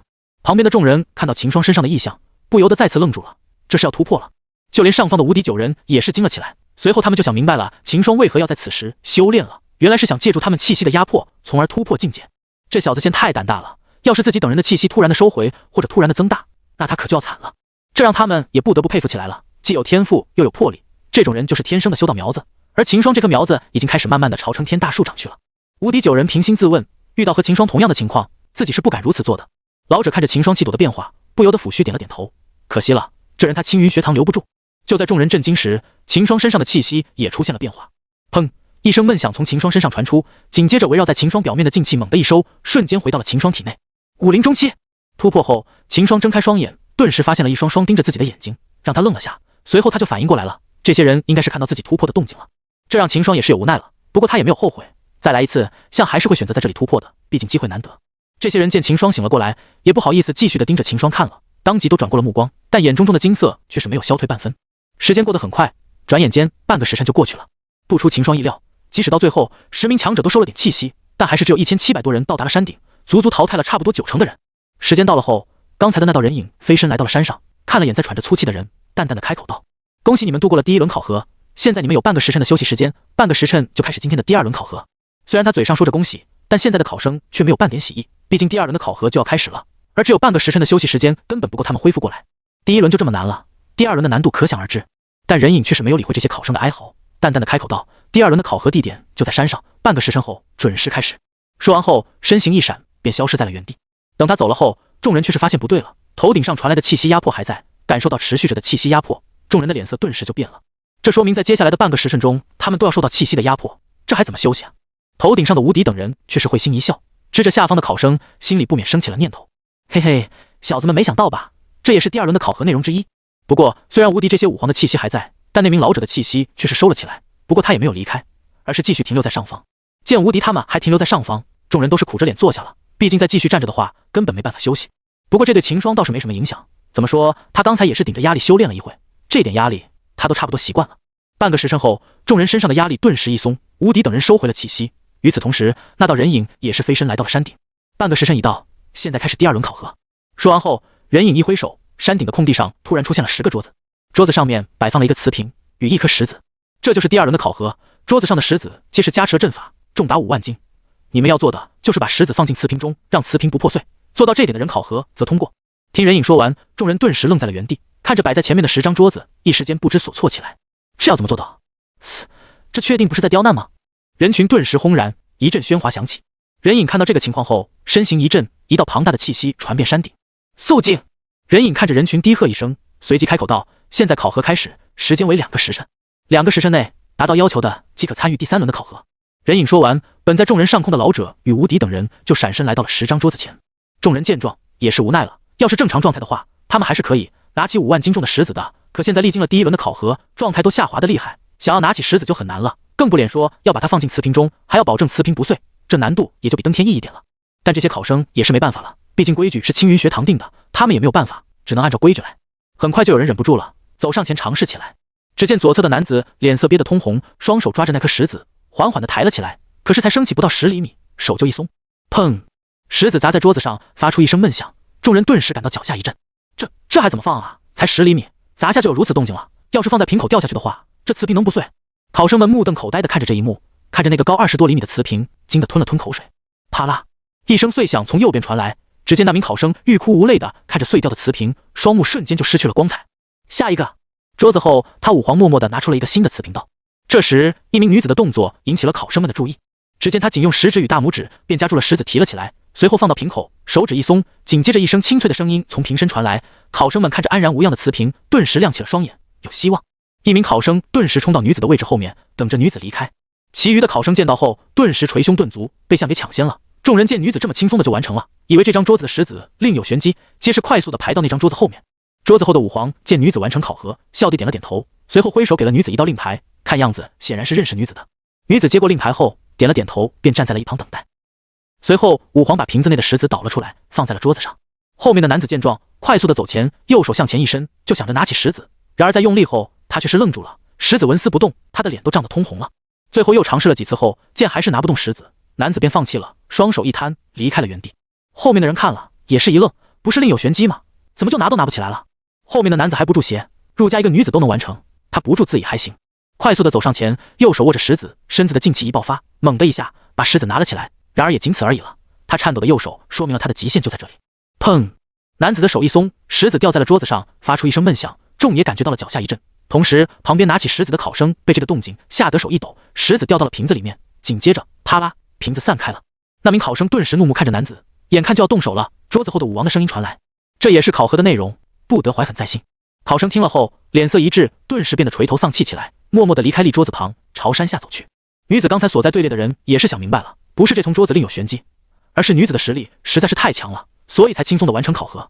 当时秦霜也在看着女子的动作，从女子出手时，秦霜就看清楚了，有一股劲气从女子的手指上附着在了石子表面。在那个时候，女子就把石子当成了自己的武器了，就算后面掉入瓶子中时，女子的劲气依然包裹着石子，同时控制着石子下降，不让它砸在瓶底，因而在如此轻松地完成任务。归根到底，还是女子的实力太强了，所以在外人看来才显得如此轻松。这些考生以为是另有玄机，可是多想了，或者本来他们就自觉没有这个实力，所以在想着碰运气的。真正有实力的人，此时皆已是拿到令牌站在一旁了。女子并不是第一个完成任务的，只是她的动作看起来格外的轻松，所以才引入注目而已。这时也不想在这等下去了，当即走到了吴迪的队列上。没过多久，他就站在了吴迪面前。吴老师，又见面了。秦霜对着吴迪拱手行礼道：是啊，刚才我就看到你了，没想到还是玄龙朝的大笔头名，如此看来，这些考核是难不到你的了。吴迪看着秦霜叹道。对于吴迪知道自己的身份却不奇怪，怎么说也是大玉的最高学府，有点消息来源才显得正常，毕竟青云学堂是连东郡城的包子甜不甜都知道很一清二楚的。不过看吴迪的样子，也只是知道自己是大笔头名，却不知道自己后来的事，这就很奇怪了。按理说自己是玄龙朝皇后这件事是瞒不住才对的。秦霜不知道的是，青云学堂的傅山长已经替他瞒下来了，因而吴迪等人也只是知道秦霜是神朝大笔的头名这事。不过虽然心疑惑，但秦霜也没有深想，反而他们不知道的话，秦霜还更自在一点，毕竟皇后这个身份还是太敏感了，秦霜怕到时一天到晚大玉都派人来盯着自己。吴老师过赞了，秦霜也只是运气好而已，而且现在学堂的考核对我来说难度也是不小的。秦霜谦虚地道。说完后，秦霜发出一股劲气环绕在右手上，随手就拿起石子移到瓶口上。接下来才紧最难的，很多人都可以拿起石子，但却控制不了石子的下落，从而让石子把瓶子砸碎了。秦霜轻吸一口气，随手右手一松，紧接着一道清脆的声音自瓶子中传来，瓶子安然无恙。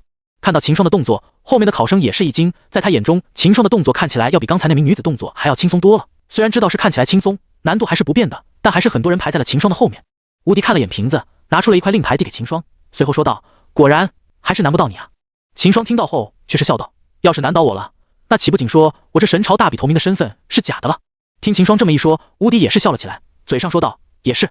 随后秦霜对着吴迪一拱手，便退到了一旁。这时那名女子走到秦霜的边上，语气不带有丝毫的感情道：你很强，有机会我们切磋一下。秦霜听他说完后愣了一下，随即反应过来回道：有机会再说吧。他对于这名女子的实力也是很好奇，切磋的话还是可以的。女子见秦霜答应，点了点头，便走回了自己的位置，仿佛不带有丝毫的感情一般，前来也只是为了和秦霜说一下切磋的事而已。2个时辰过去，秦霜旁站了500多人，这第2轮也足足淘汰了2/3的考生。此时天色已晚了，但在时间结束后，那道人影又飞身到了秦霜等人前方，对着500多开口道：恭喜你们通过了第2轮的考核，接下来我们就要进行第3轮了，你们同时有半从时辰的时间休息。人影嘴上虽然说着恭喜，但语气里却不含有丝毫的感情。在人影说完后，秦霜等人也不觉得奇怪了，毕竟第1与第2轮都连着来考核了，那第2与第3也连在一起考核，现不奇怪了。甚至秦霜还认为这次的考核都是连在一起来的，直到考核完成，而中间也是如同现在一样，只有这半个时辰的休息时间。还好的是，这半个时辰内，吴迪他们没有继续的释放气息来压迫秦霜他们了，也就是说，这半个时辰内，秦霜他们是真的可以打坐休息的。然而半个时辰的时间很快就过去了，转眼一过，人影就再次来到了秦霜他们前方。时间到了，现在开始第3轮考核。人影说完，拿出了一枚玉佩，对着众人道：这枚玉佩中含有一招拳法，你们只有1息的时间来参悟玉佩里的拳法，1息过后就由下一位来参悟，参悟完成后，今晚就是你们修炼拳法的时间，明天早上把拳法修炼完成，他通过第3轮考核。任颖说完，便把玉佩放在了桌子上，示意这些考生上前参悟。能留到现在的考生自然不是泛泛之辈，瞬间就明白了，这关考的是悟性。想明白后，就有人走上前，拿起玉佩仔细参悟起来。一息过后，任颖便让他把玉佩放了下来。随后又有考生走上前，拿起玉佩参悟起来。秦霜见状，也是快速走上前，毕竟早点参悟就有多点时间去修炼了。其他的人也是想明白了这点，纷纷走上前排在了队后。没过多久，便轮到了秦霜，走上前拿起玉佩。秦霜沉心进去浏览起玉佩的信息，不一会，秦霜便把全招的信息记在了心里，紧接着便放下了玉佩。从开始到结束，秦霜用了不到1息的时间。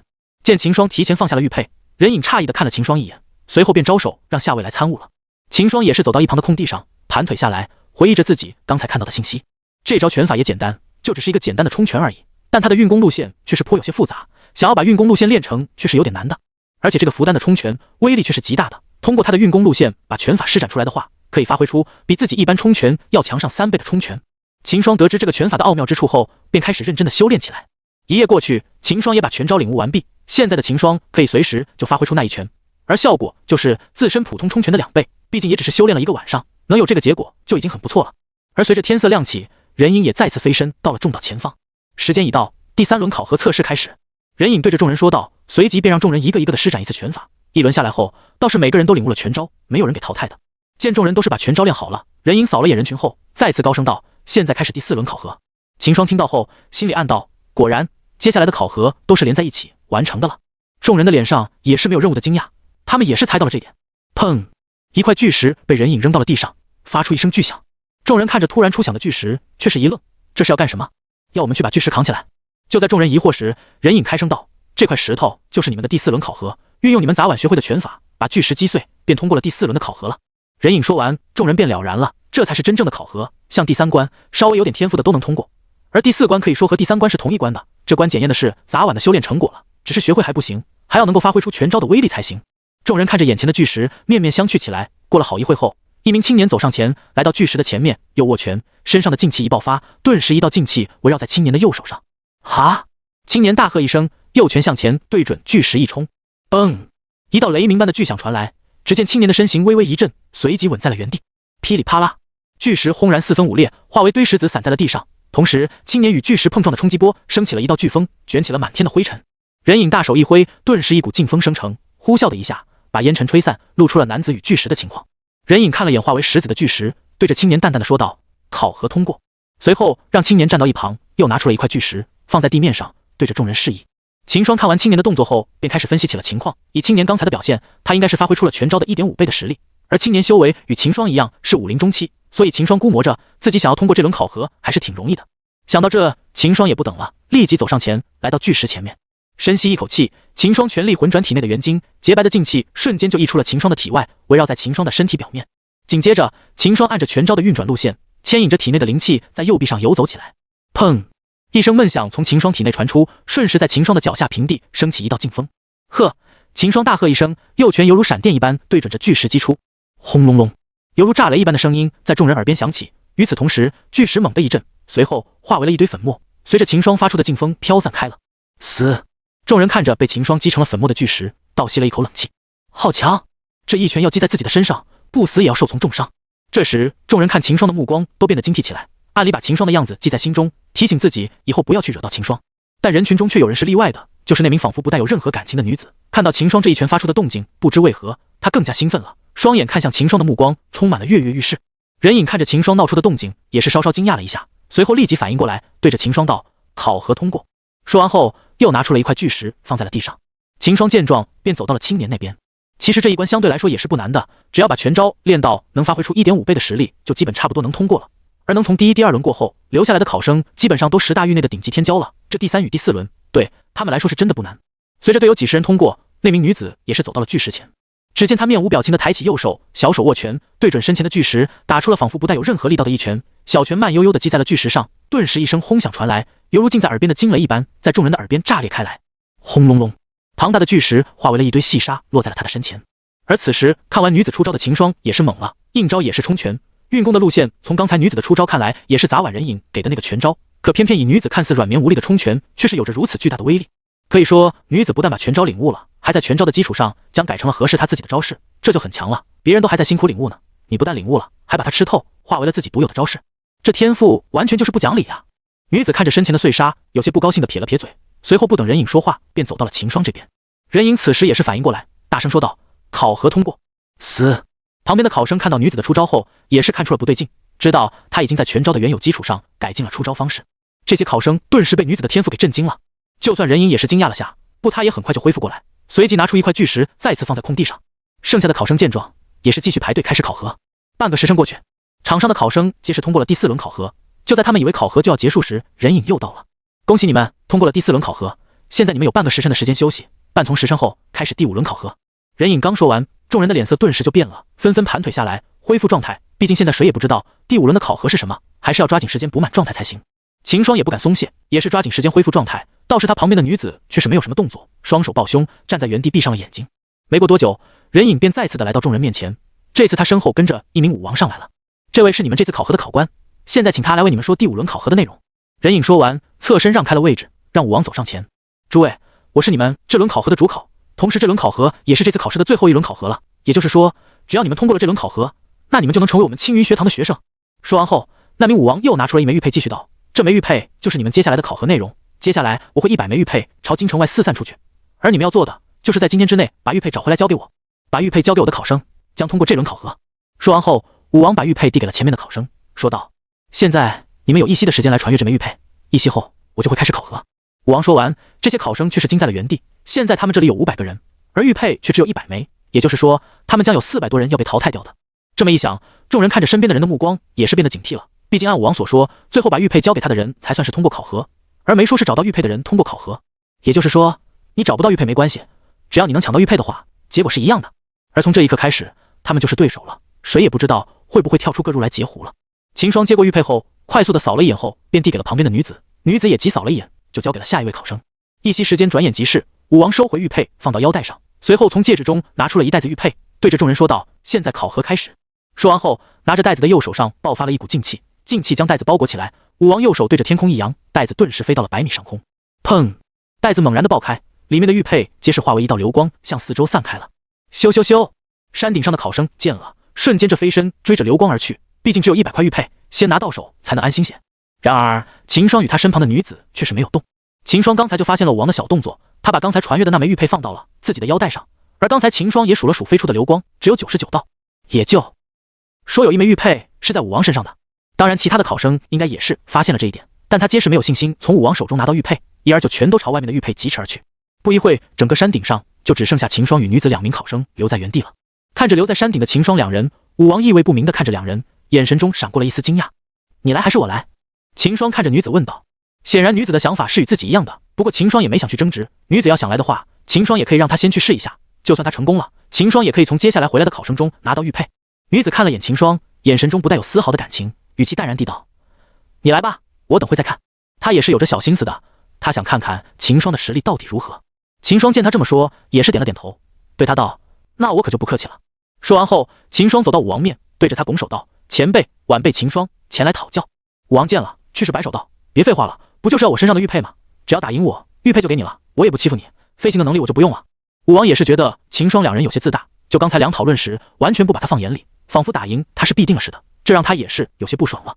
一个武林中期，一个武林后期，哪来的信心？他可是武王后期啊，像往年也不是没有人发现这点，但都不敢向自己讨要。今年倒是奇怪了，竟然有2个人留了下来，看样子对他手中的玉佩还是志在必得的。听到武王的话，秦霜心里暗笑起来，他就怕这武王飞到空中，要是这样的话，他一时间也拿这武王没办法。可现在这武王竟然说不飞了，这下秦霜开心了。在秦霜看来了，只要武王不飞的话，那他赢下这场比斗是希望就足有80%。砰！秦霜把破晓拿了出来，接触到破晓刀尖的地面猛地一震。看着秦霜的破晓，武王眼珠子都要掉下来了，这么长的刀，这小子有点不讲武德呀。女子看到秦霜的破晓后，嘴角也是抽搐了下，有些无语的看着秦霜。但武王也只是惊讶了一下就回过神来，看着秦霜的破晓，却没有够大的担心，武器可不是越长越好的，这小子要是只想凭着长刀就打赢自己，那是不可能的。秦霜也知道这点，当即就不再犹豫，全力运转体内的元晶与斗诀。砰！一道堪比武王中期的气息猛地从秦霜身上爆发开来，白色的劲气围绕在秦霜身上，一时间，一副谪仙人模样的秦霜让场上的几瞬间震惊了。山顶上几人的目光瞬间就死盯在秦霜身上，这道气息已经不弱于对面的武王了。武王的脸色也是难看了起来，自己这次绝不能让这小子给打败了，否则回去后他可要被同事给调笑这点了。想到自己刚才所说的话，武王此时悔的肠子都青了。要不是都说出口了，当着几人的面，他也不好反悔。他都想飞到天上和秦霜号召了。他也看出了秦霜是用秘法提升的实力，只要秘法时间一到，秦霜就没用了。所以武王心中定了定，随即拿出了自己的武器，一杆长枪。咻！武王的长枪向前一突，率先发动了进攻。秦霜见了，立即就迎了上去。要硬碰硬的话，他可不去眼前的这名武王的。嘣！秦霜的破晓一扫，把武王向前突来的长枪击开，随后身形一沉，右手握着破晓，携带着一股刀气劈向武王。重达千斤的破晓，携带着千钧之势的动静，让武王心里一惊，快速的闪身避开，不敢硬接秦霜这一招。砰！破晓砍在地上，顿时一从5米大坑出现在地面上。这一旁的武王看到后，瞳孔顿时一缩，这威力有点过分了。连一旁的人影也是惊讶了起来。要知道这山的硬度可是不低的，像之前5万斤的石子压在桌子上，地面都没有丝毫的变化。如今秦霜这一击却是打出5米大坑，这一对比就知道秦霜这一击所蕴含着的惊人威力了。女子在后面看着秦霜这一击，心里也是惊起了波澜。这一击不可力敌，只能躲不能接。武王看着地上的大坑，也心有余悸的捂着胸口，脸色惊骇起来。咕噜！武王看着大坑，滚动了一下喉咙，随后把目光看向了秦霜。一击落空，秦霜也没有就此停手，快速的收刀，随即左脚一顿，身形飞速接近武王。看到秦霜靠了过来，武王也不敢大意了，低喝一声，浑身一震，顿时爆发出了全部的气息，一道接近透明的劲气附在他的长枪上。秦霜见武王爆发了，眼神顿时一凝，随后使出了破龙刀法，破晓快速的杀向武王。砰！破晓与武王的长枪相击在一起，顿时擦起了一阵火花。随后秦霜与武王都被反震的暴退了10几步才停下来，一道脚步的划痕拖在了地上。等下，武王看着想要再次冲身上前的秦霜，抬看制止道。秦霜听到后，脚步一顿，随后脸色疑惑的看向他。玉佩给你了，你有这个实力拿到玉佩。武王说完，把腰带上的玉佩解下来，扔给了秦霜。他也不想和秦霜拖下去了，再打下去的话，谁输谁赢都说不定了。不过武王觉得大概率是自己要输，眼前的这小子就像个人形凶兽一般，莽得不行，加上自己又说不会飞起来，所以武王觉得还是不要和他打下去了。要是自己输了的话，接下来可就成了学堂的笑料了。现在摆手的话，还能留块遮羞布挡着。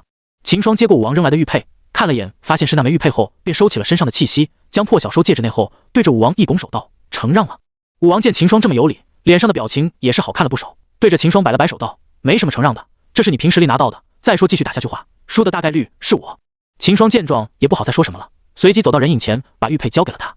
任影接过秦霜的玉佩，嘴上说道：“不错，从现在开始，你就是青云学堂的学子了。”说完后，任影拿出了一个令牌，递给了秦霜。秦霜听了点了点头，接过令牌，对着任影一拱手，随后走回到了女子身边。这时，一道人影飞速的从远处疾来，女子见了，身形一闪，挡到了他的前面。奔疾而来的男子看到挡在前方的女子，脸色顿时一变，瞬间就猜到他想干什么了。身影倏地一顿，停在了女子前方20米处，脸色警惕的看着女子，握着玉佩的左手不由得用力几分。拿来！女子淡淡的开口道。男子脸色一变，随后目光四处的扫了起来，想要绕开女子，把玉佩交给任影。然而女子却不想和他耗下去，见他不给，纤细的左腿一蹬地，整个人快速的飞向了男子。男子看着杀向自己的女子，顿时吓了一跳，想要快速的避开，但女子的速度实在是太快了，电光火闪间就已经来到了男子的身前，同时右手向前一抓，捉住了男子的左手，紧接着把男子往后一拽，同时左腿对着男子的腹部一蹬。砰！一声闷响从男子的腹部传来，男子的脸色一红，顿时一口鲜血吐出。女子侧身一躲，右手接住了男子吃痛松开的玉佩。随后女子便没有再管掉在地上卷缩着的男子，转身回到任影前，递上玉佩。任影仿佛没看到刚才的一幕似的，接过女子手中的玉佩看了一眼后，随即收了起来，接着拿出一块令牌交给了女子。接过令牌后，女子走回到秦霜身旁。秦霜也是看到了刚才的一幕，女子那暴力的一脚让秦霜不由得打了个冷静。要是他的落点下一个3分，此时那名还在卷缩着的男子就不是吐口血那么简单了。想到这，秦霜不由得暗移了几分脚步。感受到秦霜的动作，女子诧异的看了眼秦霜，随即又往秦霜那边挪了，看着秦霜道：“你怕我？”秦霜听了后，当即的站直了身子，对着女子道：“怕什么？不怕，有机会我们再切磋切磋。”女子听了点了点头，随后便没有管秦霜，抱手闭眼站在了圆桌。没过多久，陆陆续续的有考生回到了山顶，把玉佩交给了任影。这时任影在接过一名考生的玉佩后，猛地把玉佩一捏，顿时玉佩化为一抹粉尘。这是假的，你走吧，以后也不要来青云学堂了。现在你已被录入了黑名单中。任影看着眼前的考生冷声道。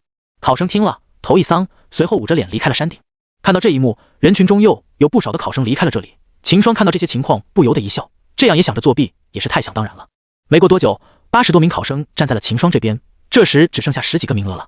5个时辰后，夕阳西下，时间也快到了考核结束的时候了。此时只剩下1人没有回来了，而山顶上却还是有着10几个人在一旁等着，显然是要从最后这人手中把玉佩抢过来了。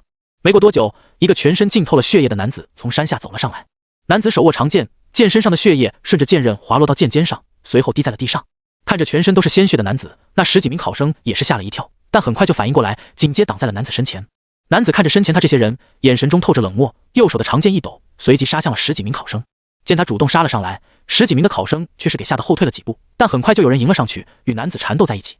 唰，男子的长剑一扫，顿时就有几名考生捂着伤口倒向一旁，剩下的几名考生见了，却是不敢向前了，畏畏缩缩的往后退。男子也是紧逼上前。咻！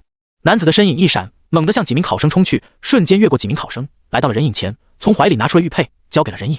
任影接过玉佩，看了眼后，随后拿出一个令牌，交给了男子。到此，100名通过考试的考生站在了山顶上。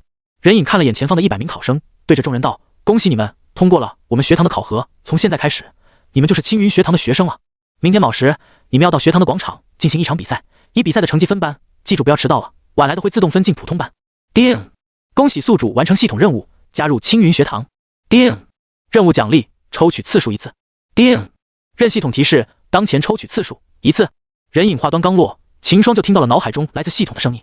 秦霜听到后，脸上露出了笑容。果然，只有自己在努力提修为，或者做对自己发展有利的事时，系统才会有任务触发。现在又有了1次抽取次数了，虽然不知道会洗到什么，但秦霜还是很激动。他知道抽取人物的实力是取决于自己的实力的。之前秦霜在武魂的时候就抽到了尘封腾格武无极，现在秦霜都50了，这也让秦霜对接下来的这一次抽奖十分的耳戴起来。随后，秦霜便返回了方家。等秦霜回到方家时，已10名月高挂了。好在门童也是认出了秦霜，看到是秦霜后，便立即打开了大门。回到自己的小院子里，秦霜对着系统道：“系统，我要抽取人物。”叮！系统提示：当前剩余抽取次数1次，是否提取？抽取。秦霜沉声道：“叮！”开始抽取。抽取完毕。恭喜宿主，抽中人物莫氏兄弟，莫名、莫奇。叮！系统提示：莫名、莫奇皆是5帝前期修为，系统抽取的人物对宿主忠心不二。顿时，一股熟悉的烟雾将秦霜所在的房间覆盖，2道人影缓缓地从烟雾中走了出来。莫名、莫奇，见过主人。莫名、莫奇对着秦霜抱手半跪在地上，对着秦霜道：“起来吧。”秦霜对着2道人挥手道：“以后叫我公子就可以了。”是，公子。2人抱手回道。随后，秦霜便将2人收回了系统空间。这时，秦霜的脸上才露出了狂喜。2名5帝，这下秦霜都可以不用再担心自己的安全了。不过，秦霜也不打算轻易的就把2人召唤出来，毕竟他是来历练的，不是来度假的。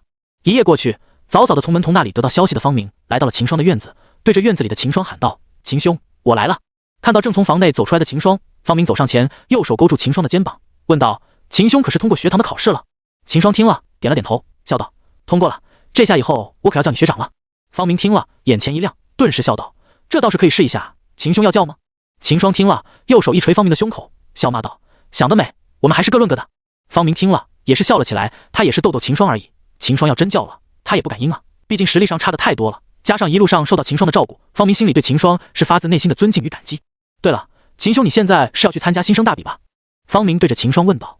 没错，我现在就准备出发了。秦霜点头回道。方明听了，顿时一拍手道：“那正好，我们今天都没神事，我去叫上小峰他们，一起去为秦兄加油。秦兄，你先赶去学堂吧，不要迟到了。”秦霜听了，点头回道：“那我可等着方兄你们过来了。”随后，2人在方家的大门外分开，秦霜赶往了青云学堂的广场，方明则是去叫小峰他们了。等秦霜来到广场时，已经有着50多位新生来到了广场了。广场上多了一个舞台，看样子应该是早晚学堂建成的。2名学堂的老师在舞台下方摆了个桌子，让已经来到的新生去他们那里登记，然后分配对手。秦霜走到桌子前，把自己的令牌交给了2名武皇的老师。这2名武正是前天在山顶上的其中2名。看到秦霜后，2人笑了下，对着秦霜道：“想不到玄龙朝的大比头名现在来到了我们学堂，说不定你还会是我们的学生呢。”显然他们也是知道秦霜的来历的，而正好今年是他们带新生。秦霜听力，笑着对2人拱手道：“晚辈此行前来也是为了提升自己，倒是麻烦2位辈了。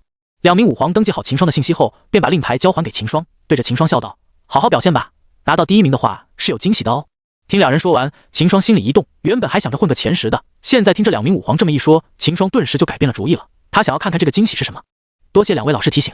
秦霜对着2人拱手道。2人摆了摆手，笑道：“这没什么，每个考生我们都会提醒1次的。”秦霜听明白了，这是学堂在刺激他们这些考生不要留手，想要彻底的查清他们的实力，好分配班级。对着2一拱手后，秦霜走到了一旁，等待着比赛开始。没过多久，这些来到的考生已经全部登记好了，而时间也来到了比赛开始的时候。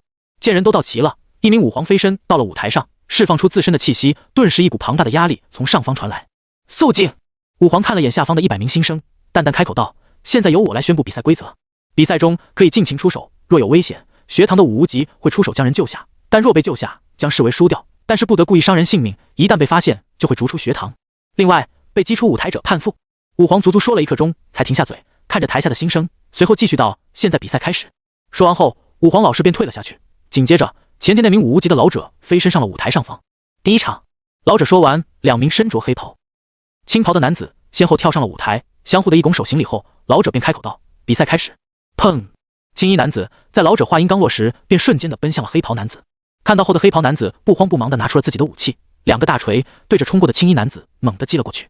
青衣男子看到后，身形立即一顿，随后快速的后退，避开了黑袍男子的一击。退后的青衣男子双看快速的结起了印，一股劲气随着他双手的动作快速的在他身前凝聚，不消片刻，一个巨大的白色掌印出现在他的身前。去！青衣男子大喝一声，顿时巨大的掌印快速的掠向了黑袍男子。看着朝自己击来的掌印，黑袍男子的脸色顿时变了，这一击要是被击中了，自己起码要受个重伤。想到这，黑袍男子一咬牙，身上的劲气迸发，附着在双锤上，顿时一个2米大的锤印出现在黑袍男子的手上。紧握着2米大的锤印，黑袍男子对着掌印拖着巨锤一挥，锤印以力拔千钧之势击向了青衣男子的掌印。轰隆隆，雷鸣般的炸裂声响起，一道刺眼的白光从2印相击处亮起，旁边的众人不由得闭上了双眼。紧接一道像是要掀翻天地的冲击波传来，旁边好几个学子一不留神，竟被冲击波掀飞起来。秦霜运转体内的劲气沉下双脚处，身形猛地一沉，面对这肆虐的冲击波，身体纹丝不动。随后白光散去，露出了台上的景象。忽地呼哧呼哧，黑袍男子拄着锤柄，大口气的喘着粗气，而青衣男子也是不好受，脸色苍白的捂着胸口，站在黑袍男子的10米开外。此时用了大招的2人体内皆是没有多少的灵力了，根本不足以支撑接下来的战斗。上方的老者看了眼后，也不管2人是否要打下去，直接开口道：“第一场平手。现在只是学堂要测试他们的实力，不是生死决斗，所以就算他们打下去，老者也会阻止的，毕竟学堂要的是完好的学生。”黑袍男子与青衣男子听到后，互相一拱手，随后跳下了武能台。老者的评决他们皆是认同，再打下去也是2败俱伤，这样的话还不如平手呢。而此时在台下登记的2名武皇看到2人的打斗后，在2人的名字后写上了中字，显然青衣男子与黑袍男子在2名武皇这里已经有了明确的定位。第2场，顾青叶队。老者话音刚落，2道人影就跃上了舞台，其中一道正是秦霜咋天遇到的那名女子。此时她换上一身青色长裙，随风飘动的裙摆隐隐露出了隐藏在里面的玉足，精致的小脸犹如粉雕玉琢一般，看起来吹弹可破，3000青丝落在了盈盈一握的柳腰后面，不带有丝毫感情的脸色，让她此刻看起来就如同一个自9天落下来的仙女一般，高贵典雅，可远观而不可亵玩。原来她叫顾青叶。秦霜看着台上的人影，一时间竟失了神，但很快他就想到了咋天顾青叶的一脚，顿时就打了个冷战，瞬间就清醒过来。比赛开始。老者的声音落下，台上的2人一时间都是没有动作。顾青叶的对手正好是咋天被他抢了玉佩的男子。咋天那名男子在缓过来后，便学着顾青叶抢了一位考生的玉佩，顺利通过考核。没想到今天第一场就碰到顾青叶，此时男子也是有些欲哭无泪，一时间不知如何是好。顾青叶面无表情地看着对方面的男子，淡淡爆开口道：“下去。”男子听到后顿时一愣，紧接着心底一股怒火飙升，但一想到咋天他的那一脚，顿时刚升起的怒火瞬间就灭了。四处的看了眼后，男子一咬牙，坚持待在台上。他已经想好了，大不了就多挨一顿打，反正就是不能就这么认输了，输也要输得有骨气一点，怎么说也要交手1、2招再认输吧。想到这，男子便沉下心，调动起体内的灵气，浑身一震，顿时一道劲气自他体内爆发出来。紧接着他的手一阵快速结印，顿时劲气快速的在他的身前凝聚。然而台下的人看到男子凝聚成的东两时，皆是无语起来，这是有多怕死啊，一上来就先弄了个盾牌。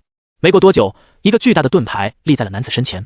看着立在男子身前的盾牌，众人也不知说什么才好，毕竟人家谨慎点也没有错，只是男子实在有些太怂了。然而秦霜却是觉得男子这么做也是无可厚非，毕竟他也是经历过毒打的人，这上来就立个盾牌也是挺正常的。看着立在身前的盾牌，男子松了口气，顿时觉得安全度提高了不少。这时顾青叶却是有了动作，只见他拿出了自己的武器，一根根凸起的尖刺以及1.5米的长度。当台下的秦霜看到顾青叶拿出加大加长版的狼牙棒时，秦霜整个人都愣住了，一个仙气飘飘的仙女却拿着一个大型狼牙棒当武器，这巨大的反差让秦霜当即就愣在了原地。愣住的不止秦霜一个，台下的学子也是瞪大了双眼看着握着狼牙棒的顾青叶，俱是呆愣在原地。这小姑娘特别啊！2名武皇看着台上顾青叶，喃喃道。台上的老者看到顾青叶的武器时，也是惊愕了一下，随后反应过来，脸上也是露出了一丝笑意。老顾这女儿有点特别啊！咕噜，男子看着顾青叶拿出去的狼牙棒，吓得翻滚了一下喉咙。看了看眼前的盾牌，男子顿时感到没有他想的那么安全，连忙再次运转体内的灵气，双手快速结印，劲气不断的从他身上爆发出来。没过多久，又是3道盾牌凝聚出来，将男子合围在中间。这时男子才松了口气。底下的人看着台上的2人，奇葩的一幕让众都不知道说什么了。一个看样子怂的一皮，一个看样子又是极致的进攻，这令人哭笑不得的一幕就这么多出现了。砰！顾青叶握着狼牙棒，左腿一蹬地，正从猛地杀向了男子。男子看着朝自己挥来的狼牙棒，当即就闪身躲到了一旁。看着擦身而过的狼牙棒，男子吓得连忙擦了擦额头的冷汗。砰！狼牙棒击在舞台上，发扬雷鸣般的异响。原本坚硬无比的舞台，在顾青叶这一击说下，被轰击出了一个缺口。见一击不成，顾青叶瞬间又是再次杀向男子，手中的狼牙棒一挥，带着呼啸声杀向男子。好在男子一直有留意着顾青叶的动作，在顾青叶动的时候，就立即反应过来，慌忙的朝一旁躲去，再次堪堪的躲过顾青叶硬一招。见一招再次被男子躲过，顾青叶停了下来，双眼不带有丝毫的感情的看着男子，再次淡淡的开口道：“下去。”男子看了眼围在身边的四面盾牌，缓缓的对着顾青叶摇了摇头。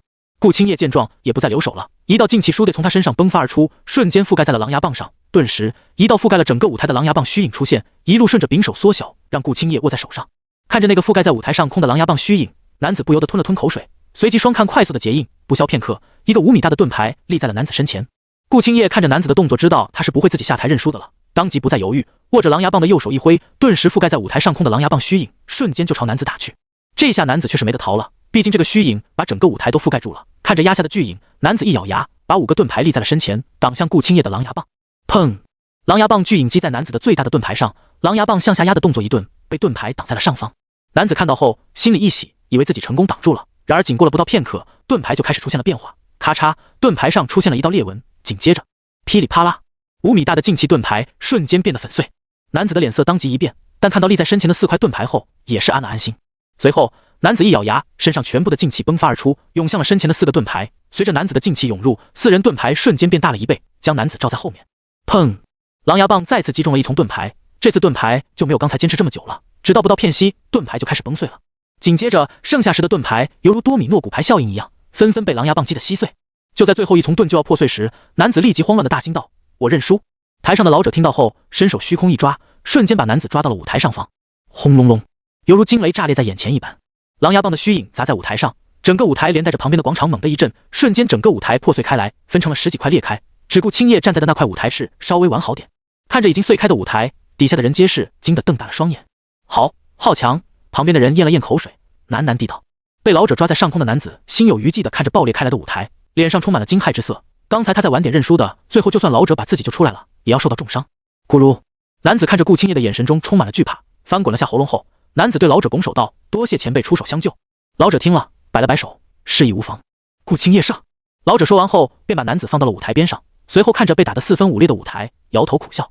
旁边的2名武皇看了眼舞台，随后对视一眼，在顾青叶的名字后写了个上字。要不是学堂里只上分上中下3个等级，他们都想把顾青叶单独的写到一旁里。毕竟以顾青叶的实力，在这一批新生中也是独一份了。哦，不对，还有个叫秦霜的也很猛，就是不知道这2人谁更强了。见顾青叶也是跳下了舞台，老者大手一挥，原本分开的舞台顿时消失不见。紧接着，砰！一个完整的舞台砸在了广场上。老者看了眼台边的学子，继续开口道：“第3场。”这时，顾青中正好看到秦霜的位置，走了过来。一路上，旁边的学子纷纷退让，空出了一条通道让顾青中走过，甚至有些人还给吓得连连后退。等下遇上的话，我不会留手的。顾青中走到秦霜的身旁，语气淡然地道。秦霜愣了下，随后快速回道：“不用留手，我们就当是切磋就行了。”刚才顾青中的那一击虽然声势浩大，但秦霜自问也不是不能做到，所以秦霜对于和顾青中交手还是有着几分信心的，只不过是被他的反差感给惊到了而已。一个飘飘然的仙女，武器居然是一把加大版的狼牙棒，这一幕秦霜怎么想就觉得怎地滑稽。顾青中见秦霜如此说，点了点头后便没有再理会秦霜，把目光看向了舞台。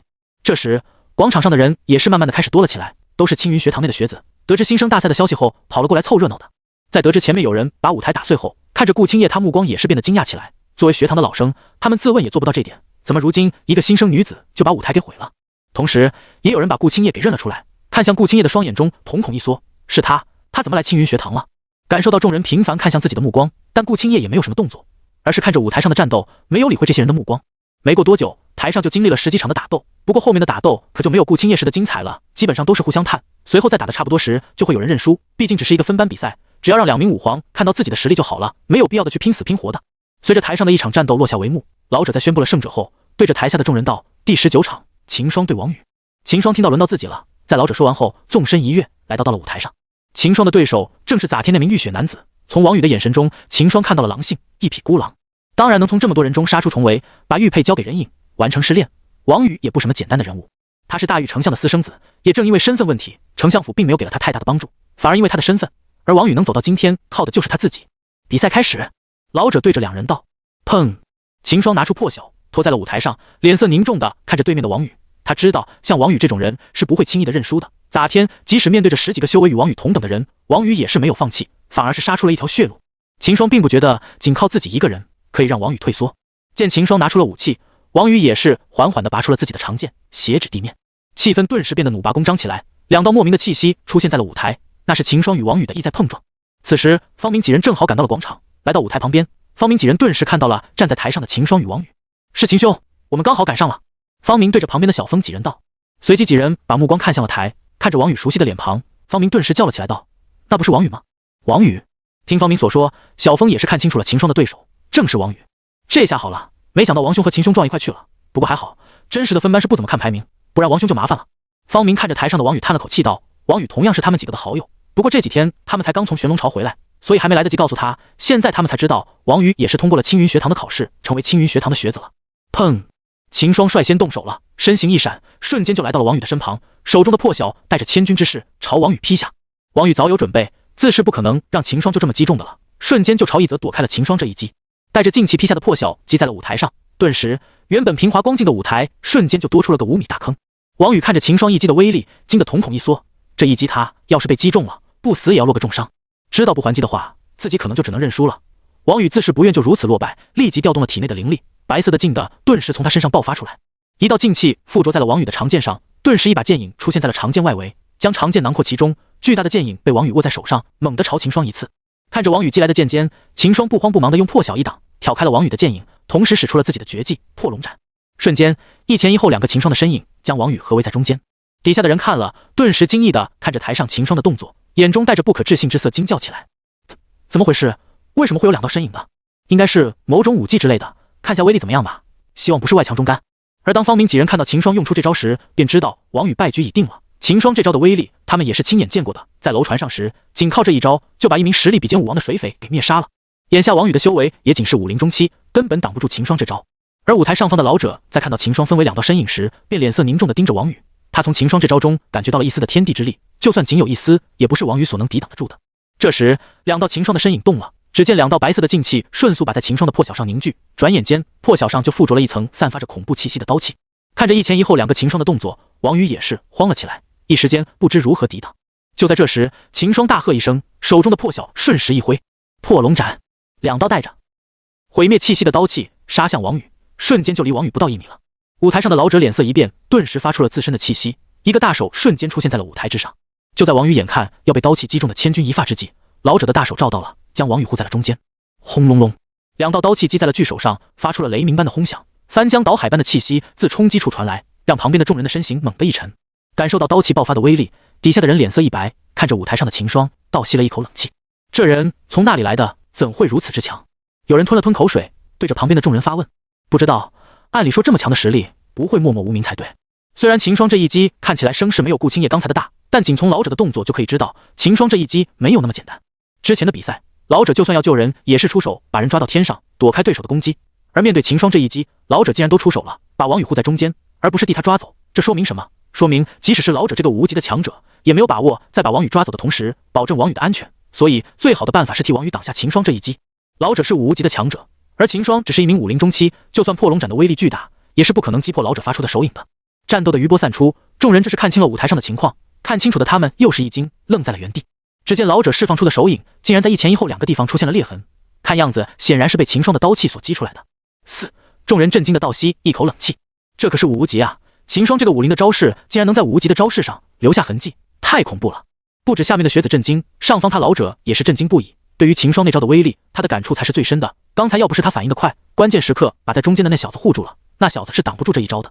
在秦霜这招击在他的手影上时，他就感觉到了那丝的天地之力是真实存在的。这个发现让老者震惊不已。要知道，秦霜才是武灵，就可以参悟到一丝天地之力，这让他这些还在苦苦参悟的武无极情理何堪？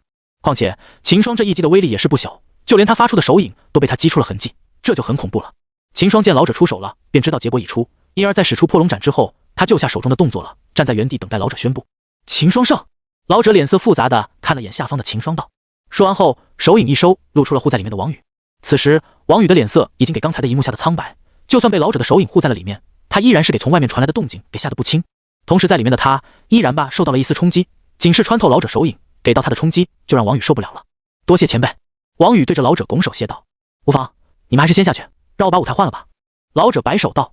刚才秦霜与老者手影爆发的冲击已经让整个舞台裂成了两半，虽说没有顾青叶那招这么夸张，但看样子也积承受不了接下来的比试了，老者也只能把他换掉。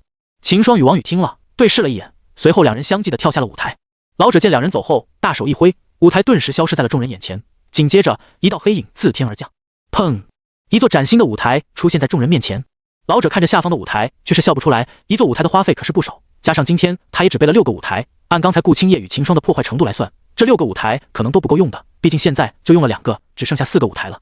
旁边的2名武皇见比赛结束，便拿出了本子，在秦霜与王宇的名字后记上了上字。秦兄、王兄，这里。方明对着走下舞台的2人招手道。秦霜原本想回到顾青叶身边的，但见到方明几人后，便转身朝他们走去。而王宇听到了方明的叫声后，也是抬起脚步走向了方明几人。秦兄、王兄，你没想到这么2个竟然碰到了一起，缘分啊！方明走上前，拍着2人的肩膀，笑着对2人说道：“方明，你和这位兄台认识？”王宇看了眼秦霜后，对着方明问道：“还有，你什么时从玄龙朝回来的？”方明听后，摆了摆手对王宇道：“此事说来话长了，先和你介绍一下，这位是我们在玄龙朝认识的兄弟，名字你也知道的，叫秦霜吗？秦兄，这位也即我的好朋友王宇。”方明对着2人介绍道：“王兄，刚才多有得罪了，还望莫怪。”秦霜对着王宇拱手道。王宇听言，对秦霜的感官顿时大好，随即也是回礼道：“这没什么，是我技不如你而已。好了，既然大家都是朋友，那就当是不打不相识了。”方明对着2人笑道。这时，一旁的顾青叶见秦霜走到了方明那边，开始频频的把目光看过来，这引起了几人的注意。方明看着顾青叶的身影了，咽了咽口水道：“这不是顾姐吗？她怎么也来参加学堂考试了？”听到方明的话，几人把目光看向了顾青叶。小柔与红武看到顾青叶后，顿时惊喜的跑了过去。看样子，方明几人也是认识顾青叶的。方明，你们认识这位姑娘？秦霜对着几人问道。见秦霜这么问，方明顿时打了个激灵，脸上带着古怪的看着秦霜道：“秦兄，她就是我们这群人中的老大，我们都叫她顾姐。秦兄你也知道，我家是行商的，其实不止我家，就连小峰他们家也是和我家一样，都是行商的。而顾姐家就是京城里最大的商业家族，所以我们从小都是叫顾姐的。最重要的是，顾姐这个人她……”方明正想继续开口和秦霜说时，王宇突然一对方明的肩膀，轻咳一声，随后把目光看向舞台处。接到王宇的提醒，方明抬头一看，发现小柔与红武已经带着顾青叶走了过来。方明连忙转口对着秦霜快速说道：“这个，秦兄还是多观察一下吧，慢慢的你就会发现了。”说完后，也和王宇一样，把目光看向了舞台上。秦霜听他说完，顺着方明的目光转头一看，顿时发现了与小柔、红武一起走过来的顾青叶，瞬间知道方明为什么改口了。顾姐，我给你介绍介绍。小柔拉着顾青叶走到秦霜3人前，伸手在秦霜身前示意一下，对着顾青叶道：“这个是秦霜，玄龙朝人，就是他保护着我们从玄龙朝回来的。”说完后，小柔又对着秦霜道：“秦兄，这位是我们的大姐，叫顾青叶。”秦霜听了，也顺着小柔的叫法，对着顾青叶道：“顾姐好。”顾青叶听了点了点头，对着秦霜道：“既然都是认识的，那就好说了，以后我找你切磋，你可不能拒绝了。”旁边的方明3人听到顾青叶的话后，好像想到什么似的，打了个冷战。秦霜听了，倒是没有拒绝，点了点头道：“那可好，以后可以常切磋。”秦霜当然是乐意的，以顾青叶的实力和他一起切磋的话，对实力的提升是有很大的帮助的。然而方明几人听到顾青叶的话后，却是暗里大声着不要答应，不要答应。但很可惜，秦霜并不能听到几人心里的话。见秦霜答应后，方明几人收回了放在舞台上的目光，随即用着带有同情的目光看向了秦霜。感到方明3人的目光，秦霜有些摸不着头脑。那好，有空的话我们就切磋。顾青叶听了后点了点头道。见2人谈完，小柔与红武拉着顾青叶走到了一旁，小声的谈了起来。顾姐，我和你说。不知道3人谈起了什么，顾青叶时不时的就把目光看向了秦霜。方明几人见状，靠到秦霜身边，拍了拍秦霜的肩膀，叹道：“秦兄，你很快就会知道顾姐的恐怖之处了，好好体会吧。还有，明天记得早点起床。”方明说完，小峰与王宇也是略带同情的看着秦霜，点了点头，显然对方明的说法很认同。秦霜被方明说的一头雾水，但见方明不详说，他也就没有理会了。随后，方明就和王宇说起了他去玄龙朝历练的事。再说到方明回大狱一路上的事时，王宇听得都瞪大了眼睛。现在他才觉得刚才自己是多么的幸运，有老者挡下了秦霜的一击。同时，王宇对方明几人的历练也是十分的向往。本来他应该是和方明一届的学子的，后来出了一点事，所以才搁置到了现在才来青云学堂入学。按时间来算，递到他历练时也应该是武王了。现在听到方明所说后，他决定等2年后历练时就去玄龙朝历练了。时间过去了1个时辰，此时第1轮的比赛已经结束，带上平手的学子一共有64人晋级了第2轮。各位学子，第1轮的比赛已经结束，现在你们有半个时辰的休息时间，半个时辰后第2轮的比赛开始。一名武皇飞身到舞台上，对着下方的人道。时间稍纵即逝，转眼间半个时辰就过去了。半个时辰已到，现在第2轮的比赛正式开始。吴朵老师飞身到舞台上说道，说完后便退到一旁，拿着本子继续记录起来。老者再次来到舞台上方，对着众人道：“第一场，顾青叶队。”老者话不刚落，一道声音便从舞台边上传了出来：“我认输。”老者目光瞬间移到说话的男子身上，看了眼后便开声道：“顾青叶胜。”方明这边正想替顾青叶加油呢，那边就已经认输了。不过对于男子的认输，众却不觉得有什么不对，就以顾青叶刚才表现出的实力，上去了也是挨顿打，改变不了什么，还不如不上去呢。男子也是如此想的，在听到自己的对手是顾青叶时，他不抱希望了，当即就认输。正想飞身上舞台的顾青叶听到老者他声音后停下了脚步，随后老者又道：“第二场。”紧接着就有了两道身影飞身到了舞台。时间消逝，第二轮的比试也是结束了，秦霜也是没来得及上场，对手就认输了。在第一轮的比试中，就秦霜与顾青叶的表现最为突出，因而两人的对手都是在得知结果后立马就认输了。而第二轮的比赛结束，时间也来到了傍晚，现在时间上已经来不及进行第三轮的比赛了。第三轮以及后续的比赛将在明日的卯时开始。武皇飞身到了舞台上，对着众人说道。随后，秦霜便与方明几人离开了青云学堂，回到了方明家里。由于知道秦霜与顾青叶明天要继续比赛，所以几人也是简简单单的吃了顿饭后就各自散去了。秦霜回到小院里，便开始准备修炼。然而这时一声敲门声从院子外传来，秦霜疑惑的起身走了出去，打开院门，发现顾青叶正站在门前。顾姐。秦霜看着顾青叶，心生疑惑的问道：“顾姐找我是有什么事情吗？”顾青叶看了眼秦霜，随后回道：“我看现在就有空，不如我们来切磋一下吧。”秦霜听了却是一愣，看了眼天色，秦霜指着头上的月亮对着顾青叶道：“现在。”顾青叶顺着他的手指头看了眼明月，顿时明白秦霜的意思了，但还是点了点头道：“没错。”秦霜听了却是苦笑，随后拒绝道：“顾姐，我看我们还是下次吧。你看现在天色已晚，加上明天我们又有比赛，就要不切磋了，等下次。”顾青叶听了后想了下，觉得现在和秦霜才认识没多久，还是不能太急了，免得像方明他们那样老是躲着自己就不好了。那行吧，反正明天的比赛我们大概率也会遇上了的。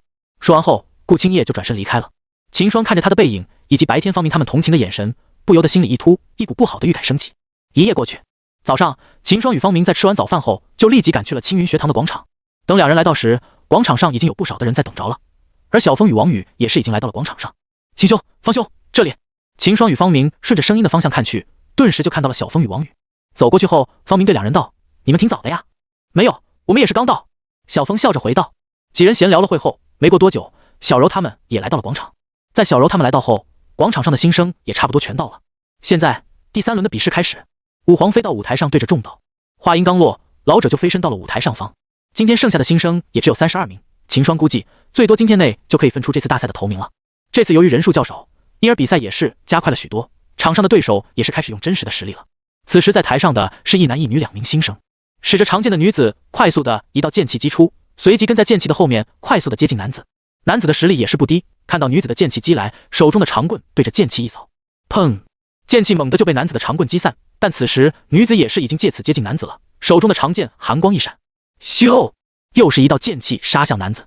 贴身释放的剑气让男子根本来不及反应，但是他也不是泛泛之辈，手中的长棍携带着剑气猛地向前对着女子的腹部一击。就在女子剑气击中男子的同时，男子的长棍也击在了女子的腹部上。这时一道劲气瞬间自老者手中发出，落到两人身上，两人包裹在里面。女子的剑气与男子的长棍皆是被挡在了老者的劲气外，没能伤到对方，但冲击的余波还是让两人的身影倒退了数十步。此局平手。老者淡淡的开口道。台上的两人听了，对着老者一拱手便退了下去。下一场，秦霜队。老者的声音自上方传来，秦霜几人听到后，方明立马对着秦霜道：“秦兄，到你了，加油！”虽然方明知道秦霜拿下比赛是必然的，但他还是对着秦霜鼓气起来。秦霜听后，对着几人点了点头，随后纵身一跃，来到了舞台上。当，破晓的刀尖在舞台上砸出了个小坑，老者在上方看了，眉头都跳了几下。秦霜的对手是咋天那名青衣男子，在第一轮过后，他又赢下了第二轮。如今虽然遇上了秦霜，但他也没想着要认输，而是坚持到底。比赛开始，老者看着台上的秦霜两人道。看到秦霜拿出了破晓，青衣男子也不敢大意，当即就用出了咋天所施展的那套掌法。青衣男子知道，像他这种用拳脚的人，对上秦霜这种用长武器的人，最重要的就是先手，不能落入对手的节奏中，否则无论如何都很难越过对手的攻击范围近身的。而现在男子也是想到这一点，因而立即发出了一道掌印，击向了秦霜，随后整个人快速的掌印的掩护下接近秦霜。秦霜看到他的动作，突然一笑，他发现自己最强的拳脚功夫好像也有一段时间没有用了，如今正好可以趁此机会练一下。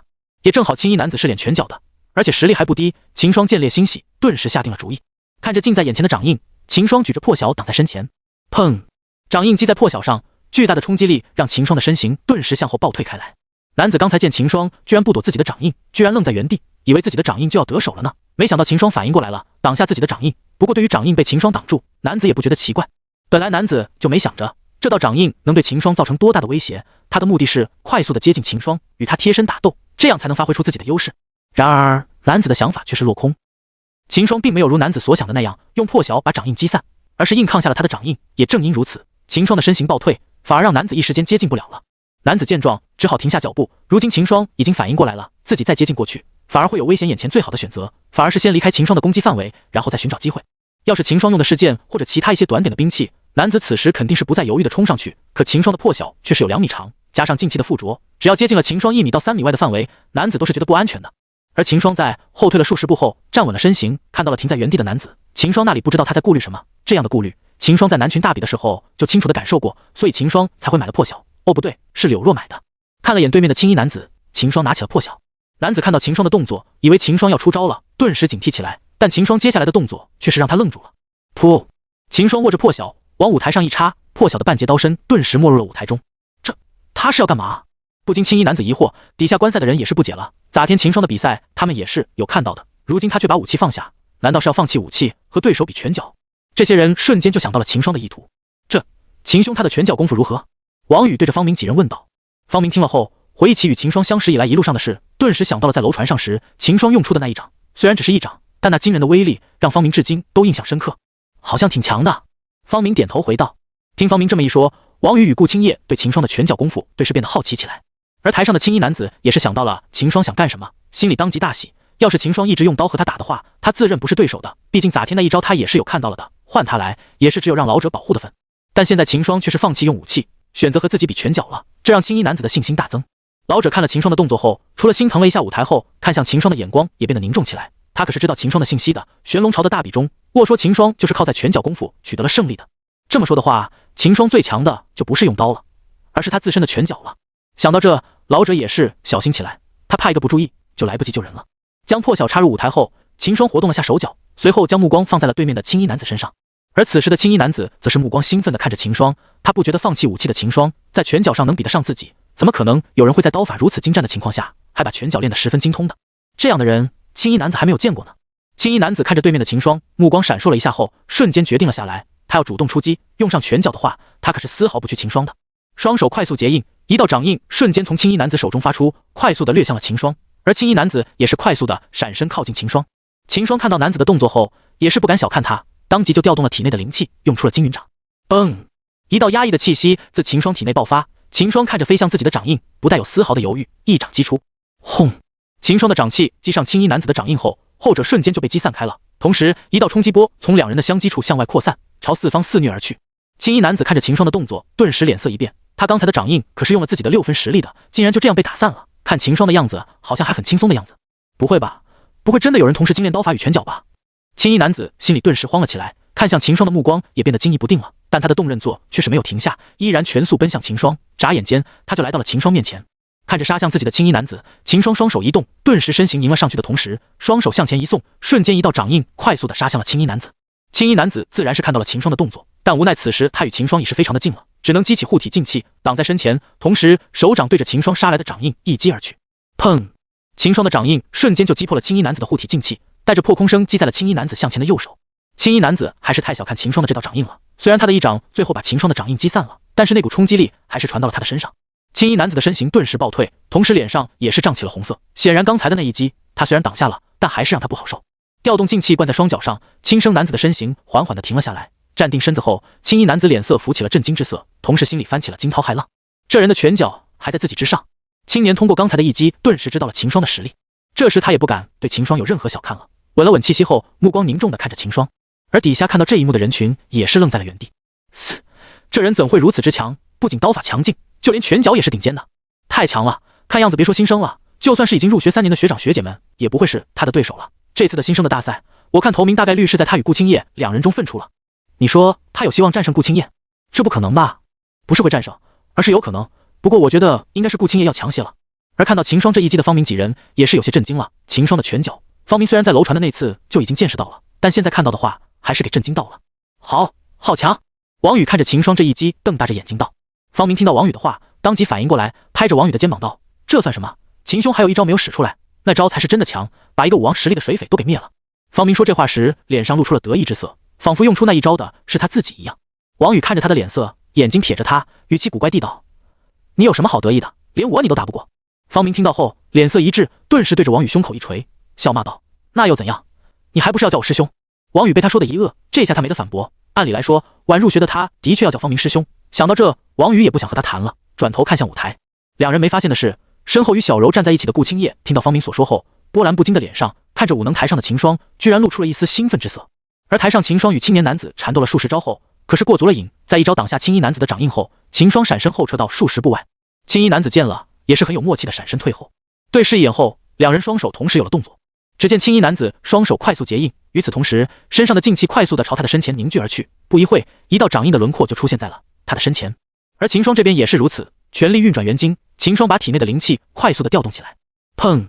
一道劲风在秦霜身旁平地升起，同时通体洁白的劲气源源不断的从秦霜体内冒出，传自了秦霜的双手上。按照金云掌的运功路线，秦霜把劲气快速的传至身前，瞬间一个散发着恐怖气息的白色掌印出现在秦霜的身前。在掌印出现的同时，天空上的一抹云朵竟缓缓向外移动起来。察觉到这个情况的老者心里顿时一惊，但又不好直接让两停手，只好全神贯注的看着青衣男子的身影，准备随时出手将他护住。没过多久，两人的掌印皆是凝聚完毕。从外面看来，青衣男子的掌印则是显得更为巨大，同时散发出的气息也是更为恐怖。而秦霜凝聚出的掌印与之比起来就要小上一圈了，同时也没有什么气息显露出来。看到这一幕，不只是青衣男子，就连底下的很多学子也是觉得青衣男子的掌印要为强大，而秦霜的掌印却是没什么威力的样子，都以为这下青衣男子要赢了。然而在老者与两名武皇老师的眼里却是不一样的。看着秦霜那蕴含着毁灭气息的掌印，两名武皇也是一阵心惊肉跳。就这掌的威力，在他们看来，灭掉一个武王中俱是绰绰有余的了。身为武皇的两人自是可以轻松的使出这样的一击，但秦霜不一样啊，秦霜的修为他们可是看得清清楚楚，只有武灵中期，而这秦霜却是仅以武灵中期的修为使出了这么强大的一击，这让身为武皇的两人也是心惊不已。他要赢了！站在方明几人中间的顾青叶开口道。方明几人听了一愣，随即反应过来，知道顾青叶说的是秦霜。其实方明看到秦霜这一击就已经知道结果了，不过现在比赛还在继续着，他也不好直接就开口对人说秦霜要赢。没想到顾青叶这么敢肯定。就这时，台上的秦霜与青衣男子皆是有了动作。只见秦霜双手向前一推，白色的掌印便朝青衣男子掠去。青衣男子见状，也是挥手对着秦霜一击，巨大的掌印在了青衣男子的操控下击向了秦霜的掌印。金云掌！秦霜双大喝一声，随着他双手的推动，通体洁白的掌印以着闪电般的速度飞掠向青衣男子。而在众人眼里，秦霜的金云掌威势却是不怎么样，与青衣男子的比起来，声势与气息上差了不是一点。只有秦霜的对手青衣男子才知道秦霜之一击的恐怖，当即毫不犹豫的也把自己的掌印推向秦霜的金云，迎了上去。转眼间，秦霜的金云掌就与青衣男子的掌印击在一起，轰隆隆，两个掌印相撞，一股劲风顿时肆虐了整个舞台，紧接着朝台边掠去。被肆虐他劲风突然一吹，底下的人顿时一阵身形搅乱，东歪西倒起来，只有少数修为强劲的老生才能站稳的看着台上的战斗。两道掌印相击不到片刻，青衣男子那个众人看起来声势浩大并寄予厚望的掌印却是让人失望了。仅仅在秦霜的金云掌下坚持了一息不到，青衣男子的掌印就寸寸开裂起来，眨眼间青衣男子的掌印便一轰而碎。哗啦啦，随着青衣男子的掌印碎开，金云掌稍微一顿后便一往无前的击向青衣男子。这时金云掌的气息就显露出来。怎么会这样？青衣男子看着自己那被一轰而碎的掌印，愣在了原地，嘴里喃喃起来，语气中充满了不置信。刚才他看着自己那声势浩大的掌印，对比着秦霜那不见有丝毫气息的掌印，本来他是自信满满的，然而现实却是给了他重重一击。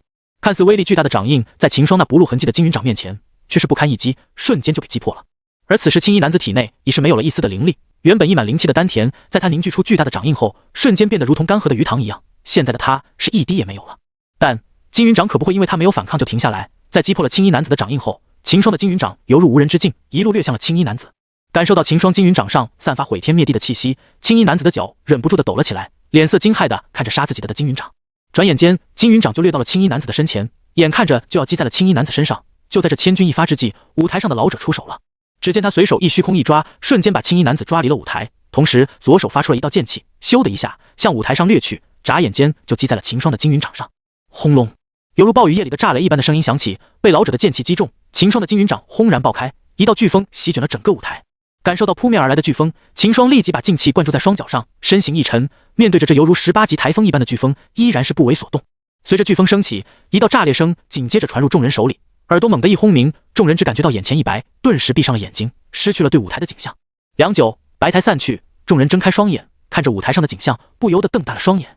只见原本完美精致的舞台，现在布满了如蛛网一般的裂痕，将舞台大大小小的分为了10几块，完好的也只有秦霜脚下的那一小块了。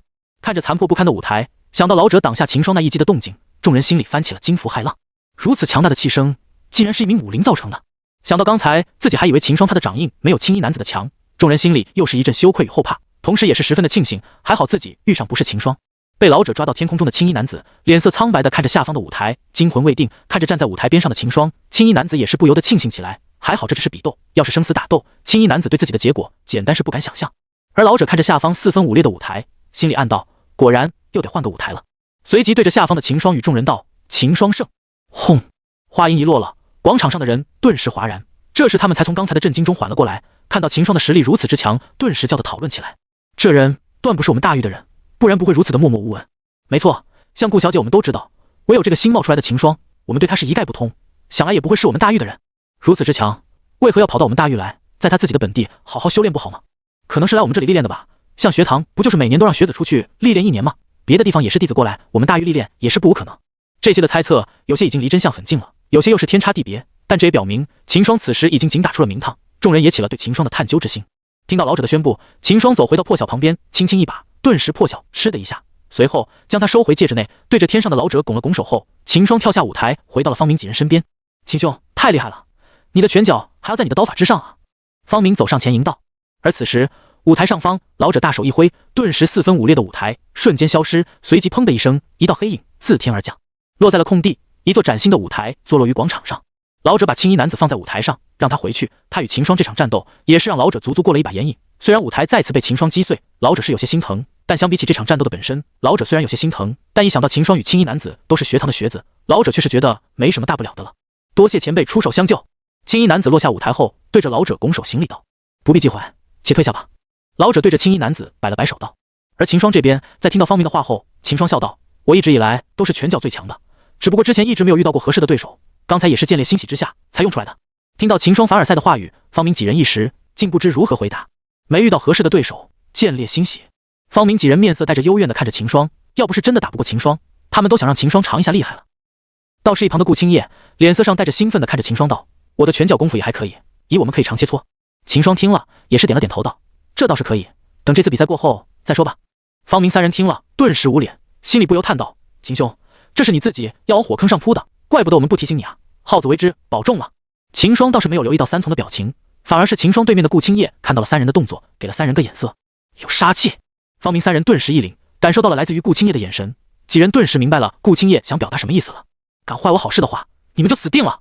领悟到的方明三人顿时对着顾青叶做了个闭口的动作，随即装作什么都没看到，快速的转身看向舞台。此时下一轮的战斗已经打起，见方明几人如此识趣，顾青叶也是没有再理他们，转头看向了舞台上。此时舞台上打斗的是2名绝色女子，一名青衣，一名红衣。从他们所表现出的实力来看，应该是在50后期左右。两人的修为在秦霜他们这批考生中算是顶尖那一部分。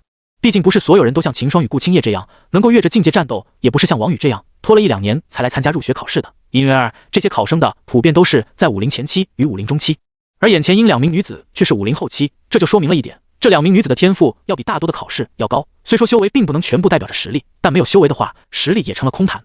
单以这2人的修为来看，在这一众新生里，这2名女子的数一数二的了。要把秦霜与顾青叶除外的话，新生的头也是要从这2人里选出，就算是王宇也不能打赢2人。此时场上的打斗也是激烈角逐着，修为上2人不相上下，一而打的是你来我往，好不激烈。就在众人以为2人的打斗要持续一段时间，舞台上的局面出现了突如其来的变化。只见青衣女子随手一道剑气挥出，咻的一下，剑气快速的掠过空气，击向了红衣女子。红衣女子自然是看到了这一切，当即身形一闪，瞬间消失在原地，转眼间就已经避过剑气，快速的提着长棍靠向青衣女子。与此同时，红衣女子手中的长棍突然多了一道虚影，附着在了长棍上，在劲气的支持下，长棍的攻击范围猛地暴涨一截。红衣女子手中一动，在青衣女子的3米开外就握着长棍向前一捅，瞬间一道棍影脱离了红衣女子的长棍，快速的击向了青衣女子。风驰电掣之间，青衣女子却是反应过了，在她的一击落空后，她就一直在警惕着红衣女子的动作。只见青衣女子左手一动，赫然多了一把剑握在左手上，双手同时持剑。青衣女子把双剑往身前一架，顿时把红衣女子发出的长棍虚影架在了身前。砰！一道闷声响起，顷刻之间，红衣女子发出的长棍虚影就被青衣女子的双剑击散。而秦霜几人在看到青衣女子拿出了另一把剑时，顿时就惊异了。看青衣女子轻车熟练的动作，显然已经不是第一次用双剑了，这也就说明了青衣女子原本用的就是双剑流派。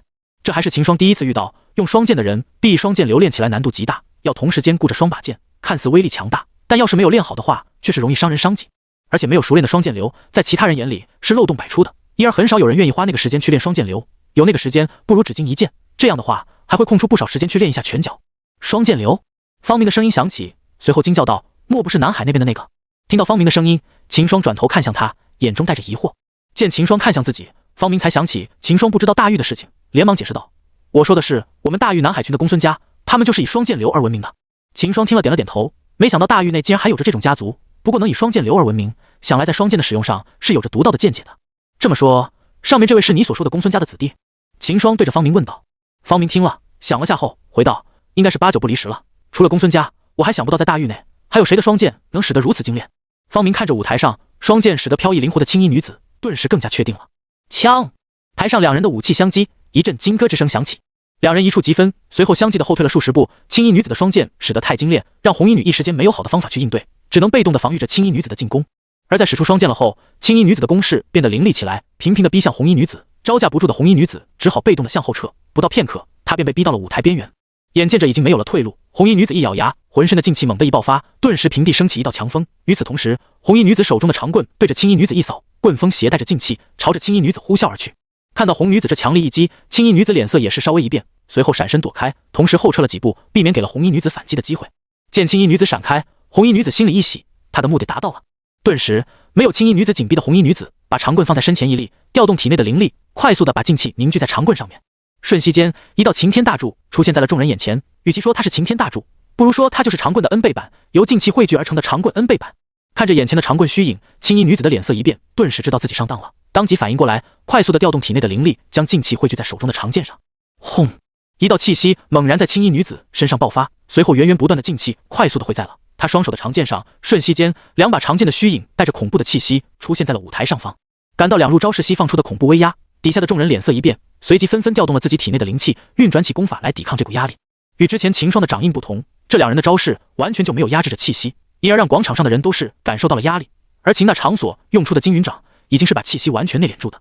舞台上的老者看着台上两人的招式，脸皮也是抽了下，这下又要换舞台了。原本想着也就秦霜那小子与顾丫头这两人会破坏舞台了，没想到现在这俩女娃也是这么的暴力。想到这，老者才发现今年这一届的新生虽然数量上比往年少了许多，但在质量上也是远远的超出往年的，仅从这被破坏的舞台数量就可以看出来了。这时舞台上的两人也是有了动作，只见红衣女子虚手抓着长棍虚影，用力一抬，长棍顿时就被她抬了起来，涨红着小脸，握着长棍对着青衣女子，就是一个最简单也最暴力的动作——竖劈。长棍的虚影带着毁天灭地的威力，快速的压向了青衣女子。看着红衣女子直奔着自己而来的长棍虚影，青衣女子也是不甘示弱，当即驾着双剑的虚影杀了上去。随着青衣女子纤细双手的挥动，两把长剑的虚影瞬间杀向了红衣女子的长棍虚影。不行了，那个公孙家的姑娘要输了。秦霜看着场上两人的动作，摇头道。方明几人听了却是疑惑了，转头看向秦霜问道：“秦兄看什么了？”这两人的实力都是相差不大的，在刚才他把红衣女子逼到舞台边上的时候，若是不退缩，强顶着红衣女子的反击，就已经赢了。但他的魄力还是差了点，被红衣女子的横扫给击退了。而如今红衣女的长棍既是先手，又是自上而下的有利位置，相比起来，公孙姑娘就是劣势的位置了。秦霜继续耐心解释道：“如今她是在被动的防御，而红衣女子是主动进攻的一方，加上红衣女子的气棍是携着万军之势而下，所以她很难挺得住。”就在秦霜话音刚落的时候，两人的招式对上的，轰隆隆，在长棍虚影击上青衣女子的双剑后，她的脸色顿时变了，一股巨力自身上传来，让她的身子猛地一沉。青衣女子闷哼一声，看着被长棍压得下沉了的双剑，心里顿时就知道自己要输了，但不甘心的她还是一咬牙，把全身的劲气全部灌入了双剑之中。砰！一声雷鸣响起，青衣女子的剑影顿时一提，将红衣女子长棍虚影缓缓地架了起来。红衣女子见了，脸色顿时变，立即也是调动了全身的灵气，全部灌入了长棍虚影之中。有了红衣女子的劲气加持，长棍的虚影猛地又增大了一圈，再次把青衣女子双剑压了下去。红衣女子能取得优势也是正常的，毕竟本来两人的修为就是相差不多的。如今正如秦霜所说，她占据了有利的位置，青衣女子能增强的，她也能增强，有着位置她优势，红衣女子已经是立于不败之地了。两人僵持了片刻后，青衣女子的双剑终究是数持不了了，砰的一声，青衣女子的双剑突然爆开了一丝裂变，紧接着那道裂缝就开始了多米诺骨牌效应，砰砰砰！随着一连串的爆裂声，青衣女子的双剑寸寸开裂，顿时就爆散开来。闪开！红衣女子对着青衣女子大喊。没有了双剑的阻挡，红衣女子的长棍直对着青衣女子一轰而下，而红衣女子此时已经是没有了一滴的灵气，完全控制不了已经落下的长棍虚影，情急之下对着青衣女子大喊了起来。然而此时青衣女子也是没有丝毫的力气去闪避了，再加上红衣女子的长棍虚影已经是覆盖了整个舞台，除非她能逃到台下，否则她也是躲不掉的。就在棍影即将打在了青衣女子身上时，千钧一发之际，这时一个手影探了过来，把青衣女子抓在了虚空之中。停在舞台上方的老者出手了，把青衣女子隔着虚空抓到了天上。轰隆，一道炸雷般的声音响起，长棍的虚影击在了舞台上，整个舞台顿时四分五裂，化为了一块块的碎片，同时碰撞所生成的飓风带着扬起一灰尘，席卷了整个广场，让众人一下了睁不开眼。看着飞扑而来的漫天灰尘，秦霜袖子一挥，顿时一股劲风升起，把相扑而来的飓风与灰掀开。看着舞台上的场景，方明看着对秦霜道：“还是秦兄你眼光独到，我都没能想到输的居然会是公孙家的那个姑娘。”说完后，又摸着下巴看着红衣女子道：“不过这位姑娘能把公孙姑娘打败，应该也是来历不小。以她这样的年龄就能有如此实力，肯定是来自于丈家族的，就是不知道是那一家了。”方明对红衣女子也不了解，但见红衣女子所表现出来的实力，绝对不像是来自于小地方的，因而方明对于她的来历也是很为好奇。是司空家的。旁边的顾青叶淡淡的开口道：“顾姐你认识他？”方明惊诧的看顾青叶，回问道：“不会是我想的那个司空家吧？”顾青叶听了，对着方明点头道：“就是你想的那个司空家。”秦霜听着两人说话，不由得好奇起来，对着两人问道：“你们说的司空家很强？”方明听了后咽了下口水，对着秦霜道：“秦兄，我们大玉的陛下就叫司空白。”说完后，方明还给了个秦霜的了然的眼神，又说道：“当今陛下膝下有3儿1女，而陛下小女的年纪是与我们差不多的，真要按顾姐所说，那么眼前这位的身份，你懂的。”秦霜瞬间了然，对着方明点头道：“那我们以后是要离他远点，太近的话，说不定会有什么危险。”方明听了，顿时有些诧异的看着秦霜道：“秦兄还记你够警惕，相传已经不下有10几人因为觊觎驸马之位，被3位皇子给打得半废了。”秦霜听了，却是心里暗笑了下，这不是废话吗？大玉皇帝膝下的独女，上头还有这3个哥哥，这不得受尽整个皇宫的万千宠爱于一身？离他越近，就死得越快，秦霜才不会闲着蛋疼去弱这个大玉皇帝的心头宝呢。就是直觉告诉我，靠近他的话会有危险。秦霜点头对着方明道：“然而有事就是这样的，你越不想他来，他就一定会来。”接下来的一幕却得让方明几人愣住了。司空一射，老者看着裂开的舞台，嘴角不由得抽了抽，但看到台上的红衣女子后，便转开了目光。算了，这个小女娃她惹不起。随即，老者一挥袖，停在天上的公孙冉顿时落到了舞台上。骑到舞台上的公孙冉对着老者一拱手行礼，随后便走向了司空仪的面前，缓缓开口道：“还是说了呀。”司空仪听了，脸上一笑，随即拉起了公孙冉的手，笑道：“冉冉你也很厉害了，刚才我就差点让你逼下舞台了。”听司空仪这么一说，公孙冉顿时想到了刚才的情形，也是知道是自己失误了，才给了司空仪的机会，顿时更加后悔。不过他也很快调整过来，对着司空仪笑道：“这次是我大意了，下次你可小心了，我不会再出现这样的错误了。”司空仪听了，吐了下舌头，对着公孙冉道：“好了，下次再说吧，我们赶紧下去把舞台让出来吧。”公孙冉听了，也是点了点头，随后两人走下了舞台。正在上方等着的老者见这俩女娃终于走了，当即大手一挥，瞬间就把新的舞台换了上去。那个是顾姐吗？司空仪指着秦霜几人的方向，对着身边的公孙冉道：“公孙冉顺着司空仪指他方向一看，顿时看到了站在秦霜几人身后的顾青叶，随即回道：“是顾姐，走，我们去找顾姐吧。”司空仪拉到公孙冉，就走向了秦霜几人。秦兄，他们过来了。方明对了对秦霜的肩膀道。秦霜被方明一对，也是看到了朝自己等人走来的司空仪与公孙冉，顿时一愣，随即反应过来，回头看着顾青叶问道：“来找你的？”顾青叶面无表情地看了眼秦霜，点了点头。不久，两人就来到了秦霜几人面前。司空仪看了眼秦霜几人后，带着公孙冉走到了顾青叶旁边，对着顾青叶甜甜的一笑道：“顾姐姐，我们好久不见了。”顾青叶见了，对着他道：“有1年了吧？”说完看了眼旁边的秦霜几人，对着司空仪道：“我来给姐介绍下吧。这位是自玄龙朝来的秦霜，这个是方家的方敏，这个叫王宇，这个是小柔，这个是洪武。”顾青叶把秦霜几人对着司空仪介绍了一番，随后又对着秦霜几人道：“这个是公主殿下，这个是公孙冉，见过公主殿下。”方明几人对着司空仪行礼道：“玄龙朝秦霜，见过公主殿下。”秦霜也是对着司空仪拱手行礼。其实以秦霜是神朝皇后的身份，是不用向司空仪行礼的，但秦霜并不想透露这个身份，况且又是在人家的地盘上，所以还是要客气点的。不必多礼，大家都是顾姐姐的朋友，不用那么客气的。司空仪目光扫视了几人一圈后，停留在了秦霜身上道。说完后，也不管秦霜几人，拉着公孙冉走到顾青叶旁边，舞女就这么在那聊了起来。紧接着，舞台上又经历了几场的打斗，在一阳打斗分出了结果后，老者高声道：“下一场，顾青叶队，顾姐姐到你了，加油！”司空仪对着顾青叶握着右拳鼓气道。旁边的几女也是纷纷向顾青叶打气。顾青叶点了点头后，走到秦霜跟前，一字一顿地对秦霜说道：“这场我也用拳脚，相信不会比你差多少的。”秦霜听了，点头笑道：“那行，你加油。”顾青叶听了，转身走向了舞台。而在方明几人身后的司空仪则是好奇地看着秦霜的背影。对于司空仪的目光，秦霜也是察觉到了，但他也不好回头询问，只能当做什么都不知道似的，把目光看向了舞台上的顾青叶。司空仪知道自己这么看着秦霜的话，肯定是会被察觉到的，他也在等着秦霜回头，好试探一下这个从玄龙巢而来的男子，但他却是没有见秦霜转头。司空仪顿时明白了，是秦霜不想理自己，他也只好放下这个念头，但这样反而让他对秦霜的兴趣更大，眼珠子一转，也不看着秦霜了，转头向小柔与洪武问起了秦霜的事情。小柔也不知道司空仪为什么对秦霜这么好奇，想了下后，便把自己等人遇到秦霜与一路走回大狱的事给司空仪与公孙冉说了起来。而身在前面的秦霜也是没有听到几人压着的声音，但在司空仪转移目光后，秦霜便松了口气。对于这个大狱朝的公主，秦霜是敬而远之的，只要她不打扰秦霜的历练就好。反正过个1年，秦霜也打算回玄龙巢了。这时，顾青叶在舞台上的战斗已经打响，他的对手是明使刀的白袍青年。随着老者的一声令下，白袍青年顿时提刀飞掠向了顾青叶。顾青叶的第一场的战斗，当时他也在场看了，他知道自己要是按部就班的话，是打不赢顾青叶的，所以他准备出奇制胜。在修为上，他是50后期，也算是鹰批新生中为数不多的几个50后期了。他相信，只要自己台找到顾青叶的破绽，他还是有机会赢的。见白袍青年一上来就提刀杀来，顾青叶也没有什么动作，只是右手握拳，全身调动体内的劲气，快速的把劲气汇聚在了右手上。瞬间，一个人头大小的拳头虚影在顾青叶的右拳上浮现。紧接着，等白袍青年靠近顾青叶10步外时，顾青叶右拳上的拳头虚影已经有1米大了。顾青叶右拳对准青年，猛地向前一冲，顿时拳影脱离顾青叶的束缚，飞速的呼向白袍青年。看着近在眼前的拳影，白袍青年左手立即斜着往地面一拍，借着反击之力，白袍青年险之又险地与顾青叶的拳头虚影擦肩而过。轰隆隆，越过白袍青年的拳影击在了舞台上，一声炸雷声响起，原本还是平滑光净的舞台，瞬间从中间空出了一个圆形大坑，整个舞台也只剩下了4个边角与旁边狭小，它边缘是完好的了。看着这个拳影发出的威力，青年咽了下口水，要是刚才被击中，自己恐怕已经完了。其实刚才老者就已经想把白袍青年抓上来的了，在他看来，无论怎么打，白袍青年都是没有击赢的。他要是认输的话，自己还能省下一张舞台，不像献醋这样，好好一个舞台，现在又报废了。在老者正出手把白袍青年抓上时，没想到白袍青年竟急中生智，闪避开了顾青叶的这一拳，这让老者把伸出的手又收了回去。既然人家都能自己躲开，自己再出手的话就不合适了。就这样，老者眼睁睁地看着完好的舞台又报废了一张。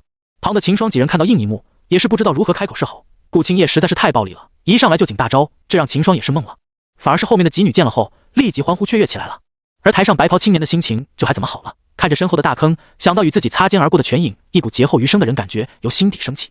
事实证明，他高估自己了，也低估顾青叶了。以他的实力，别说找破绽了，顾青叶要认真起来，自己能不能近他身都是个问题。这时，见一击不中的顾青叶再次提起了拳头，想要再次击向白袍青年。看到这一幕后，白袍青年也不敢再犹豫了，当即大喊道：“我认输！”说完后，立即从舞台上跳了下去，生怕走慢点，顾青叶就杀上来了似的。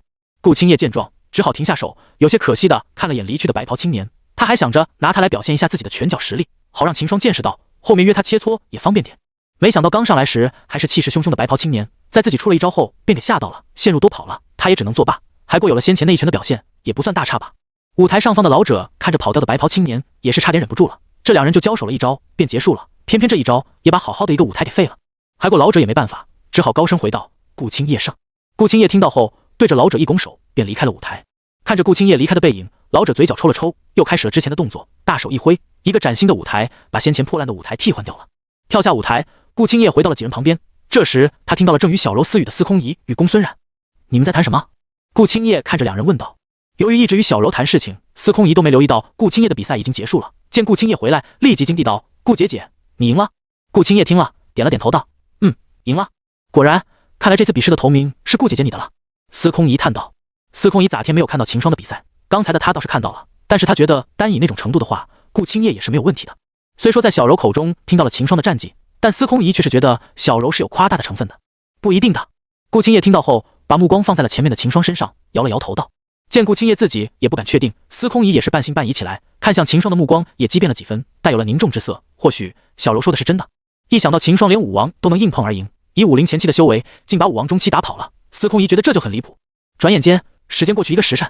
此时第3轮的比试已经过去，秦霜几人中，顾青叶、秦霜与司空仪皆是通过了第3轮，第4轮将会分出8强。而随着人数的减少，到后面比赛所用的时间就会越来越少，到最后基本上是没有什么休息时间的了。各位同学，第4轮比赛将在半个时辰后开始，今日内将会分出本次比赛的头名。武皇飞身到舞台上，对着台下的众人道。在听到武皇的话后，晋级的选手纷纷盘腿坐，恢复状态起来。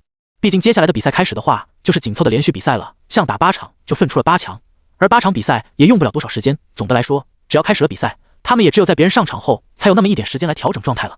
时间转瞬即逝，半个时辰过去。咻！武皇老师飞身到舞台上，对着下方的众人道：“下面第4轮比赛开始。”说完后，他就飞身回到了台下。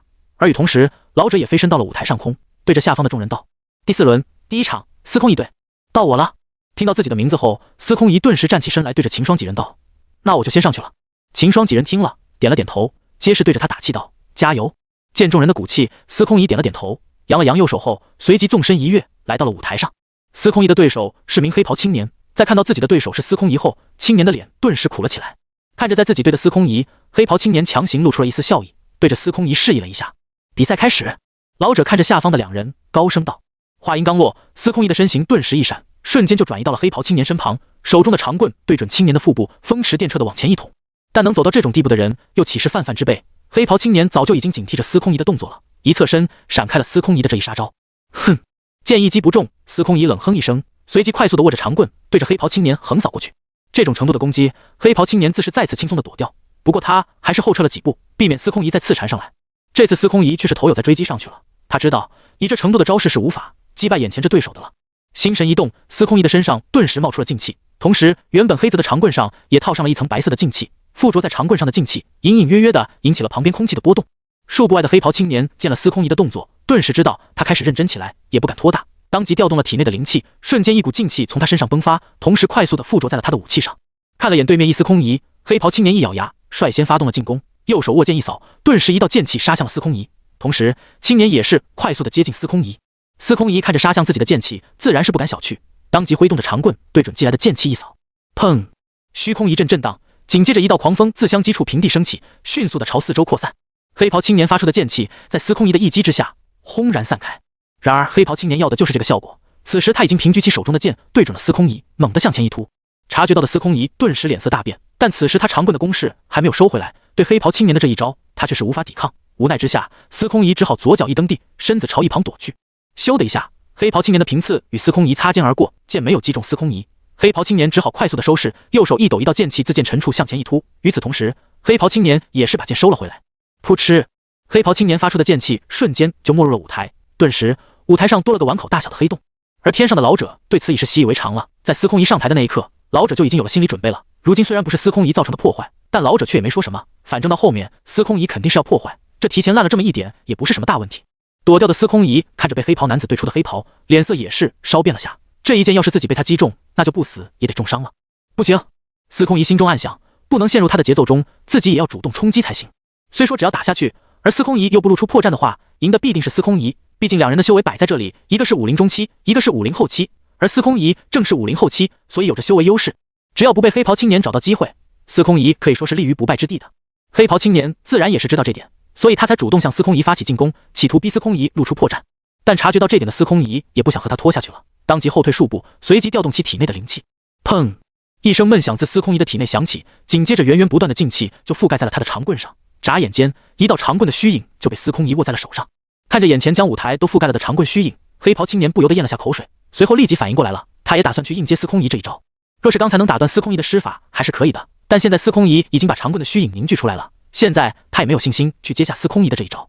而司空一也不管黑袍青年的反应，在长棍虚影凝聚成功之时，立即就握着长棍对准黑袍青年一轰而下。看着带着天崩地裂之势压向自己的长棍虚影，黑袍青年也不反抗了，立即大叫道：“我认输！”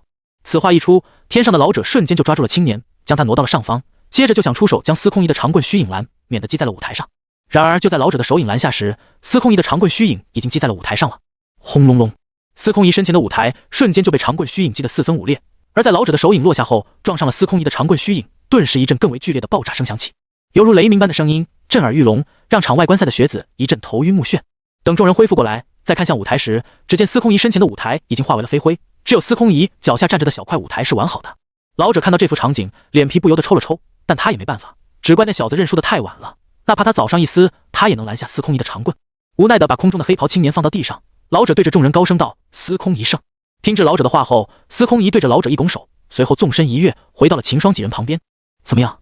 司空一扬着拳头对着几人问道：“我表现得不错吧？”秦霜几人听了，俱是点头，竖着大拇指道：“很好。”司空一听了，笑得眯起了眼睛，显然此时他的心情非常不错。一个时辰过去，经历了先前的8次比武，此次大比的8强已经脱皮而出，除了秦霜、顾青叶与司空一外，还有着3名青年与2名女子。而学堂这边也没有给8人休息的时间，立即就开始了决出4强的比武。现在本次大比的8强已出，接下来就是4强赛立即开始。武皇飞身到了舞台上，对着众人说道。说完后，武皇又回到了一旁的座位上，大比到了现在这个地步，他们能收集的信，以及对新生的分班工作已经差不多做完了。现在留下的8强，不用想都知道把分进精英班的。能从100新生中脱贫而出的8人，想来也不会差到那里去。因而，只有用剧烈紧凑的战斗，才可以从8人中找到区别。这也是到现在不留休息时间给秦霜8的原因了。在武皇回到席位上后，舞台上方的老者顿时开口道：“第5轮，第1场，秦霜队。”舞台边上的秦霜听到了，顿时一愣，没想到第1场就是自己，但他很快就反应过来，对着方明几人点头示意了下，便纵身跃上了舞台。这次秦霜的对手是名绿袍女子，用的武器也十分的少见，2把弯刀。看着台上的2人，老者高声道：“比武开始。”然而过了一会，台上的秦霜与女子却依然是站在原地，没有动手，这让在下观看的众人也仅失去野耐心。有一些学生已经盘下腿休息起来了。怎么回事？这2人怎么都还动手啊？难还成是想拖着时间恢复状态？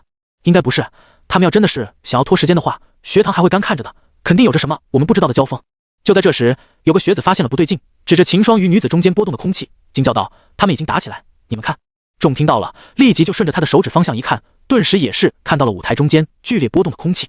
原来在老者话音刚落时，秦霜与女子的交锋就开始了。老者话刚说完，秦霜便感到了一道气息直逼向自己，瞬间秦霜就反应过来了，女子是先想和自己进行气息上的比拼。秦霜当然不会怕她，虽然促气息上的较劲，秦霜还没有尝试过，但没见过猪，也是吃过猪肉的，对于气息的基本运用，秦霜也是知道的。因而，秦霜当机立断的就控制着自己的气息逼向女子，正好2人的气息在舞台中间对上了。虽说是气息这种玄妙说物，但它也是对周围的环境产生了影响，让周围的空气都产生了波动，这也让那名眼尖的弟子看到了。而处在舞台上方的老者，自然是把2人的交锋看在了眼里，对于2人用气息比拼，他也没觉得有什么不对，他反而是很乐意看到秦霜与女子这样的交锋，毕竟就算气息能影响到环境，那也只是小部分的，比如2人气息碰撞时，舞台中间的空气就发生了波动，但这一切都不会影响到舞台的。老者看着下方的舞台，顿时放心了，这次终于能保住这个舞台了。旁边的2位武皇老师也是发现了秦霜2人的比拼方式，脸色却是更加凝重起来。要知道，像武王以下的武者是很难通过自身的气息给敌人造成什么影响的，如今这2人竟然能用气息比拼起来，这让2名武皇也不由得露出了惊色。而那些围观的学子也是发现了2人的气息交锋，脸色也是惊呆了。这2人是在用气息比拼？咕噜，旁边的人听到后滚了下喉咙，声音颤抖的回道：“看样子的话，应该是的。”底下的学子皆是倒吸了一口冷气，这2人竟是在用气息比拼着。要知道，像气息比拼这种比拼方式，起码是要武王以上的人强者才能做到的。没想到台上的2人只是50就可以做到了。气息的比拼，在某种程度上说，更能清楚的知道一个人的实力与修为，因为只有对自身的修为彻底掌握，才能发出强大的气息去压迫对手。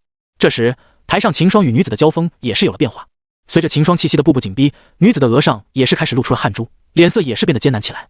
此时女子的心里已经翻起了惊涛骇浪，本来她也只是想着发出气息对秦霜试探一下的，没想到秦霜竟然也可以控制气息与自己对抗。要知道，她自己也只是因为修炼的功法特殊，所以才能使她在50也可以控制气息的，但秦霜她为什么也能控制自己的气息？刚开始女子对上秦霜的气息时还是有些不以为然的，但随着秦霜的气息加强后，她却是开始顶不住秦霜的气息压力，被秦霜的气息逼得步步为退。此时秦霜的气息已经是压到了她的身前，她也是没有办法去处理了，就算她把自己的气息爆发到极限，也没能把秦霜的气息击退。这也让女子怎么也想不明白，秦霜到底是为什么会有着如此强大的气息的。秦霜这边也是知道了绿衣女子坚持不住了，便开始缓缓地收回自己的气息，不再去逼近她。绿衣女子也是感受到了秦霜缓缓消退的气息，有些感激地看了眼对面的秦霜，毕竟秦霜要一下子就把气息退回去的话，她说不得也会因为压力的突然消失而受到些内伤了。在秦霜的气息全部收回去后，绿衣女子顿时全身一松，坐在了舞台上，大口地喘着粗气。我认输。绿衣女子吃力地抬起右手道。老者四壮也是开声道：“秦霜胜。”秦霜听了，对着老者一拱手，随即跳下舞台，回到了方明几人旁边。见到秦霜回来，方明笑着上前道：“秦兄，头想到啊，你竟然可以用气息与人比拼，果然秦兄的实力还是远远高于我们啊。”秦霜听了，也是笑着回道：“碰巧而已，我也是第一次与人用气息比拼的。”秦霜还说还好，他这一说，方明几人更是震惊了。仅是第一次就成功的控制气息与别人比拼，关键是他还赢了，这就很离谱。在这点上，顾青叶也是自愧不如，毕竟到现在为止，他都还没能把气息很好的控制住。下一场，顾青叶对司空仪。就在几人还在为秦霜第一次控制气息而震惊时，老者的声音从上方传来了：“啊！”司空仪听到后却是一愣，随即反应过来了，对着顾青叶道：“顾姐姐，是我和你打呀。”顾青叶听了，点了点头，随后对着司空仪道：“我不会留手的，正好让我看看1年过后你的实力提升的如何了。”司空仪听了，握着小拳头对着顾青叶示威，小脸上带着笑意道：“尽管放马过来吧，我这1年的特训也不是吃素的。”这下秦霜几人也是还知道该怎么向2人打气了。虽然对于内战他早已有心理准备，但是到眼前还是有些不知所措了。看了眼2人后，秦霜笑着对2人道：“加油！”方明几人听了，也是对着两人开口加油打气，两边都不想得罪，也使妞对俩一起加油了。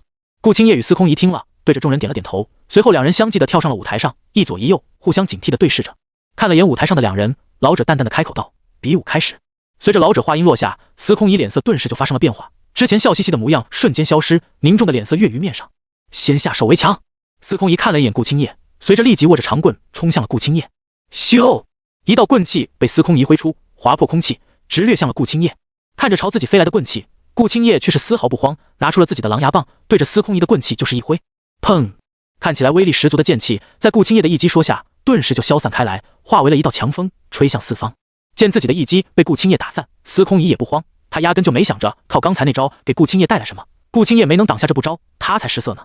而在顾青叶击破司空仪的一招后，司空仪已经接近到了顾青叶的10步外，转瞬即至，眨眼间，司空仪便来到了顾青叶身侧，对着顾青叶道：“顾姐姐，接招吧。”对于司空仪的一切动作，顾青叶都已经看在了眼里。在司空仪的长棍捅出的瞬间，顾青叶就明白这丫头想干什么了，当即把狼牙棒放在身侧一挡，枪！一阵尖锐刺耳的声音响起，长棍与狼牙棒之间擦出了剧烈的火花，两道冲击力将两人巨击退了数步，其中顾青叶后了3步，而司空仪却是后退了足足7步。仅从这就可以看出了两人实力上的差距了。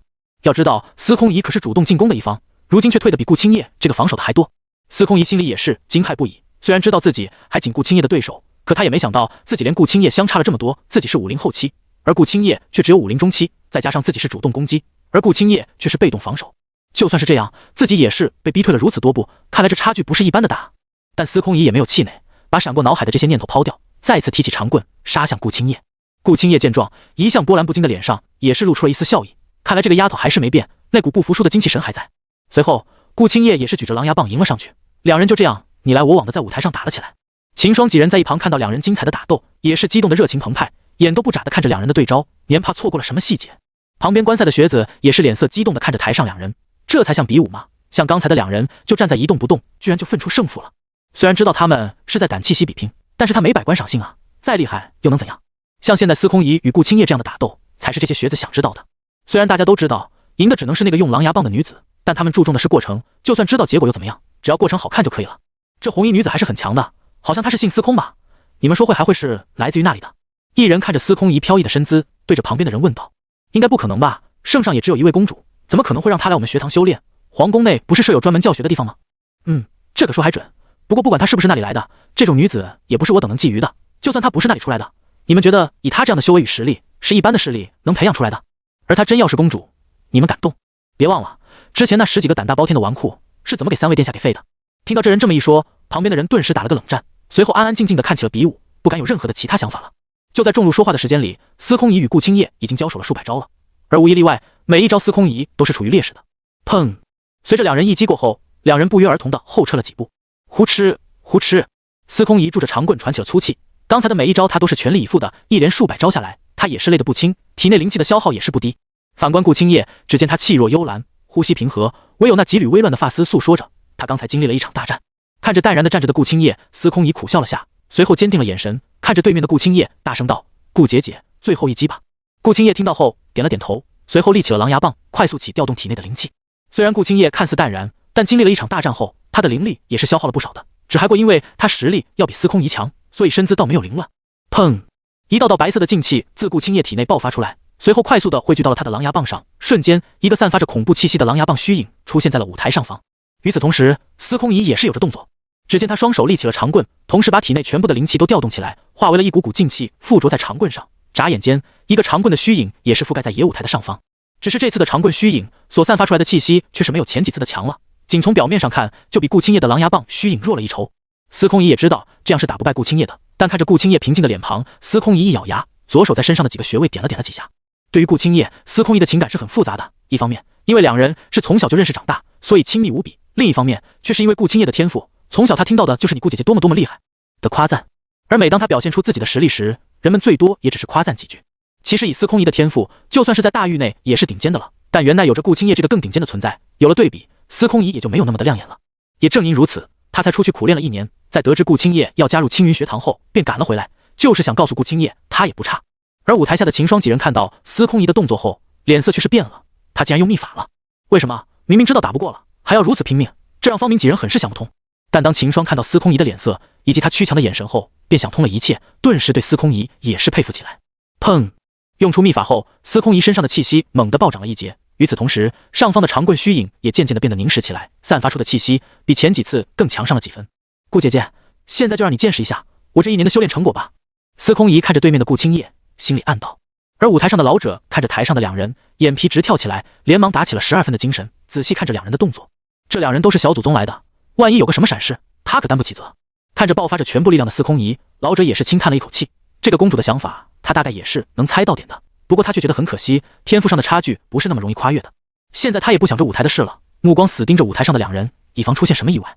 呵！司空仪娇喝一声，双手握着长棍的虚影，用尽全力对准了顾青叶，带着长棍的虚影击了下去。顾青叶看着他的动作，心里给触动了下，但他的眼神中却依然是不带有着丝毫的感情，同时挥动着狼牙棒的虚影击向了司空仪的长棍。眨眼间，两人的武器虚影击在了一起，轰隆隆，一道犹如惊雷般的声音连绵不绝地传入众人耳中，紧接着一股飓风自虚影的相击处生成，向着四周肆虐而去。就在虚影相击的刹那，司空仪与顾青叶的眼神对上了。从司空仪的眼神中，顾青叶看到了司空仪的躯强；从顾青叶的眼神中，司空仪看到的依然是一片的黑暗。就在司空仪失望之时，顾青叶的眼神中却起了一丝的波澜，而这一点，司空仪也恰巧看到了这一丝的波澜，这让司空仪笑了。他知道自己想表达的，顾青叶也是明白了。想到这，司空仪的心神却是一松，这也让他一下子没能控制住长棍的虚影。失去司空仪掌控的长棍虚影，顷刻之间，在顾青叶狼牙棒的压力下，寸寸开裂，瞬时间就全部破碎开来。狼牙棒的虚影在没有了长棍的阻挡后，瞬间就风驰电掣般的压向了司空仪。看到这一幕，顾青叶的脸色也是变了变，想要快速的把狼牙棒止住。然而此时的狼牙棒却是极难控制了，在顾青叶咬着牙挺住时，狼牙棒也只是停顿了一下，又继续的压向了司空仪。而司空仪此时体内已经是没有了丝毫的灵气，加上用了秘法，司空仪面对向自己压来的狼牙棒也是毫无办法。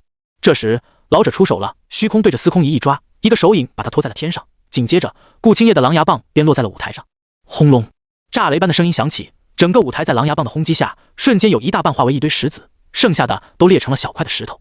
同时一阵飓风卷起灰尘，犹如沙尘暴一样朝着广场上的众人肆虐而去。看到扑面而来的尘暴，广场上的学子不由得变了脸色，纷纷发出劲气想把尘暴吹散。然而他们发出的小股劲气在对上尘暴后却是没有丝毫的效果。就在众人以为要被尘暴席卷时，天上的老者大手挥，顿时一股狂风升起，带着灰尘冲天而上，广场也因此瞬间一清。众人也是看到了舞台的样子，只见顾青叶拄着狼牙棒站在一块完好的舞台上，原本还算整齐的发丝此时也是变得凌乱起来，波澜不惊的脸上也是有些发白，显然这一击过后他的消耗也是不低的。看了眼被自己拖在虚空上的司空仪，老者也是松了口气，还好自己一直留意着，不然是就大发了。谁也没想到司空仪竟然失神了，让原本还和狼牙棒僵持着的长棍竟然瞬间就碎开了，这让台下的秦霜几人也是吓了一跳。如今看到两人都相安无事，这想放下心来。此时虚空上的司空仪已经是晕了过去，刚才他用了秘法，加上心情的跌宕起伏，让他坚持不了，晕了过去。就在老者想把他送到顾青叶身旁时，一道身影咻地飞身到了舞台上方。南老，华服青年对着老者一拱手，随后道：我先带佳妹回去休养了，等她恢复后便会回到学堂休息，这次多谢南老出手了。老者听到后摆了摆手道：无事，公子且先带她回去吧，学堂这边我会处理好的。华服青年听到后点了点头，随后上前抱起司空仪，紧接着看了眼舞台上的顾青叶，对他点头示意了下后，便带着司空仪飞身离开了广场。刚才的那个莫非就是大玉的皇子？秦霜看着华服青年离开的身影，对着方明好奇地问道。方明听了点了点头道：是三皇子，之前我在一次盛会上见过他。末了，方明又叹道：看样子应该是醋一旁看了很久了，三位皇子对公主真的是很关心呢。秦霜听了也是很认同，这个大玉的皇室倒和谐得很，没有像秦霜前世古时那些乱七八糟的事。从刚才与方明几人的聊天中，秦霜得知大玉这三个皇子谁也不想当未来的皇帝，因而一直在推让着，这也导致了大玉到现在都还没有太子。仔细一想，也就不难知道，这三位皇子都不想当这个太子了。第一，当了太子后就会身处朝臣的目光扫视下，今天做了神妖事情，或者说上了几次厕所，可能在大臣的视线下进行的，一稍有不对，好了，谈何走起，先参上一本再说。第二，当了太子后就要开始学着处理政务了，每天落成小山似的奏折等着太子阅览，这样一来能修炼的时间就少之又少了。第三，当了太子后就没有了自由，只能待在京城了，就算想要出去，那必有着大队的人马随行，没有丝毫的私人空间可言。综上所述，在这个五级大陆的修炼体系下，也难怪这三人不想当皇帝了，既耽误修炼又没自由。而位皇子也是天赋异禀之人，又怎么会想被困在应大狱？就如同在神朝的江离一样，在秦霜离开时，他已经在宗族内寻找合适的接班人了。虽说他也可以等自己与秦霜的孩子出生后传给自己的孩子，但是他和秦霜都努力了3个月了，肚子依然没有什么反应。再加上即使他把孩子生下来，再少也得等上几10年才能让孩子接班。因而在秦霜离开的时候，江离就打算好了，在宗族内找一个现成的，培养一段时间，然后就把地位交出去，这样以后等秦霜历经了，他就可以跟在一起了。在五级大陆上，终究是实力说了算，只要自身有着实力，那无论去到那都会让人尊敬。而要是修为低的话，就算当了五级大陆的王又如何？没有实力，最终还是会让别拉到脚下，当成垫脚石。因而大玉这3位皇子的想法也是正确的，但大玉的皇帝可不是这么想的，他可能也想着快点找个人把班接了，自己好去潇洒。所以这3位皇子注定是有一位跑不掉的。就在秦霜思维飞絮时，从舞台上方传来了南老的声音：“顾青叶上。”方明几人听到了，也是开心的笑了起来。一旁的公孙冉立即飞身到了舞台上，把顾青叶扶了下来。在公孙冉把顾青叶扶了回来后，方明几人与秦霜皆是朝顾青叶喝道：“恭喜顾姐晋级4强。”脸色有些苍白的顾青叶听到后，也是露出了一丝的笑意，对着几人点头回道：“谢谢。”看着顾青叶苍白的脸色，秦霜不由开口道：“顾姐，你还是趁接下来的时间好好恢复下吧，等接下来的2场打完，半决赛就要开始了。”方明几人听了也是脸色一变，明白秦霜想表达的意思，以顾青叶现在这样的状态，待会上场的话是很难继续打下去的，只能趁着还有2场比武的时间，快点调息好了。顾青叶与司空仪的对比是第2场，也就是说接下来还有2场比武，正常来算的话，顾青叶现在还有半个时辰的休息时间，半个时辰后4强的比武结束，学堂这边会立即接上半决赛，现在顾青叶不快点恢复的话，半决赛想要赢就有点难了。顾青叶看了眼秦霜，点了点头后，便盘腿坐在了地上恢复起来。而此时舞台上对开始了大战，一名女子与一名青年在舞台上你来我往的缠斗着，两人的修为皆是在武林中期，一时间也是难以分出胜负，僵持着在舞台。两路都是聪慧之人，打起来的时候当然不会像顾青叶与司空仪一样拼尽全力，都是有留手的，为下面的比赛做准备。因而两人打斗上的观赏性自然就没刚才顾青叶与司空仪的好。还过两人也知道，如今顾青叶的消耗如此之大，等到下轮比赛要是对上顾青叶的话，赢的几率还是很大的，所以两人都是在缓缓的寻找机会，并不想过多地浪费灵气不现在的比赛上。不过这样一来也导致了这场比武拖了很久，直到将近半个时辰时才让女子找到了机会，一击把青年逼下了舞台。最后女子挺进了4强，紧接着南老又让最后2名新生进行4强的最后一场比赛。在南老说完后，2名青年跳上了舞台。然而这两人在实力上就有不些差距了，一个是武林中期，一个是武林后期。粗看到两人的修为后，秦霜就知道这场比武不会持续太久的了，毕竟修为的差距摆在那里，能走到硬一步的实力都不会差到那里去，这时候就是看修为的了。修为高的自然是占着优势的，而修为低的又不可能个个都与秦霜顾青叶一样有着越级战斗的能力，所以在秦霜看来，那个武林中期的青年多半是要落败的了。要知道修为提升上来后，连秦霜再不动用斗诀的情况下，也只能以武林中期的修为越级打武林圆满的人，这还是秦霜被万年寒玉髓改变了天赋后，在修炼元晶的前提下才能做到的。从这就可以知道，想要越给级战斗是多么的难了。这也仅为是秦霜对顾青叶这么佩服的原因了，毕竟顾青叶不可能像秦霜一样有挂的，而他也能越级打赢武林后期还用了秘法的司空仪。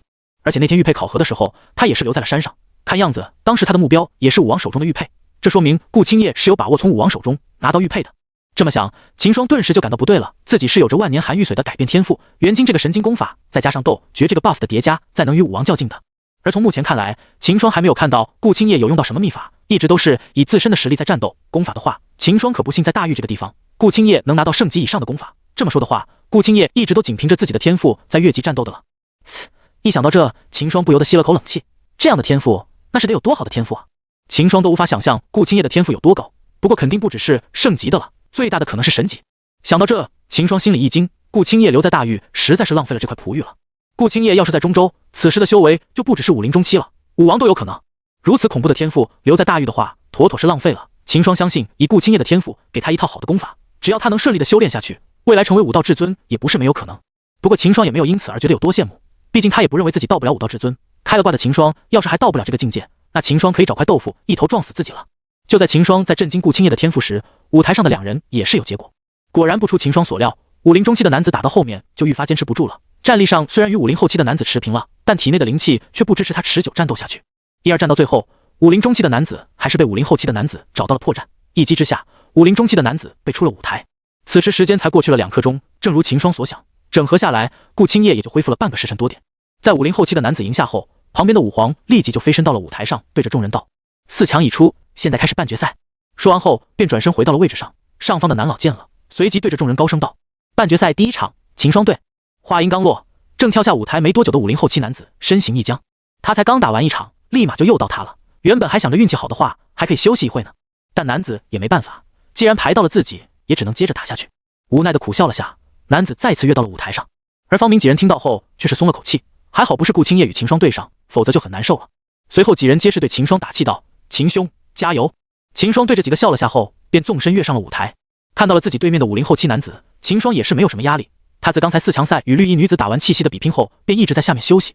而对面这位男子可是刚经历了一场苦战的。比萧此长之下，秦霜对上这名男子可以说是毫无压力可言。见秦霜两人已经到位，上方的男老顿时开口道：“比武开始。”随着男老话音落下，秦霜与男子都没有第一时间动手，两者都存在拖时间的心思。秦霜这边是想着给顾青叶拖点时间，而男子那边也是想让自己多恢复一点。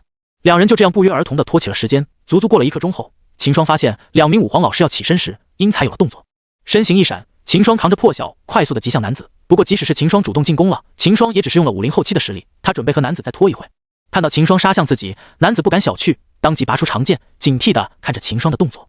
秦霜之前的比武，男子都是看过的，平心自问，男子认为即使是自己的巅峰状态，也没有多大的把握打败秦霜，更何况现在自己状态不好，面对的更是状态完好的秦霜了。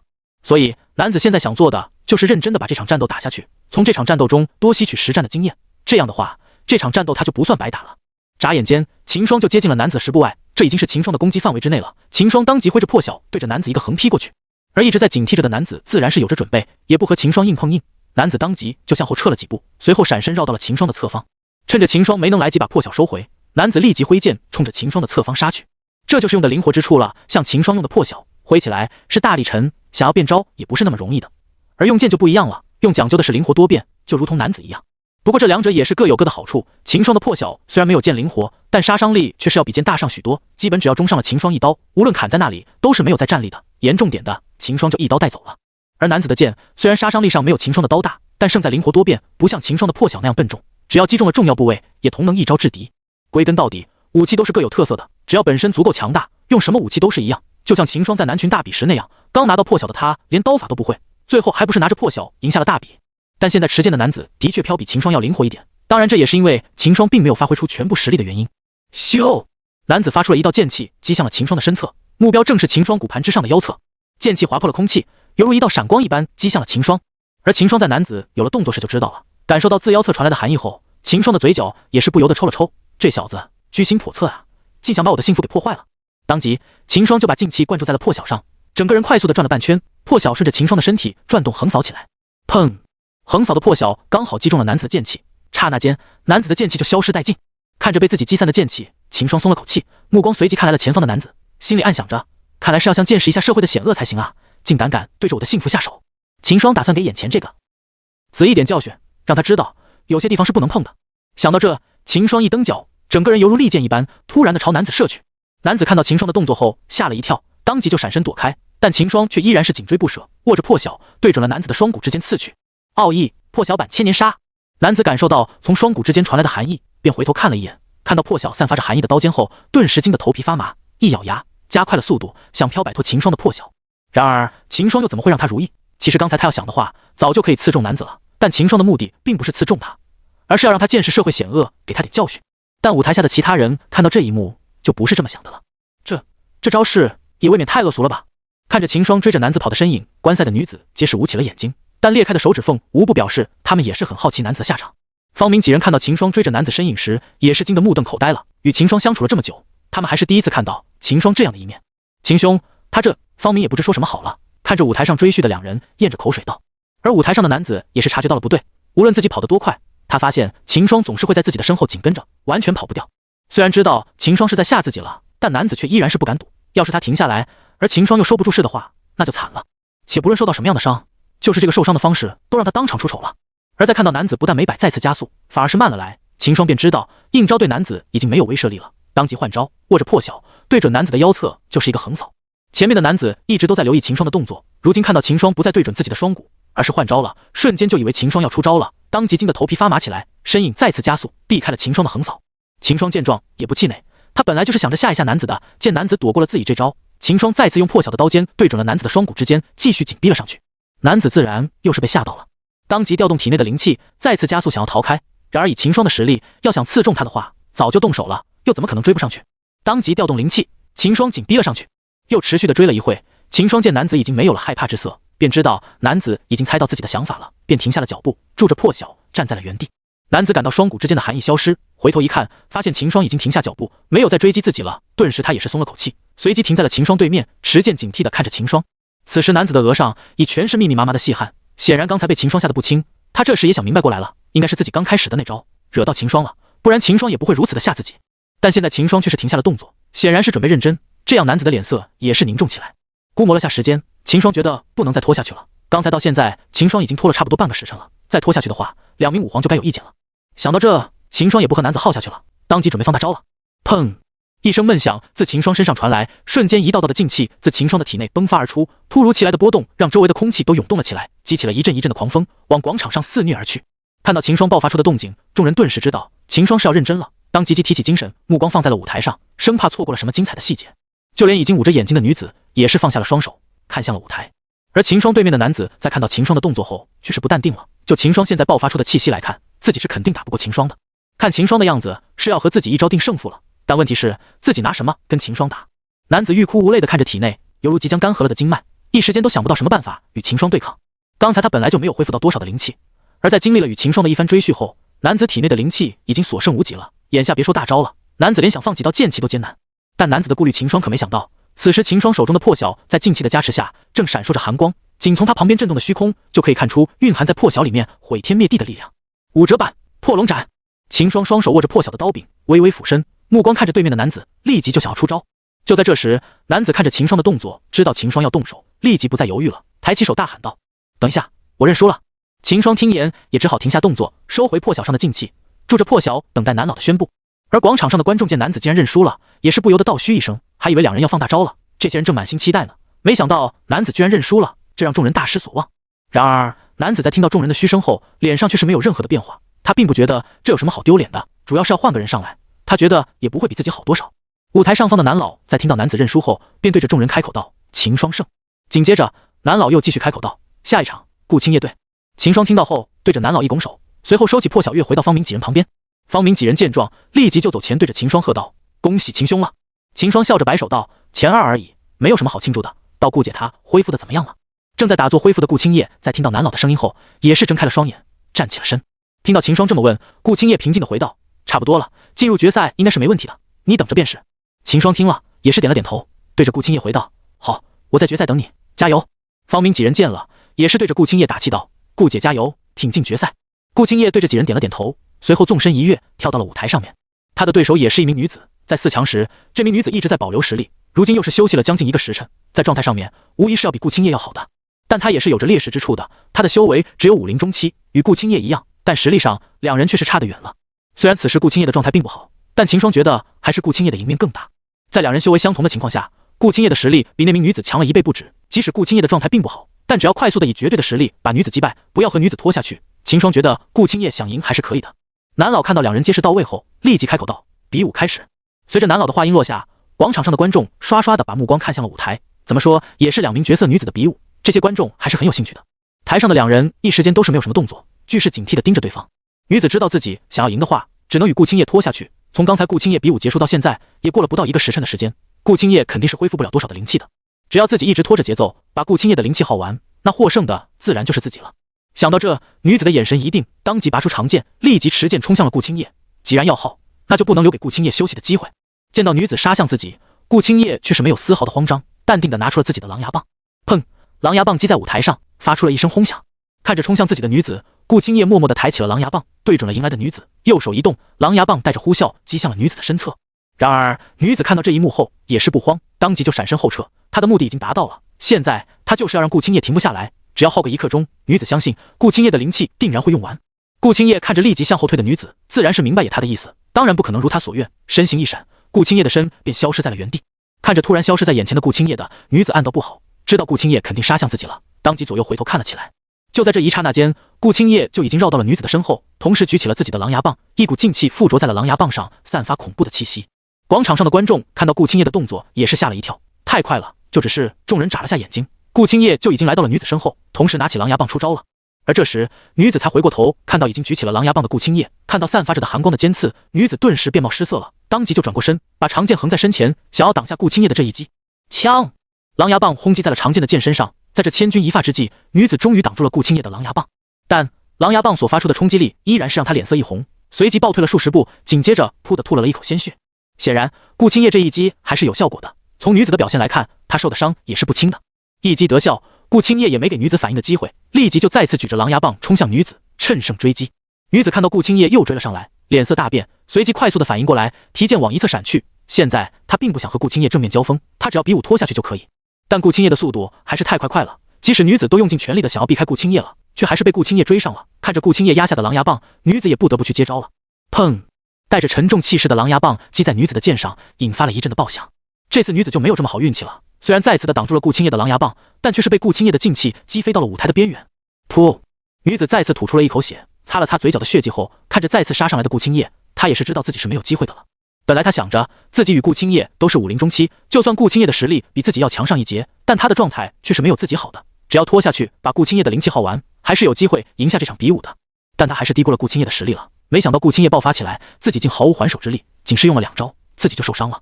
这时顾青叶已再次提着狼牙棒杀了过来，女子看到这一幕，当即放弃了心中的想法，大声喊道：“我认输！”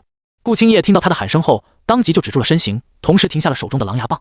看着近在眼前的狼牙棒，女子也是吓得不轻，咽了下口水后，吃力的站起身，避开了顾青叶的狼牙棒，对着顾青叶拱手道：“姐姐实力高强，我甘拜下风了。”顾青叶听了，收起狼牙棒，也是对着他回礼道：“过奖了。”上方的男老见状，当即大声道：“顾青叶胜！”女子听到后便跳下了舞台，而顾青叶则是依然留在了舞台上，等待秦霜上来。在听到男老的声音后，秦霜便准备上场了，但这时武皇却是飞身到了台上。各位同学，本次大比已经到了决赛，现在休息半个时辰，半个时辰后将进行决赛。说完后，武皇对着一旁的顾青叶道：“你可以休息半个时辰了。”顾青叶听了，点了点头，随后跳下舞台，回到了方明几人旁边。而秦霜在听到武皇的话后，也是止住了脚步，停在原地。看到顾青叶回来，几人皆是迎了上去。小柔与公孙冉上前抱着顾青叶的双手道：“恭喜顾姐。”但紧接着，方明几人的脸色也是变得古怪了。接下来就是秦霜与顾青叶的决赛了，这让几人不知如何说是好了。感受到气氛的变化，秦霜连忙对着顾青叶道：“顾姐还是先恢复吧，半个时辰后就要开始决赛了。”方明几人听了，也是连声附和道：“对，还是先让顾姐恢复状态再说。”顾青叶见状，也是在一旁盘腿坐下，打坐恢复起来。方明在一旁看着还站在原地的秦霜，不由问道：“秦兄，你不用恢复下？”秦霜听言，摆了摆手道：“不用，我的消耗都没多少，刚才就已经恢复好了。”方明听言也没有再说什么了，只是对秦霜的恢复能力十分的惊讶，但也没细问秦霜什么。刚才秦霜与武林后期的男子的比武，虽说不怎么激烈，但消耗绝对是不低的。秦霜却能在短短的时间里恢复过来，方明此时也不由得惊了。而对秦霜来说，有着元金这个功法在，虽说目前的元金只是天级下品，但也足够强了。刚才战斗的消耗，仅在顾青叶战斗的时间里就已经恢复过来了。半个时辰后，舞台旁的武皇身形一闪，飞身到了舞台上。半个时辰已过，现在本次新生大比的决赛正式开始。说完后，武皇便飞身回到了自己的位置上。在武皇离开舞台后，南老立即对着众人高声道：“最后一场，秦霜对顾青叶。”听到南老的声音，打坐的顾青叶睁开了双眼，站起身来。方明几人见状，也是对着他与秦霜道：“秦兄，顾姐，你们加油！”秦霜与顾青叶听了，俱是点了点头，随后对视一眼，便一同跃上了舞台。看到就位的两人，南老心里也是感慨了下。之前他就认为头名是从这两人中决出的人，本来他还想看在这批新生中是否还有着藏龙卧虎之人，可是最终还是如他所想，决赛还是这两人的战斗。广场上的观众看到秦霜与顾青叶两人，也是觉得正常。看过咋天比武的人，早已就知道这次新生大比是从两人中分出的了。比武开始。随着南老话音落下，秦霜对的顾青叶身形一闪，瞬间就消失在原地。看着顾青叶的身影从自己视线内消失，秦霜也是吓了一跳，当即转向后，刚才顾青叶就是用了这招把女子击退的。对于这点，秦霜不能不防。然而，因此秦霜却是猜错了，顾青叶的目标不是他的背后，而是他的身侧。等秦霜回头后，发现没人，这才警醒，当即就左右观察起来，顿时就发现了在自己左侧已经挥起了狼牙棒的顾青叶。秦霜看着当头而来的狼牙棒，也是给吓得头皮发麻，立即就把破晓横挡在身前。当，散发着寒光的狼牙棒狠狠地击在了秦霜的破晓上，一道道传自相击出的空气波纹朝四周散开，惊的广场上的观众瞪大了眼睛。秦霜与顾青叶此时都是只用了武林圆满的实力，没有把气息全部爆发，但就两人刚才相击的动静，就已经让底下吃瓜的观赛学子震惊不已了。平心自问，那刚才两人的一击，那些还是武林的学子就知道自己是接不下的，而已经是武王的学子大都在修炼，也仅有这几个在广场。就算如此，也是被两人惊到了，以武林中期的修为，竟然发挥出了武林圆满的实力，这已经是非常的惊人了。也就这些人不知秦霜与顾青叶的真实实力，否则就不仅仅是现在这副惊讶的模样了。而在场中，只有方明几人与场上的两名武皇以及南老知道秦霜与顾青叶的真实实力，因而这几人在看到秦霜与顾青叶这一击时，却是不怎么惊讶的。舞台上，秦霜与顾青叶一击过后，两人相继退开了几步，这时两人对于对方的实力都有了一点了解，很强。秦霜与顾青叶相互对视一眼，看着对方的目光皆是变得凝重起来。秦霜估摸了下，自己要是不用斗诀的话，就目前而言，最多与顾青叶打个平手，但自己现在的状态要比顾青叶好上许多，所以自己的赢面还是很大的。在秦霜判断自己的赢面时，顾青叶却是没想这么多。现在碰到秦霜这个与自己实力差不多的人，顾青叶心里已经兴奋起来了。以往他想要找个人切磋都没有，如今秦霜来了，这让顾青叶激动不已。以后想要提升实力切磋的话，就可以找秦霜了。在顾青叶眼里，这个大比的头名甚至没有秦霜这个对手重要，因而顾青叶也没考虑这么多。一击过后，调整了一下，立即就再次挥着狼牙棒杀向了秦霜。看着再次杀来的顾青叶，秦霜自是不敢小觑，连忙握着破晓接了上去，右手一动，破晓就带着劲风掠过空气，闪电般的击向了顾青叶的狼牙棒。枪！一道刺耳的声音响起，剧烈的火花自破晓与狼牙棒的相击溅射到了地上。与此同时，秦霜与顾青叶的身形一震，随后皆是倒退了数步，才止住步伐。稍缓片刻后，两人再次站在了起，在舞台上闪转腾挪，各种的劲气迸发。随着两人交手的速度越来越快，渐渐的，广场上的大部分人已经看不到两人交手的动作了，他们只能看到一闪而过的身影。紧接着一声声的爆响传耳内，要不是有着兵器相割的声音传来，他们还以为这两人在玩呢。只有少部分修为高的人才能勉强的看到秦霜与顾青叶的交手，光速的碰击过后，又立即再次寻找机会交手。只在短短的一息间，秦霜与顾青叶就已经交手了数百招。死！看着台上自己完全看不清楚的比斗身影，广场上的人不由得倒吸了一口冷气。咕噜，一人滚动了下喉咙，声音颤抖地道：“这是武林中期。”旁边的人听到他的问话，也是不知如何回答是好，毕竟他们也是怀疑是不是自己看错了。这两人根本就不是武灵，而是武王。就以两人现在表现出的实力来看，除了不能像武王那样飞外，其余的都像极了武王才有的实力。这时，台上打斗的两人也是渐渐放开了对实力的压制。只见秦霜双手握刀，对着顾青叶远远的就释放了2道刀气杀去。而顾青叶也是不甘示弱，当即就挥着狼牙棒，发出了2道气劲，对上了秦霜的刀气。紧接着就快速的举着狼牙棒击向秦霜。秦霜见了也不躲避，握着破晓冲了上去，与顾青叶硬碰硬，挥着破晓砍向了顾青叶击来了的狼牙棒上。砰的一声巨响后，两人再次被冲击力击退，但已经适应了的两人，只是身影稍微一顿，便再次杀向了对方。广场上的人此时已经麻木了，从刚才到现在已经过去了2刻钟了。这2刻钟内，他们根本就没有看清过两人的身影，只是隐隐约约的看到两人一闪而过的身形，紧接就传来了两人交手的声音。这么剧烈的打斗，这两人竟然持续了整整2刻钟，这让在场的武林皆是羞愧不已。况且这两人还只是武林中期，就有着如此的实力，那要等到两人成了武林后期，岂不是就连武王他们也可以打赢了？想到这，广场上的一些武王前期的人也是不由得擦了擦额上的汗水，看着台上两人打斗的身影，也是心虚不已。别说等他们武林后期了，就是现在这个实力，他们要是不飞起来的话，还真的没多大的把握把两人打赢，更多可能是打成平手。然而接下来发生的一幕却是让这些武王的学子也是定不住脚了。砰！秦霜与顾青叶相互一击后便再次退开了，但这次两人却是不约而同地停下了脚步，没有再次出手了。虽然在外人看来秦霜与顾青叶的打斗十分的剧烈，但两人却是心知肚明，刚才的只不过是热身而已。顾姐，我们这么打下去也不会有什么变化的了，不如我们全力出手如何？秦霜看着对面的顾青叶提议道。顾青叶听到后捋了捋额前凌乱的发丝，随后点头回道：好。秦霜见状便不再留手了，当即全力运转起体内的元精，同时把斗诀也用了出来。砰！一声闷响突兀的从秦霜身上传出，紧接着一股压抑的气息瞬间从秦霜体内迸发，瞬时间就席卷了整个舞台，紧接着传到广场上。感受到秦霜爆发出的气息，广场上的学子身形一沉，瞬间就懵了。一道带着惊骇的声音响起：这是武王的气息吧？怎么，他不是武林中期吗？说完话的一名武王前期的男子，此时他已经被秦霜突然爆发气息给吓得落魄失神了，说话也变得不利索了，断断续续的向着旁边的人问。一名同是武王的人滚动了下喉咙后，看了眼秦霜的修为，随后瞪大着眼睛回道：的确是武林中期，不过他的实力太强了，所以才爆发出了武王的气息，而且看他的样子应该是用了什么秘法的。听到这人说完，旁人脸上的震惊之色依然不减，反而是变得更加惊了。就算是用秘法，也是要看个人的实力的，同样的秘法到了不同的人手里，所发挥出的效果完全这取决于那人自身的实力。就像早上司空一对上顾青叶时也用了秘法一样，当时他用了秘法也没有提高多少的实力，只是让实力提升了1小节，达到武林圆满而已。但秦霜这个就非常夸张了，以武林中期的修为，用了秘法后气息竟达到了武王中期以上的程度，因实在是太夸张了。看到秦霜爆发出来的实力后，这些人都觉得这场比武秦霜是稳了，秦兄的实力比起平大玉的时候更强了。方明看着台上的秦霜不禁叹道。旁边的小峰听到后也是点头道：那肯定的，来的时候秦兄只是武林前期，如今秦兄都已经武林中期了，变强不是正常的吗？小柔与洪武听到两人的对话也是觉得理所当然，看着舞台上的秦霜也没有太多的惊讶。他们几人中除了王宇与公孙冉，其他的都是有着和秦霜一起来大狱的经历，自然是没有多大的惊讶，但王宇与公孙冉可还是第一次见识到秦霜的实力的。此时两人也是如同其他人一样，脸色惊愕的看着台上的秦霜。虽然两人都从方明几人口中得知了秦霜的实力，但那也只是听说，还没有当面体会过。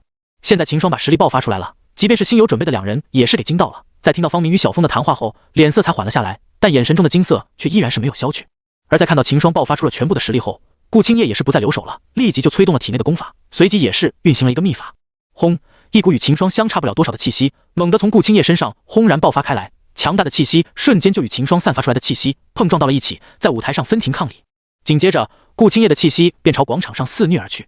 眼见顾青叶身上爆发的气息朝自己等人压来，广场上的学子也是惊呆了，个个都是愣在了原地，任凭着2道强大的气息压在身上，都忘了抵抗。原本以为秦霜一个这离谱的就算了，没想到一下子这台上的2人都是这么强的怪物，2人都是以武林中期的修为爆发出了武王中期以上的实力，这让他们顿时觉得自己与这个世界格格不入。砰！随着顾青叶也迸发了自身的气息，2人的气息开始在舞台上碰撞起来了，强烈的气息碰撞竟让舞台上的空气也是发出了爆响。咕噜！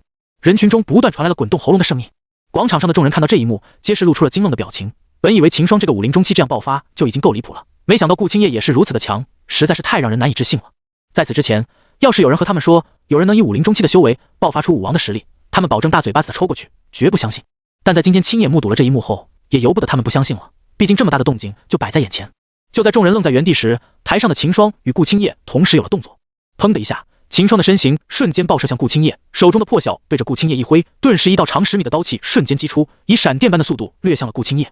而顾青叶在爆发实力后，与秦霜相比也是不枉多让，立即就看清了秦霜的动作，身形不仅不退，反而冲着秦霜迎了上去，手中的狼牙棒一挥，瞬间就把击到眼前的刀气击散。就在此时，秦霜已经逼近到了顾青叶的10步外，见自己的刀气被顾青叶击散，秦霜当即立断地挥动着破晓，对着顾青叶横劈过去。顾青叶自然是不可能让秦霜如愿，狼牙棒对着舞台一拄，立在了左侧。当一道震耳欲聋的轰鸣响起，紧接着一道冲击波自舞台上瞬间肆虐到整个广场上。没有防备的学子顿时一阵东歪西倒，少数几个坚持住的也是岌岌可危，眼看着就要倒在地上了。随后反应过来的人瞬间提劲稳住了身影，脸上充满了惊骇，目光闪烁地看着舞台上的2人。与下观赛的学子比起来，秦霜与顾青叶就不同了，身处中心的2人身形巍然不动，稳稳地站在了舞台上面。秦霜的破晓依然停留在顾青叶的狼牙棒上，两者的相击处不断地发出恐怖的气流，致使2人中间的虚空都震动起来。砰！秦霜与顾青叶的身形一震，终于是坚持不住，俱是暴退了数10步才停了下来。而脚下的舞台随着2人的步伐爆出了一道道蛛网般的裂痕，眨眼间整个舞台已经变得面目全非。在秦霜与顾青叶相击之处，一条拳头大小的裂痕将舞台分成了2半。以这舞台的硬度，根本不足以支撑拥有武王实力的2人战斗，仅仅是2人的一个交手的余波，就把舞台击得破碎开来。松了松被震得有些发痛的右臂，秦霜眼神凝重地看着面无表情的顾青叶。从刚才的一击中，他知道了自己与顾青叶爆发后的实力都相差不大，不过他有一点是要胜过顾青叶的，那就是他的斗诀是可以长时间一直运转的。而顾青叶看样子也是用了秘法，但却不能持续多久。虽然有没有副作用，秦霜不知道，但秦霜却知道，继续打下去的话，自己的赢面还是很大的。与秦霜不同，顾青叶则是完全没有去考虑这场比武的输赢，现在他只想着和秦霜酣畅淋漓地打完这场战斗。他脸上虽然没有露出丝毫的表情，但顾青叶的眼神中却是闪烁着激动与兴奋的光芒。难得遇到秦霜这样与自己旗鼓相当的对手，顾青叶现在已经没有心思去思考如何赢下这场比武了。现在他只想着好好的与秦霜酣畅淋漓地打上一场。而广场上的众人这时才从震惊中醒了过来，看着2人打斗引起的动静，皆是心惊不已。好在在场的都是武林以上的人了，要是有武魂以下的人在这里，就要给殃及池鱼了。就刚刚肆虐的冲击波，武魂以下的人武者在这里，恐怕会给当场击得吐血了，身受重伤。但即使他们都有武林的修为，但猝不及防之下，还是给2人战斗的余波给击倒了。这也是让众人最为震惊的。仅从刚才2人交手的动静来看，这2人的实力已经不止于武王中期了。在场的武王中期也不少，他们也自认为很难做到如秦霜与顾青叶那样，41个交手的余波就把广场上的上千名武林冲得东歪西倒的。死！反应过来的众人倒吸了一口冷气，武林中期的修为，武王后期的实力，这2人完全就是人形凶兽啊！我看以这2位的实力，在我们大域应该是实力顶尖的年轻一辈了。有人看着破烂不堪的舞台，喃喃地开口道：“这个顾青叶我倒是听到过，好像是顾家的长女，但这个秦霜到底是从哪里冒出来的？怎么听都没听说过的。有可能是从外面来的，毕竟这么强的一个人，不可能如此默默无闻才对。”看着2人表现了来的强大实力，众人不由得猜测起2人的来历了。对顾青中这些人倒也听说过一些声命，但对秦霜他也是一概不知了，只能大概猜到秦霜是大域外的人。而台上的秦霜连顾青叶却是没有留意到台下学子的反应，现在他们2人皆是全神贯注地盯着对方，把心思全部投入了这场比武中去。砰！一声爆响自秦霜所在处传来，瞬间秦霜的身影一闪，消失在原地。顾青叶见了心里一惊，当即回顾四周，想要找出秦霜的身影。而这时秦霜已经绕到了他的身侧，离他已是近在咫尺。咻！破晓划破空气的声音传来，一抹寒光闪过，破晓的刀锋已经逼在顾青叶眼前。枪！顾青叶终究还是反应过来了，在听到破晓的刀声时，他就把狼牙棒击向了左侧，刹那间就把秦霜击来的破晓挡在了身外。砰的一声响起，秦霜与顾青叶的身体俱是一震，随后相继的后退数10步。然而两人皆是稍微一顿，随后便立即握着武器杀向对方，身形一闪，舞台上便传来一声爆响，只闻声而不见人。转间，整个舞台上都弥漫着两人战斗所引起的一阵灰尘。青云学堂广场内，此时闻讯赶来的学子已经把整个广场都填满了，一时间广场上的人都是并肩插足，伸着脖子看向舞台。这些赶来的学子都是听到了新生大比的决赛上竟有2名新生以武林中期的修为发挥出了武王的实力。得知这个消息时，他们都是十分的怀疑的，怎么有人传这种滑天下之大稽的谣言？这是他们听到这个消息时的第一反应，但在接二连三的都收到同一个信息后，他们也是半信半疑了。最终好奇的他们也是来到了广场，想要看下是真是假。然而赶来广场的这些人在看到舞台上打斗的秦霜与顾青叶后，顿时便惊呆了，竟然是真的。看到武林修为的秦霜与顾青叶两人相互打斗所引起的动静，这些赶来的人惊得瞪大了眼睛，这真的是武林？这些赶来的学子心里皆是升起了这个疑问，但当他们再次看到秦霜与顾青叶的修为后，也不得不相信了，这两人真的只有武林中期的修为。这些人皆是倒吸了一口冷气。而就在这些赶来的学子还在震惊时，舞台上秦霜与顾青叶的战斗也有了变化。两人从刚才爆发全力到现在已经打了将近半个时辰了，期间两人都是谁也奈何不了谁，自己发出的每一处攻击皆是被对方挡下，局面也是一直僵持着。但随着时间的过去，顾青叶的不足也是开始显露出来，状态本来就没有秦霜好的他，在持续的打了这么久后，体内的灵气已经消耗的差不多了，而加上秘法的时间也快要到了。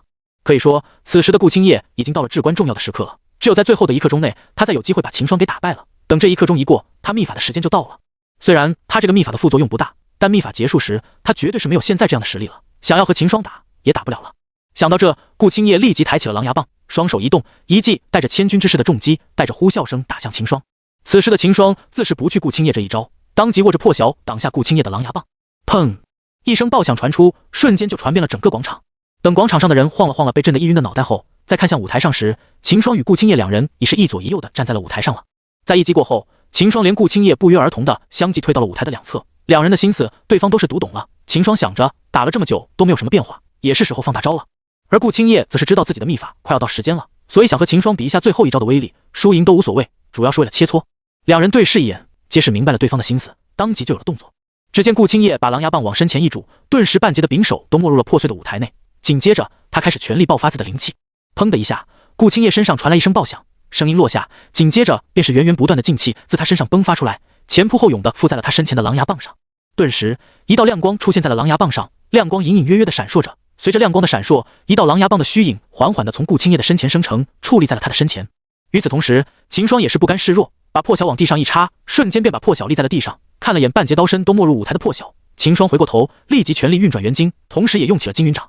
丹田内的灵气顺着元晶的路线来到秦霜的手臂后，便依照金云掌的路线运转起来。随着秦霜双手的不断结印，瞬时一道道通体洁白的劲气自秦霜的双手涌出，快速的在秦霜的身前凝聚成了一个洁白的掌印。不消片刻，两人的大招都已准备好了。顾青叶那散发着恐怖气息的狼牙棒虚影和秦霜身前2米大小的白色掌印。广场上的众人看到这一幕，皆是睁大着眼睛看着顾青叶的狼牙棒虚影。无他，实在是顾青叶这个狼牙棒的虚影气势大过于惊人了。秦霜的掌印与之相比，在声势上就差了不止一点，因而众人的目光皆是放在了顾青叶的狼牙棒虚影上。只见一道覆盖了整个舞台20米高的狼牙棒虚影矗立在顾青叶的身前，仅从虚影上明灭不定的气息就可以看出蕴含在其中的恐怖力量。看着顾青叶身前的狼牙棒虚影，舞台旁边的人对比了一下与他的距离，顿时就咽了下口水，随后缓缓地往后退了几米，这才有了些安全感。这时舞台上的秦霜与顾青叶同时有了动作，只见顾青叶上前握住狼牙棒的柄手，用力地往上抬，顿时20米高的狼牙棒虚影也随着他的动作被顾青叶举在了手上。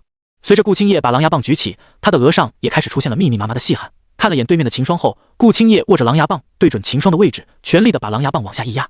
巨大的狼牙棒虚影带着千钧说势，快速地压向秦霜，所过之处的空气猛然爆开，带起了一阵阵的狂风朝四周肆虐而去。而秦霜也是早有准备，在顾青叶动手时，秦霜也是快速的结印后，右手向前推，通体洁白的掌印瞬间就朝着顾青叶的狼牙棒虚影掠去。瞬时间，秦霜的掌印便与顾青叶的狼牙棒虚影相击了。轰隆隆，晴天霹雳之声响起，紧接着一阵天崩地裂的震动自舞台传向了广场四方。整个广场随着舞台的震动不断的抖动着，广场上的学子顿时变得东歪西倒起来，同时那些已是武王境界的学子也是立即飞身到空中，想要避开地上的晃动。然而他们还是失算了，飞到空中后，他们顿时面对着从舞台发出的飓风则飞身起来，他们瞬间就被肆虐的飓风吹得左右摇晃，控制不住自己的身形。这也让他们的心里翻起了惊涛骇浪，要知道他们可是武王啊！就算秦霜与顾青叶此时发挥出了武王的实力，但这天上的飓风严格来说也只是两人战斗的余波而已。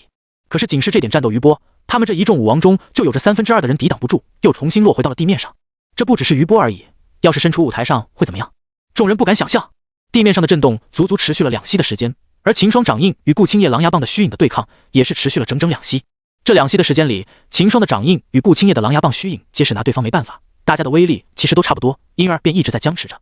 这时，两道相击的虚影却是有了变化，只见与掌印相击的狼牙棒虚影上，一道尖刺突然间砰的一下崩裂开了。看到这一幕，场上的众人皆是一惊，难道就要分出结果了？刚开始看到两人的大招时，众人皆是说为顾青叶的胜算比较大点，毕竟在声势上，顾青叶的狼牙棒虚影就是比秦霜的掌印要大上许多。众人一直也是留意着顾青叶的狼牙棒虚影，而对秦霜，众人是不看好的。没想到，从目前的情况看来，竟是秦霜的掌印占了优势了，这也让场上的众人大吃一惊，纷纷把目光看向了上方的掌印，莫非这掌印还有什么玄机不成？而就在这时，一边又发生了，只见一根狼牙棒的突刺击在了掌侧，顿时原本完好的掌印上多了一道裂纹，与此同时，那根突刺也是破碎开来。此时，舞台上的两人已经全身心灌注在了各自的招式上了，对外界的一切都是毫不关注。这些在外界看来的异变，在两人看来都是正常的。秦霜与顾青叶都能感知到彼此之间的这一招在威力上的一样的，所以刚才的小变化，两人也没有多大的担心。身处舞台上方的南老，此时也是被顾青叶与秦霜两人的大招给惊到了，但他怎么说也是武无极的强者，自然是看出了两人这一招在威力都是相差不大的，因而他也没有怎么担心两人的安危，只是稳着身形在天上看着两人的比斗。此时，在僵持了足足1刻钟后，秦霜的掌印与顾青叶的狼牙棒虚影终是坚持不住了。轰隆隆，雷鸣般的声音响起，一道白光顿时自掌印与狼牙棒虚影处亮起，刺眼的白光瞬间横扫了整个广场，让场上的众不得不闭上了双眼。而醋蝶人闭上眼睛时，掌印与狼牙棒虚影皆是寸寸开裂，转眼间就同时在舞台上崩散开来，化为了一道毁天灭地的飓风，瞬间从舞台上一路朝广场肆虐而去。南老看到这股飓风，不由得瞳孔一缩，要真的让这道飓风吹向广场，那广场上3分2的学子都要受伤。当即之下，南老便动手了，右手一挥，顿时一道劲气掠向了飓风的中心处。原本狂暴不已的飓风，在南老的劲气注入后，瞬间就变小了一截，紧接着慢慢变得越来越小，最后化为一缕清风，从广场上飘过。在清风掠过广场后，整个广场瞬间安静的落针可闻，但很快这安静就被舞台上秦霜与顾青叶粗重的呼吸声打破了。呼哧呼哧，秦霜拄着身旁的破晓，整个人都靠在了上面，粗壮的气流自肺部喷发出来，发出了压抑的喘息声。此时他身上的衣衫已经被汗水浸透了，就算先前还算平整的衣衫，此时已是变得凌乱不已。而顾青叶他状态却是比秦霜还要糟糕一些，他已经是半跪在了脚下还算平整的舞台上，右手扶着狼牙棒的柄手，沉重的呼吸也是从他精致的鼻子中传出，额前也是布满了密密麻麻犹如珍珠一般的汗珠，凌乱的发丝随着微风不断的飘荡着。由于秘法的时间至了，现在顾青叶的实力又回到了50中期，加上灵气的耗尽与秘法的副作用，顾青叶此时已是没有丝毫多余的力气了，连站着都觉得困难。两人粗重的呼吸声传入了众人的耳中，在白光散去后，纷纷睁开眼看向了舞台，想要知道是谁赢下了比武。然而等他们看到舞台上的场景时，却是愣住了。这是平手。看着喘着粗气的两人，场上的人心里猜测了起来，不过他们还是发现了不对，顾青叶此时的气息已经滑落至50中期了，而秦霜身上的气息却是依然那么的强大。这个发现顿时让他们惊在了原地，目光也是变得呆滞起来。此时秦霜身上的气息与顾青叶身上的气息形成了强烈的对比，虽说秦兄此时体内的灵气也是所剩无比，但也要比顾青叶要好得多了。舞台上方的南老也是知道再打下去也是秦霜赢了，毕竟此时顾青叶的秘法时间到了，已经没有了再战之力，因而对着广场上的众人道：秦霜胜。在南老宣布时，秦霜就已经朝顾青叶走了过去，把破晓收起来。秦霜拉起顾青叶问道：顾姐，你没事吧？顾青叶吃力地站起身子，对着秦霜摇头道：没事，因此我很开心，好久没有这么痛快地打过一场了，谢谢你。说完后，顾青叶一向波澜不惊的脸上也是露出了一丝笑意。恭喜你了，夺下了头名。顾青叶听到南老所言，随即对着秦霜道。秦霜挠了挠头，脸上也是露出了笑意，道：还是因为顾姐你不在状态，否则我也拿还到这个头名了。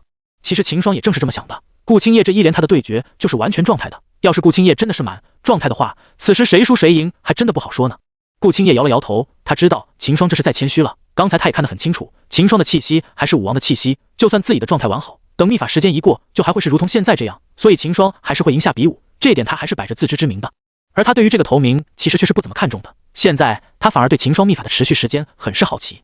现在本次新生大比正式结束，头名是秦霜同学。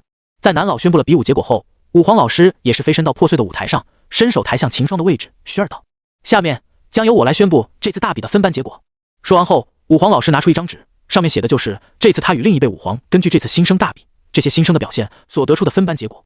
话落，瞬间众人把目光看向了这名武皇老师，他们参加这次大比不就是为了在进入学堂后分个好的班级吗？现在听到武皇说已经分好班了，皆是关心的看向武皇。而同在舞台上的秦霜连顾青叶也是把目光放在了武皇老师上，等待他说出结果。当然，也不是所有人都对这个感兴趣的，已经有很大一部分的学子在得到大比的结果后，便转身离开了广场。不消片刻，刚才还显得十分拥挤的广场，却是变得空旷起来了。扫了眼旁广场上的众人后，武皇老师摊开手中的纸张，轻咳了声，随后道：“本届新生共分3个班，一个精英班，2个普通班。分入精英班的是秦霜、顾清叶、司空怡、公孙冉。普通班是有2个班，每班有35人，剩下的同学就是普通1班到普通2班的。不过请同学们放心，即使是普通班，我们学堂也是重要对待的，甚至比起精英班，我们更要严格一些。并且之后的时间里，学堂每半年就会举办一次考核，只要表现得好，也是可以升入精英班的。同时，精英班中修为进展慢的，也会被普通班的优秀同学所替代。”听武皇说完，那些被分进了普通班的人眼中又是焕发了光彩，又是斗志昂扬起来。现在输了没关系，只要半年后的考核表现得好了，不就有机会进入精英班了吗？而作为老生的方明看到这些又焕发斗志的新生，却是苦笑地摇了摇头。这些人还是太年轻了，青云学堂的老师作为武皇强者，那眼光会差。就从这2天的比武，他们恐怕就已经看出了这100个新生中每个人的天赋高低了。能被他们选进精英班的，那个不是天赋异禀的，就算英半年下来你十分的努力修炼，但精英班的人就不努力修炼了。你在努力的同时，别人可能比你更加的努力，在天赋有着差距的前提下，凭什么会让你追上去，把他拉下来？方明本身就是这样，当初他也被分入普通班了。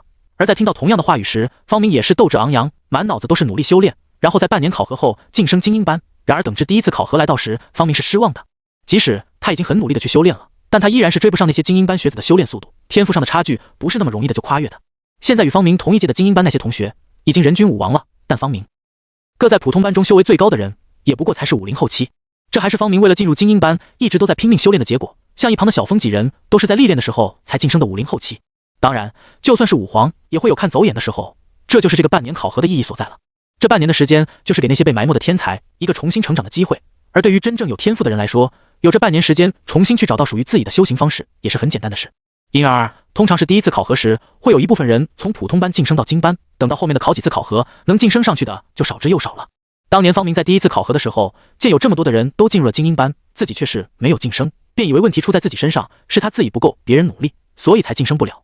而事实上，问题也的确是出在他自己身上，不过不是他不够努力，而他的天赋不行。直到后面地勤年，他才明白这点。不过即使知道了原因，他也没有放弃努力修炼，而是一直的坚持下来。也正因如此，方明的实力在普通班中一直是排在前列的，这也是为什么他被吴迪这么看好的原因。老师可能不一定会喜欢天赋高的学生，但老师一定会喜欢努力的学生。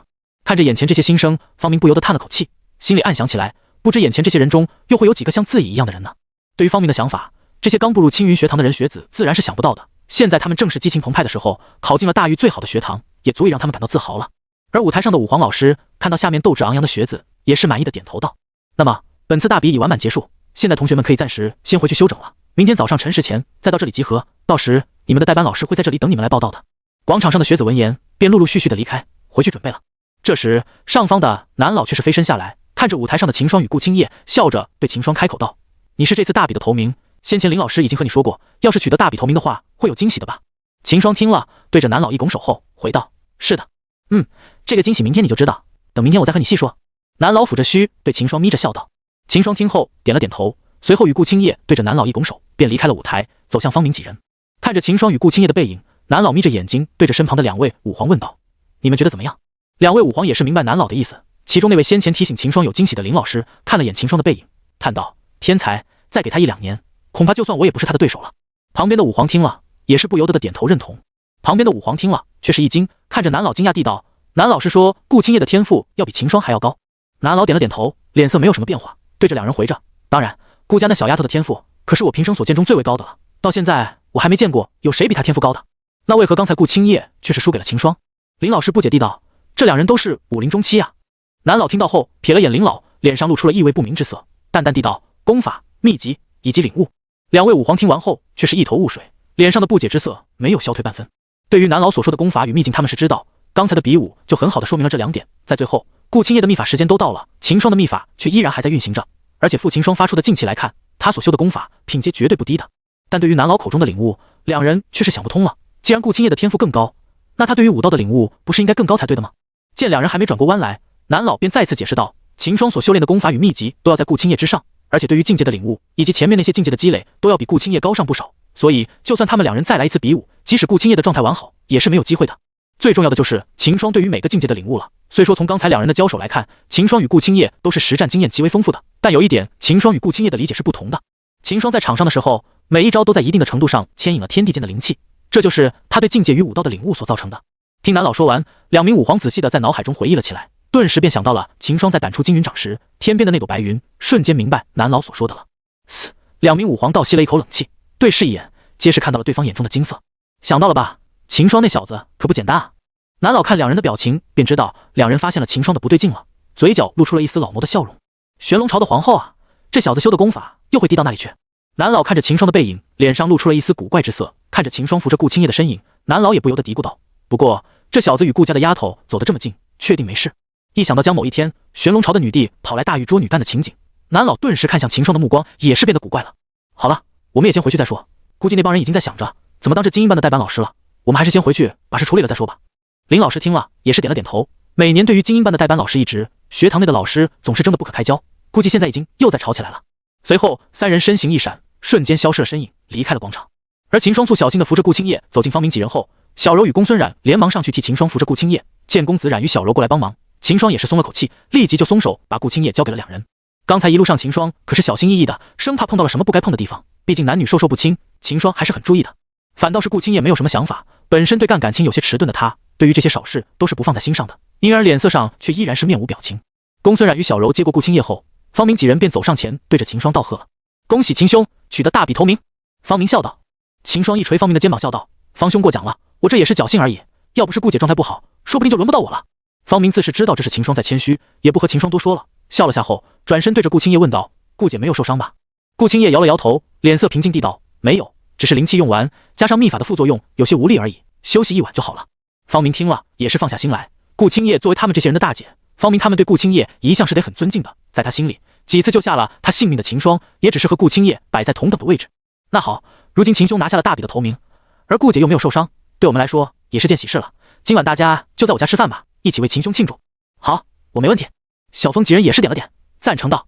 顾青叶犹豫了下后也是点了点头，随后对着公孙冉道：小冉也一起来吧。公孙冉听后却是没有立即答应，毕竟他也只是认识顾青叶而已，方明这些人也是他今天才认识的，现在顾青叶邀请他，他也不知道去还去好。不过随后他想到顾青叶都去了，他也没什么好担心的，便点了点头同意下来。见顾青叶与公孙冉都同意了，方明脸上笑着道：现在时候也不早了，我们先各自回家休整一下，晚上有事再到我家会合，怎么样？好。众人随口答应下来。方明见状立即道：那好，小柔、红武，你们与冉姑娘先送顾姐回家吧，我和秦兄也是先回去准备了。小柔、红武与公孙冉听了点了点头后，便扶着顾青叶郎开了广场，往顾家的方向走去。我们也走吧。秦霜支着四女渐渐离去的背影，对着余下的几人开口道：那我们就先回去了。小风与王宇也是闪身离开了广场。在几人都走后，整个广场就只剩下秦霜与方明，还有一些学堂的学子在。偌大的广场前一刻还是人满为患，如今却是只有寥寥几人了。秦霜与方明也不耽搁，立即动身赶回了方府。是夜，大狱京城方府的一个院子里传出了欢声笑语。秦霜一众人正在方家的花院里举行晚宴。在回到方家后，方明便立即把秦霜取得青云学堂新生大比头名的消息告诉了方父方母二人。两人得知这个消息之后也是大喜，当即就要开宴为秦霜庆祝。在方明又把顾青叶他们要来的消息告诉二人后，方母立即拍板，今晚就在花园设宴。于是就有也现在的这一幕。秦霜，恭喜你啊，夺得了这次大比的头名。方父拍着秦霜的肩膀笑着道。秦霜听了笑着谦虚道：方伯父过奖了，这次我能得到头名，运气成分使然。方父听了却是摇了摇头，对着秦霜道：贤侄还是谦虚了，运气也是实力啊。老实说，在方父从方明口中听到秦霜拿了青云学堂的头名时，他也是很震惊的。要知道青云学堂可以说是大狱最好的学堂了，因而每年大狱内敢往青云学堂报名的学子数不胜数，并且都是大狱各群的天之骄子。而秦霜却是能从这些天之骄子中杀出重围，这让方父对秦霜再高看了一眼。说前从方明口中得知秦霜的事迹后，方父就对秦霜的实力有一些猜测了，已经把秦霜当成了大狱内顶尖的那批天骄对待了。现在秦霜拿到青云学堂的头名，让方父对秦霜更是看重了。最重要的是，方父知道秦霜是战胜顾青叶拿到头名的，这还是方明说了出来，方父才知道顾青叶也去参加了新生考核的。先前方父也不知道顾青叶也去了青云学堂。对于顾青叶，方父这一辈的人都是赞还绝口的。从小就表现出惊人天赋的顾青叶，在顾家就是所有人的掌上明珠。而顾青叶一路成长起来的实力，方府这一辈的人也是一直看在眼里。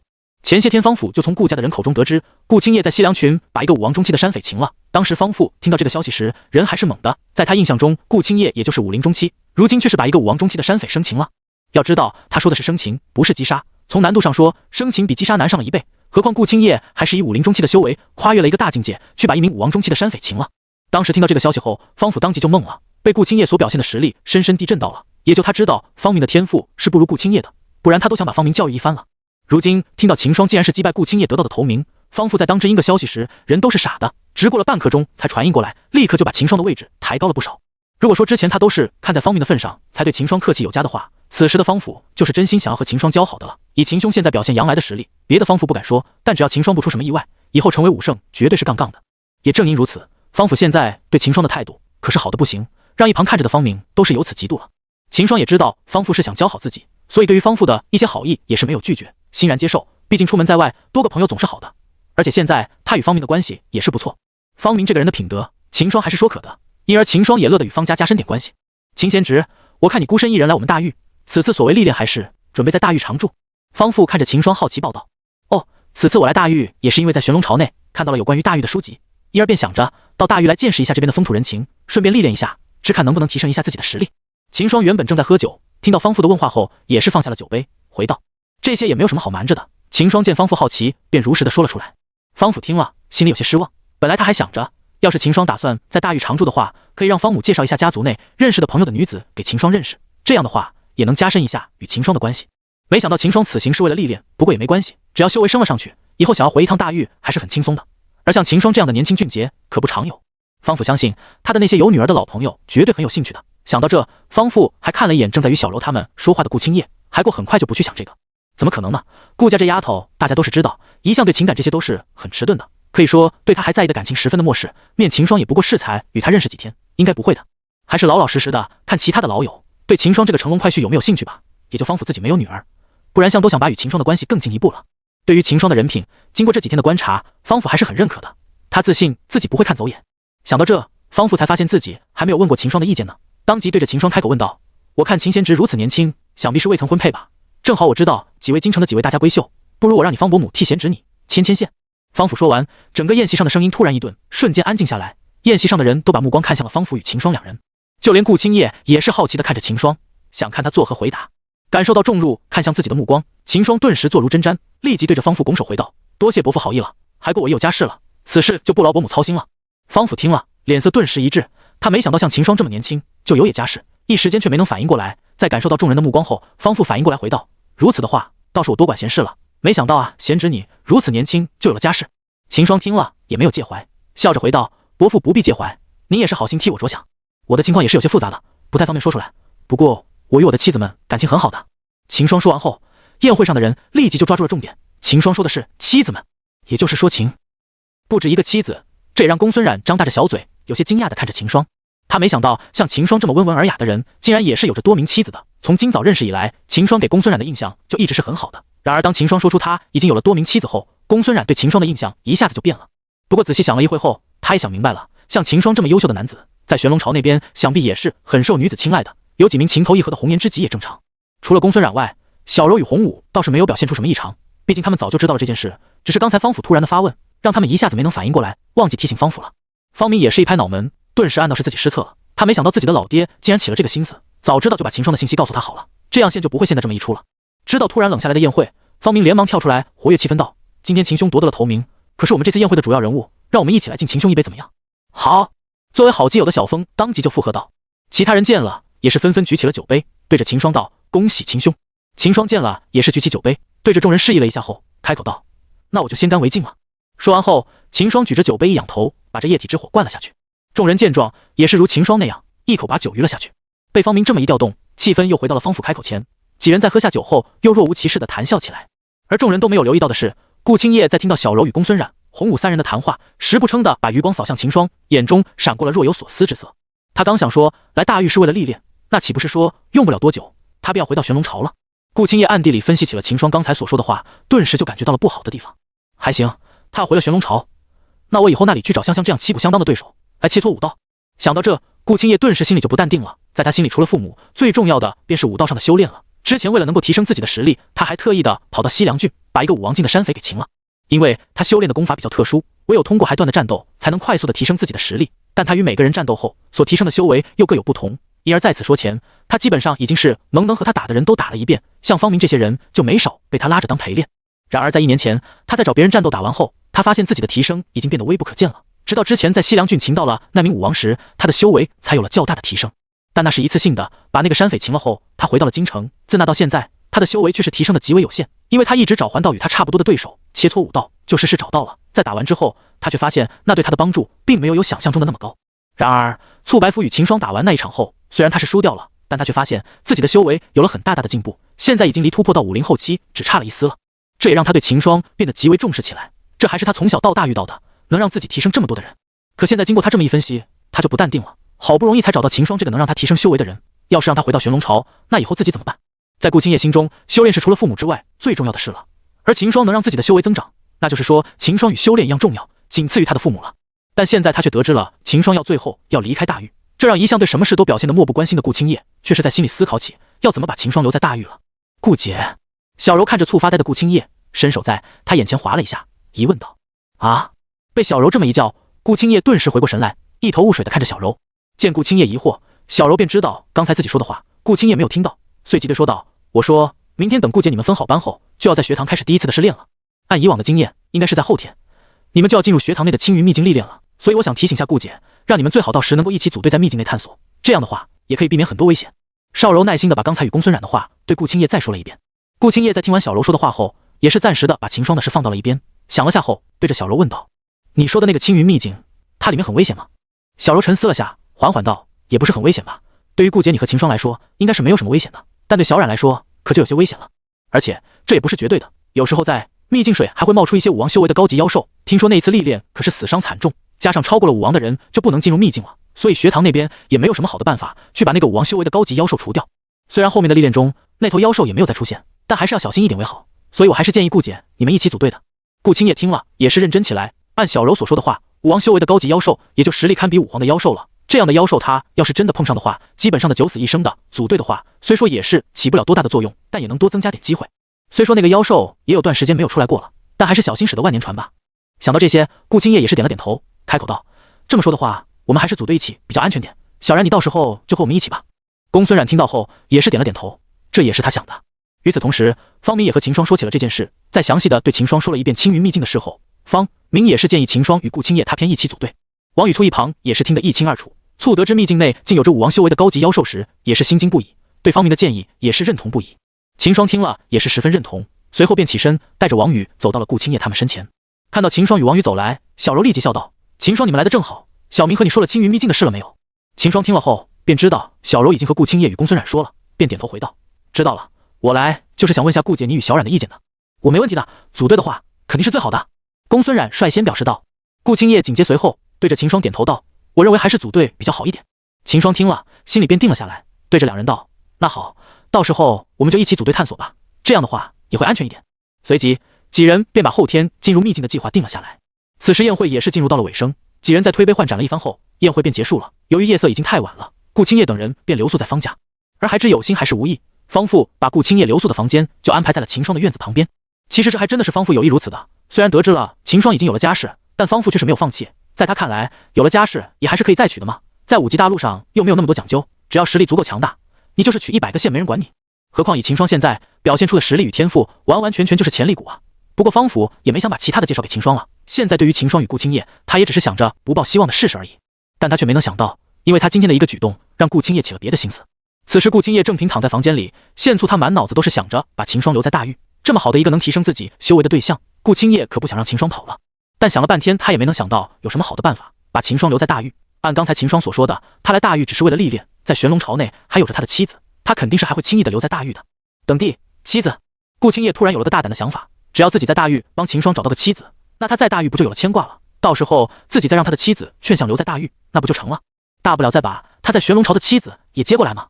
想到这些，顾青叶精神一振，这个办法可行。顿时就连顾青叶波澜不惊的脸上也是露出了一丝喜色，但很快他就冷静下来了。虽说这个办法可行，但想要实施的话，还是有着不小的难题的。首先最重要的就是他要把谁介绍给秦霜才行。既然是飘介绍给秦霜当妻子的，那最基本的就是要有一定的天赋与实力，不然秦霜还不一定看得上，而且还得气得足够漂亮才行。顾青叶在自己脑海中回顾了一遍后，顿时闪过了两道人影，司空仪与公孙冉。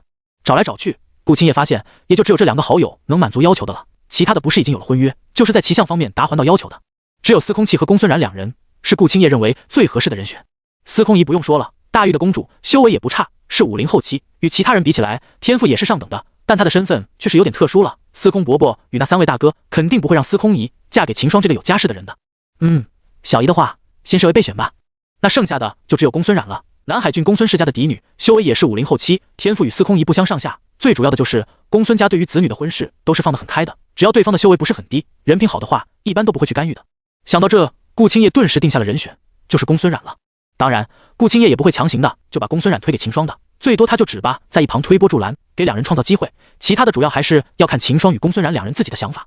不过顾青叶却是觉得应该没有什么问题，像公孙冉这么优秀的女孩子，他就不信秦霜他不心动。而像秦霜这么优秀的俊杰，顾青叶相信小冉也肯定会心动的。想好一切后，顾青叶便放下心来，一切还是要看以后的成效再说。要是小冉真的没有这个意思的话，他就再重新换个人选了。而在顾青叶想着自己的计划时，秦霜这边却是在努力的修炼着。在今天与顾青叶打完那场比武后，他就感觉到体内的元晶已经趋向第3层完满了，突破第4层也是这段时间内的事了。这也让秦霜止不住的激动起来。同时，他也是认识到了实战的重要性了。像之前待在神都的那3个月，秦霜可以说完全就沉沦在了温柔乡，修为没有半点进步。而在离开神都，前往大域这里历练，只过了1个多月的时间，秦霜的修为与实力便有了如此之大的提升。如今更是连元晶也有了要突破的预兆了。盘腿坐着修炼的秦霜，不断的运转着体内的元晶。虽然秦霜也知道想要元晶突破硬是急不得，但他还是忍不住的想要加快点让元晶突破。因而这一整夜，秦霜都仅在修炼中度过了。一夜过去，金色的阳光缓缓地平铺在了大地上。院子里的秦霜感受到了从窗外照射进来的阳光，便睁开了双眼，从修炼中退了出来。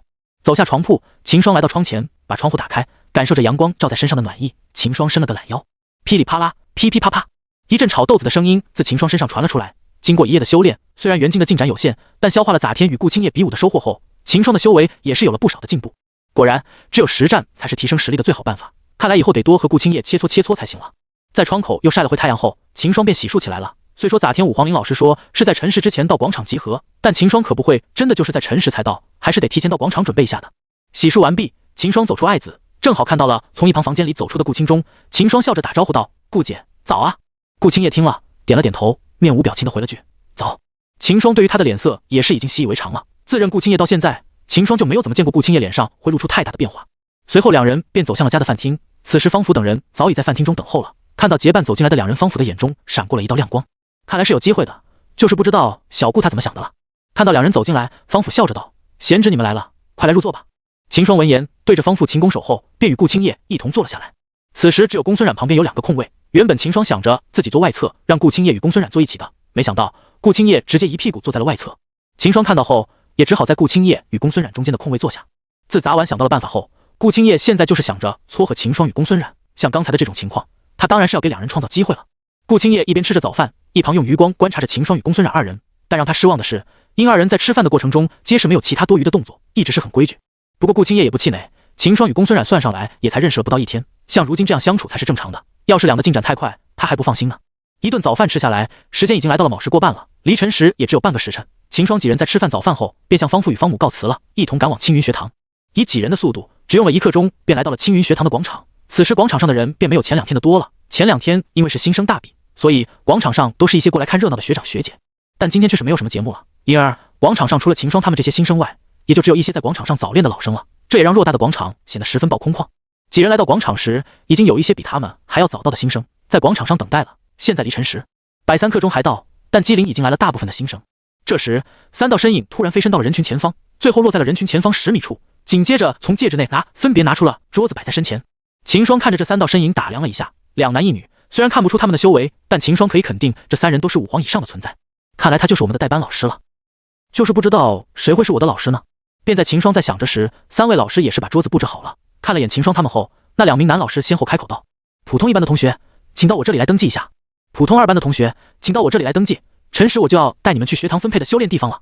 ”2名老师说完后，陆陆续续的就有着不少的新生走到了2人身前，排起了长队。王宇也是给分到了普通1班，一而醋对着秦霜几人笑了下后，王宇便抬步走向了左侧的男老师处，准备登记了。这时那名女老师也是有了动作，只见她捋了下额前的长发后，对着还站在原地的秦霜等路道：“精英的同学，到我这里来登记吧。”剩下的小部分人也是抬步走向了女老师那里。秦霜与顾青叶2人对视了眼后，也是随着人流走向了女老师所在的桌子。秦霜也没想到这个女老师就是自己的代班老师。按方明所说，精英班的代班老师，青云学堂的要求是修为定要在武皇后期以上才行。而秦霜看这位女老师的年纪，比起自己等人也大不了多少。没想到这么年轻就是武皇后期以上的修为了，看来大玉还是藏龙卧虎啊！这个青云学堂的底蕴也是不可小觑。没过多久，秦霜前面的人皆是登记完了。女老师看了眼秦霜俊朗的面容后，开口问道：“同学叫什么名字？”秦霜平静地回道：“秦霜。”啊！女老师心里一惊，嘴上不由得惊叫了一下，手中的笔也是一顿，随后立即就反应过来，不好意思地笑了下，对着秦霜回道：“你就是新生大比的头名秦霜。”自杂天大比结束后，秦霜与顾青叶的那场战斗便传遍了整个青云学堂，因也让平静了有一段时间的青云学堂又是翻起了巨浪。两人武林中期的新生，实力竟是达到了武王后期。这个消息让那些没有去过广场的学子听了，皆是以为有人在散播谣言。直到那些去到这场，目睹了秦霜与顾青叶这战斗的武王学子，都是站出来证实后，也由不得他们不相信了。而作为精英班的代班老师，于秀也是收到了学堂给的资料。当他看到秦霜与顾青叶的信息时，也是惊得瞪大了眼睛，竟然真的是以武林的修为发挥出了武王的实力，这让他对这个从玄龙朝来的新生也是好奇不已。现在突然见到了秦霜了，他也是控制不住自己，惊了一下。然而在问紧秦霜后，他便知道是自己失礼了。作为一个代班老师，如此的大惊小怪，实在是太丢人了。想到这，于秀的脸上也是泛出了几分红意。秦霜对于他的询问也没什么不适，只当他是想确认自己的身份，便点了点头道：“没错，老师还有什么疑问吗？”于秀听了，顿时一愣，随后快速的反应过来，回道：“没有了。”说完后，便快速报登记上了秦霜的名字，随后拿出了一块金牌，递给了秦霜道：“秦同学，这是你的正式令牌，上次通过入学考核时的那个令牌不能用了，学堂这边要回收，你把它给我吧。”秦霜听言，从戒指中拿出了前几天任英给的令牌，交给于秀后，便拿起了于秀给他的令牌收好。于秀也是收回秦霜的令牌，随后就着秦霜一笑道：“身我介绍下，我叫于秀，以后这4年里没有什么特殊情况的话，就是你的代班老师了。以后在学堂内有什么事的话，可以通知我来处理。刚才发给你的令牌就能传讯，不过令牌的传讯范围就在学堂以外的1000里内，超过这范围就传不了讯了，这点要记住了。”秦霜听于秀说完，点头回道：“多谢于老师了，秦兄记住了。那好，你先到后面稍等一会吧，等我把人员登记完后，便带你们在学堂内认识一下。”秦霜听后，对着于秀一拱手，便走到了他身后的空地上。“同学，你叫什么名字？”秦霜走后，于秀看着走上前的顾青叶，开口问道。“顾青叶。”顾青叶面无表情的回道。听到顾青叶的名字，于秀再次一惊，不过这次他也没有失礼了，而是对将顾青叶道：“顾同学，请把入学考核过后学堂发你的那个令牌让我看下。”为了防止有人冒名顶替，每个学生于秀都是要确认一遍的，刚才秦霜的令牌他也是查看了一番的。顾青叶拿出令牌递给了于秀，于秀接过后看了眼，发现没什么异常，便把令牌收好，随后拿出了顾青叶新的令牌递给了他道：“顾同学，这是你的新令牌，还请收好了。另外，我自我介绍下，我叫于秀，以后就是你的代班老师了。”“于老师好。”顾青叶面无表情的回道。于秀听了，点了点头后回道：“那请顾同学先到后面稍低一下吧，我还要给别的同学登记呢。”顾青叶听后，便抬步走到了后面，来到了秦霜身边。没过多久，公孙然也是登记好了，来到两人身旁。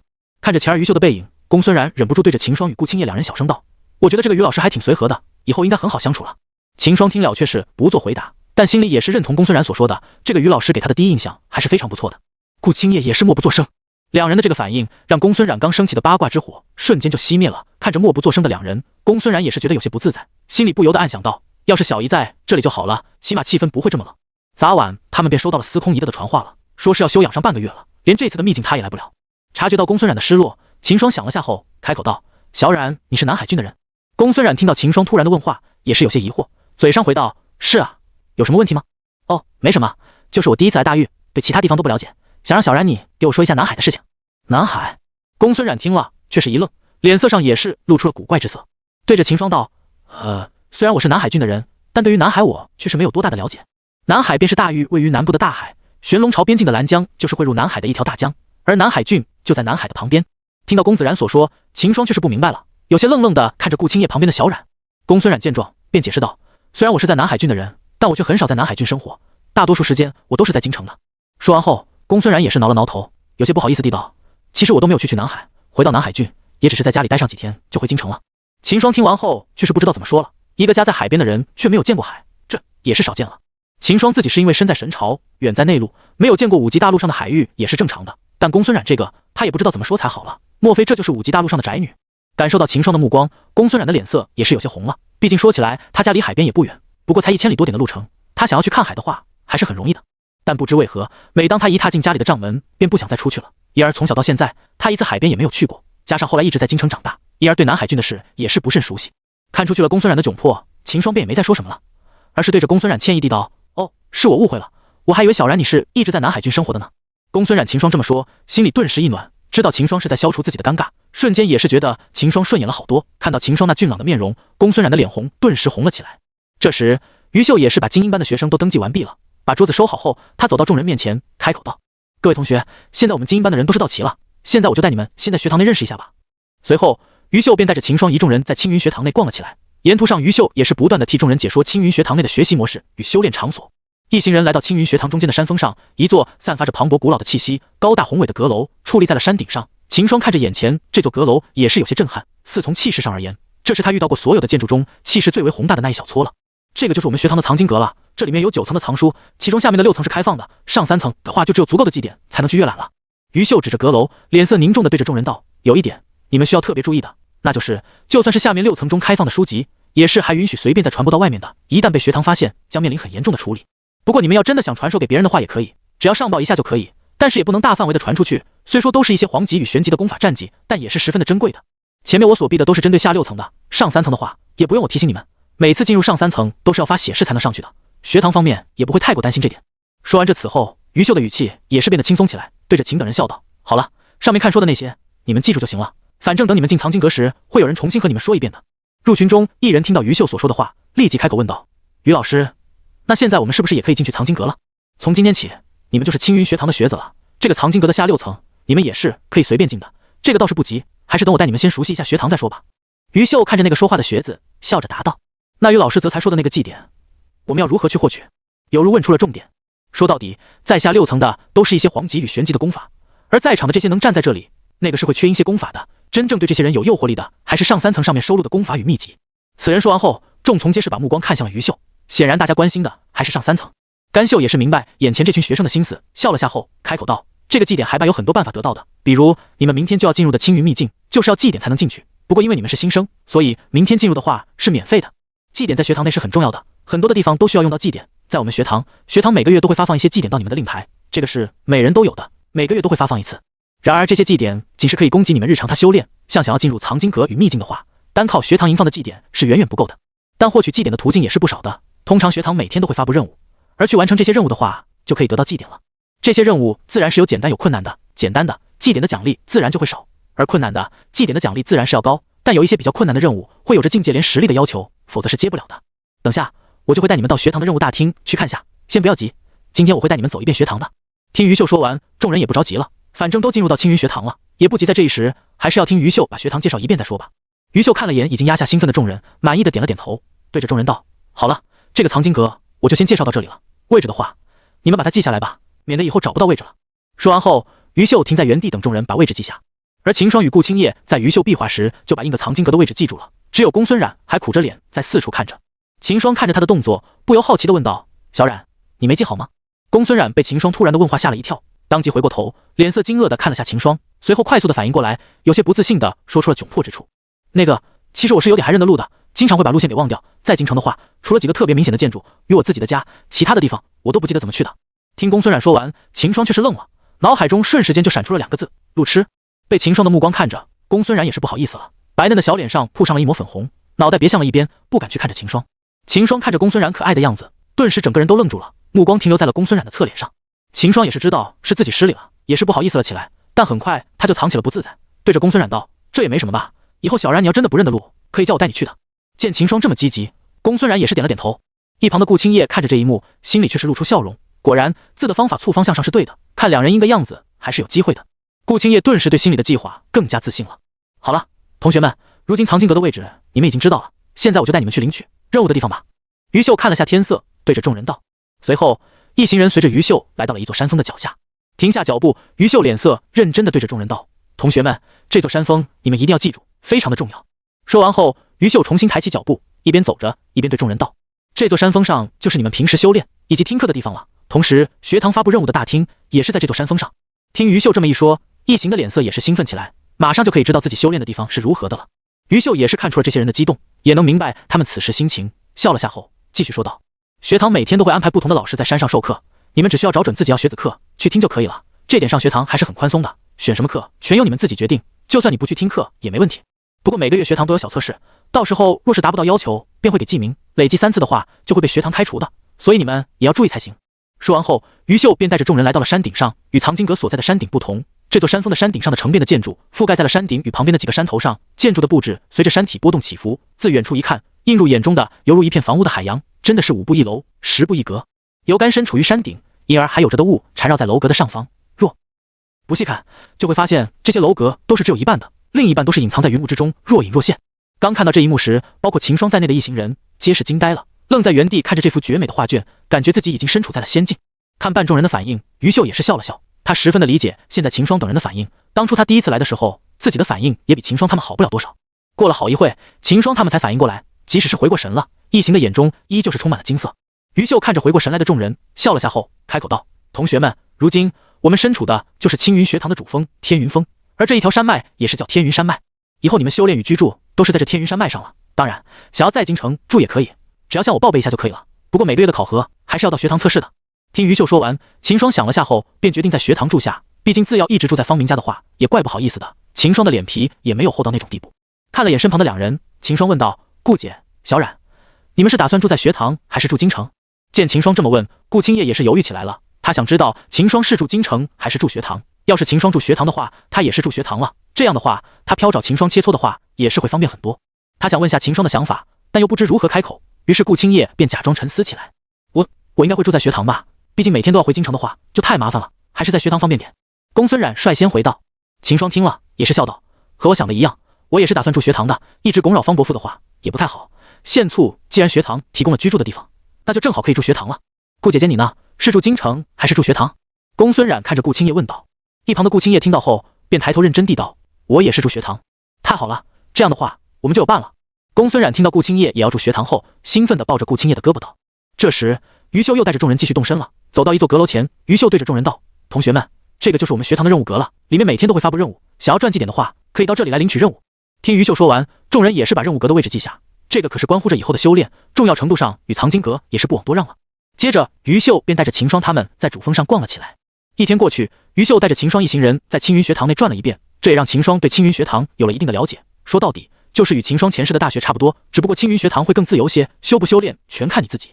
学堂这边把课程安排好了，去不去听随你，只要能通过月底考核，就想怎么样就怎么样。要是有3次过不了的话，那青云学堂方面就会主动开除。说到底只是青砖学堂这边提供了一个地方与资源给你修炼，其他也是只有靠自己才行。还过武者修炼也正是这样，只有自己努力才能取得修炼上的进步，别人是帮不了你的。天色已晚，于秀便把一行人带到了一座阁楼前，对着众人道：“这里就是我们精英班的领地了，你们把位置记好，就可以先行离开了。明天同样是辰时，同学们到这里汇合，到时候我会带你们前往秘境的入口。明天你们就要进入秘境历练了，而其他的事都是要等你们从秘境中出来后才会办理的了。”一行人听到于秀说完后，便把位置记下，随后对着于秀一拱手，便相继离开了。秦霜也是把位置记下，对着于秀一拱手，便想离开。然而就在这时，一道身影自天边飞掠过来，眨眼间便来到了秦霜三人的旁边，落在了秦霜三人面前。看到来人，于秀也是走上前，对着人影拱手道：“南老。”秦霜挤入见了，也是对着人影拱手见礼道：“见过南老。”来人正是南老，不必多礼。南老对着几人摆了摆手道。说完后，南老把目光看向了秦霜，随后缓缓地开口道：“小子，这次我来就是把大笔投名的惊喜给你带来了。”惊喜？秦霜三人皆是疑惑起来，但很快秦霜便想起了南老咋天对自己说的话，顿时精神，真的有惊喜。南老见状，从怀中拿出了一个卷筒递给了秦霜，随后道：“这个是青云秘境内的详细地图，里面的一些机缘什么的都在上面标记着的，明天你就要进去历练了，正好可以给你用。”听南老说完，一旁的于秀却是惊呆了。青云秘境的地图，要知道青云秘境自青云学堂建立前就已经存在的了，而青云学堂就得依托着青云秘境建立的，里面的机缘可谓是数不胜数。而要说谁对青云秘境最清楚，那就是学堂了，只有学堂才有着青云秘境的详细资料。而如今南老竟然把青云秘境的地图交给了秦霜，此时就连于秀对秦霜也是羡慕起来了，看着秦霜的目光都不对劲了。秦霜自然是看到了于秀的反应，同时也知道了南老给自己这个地图的珍贵，当即双手接过南老递过来的卷筒。似秦霜接过地图，南老也是没想再闲聊了，对着秦霜叮嘱道：“这个地图你可要收好了，不要把它轻易传出去，我就先走了，明天的秘境你自己看着办吧。”说完后，南老便摆了摆手，随即闪身消失在了原地。秦霜把卷筒收好，对着于秀拱手道：“于老师，那我们就先走了。”回过神的于秀点了点头，说道：“记得明天辰时前要来会合。”随后秦霜便带着顾青叶与公孙冉离开了青云学堂。京城方府，秦霜带着顾青叶与公孙冉再次回到了方府。本来两人是想回自己家的，但一想到明天将有秘境之行，顾青叶与公孙冉考虑再三后，还是决定回到方家与秦霜一起商量一下明天的秘境之行的规划。是夜，方家的饭厅内，秦霜与方明等坐在一起吃饭。今天突方府正好没什么事做，因而也是与秦霜他们齐在吃饭。秦兄，今天分好班后感觉如何？方明咽下一口饭后，对着秦霜问道。见方明提起学堂的事，秦霜便回道：“感觉还好吧，学堂的氛围很好。对了，方伯父、方兄，我已经准备在学堂那里住下，这些日子对你们也是多有打扰了。秦霜起身对着方父与方明道。听秦霜这么一说，方明与方父则是还淡定了。方父立即就起身对着秦霜道：“贤侄，可是我们有什么招待不周的地方？为何突然的就要搬去学堂住了？”“对啊，眼下秦兄你既然都住下了，不如就一直住下去嘛，反正那院子也是空着的，没什么麻烦的。”秦霜见方明与方父的样子也是很感动，但虽然方明与方父很好客，他却不能一直在这麻烦人家的，况且住在学堂的话，他现能空出更多的时间来修炼。伯父多想了，这几天我住这里都住得很好，没有什么问题，只是我想在学堂里住的话，能更方便修炼些，所以才想搬到学堂住的。而且我这样一直在伯父这里住的话，也太打扰了，正好学堂那边可以住下，就还想再麻烦伯父您了。方父听完后，看着秦霜脸上的坚定之色，便知道秦霜是真的想要搬去学堂的了，也就不再劝说了。叹了口气后，对着秦霜道：“既然是为了修炼，那我就不多劝你，只是以后有空得常来才行。那个院子我让人一直给你留着，你随时可以回来住。对，秦兄有空也可以过来住下的嘛。做现在所住的院子，我就留着给你了。你要想的话，随时回来住便是。”方明也知道不能挡着秦霜追求进步，因而也是没有去劝他。以秦霜的天赋，肯定是要追寻更高的境界的，两人终有离别的一天，这是避免不了的。如此的话，就谢过方伯父与方兄了。有空的话，我会回来的。秦霜这回没有拒绝两人的好意了，点头应了下来。毕竟他也不可能一直待在青云学堂的，加上方父与方明都如此挽留了，自己再拒绝的话，就显得不识趣了。见秦霜答应，方父脸上也是露出了笑容。他也知道秦霜终是要离开这里的，但能加深点关系的话，还是加深点好。这时，他看到了坐在秦霜旁边的顾青叶，连公孙冉，心里不动，对着顾青叶问道：“小顾，你是打算住学堂还是信家里啊？”听到方父问话，顾青叶一愣，随后便快速的反应过来了，隐晦的看了眼秦霜后，顾青叶回答道：“回方伯父，我是打算住学堂的。”听到顾青叶这么回答，方父眼中顿时闪过了一道亮光。要知顾青叶的性格，他们这些与顾家亲近的人都是知道的，他眼中除了关心的人外，就只有修炼了。正常来说，能回家住的话，他肯定是会回家住才对，如今却是选择住学堂，这就很可疑了。而且刚想顾青叶在回答自己，看了眼秦霜，这些方父都看在眼里，这匪方父顿时就恍然了。难道小顾他对秦贤侄产生了兴趣？一起大胆的猜测自方父心中产生，虽然只是猜测，但很快方父就确定了，因为除了这之外，妞相也没有其他的解释了。原本方父还想着撮合秦霜与顾青叶呢，没想到眼下他还没出招，这小顾就已经看上眼了。想到这，方父也不禁感到有些拙落，不过很快他就恢复过了。仔细想想的话，这样也是挺好的，都不用他操心，这两人年轻人就自己解决了。想到这，方父心中也是开心起来。这时，方父想起了顾父对自己说的话：“我这女儿啊，什么都好，像修我的天赋好，对我和妻子也是很关心，但是有一点却是让我和妻子很是操心，就是在感情方面，她太迟钝了，除非她感兴趣，否则对于其他的一切事物，她都是漠不关心的。你说这以后，她自己一个人怎么办？”“嘿嘿，顾兄这回你不用担心了，你女儿她这回已经是在主动出击了。”方父心里暗笑道。然而方父却是不知道，顾青叶心里想的是为了方便与秦霜切磋，才选择在学堂住，这样的想法却是被方父误会成了顾青叶对秦霜有想法了。这么说的话，你们三人都是选择了住学堂？方父看着秦霜三人道。秦霜听了后点头道：“没错，主要是住在学堂的话，是真的挺方便的。既然你们都是为了修炼，那我也不好再说什么了，祝你们五运昌隆吧。”方父说完后，举起了酒杯，对着秦霜几人道：“我在此就先预祝秦贤侄你们晚天的秘境之行顺利归来。”干！方父一仰头，把杯中的酒一口干了下去。秦霜见人相状，也是站起了身子，对着方父回礼，随后也是一口干了杯中的酒。半个时辰后，酒足饭饱的几人来到了秦霜他小院子里，围在院子中看着月光，谈起了事情。秦兄，你们明天是和我们一起进入的秘境的吗？王宇看着秦霜问道。由于是在普通一班，所以王宇也不知道这次的秘境历练他们是不是一起进入秘境的。要是不是一起的话，他就只能在班内找找看有没有人组队的了。见王宇问起，秦霜也是反应过来了，王宇是分在了普通一班的，明天还不知道是不是与自己等人一起进去青云秘境的。这个我也是不清楚的，方兄应该是知道的吧？秦霜看着方明问道。这我知道，你们也可以说是一起进秘境的吧？像青云秘境的入口，一次只允许20个人通过，往年的话都是精英班的先进去的，而普通班的就在后面跟着一起进去的。秦想的话，可能是要比你先进去了，不过这也不影响你们组队的。你只要再进去后，就立即去和秦兄他们会合，就没事了。而且青云秘境的出入口是固定的，只要你们进去后发现不对的话，就往出口跑就可以了。听方明说完，秦霜顿时明白了，对着王宇道：“这样吧，我们进去后就先不要离开出口了，等我们会合后再一起出发吧。”好。听了秦霜的话，顾青叶与公孙冉皆是点头认同，王宇也是没有意见。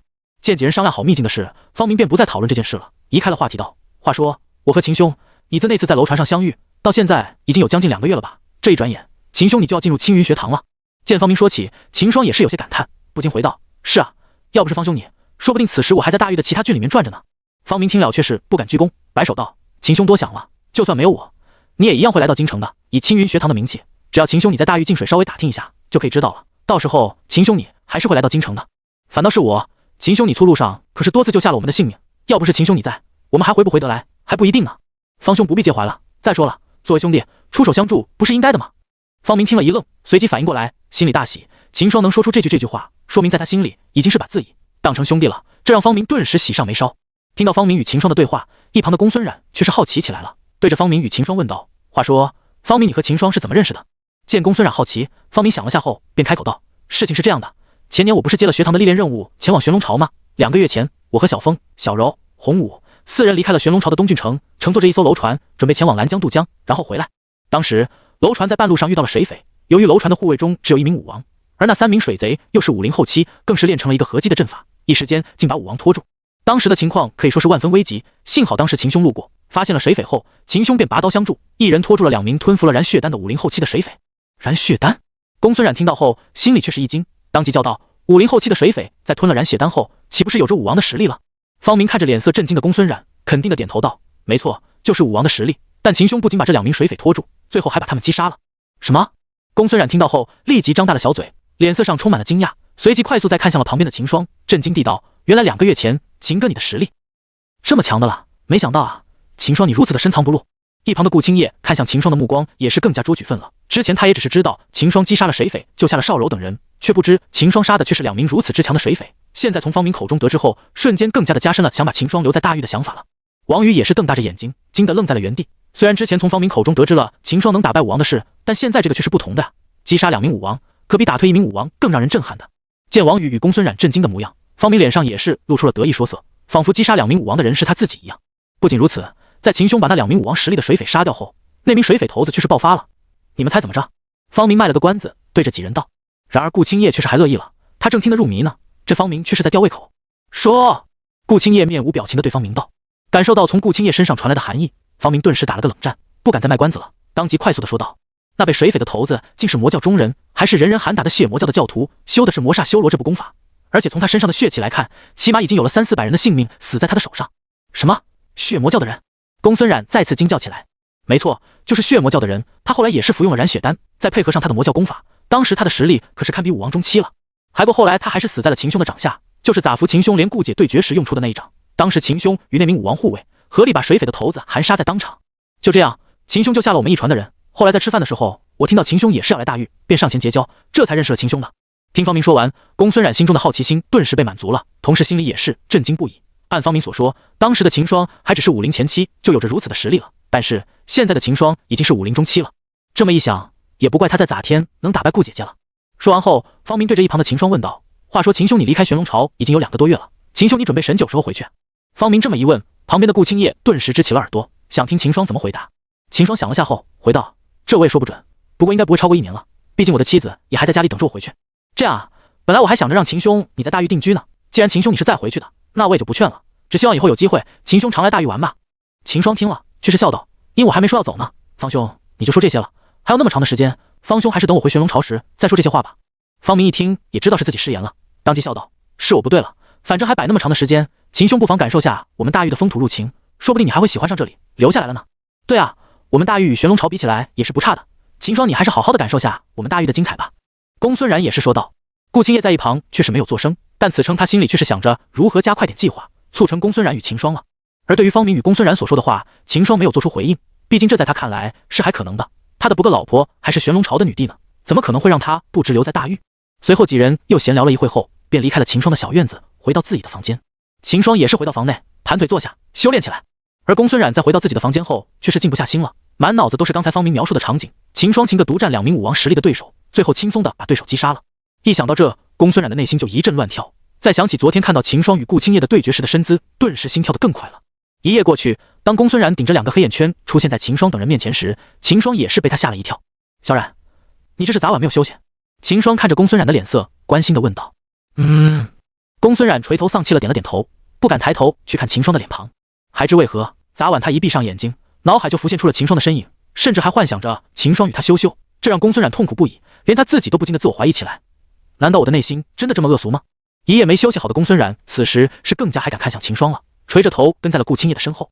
随后几人吃过早饭后，便动身赶往了青云学堂。来到主峰后，秦霜与顾青叶、公孙冉3人便与王宇分开了。同时几人约定好了，待会进入秘境后，先等在出口处汇合之后，再一起去探索。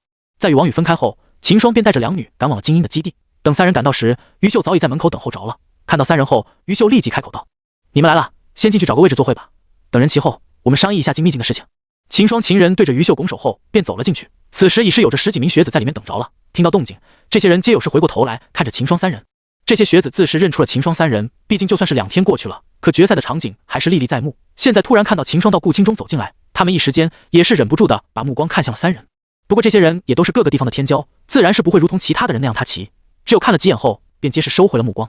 没过多久，精英班的30人便全部来到了室内。于秀也是扭着腰姿走了进来，看了眼坐在后面的秦霜三人后，于秀开口道：“同学们，待会你们就要进入青云秘境了。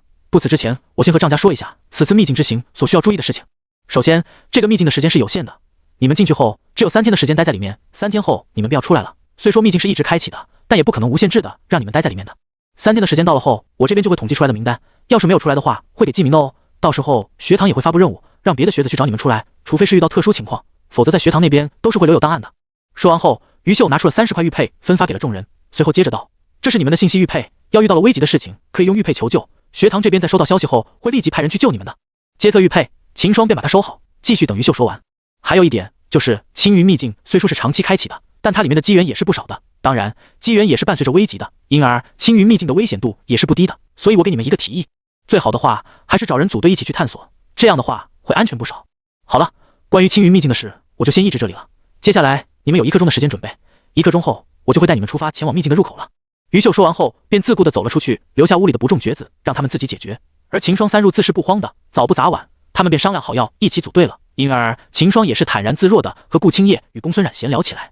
这时秦霜脑海中却是传来了系统的声音：“叮！发现宿主即将前往青云秘境，现发而系统任务。系统任务：保护进入秘境的学子的安全，让所有学子据实离开秘境。任务奖励：1次高级人物抽取次数。”听到系统的声音后，秦霜心里大喜，高级人物抽取次数啊！之前秦霜还是有北荒秘境出来后有那么一次，就那次秦霜就靠着这高级的抽取次数，把风无极给抽了出来，而这次居然是高级抽取次数，即使是秦霜也是不由得喜起来了。不过没过多久，秦霜便是反应过来，对着系统问道：“系统，你说的把这些学子带出秘境，指的是我这个班级的，还是全部人？”叮！系统提示：任务的对象是与宿主同届进入青云秘境的新生。这秦霜心里顿时傻眼了，全部的新生，这让秦霜也是无语起来。要只是精英班的30人还好，大不了秦霜自己带着整个班级一起组队就 OK 了，但是系统要求的是全部的新生，阴匪秦霜一下子不知怎么办才好了。不过就算如此，秦霜还是不想放弃这任务，毕竟1次高级的抽取机会实在是太难得了，秦霜舍不得就这么把它放弃了。想了一会后，秦霜也想不到提么好的办法出来，唯一想到的就是还留在系统空间里的莫名莫奇2个武帝了。秦霜想着等他进入秘境后，就把莫名与莫奇去暗中保护那些学子了，到时门递自己的玉佩给2人，让他们顺将玉佩的信息去找到有危险的人，暗中出手相助，只要不被学堂的人发现，那就不是什么问题。而且秦霜把莫名莫奇放在系统空间的话，是可以把人带进秘境的，这点在北荒秘阶就已经得到了认证。想到这，秦霜也只好计划好就这么做了。等进入秘境后，先找个借口避开顾青叶与公孙冉，把莫名与莫奇召唤出来就可以了。很快1刻钟的时间就过去了，期间仅有这几人走过来想要与秦霜几人组队，但这些都被顾青叶拒绝了，他也不想让人加入进来了，毕他还想着趁着这次秘境的机会想办法让秦霜与公孙冉加深感情呢。人要是太多的话，他就不好操作了，所以他对于这些想要组队的人一概是拒绝的。而秦霜对此也没什么意见，顾青叶要不想和其他人组队的话，他也不好强求，而且他也已经想好如何保证这些学子走出秘境的办法了，有莫名莫奇2人应该不是问题，自己只需要与顾青叶几人安心去探索秘境就可以了。好了，时间差不多了，我们现在就出发去秘境的入口吧。于秀走进课室，对着众人道。说完后便率先的走了出去，秦霜3人见了也是紧随其后，后面的学子见状也是跟了上来。没过多久，一行30人在于秀的带领下平到了一个山峰脚下，这个就是青云秘境所在的山峰了，秘境的入口就在山顶上，我们先上去吧。于秀简单的对着众人介绍了下，便再次率先走在前面，带着众人朝经上走去。片刻后，一行人来到了山顶上，一个小型的广场建在了山顶上，广场中间的是的一个小型舞台，在舞台上一个银白色的漩涡正缓缓地转动着，这个就是青云秘境的入口了，你们组队的先站好，我安排一下让你们一起进去吧。于秀指着舞台上的银色漩涡，对着众人道。话音刚落，30人顿时就分成了数个小团体。于秀看了眼后，便开始分配了。由于每次只抬进去20人，所以还有10人是要与普通一班的人一起迎去的。而现在普通一班的人还没有来，因而精英班这边甘秀一时间也不知如何分配才好。秦霜想了想后，走上谱对着于秀道：“甘老师，我们3个的话，可以先在后面等等，让其他的同学先进去就好，反正也用不了多久，他们便会来的了。”于秀听了，点头道：“那好，秦霜你们就先等一会，我估计最多1刻钟，他们就会来了。”秦霜听了，便回到了顾青叶与公孙冉身边。他这样也是想看能不能不和王宇分在一起进去，这样的话也会方便很多。反正他们进去后，也是要等王宇进去会合后才会开始探索，不如直接就在等着。谁知道这个青云秘境的出口是什么样的？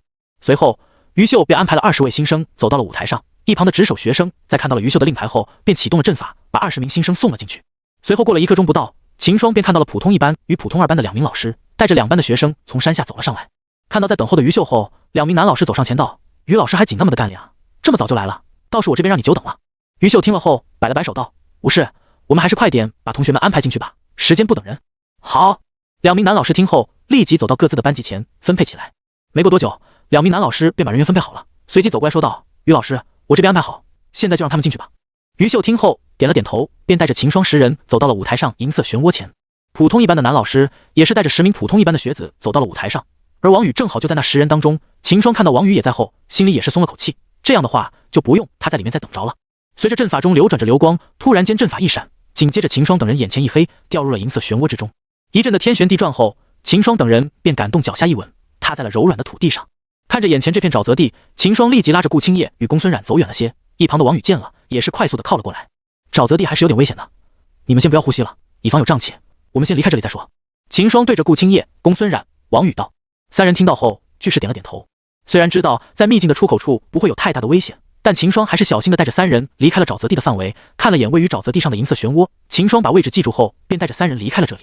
随着3人飞速离开，不一会，3人便离开了沼泽地，来到了一处山峰的山顶上。看了眼周围的风景后，秦霜几人便在山顶上开始讨论这3天的秘境之行准备做点什么了。拿出了南老给的地图，秦霜指着一处位置，对着顾青叶3人道：“我们现在大概在这个位置，接下来的话，你们有什么想法没有？”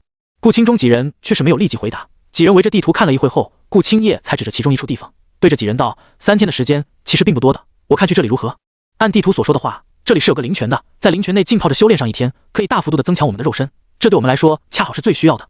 听顾青叶说完，几人也是点头认同。正如顾青叶所说，3天的时间真要想找到什么机缘的话，是很难的，毕竟这机缘又不是可以十分轻松的拿到手，机缘往往是伴随着危险的。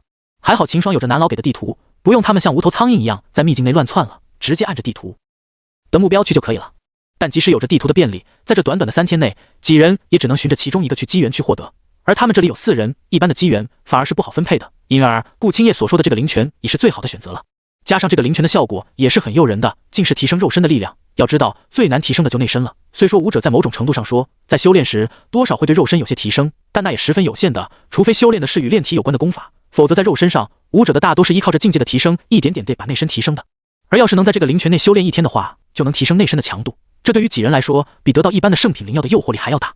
那就按顾姐所说，去这里找灵泉修炼都没有问题吧？秦霜想了下后，当即拍板定下来。而公孙冉连王宇正好也是想去这里，自是没有意见，当即点头表示认同。那好，就在秦霜准备开口动身时，他突然想到自己还没有把莫名与莫奇放出来，便立即转口道：“那个，你们先在这里递我一下。”说完后，秦霜身形一闪，便消失在原地。顾青叶本来是想跟上去的，但想了想后，还是留在了原地等秦霜回来。咻！来到一处树林里，秦霜停下脚步，看了眼四周，发现没人后，秦霜便把莫名与莫奇放了出来。莫名、莫奇，见过公子。莫名与莫奇出来后，立即拱手对着秦霜道：“不必多礼，此次让你们出来，是有件事飘交给你们去做。”秦霜看着2人开口道：“还请公子吩咐。”是这样的，这3天里我们学堂有100名新生进到了这个秘境试炼，你们在这3天里，先促这秘境里暗默中保护一些学子，只要让他们能出秘境就可以。完了，秦霜拿出了于秀给他的那个玉佩，递给了莫名2人，随后继续道：“这个玉佩就是联系求救用的，只要有人陷入危险了，玉佩就会传出信息，你们要是看到的话，就前去暗中出手，只要保证他们的性命就可以了。”就这些吧，3天后我们在那里会合。秦霜指着前方的沼泽地，对着2人道：“是。”莫名与莫奇对着秦霜一拱手道：“属下定保证他们能离开秘境。”那我就先走了，你们看情况的，在秘境内看着他们吧。说完后，秦霜便转身离开了。莫名与莫奇都是5地强者，可以说是大陆上顶尖的实力了，让他们去保护这90多名学子，秦霜还是很放心的。莫名与莫奇在秦霜离开后，便立即隐匿身形，在秘境中巡逻起来。2名5地的强者，如今却是让秦霜派来当保镖，这要是让外的人知道了，非气的跳脚不可。没过多久，秦霜便回到了山顶上，看到秦霜回来，顾青叶几人顿时起身走了上来。不过几人也没问秦霜是何事，每个人都有着自己的隐私，秦霜不说，他们也不会去问的。不好意思，让你们久等了。秦霜看着几人挠了挠头道：“没事，这也没耽误多少时间。”王宇摆了摆手回道：“那好，现在我们出发去灵泉那里的，那里离我们这有点远，接下来赶路的话要快点才行了。”秦霜看了眼地图上的灵泉位置，估摸了下距离道：“顾青叶几人听了也是点头认同，随后与秦霜一起快速地疾向了灵泉的位置。这口灵泉位于秘境的北方，离秦霜他们大概也有上千里远了。现在飘不快点点去的话，时可能还真的不够时间去修炼这一天了。而在秦霜他们出发时，100名新生也是全部进入了秘境之中。就在这些新生进入到秘境后，在秘境的深处，一头浑身散发着恐怕气息的凶兽睁开了双眼，嗅了嗅鼻子后，这头通体金黄的妖兽站起了身子，抬起4足，身影瞬间便消失不见，只有一道残影掠过了山林。似乎是感受到妖兽的恐怕气息，整个山脉瞬间就安静了下来，只留有妖兽掠过山林所引的风声。虎形妖兽的身影不断地掠过了一座又一座的山峰，从他前进的目标来看，赫然就是秘境的出口之处。而此时，这些刚进来的新生正好奇地打量着秘境内的一切事物，丝毫不知即将到来的致命危险。吼！虎啸山林，一道震耳欲聋的声音传入了这些新生耳中，突如其来的笑声让猝不及防的新生被震惊的头脑发晕。但很快，他们就反应了过来，目光瞬间朝声音的来源处看去。顿时，这些刚进来的普通班的学生皆是愣在了原地。虎妖！一名学生看着金虎的身影，颤颤巍巍地开口惊叫起来：“快跑！”另一名学生也是反应过来，对着众人大叫道。紧接着，原本还停留在沼泽地上的上众人顿时一哄而散，犹如丛林中受惊的鸟群一般，纷纷四散开来。然而，众人在跑了一会后，却没有发现金虎追上来。有些胆大的学生便回头看了一下，只见那金虎依然是停留在原地，只是原本看向自己等人的目光却是看在虚空中。顺着金虎的目光，这些学生也是看向了虚空中，却只看到了一片空荡荡。然而在金虎眼中却不是如此，他看到了已经隐匿起身形的莫名，他能感觉到眼前这个人类比自己要强大无数倍，只要自己有任何异动，恐怕都会立即身死当场。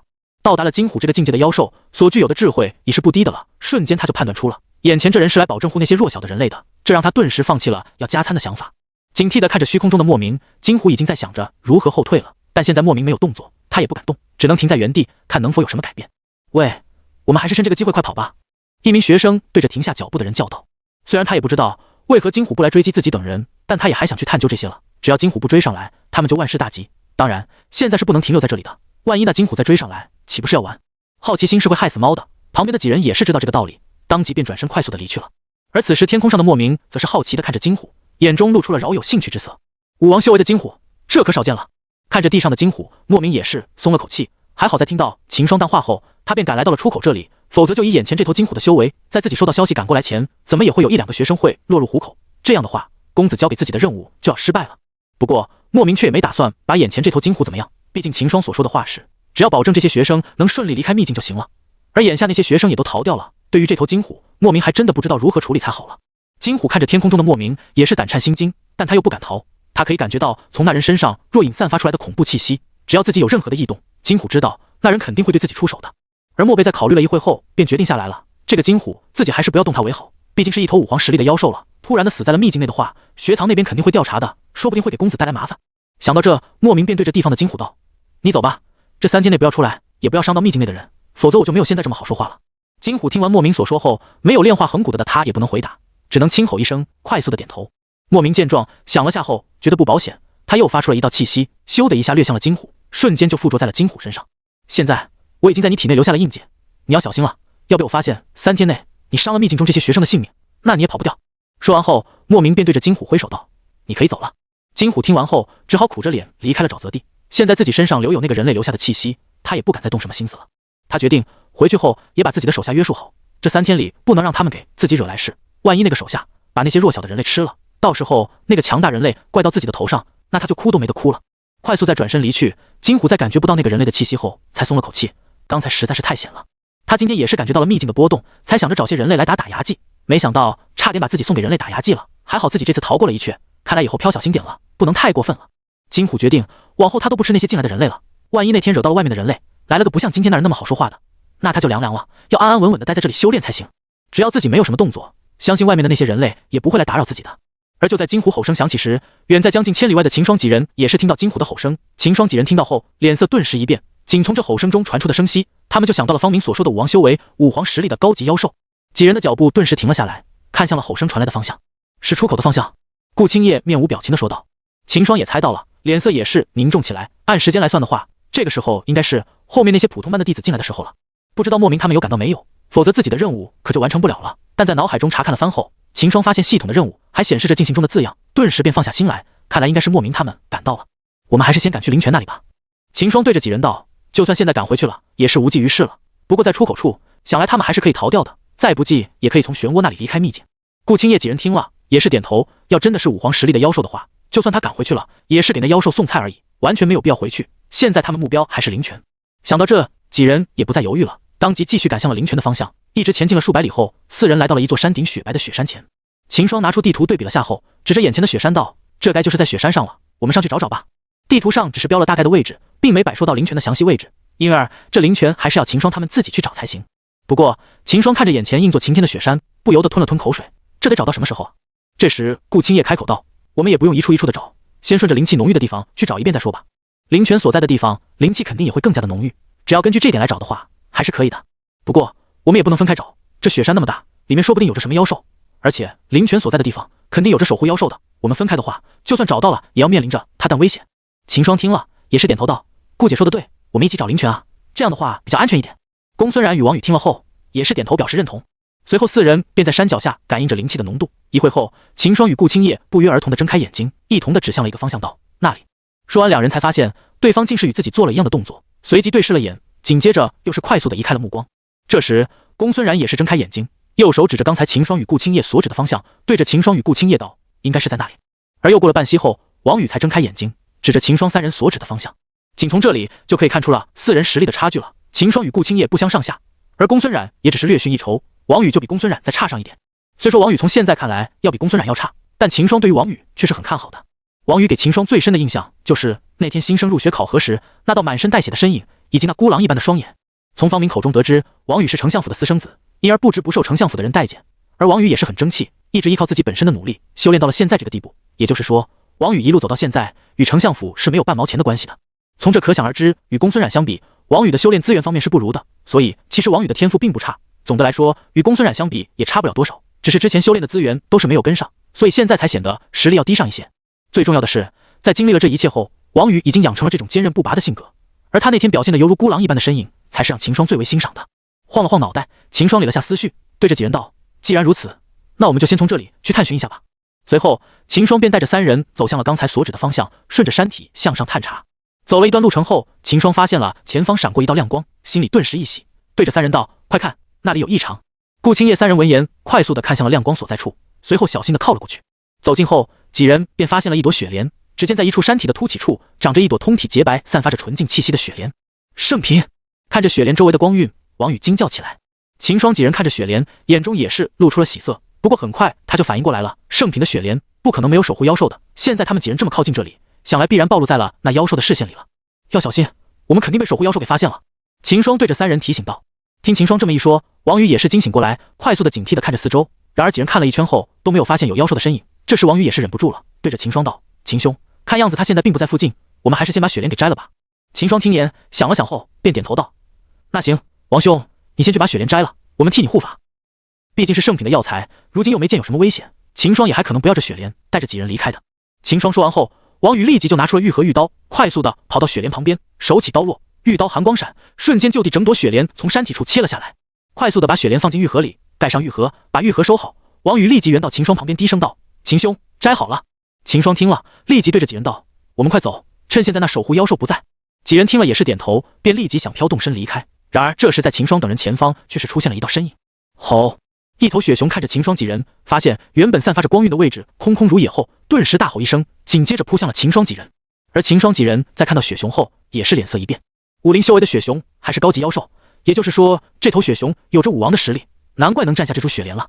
看着扑向自己等人的雪熊，秦霜立即对着几人大喊道：“跑，不要和他打！”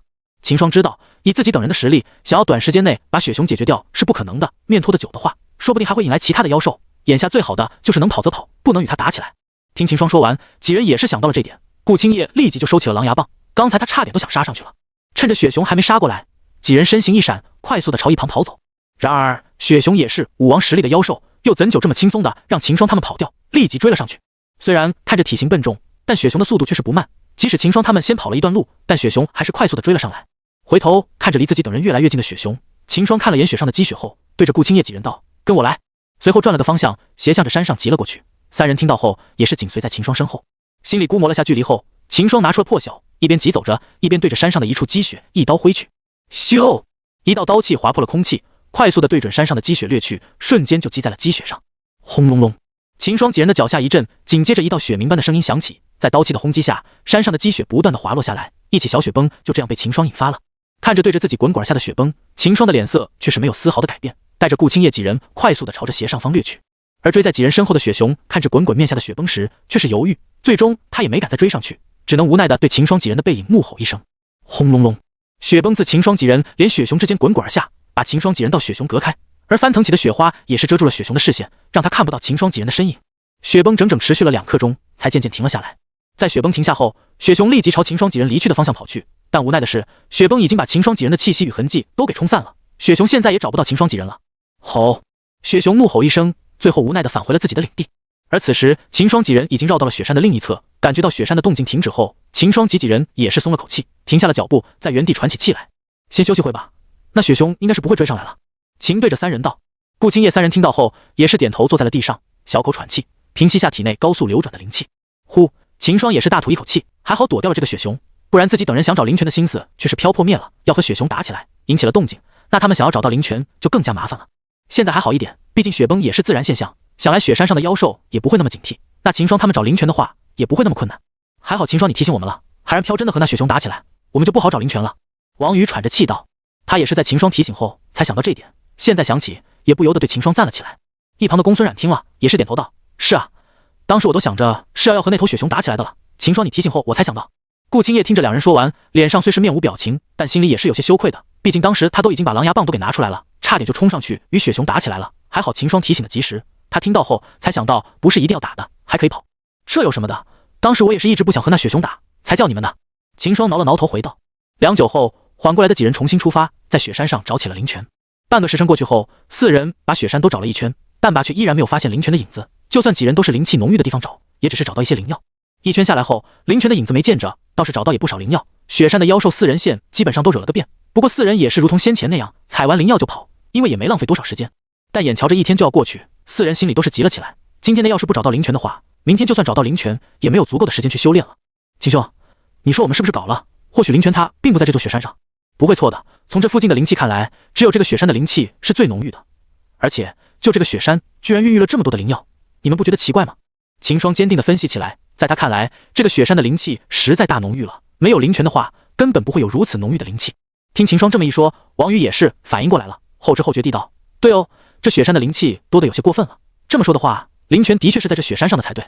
想了下后，秦霜又拿出了地图，在3人面前摊开，指着灵泉的标记道：你们看，不印标的记上的正好是一座雪山，而这里方圆100里内也只有我们脚下的这座雪山了。王宇听了，起身环视一圈，顿时发现周围还真的只有他们脚下的这座是雪山，其他的都是比较矮的小山头，上面是一片的绿油，没有其他的雪山了。这个地图是学堂里的，以学堂对秘境的了解，不会有很大的差错的。而且仅从这个雪山所孕育的灵药来，就可以确定灵泉就在这座雪山上了。听秦霜说完，几人也是想到今天内在雪山中所采到的灵药，顿时也是不再怀疑了。毕竟这一天下来，几人就采了3株圣品灵药与20多株王品灵药，像灵品的灵药更是不下100株。这么多的灵药却在这座雪山中孕育出来，这也太反常了。但是5品灵药就非常的罕见了，往往是要那些灵山福地才能孕养出那么1株，而这座雪山却孕养出了20几株的王品灵药，甚至还有着3株圣品的灵药。这么反常的情况，也只有灵泉就在这座雪山中才能解释得通了。这么说的话，灵泉肯定是在这山上的，但我们也是找得很详细了呀，也没看到有灵泉的痕迹。王宇疑惑地道：对啊，我们基本都把这雪山的表面翻了一遍了，这样都找还到，难不成这个灵泉还能埋醋里山里面不成？公孙冉也是有些无奈的摆手道。唰，一道灵光自秦霜脑中闪过，秦霜快速的看向公孙冉，双手搂着他的胳膊，语气有些激动的问道：小冉，你刚刚在说什么？再说一遍给我听听。公孙冉被秦霜他动作给吓了一跳，看着秦霜那近在咫尺的英俊脸庞，小脸顿时一红，有些还知所措的回道：我说，难不成这个灵泉还能埋在山体中不成？对，没错。秦霜激动的抱了一下公孙冉，随后松开拍了下自己的大腿，语气兴奋地道：就是布山体当中了，这个灵泉。我们说前不直都是在山体的表面去寻找，但如果灵泉真的出现在山体表面的话，我们早就找到了。而且灵泉要真的是在山体表面的话，我采到的灵药也不会如此的分散。今天内我们采到的灵药在位置上都是相很远的，这说明了这座雪山上的灵气的分布都很均衡，不是集中在某一点。而灵泉要真的是在山体的表面的话，这些灵药也应该是在它的附近出现才对，但是这些灵药却是分散在山体的表面的。看着正促分析的秦霜，公孙冉也是抛开了刚才发生的窘迫，开口道：那不就更好说明灵泉还在雪山上吗？灵泉要是真的在雪山的话，那也如同秦霜你说的，这些灵药不会太分开才对的呀。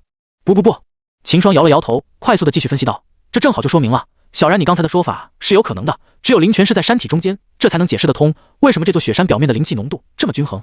灵泉要是在山体里面的话，有着山体的阻挡，灵气自然会有很大一部分是随着山体扩散的，这也是为什么雪山表面的灵气这么均衡的原因了。加上雪山的表面也不是所有的地方的灵气浓度都紧一样的，像我们采到圣品灵药的那几处地方，它的灵气浓度不就是偏高了的吗？快速的脑海中分析的说出来后，秦霜亮着眼睛看着三人，等待几人的回应。顾青叶在听完秦霜的话后，也是沉思了起来，想了一会后，他也不得不认同秦霜这个分析了。要是灵泉真的在山体中的话，他们现在遇到的一切也就全说得通了。的确有这个可能，而且有80%的可能，这个灵泉就是在山体中心处。顾青叶右手食指拄着自己的下巴，脸上露着沉思道。这时，公孙冉与王宇也是把秦霜那番话的信息消化了，皆是露出惊喜之色，对着秦霜道：“还真是哦，灵泉应该是在这雪山的山体里了。”见几人想明白也，秦霜也是笑道：“这还是很感谢小冉呢，要不是他，我也想还到这点。”听秦霜这么一说，公孙冉顿时想起了秦霜刚才抱了自己，一想起来，他就忍不住回想起刚才的感受，很暖。似公孙冉脸红的样子，秦霜也是想起了自己刚才的行为，顿时就不好意思了，对江公孙冉道歉道：“对不起啊，小冉，刚才吧，我太激动了，情不自禁的就失礼了。”见秦霜道歉了，公孙冉也只好红着脸回道：“没事，我没有放在心上。”而一旁的顾青叶也是看到了这一幕，心里顿时就定了下来，看来小冉他对秦霜是有好感的，阴阳一来，自己再推波助澜一下，两人想成的话，应该不是问题。那个，要按秦兄所说，这灵泉要真的在这山体中的话，那我们要怎么才能找到它？王宇想了下后，发现了关键点，随即对着几人问道。听王宇所说后，秦霜也是沉思起来了，要是阴灵泉在山体内的话，还真的不好找了。这么大个山，秦霜也总不能拿着破晓一路挖进去的。这下几人都是犯难了，村着雪山的体量来说，他们真想漂挖进去的话，挖到明天也不一定能挖到山体中心处。这样一来的话，时间上就来不及了。我想到了。一旁的公孙冉在想了一会后，突然跳起来道。秦霜三人顿时把目光看向了他。公孙冉见状，脸色兴奋地对着三人道：“你看我们采的那些圣品灵药所在的地方，它的灵气浓度是要比其他的地方要浓郁吧？这不正好说明了这些圣品灵药离灵泉比较近吗？只要我们在灵药的地方找个灵气浓度高的，想要挖到灵泉的话，还是比较轻松的。”听公孙冉说完，王宇眼前顿时一亮，也是立即点头的道：“对啊，按照冉姐这么说的话，我们也能省力不少，就算不够时间，也要比我们随便找个地方挖要快上不少。”秦霜听了也是有些认同，毕竟他们来都来了，不可能说就这么就回去了，怎么说也得把灵泉找出来，就算时间不够，也是可以在灵泉里修炼的，多少对他们的肉身都会有些提升的。然而一旁的顾青叶却是没有表态了，他沉思了一会后，问出了一个让秦霜他们一下子就呆滞的问题：“你说学堂那边是怎么得知这雪山上有灵泉的呢？要是这灵泉真的是在山体内的话，学堂那边应该是发现不了才对的。”这秦霜一下子语塞了，随即他也是反应过来了。对啊，要是灵泉真的埋在山体中的话，学堂那边也是发现不了才对的啊。毕竟映雪山上的灵气这么均衡，顶多只会认为这雪山是个福地，灵气浓郁了点而已。灵泉在山体中的话，可还会那么轻易的让人发现的？刚才要不是秦霜分析了一遍，王宇宇、公孙冉顶差点以为这灵泉不在这个雪山中了。那也正如顾青叶所说，学堂方面是如何发现这个雪山中是有灵泉的呢？既然在地图上标着这里摆灵泉，那学堂肯定不会凭空放置，必然是摆探寻到了灵泉，而学堂也肯定是证实过了，才会在地图上标记这点的。对啊，学堂既然能在地图上标出这里有灵泉，那肯定是有人进去过了，那我们还挖什么？只要找到学堂之前进去灵泉的方法，我们就不用如此地费时间了。公孙冉在反应过来后，也是惊喜地看着顾青叶道：“那问题是，我们都把整个雪山都找了一遍了，也没有发现有什么入口之类的东西啊。”王宇这时也是知道，肯定还有着进入灵泉的通着道，但一想到他们都找了个遍，也没发现有学堂留下的痕迹什么的，这就让他很是费解了。秦霜也是回忆起了自己等人进入雪山后的事情，也是没有发现有什么不对的地方。自己等人一开始就循着灵气浓郁的地方去找，刚开始的时候还因为一朵圣品的雪莲被那头武王实力的雪熊追着跑呢。等等，圣品雪莲，雪熊的领地被追着跑。秦霜脑海中灵光一闪，顿时就发现了不对劲的地方，心里顿时有了一个猜测。不对，还摆一处地方是我们没有找过的。秦霜突然看着三人说道。公孙冉听到后顿时一惊，随即快速的反问道：“那里？那头雪熊的领地？”秦霜看着三人，脸色顿时凝重起来，对着三人道：“在我们采完那朵圣品雪莲后，就被雪熊追着跑了，而后面我们也一直没有回到那里去查看。”听完秦霜所说，公孙冉也想起来了，当时的情况也是如此。在王宇摘掉雪莲后，他们就被回来的雪熊发现了，随后几人便一直在逃跑，后来因为担心再被雪熊缠上，几人也一直没有回到那里去查看。见几人的反应，秦霜也明白他们反应过来了，继续说道：“如果说真的有快捷的通道的话，应该就是在这里了，整个雪山只有这个地方是我们没有探查过的了。”顾青中听了也是点头道：“没错，按秦霜所说，这个入口应该就是在那头熊的领地上了，刚好那里也是孕育出了一朵圣品的雪莲，这样一来一切就说得通了。”公孙冉与王宇也是反应了过来，眼中闪过了兴奋之色，两也把想明白过来了。不出意外的话，这灵泉的入口还真的有可能是在那头雪熊的领地上。仔细一对比就可以知道，像他们采到的另外2朵圣品的灵药都是在山体凹陷处的，只有在雪熊领地的那朵雪莲是山体的突出处的，而且雪熊的领地还只是在山腰，但灵气却要比其他淡地方都要浓郁，还蕴荒了一株雪莲。这9一分析，几人顿时更加确定前人留下的入口就是在那头雪熊的领地上了。那我们还是快点去探查一下吧。王宇有些激动地说道。秦霜听了也是点头，随后道：是要去重新查看一下，不过那头雪熊也是个麻烦，我们得商量一下怎么处理它才行。听秦霜说完，王宇也不激动了，马上沉下了心。他也知道，想要在那里查找入口的话，那头雪熊他们是始终绕不过去的，不把它解决掉，就算找到了灵泉，他们也不敢安心的在灵泉里修炼。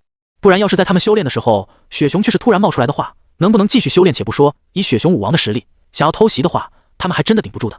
不能小看这些妖兽的，武王实力的高级妖兽，智慧已经是不低于一个13岁的人类小孩了，要是想要偷袭他们的话，还是可以的。这样吧，等我们去到后，先合力把雪熊解决了，再去找灵泉的入口。只要我们速战速决，尽量1个钟内结束战斗的话，想来仅不会引起别的妖兽的注意的。秦霜对着几人道：等到了之后，我和顾姐先出手把雪熊牵制住，小冉与王兄你就在一旁寻找机会，帮我和顾姐分散一下雪熊的注意力。我们全力出手的话，在1个钟内解决战斗应该是可以的，怎么样？秦霜看着几人道。公孙冉听到后，率先就说道：我没问题。一旁的王宇也是没有意见，点了点头道：好。随后秦霜把目光看向了顾青叶，想了下道：顾姐你待会也不要急着用秘法，先让我和那雪熊打着先，要是我一个人不行的话，你再全力出手。秦霜也是考虑到顾青叶要是用了秘法的话会有副作用，而自己用斗绝是没有副作用的，加上自己全力出手也有着堪比武王后期的实力了，有3人的帮助的话，想要打败那头雪熊应该不是问题的。所以便让顾青叶不要那么急着就用秘法了，毕竟顾青叶练秘法的话多少肯定会有副作用的，这样的话后面就算找到了灵泉，对顾青叶提升肉身是有着一不少的影响的。听到秦霜所说，顾青叶犹豫了下后便点了点头，随后说道：可以，不过要过了1刻钟还没有把雪熊解决的话，我就要全力出手了。好。秦霜对着他点了点头，真要过了1刻钟自己还没把雪熊解决的话，他也会主动让顾青叶全力出手了，毕竟他们的目标说到底还是在山体中的灵泉，因而绝不能在雪熊身上耗费过多的时间，速战速决才是最重要的。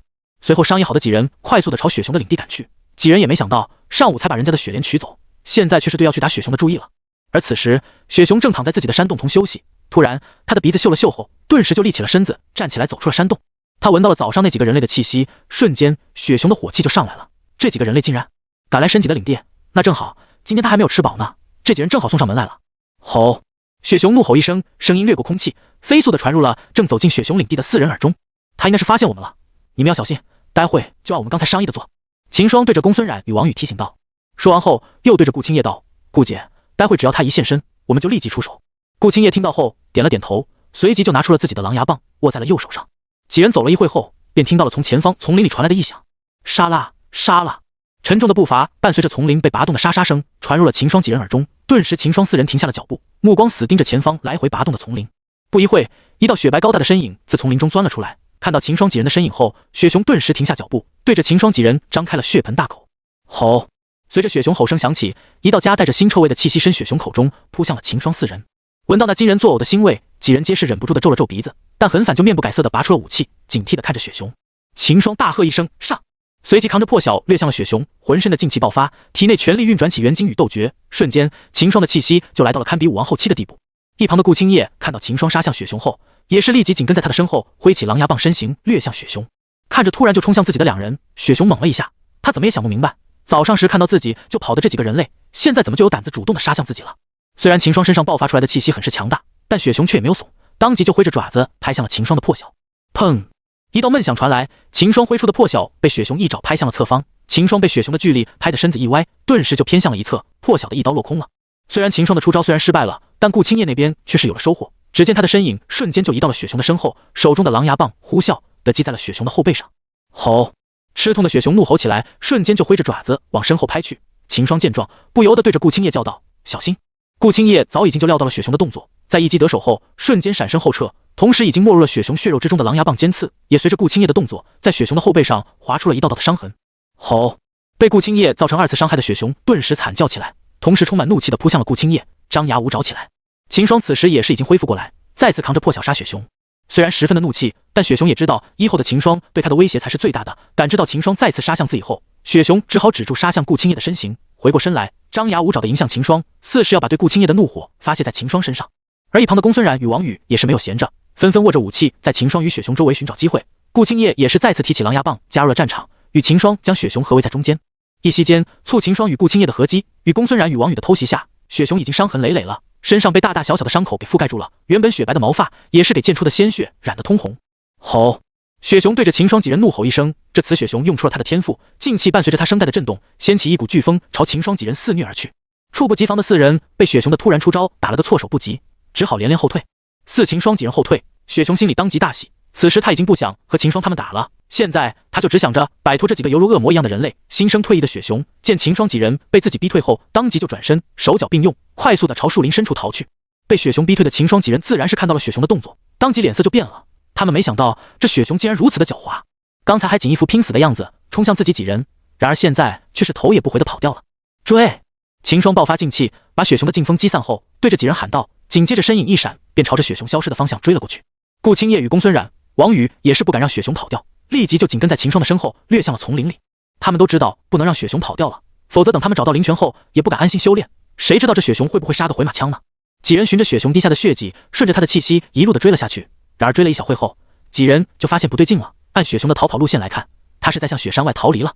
原本几人还想着雪熊会逃回自己的山洞的，没想到他竟如此的胆小，直接就向雪山外逃了。在追了一会后，几人就发现雪熊的血迹已经消息了，想来应该是地伤口的流血止住了，而且留下的气息也越来越弱，这也证明了雪熊离几人的距离是越来越远的。还过这也正常，怎么说这也是人家的地盘，比秦霜几人熟悉的多了，当加上实力也是不弱，跑得比秦霜几人快还是正常的。又追了一会后，秦霜便停下了身形，此时已经是离开雪山的范围了，而且雪熊留下的气息也是已经消息了，也就是说他们已经对雪熊逃离的方向都难以判断了，再追下去的话也没有什么意义了。见秦霜停下了脚步，顾青叶与公孙冉、王宇也是停在了秦霜身后。不用追了，现在我们也不知道他的位置，也追不了他了。秦霜转身对着几人道，那要是他在我们修炼的时候回来的话怎么办？王宇有些担心的反问道。他受了如此重的伤都还敢回洞府，反而是往雪山外面跑，短时间内应该是不敢回雪山的了，而我们也只是需要1天的时间来修炼就够了，这个倒不是用很担心。等我们找到灵泉后，还入口处布个阵法就可以了，万一他真的回来的话，我们也能提前知道，而且再追下去的话，我们的时间也是不够了。秦霜看了眼天色，此时西边只留有一抹淡淡的血红色，环境也是变得阴暗起来。从刚才与雪熊交手到现在都已过去了3刻钟了，原本还想着用1刻钟把雪熊搞定，但没想到出这个变故，现在几人可能又浪费了不少时间。说起来，这还是秦霜几人大意了，在围攻了一会雪熊后，见雪熊已经伤痕累累了，几人都仅放松了警惕，以为10拿9稳了，没见到却是大意了，让雪熊找到了机会逃掉了。这事也怪我，是我太大意了，让他逃掉了。秦霜歉意地对着几人道。王宇听了后却是摆手道，秦兄不要自责了，也怪不了你，说到底还是我们大意了才对，而且刚才一直都是你和顾姐顶在前面，我都没能帮上什么忙。王宇也是很无奈，自己的实力还是太低了，刚才秦霜与雪熊打起来的时候，只有顾青叶才有那个实力插入战斗中与秦霜合击雪熊，他根本就插不紧什么手，只能在一旁找机会出击，给雪熊也没能造成什么伤害。对啊，主要还是我没能帮上什么忙，要不然那头雪熊就不会逃掉了。公孙冉也是有些低落地道。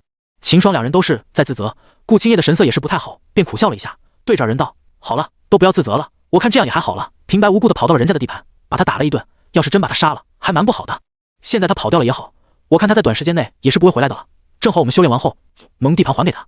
噗嗤，公孙冉听完后顿时给秦霜的话逗笑了，好像秦霜说的还挺有道理的，自己这些人一来就把入家的灵药给抢了，跑掉后现在又回来把他打了一顿，甚到还想把人家干掉，这么一想，自己等人在雪熊眼里还真是十恶不赦的坏人了。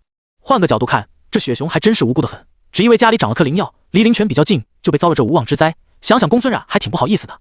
一旁王宇听完后脸色也是变很古怪了，对着秦霜道，秦兄，你这雪熊还真的挺惨的。顾青叶的脸色也是变得平静起来，虽然秦霜说的他也是很认同，但他却是没有什么负罪感，毕竟屁股决定脑袋，他们也是为了修炼，面雪熊却是挡在了他们修炼的前路上，这个矛盾是无法避免的，总不能跑去和雪熊说，哎呦，我要在你的地盘上找到灵泉，在里面修炼1天，麻烦你让一下位置，1天过后我们就还给你。和一个妖兽打商量，应该没人傻到去做这些了，再怎么说妖兽本身就是站在与人对立的一面，在妖兽眼里人类就是食物，面在人类眼里很多的妖兽也是口粮，甚至是增进修为的补品。当然也不能以偏全，也有很多的妖兽是比较和善的，现有很多的人是只专注于自身的修炼，对于妖兽抱有一定的善意的。很多高慧的妖兽都是能与入类沟通交流的，面人类与妖兽的顶层，对于两者的冲突与平衡也是有一直促接触沟通着，这些秦霜都是在江离的口中得知的一些信息，但这些都不是秦霜该去考虑的，现在他需要的是提升自己的实力。目前的话，把雪熊赶走了，让他打扰不了秦霜几人的修炼，这可能是比较好的结果吧。好了，我们先回去把灵泉找出来了，天色也不早了，在此时之前我们就要找到灵泉才行了，不然时间上可不够的。秦霜对着几人道。顾青叶听了也是点头道，没错，我们还是先去把灵泉找到再说，到时候在入口处布个阵，防止雪熊回来偷袭就可以了。公孙冉与王宇听了也是回过神来，雪熊跑了就跑了，灵泉才是最重要，没找到灵泉，就算把雪熊赶跑了也没用。随后几人便快速地赶回了雪熊的领地，找起了灵泉的踪迹。然而几人这他的上领地上找了一遍后，却是没有发现有灵泉入口，甚至几人还重新到早上采摘雪莲的地方找了一遍，也没能找到灵泉的入口，这就让几人十分的凝惑了，怎么会没有的？按理来说，应该就是在这里才对的，在山腰处就阳现的雪莲，而且还是武王中期实力妖兽的领地，这些无不表明这雪熊的领地有古怪。以雪熊的实力，在这座雪山上可是最高的了，要不是灵泉在这里的话，雪熊怎么会放着山顶上那么好的地盘不占，跑来山腰这里？就在几人失望的时候，王宇好像想到什么似的，瞬间就站起了身子，对着秦霜问道：“秦兄，像有没有觉得奇怪？”“什么奇怪？”“洞府啊，我们在这里找了这么久，怎么也没有看到雪熊的洞府的？这片都是他的领地，他的洞府也应该在这里才对。”王宇提出了自己的发现，脸色上也是透露着疑惑。听王宇说完，秦霜三人的脸色一致，随后便立即反应了过来，顿时对着王宇的肩膀一拍，对着他道：“还是王兄想的全面，要不是你提出来了，我们都忘了这是雪熊的地盘了。确实，在他的地盘上应该会有他的洞府才对，很有可能灵泉就在他的山洞里，而刚才不跑回山洞，可能就是怕我们发现这一点，所以才朝雪山外面跑去，应该是想等我们走了再回来的。”秦霜瞬间就分析起来，对着几人道。听秦霜这么一说，几人顿时就觉得这个雪熊大大的狡猾，还想把洞府隐藏起来，要不是现在王宇发现了这一点，可能他们还像个无头苍蝇一样在找着。那问题是，我们都在他的领地上找了一遍了，还是没有发现有他的洞府啊？他的洞府到底藏在哪里了？公孙冉摸着下巴问道。这头雪熊这么聪明，肯定是把洞府藏好才出来找我们的，我们再细心找一遍，说不定他是用雪把洞府给掩盖住了。顾青叶看了一遍周围的雪地，分析道。于是得出结论的几人开始在雪地上寻找起来，重点关注那些坡度比较大的积雪层，不断的拿着自己的武器在探查着。拿起狼牙棒，顾青叶来到一个小坡上探查起来，把狼牙棒插入积雪中，探查下面的土层。插了几下后，顾青叶发现积雪下面的都是沙石，便想着换处地方探查了，但想到灵泉后，又重新的再次在小坡上用狼牙棒探查起来。这次他加大了力度，用狼牙棒往积雪下面探去，再重新探了几处地方后，顾青叶来到小坡但坡角处，拿起狼牙棒对着积雪猛地一擦，咚！这次狼牙棒却是探查到了不一样的情况了，由于力度比较大，狼牙棒直接穿透了上方的沙石，击在了一块木板上，发出类似击门的闷响。听到声音后，顾青叶眼前一亮，顿时对着不远处的秦霜几人喊道：“这里！”秦霜听到后，立即拿破小走了过去，着急的问道：“找到了？”闻言赶来的公孙冉与王宇也是期待的支着顾青叶。顾青叶没有回答，拿起了狼牙棒，对着前面的积雪一个横扫，瞬间他身前的积雪被他清扫一空，露出了表面的沙石块。木板。秦霜看到了顾青叶刚才插出的痕迹，在靠近顾青叶的位置上，隐约的露出了藏在沙石下的木板。公孙冉闻言也是看向了那里，也是发现了木板，顿时喜得上前一把抱住了顾青叶道：“还真是，顾姐姐你真厉害，那雪熊藏得这么好，也给你发现了。”随后自知失态的公孙冉也是立即反应过来，松开了抱着顾青叶的双手，吐了吐舌头后，站在了顾青叶旁边，对着顾青叶道：“顾姐姐，我们快打开看一下，是不是雪熊的洞府吧？”顾青叶听了点了点头，随即拿起狼牙棒，对面眼前的地面又是一个横扫，哗啦啦，地面上的沙石一阵横飞，掀起了一阵的灰尘。秦霜看到了衣袖一挥，顿时一道劲风升起，把身前扬起的灰尘送到了一旁去。灰尘散去后，露出了一块3米大小的木板，斜躺在山坡上。几人看到后，心里顿时一喜，这木板后面十有八九就是雪熊的洞府了。秦霜走上前，用破晓的刀尖对着木板的边缘一撬，顿时整块木板飞起来，砰的一声砸到了一旁的雪地上。一个宽高2米的洞口扬现在了4面前。与此同时，在秦霜把木板撬开后，一股浓郁的灵气扑面而来。感受到从洞口散发出的浓郁灵气，秦霜几人心神一震，就是这里了。如此浓郁的灵气从洞口迸发出来，秦霜几人瞬间就肯定了，雪熊的洞府里肯定会有通往山体中的灵泉通道。走，我们进去看看。秦霜压下心里的激动，对着几人道。随后几人便径直的走进山洞里，由于洞口很大，秦霜几人也不觉得难受，很轻松的就走了进去。走在通道里的秦霜这时也不得不感叹，这雪熊的精明了。他不但想到把山洞隐藏起来，而且还做了多层的防护，盖上一层木板后，竟然还在铺上了沙石，最后还用积雪把洞口伪装起来。这事的专多谨慎啊！要知道这片地方都是雪熊的领地啊，在自己的领地都还那么谨慎。秦霜对这头雪熊也是佩服起来了。不过再佩服，这灵泉秦霜也还是要去的。随着深入洞口，山洞内不但没有变得黑暗，反而是比外面更是明亮了几分。原因就是雪熊在山洞的两侧铺满了闪闪发光的石头，让整个洞内明亮的犹如白昼。这也让秦霜几准备的火把没了用武之地。走了一段路后，一个空旷的空间出现在了几人面前。看着眼前这个整洁的山洞，秦霜也是傻眼了，不由地道：现在的妖兽都这讲卫生了。这时几人也是发现了不对，按理说像妖兽所居住的地方都会有股味道才对，然而几人一路从洞口走进来，不仅没有闻到奇怪的味道，反而是闻到了一股淡淡的花香，这就很不对劲了。要不是确定这里是雪熊的洞府，附近都是他的领地，而这里也是秘境之内，他们都以为这里是人住的地方了。这时秦霜的余光在山洞的左侧的角落里看到了一道与众不同的亮光，天灵花。看清亮光中摇曳的金色花朵后，秦霜顿时惊叫起来。应下秦霜知道为什么这山洞会有一股花香了，盛极上品的天灵花，别说这个山洞了，只要是出现在外面，方圆100里都能闻到花香。听到秦霜的惊叫后，顾青叶3人也是快速的把目光看向金光所在处，真是天灵花。公孙冉看到天灵后，顿时激动地走上前，蹲下仔细地盯着天灵花了起来。就连平日里对其他事都是不怎么在意的顾青叶，也是激动地走上前看了起来。能让殷两人如此激动，究竟是因为天灵花一个强大的功效，就是天灵花可以炼制成一个丹，很让所白女人都疯狂的丹药——驻颜丹。虽说武者到了后面的境界也可以做到容颜不老，但那起码也是到达5帝后的事了。在5帝前的修为，并不是说不能保持容貌的年轻，只是效果非常有限。等到生命的后段，也是依然是抵挡不了光阴的侵蚀。但驻颜丹就不一样了，只要是服用了驻颜丹的女子，直到死去的那一刻，她的容颜依然是会停留在丹药时的那一刻。这可是只有达到5帝以上才会有的效果。如今只是靠一颗小小的丹药就可以达成了，并不是所有的女子都会像江离那样有着绝高的天贼的，她们就算是武圣，也终究会有老去的那天。就例如一位女子武圣，虽说依靠自身的修为，她可以把修为保持年轻时的模样，但等到她生命到了最后的那200年里，自身的修为就不能再支持她的容颜了。在这200年里，她的容貌会快速的变老，变成她自然老去时的样子。而只有修为达到了5帝，才能够引伏地之力洗涤自身的肉体，因而才能保持自己的容颜还老。但作为5级大陆的顶尖的战力，也只有那么一小撮人能达到这个境界。这也让驻颜丹十分的让武圣及其以下的女武者趋之若狂，在大陆上不丹难求。这些都是普通的驻颜丹就已经这么疯狂了，普通的驻颜丹只要有圣级中品的地灵花就可以炼制了。而用了天灵花炼制而成的驻颜丹，除了能让人容颜不老外，还有一个特殊的功效，那就是服用了天灵花炼成的驻颜丹的女子会让身体产生一些变化，像天灵花一样，浑身散发着淡淡的香味，既能让入容颜不老，还有着这种特殊的效果。这让天灵花炼制而成的驻颜制令也是偶尔再有那么1颗2颗流传出在市面上，而大多数都是还没有炼制成就会被人提前预定了的。就算有着1、2颗流传出来，也是会给炒出天价，一般的女子根本就没有希望拿到这种丹药。而驻颜丹之所以这么珍贵，也是因为它的2味主要十分的稀有，那就是地灵花与天灵花这2种天才地宝。这2种灵花是无法人土培育的，只能靠着天生地养，也只有在那种灵山福地才有机会孕养出来。最重要的是，这种花在花开了后就会散发出一股淡淡的花香，虽说花香会比较淡，但却能在方圆100里内都散开。只要身处在这种花的100里内，而又没有东西阻挡着空气的流通的话，都会闻到这2花的花香。这也让只要有这2种花出世，用不了多久就会闻到香味赶来的动物或妖兽吃掉到。要不是有人专门等着的话，大多数的地灵花与天灵花都是被在花附近的动物或妖兽吃掉，因而人类想要得到这2种花，可谓是十分的艰难。而这也造成了驻颜丹每年的产量都很少，只有在中州那边才偶尔有1、2颗在出售。每次初次有驻颜丹出售的消息传出来，都会5级大陆上的女子趋之若鹜，纷纷赶到中州。仅中这就可以知驻颜丹的珍贵之处了。这也是为什么连一向对其他事都不怎么关心的顾青叶，也激动地走上前盯着天灵花细看的原因了。相较于地灵花，天灵花则是更为的少见了。作为圣级上品的灵药，天灵花也不仅是驻颜丹的灵药，许多的丹药也需要用到天灵花才能炼制出来。只不过相较于驻颜丹，其他的丹药没白那么出名而已。毕竟驻颜丹的功效实在是太逆天了。王兄，我们快点去把洞口堵上线，不然这茯苓花的香味要传出去就不好了。秦霜闻到空气中的花香后，脸色一变，顿时反应了过来，快速地对着王宇道。王宇听到后，脸色变了，显然他也是想到了这一点，立即点了点头，随后与秦霜快速地朝洞口走去。则才是秦霜他们不知道这里有天灵花在，毕竟这也是秦霜第一次闻到天灵花的香味，不可能一下子就闻出来。进来的时候闻到洞里的空气散发着清香，秦霜还以为是雪熊的原因呢。现在知道是天灵花，自然是不能让它的香味出去的，否则要引来了更强大的妖兽就不好了。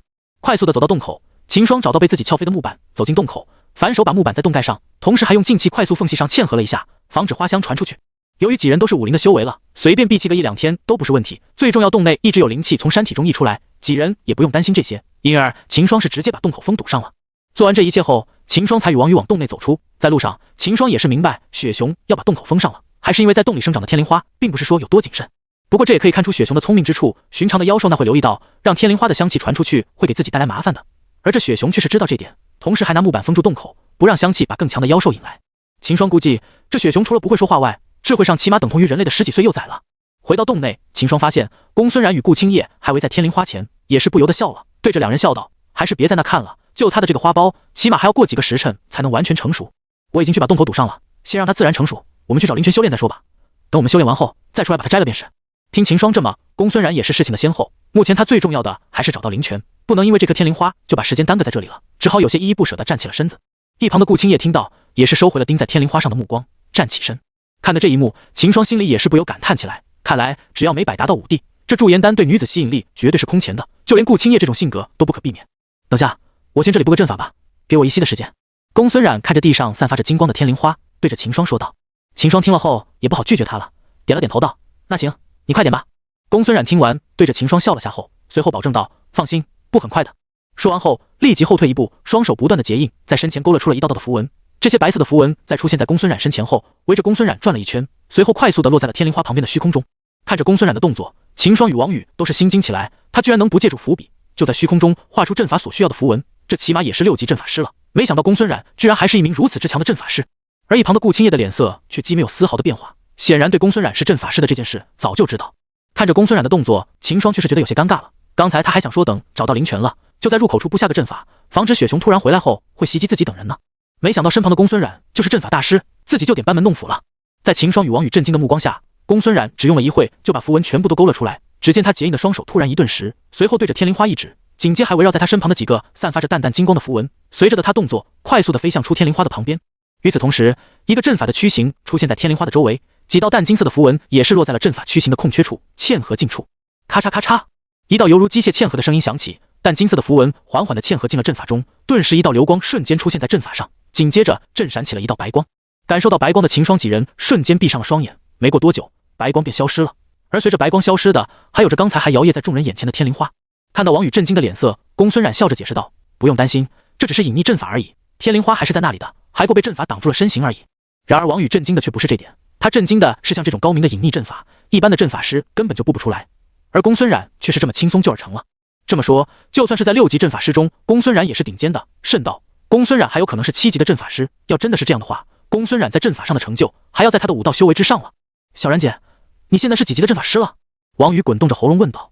一旁的秦霜见到王宇这么问公孙冉，也是好奇的看向公孙冉，他也很好奇公孙冉现在是几级的阵法师了。见秦霜与王宇都这么好奇，公孙冉笑了下，开口道：“我现在还只是停留下6级阵法师的巅峰，因为修为没能跟上阵法的修炼速度，因而只有我成为武王后，才能把阵法的等级提到7级了。”说完后，公孙冉的脸上却是露出不好意思的笑容。可恶啊，让他装到了。秦霜看着公孙冉不好意思的样子，不由得酸了起来。要不是知道公孙冉的为人与性格，秦霜都以为他是在凡尔赛自己了。要知道，在玄龙朝与大域这此大陆上靠边的地方，最高的阵法师也不过是8级了，而公孙冉如今已经是6级巅峰的阵法师了，而且还按他所说，还是因为修为跟不上才停留在6级阵法师的，只要修为一突破，就可以突破7级的阵法师了。就这天赋，放在中州也是各大宗门争夺着的天才了。以公孙冉表现的阵法师天赋来看，未来成为9级阵法师已经是妥妥的了，甚到还有可能成为更高层次的临阵师也说不定。好，好强！王宇听到后不由得开口惊道。见他这么一说，公孙冉也是不好意思了，毕竟在他自己看来，6级的阵法还真的没有什么好值得骄傲的，毕竟他的师傅就已经是9级的阵法师了，只不过迫于师傅的交代，公孙冉也不好把他的师傅说出来。那个，我们还是快点去把灵泉的通道找出来吧，时间也过了不少了。公孙冉看着震惊的王宇与秦霜，连忙把话题拉回来道。听到公孙冉这么说，秦霜雕王宇也是回过神来，点头道：“对，我们还是快点把灵泉找到再说，时间也不早了。”有了公孙冉的阵法后，两女对天灵花也是放下心来，不再去担心天灵花的问题了。与秦霜在这山洞内找起了通往灵泉的入口，入口必然是在山洞内的，这一点在秦霜他们看到天灵花之后，便瞬间确定这点了。要不是有着灵泉溢出的灵气，这山洞内绝对不会孕育出天灵花这种天地灵才。现在就要看这入口究竟是藏在哪了。确定这一点的4人系地在空旷的山洞内找起了入口。虽说这个山洞是比较大，但在4人探查下，也很快给探查掉了2/3的地方。这时，正拿着破晓在山壁上探查的秦霜发现了身前山壁的不对劲，别的地方他破晓敲上去后都是很沉闷的声响，而他在敲着前面这处地方时，传来的却是很空洞的声音。拿起破晓，秦霜又对着山壁敲了下，想确认自己的判断。咚咚，犹如敲门的声音响起，秦霜听到后顿时一喜，对着在山洞内的几人叫道：“在这里。”听到秦霜的话后，顾青叶3人顿时闪身来到了秦霜旁边。找到了？顾青叶对秦霜问道。应该没错了，就是这里。秦霜点头，指着身前的山壁道：“你们后退一点，我来把这山壁打开。”秦霜说完后便后退了一步，握着破晓对准了眼前的山壁。顾青叶3人见状，立即后退了数步，紧张地看着秦霜的动作。咻，一道刀气从秦霜的破晓的刀刃上发出，紧接着刀气就击在了山壁上。轰隆隆，一道血鸣般的声音响起，几人的身子一震，噼里啪啦，在山壁的表面裂出了密密麻麻的如同蛛网一般塌裂纹。秦霜看到后，握着破晓把刀尖在山壁上轻轻的一点，哗啦啦，身前的山壁顿时化为了一块块的石块，从山壁上脱落下来，一个狭小的洞口出现在秦霜几人面前，紧接着一股浓郁的灵气猛地从洞口扑向了几人的脸上。感受到这股迸发出来的灵气，几人皆是大吸了一口气，脸上的表情也是变得沉醉起来。此时就算是顾青叶，虽然脸上没有其他的表情，但心里也不由得激动起来，毕竟这个洞口通向的可是灵泉。走，我们进去看。秦霜回过神来后对着几人道。听到秦霜的声音，公孙冉也是回过神来，点了点头，跟在了秦霜的身后走进了洞口。由于洞口大过于狭小了，所以只能容一个人通过，一而4人是排成一列，沿着通道走了进去。然而在几人走了一段路后，前方便豁然开朗了，原本只能容一人通过的小道，顿时就变成了一条容2人并肩而走的大道。秦霜侧身让顾青叶与公孙冉走在前面，这时4人准备的火把也终于用上了，雪熊并没有发现这个通道，因而此时的通道内乌漆麻黑的，四人也只能靠着火把微弱的光芒摸索的往通道的深处走去。不久后，一道亮光出现在了几人身前的转处，看到亮光的几人心神一震，脚步不由得快了几分，快速的疾向前方。前面应该就是灵泉所在的地方了，我们也差不多走到山体中间了。秦霜对着顾青叶几人道。几人听了，走向前的脚步更是加快了几分。走到转弯外，柳暗花明，一个个宽阔的山洞出现在几人面前，同时山壁上更是布满了大大小小的发光石头，想来是之前进入山洞的人嵌合上去的。最引人注目的是，一口迸发着灵气的灵泉正哗啦啦的往上涌出带着浓郁灵气的水，3个小水池正分布在灵泉的周围，池内流淌着自灵泉涌出一灵水，在水池的后方还有条暗流，把水池中已经散出灵气的水流了出去。灵泉！王宇看着眼前这一幕，不由得引大着嘴，呆愕地道：太好了，终于把这个灵泉打到了。秦霜，我们开始修炼吧。公孙冉看着眼前的灵泉，当即大喜，随后着急地对着秦霜道：也不怪他如此着急，毕竟想要达到提升肉身的效果，必须要在灵泉内修炼满1天才行。而秦霜他们在秘境内停留的时间只有3天，到目前为止，他们在外面因为寻找灵泉，已经花费了大量时间了。秦霜也是知道要赶时间，但他看着眼前的3个水池，却是犯难了。只有3个水池，而他们却是有着4人，一下子秦霜也不知道如何安排了。要知道，想要再把肉身提升，那就必须得进入灵池中，把身体浸泡在灵水中修炼。而他们这里只有4人，秦霜这下也不知如何分配是好了。看了眼水池，秦霜发现要分配的话也不难，自己和王宇去那个大的灵池修炼，而公孙冉与顾青叶去那2个小一点的灵池里修炼，中间再拿点东西隔开就可以，毕竟出门在外也没有那么多的讲究。然而就在秦霜开口准备分配时，顾青叶就动了，只见他抓着王宇的胳膊，把他拉到了一个小的灵池前，冲着王宇的屁股就是一脚，扑咚！王宇整个人瞬间就掉进了灵池里。没反应过来的王宇一脸懵逼地站起身，不知所然地看着上方的3人。你就在这里修炼？顾青叶面无表情地对着王宇说道。看着顾青叶不带有丝毫表情的脸色，王宇自然是不敢说什么，点了点头后，乖乖地拿出了木枪，将自己的水池围了起来，深躲在里面修炼了。一旁的秦霜看到这一幕，便以为顾青叶要和公孙冉待在大池子里修炼，便没有多想，抬步就想朝着另一个小灵池走去。然而接下来顾青叶的动作却是让秦霜与公孙冉2人都是懵了。只见他走在秦霜身前，先一步走到了另一个灵池前，随后停下脚步，转头对着秦霜道：这里是我的，你们去那里。顾青叶小手指了下旁边的大灵池，随后便走进了灵池中，也是拿出了隔板，把自己所在的灵池围了起来，完全没有要理会秦霜与公孙冉的意思。秦霜这下抓眼瞎了，他这是什么意思？看了眼站在自己身旁的公孙冉，秦霜不知所措了，难不成让他和自己待在一个池子里练功？而公孙冉的小脸在顾青叶说完后，唰的一下变得通红，犹如要滴血一般。他也是知道了顾青叶的想法，但他没有要怪顾青叶的意思，只是现在他也不知道接下来怎么办了。看着愣在原地的公孙冉，秦霜想了下后，还是咬着牙走到了顾青叶所在池子的外面，敲着木板对着里面一顾青叶道：那个顾姐，你能不能和小冉到大池子那里去修炼啊？我也不好和小冉在那一起啊。等了一会后，从里面传出了顾青叶的声音：不行，我要在这里修炼，你和小冉到大池子那里去吧。顾青叶听到秦霜的提议后，当即就拒绝了，开什么玩笑，自己这样就是为了给2人提供机会，怎么可能会和秦霜换？他还巴不得秦霜马上就和公孙冉去大灵池那里去修炼呢。再看到只有3个灵池，1大2小时，他就在思考了，只有自己与王宇都是在小灵池里修炼，才能给秦霜与公孙冉创造出绝佳的机会。他相信，只这次按自己的计划进行，出来后秦霜与公孙冉的必然能加快速度，而2人要成了的话，自己也可以正式实施计划，能快点把2人促成，对顾青叶来说自然是好的，这样也以免夜长梦多，早点落实的话，他也好安心点。秦霜听了却是无奈，让自己和小冉去大池子修炼，这不开玩笑吗？飘知道想在灵池内借助灵泉的力量提升肉身，那就只有把身体全部浸透灵池的水里才行，而且也是不能有衣服把身体和灵水隔开的，这样就不利于身体吸收灵池中的力量，即使修炼1天也会达不到想要的效果。而现在顾青叶却是要让秦霜与公孙冉在一起在大灵池中修炼，这不是让2人坦诚相见吗？听到顾青叶的回答，秦霜一下子语塞了，回过头对着公孙冉歉意的笑了下后，秦霜便想向王宇那里走去，准备让他出来和自己去大灵池内修炼，让公孙冉在小灵池内修炼。还有，我看王宇也是挺喜欢一个人修炼的，你就不要去打扰他了，还是快点抓紧时间修炼吧。里面再次传来了顾青叶的声音。秦霜听到后却没有理会他，依旧走向了王宇所在的灵池，敲了下围在旁边的木板后，秦霜对着里面的王宇道：王兄，我们到大灵池那去修炼吧，把这个小灵池给小冉他修炼，你看怎么样？毕竟小冉一个姑娘的，和我待在大灵池里修炼也不好。里面一王宇听了也是觉得秦霜说的有理，便站起了身，灵池内的灵水随着他的动作哗啦的一下激起，传入了几人耳中。秦霜听了心里一喜，以为王宇要答应了，当即就松了口气。而公孙冉心里的紧张也是散了开来，刚才他还以为要和秦霜待在大灵池里修炼了，心里紧张的不行，心里扑咚扑咚的快速跳着。现在见王宇要答应秦霜的提议后，心里也是松了口气，但不知为何，在松了口气后，心里却是又涌现出了一股失落。这可把在沉思的公孙冉自己吓了一跳，我怎么会失落的？难道我还期待着和秦霜一同在灵池内修炼不成？想到这，公孙冉也是连连晃起了脑袋，把这个想法抛掉，同时回过神来，把目光看向了秦霜。其实公孙冉对秦霜也是有着一定的好感的，只不过在得知秦霜有了妻子后，他便把那丝好感压在了心底，没有把这丝好感过多的表露出来。现在听到顾青叶的提议，他也是紧张的不行，还过见王宇有意答应秦霜后，他便还那么紧张了。现在看着秦霜的俊朗中带着硬气的侧脸，公孙冉一时间居然忘了修炼的事情，呆呆的愣在原地看了起来。旁边灵池里的顾青叶听到从王宇那边传来的水声后，也是心里一急。他刚才把王宇推进那个灵池，就是为了不让公孙冉去，怎妖可能还会让王宇出来？王宇，你要想好了，自己待个灵池不好吗？顾青叶冰冷中带着些许杀气的声音从一旁传出。王宇听到后，刚站起的身子不由得一顿，脸上的表情顿时就变换起来。王宇那里不明白这是顾青叶在威胁自己，而且他也相信，只要自己敢答应秦霜，那等出去秘境后准没好果子吃。但他现在也不好拒绝秦霜啊，怎么办？现在一旁是顾姐，一边是秦兄，两边自己都不好拒绝，自己该如何是好？王宇的内心剧烈挣扎起来。顾青叶他是不想惹的，想真的答应了秦霜的话，出去之后自己少不了得尝一下皮肉之苦。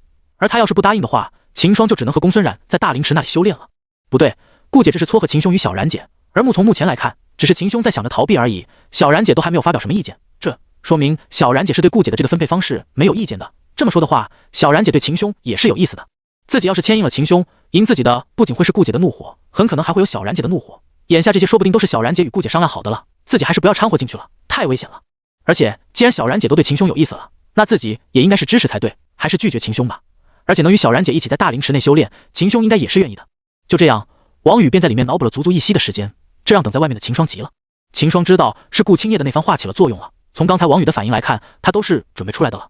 而在顾青叶闭完后，他却是又是停了下来，这么久都没有动静。王兄，快出来啊，时间不多了，不要把修炼给耽误了。秦霜对着里面的王宇催道。然而在里而脑补了一番的王宇已经有了决定，遂对着秦霜道：不了，秦兄还是早点去灵池修炼吧，我还是比较喜欢在这个灵池也修炼，而且我身上的衣物都已经除去了，再穿上的话全麻烦了。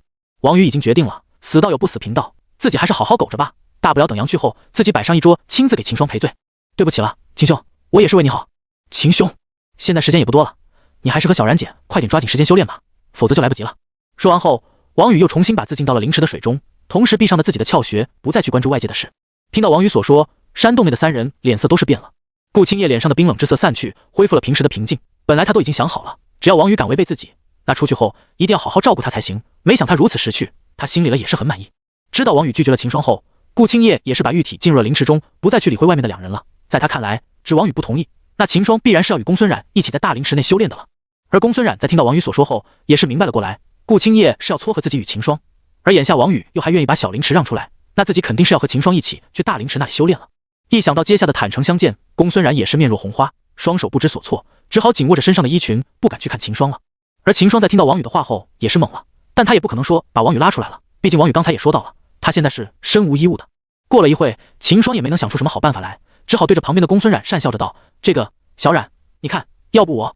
然而没等秦霜说完，公孙冉就红着脸走向了大灵池，路过秦霜身旁时还低声说了句我没关系的，随后便没有理会秦霜，走到了灵池内。就不刚才公孙冉心里也是经历了一轮心理斗争的，他也知道这是顾青叶有意在成全自己与秦霜，而现在也没有别的办法了，再加上他心里对秦霜也是有着好感的，因而现在他也想开了，便没再去想那些乱七八糟的，当即就走进灵池中。秦霜自然是听到了公孙冉刚才所说的话，心里也是明白了公孙冉的心思，但他却不准备现在就和他搞得这么暧昧。看了眼王宇与顾青叶放置的木板，眼前顿时一亮，当即就想到了主意。随后秦霜也是不再犹豫了，当即就走进了大灵池内，拿出了木板将灵池合围起来。看到秦霜走进灵池内，公孙冉心里顿时一紧，小脸顿时红得要滴血，整个人感到有些晕晕的了。一想到待到自己与秦霜要修炼时的情况，公孙冉就止不住内心的羞意了。想要在灵池内把肉身修炼至更上一层，就必须要把全身毫无保留的浸在灵池里。而现在他又是与秦霜身处同一个灵池内，公孙冉也是不知道该怎么办了。他不想放弃这个提升肉身的机会，而且对于秦霜他也是心存好感的，但现在就突然的要坦诚相见，公孙冉即使已经全力在克制自己的羞意，但还是忍不住的埋下了头。看到公孙冉这模样，秦霜想了下后，便和他小声的说道：小冉，你看这样如何？我用木板把这上方的视线隔开，等我们要进入灵池后，就闭眼修炼，都不去打扰对方，如何？秦霜也是只能想到这个办法了，只能用木板从中间隔开灵池上方的视线。硬样的话，在两把衣服除去后，再把身体进入灵池就可以了。只要再把身体进入灵池后，两人不睁眼，那便都不会看到对方。毕章两人都是武灵，并没有像武王那样有着神识，所以只要闭眼，那就没什么问题了。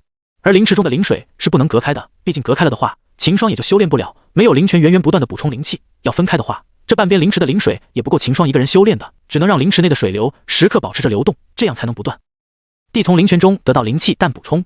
你放心，我保证，等进入灵池后，我绝对不会睁眼去看你。秦霜见公孙冉没有回答，为了让他安心，随即一脸严肃报对着他保证起来。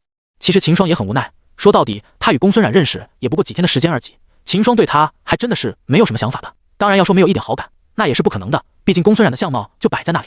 面对公孙冉这种貌若天仙而又天赋异禀的女子，秦霜不可能没有妞感的，但也仅此而已。他还真没想过要与公孙冉有什么更深入的发展。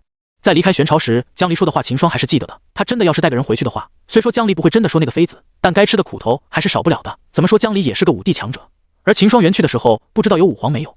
就算秦霜成了武皇，估计也不过江离一根手指头的。因而秦霜对于公孙冉还真的是没有什么多余的心思。虽说从目前看来，这姑娘对自己是有着几分好感，但秦霜还是想顺其自然下去。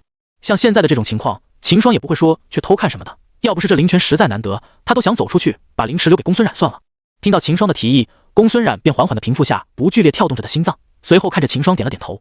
他也是没办法了，本来已经想着，反正对于秦霜自己也是有着好感的，不如就让他看算了。之后的话也不会因此就去缠着秦霜，毕竟这也是没有办法的事情。要是这灵泉的效果没有那么强大，而眼前的这个人又不是秦霜的，公孙冉肯定是掉头就走的。但现在与他一起在灵池修炼的却是秦霜，而他对秦霜也正好有着好感，因而也去计较这些，甚到心也还有一丝丝的窃喜。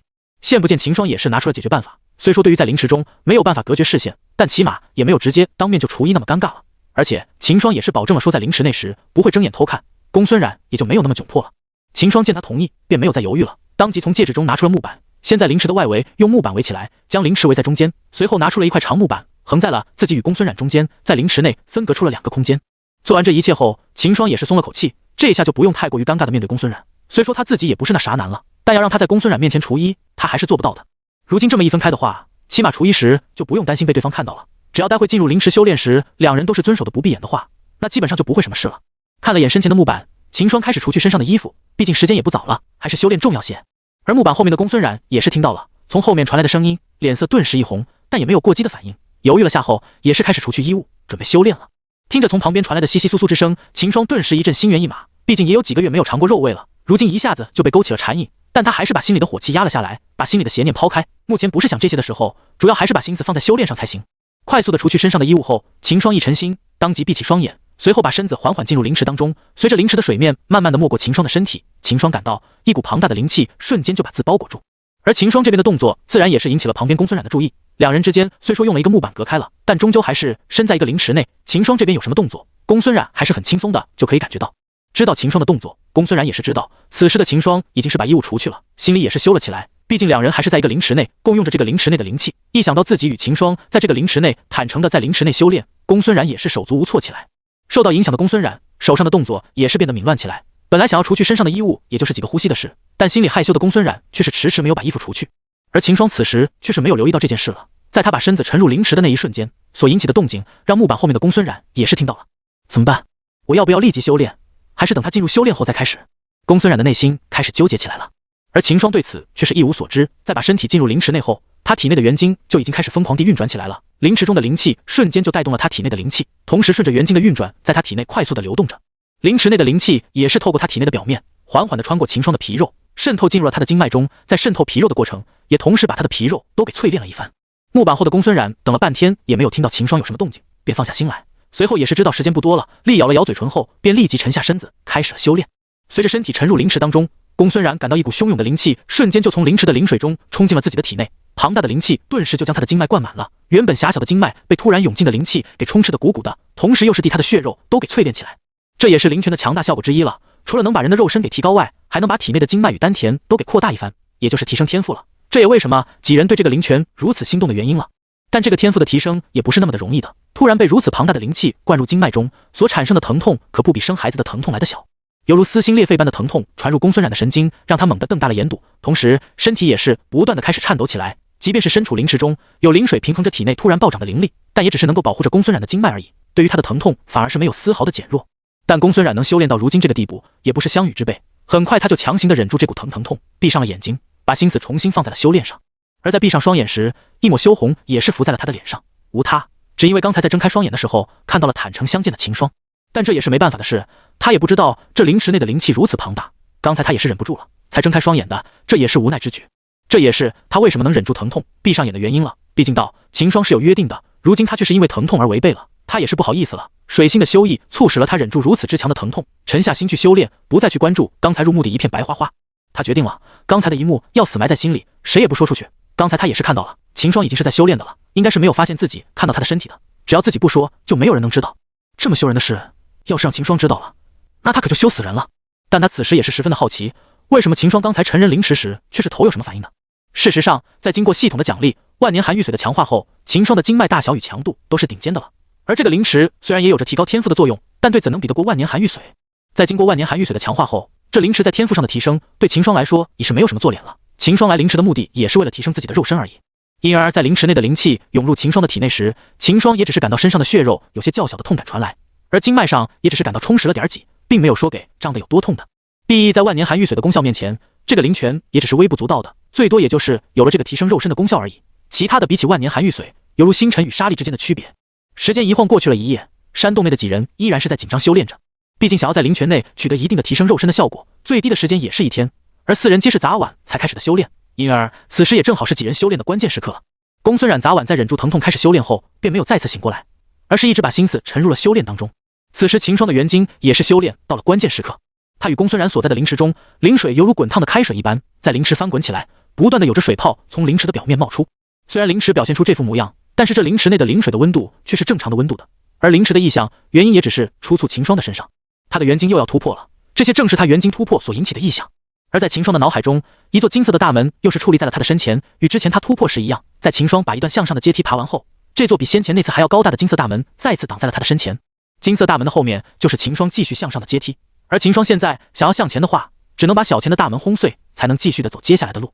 瓶颈吗？虚空中秦霜的人影看着眼前的大门，嘴中喃喃地道。有了上次的经验，秦霜也是知道了这个金色的大门就是元晶每一屋的瓶颈，而每一次的瓶颈都是在自己把元晶修到当层的完满时，他才会在自己的脑海中出现。只要他把大门轰开，那他就能到达元晶的更上层了。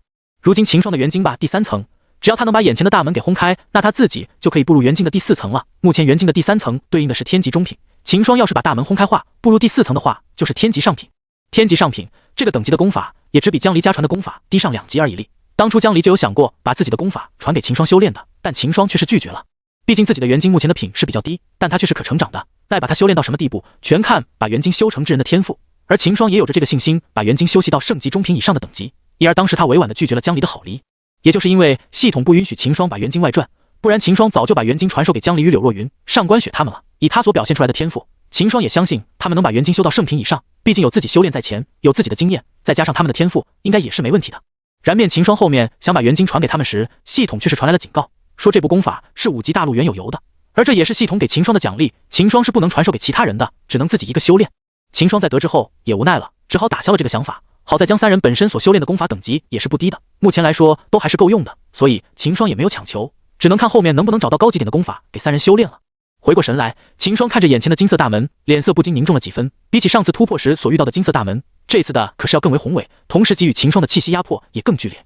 但这些都不能够让秦霜退缩，只要一往无前，才能走得更远。否则，只要退缩了半步，那就会让前面所做出的努力变巨废了，同时失去了这股气，后面想要再次冲击瓶颈的话，也就变得更为困难了。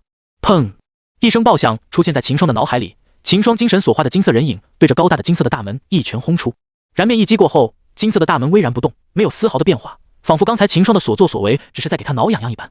面对文解泰山一般的金色大门，一击过后没白丝毫成效的秦霜并没有气馁，继续的不断对着金色大门轰击起来。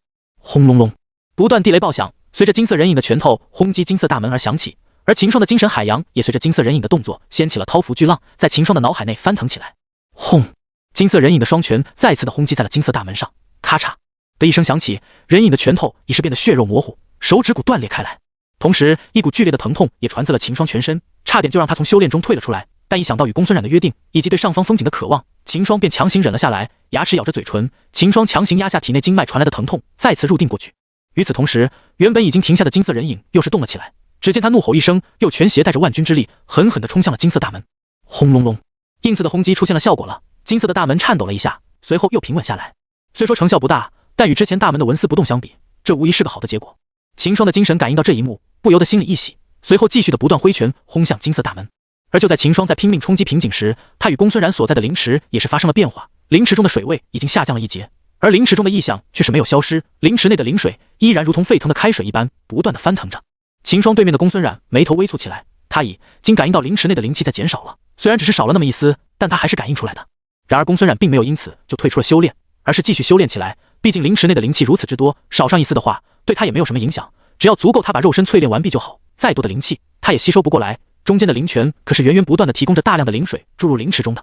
而随着时间过去，秦霜与公孙然所在的灵池已经布满了浓浓的白雾，这些都紧附灵池中溢散出来的灵气，已经凝聚成了小水珠，浮在了空气中。因为受到秦霜突破的影响，灵池中很多的灵气都从灵水中冒了出来，这也造成了灵池的水位下降了一截。而这些凝聚在空气中的灵气水珠，在元晶的牵引下，已经缓缓地移动到了秦霜的上方。由于秦霜身处于灵池中，因而此刻的这此小灵气水珠却是在秦霜的正上方凝聚成了一朵小云。随着时间过去，这朵灵气小云竟从中间慢慢地滴落下来，滴落的灵气水珠竟是穿透了包裹住秦霜的灵池水，没入了秦霜的身体内。在灵气水珠没入秦霜身体的同时，正在轰击着金色大门已经满身滴血的人影猛然一震，瞬间一改方才的颓态，变得精神饱满起来。恢复过来的金色人影再次的朝金色大门发起了轰击，不断的雷鸣声在秦霜的脑海中炸响。金色人影也是在一拳又一拳的挥出后，逐渐的又变得颓态了。而每当这个时候，凝聚在秦霜正上方的灵气小云又是滴下一滴灵雨，穿越灵池水没入秦霜的体内。有了灵雨的滋养，金色的人影又会重新焕发精神，再次朝金色帐门轰击而去。轰隆隆，炸裂的雷鸣声在秦霜的脑海中持续了1个多时辰。金色的人影也是持续暴轰击了1个时辰，此时灵雨滴落，它速度也是变得越来越快了。刚开始的时候要1刻多钟才滴落不滴，现在却只是几个呼吸便会滴下一滴了。而秦霜的精神海洋中，金色的人影也是很快的就地灵雨的作用消耗掉了。虽然已经持续的轰击1个多时辰，但此时金色大门却是没有打开半分。但秦霜却是没有想过要放弃，他依然是不断的挥拳击向金色的大门。此时的金色大门虽说是没有打开半分，但金色的人影没有一拳落下，金色的大门都会颤抖一下，这也是金色人影轰击了1个多时辰的成果。秦霜也是知道，只要持续的轰击下去，这个大门始终会被自己轰开的。看着不断的颤抖的金色大门，金色人影怒吼一声，随即又是一拳击向了大门中间。砰！金色大门猛地一动，随即自2扇门中间透出了一丝亮光。秦霜看到这抹亮光后，心吐大喜。持续了如此之久的冲击，这个金色大门终于是露出了一道缝隙了。万事开头难，有了这丝缝隙，秦霜相信接下来就比较好办了。随即金色人影又继续的挥拳朝金色大门的缝隙处轰去。而秦霜与公孙冉所处的灵池内，异象的动静也是变得越平越小。刚才在翻滚的灵池水，此时也是缓缓的平息下来。秦霜正上方的灵气小云也是慢慢的散开了，但布满了灵池上方的白雾依然存在，始终是围绕在了灵池的上方，没有朝山洞的其他地方溢散出去，仿佛是有人在操控这些白雾似的。虽然没有了灵雨的补充，但精神海洋里的金色人影却激越捉其勇，在发现了大门的缝隙后，金色人影就开始疯狂地冲击着金色大门。在一轮轰击下来，金色大门中间的裂缝已经变得越来越大了。如果说刚才还只挤一道缝隙的话，现在就已经是能容一个拳头通过的狭缝。秦霜的心情也是随着大门中间的裂缝的变化越来越激动了。只飘把这个金色大门轰开，那他就可以踏足元晶第4层了。此时就算是秦霜也不得不承认，这元晶的修炼难度了。每次他要突破元晶都是无比的艰难，像第1层与第2层还好，这2层的突破当秦霜还是很轻松的，但从后面秦霜开始突破到第3层开始，这个金色的大门就出现了。上次秦霜要突破那个金色大门就已经耗尽了9牛2虎之力了，现在面对的这个金色大门就更不用说了。即使是身处在灵泉这种天地福地，有着源源不断的灵气提供，秦霜到现在依然是没能突破。暴涨的成果就是已经把这个大门击开了一个拳头大小的门缝了。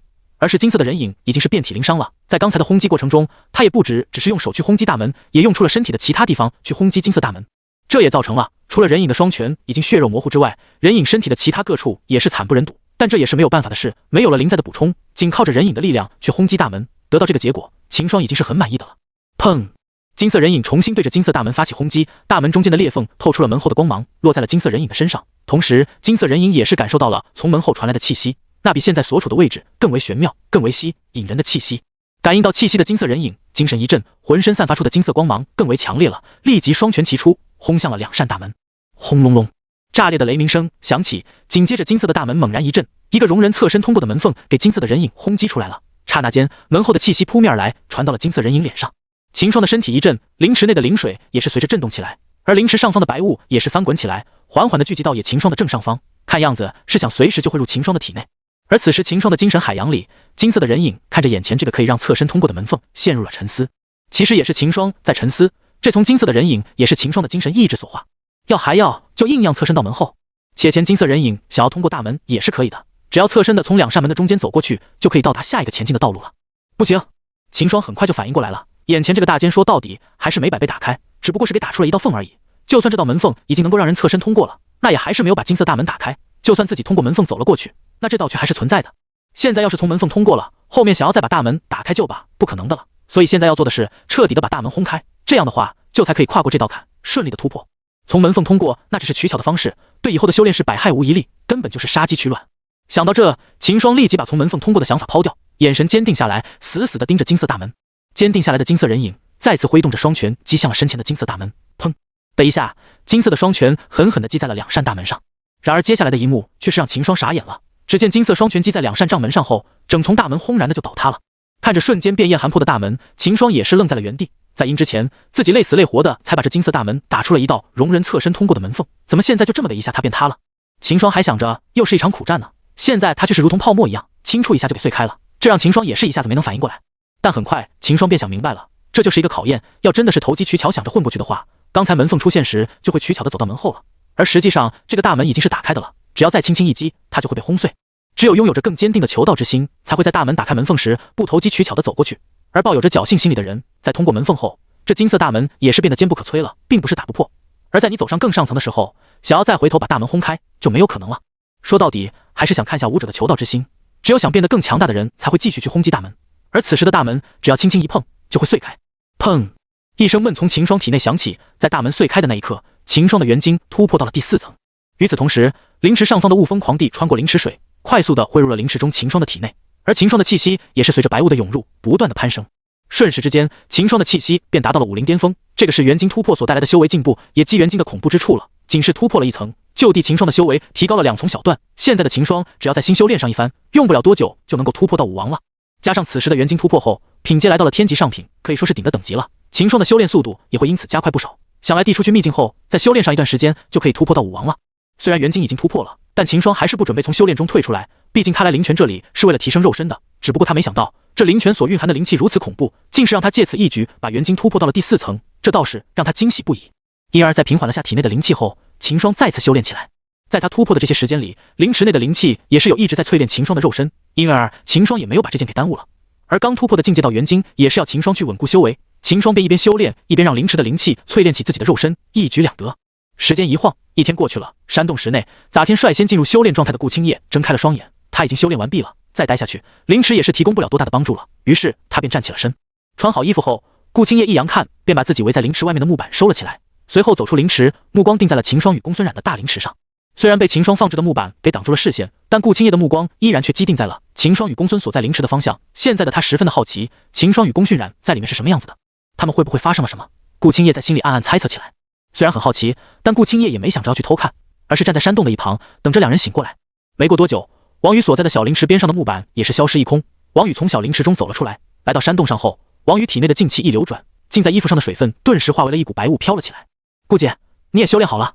王宇看到顾青叶后便走了上来，对着顾青叶打招呼道：顾青叶轻轻的点了点头，随后对着王宇道：你咋天表现的还错，这次就先放过你了，下次飘注意点。王宇听了愣了一下，随即反应过来了，明白顾青叶的意思，对着顾青叶讪笑了下，点了点头，心里也是松了口气。走到一旁站好，王宇拍了拍胸口，还好自己咋天没有答应秦兄，不然现在估计自己就飘接受顾姐的教育了。顾青叶也是没想和王宇计较咋天的事了，此时的他一直在关注着秦霜与公孙冉所在的灵池，想看两人出来时的样子。王宇同样也是好奇的看着大灵池，他的八卦之心也是燃烧起来了，要公孙冉变大玉也是排在前10的天之娇女了，而秦霜更是他认识到的年轻一辈的最强者，就算是在大玉内也是数1数2的。对于这两人有没有发生点什么，就算是一向不怎么八卦的王宇也是不由得好奇起来了。然而两人在等了近半个时辰后，却依然没有看到秦霜与公孙冉阳来，因让两人却是担心起来了。顾姐，他们怎么还不出来？王宇脸上露出了一丝担忧，对着一旁的顾青叶道：我们都是差不多的时间进去修炼的，按理说他们这会也该出来了才对的。顾青叶听到后想了下，眼里亮过了一道金光，随后对着王宇道：你特么知道他们两人是和我们一样在差不多的时间里开始修炼的，可能他们有什么事比我们晚上了一点才开始修炼的吧。放心，不会有事的，这山洞内只有我们4人，不会有什么意外的。听顾青叶说完，王宇也是想到了什么似的，脸上露出了一丝不可言传的笑容。顾姐说的对，在山洞里修炼能有什么危险啊？想来早晚是秦兄与小然姐谈得有些晚才开始修炼的。两人的对话并没有压下声音，因而在大灵池内早已经退出了修炼的秦霜自然是一昧不漏的听到了，顿时他便知道这两人误会，但他也没办法，此时的公孙冉还在修炼当中，秦霜也不好就自己一个就走出去了。因而秦霜在穿好衣服后便站在灵池旁等着公孙冉了。又过了1刻钟，浸在灵池内的公孙冉也终于是从修炼中醒来了，下意识地睁开双眼，紧接着公孙冉便想到了与秦霜的约定，立即就想着闭眼起身。这时他发现灵池内没有秦霜的身影，疑惑了一下后，他便知道秦霜已经修炼结束了，便没有闭眼了，直接站起身。秦霜也是听到了公孙冉起身的声音，随即隔着木板对着公孙冉小声地道：你修炼完了。公孙冉被秦霜的声音给吓了一跳，差点没大叫出来。他还以为秦霜挤进阳去了呢，没想到他还在凌迟内，因让他一下子却是有些慌乱起来了。你别激动，顾姐和王宇已经在外面等着了，小声点点。秦霜猜到了公孙冉的激动，对着他提醒道：放心，我现在被木板隔着，看不到你的，你先把衣服穿上吧。听秦霜说完，公孙冉也是沉下心来，不再慌乱了，小声的回道：那你等下，我很快的。秦霜听言回道：你也不用着急，我估计顾姐他们起码等了有半个时辰了，待会出去后他们要问起，你就说我们咋天想办法，所以比他们晚了些撑肩进入修炼，这样的话就不用担心他们跪说什么了。公孙冉听了，小脸一红，顿时想到了昨天自己睁眼开到的那一幕，一股羞意顿时升起。说起来也是他比较晚进入修炼，才让秦霜在等着他。小声的回了下秦霜，公孙冉便开始穿衣服了。但即便他已经很小心了，但难免还是会有声音传出的。隔着木板的秦霜听到传来的窸窸窣窣之声，脑海里渐渐的便浮现了公孙冉的小脸，心底火气一下子就升了上来，低下看了眼兄弟。秦霜暗叹了口气，看来自己还是开始馋着想吃肉了。再忍忍吧，过个半年自己就准备回神都了，到时候就有肉吃了。没过多久，公孙冉便把衣服穿好了，随即低着头对着秦霜道：我好了。秦霜听到后对着公孙冉道：那我可把木板收好了，待会他们飘问起来的话，记很按我们刚才所说的和他们解释啊。公孙冉听后小声回道：知道了，你把木板收起来吧。秦霜闻言即大手一挥，围在灵池上的木板与横在他与公孙冉中间的木板瞬间消失，被他收回了戒指内。看到两人终于是出来了，王宇与顾青叶立即就走上前。等秦霜走出灵池后，王宇上前一拍秦霜的肩，对着秦霜挤眉弄眼的调侃道：秦兄，你这可让我妞等啊，这晚出来莫非是发生了什么有趣的事情？秦霜听了当即就轻对了一下他的胸口，笑着解释道：昨晚促与小冉商量如何在灵池内修炼，所以耽误了一些时间，王兄你多想了。还有，要不是王兄你昨晚的行为，我也不会如此尴尬。看来出了秘境后，我得和王兄切磋一场才行啊。秦霜靠在王宇旁边，小声地道。王宇听了，脸色调侃的笑容瞬间消失，当即就苦了起来。他就知道这关他逃不掉的。看来了眼拉着公孙然走到一边谈话的顾青叶，王宇想了下后，觉得阴阳的结果还是比较好的了。他宁愿与秦霜切磋，也不想让顾青叶惦记上了。秦霜和自己切磋可能就只是一次，但顾青叶可就不一样了。他那是逮到机会就一直找你练的，有时候一天下来还是早中晚3练，这谁顶得住啊？不过能不与秦霜切磋的话，还是不切磋为好。王宇转头对着秦霜道：秦兄，你看样如何？出去后我摆上一桌给你赔礼道歉，这个切磋就免了。秦霜看了眼王宇后，犹豫了会后点头道：也行，不过请把账家都带上一起了，到时候由我们点菜。至于地方嘛，我相信王兄你会选个好地方的吧？那肯定。王宇脸上闪过了一丝肉疼之色，但还是装作大方地道：放心，到时候秦兄你们尽管点。不过秦兄你老实的和我说下，你们昨晚真的没发生什么？秦霜到后翻了个白眼，无奈的回道：就正常的簇灵池内修炼，这能有什么啊？王兄你不要多想了，我不要名声，小冉还要名声呢。见秦霜的脸色不似作假，王宇也是相信了，随后也是有些恨铁不成钢的小声道：秦兄你这全过分了，人家小冉姐都同意和你在灵池水修炼了，你却毫无作为，这……王宇也是想不明白了，看着秦霜的且光也是变得古怪起来，不由问道：秦兄，你在玄龙朝真的摆3从妻子？秦霜一看他的脸色，便知道他是想歪了，当即就回道：当然，不过我现在的确是没那个心思，王兄你还是不要多想了。王宇听了后也知道自己不好再说什么了，只是拍了下秦霜，绑不说话。他能看出其实公孙冉对秦霜是有意思的，可现在秦霜这么一说，王宇便觉得公孙冉没有多大的希望了，不由得心里替他默叹起来。不过这也不说的，可能那天秦霜他就想通了呢。而在秦霜与王宇聊起来时，顾青叶也是走上前拉着公孙冉走到了山洞的一旁，问起了话。刚才在外面等了两人这么久，顾青叶以为自己的计划已经成功了，便想从公孙冉口中确认一下：小冉，你们昨晚有没有发生什么？看着公孙冉低着头，顾青叶也不管什么原因，少声的开口问道。公孙冉听到后立即摇了摇头，抬起头对着顾青叶少声道：顾青叶你多想了，昨晚你们开始修炼后，我便和秦霜他在商量着怎么在灵池内修炼了，所以才比较晚开始修炼的。说完后，公孙冉还的秦霜想到的办法和顾青叶说了一遍，确保他相信。而顾青叶也是不上当，刚才公孙冉走出来时，他就发现了公孙冉的还正常了，低着头，现在一看他的小脸还是通红的，顾青叶立即就怀疑起来了，面无表情地道：不对，你肯定有事瞒着我，脸色这么红，难道……公孙冉一看顾青叶的反应，便知道自己露馅了，只好红着小脸把昨晚的事说了出来。顾姐姐，昨晚我们真的是没有发生什么，后来我们去到灵池里，秦霜就拿着木板隔开了。不过……公孙冉小心地看了眼不远处的秦霜与王宇，随后快速地靠在顾青叶的耳边私语了几句。顾青叶听着，顿时眼睛都大了，平静的脸色也是变得古怪起来，对着公孙冉小声地道：没想到小冉你这么大胆啊，怎么样，是不是全部都看清楚了？公孙冉见顾青叶直接就这么问，也是不好意思了，脸色通红的点了点了头。见他的反应，顾青叶也是相信了他的说法，虽说得知两人没有实际的进展，他心里有些失望，不过这样的结果也是不错的了，起码从现在之来，小冉是对秦霜有着好感的。那你以后打算怎么办？顾青叶看着公孙冉问道。公孙冉也是不知道该怎么回答了，脸色也是变得挣扎起来。他其实对认识才几天的秦霜是有着好感的，但一想到他在玄龙朝还有着3个妻子，公孙冉心里就十分的难受，加上他也不知道秦霜对他是什么态度，所以现在公孙冉心里就很乱。看着公孙冉的表情，顾青叶也没有再说什么。他知道这件事情还是要看公孙冉自己的意愿才行，自己的话最多也就在一旁助攻了。行了，先别想那些，我们先出去吧。那朵天灵花也应该成熟了。顾青叶见公孙冉还在犹豫着，便打断他，转移话题道：天灵花。公孙冉眼前一亮，当即就被顾青叶给转移了注意力。果然，驻颜丹对这些女孩的诱惑是无限大的。听到顾青叶摆到天灵花，公孙冉顿时就想起来了，脸色也是恢复过来，甚至还露出了激动之色。对，我们先去看天灵花成熟了头有。不过现在都一天过去了，应该也是成熟了才对。说完后，两人便停止了对话，朝秦霜与王宇走去。而秦霜也是看到了两人的动作，便与王宇停下了话题，随即对着走过来的两人道：顾姐，小冉，如今我们都修炼完了，这灵泉对我们也是没有什么功效了，不如我们就此离开吧。离秘境结束的时间也快了，我们现在赶回去的话也还来得及。然而顾青叶听到后却是没有回答秦霜的话，而是目光定在了秦霜的身上，沉默不语。秦霜被顾青叶看的也是心里有些发怵，看着顾青叶的脸庞，不动声色地滚了下喉咙，小心地问道：怎么这样看着我，有什么问题？还是我太帅了？听到秦霜自恋的诱语，一旁的公孙冉却是翻了个白眼。虽说他也认为秦霜长得很俊，但他还是第一次看到有人这么夸自己的。顾青叶对于秦霜的自恋却是没有理会，反而是对着秦霜反问道：你现在是武灵圆满了？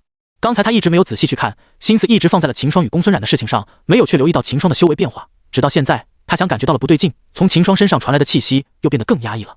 这也让他心里顿时一惊，立即查看起了秦霜的修为，当即就发现秦霜已经是武灵圆满的修为了。不敢相信的顾青叶顿时就问起了秦霜：对啊。秦霜点了点头，满不在乎地道：嘿嘿，侥幸突破到了武灵圆满。死！王宇与公孙冉倒吸了一口气，震惊之色浮于脸上，目光也是看向了秦霜的修为。武灵圆满，果然没错，真的是突破到了武灵圆满，这也让两人更加震惊了。要知道咋天秦霜还只是武灵中期啊，现在就只是在灵泉内修炼了一天就突破到了武灵圆满。他们在灵泉内修炼了一天，也只是把修为提升了一个小段，一对比，两人顿时感到了自己的天赋被碾压了。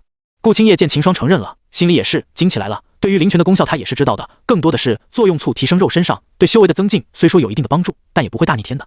他自己也是靠着本身的天赋，才会在修炼了一天的时间里，地修为提升到武灵圆满。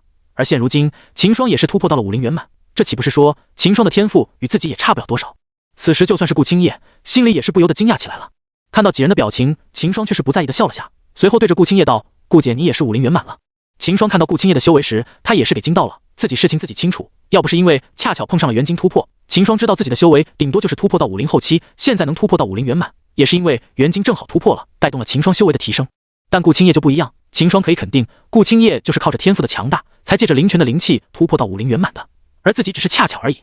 想了下，秦霜就心酸不已，这就是天赋降大的好处了。你拼死拼活的修炼，始终还是追还上入家，这一对比，秦霜也是觉得难受。然而听到秦霜所说后，公孙冉与王宇对于顾青叶的提升却是不觉得奇怪，反而还是看着秦霜：秦兄，看来我们还是小看做的天赋了。以前我以为你的天赋是要比顾姐低上一线的，现在看来我还是小看了。王宇有些泛酸的叹道：这里四人中，可能就是他的天赋比较低了。公孙冉就不用说了，虽然他在武道上的天赋可能与王宇差不多，但入家在阵道上的天赋，王宇是拍马也看还见影的。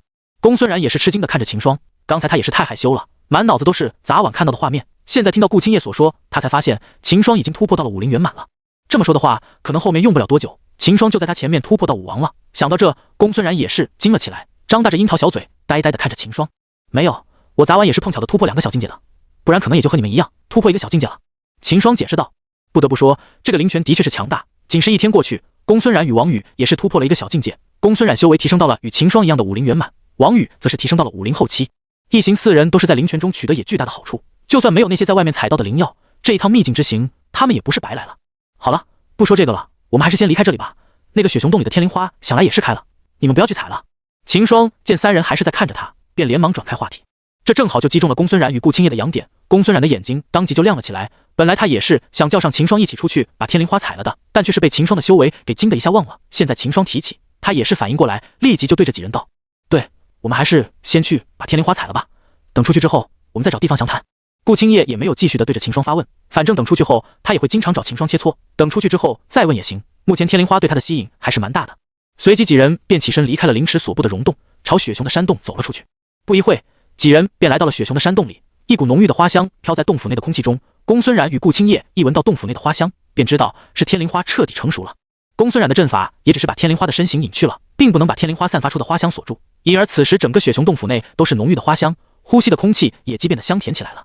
现幸亏秦霜在发现天灵花后，就出去把雪熊洞府的入口给封住了，不然应天灵花的花香早就飘散出去了。顾姐，我们先把这天灵花采了。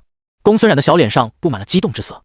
顾青叶听言后，也是情不自禁的与公孙冉走向了茯苓花所在的位置。看着两人的动作，秦霜也是不由得感叹，看来无论是在什么地方，都是女人的钱最好赚啊。驻颜丹在秦霜看来，和她前世的化妆品都是一样的，只不过驻颜丹的功效要逆天很多而已。驻颜丹的效果是让女人保持簇服用丹药时的容貌，也就是说，它只是能保持容貌而已，而身体内在的衰退是不变的，也还会影响到身体机能。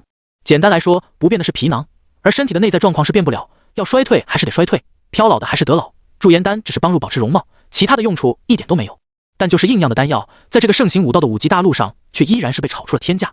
而服用下驻颜丹的大多数是女子，毕竟大多数的男子对于驻颜丹还既不感冒的，不但贵还不实用。因而在五级大陆上，都是女子在争夺这枚丹药，而男子嘛，虽说也有人去抢购，但更多的是为了买去讨女子欢心的。也就是说，最终的消费者依然是女武者。如今，就算以修炼至上的顾青叶也是给吸引住了，可以想到这驻颜丹是多么的受欢迎了。王宇看着其小心翼翼的采摘着天灵花的公孙冉两人，突然开口对着秦霜道：“秦兄，这株天灵花大概能炼出几颗驻颜丹？”见王宇开口问，秦霜想了下后，不确定的回道：“这我也不太清楚了，不过要是能找到顶级的丹师来炼制的话，应该能够炼出9颗吧。”王宇听完后便开口道：“那这株天灵花我们要怎么分配？这个我们等会再说吧，先让他们把这花给采下来再说。”秦霜回道。王宇也知道应该是这样，所以也没再多说什么，静静的等着两人把天灵花采下。而公孙冉到顾青叶平到天灵花的位置后，公孙冉的小手手便开始结印了，随后对着山壁一指，顿时一道流光闪出，被阵法隐匿起的天灵花露出了身形。看着眼前散发着金色光芒的天灵花，公孙冉也是紧张的小手抖了起来。容颜不老啊，如今驻颜丹最重要的主要就在自己的身前，只要是以公孙冉的心性也是定不下来了。毕竟谁也不敢保证自己能够达到5帝的境界，公孙冉不敢保证，顾青叶也既不敢保证，因而此时的天灵花对两人来说吸引力是要比帝兵还要强的。顾姐，要不还是你来采吧，我怕还小心采错了。公孙冉咽了下舌筋，对着旁边的顾青叶道，他是真的害怕不小心把天灵花给弄伤了，这么重要的灵药，公孙冉也敢轻易下手了。顾青叶听到后点了点头，随后拿出了玉刀与玉盒，放在了天灵花旁，轻吸一口气。顾青叶拿起玉刀，对准了天灵药的花茎处，手起刀落，寒光一闪，咻，第一下，玉刀的刀锋划过天灵花的花茎。就在天灵花就要掉落时，顾青叶快速的拿起了玉盒，接住了天灵花，随后啪，地下，顾青叶立即就盖上了玉盒。做完这一切后，顾青叶也是松了口气，看了眼手中的玉盒，他也是露出了一丝笑意，对着公孙冉道：“好了。”公孙冉见天灵花采好了，也是激动的点了点头，随后两人才反身走回秦霜这边。看着走过来的两人，秦霜不由得笑道：“有没有发现，我们其实挺可恶的？”公孙冉、顾青叶与王宇皆是疑惑的看向了秦霜。秦霜见状，也是开口调侃道：“你看，我们不但把那雪熊给赶走了，而且还把他家里的宝贝也拿走，这么想，突然觉得雪熊他是不是有点可怜？”听完后，顾青叶顿时便知道秦霜这是在调笑了，也没有理会他，毕竟几人都是知道，在这个世界从来就没有绝对的对与错。就像秦霜4人与雪熊，在秦霜4人看来，雪熊是妖兽，而天灵花这些是天才地宝，把雪熊拓跑，自己采摘这些天才地宝就很正常，没有什么不对的地方。但在雪熊眼中就不是这样的了，秦霜4人在雪熊眼中就是加餐，因为他实力不够，所以变成了入侵者。可以说有机会的话，雪熊绝对是不会放过几人的。总的来说，还是屁股决定脑袋。我们现在去哪？顾青叶没有回答秦霜，转口问道：“我们还是先把这2天的收获分下先，随后再赶回秘境出口吧，时间应该还来得及。”秦霜摸了摸下巴，对着3人道：“好。”顾青叶点头道。公孙冉连王宇也是表示没意见。随后几人便把阴2天的收获拿了出来，放在地上。公孙冉便开始盘点起来，一共有着4株圣品灵药与20多株王品灵药，其余的都是灵品灵药。这些都是4人在寻找灵泉入口时顺带收获的。总的来说，这个收获也是十分的喜人了。最后几人在商量了一番后，便把这灵药都分配好了。王宇拿走了圣品以下的全部灵药，秦霜与顾青叶、公孙冉3人则是分到了除天灵花外的3株灵药，每人1株。而天灵花是4人共有的，只要炼成驻颜丹，那么炼的丹药就是4人平分。用了环道1刻钟，几人便把灵药分配好了，随后便快速的走出了雪熊的山洞。砰！秦霜一脚把堵在洞口的木板踹开，一幅星图映入了4人眼里。4人都是在前天晚上才在灵泉内修炼的，修炼了1天后，刚才又在山洞内待上了一段时间。此时天色已经微亮了，但天上的星点还是能看得十分清楚。啊，终于出来了！王宇走到雪山外，叹了口气道：“秦兄，你说里面那个灵泉要怎么处理？要不要重新把那种洞口堵上？”王宇看着秦霜问道。秦霜想了下后，摇了摇头道：“还是算了，反正后面雪熊也会回来的，以他的灵智，想必会处理好的。”想到雪熊的智慧，几人也是认同地点了点头。毕竟他都知道拿木板挡住洞口了，再发现自己洞府内有灵泉的入口的话，必定会懂得隐藏起来的。随后，秦霜把木板重新盖在了洞口上，便与顾青叶3人趁着天色还没亮，飞速地赶向秘境的出口。3个时辰过去，秦霜与顾青叶3人回到了秘境旁的小山上。此时已有不少的新生朝沼泽地的秘境出口赶去了，而秦霜想着还没有替莫名与莫七收回系统空间，便让顾青叶三人与自己在这个小山头上休息一会，再离开秘境。而顾青叶也知道秦霜肯定是有事瞒着自己几人，但他也没有去深究，而是与公孙然跑到了一旁坐下闲聊起来。王宇也是走到一块巨石上盘腿恢复起来，连续全力赶了3从10胜的路，他也是消耗不少。既然秦霜提议休息了，他也没有什么意见。秦霜也是没办法了，他总不能把莫名与莫奇留在青云秘境里吧？而他要是现在就把莫名与莫奇收回系统空间，万一他出去后有新生出了什么意，那他得心疼死。想了想后，秦霜还是想等这些新生都出去后，自己再把莫名与莫奇收回系统空间，然后再出去，这样的话才是比较保险。事实上，秦霜是不用担心的。那天在受到莫名的警告后，金虎回去便通知了自己的小弟，匪他们在短时间内不要管秘境内的人类了，也不能伤到秘境内的人类。作为秘境中的老大，金虎的话在这些妖兽中无疑是最有威慑力的。他的小弟在听到他的命令后，也是潜伏起来了，没有去管这些在秘境内的新生。而能当上金虎小弟的，基本上都是秘境内实力最高的那批妖兽了。他们一潜伏起来，那阴界新生遇到的剩下这些妖兽也是没有什么危险了，只要还走散，基本上就不会有什么危险。其中秦霜他们遇到的雪熊也是金虎的其中一个小弟，在被秦霜人打跑后，雪熊就立即的跑去金虎那里求救了。金虎在看到雪熊的伤势时，也是怒不可遏的，当即就询问起雪熊是谁把他伤成这样的。雪熊以为老大要为自己出头了，当即就把秦霜几人的信息告诉了金虎。但在得知雪熊是被几个人类给打成这样的后，金虎身上的气势一下子就萎了，当即就肥雪熊先留在他那里住上几天，并把遇到莫名的事告诉了雪熊，表示让他不要去计较了，到上几天那几个人类就会走的了。雪熊听到后也没有再想着回雪山报仇了，反正他也知道秦霜他们待不了几天就跪走的，到时候那个洞府还会是自己的。于是雪熊便留在了金虎的地盘上，没有返回雪山。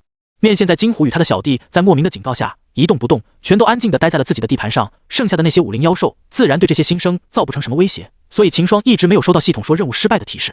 秦霜也没想到会如此轻松的，但即使现在快要把任务完成了，他也没放松警惕，依然是想让这些新生全都出去后，他再与顾青叶三人出去，这样他这个系统任务就会万无一失了。随着一道道的身影掠向沼泽地，没过多久，这些新生就全部离开秘境了。而秦霜也是接到了莫名与莫奇的传音，你们在这里等我一下，我去就回。秦霜对着顾青叶三人道，随后身形一闪，便消失在了三人眼前。看着秦霜离去的身影，公孙然也是十分的好奇，对着顾青叶问道：“顾姐姐，你说秦霜他要去干嘛？神神秘秘的。”顾青叶听完摇了摇头，对着公孙冉道：“不要去打探这些了，他要想告诉我们话，自然就会说。”公孙冉听了也觉得是，随后便不去想这些了，对与顾青叶聊起了修炼上的一些问题。而秦霜在快速的走了100里路后，来到了树林里。此时莫名与莫奇早已在里面等候着，看到秦霜后，立即就拱手道：“见过公子。”秦霜挥了挥手后，对着两人问道：“确定他们已经全部离开秘境了？”莫名听到后，连忙拱手回道：“禀公子，我已经数了一遍了，除了公子与公子的朋友外，一共95人，已经全部离开秘境了。”“好，干得不错，等出去后，我再交个任务给你们。”秦霜点头道。莫名与莫奇听言，当即拱手道：“是。”随后秦霜一扬手，把两人收进了系统空间后，便转身返回小山头。半刻钟后，秦霜闪身到小山头上，对着三人道：“顾姐、小冉、王兄，我们出去吧。”顾青叶与公孙冉听到后，站起了身，没有再闲聊了。王宇也是睁开双眼，走到秦霜旁边：“走吧。”顾青叶对着秦霜示意了下后，便率先疾向了沼泽地。秦霜见状，也是与王宇、公孙冉跟了上去。不久，4人便来到了银色漩涡前。秦霜看了眼漩涡后，对着三人道：“出去了。”随后4对视一眼，便纵身一跃，跳到了漩涡上方。紧接着几人眼前一黑，随即脚下一吻，落在了青云学堂的舞台上。此时于秀以及另外2名老师已经在山顶的空地上等候了。4人出来后，秦霜便让王宇先回到自己的班级，等晚上再去方明家汇聚详聊。随后秦霜便带着公孙冉与顾青叶回到了精英班的队列。看到人数已经齐了，于秀清了清嗓子，对着众人道：“现在青砖秘境的试炼已经结束，接下来我们要回去教室把一些手续办好，明天你们就正式开始在学堂的休息了。”说完后，于秀便带着秦霜他们赶回天云峰上的精英班教室。2刻钟后，于秀看了眼坐在下方的30名学子，脸上也是露出了笑容，随后对着众人道：“首先恭喜同学们安全地度过了这次青云秘境的试炼，想必各位同学都在秘境内有着不小的收获了。”说着，这时于秀的目光在秦霜3人身上停留了一下，显然是发现了几人修为的变化。于秀的心里也是惊了一下，他记得秦霜与顾青叶进去秘境之前，修为还是在武灵中期的，而现在却是在武灵圆满了。就连公孙冉也是从武灵后期提升到了武灵圆满，3人如此之大的进步，让他也是心惊不已。虽然他知道秦霜有着南老给的地图，肯定会找到不小的机缘，但他没想到秦霜3人的机缘会如此之好，让他们的修为提升了如此之多。他学堂这么久，还真的不知道有什么地方会让人的修为提升如此之多的。不过一想到南老给秦霜的地图，于秀就不觉得奇怪了。学堂本身就是依靠着青云秘境而建立的，如今可以说是已经把青云秘境给吃透了。对于青云秘境，没有线能够比学堂要了解的。而秦霜父南老手中得到了秘境的地图与详解，自然是贵秘境中大有所获，这并不奇怪。秦霜也是察觉到了于秀的目光，知道于秀已经知道自己3人的变化，但他也不担心，毕竟于秀也是知道南老给了自己地图的。现在秘境的试炼也已经结束了，各位同学接下来就要正式在学堂水学习了，明天们就可以到天云峰上选自己喜欢的课去上了。虽说学堂在硬方面管得比较轻松，但有一点你们要记住。于秀看着眼前的众人，脸色凝重地道，那就是每个月学堂都会有考核的，你们可以不去上课，但考核你们是一定要过的，要是累计3次不过，那就会让学堂开除的，这一点你们需要谨记。还有，我们现在的演技是精英班，而在我们下面还有2个班级，这期不用我说，你们也知道的，所以不要以考核只是通过了就可以了。你们下面可是有70入等着进入我们班的，在考核中要是表现不好，被那70名同学中的人超过了，那还好意思，被超过的就需要前往普通班了，而超过你的那位同学就会晋升入我们精英班。这点在分班时应该有老师和你们说清楚了，我也就说这一遍，以后我也不会再提的了，希望你们自己谨记。听于秀说完，教室内的大部分人的脸色也是凝重起来，毕竟谁也不想被别人挤下去，这要真的被挤下去了，那就可笑了，谁也不想成为那个被笑的人。于秀看到这些收起脸色的学生，也是满意的点了点头，他也是想要让他们感到压力，否则真的要是有很多人挤上来的话，他脸上也不好看。他与学堂内的老师都知道，肯定会有一部分人挤上来的，但还会太多，毕竟武皇的眼光还是很准的，被蒙尘的明珠也没想象中的那么多，真正能挤上来的人不会超过1/3，要真的超过了，那就有3个人要丢脸了，一个就是他这个代班老师了，另外2人自然就是那天在观看新生大比与分班的2名武皇老师了。真到了那时候，最丢脸的先是2名武皇，然后就到他于秀了。所以于秀便想着要给点压力这些学生，好让他们不再以为进入了精英班就可以高枕无忧了，那是不可能的。好了，现在我也和你们说清楚了，至于课程的安排，待会会有学堂发给你们，你们就照着安排上课也行，或者去挑选自己喜欢的课上也行，一切都是看你们自己，只要考核时能够通过，并且不被普通班的人挤下去就可以。下面我来给你们说一下住宿的问题，学堂对干这方面也是看学生自己的意愿的，你们可以选择在学堂内住，也可以选择到学堂外住，这点随你们喜欢。在学堂内住的话，学堂会配好房子给你们，这些房子都是在天云山卖上的，不过每年你们都要出贡献点购买居住，当然现在们是新入学，所以这个学期内是免费居住的。待会我会给在学堂内住的同学登记下，明天你们就可以拿着自己的令牌去住宿区挑选自己喜欢的房子住下。于秀说完后，拿出了一个刻印着阵法的阵盘，随后对着众人道，那想要在学堂内住的同学可以上来我这登记了。话音刚落，便有着几人瞬间起身走到于秀身前。好，把你的令牌给我下。于秀对着前面的学生道。只见那名学生拿出了自己的令牌递给了于秀，于秀接过来后把令牌放在阵盘上，随着阵盘闪过一道流光后，于秀便拿起令牌交还给了那名学生。秦霜与顾青叶、公孙冉看了一会后，便转头对着2人道，你们确定要在学校内住？顾青叶与公孙冉对视了眼，随后点了点头。看着2人的动作，秦霜了然道，那我们去登记吧。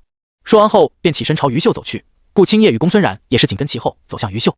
看到3人起身，教室内的目光一下子聚集在了3人身上，毕竟在新生大比上出了这么大的风头，教室内的人都是认指3人的，看到3人也是要住宿，顿时便有人要动摇了。其中一名男子看着公孙冉的背影，咬了咬牙后便站起了身，朝于秀走去。本来他是在京城住的，但看到公孙冉居然住学堂，他便改了心思。于老师，这是我的令牌。秦霜拿出自己的令牌递给了于秀道。见秦霜也要住学堂，于秀却是有些意外了，在他看来，以秦霜的实力，70更适合到外面去住才对，毕竟秦霜都已经是50圆满了，看样子用不了多久便会晋升到武王了。而到了这个境界，说实话，学堂能提给秦霜的帮助是很少的了，所以他觉恨秦霜最好的选择是到外面去住，同时接一下学堂内任务，打磨一下自身的修为，这样对秦霜才是最好的选择。你确定要促学堂内住？于秀对着秦霜问道。随后怕秦霜误会，他又解释道，以你的实力，在学堂内其实是很难得到提升的了，不如到外面去住，同时接一下学堂的任务，打磨自身的境界，而还可以用贡献点去藏经阁充实一下自己。见于秀好心相劝，秦霜也是笑着回道，多谢于老师关心了，我已经决定好了，就在学堂内住了，而且我已经有自己的修炼计划了。于秀听完，见秦霜的脸色十分自信，也就没有再说什么了，接过秦霜的令牌放在阵盘上登记好了以后，便交还给秦霜。随后于秀又是帮顾青叶与公孙冉登记好，秦霜3人对着于秀一拱手后，便回到了自己的位置上坐着。时间过去得很快，没过多久，于秀便帮这些想要住学堂的学生全部登记好了。这时一名中年男子也是来到了教室外，看到男子后，于秀便走了出去，从男子手中接过了一沓纸，随后对着男子行了个礼后便走了进来，紧接着对众人道，同学们，你们的课程安排已经出来了，现在就发给你们。说完后，于秀手持着那沓纸，随手一扬，纸张顿时在空中散开，随后仿佛像是有人在引导一般，精准地飘落在了30人前。随手接过纸张，秦霜看了一眼后，嘴角顿时抽搐起来了，这是什么鬼课？炼剑知识详解，星石的组合方式，灵植精修。秦霜，这就是学堂安排的课程？一个打铁，一个建筑，一个种田。一眼看到前面的3门课，秦霜顿时傻眼了，这青云学堂的课程都这么随便的？教室内的学生脸上的表情也是如同秦霜一样，一脸懵地看着手中的纸张，他们也没想到，作为大域的最好学堂，青云学堂的课会如此奇葩。看着哗然的众人，于秀也是见怪不怪了，毕竟他自己也经历过这一幕，因而他也没有说什么，而是静静地等着这些学生安静下来。过了一会，教室内也是平静下来，这些学生也是带着疑惑地看着于秀，想要他的解释。于秀看着众人的反应，笑了下后开口道：“你们没有看错，这个学期给你们安排的就是这些课程，至于上不上，还是要看你们自己。不过，作为你们的代班老师，我们建议你们去上一下的。这些课程看似对你们的修为提升没有用处，但等到你2年后要去历练时，就会用至这些课程上的知识了。”见于秀这么说，秦霜也是认真的看了眼手中的课程表，随后便没有去想了有没有用，到时候去听一下就知道。看学堂的安排，这从学期自己等入全是安排去学武道以外的辅道去了，想来是有什么想法的。其他人相比，顾青叶与公孙冉的反应就不一样了。顾青叶的脸上依然是平静无波，仿佛没有收到课表似的，而公孙冉则是有些兴奋了，因为这些课程中有一门就是讲阵道的，讲课老师更是大域最强的阵法师，8级阵法师，这让公孙冉也是忍不住激动起来。阵法师到了后面，每一级之间都是天与地的距离，想要晋升也是无比的艰难。这也意味着闭门造车这4个字促阵法师这里是行不通的，只有连别的阵法有着多的交流，才能提升阵法师自身的领悟。这也是阵法师为何经常交流的原因了。而公孙冉是6级阵法师，现在学堂安排的是8级阵法师代课，也不怪他会如此激动了。要是能在这名8级阵法师的课程中有所领悟，那公孙冉就赚大了。好了，课表也已经发给你们了，我也没什么要说的了。明天开始你们就正式入学，以后就按照课表的安排来上课吧。或者你们要是不想的上话也行，月底考核能过就可以了。今天就先至这里吧，接下来你们就自由活动了哦。再提醒一下，住学堂的同学，明天记得来学堂挑选自己的房子。以后有什么事的话，可以通过令牌来联系我，也可到我的道场找我，我道场就是天云山脉上的小灵峰。学堂这边再有什么事的话，我也会联系你们的。每旬末我们都要在这里会合一次，其他的就没什么了，大家解散吧。于秀说完后，对着众人摆了摆手，就走出教室，随后身形一闪，便失去了他的身影。见于秀离去，教室内的众人也是纷纷散开，各自走了出去。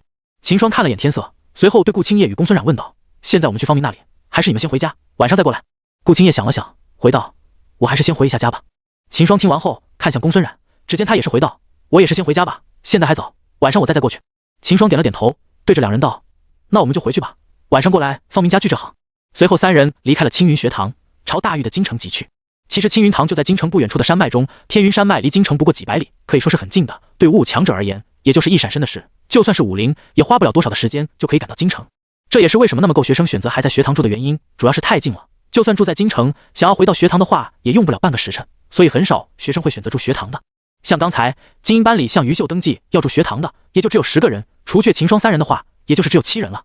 不久后，3人回到了大域京城，进入城门后，3人便各自分开了。主要是顾家与公孙家与方家都是在不同的方向，因而3人也不顺路，便各自分开回去了。因为京城水人流太多了，导致了秦兄赶路的速度也快不起来，只能小心地穿过人群，疾步走向方家。在京城的大道内，行走的大多是普通的百姓，是有省部分的武者，也是老老实实抱人群中行走。大域与玄龙朝对普通百姓与武者的态度都是一样的，一视同仁，两者是平等的。无论是哪一方，只要犯错了，都会受到律法的制裁。武者不能仗着武力就无故去伤害普通百姓，一旦有武者违反了这条律法，那将受到大域律法的严惩，这是不惜代价。秦霜从方明口中便得知，前几年有一名武皇把一家普通百姓给杀了，当时大域的官方也是在这家百姓被杀了半个脸后才得知的。在当地的县令上报朝廷后，得知消息的大域朝震怒，当即就没派出了一名武圣去把那名武皇凶手抓了回来。那名武皇最后判了死刑，在皇城的午门给执行了斩立决。自那以后就没有听说过有武者去触碰这条律法的了。花了1刻钟，秦霜穿过了京城内的人流，来到了方家大门前。咚咚，秦霜上前敲了下门，随后便站在一旁等待了。没过多久，大门打开，从门缝里探出了从脑袋，看到是秦霜后，家仆当即就打开大门。秦公子，你回来了。家仆有些惊喜地道。方伯父与方兄可在家？秦霜对着家仆问道。在的，在的，少爷与老爷正好都在家里，秦公子快进来了吧。家仆侧开身子道。秦霜点了点头，随后便走了进去，朝方父的书房走去。半路上，秦霜遇到了方明。秦兄，你的秘境试炼结束了。方明看到秦霜，惊喜地叫道。说完后一拍脑袋，顿时发现自己问的有些蠢了。秦霜都回来了，那秘境的试炼肯定是结束的了，自己这问的也太没脑子了。随后方明快速道，既然秦兄你是练回来，那我也得好好庆祝一番才是。秦兄，今晚就在我家设宴吧，得五兄与顾姐他们叫上，正好给我说一下秘境内的事情。说起来，我也快有2年没进去过青云秘境了。秦霜见状，便把与顾青叶他们说好的事与方明说了一下。方明听到后，当即一拍大腿道，那可正好，这下不用我一个一个的去请了。我们还去和方伯父说一下吧。秦霜本来就是想和方父说一声的，毕竟自己在方家住了这么久，如今更约了王宇与顾青叶他们，还是要和方父说一下的。好，方明点了点头，随后与秦霜走向了方父的书房。咚咚，来到书房外的2人敲了下房门。方父听到声音后，停下了手中的动作，对着门外的2人道：“进。”秦霜听言，随即推门走了进步，来到方父前面。秦霜看礼道：“方伯父。”支持秦霜进来，方父也是有些惊喜，连忙道：“贤侄不必多礼，看样子贤侄是从学堂试炼结束了，怎么样？此行收获如何？”秦霜听后也没想着瞒着方父，开口道：“很多呀，这次我和顾姐他们都有着不小的收获，收获很大。听到秦霜如此说，方父立即看向了秦霜的修为。刚才秦霜进来时，他就觉得不对劲，秦霜给的感觉是变得更强了。现在一看秦霜的修为，方父顿时大吃一惊。贤侄，你这是突破到武灵圆满了？方父嘴上虽然是疑问的语气，但心里却是已经相信的了。毕竟修为这个东西做不了假，何况还是他自己亲眼看到的。不秘境中有不少的收获，我也侥幸突破了。秦霜不在意的说道。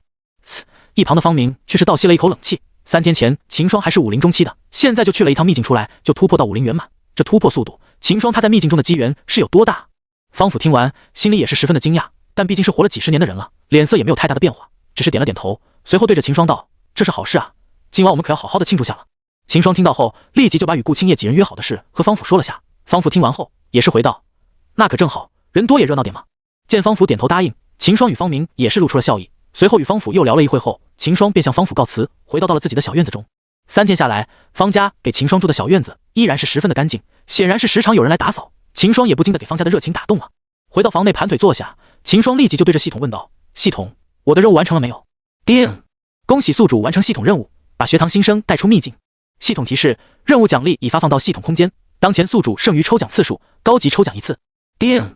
宿主是否要抽取人物？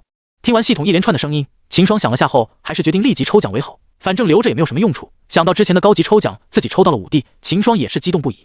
毕竟当时自己抽取人物时修为还只是武魂，如今自己的修为都是武灵圆满了。按照秦霜的推测，不出意外的话，自己这次有很大的概率会抽到一名武道至尊。一想到这，秦霜也是止不住激动起来，当即就对着系统道：“抽取！”叮！正在为宿主抽取。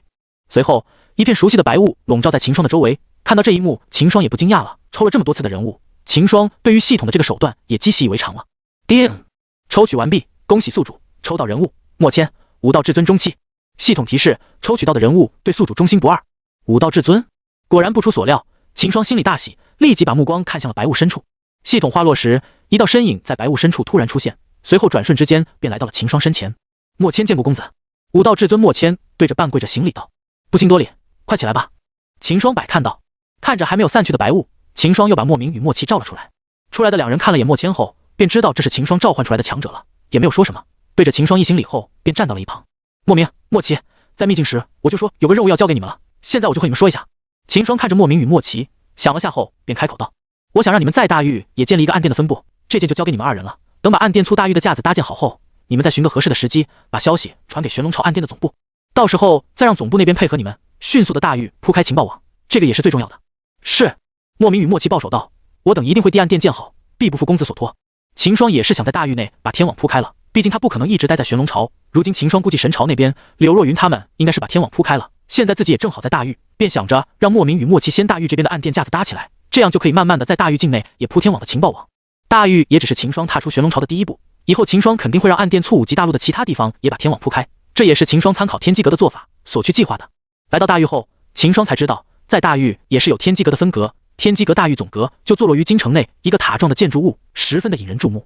秦霜来到大域没几天，便注意到了这个天机阁的地建筑，好奇之下，秦霜便问起了方明。在方明口中，秦霜才得知了这是天机阁的大域总阁，这让秦霜顿时想起了神都的天机阁，心里对这个天机阁也是忌惮起来。仅从这秦霜就可以肯定，这个天机阁必然是不可能只在大域与玄龙朝设有分阁的，很有可能天机阁已经遍布了整个5级大陆。这么一想，秦霜顿时觉得这个天机阁太恐怖了，遍布整大陆的情报网。也就是说，在大陆上有什么风吹草动，天机阁立即就能收到消息。这个情况网可以说是把人路上的一切都掌握在手中了。与天机阁一对比，秦霜发现自己弄的所谓的天网也不过是小打小闹了。当初在玄龙朝设立暗店与天网，也不过是想要打听神朝内的消息。如今看到天机阁后，秦霜也是想要在大陆上发展自己的情报网了。而现在大域就是他第一个发展天网的目标了，毕竟他现在就在大域内，而且接下来很长一段时间也是要留下大域的。要是把暗店快速的建立起来的话，他也正好多了解一下大域的信息。公子，这个暗店的选址，你有什么要求吗？莫名对着秦霜问道。秦霜想了下后，也不禁头痛起来了。现在大域的暗店草创，可以想象到接下来还会有一大堆的麻烦事等着他，这让一向不管事的秦霜也是十分的无奈了。他本来就不擅长这些，加上现在他只想着把修为提升上去，因而也不想管这些事情。想到这，秦霜充满信任的看着莫名与莫奇2人，开口道：“这个就交由你们去处理吧，只要是在京城这边就可以了。”莫名与莫奇一听，顿时就明白秦霜的意思了，就是不想管事，当甩手掌柜。但既然秦霜都这么说了，他们也没有办法，只好拱手回道：“是。”随后，秦霜又交代了一些细节后，便让莫名与莫奇带着自己给的资源离开方家了。2人都是5弟的修为，所以也没有什么人发现。在莫名与莫奇离开后，秦霜看向刚召唤出来的莫谦道：“莫谦，你就先跟在我身边吧，有什么事我再让你出来。莫谦自然是没有什么意见，对着秦霜一拱手道：“是。”随后，秦霜一扬手，把他收进了系统空间。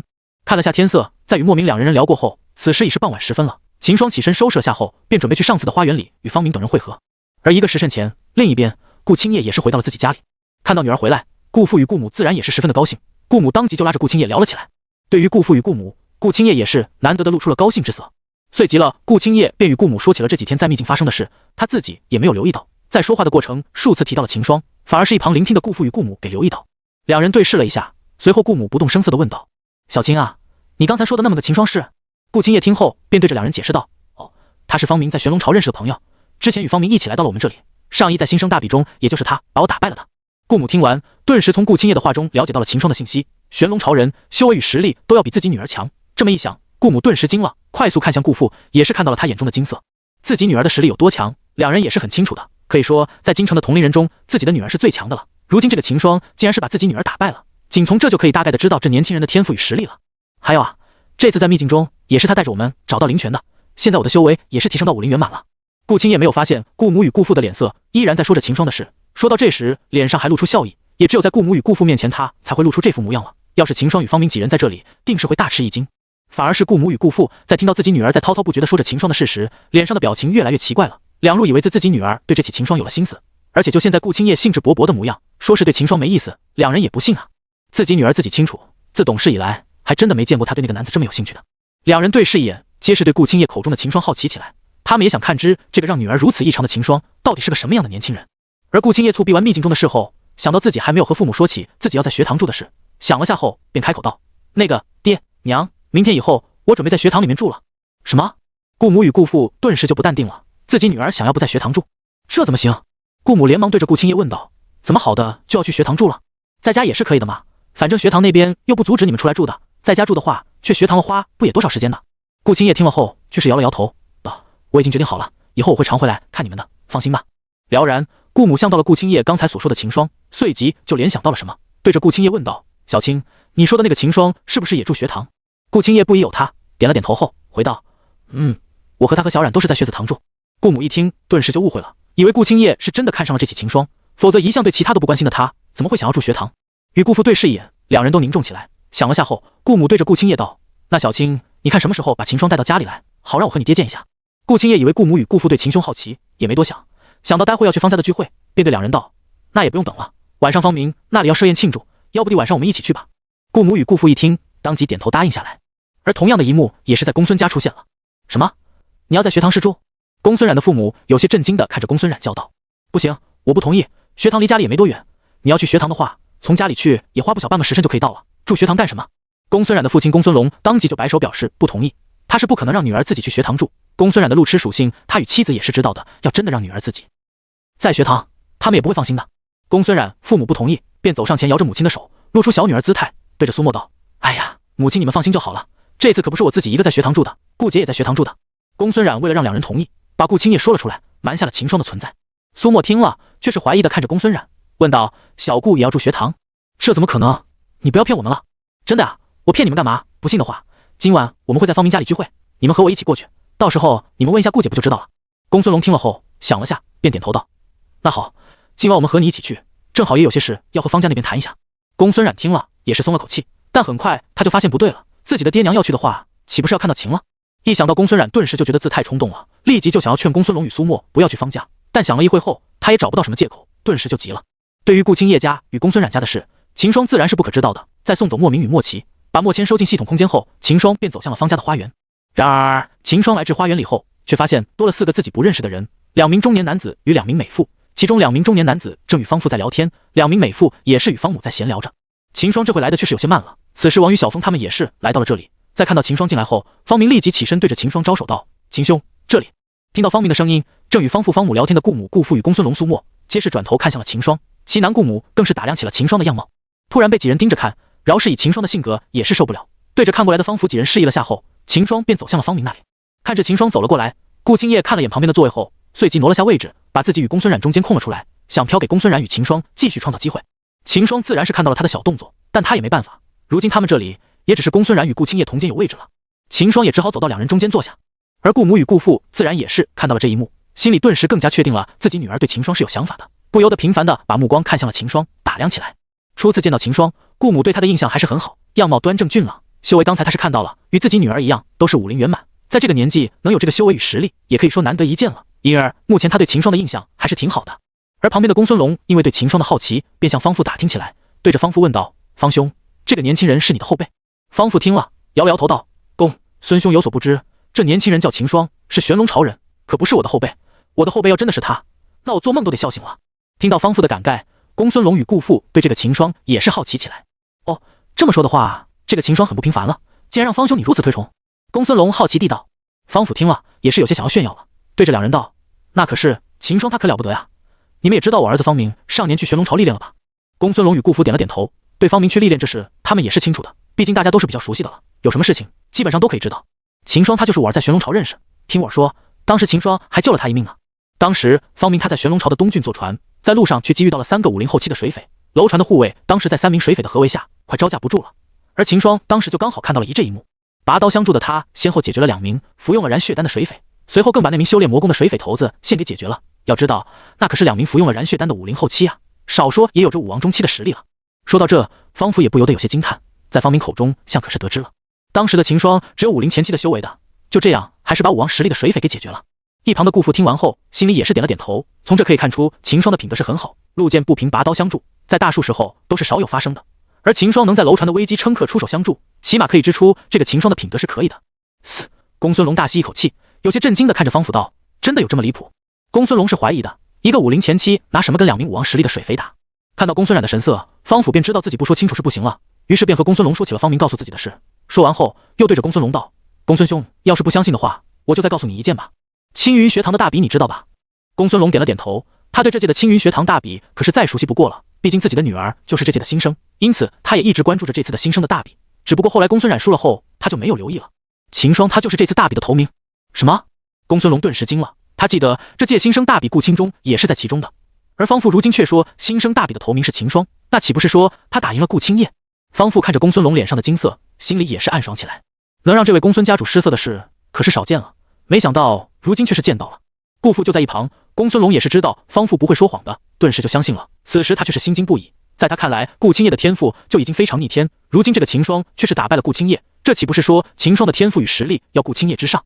公孙龙快速地把目光看向秦霜的位置，然而当他看到坐在秦霜旁边的公孙冉时，顿时就想通了其中的关节。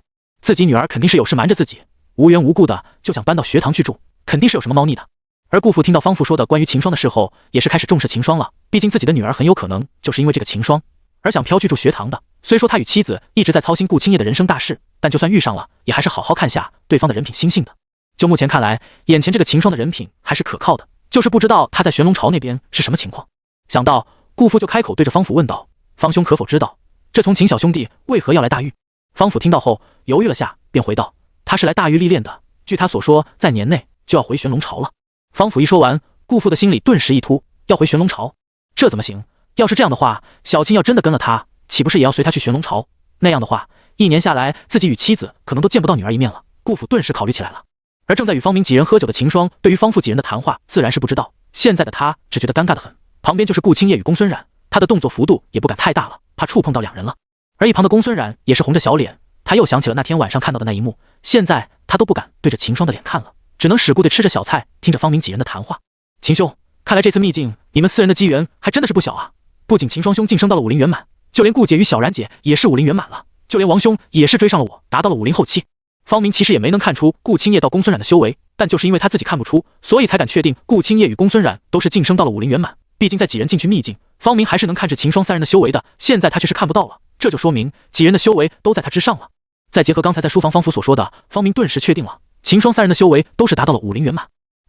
说起来我都差点忘了，方兄，你想不想知道我们修为提升的原因？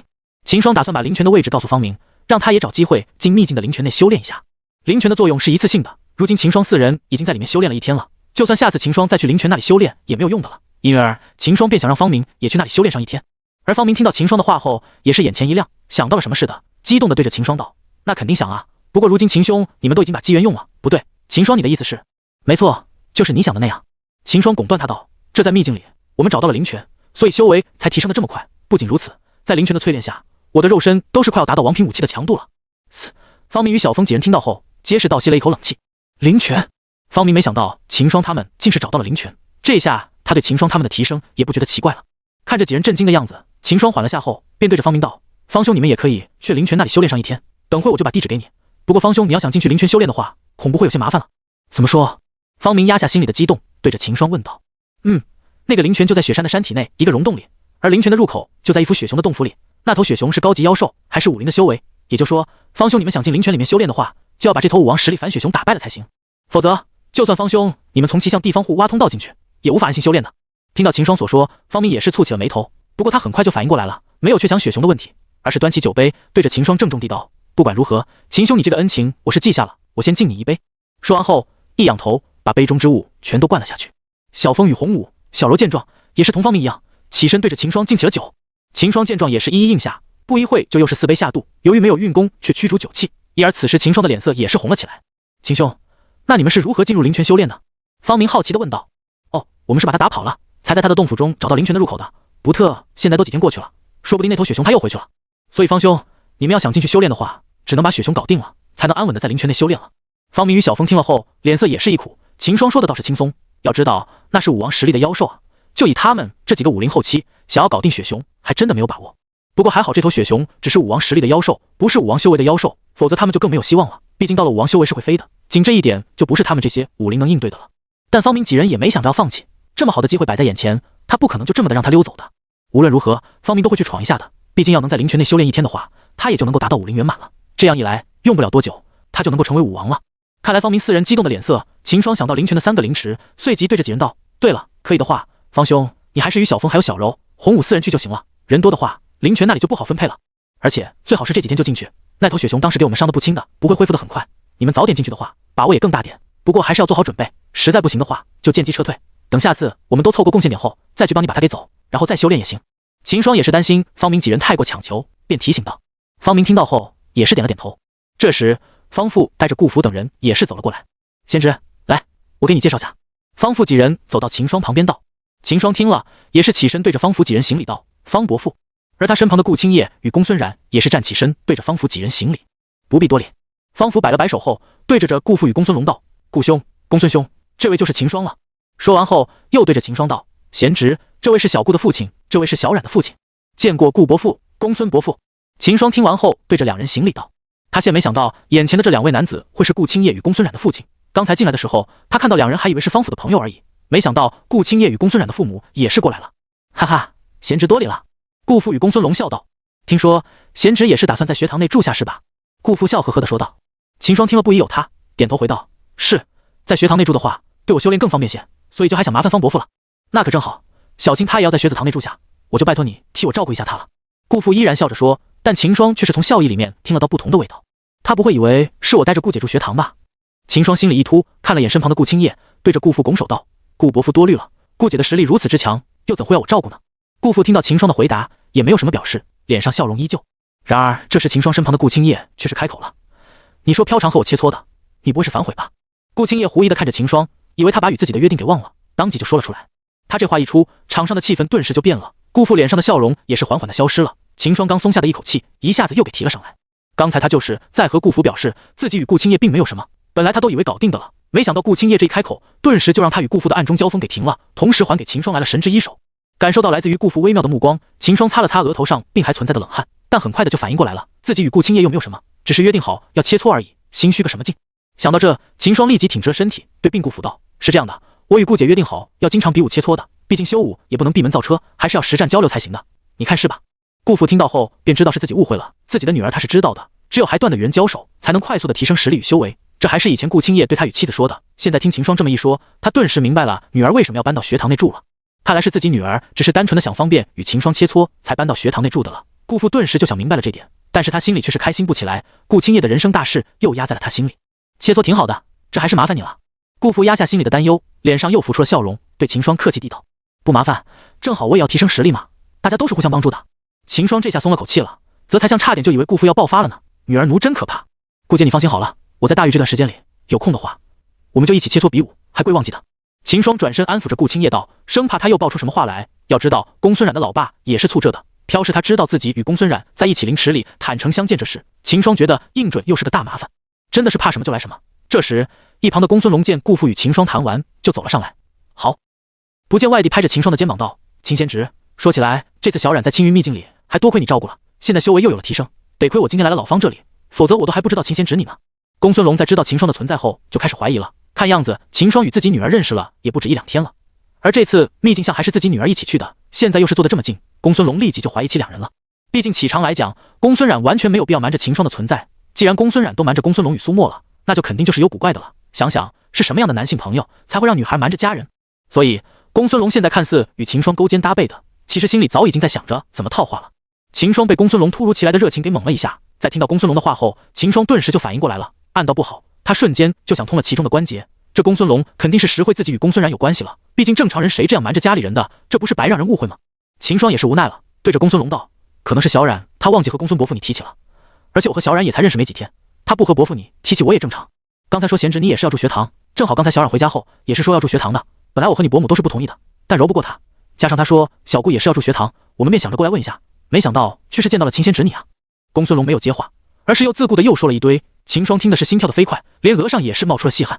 要说顾父在怀疑时秦霜不紧张不心虚的话，公孙的这番话却是让秦霜慌了。虽说本来他就与公孙冉没有什么，但在前天晚上他和公孙冉可是在同一启灵池内坦诚相见了的，虽然说他并没有看到什么，但这已经不重要了，只要让公孙龙知道，至于其中有没有发生什么都不重要，别人只会看到自己想看到的，不会在乎过程的。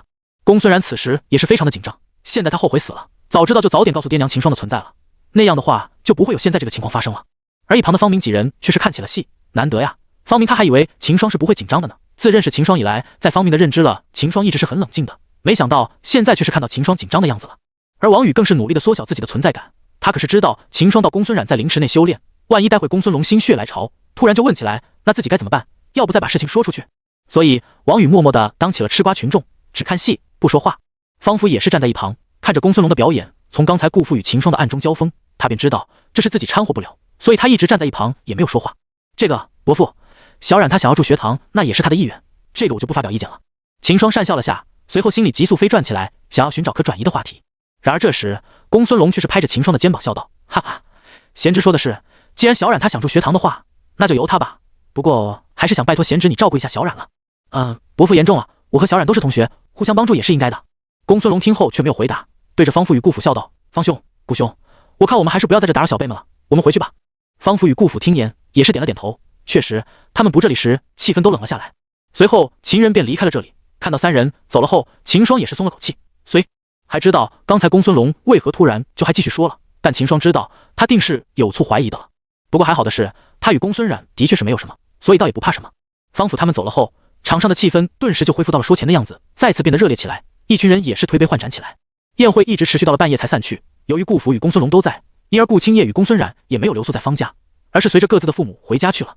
秦霜在宴会散去后，也是回到了小院子中，在洗漱一番后，他便回到房里，盘腿坐下修炼起来。元晶才突破9，他也是要好好稳固下才行。翌日，秦霜精神抖擞地打开房门，呼吸着房外的新鲜空气。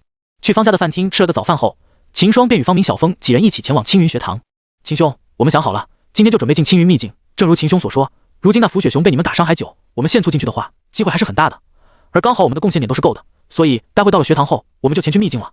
秦霜见方明坚决的样子，也是知道他下定决心了，便没有劝他了。而且方明们现在就进去的话，机会的确很大，只飘再次把雪熊打跑，然后修炼个1天就可以了。那好，祝你们成功。秦霜给他们打气道。其实方明几人的实力也是不差的，方明、小峰与小柔、洪武4人都是50后期的修为，而雪熊也是50的修为，只还过他的实力是堪比武王而已。要是方明4人一上来就全力出手的话，以那头雪熊受伤的状态，还真的打不过4人。想到这，秦霜也不担心了，与方明4人快速的赶回了青云学堂。等秦霜他们来到青云学堂的山门时，发现顾青叶与公孙冉已经在山间下等候了。随后秦霜便与顾青叶2人和方明他们分开了。方明4人打了个招呼后，便朝青云秘境所在的山峰赶了过去。而秦霜也是带着顾青叶与公孙冉赶往了天云峰。今天3人就要去挑选自己的房子了。来到学堂的办事处，秦霜3人告知了值班学长来意，在登记了下后，随着这名师兄来到了一座山峰上，一边着这名师兄一边对着秦霜几人解释道：“学堂内空出的山头还是很多的，每座山头上都会有3间房子，我看学弟和学妹是一起的，不如就给座们找个还是空着的山头搬进去吧。”秦霜之前还不知道在学堂内住的会这么好，一座山头只住3个人，这是得有多大的地盘啊！不过这样也好，秦霜这里3正好可以在同一个山头住下。看了眼顾青叶与公孙冉，见他们皆是听头后，秦霜便对着这名师兄道：“那就麻烦师兄给我们安排一下了。师兄摆了摆手道，没事，这样的我也省事，学堂内空着的山头还有大把呢，每年都安排了足够的山头给学生的住，但每年留在学堂住的学生却是少之又少。今年的话也是和去年差不多，你们要一起在一个山头住下的话，我也能省下不少事。来看看吧，前面这些山头都是空着的，你们随便选个就好。等你们确定好后，学堂这边就会启动山头上的聚灵阵，到时候灵气的浓度都是一样的。秦霜听言，也是给青云学堂的大手笔惊到了，每个山头都布置了聚灵阵法，而且还不收钱，后面也是只要交贡献点就可以继续住下去了。这学堂还真的是财大气粗啊！与顾青叶和公孙冉看了一圈后，秦霜三人确定了其中一处山头，对着师兄道：“学长，就给我们选那个山头吧。”秦霜指着中间一个钟灵毓秀的山头道。师兄看了眼秦霜选到的山头后，也没说什么，拿出了一个本子，划了几个后，对着秦霜几人道：“好了，给你们登记好了。不过这个山头是还没有名字的，所以这个名字还是要你们想一下，我再把它填上去。”秦霜听言，便问了下顾青叶两人，但两人对山头的名字皆是没什么想法，秦霜只好自己想了起来。过了一会，秦霜看着眼前的山头，开口道：“钟灵毓秀，就叫灵秀峰吧。”师兄一听，翻开本子找了下后，发现没有重叠的名字，便替灵秀峰记了下来，嘴上说道：“好名字，登记好了。半个时辰后，你们灵秀峰的聚灵阵法就会开启了，现在你们就可以去灵秀峰了。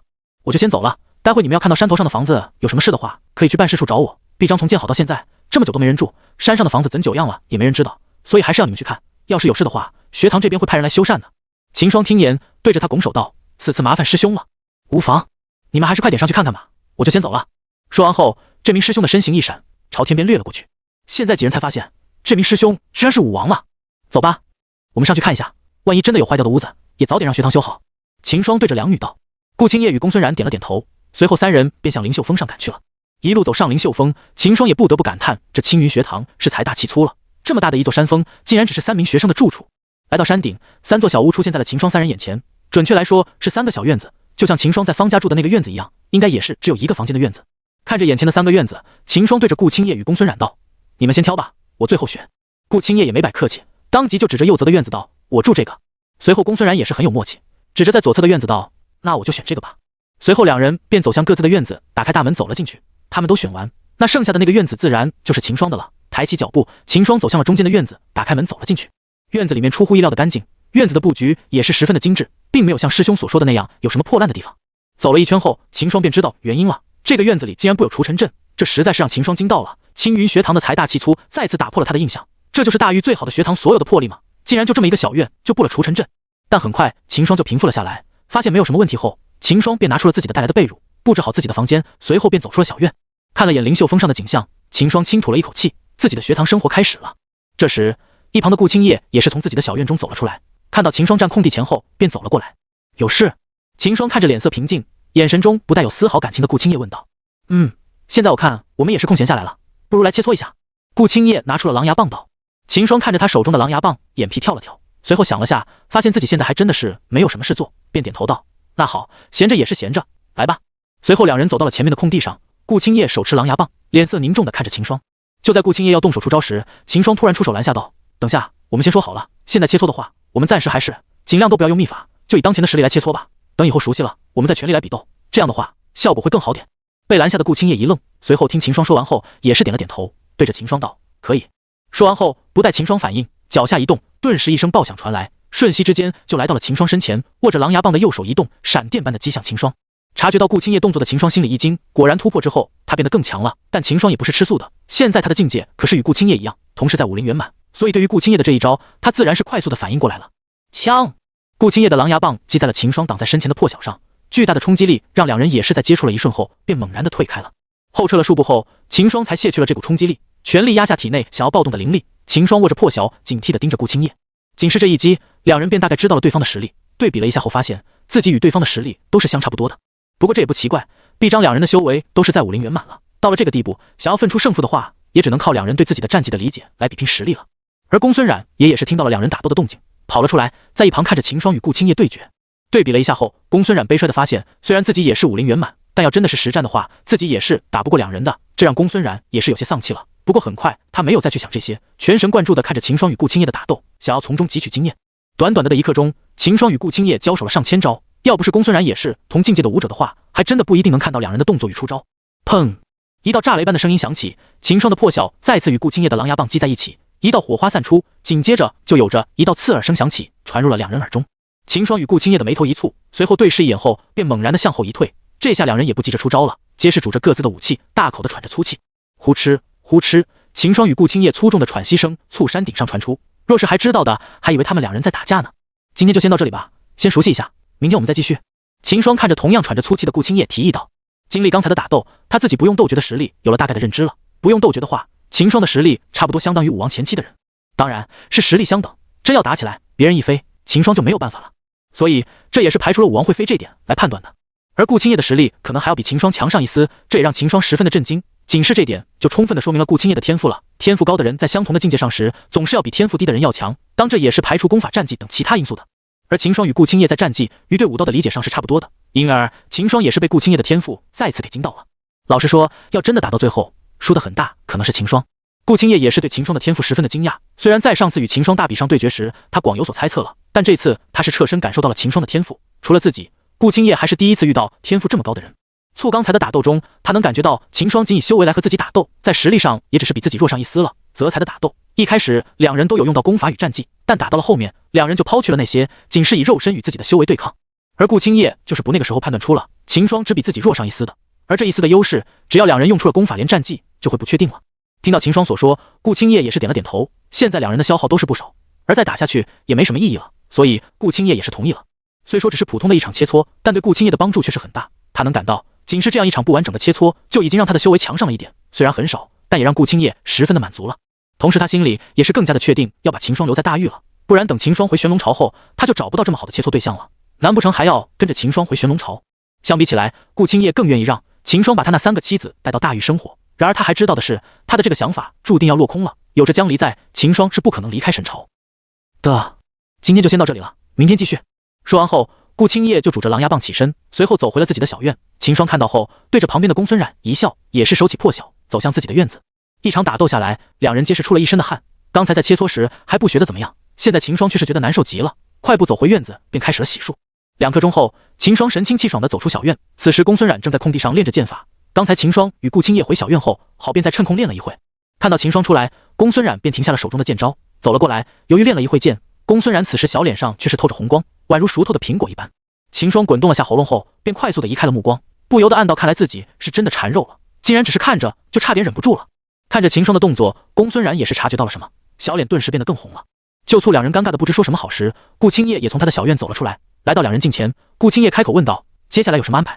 秦霜听言，抬头看了下天色，将近50了，遂开口道：先吃午饭吧。然面话说出口后，秦霜便愣住，随后对着顾青叶与公孙冉问道：话说学堂里提不提供3餐呢？还是要我们自己解决？顾青叶与公孙冉也是一愣，想了会后不确定地道：应该没有吧，武者到了武魂以后就基本上不用怎么进食了的，之前也没有听说过学堂内食堂的。秦霜一听也是反应过来了，好像还真的没有听到过学堂内吃饭的地方，毕竟能进入青云学堂的学生最低也是50起步了，到了这个境界已经是不用进食也能靠着汲取的灵气来供养身体，青云学堂还真的没必要设立食堂。不过这个秦霜就不能接受了，且不说前世时他就已经习惯1日3餐了，就算现在他已经不靠吃饭来提供身体所需的能量，但他也是一直都有吃饭的。当1日3餐不再是必须的时候，他就成了享受生活的步骤了。秦霜每天最享受的就是吃饭的时候了，现在让他放弃那是不可能的。真的把这1日3餐给抛弃掉，整天一个劲修炼的话，那修炼是为了什么？3人去相看了一眼，一时间也不知道怎么办了。没想到他们搬进来后遇到的第一个难题，竟然是没饭吃。那个，你们会煮饭不？秦霜看着顾青叶与公孙冉，小声地问道。顾青叶听到后摇了摇头，双手抱胸，脸上看不出任何的表情。而一旁的公孙冉在想了下后，才回道：我会一点吧，不过应该不怎么好吃。秦霜听了心里一喜，当即握着他的肩膀道：太好了，会做就行，所以接下就交给你了。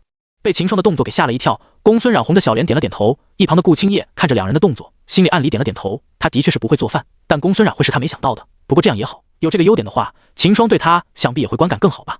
然而事情却是没有想象中的那么简单。半个时辰后，秦霜的小院内，3人看着眼前还知道熟没熟的饭菜，竟坐在了一旁，也不敢动筷了。2道灼热的目光照在了秦霜身上，秦霜发现公孙冉正瞳瞳有神地看着字，看着他那饱含期待的目光，秦霜也是不忍地拿起了筷子，最后在两人的目光下携起了一块，不知还是不是肉的肉，放进了嘴中。闭上眼睛，秦霜缓缓地嚼动口中的肉块，顿时一股蕴含着酸甜苦辣咸的味道充斥在了他的嘴中。秦霜的脸色顿时一变，刚想吐出来，结果看到了公孙冉灼热的眼神，最后还是强忍着恶心，快速地嚼了几下后便吞了下去。对不起了我的胃，秦霜不由得默叹一下，随后十分淡定地放下了手中的筷子。怎么样？公孙冉期待地问道。秦霜想了下，不想打击他的信心，便委婉地道：还行，不过还需要练练才行。你先把厨艺再练下，这段时间我们还是出去吧，等你练熟了，我们再在家里自己做。公孙冉听后，顿时便知道秦霜是在安慰自己了，脸色变得失望起来。不久，很快他的脸色便一定了，他准备回家找苏沫取经，一定要把这从厨艺练好了。那好，先让我练上一段时间，等我练好后再做饭给你吃。公孙维握着小拳头对着秦霜道。秦霜见状也是松了口气，他怕打击到这姑娘了，没想到她英嘛快就重拾信心了，还特这样也好，他要真的把厨艺练好了，自己就可以不用那么麻烦的去外面吃了。那你加油，我相信可以的。秦霜看着他呆萌的样子，不由得深揉了揉他的脑袋道。随后秦霜才发现自己的动作有些过分了，便歉意对着他一笑，快速的收回了手。感受到头上的手离开后，公孙冉心里怅然若失，颇有些怀孕了刚才的感觉了，但他也是知道自己的想法很不对劲，连忙把想法抛掉。我看今天的手饭就先不吃了，晚上我们去京城去好的，怎么样？秦霜提议道。我没问题。顾青叶点头，他也是习惯吃3餐的了，如今午饭吃不成，那碗得吃好才行。这时公孙冉小声说道，我有重提议，晚上去我家吃怎么样？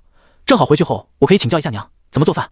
听到要去公孙冉家，秦霜却是犹豫了，想到砸碗公孙龙的笑容，秦霜莫名的打了从冷战，立即就想要拒绝。但就在这时，顾青叶却是认同道，可以，正好我也好久没有去你家看下了，今晚就去拜访下伯父伯母吧。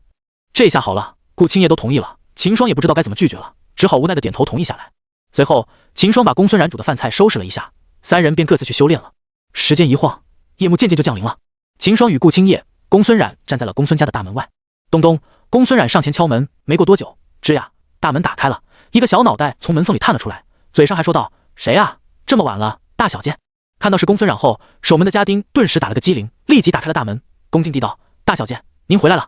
公孙冉轻声应了下后，便对着秦霜与顾青叶道，秦霜、顾姐，我们进去吧，不用客气的，就当是自己家就行。秦霜听到后，嘴角不由得抽搐了几下，就这话要让公孙龙听到了，指定要找自己麻烦。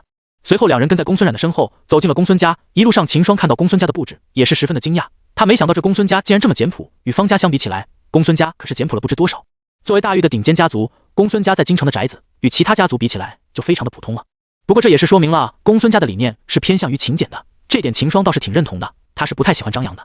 不久后，公孙冉便带着秦霜与顾青叶来到了客厅，此时公孙龙与苏沫也是得到消息，来到客厅等候了。看到公孙冉带着两人走了进来，苏沫立即迎了上去，道，小冉，你回来了。秦霜与顾青叶看到公孙冉的父母后，也是对着两人行礼道，见过伯父伯母。哎，快起来，不用多礼。苏沫对着两人虚手道。公孙龙看着三人，也没想明白女儿怎带着秦霜与顾青叶来家里了，早上才去的学堂，说是要在学堂住的，结果晚上就跑回家了。公孙龙百思不得其解，地址想了下后，没想通的公孙龙也不想了，对着几人道，先去吃饭吧，从学堂回来，想必你们也是没吃饭就过来了。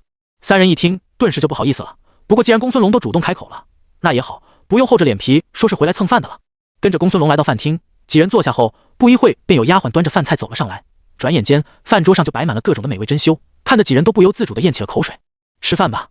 公孙龙说完后，便率先动筷吃了起来。见公孙龙动筷后，秦霜也是不客气了，中午啥也没吃到，如今这么多的美味摆在眼前，哪里忍得住，当即食指大动。而顾青叶与公孙冉也是如此，虽然吃相要比秦霜要优雅许多，但也明显可以看出两胃口大开。吃到一半时，几人也是弥补回了中午的口腹之欲，也是放慢了速度。公孙龙与苏沫见状，对视了一眼后，公孙龙对苏沫使了个眼色，苏沫当即心领神会。小冉啊，不是说要在学堂住的吗？怎么现在回来了？难道你改变主意了？公孙冉听到后，停下了手中的筷子，一时间也不知如何解释了。秦霜见状，咽下口中的菜后，对着公孙龙与苏沫道，伯父伯母，其实我们这次来就是为了蹭饭的。秦霜的话却是让公孙龙与苏沫一下子愣住了。蹭饭？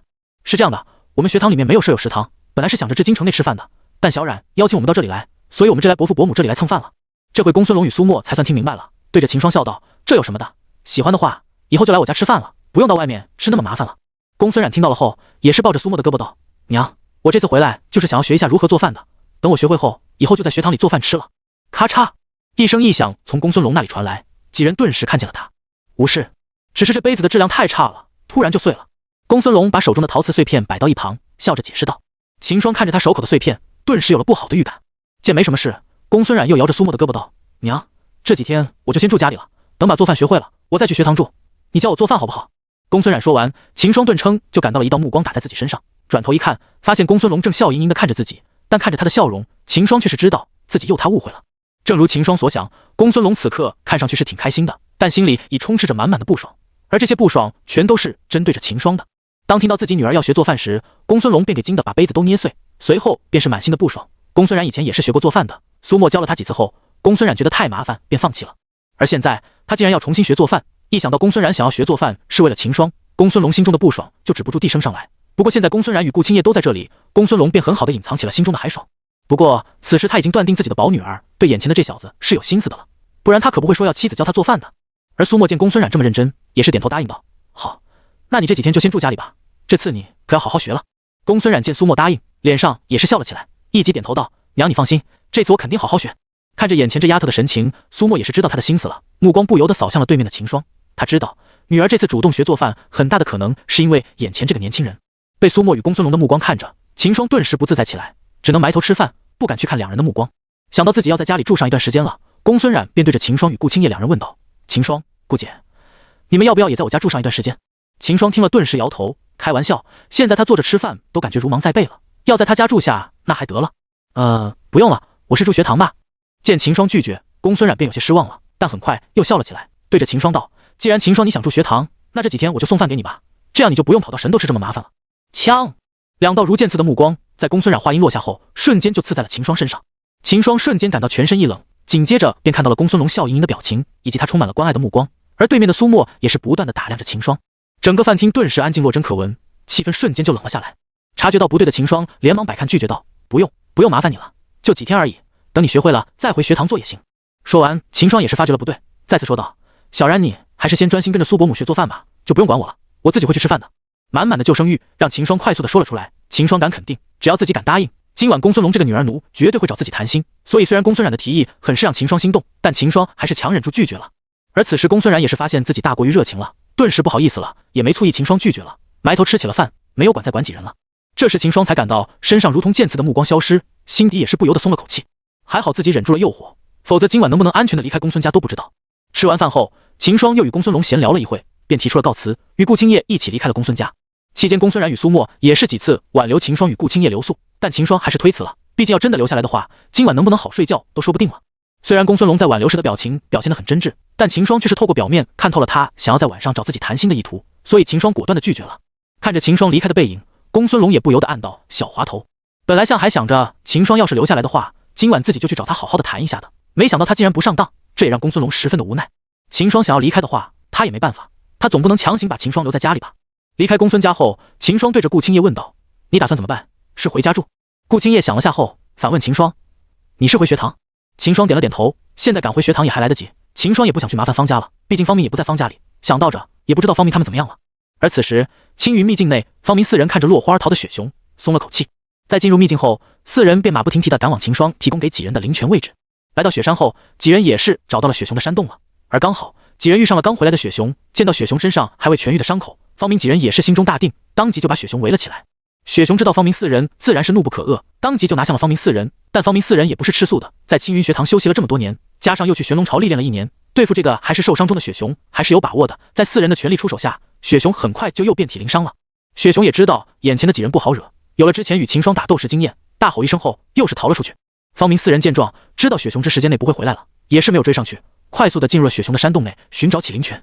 见秦霜是要回学堂，顾青叶想到明天早上还要与秦霜切磋，便也是开口道：“我也是回学堂。”随后秦霜立即与顾青叶朝学堂赶去。此时天色还不是很晚，以两人的速度也是只用了半个多时辰就赶回到了青云学堂。回到灵秀峰后，秦霜与顾青叶回到各自的院子休息了。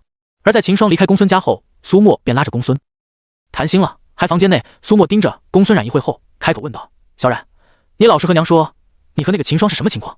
公孙冉见苏沫这直接，脸色顿时红了起来，啧啧啧了半天也没憋出个字来。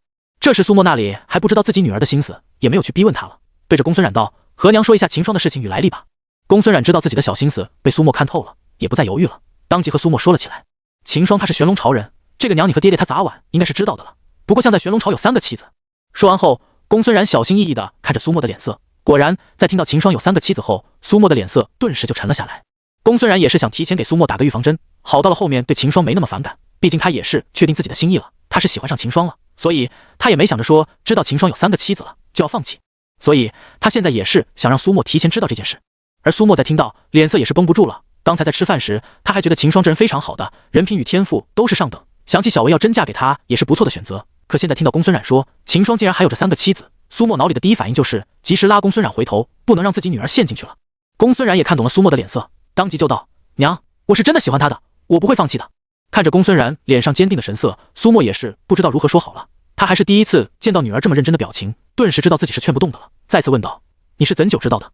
他自己说出来的，他还说他很爱他的3个妻子。苏沫听到后，顿时就明白了，现在是自己的女儿在单相思了，可能秦霜过不一定知道自己女儿的心意。想到这，苏沫对着公孙冉叹了口气道：“算了，你现在长大了，我也不说什么了。等会我会你爹如是说那么秦霜的情况的，还是要看你爹的意见。”公孙冉听到后，顿时又摇起了苏沫的胳膊道：“娘，你得帮帮我，去劝一下爹。”看着公孙冉撒娇的表情，苏沫无奈的叹了口气道：“好，到时我会你爹说清楚的。”随后，苏沫便离开了公孙冉的房间，回到了自己的房内。看到苏沫进来，公孙龙立即就走上前，着急的问道：“怎么样，小冉她怎么说？”苏沫看着公孙龙，翻了个白眼道：“你急什么？先坐下再说。”公孙龙听到后，搓了搓手掌，拉着苏沫坐下，着急的看着苏沫。苏沫看了眼心急的丈夫，想了下后，缓缓开口道：“你得做好心理准备，小冉是认真了，而且她还和我说了个不好的消息。”“什么不好的消息？”公孙龙心里一突，一股不好的预感升起。“就是这个秦霜是从玄龙朝来的，你知吧？小冉刚才告诉我，她知道秦霜在玄龙朝还有3个妻子。”苏沫看着公孙龙开口道：“什么？”公孙龙顿时就炸了，立即就跳了起来。他没想到秦霜在玄龙朝竟然是有了3个妻子了，这让他顿时绷不住了。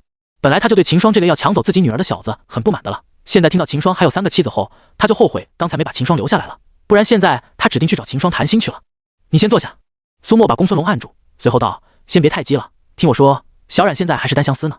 我看小秦他可能还是不太清楚小冉的心意的，可能人家还看不上你的宝贝女儿呢。”苏沫说完后，也是叹了口气道：“我看小冉因此已经陷进去了，现在我们越是反对，他就陷得越深，所以我看我们只要盯着，还要让小冉她大出格就行了，其他到了后面再说吧。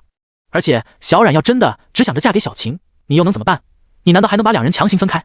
公孙龙听了，脸色一滞，随后反驳道：“那我可以去让那小子主动放弃的吗？”苏沫的听了后，一撇嘴，回道：“那小冉要是知道了，你让他怎么看你？”这回公孙龙没得反驳了，坐下对着苏沫问道：“那你说怎么办？”苏沫想了下后道：“我不是说了吗？先不要逼得太紧，2人自由发展，要是2不成，自然是最好。要是成了的话，我们就要想办法把小秦留在大狱，让他把在玄龙朝的妻子接过来，在大狱定居下来，这样不就好了？当然，在此之前，我们都要盯着，不要让小冉做傻事了，也要防止2人先斩后奏。”公孙龙听完后，也是觉得苏沫说的有道理，这是目前最好的解决办法了，只好点头道：“好，那就按你所说，先不要逼小冉她了，免得她起了叛逆心理。不过最近你也要好好教她才行，不能让她傻傻的就给骗了。我也会找时机去和秦霜那小子聊聊的，看他是个什么想法。”苏沫听了也是回道：“也对，我看小秦可能也还不太清楚小冉的心思，你可以和小秦说清楚，他要是没那个想法，自然是最好的，这样我们就只用看好小冉就可以了。”公孙龙点了点头，随后想到什么似的，心里顿时泛酸了，叹道：“没想到啊，当初你让小冉学做饭，他死活不肯，现在为了个秦霜，他居然主动来学了。”苏沫看着公孙龙的酸话，不由得白了眼，他道：“你酸个什么劲啊？女儿不都是这样的吗？而且你又不是不知道，小冉的性格就是这样的。”公孙龙也是明白迟早会这9一天，他现在发现自己女儿就快要不是自己的了后，也还是忍不住心里泛起了酸味。不过这也没办法，作为一个父亲，这个是他必定要经历体会的。一夜过去，秦霜又是神清气爽地走出了小院。此时顾青叶也是早就在空地前等候了，看到秦霜出来后，顾青叶便走了上前道：“开始今天的切磋。”秦霜听了也是点头道：“可以。”随后2人便开始了每天一场的切磋。1个时辰后，秦霜与顾青叶拄着武器大口地喘着粗气，今天与咋天一样，2人都是没有打到最后。不过秦霜能感觉到，相比于咋天，顾青叶又变强了。他的这个进步的速度让秦霜心惊不已。只是过了1天，他的实力就有了明显的进步，仅从这就可以看出了他的天赋了。秦霜想着，再和他打上几场，可能在不动用秘法的前提下，自己可能就不是他的对手了。今天就先到这吧，明天我们继续。秦霜喘着气，对着顾青叶摆手道：“他今天实在是给打击到了，仅是1天过去，他就知道了自己与顾青叶在天赋上的差距。即使是有着系统的奖励的万年寒玉髓，秦霜的天赋却依然是比不上顾青叶的。想想，秦霜都觉得心塞，像顾青叶这种，可能就是独得老天爷的喜爱那种吧。”平缓了一会气息后，顾青叶也是点头同意了。他也是很久没有这么痛快的打过了，如今一连2天下，他整个人都是兴奋起来。但他也知道循序渐进的道理，所以也不急着和秦霜全力对决。这2天他也是克制着自己想要全力爆发的冲动。随后2人便回到了各自的院子去洗漱了。一战比武打完，秦霜整个人都被汗水给浸透了。等2人洗漱完出来后，又是到了午时，太阳高挂的时刻。2人站在空地前，秦霜看了眼顾青叶，随后问道：“顾姐，我们的午饭怎么办？”顾青叶听后想了下，犹豫了下，便开口道：“要不去我家吃去？”秦霜听了顿时沉默了，但一想到午饭，便咬着牙点头道：“好，那这次就打扰了。”本来秦霜是想着和顾青叶到京城内随便找处地方吃算了的，现在顾青叶却是提议去他家吃饭。虽然秦霜也有些出顾父，但想到自己与顾青叶也没有什么不正常的关系，便点头应了下来。随后秦霜便跟着顾青叶赶向了顾家。用了到半个时辰，秦霜与顾青叶便来到了顾家的大门前。咚咚，顾青叶上前敲了一下门，随后便退后走到了秦霜身旁，看着他的动作，秦霜却是觉得奇怪了，但也没说什么。没过多久，大门便打开了，一个小丫鬟从门后探了个头出来，看到顾青叶后也不敢出声，连忙打开了大门，对着顾青叶俯身行礼。顾青叶看到后也没说话，对着小丫鬟挥了挥手后，便对着秦霜道：“走吧。”说完后便抬步走了进去。秦霜后知后觉得跟在了他的身后走了进去，而一旁的小丫鬟则是瞪大着眼睛看着秦霜，她还是第一次看到小姐身旁有这么亲密的男子，而且这也是小姐第一次带着男子回家了。等秦霜与顾青叶走进大门后，小丫鬟快速的大门关好，随后小跑的跑向了后院，想来是要去通知顾父与顾母了。顾青叶看了眼小丫鬟的背影后，了头有去理会她，转身就带着秦霜走向了饭厅。小丫鬟一路小跑到了顾母的后院，人还没走进去，就大喊道：“夫人，小姐回来了！夫人，小姐回来了！”正在花园里修理盆栽的顾母听到，手一抖，顿时一个好好泥盆栽瞬间就变得面目全非了。这时小丫鬟也是跑了进来，快速的对顾母道：“夫人，小姐她回来了，而且还带着一名年轻的男子一起回来的。”顾母听到后顿时就误会，以为顾青叶是带人来向家长来了，当即就对着小丫鬟问道：“那小姐去哪里了？”小丫鬟想了这下后，便对着顾母回道：“夫人，小姐他们好像是往饭厅的方向去了。”顾母听到后立即就放下了手中的剪刀，对着身边的小丫鬟道：“走，和我一起去找小姐。”小丫鬟听到便跟在顾母身后走了出去。而秦霜此时已经被顾青叶带到了顾家的饭厅中，两人坐下后不一会便有着丫鬟端着一道道的菜品上来，转眼间桌子上就摆满了美味佳肴。秦霜看了眼桌子上的食物，吞了吞口水道：“顾姐，我还是去问候一下伯父伯母吧，刚来你们家这样直接就吃饭的话也太不礼貌了。”顾青叶听到后摆了摆手道：“没关系的，我们来就是为了吃饭的，先吃饭吧，吃完后我再带你见一下我娘便可以了。”而顾青叶话音刚落，顾母便走了进来，看了眼秦霜后走到顾青叶旁道：“小青今天回来怎么羡慕和我说声，这也好让我准备去下。”顾青叶听后对着顾母解释道：“娘，这次我也是为了回来吃饭的，学堂那边没有食堂，所以就只好回来吃了。不过小冉她已经在学做饭了，等她学会以后，我们就不用来吃，直接在学堂里自己做了。这有什么？我看小青你还是住家里吧，这样也不用因为吃饭而两面跑了。”顾青叶听后也是摇了摇拒绝了，对着顾母开口道：“娘，我已经在学堂挑好地方了，我也决定了要住在学堂内休息。”顾母见再次劝说无果后，也是没有再劝他了，转身看着秦霜问道：“这位小兄弟是？”其实顾母是认得秦霜的，毕竟前天晚上他在方家也是看见过秦霜的，现在不过见顾青叶竟然是把秦霜带回家里来了，顾母想趁机探一探顾青叶的口风而已。前天晚上顾父得知顾青叶搬到学堂住只是为了修炼后，心里也是重复升起了对顾青叶的担忧，本来还以是自家女儿是开窍了，没想到却只是为了与秦霜切磋而已，最后白欢喜一场。现在顾母看到顾青叶竟是把秦霜都带回家里来，也是重新升起了希望，想要看自己女儿是怎么介绍秦霜给自己认识的。这是我的朋友，叫秦霜。顾青叶很极自然地道，脸上却是没有露出丝毫的表情。秦霜听到他说完，也是立即起身对着顾母行礼道：“秦霜见过顾伯母。”顾母见状也是摆手道：“不必多礼了，既然是来小青的朋友，那就不要客气了，把这当自己家就行。”秦霜听了心里却是一跳，感到顾母这话里另有意思，这种客气的话又怎么能当真呢？快速的看了眼顾青叶后，秦霜对着顾母回道：“是。”顾母打量了眼后，心里也是对暗地点了点头，容貌俊朗，实力又强，最重要的是看样子小青对他是有好感的。顾青叶听到后脸色倒是没有什么变化，面无表情的吞下一口饭菜后，对着顾母道：“吃完饭我们就回学堂了，小冉她已经在家学做饭了，等她学会我们就在学堂吃了。”顾母听了心里却是一凛，小冉竟然主动学做饭了，你们是不是住在一起啊？顾母看着左右的看了下两人后，开口问道。秦霜听到后手中的动作一停，暗道不妙，不过想到自己几人都是有自己的小院后，便放下心来，没看了眼没有动作的顾青叶后，对着顾母回道：“是的，我们三人现在是在同一个山头上居住，我们在宗门登记的是灵秀峰，伯母放心，我们都是有独立的小院的，不是住在同一个房子里。”顾母听到秦霜的解释后，意味不明的对着秦霜道：“小青你不用解释的，我之前也是在青云学堂就读过的。”说完后，顾母的目光则是停留在了秦霜身上。秦霜刚才不解释还好，然而秦霜这么一说，反而有点玉米盖章的味道了。顾青叶则是完全没有理会两人的对话，埋头在消灭饭桌上的美味。“小秦啊，听说你是玄龙朝的人，不知道你是玄龙朝的那个地方？”顾母开始打听秦霜的身世了，毕竟他对秦霜的了解也仅限于他是来自玄龙朝，其他的一无所知了。秦霜听到后也不好意思不回，反正也没有什么不好说的，当即回道：“我是玄龙朝南郡人，从小就在宗门长大，先前也是想要历练一下，所以就凭到了大狱了。”南郡？顾母顿时想到了脑海中的印象，这不是那个连蛮族比邻的郡吗？少秦他居然是南郡的人，不过好像玄龙朝与蛮族的约定快要到期了吧？听到南郡，顾母瞬间只想到100年前玄龙朝与蛮族立下的约定，当称玄龙朝与蛮族的大战可是轰动一时，两者打得惊天动地，最后还是中州的一个大势力的调解下，两者才签了停战约定的。不过顾母也记得，也就最近几年，玄龙朝与蛮族的停战协议已经到期了。想到这，顾母也是关心的对着秦霜问道：“小秦，你知不知道你们玄龙朝与蛮族的事？”秦霜听后点了点头，回道：“知道，之前在神斗就听到传言了，也是这2年内玄龙朝与蛮族的约定就到期了。来大狱之前，我就知道朝廷在向南郡增兵了。那小秦，你要在大狱待多长时间？顾母也是知道秦霜来大狱只是为了历练的，所以便想知道秦霜是什么时候回玄龙巢，进而好看自己女儿与秦霜的事是什么情况。大概是明年吧，我就会回玄龙巢了，毕竟我的妻子还在家里等我回去。秦霜主动他顾母透露了自己已经有妻子的事，试图打消顾母的疑虑。果然，在听到秦霜在玄龙巢已经有妻子后，顾母顿时愣住了。小青她有妻子？顾母快速地看向了顾青叶，想要从他脸上看出什么，然而顾青叶脸上却是没有什么变化。顾母顿时知道了自己女儿是知道这事的，心里不由得一滞，看来先前是自己误会，小青她应该是如自己丈夫所说，只是单纯的想与小青她切磋，所以才住学堂的。而一旁的顾青叶却是想到了什么，对着秦霜开道：那回去后，要是玄龙巢与蛮族开战了，那岂不是很危险？我看你不如把你的妻子从玄龙巢接过来，直接在大狱定居就好了。秦霜听了，摇了摇头道：不行，虽然大狱这里也很好，但我妻子的家就在玄龙巢内，是不会过来的。而且我妻子家里的身份也是挺特殊的，是不可能来大狱的。说实话，秦霜也觉得大狱很不错，但玄龙巢也不差，何况江离还是玄龙巢的女帝，柳家也是扎根在玄龙巢的，皆是不可能会到大狱来的。因而秦霜都是考虑过要在大狱定居，他来这里也是为了历练而已，过个1年他就会返回玄龙巢了。顾青叶见秦霜没有松口，也没有失望，本来他就是抱着试一下的心去提议的，现在秦霜拒绝了他，也不觉得意外，毕竟秦霜要真的这么容易的就留在大狱的话，他也不用这么费心去想那个计划。顾青叶觉得，等秦霜与公孙冉成了的话，那么公孙冉比自己更有说服力些，到时候秦霜应该会考虑的。现在的话，就算劝了，也不会有太大效果。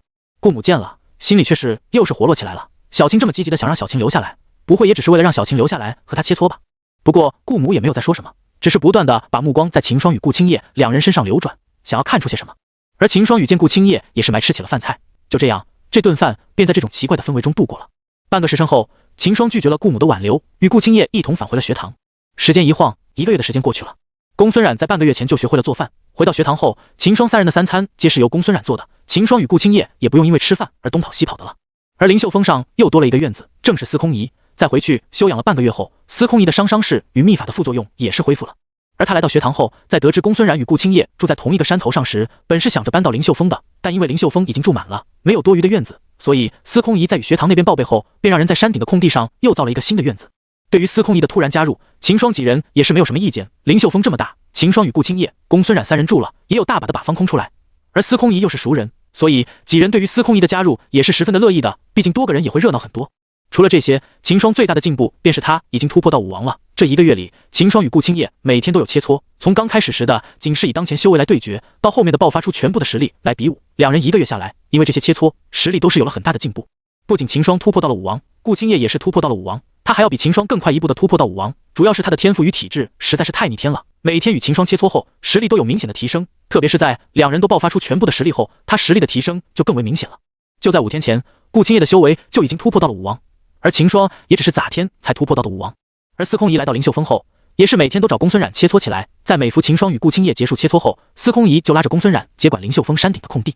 对于司空仪引出的切磋，公孙冉也是欣然接受的，毕竟天天看着秦霜与顾青叶切磋，以及两入切磋后的实力变化，公孙冉也是心痒难耐。不过由于实力比秦霜与顾青叶要低，因而公孙冉与秦霜和顾青叶都切磋不了，不是不能，而产生不了多大的效果，毕竟秦霜与顾青叶是实力相当，所以就算与秦霜、顾青叶两切磋，对他的实力提升也没有多大的帮助，因而还不如自个修炼呢。而司空仪来了后就不一样了，司空仪的实力与公孙冉也是不相上下的，这样的话，两人的切磋对实力就有很大的提升了。自司空仪来到灵秀峰后的这半个月里，公孙冉与司空仪每天都没有落下切磋，两人的修为与实力也因此提升了不少。公孙冉如今也是只差1线就可以突破到武王了，而司空仪因为并没有进去过秘境，之前也是一直在休养，所以来到灵秀峰时还是武灵后期。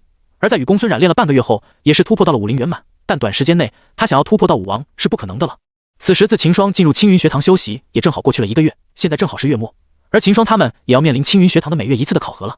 砰！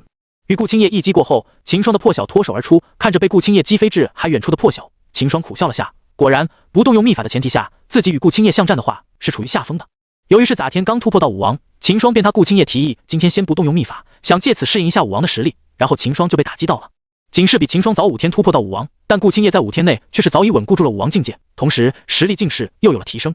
而作为刚突破还来得体会武王境界的秦霜，今天可是从一开始就被顾青叶压着打。不过虽然打得憋屈，但秦霜的收获也是不小。借此一战，秦霜已经稳固住了自己的境界，而名副再来的秦霜自信不会再被顾青叶像今天这样压着打了。等下，今天就先到这里吧。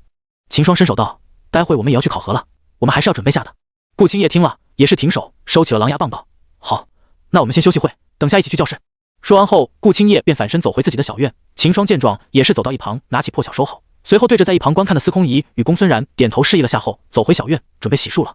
见秦霜与顾青叶都是走了回去，司空仪看着公孙冉道：“小冉，我们还要不要来切磋下？”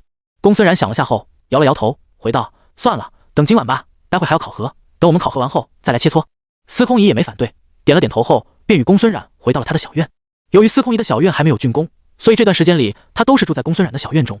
1个时辰后，吃完公孙冉做的午饭后，一行4人走向了天云峰，前往精英班所在的教室。由于都是在天云山脉上，所以几人也没约多少的时间就来至了精英班的教室。此时于秀也是早已在教室内等候了。看到秦霜几人进来，顿时就有着数道目光看了几人，其中有名男子很是隐晦的看了几眼公孙冉。于秀也是留意到了走进来的4人，在看到秦霜与顾青叶身上时，于秀却是愣住了。武王。于秀不可置信地擦了下眼睛，再次看向了秦霜与顾青叶身上，发现两的确是已经进入了武王境界，顿时心里惊起了惊涛骇浪。怎么会进展得这么快？这才短短1个月，这2人就突破到武王了。于秀也是第一次看到天赋如此之高的人，一下子也是没能回过神来。过了一会，于秀才反应过来，随后看了下人数后，于秀清了清嗓子，对着众人道：“距离各位同学进入学堂到现在已经过去了1个月了，现在是我们精英班每个月例行的会议。这次主要是有2件重要的事通知你们，第一件就是你们每个月都要进行的考核了。这次的考核会在学堂的广场上进行，作为你们进入学堂以来第一次的考核，这次学堂也是无比的重视。这次的考核也是意在观看你们这个月的修炼成果，所以同学们要全力以赴了。普通班上可是有着很多的同学对精英班的位置虎视眈眈的。”于秀说完后便停了下来，看着下方的学生的脸色，其中对于秦霜4人他是直接略过的，毕竟2个武王，2个武灵圆满，不用脑子也能想到这几人是必然能够通过这次考核的了。略过秦霜4人，于秀观察起了其他的学生，看到这些学生都是跃跃欲试、自信满满的脸色，心里也是平稳了下来。看样子这次考核应该不会太差了。于老师，这次我们的考核是什么？有个学生对着前面的于秀问道。话音落下，这些学生的目光也是看向了于秀。第一次在学堂考核，他们也是得好奇将面临着什么样的考核。然而对于学堂的考核，于秀也是不知道的。青云学堂的考核是由学堂的方面决定的，不到考核时，谁也不会知道考核的内容是什么。于秀只是精英班的代班老师，就更不可能知道考核的内容了。不过万变不离其宗，说到底，学堂也是为了考核这些学生的实力而已。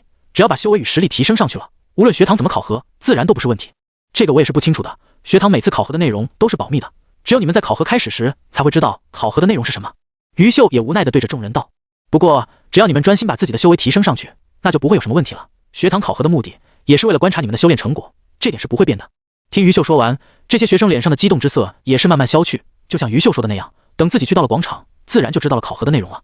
看着恢复冷静的众人，于秀点了点头，随后继续开口道：“考核的话，等开完这次会议后，我便会带你们去广场参加。另外还有一件十分重要的事要通知你们。如今年关已近，对于大域内1年1度的学堂大比，你们想必都是知道的吧？”于秀对着众人问道。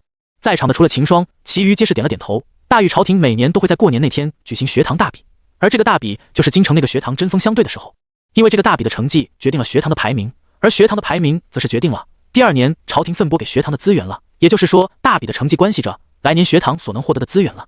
其实在10年前是没有这个大比的，但后来发生了一件，有2人学堂为了争夺资源大打出手，从刚开始时的几个人打斗演变成了2个学堂的对拼。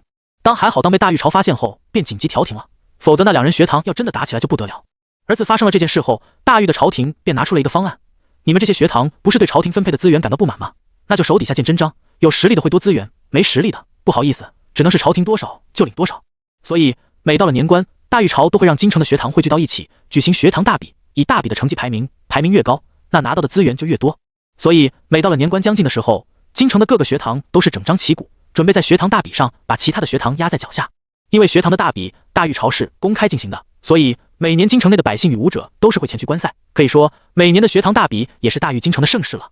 当然，秦霜对于这个学堂大比是不知道的，毕竟这也是他第一次来到大域的京城，这还是他第一次听到这个事呢。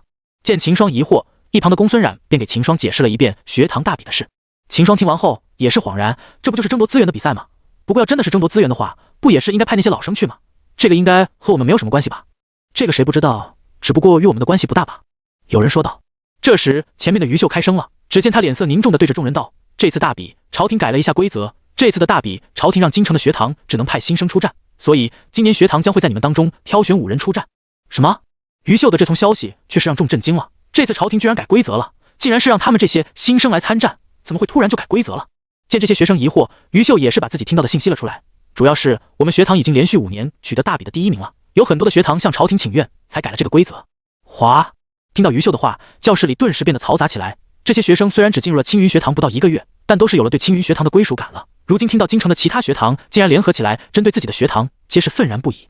看到这些学生的反应，于秀也是很是欣慰。须看让他们安静下来后，于秀说道：“你们先别激动，就算他们针对也是没有用的，这些终究还是要靠实力说话。虽然我们学堂不怵他们，但是也不能小看他们了。所以学堂决定在这次考核中取得前5名的，将会去代表学堂参加15天后的学堂大比。”听到于秀的话后，教室内的学生顿时激动起来了。只要在考核中取得前5名的话，就可以代表着青云学堂去参加大比，这可是荣誉啊！要是在大比上表现优异的话，那自己的声名岂不是会传遍京城？俗话也有说，出名要趁早。教室里的学生能走到今天，自然也不是愚蠢之人，皆是想到了这一点，顿时都是摩拳擦脚起来。而也是有一部分人看向了秦霜几人的位置，他们知道其中肯定是有2个名额是秦霜与顾青叶的，毕竟就算过去了1个月，但新生大比的决赛时的景象，他们依然是记忆深刻。而直到现在，他们也不觉得自己的实力能打赢决赛时候的2人。虽然过去1个月，众人的实力都是有着不小的增强，但是这些都是同步的。你的实力进步了，那别人也不可能原地踏步，多少也会有着进步的，说不定比你的进步还大。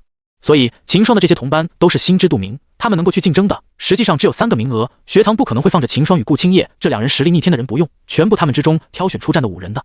于秀也是很清楚这点，所以当他看到秦霜与顾青叶都是晋升到武王时，心吐除了震惊外，更多的是惊喜。本来学堂那边还在担心这次大比可能要把第1名丢掉了，没想到如今秦霜与顾青叶都是晋升到武王了。看了眼表情各异的众人，于秀清了清嗓子道：“这次的考核将会学堂的副山长南老来亲自主持，你们可要好好表现了。南老至今为止可是还没有收过学生的。不过先前从学堂那边传来了消息，听说南老已经有了收学生的心思了，们表现的好的话，说不定南老会选中你们呢。”于秀又是抛出了从深水炸弹，顿时教室内这锅本就已经要沸腾的水瞬间就翻滚起来了。对于南老，他们刚进学堂时是不知道的，但在学堂内度过了1个月后，就都从学长与学姐们口中得知了，在新生大比上的那名老者就是这个青云学堂的其中一位副山长，实力已是高达5无极巅峰了。听说南老也准备要突破了，要是他突破了的话，那就是5胜了，5胜强者呀，就算在5级大陆上也是顶尖的实力了。毕竟就算是玄龙朝与大玉，明面上的最高实力就是大玉的国君与玄龙朝的女帝了，2人都是5帝强者，而5胜也只是比这2人要低上1线了。这要是能当上南老的学生，那可就真的是前途无量了。教室内的弟子对于秀抛出的这个红果都是垂涎3尺，皆是在心里发狠了。这次考核怎么样，也要用出自己的全部实力，就算没有被南老看中，也要去争取一下才行。好了，该告诉你们的我都告诉你们了，接下来你们就要去参加考核了，能不能被南老看中，或者是代表学堂出战，全你们自己了。据我所知，普通班上可是有着好几人都是实力进展进入的，他们的实力变化都传到我们这些老师耳中，你们可要小心了。看样子他们几人都是冲着精英班的位置来的。于秀所说的那几个普通班的同学，秦霜也是有耳闻，其中有一个正是王宇。虽说这个月下来，秦霜基本上没怎么在学堂内上课，大多数时间都是待在灵秀峰自己修炼，但司空仪却是闲不住的主，他经常的在学堂内到处转的，所以他也是给秦霜3人带回来了很多学堂内的消息，其中就有着王宇与另明几名普通班同学的消息。他们几人在学堂的阵法殿内连续闯过了30多层，如此惊人的成绩瞬间就传遍了整个青云学堂。而王宇在与秦霜在秘境中找到灵泉修炼了1天后，实力也是追了上来。上次他来灵秀峰时，秦霜已经看到他是50圆满的实力了，这样的实力就算放在精英班也是前列的了。所以秦霜也是知道王宇进入精英班已是板上钉钉的事了。教室内有几人听到于秀所说，脸色顿时不自然了，他们的实力在精英就是垫底的，如今听到普通班竟然是有着这猛的几人，也是心慌不已。毕竟要是掉落到普班的话，他们可就享受不到精英班这么好的资源了。时间差不多了，现在我就过去准备参加考核吧。于秀看了下天色，对着众人道。随后秦霜等人便跟着于秀走向了学堂的广场。等精英班的众人赶到时，普通班的2人各班已是在广场上等候。看他们脸上兴奋的神色，显然是从各自的老师那里得到了学堂大比的消息。于老师，你们可是来的有些慢了。普通一班的男老师上前打了个招呼后笑道。于秀听了也是笑了下，随即回道：“这个没事吧，准到就行。”这时一道身影自天边掠到众人上方，来人正是南老。见过南老。3位老师与众学子对着南老行礼道。看了眼下方的众人，南老挥手让众人起身后点了点头道：“不错，看来你们都是得到学堂大比更改规则的消息了。这次学堂已经决定从这次考核中挑出前5名同学代表学堂去参加15天后的学堂大比，所以你们可要好好表现了。”说完后，南老的目光在这些学生中扫了一眼，顿时他就注意到了秦霜与顾青叶2人。武王，看来上次这小子在秘境中的收获不小啊，不过是1个多月就从武林中期突破到了武王。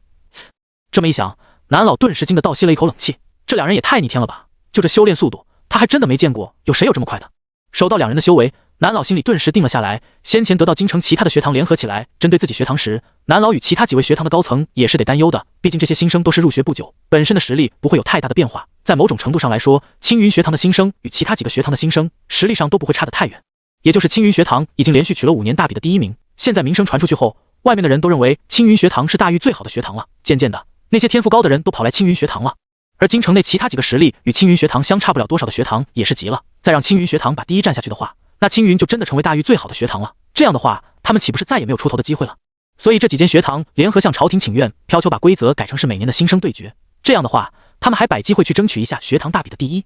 而朝廷上也有很多人都不想看到青云学堂在大域内一家独大，所以也是纷纷上奏赞成。因此，大域的国君才下旨把规则给改了。得到消息的青云学堂也是没有办法了，毕竟这多的学堂都联合在一起了。他们虽说的强，但也不敢犯众怒，只好吃下了这个暗亏，同时想办法在应批新生中找出5名实力强的人去参加学堂大比。这个第一青云学堂肯定是不想让出去的，毕竟凭实力得到的荣誉，为什么要让？但事情演变到这种程度，大比的目的就已经不是明年修炼资源的事了。这些学堂争的是这个第一的荣誉，毕竟要是再让青云学堂拿下第一，那这个第一的名头就会永远给按在青云学堂上了。他们这些学堂就算以后拿到了第一，也只会被当成青云学堂的追赶者。但青云学堂也是想稳固住自己第一学堂的地位，自然是不会轻易的把第一让出去的。所以在这次新生考核中被选中的5人将会接下来的15天内得到学堂的支持，以求以自身最强的实力去迎接这场学堂大比。现在看到秦霜与顾青叶的修为后，南老当即就放下心了。这2人的实力他也是知道的，1个月前只是武林中期时就发挥出了武王后期的实力，现在都是武王了。虽说想要与武皇比较是不可能的，但在武王内应该是立于不败之地的了。而这次的大比改的规则又是只让新生上场比试，南老相信不会有那个学堂会有武王前期以上的新生了，新生要有武王前期的实力会来学堂。这么一分析，南老就觉得这次学堂大比已经是10拿9稳了。他仿佛已经看到那几个死对头阴谋落空，一脸震惊的样子了。南老决定到时候一定要好好的奚落他们。伊彻的阴谋诡计在绝对的实力面对都是碰之即破的泡沫。还过想到秦霜的身份时，南老却又是犹豫了。对于秦霜的身份，在秦霜刚开始入学考核时，南老就知道，后来他也是去禀报了山长，但山长的意思也是当做不知道就好，毕竟秦霜都没有主动开口说是玄龙朝的皇后，他们也就不用掀开面纱了。就算秦霜出事了，只要秦霜不是在他们学堂内出的事，那女帝就怪不到他们学堂上。所以南老与一些知道实情的傅山长也是没有向下面的人透露这个信息。但现在他看到秦霜的修为后，南老也不知道到底要不要把秦霜选上，代表学堂去参加大比了。秦霜的身份太敏感了，出什么问题的话他也不好解释。最重要的是，秦霜要是真的替青云学堂出战了，那就必然会进入一些人的视线内，这要是让一些敌对大域的势力知道了对秦霜出手的话的，那就麻烦了。所以此时的南老也是十分的犹豫，但很快他就没有再去想这些了，反正也不会立即就确定下来，到时候再去问山长的意思便是。想到这着，南老随即对着下方的众人道：今天你们的考核内容就是迎战傀儡。说完后，南老大手一挥，顿时20多个傀儡与一个舞台立在了广场的空地上，众人的目光顿时看向了舞台上的傀儡。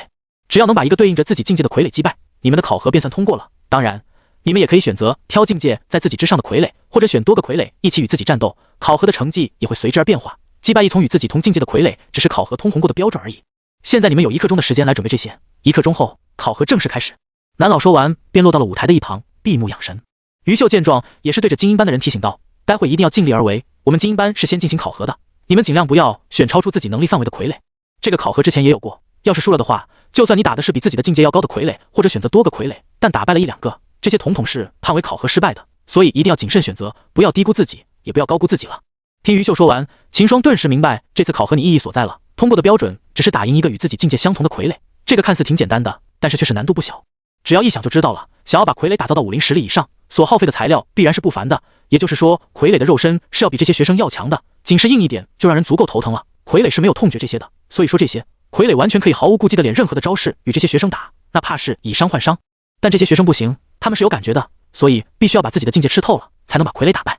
而后面所说的可以选择境界比自己高的，或多选择多个傀儡，这一点就更是有考虑了。如于秀所说，要是输了的话，无论表现的怎么样，都会给判为不通过考核，那就十分的考验个人对自身实力的认知了。只有对自己的实力有充分的了解，才能选择到最合适自己的难度，完美的通过考核。这些都是要看个人对自己的修为与实力有最好的认知才行的，否则一不小点选到了超出自己实力范围的傀儡，那就惨了，或者是太过于保守，没能最大程度的把自己的实力表现出来，这也是不好的。其他人也是想到了这点，皆是脸色凝重的看着舞台上的20具傀儡，快速在心里判断着自己到底能战胜几具傀儡，以求发挥出自己最极限的水平。不过这对秦霜而言倒是没有多大的难度，毕竟在与顾青叶对练了足足1个月了。虽然秦霜也是在前天才突破到了武王，但在咋天与顾青叶的一战后，秦霜已经快速的知道自己的实力了。而且就现在南老摆放在台上的傀儡，秦霜随便挑2个就可以轻松的通过了。顾青叶与公孙冉、司空仪也是如此，他们也是每天都有切磋的，所以这个考核对于几人都是没有什么难度，主要针对的是那些只顾着埋头修炼、没有实战过的武者。很快1刻钟的时间就过去了，南老睁开双眼，一道金光从他的眼中闪过，随后他走到舞台中间，对着下方的众人道：时间到了，现在先田精英班的人开始考核。随后，第一个被点到名字的学生便走上了舞台。这名学生是武林中期修为，实力在精英班中也是排在中游的。只见他走到20个傀儡前，看了一眼后，他指着2个武林中期的傀儡，对着南老拱手道：“这2人。”南老听到后点了点头，一挥手，其余的18个傀儡顿时消失，留下了这名青年学生选择的2具傀儡。男子顿时就警惕地盯着2个傀儡，同时拔出了自己的长剑，当即就调动劲气附着在了长剑上，散发着寒光的长剑被男子握着斜指地面。开始了！南老说完后，大手一挥，顿时2道流光飞入傀儡体内。在流光没入傀儡体内后，2个傀儡顿时动了起来，身形一闪，就一前一后将男子合围在中间，随即没有丝毫的犹豫，快速地杀向男子。砰！男子在闪过前面傀儡的冲拳后，立即反身一剑击在了身后的傀儡身上，一道金咯吱声响起。只见那从被男子击中的傀儡身体震了一下，后退了数步，露出了被男子长剑击出的一道白痕。台下的学生看到这个结果后，当即就给吓到了。刚才男子那一剑的威力已是不弱的了，却只是在傀儡的身上留下了一道白痕。而傀儡除了这道白痕外，看他再次杀向男子的动作，众人就可以知道了，他屁事没有。仅从这就可以想象到他的肉身是有多强了，普通的攻击打在他的身上根本就造不成什么伤害，想要把他打败，就要用出杀伤足够的招式了。台上的男子显然也是知道这点，在发现自己的那一击没有效果后，他当即就跳到一旁，与2具傀儡拉开了距离，想要用出大招把2个傀儡打败。但这2个傀儡虽然没有灵智，但却是有着战斗的意识，在男子拉开距离后，没有丝毫的犹豫，立即就追击了上去，不给男子出招的机会。秦霜看到这一幕，也是不敢小看这个傀儡了。从这战斗意识来看，要是大意的话，还真的有可能会阴沟里翻船了。这时，舞台上的打斗也是出现了变化。只见男子快速的一招把2个傀儡击击后，便立即的用出了大招，一道10米大的剑气瞬间击出，闪电般的杀向了2个傀儡，刹那间就击在了傀儡的身上。轰隆隆，肆虐的剑气瞬间就将2个傀儡击出了舞台之外，发出了雷鸣般的声响。一击过后，男子就坚持不住了，半跪在舞台上，右手拄着长剑，粗重的气息从鼻孔迸发出来。显然在这一击过后，他也没有了再战之力。一旁的南老看着掉出舞台的2个傀儡，一挥手，顿时将傀儡收了起来，随后起身对着男子道：“考核通过。”男子听到后，脸上露出了笑意，颤巍地对着南老一拱看，随后便挪着步伐走下了舞台。这个男子算是将自己的实力发挥到极致了，说明他对自己实力的判定十分的准确，刚好就把这2个傀儡打败。不过他也是取巧了，利用规则把傀儡击到了舞台外面才通过的考核，要真的是实战的话，可不会有舞台的界限约束的。随后又是几名精英班的学生上去完成了考核，都是顺利的通过了的。修炼到现在这个修为，对自己的实力大都是心里有数的了。秦霜，南老的声音从台上传了下来。秦霜听到后，对着顾青叶他们点头示意了下后，便走上了舞台。广场上众人的目光也是随着秦霜的身影缓缓地移动着，他们听到是秦霜后，也是纷纷把目光看向了舞台。毕竟作为新生大比的头名，众人也是很好奇如今秦霜的实力。而顾青叶3人也是知道以秦霜的实力，想要通过考核是轻而易举的，所以也就没有太过担心。走到舞台上后，秦霜看着南老放出的20人傀儡，想着南老刚才所说的规则，不由得愣了一下，随后反应过来，对着南老摊了摊手道：“南老，不是说飘打败一个同境界的傀儡吗？”秦霜指着眼前的20个傀儡道：“这也没有啊。”话音刚落，台下的众人顿时哗然。他说什么？那20个傀儡里没有和他境界相同的傀儡？众人看着舞台上20个从武林前期到武林圆满的傀儡，脸上的表情一下子愣住了，随即心里翻起了惊涛骇浪。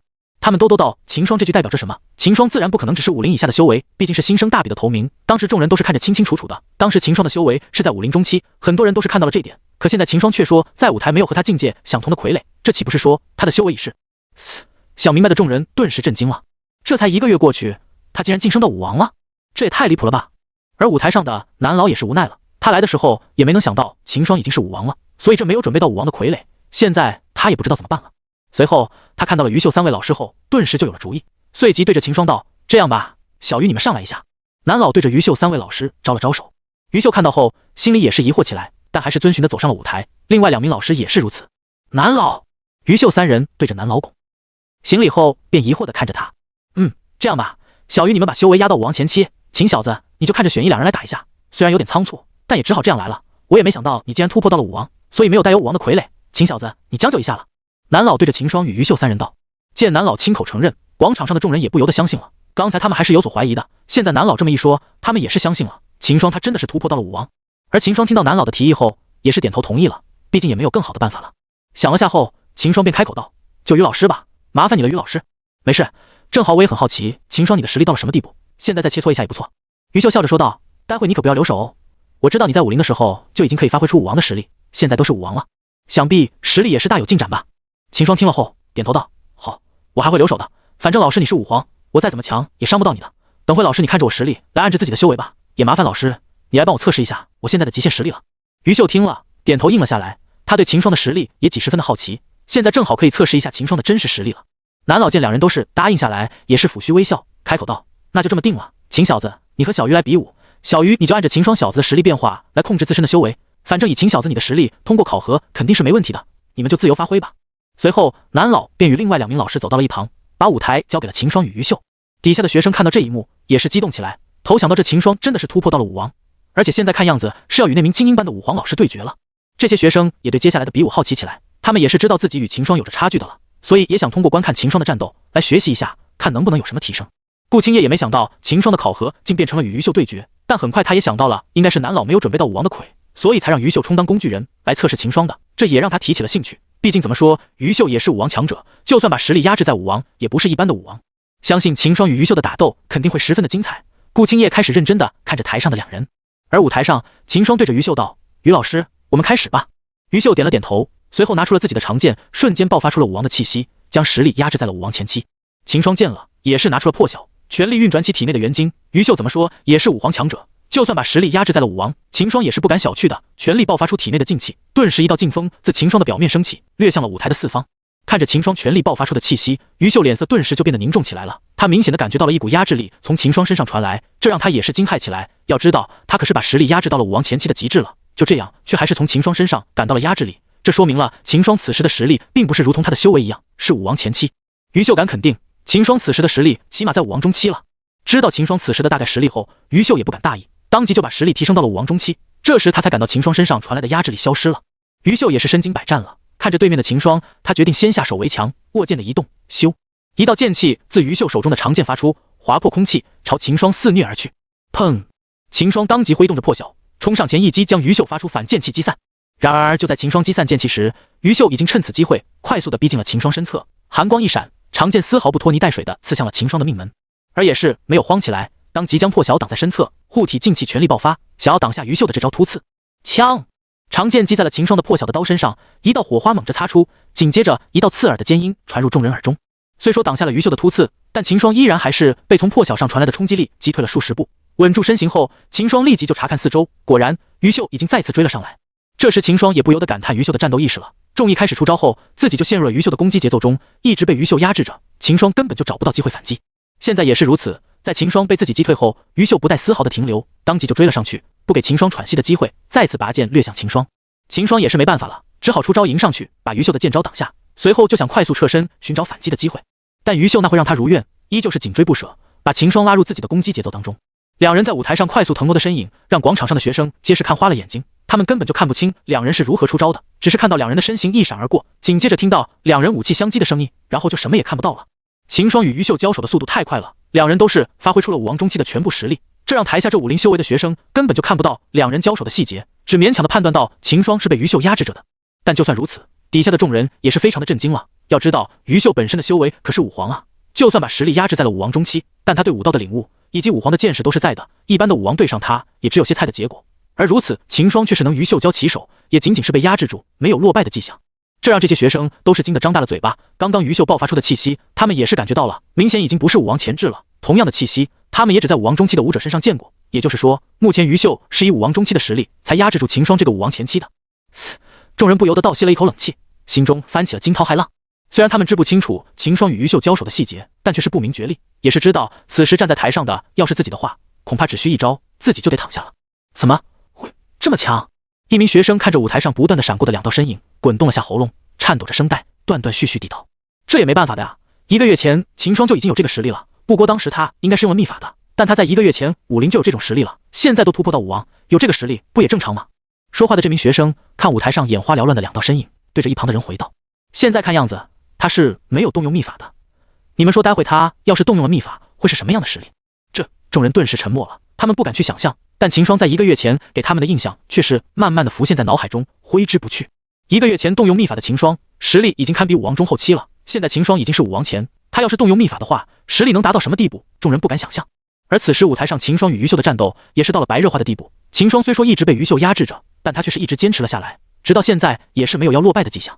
于秀与秦霜打到现在也是知道，想要靠自己武王中期的实力打败秦霜是不可能的了。别看现在于秀一直压制住秦霜，但其实这个压制对秦霜造成不了多大的威胁，反而是于秀的出招都被秦霜给挡了下来，这也让于秀十分的无奈。但他也不会轻易的让秦霜脱身，毕竟一旦秦霜从他的攻击节奏脱离出去，那他想要再压制住秦霜就没有那么简单了。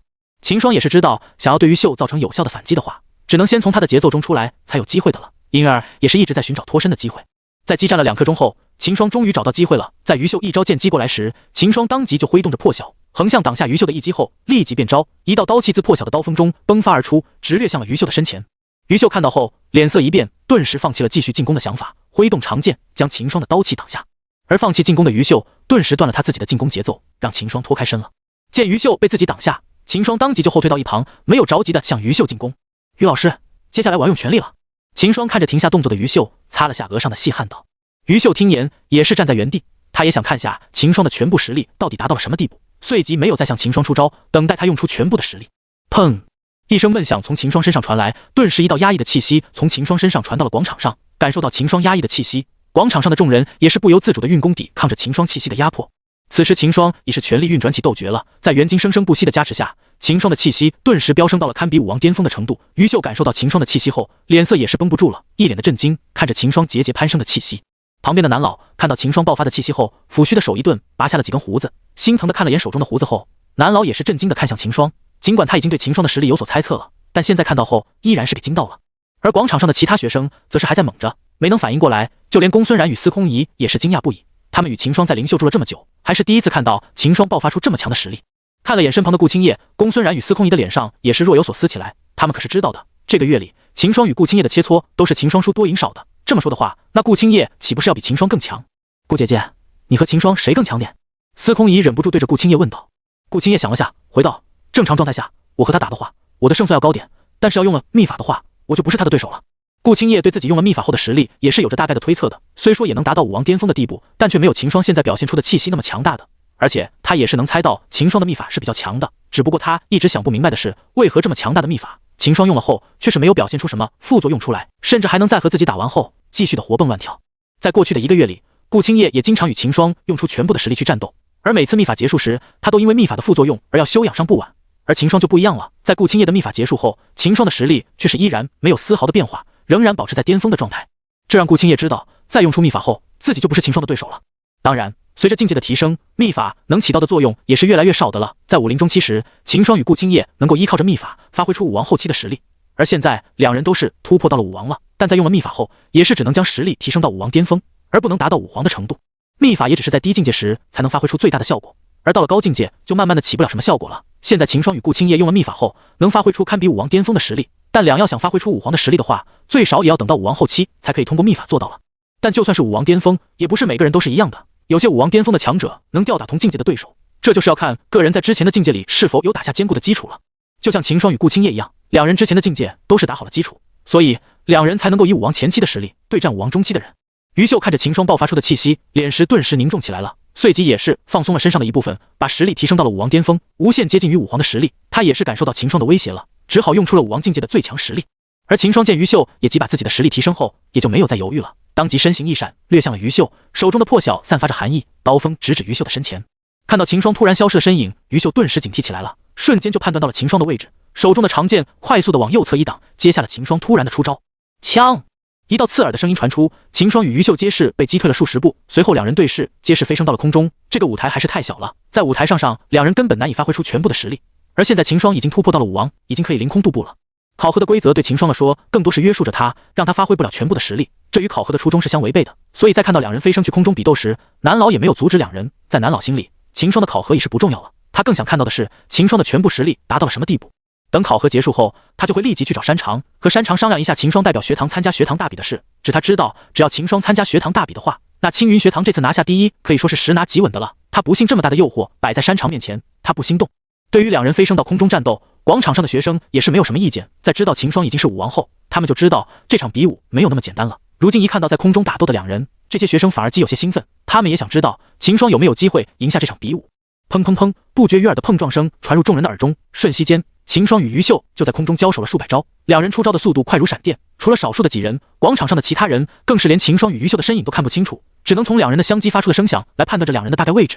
随着时间过去，秦霜与于秀的对决也是交手了将近半从时辰了。自秦霜用秘法到现在，秦霜与于秀也是僵持，谁也奈何不了谁。于秀在秦霜用正常实力时，不能以武王中期的实力压制住秦霜，但在秦霜用了秘法，把实力提升到武王巅峰后，于秀便拿秦霜没办法了。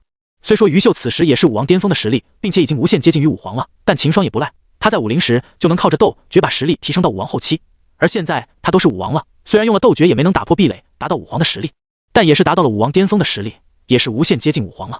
现在秦霜与于秀战斗时，已经不是靠肉眼去判断对方的出招与位置了，突破武王后，武者便会拥有了神识，而在神识的观察下，周围的一切都会无从遁形，都会清楚地暴露在神识之下。而由于秦霜是刚突破的武王，所以现在秦霜的神识还是比较弱的，对神识的掌控也没有于秀熟练，所以很多时候秦霜都是神识与肉眼并用，而于秀则是在秦霜刚有动作时就通过神识得知了秦霜的意图，所以即使两人的出招都是非常快，急如闪电，但却依然是会被对方提前预料到，再加上实力的相差不多，所以两人拖的也是不相上下。战斗到现在，于秀也是大概的对秦霜的实有了一定的了解，武王中无敌手，这一点于秀可以敢肯定的，毕竟可没有那从武王会和他一样对武道的理解的这么深刻。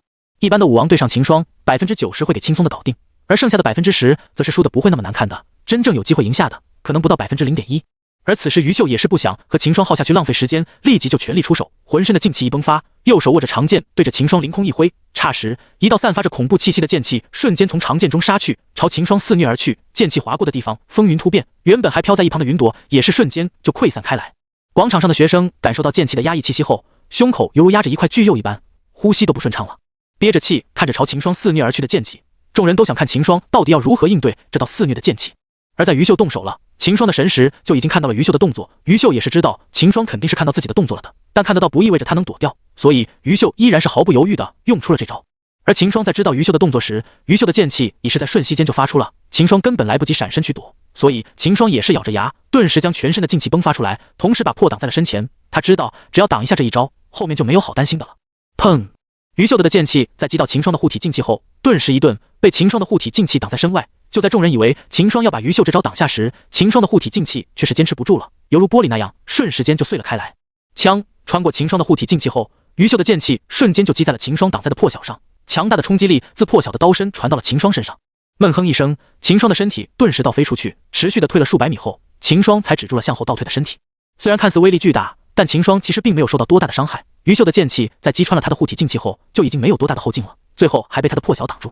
传到秦霜身上的也只有那些冲击力了，但经过在灵泉内修炼后，秦霜的肉身强度已是堪比王品的兵器了，所以实际上秦霜并没有受到多大的伤害，只是看起来脸色还太好而已。但台下的众人却是不知道这点的，他们都是以为秦霜被于秀的硬道剑气给伤到了，毕竟都给击退了数百米了，这么强的威力，又怎么会不受伤？而顾青叶与南老这些都清楚，秦霜并没有受伤，于秀的这招在击穿秦霜的护体劲气后，已经是没有后劲了，加上秦霜用破晓挡住了剑气，所以秦霜看似被击退了数百米，但并没有受到多大的伤。秦霜在缓了下体内暴动的灵气后的，便快速的飞回了舞台的上方。于秀也是刚才的一击并没有对秦霜造成伤害，所以在看到秦霜飞回来后，于秀便不想再和他打下去了。虽说他是武皇，但他此时是把修为压制在武王与秦霜打的，一边压制着自己的实力，一边与秦霜激烈的打斗。于秀也是缓累的不轻。本来他与秦霜比武就是为了测试一下秦霜的全部实力，现在打了这么久，于秀对秦霜的实力也是清楚了，所以他也不想与秦霜再打下去了。算了，不打了，再打上半个时辰，我看也不会有什么结果的了，就这样吧。于秀看着飞过来的秦霜，笑了下后，便收起了手中的长剑。秦霜听到后也是点了点头，确实如此，自己的现在是武王巅峰的实力，于秀也是的实力压制在了武王巅峰，两人都是不相上下，想要分出胜负的话，知时间水肯定是不行的。毕竟秦霜的斗诀虽说是秘法，但有着元晶的秦霜，基本上是可以无限制的使用斗诀的。两都保持在武王巅峰的话，谁输谁赢还真的是不好说，再继续打下去也是没有意义的。不过还是要看南老的意思才行。随即两人把目光看向了舞台上的南老，南老也是知道继续让两人打下去的话也是浪费时间，不如让两人就此罢手，让其他人进行考核。算了吧，正常来说秦小子你的考核也是过了的，就不用再打下去了。南老说完，秦霜与于秀便落下了舞台。广场上的众人也是不觉得意外，以秦霜的实力，他们都觉得这个测试根本就是没有必要的，还不如空出时间来让他们考核呢。此次麻烦于老师你了。秦霜对着在一旁喘气的于秀道。于秀摆了摆手，小事，反正我也是想着和你切磋一下，看一下你的实力，而且这次我也是有着不小的收获，互惠互利吧。随后秦霜便回到了顾青叶几人身边，紧接着就是顾青叶的考核了。而南老也是看到了顾青叶的修为，在顾青叶走上舞台后，便让另外2名的武皇老师留了下来。你们先等一下，小顾他也是武王修为了，你们来一个把实力压到武王和他测试一下吧。南老话音一落，全场顿时哗然，他们没想到顾青叶也是武王修为了。1个月前他与秦霜在新生大比的决赛时还是武灵中期，如今却也是和秦霜一样突破到了武王前期，这两人也实在是太逆天了。不过一想到在新生大比时顾青叶与秦霜比武时的景象，众人也不觉得惊讶了，毕竟秦霜都是晋升到武王，而与他在大比上打得不相上下的顾青叶能突破到武王也没什么好奇怪的了。小顾，你要那位老师和你比武，小鱼是不行的了，他刚刚才和秦小子打完，你从他们俩中选一个吧。南老见顾青叶看向了于秀，那里不明白他的意思，但于秀这才刚打完一场，也不是在让他来与顾青叶测试了。本来顾青叶还想着让于秀来和自己比武，好借此对比一下自己与秦霜的实力的呢。现在听南老说完，顾青叶知道想让于秀和自己切磋是不可能的了，只好走到了普通一般的代班男老师身前，对着他一拱手，麻烦老师了。虽然没能与于秀比武，顾青叶有些遗憾，但他也不想放过这个与武皇比武的机会，所以他便选择了普通一般的老师。虽然实力上这名男老师与于秀是有着一些差距，但是再怎么说也是武皇，把实力压制在武王后，与于秀也是差不了多少的。男老师见状摆了摆手，小事，我对你们这些天才的实力也是十分好奇的，现在正好，我们就当是切磋一下嘛。男老师也是十分的乐意，虽然两人在境界上是有着差距，不过刚才秦霜与于秀的比武，他也几看得很清楚的，以于秀武皇的修为，就算是把实力压制在武王，也极非同小可的，但是他却奈何不了秦霜，这让他对秦霜的实力也是十分的好奇，没有打过是不会知道的，但现在顾青叶也是武王前期，那就好办了。他也是知道的，在新生大比上，顾青叶可是与秦霜打得不可开交的，如今顾青叶也是突破到了武王，那正好与顾青叶打上一场，这样就可以通过顾青叶的实力来猜测到秦霜的实力了。男老师对于与顾青叶比武还是十分的乐意的。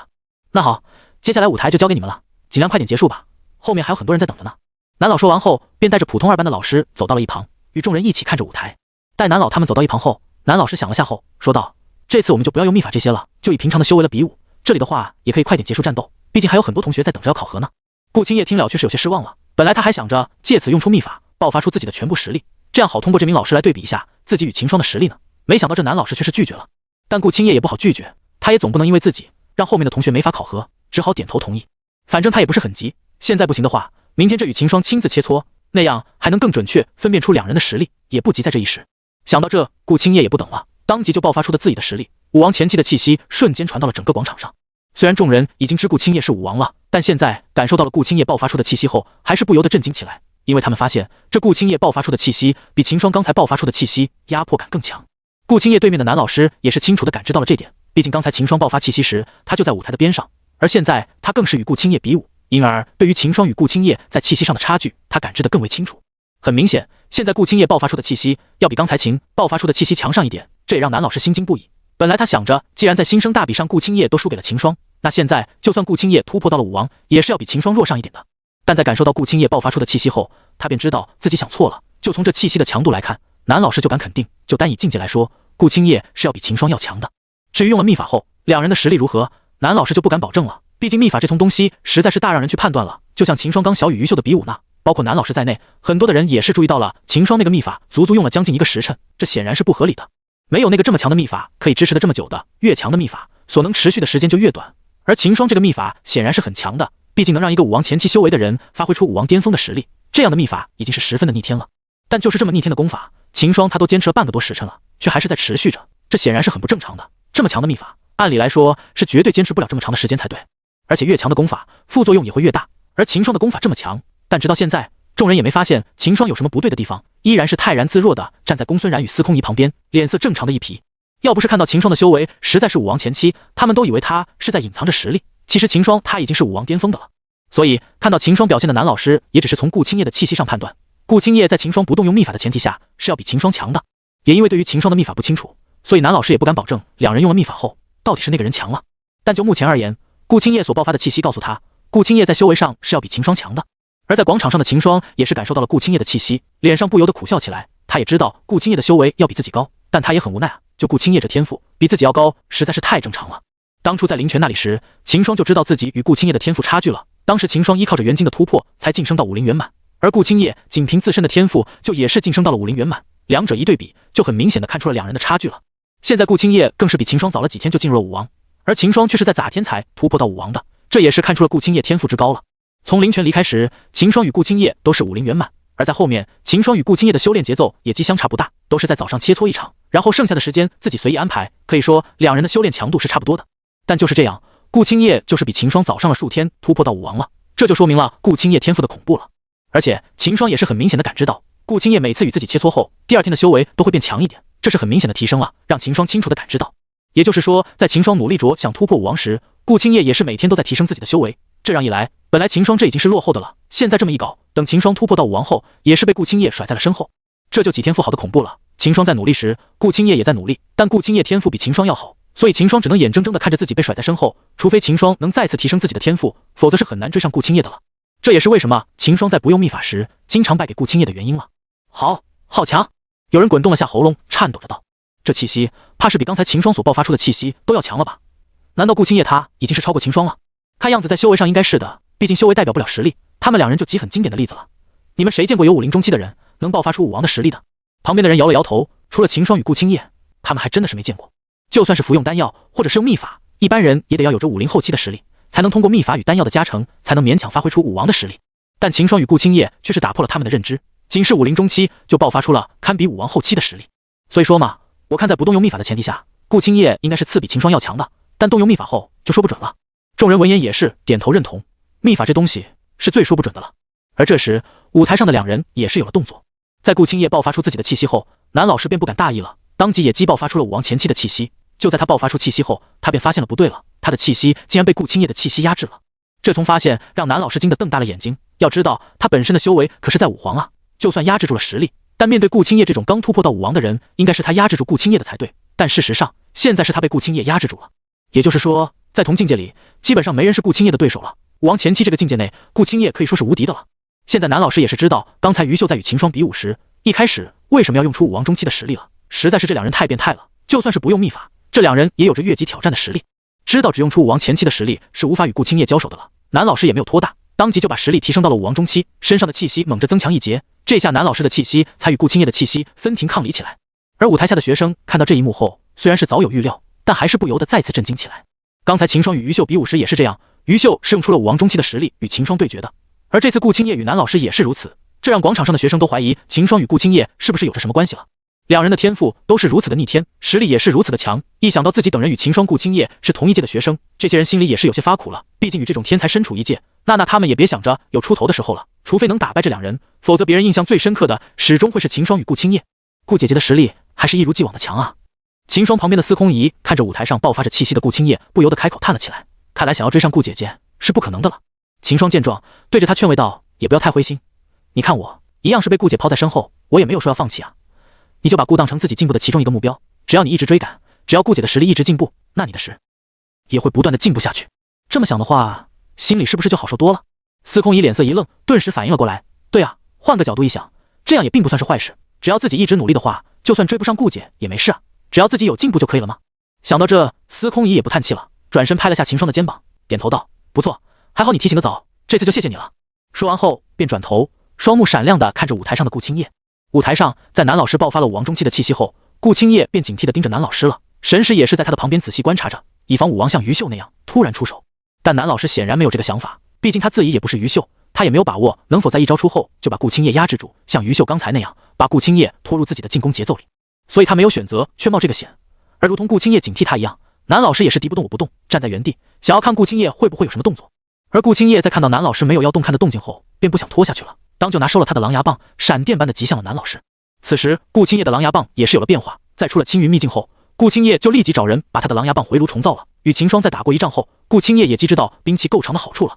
此时顾青叶手中的狼牙棒比他在与秦霜新生大比时还要大上了一圈，同时也是长了一截，毕竟也算是奇异的兵器了。所说就算是回炉重造，也没有把狼牙棒变得大长，这又不是刀剑这种方便许多兵器，太长的话便失去他的优势了。即便如此，顾青叶的狼牙棒也是十分的长了，还没算靠近南老师，顾青叶就挥动着手中的狼牙棒砸了过去。而南老师也是在顾青叶刚动时，神识便察觉到了，当即就架起长剑，把顾青叶的狼牙棒挡了下来。枪！长剑与狼牙棒磨出了一阵的火花，溅射到了两人边上。两人的身形一震，随后皆后撤了数十步，可以看出两人谁也奈何不了小谁。南老师在用出了武王中期的实力后，才勉强与顾青叶打成平手，而顾青叶的修为可是只有武王前期的。南老看到一幕，也是对后面所大比放下心了。就算山长不同意秦霜代表学堂去参加大比，但有顾青叶的存在，这次的学堂大比，青云学堂胜出的几率还是高的。不过为了保险一点，南老觉得最好还是让秦霜与顾青叶一起上才行。顿时，南老就确定了秦霜与顾青叶的名额。每次你学堂大比，京城的学堂都会派5名学生代表出战，所以这次的名额也是只有5个。现在看到秦霜与顾青叶的实力后，广场上的学生皆是明白，他们能够角逐的只有3个名额了。以秦霜和顾青叶表现出来的实力，学堂不可能不选2人的。但是这样一来的话，青云学堂的胜率也是大大增加了。而他们要是被选上的话，只要不拖秦霜与顾青叶的后腿，那青云学堂这次必然是能拿到第1的了。这可是荣誉啊！他们真要帮学堂拿到了这个荣誉，别的不说，单是在学堂内就可以毛手挺胸的了。而且就算出到了外面，也是他们的资本。因而，虽然名额只剩下3个了，但广场上的众人热情没有丝毫的退减，反而更为空前的激烈起来。对于广场上学生的反应，顾青叶自然是没法去关注的了。此时，他与南老师的战斗也是进入了白热化了，两人你来我往的打了起来。由于狼牙棒被增长的原因，顾青叶感到现在与南老师的比武，比与秦霜的比武要轻松上许多了。毕竟秦霜的破晓是要比自己的狼牙棒要长上不少的，但眼前的尤老师就不一样了。虽说他用的是长剑，但是怎么样也是不够自己的狼牙棒长的。顾青叶也知道用劲气的话，对南老师是很难造成威胁的，所以他也不整那些花里胡哨的了，直接就是拿着狼牙棒就砸向南老师，挥动着狼牙棒的身形，简直这是暴力美学。而舞台上的南老师则是越打越是心惊，一开始他还是可以和顾青叶打得不相上下的，但到了后面他就发现不对劲了，顾青叶的实力竟是越打越强了。到了现在，他也只能招架着顾青叶的进攻，却不能出手还击，这也让他憋屈不已。其实这也是因为顾青叶之前一直没能第5王的战斗领悟透，虽说在突破5王后，他也没有落下与秦霜的切磋，但那时的秦霜只有50巅峰，所以他与秦霜打斗时也没能用出自己的全力。而现在却是不一样啊，南老师可是实实在在的5皇强者，就算把实力压在5王中期，那也是不可小觑的了。所以从一行始，顾青叶就全身心的投入到了这次的战斗当中，这也让他慢慢的把自己的实力全部发挥了出来。这也是为什么南老师觉得越来越难打的原因了。而广场上的学生看到这一幕后，却既震惊不已，顾青叶竟然把老师给压制住了。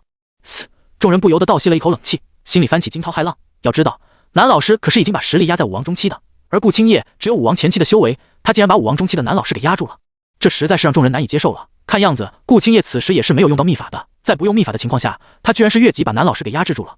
而且南老师可不是一般的5王中期，他只是把实力压制在了5王中期而已，他真正的实力可是5皇啊！这岂不是说，就一般的5王中期来了，也不会是顾青叶的对手了？没用秘法就已经这么逆天了，要是用了秘法那还得了。这些学生想到这点，皆是不由得打了从冷战，心里已经决定以后绝不能惹到秦霜与顾青叶这两人了。而秦霜也是发现了顾青叶越来越强的实力变化，稍微一想他便明白了。严格来说，这次顾青叶自突破到5王以来，第一次用出全力的战斗了。虽说之前他也是与秦霜每天都有切磋，但那时秦霜没有突破到5王，所以在与顾青叶切磋时，秦霜与顾青叶都是忍住没有用出最强的实力，而都是用着50前期的实力切磋。所以顾青叶自突破到5王后，一直没能全力用出自己的实力。但现在不一样啊，有南老师这个5王期实力的人在，顾青叶也不用留手了，在全力出手下，他很快就熟悉了自己的5王前期修为，所以实力也是快速提升。这也是为什么南老师渐渐的就被顾青叶反压制的原因了。但是就算是被顾青叶压制住，但南老师也是没有把实力提升到5王后期。一个是因为他也是看出顾青叶的实力为什么会如此变化了，就目前而言，就算是打不过顾青叶，他也是不会落败的，所以犯不着把实力提升上去。第二个就是因为自己要是把实力再提升到5王后期，那后面无论自己打赢还是打输，面子上都不会好看。毕竟于秀刚才也只是用出了5王中期的实力与秦霜比武，现在自己要是用出了5王后期，那岂不是要被于秀比下去了？所以南老师还是咬着牙应对着顾青叶的出招，偶尔的找到个机会出招还击一下，完全没想过要把实力提升到5王后期。但这也让他一直被顾青叶压制着，只能不断的躲掉或是挡下顾青叶的招式，在打斗上落入了下风，只能偶尔的找到机会出招还击，但都是些威力一般的招式，顾青叶都是很轻松的就挡下来了。砰！顾青叶再次一招击在了南老师挡在身前的长剑上，一声炸雷般的声音顿时响起，众人只感到耳膜一疼，随后便看到了南老师倒飞出去的身影。虽然看上去南老师是被顾青叶击飞了，但其实他也没有受到伤害。促压下体内的气息后，南老师便站在了原地。顾青叶看了也没有立即再出手了，握着狼牙棒警惕地看着对面的南老师，平静的脸色也是变得凝重起来。他自己也是知道的，虽然刚才他看似是一直在压制着南老师，但事实上他对南老师根本就没有造成什么伤害。每次他的出招都会被南老师的神识察觉到，然后都会用长剑将顾青叶的狼牙棒挡下。而顾青叶的狼牙棒根本就接碰不到南老师的肉身，所以看似声势大，但实际上的效果却是很小。此时两人也是打了差不多有半个时辰了，直到现在也是没有分出胜负出来，因而南老也不想让两人继续耗下去了，随即走到两人中间道：好了，再打下去你们怕是打到晚上也分不出胜负来。而以小顾的实力通过考核是绰绰有余的了，所以就到此为止吧。小顾你的考核通过了。顾青叶听了也既没有什么意见，点了点头，对着南老师拱手道：辛苦老师了。南老师摆了摆手：小事，与同学你的这一战我也是受益匪浅，反而我是要谢谢你才行了。好了，你们有话待会再说，现在先把让给别的同学考核吧。南老看着还站在舞台上的两人，没好气地道。南老师听了讪讪一笑，随后便退到了舞台的一旁。顾青叶见状，对着南老一拱手后便落下舞台，圆到秦霜几人的身旁。随后南老便开始让后面的学生开始考核了。转眼间这次的考核就到了尾声，秦霜这里4人都是通过了考核，公孙然与司空仪的表现也是惊艳到了众人。其中公孙然打败了3个与他同是50巅峰的傀儡，而司空仪虽说才晋升到50巅峰没多久，但也是打败了2个50巅峰的傀儡。两人在秦霜与顾青叶之后也是交上了一份完美的答卷。不过在精英班中却是有一人引起了秦霜的注意，秦霜把目光看向了在4人不远处的一名男子身上。这名面相英质的男子就在刚才的考核中竟然是打败了5名50巅峰的傀儡，可以说除了秦霜与顾青叶外，他应该就是这次考核中最出色的了。最主要的是，在男子打败了5个傀儡，秦霜察觉到男子很阴晦地看了一眼自己几人，这也让秦霜顿时警惕起来。虽然不知道男子对自己几人是恶意还是好意，但秦霜都没有放松警惕。虽说与这名男子同是精英班的同学，但秦霜还真的是不认识这人，所以秦霜也是留意起了男子，仿佛察觉到了秦霜的目光。男子转头看了过来，发现是秦霜看着自己后，便对着秦霜笑着示意了一下。秦霜见状也没有心虚，同样笑着点了点头，随后便收回了目光，看向了舞台上最后一名学生的考核，没有再去看男子。然而这一切都被身旁的顾青叶看到，不由好奇地对秦霜问道：“你对他很好奇？刚才他考核完了后，你都看了好几次了，你该不会是那个？”秦霜一听，顿时就知道他误会了，立即打断他接下来的话，快速地摇头：“瞎说什么？我只是觉得那个人有问题而已，他给我的感觉很奇怪，好像在那里见过似的。”顾青叶听了也不多想了，用余光看了下阴质男子后，回道：“像他这种实力，应该不会默默无闻的，纸票稍微打听一下就可以知道他的信息了。”秦霜一想也是，随即就没有多想了，决定等考核结束后便去打听一下。这名男子给秦霜的感觉不太好，刚才看到他爆发出的气息后，秦霜就觉得莫名的不舒服，特别是男子最后看见自己等人的那眼，秦霜能从他的眼神里看到了一股阴冷。而另一边，男子转过头后，脸色却是不复刚才的笑意，瞬间阴沉下来，双眼中闪过了一道凶光。不久后，舞台上的那名学生也是通过了考核，至此秦霜这些新生的第一次考核到此结束了。可能也是因为是入学的第1个月，这些新生的劲头都是很足，这次考核所有人都是通过了。不过秦霜可以肯定，明天精英班会迎来新同学了。从刚才的考核中，秦霜就看到好几个普通班的人大展身手，发挥出了强劲的实力，王宇就在其中。王宇也是突破到了50后期，在刚才的考核中，他更是挫败了4个50后期的傀儡。而秦霜所在的精英班还停留在50中期的人就有好几个，很显然在特区的1个月里，这几人都是乏有什么进步。而这次考核过后，也是会给重新分到普通班去的了。在考核结束后，南老便走到了舞台中间，看了眼下方的学生后，南老点了点头，很好，这次考核你们都是全部通过了，没有人失败，这点可以看出你们在过去的1从月里都是有努力修炼的。考核的结果，明天你们的代班老师就会告诉你，同时明天也会确定下15天后代表学堂参加学堂大比的5人。现在既然考核已经结束，那就各自散去吧。南老说完后，便没有再理会众人，交代了几句于秀3人后，便闪身离开了广场。其实南老的心里早已有了5人的人选了，要等到明天才告诉秦霜他们，也是因为他还要去和山长他们商量一下。不过基本上这5人不会有太大的变动了，唯一的不确定就是秦霜了。但南老已经决定了，再怎么样也要劝山长把秦霜纳入名单中。这样的话，加上顾青叶，有这2人在，他们青云学堂对这次的第1名是志在必得，10拿9稳的了。想到这，南老不由得又加快了几分速度，身形犹如一道闪电，掠过了天边。而在南老走后，于秀也是把秦霜这些精英班的学生召集在了一起。等人齐了后，于秀清了清嗓子，随后开口道：“这次的考核已经结束了，你们的表现我也是看在眼里，也没有让我失望，你们都是通过了考核。但我不说，你们也知道了，明天将会再重新调班，我们班中将会有一些同学会被普通班那几个表现优异的同学替上来的。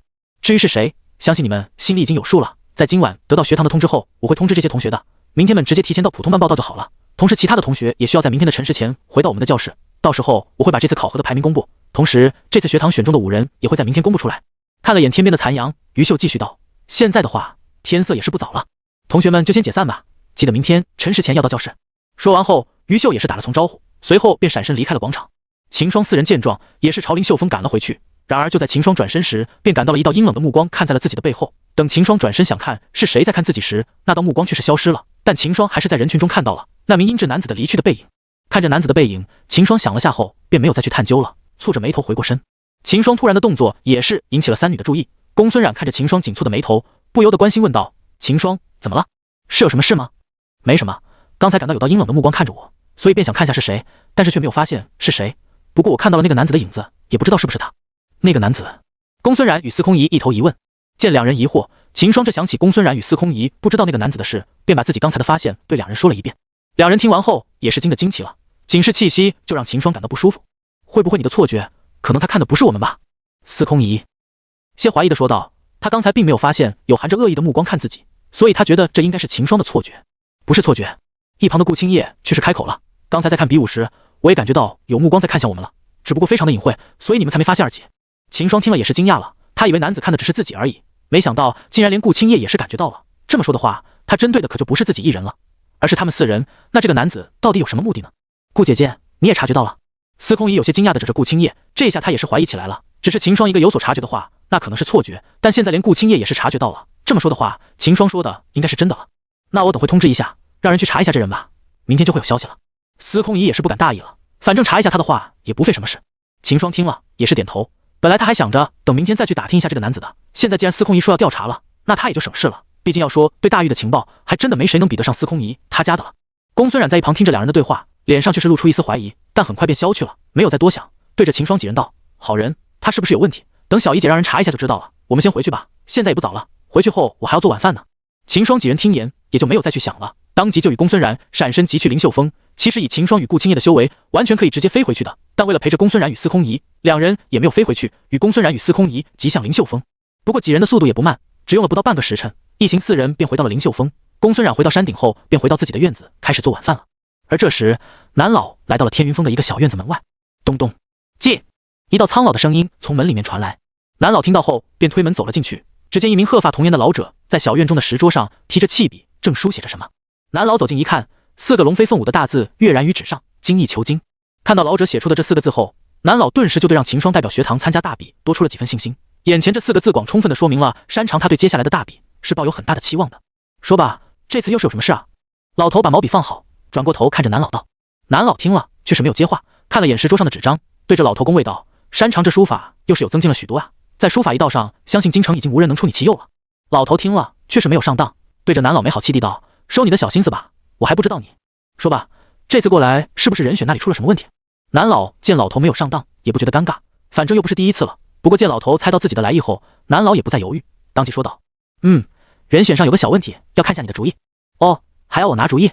你们决定不了。”老头顿时就来了兴趣，转身看着南老。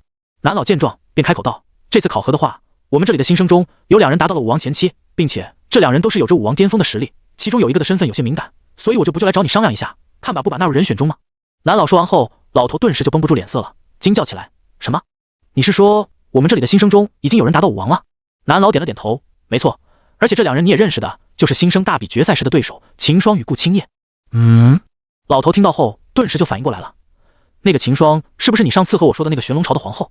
南老听了点了点头：“没错，所说我才来找你确定一下嘛，毕竟她的身份不好对外透露出去的，要是在大比上让人知道后出了麻烦就不好了。”说完后，南老已经开始准备在老头拒绝后就劝说他了，然而接下来老头的回答却是出乎他的意料了。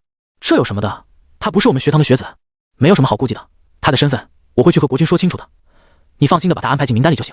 老头摆了摆手，没有丝毫的犹豫，在听到秦霜已经是武王后，他便不去考虑这些了，就算有问题也要去克服。能让秦霜与顾青叶一起代表学堂出战的话，那这次大比青云学堂就稳拿第一了。这么大个诱惑摆在眼前，让一向想着发展青云学堂的老头怎么忍得住？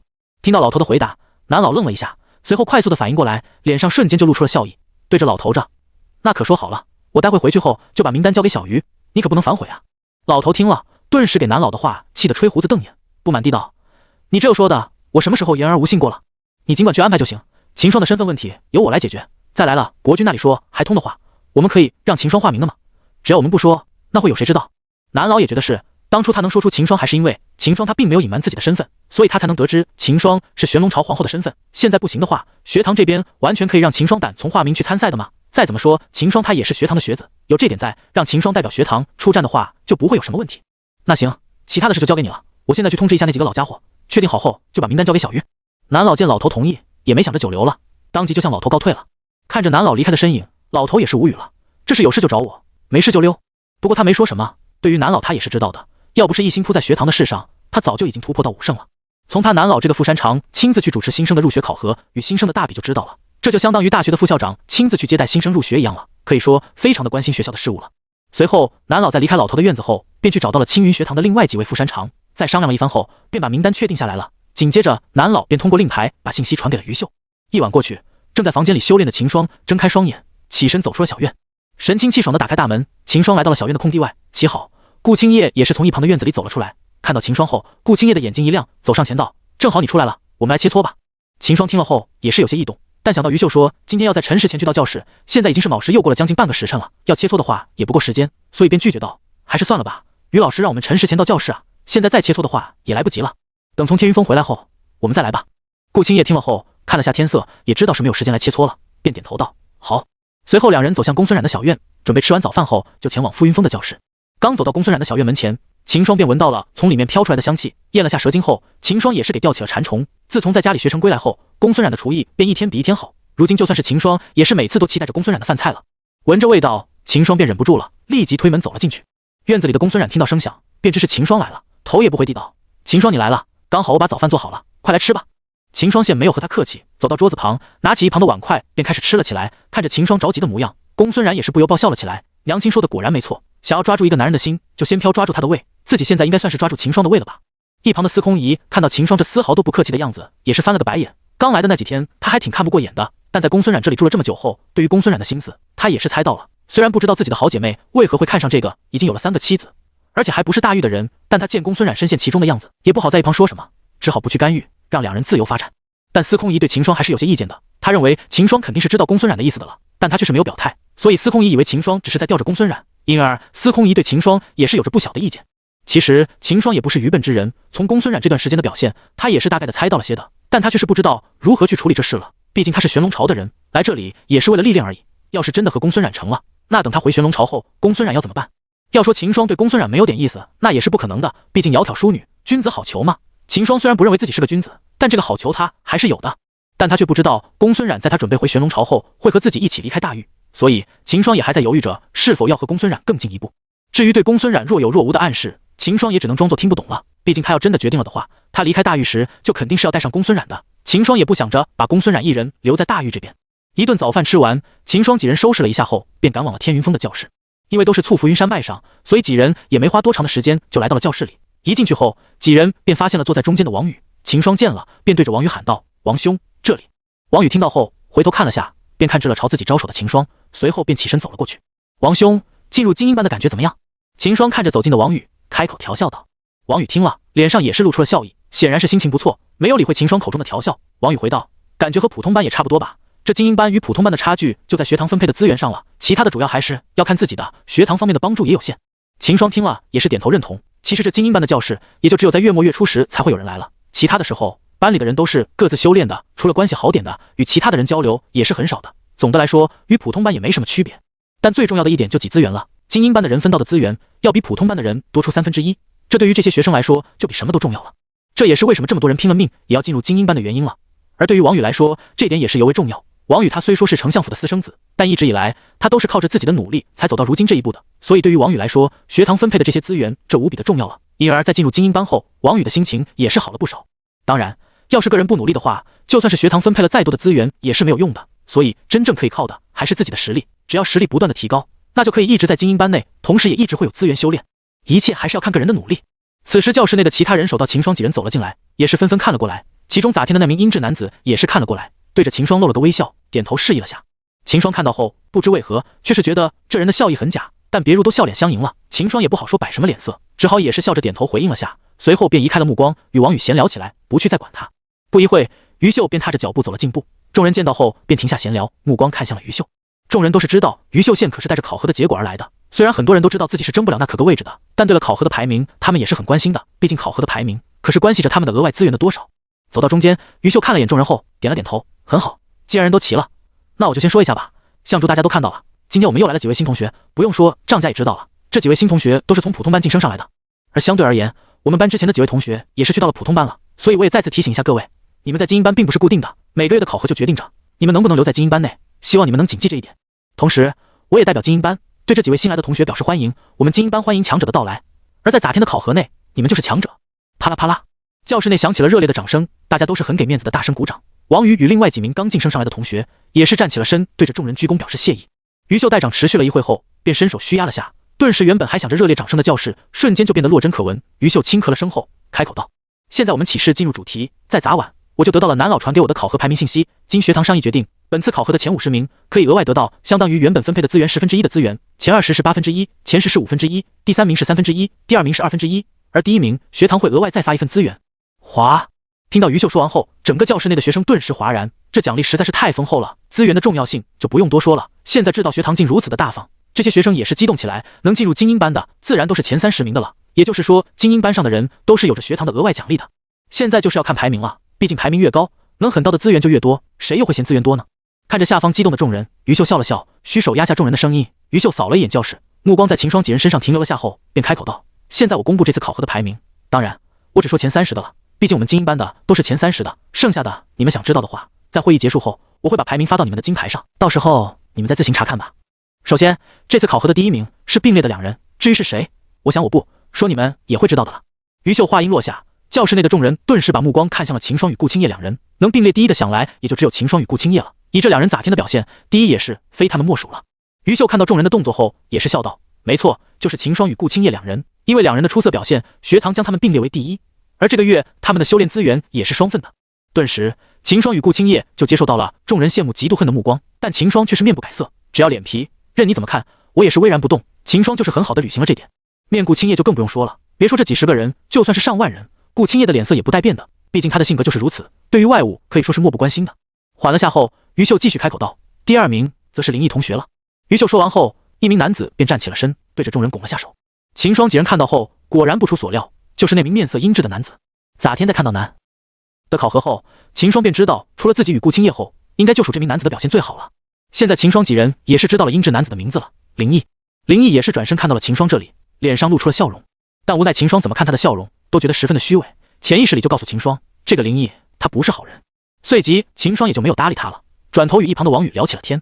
而这时，司空仪从怀中摸出了块玉佩，玉佩闪着银光，司空仪握着玉佩，闭上了眼睛，似是听着玉佩在说什么。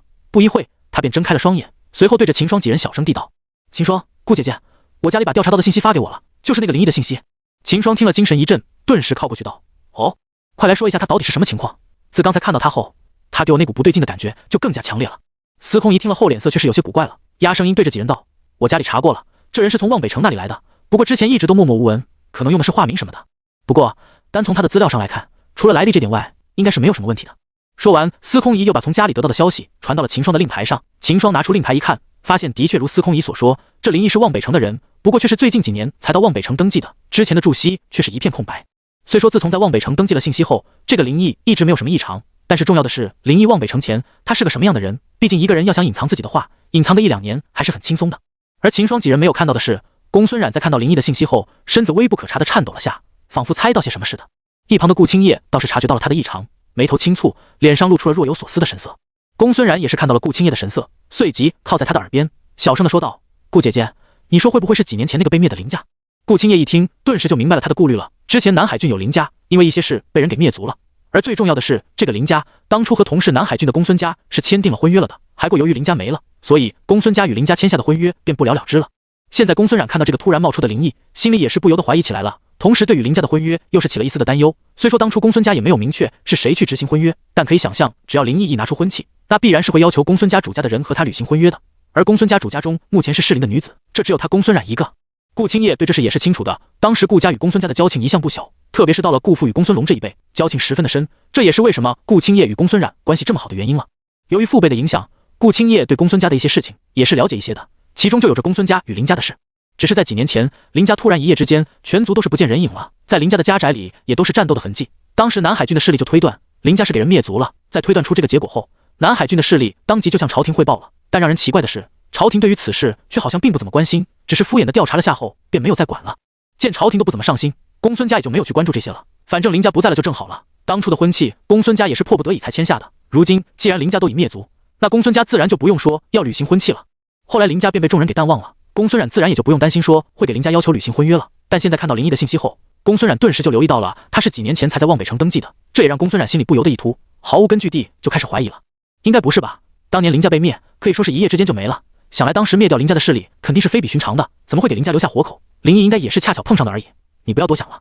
虽说嘴上在安慰着公孙冉，但顾青叶脸上的表情也是变得凝重起来了，他也是在怀疑这点。不过据他所了解到的信息，林家的却是没有活口留下的，但这个林毅的突然出现实在是太可疑了，而且在时间上也是对得上，在林家被灭4个月后，这个林毅就突然的出现在了望北城，并且登记了身份，这要巧合的时间不得不让人怀疑啊。不过不管这林毅是不是林家的人，顾青叶都不希望他让公孙冉履行婚约的。先不说这会影响到顾青叶的计划了，就是林家被灭了这点，顾青叶可以断定公孙家也不想和林毅履行婚约。要知道当初的林家可是比公孙家还要强大的家族，在南海郡排在第一的势力就是林家了，可以林家这样的势力却也是一夜之间就被别人给灭了，就连朝廷得知后也是不了了之，没有去深究是谁把林家给灭，可以想象林家到底惹到一个多么强大的势力。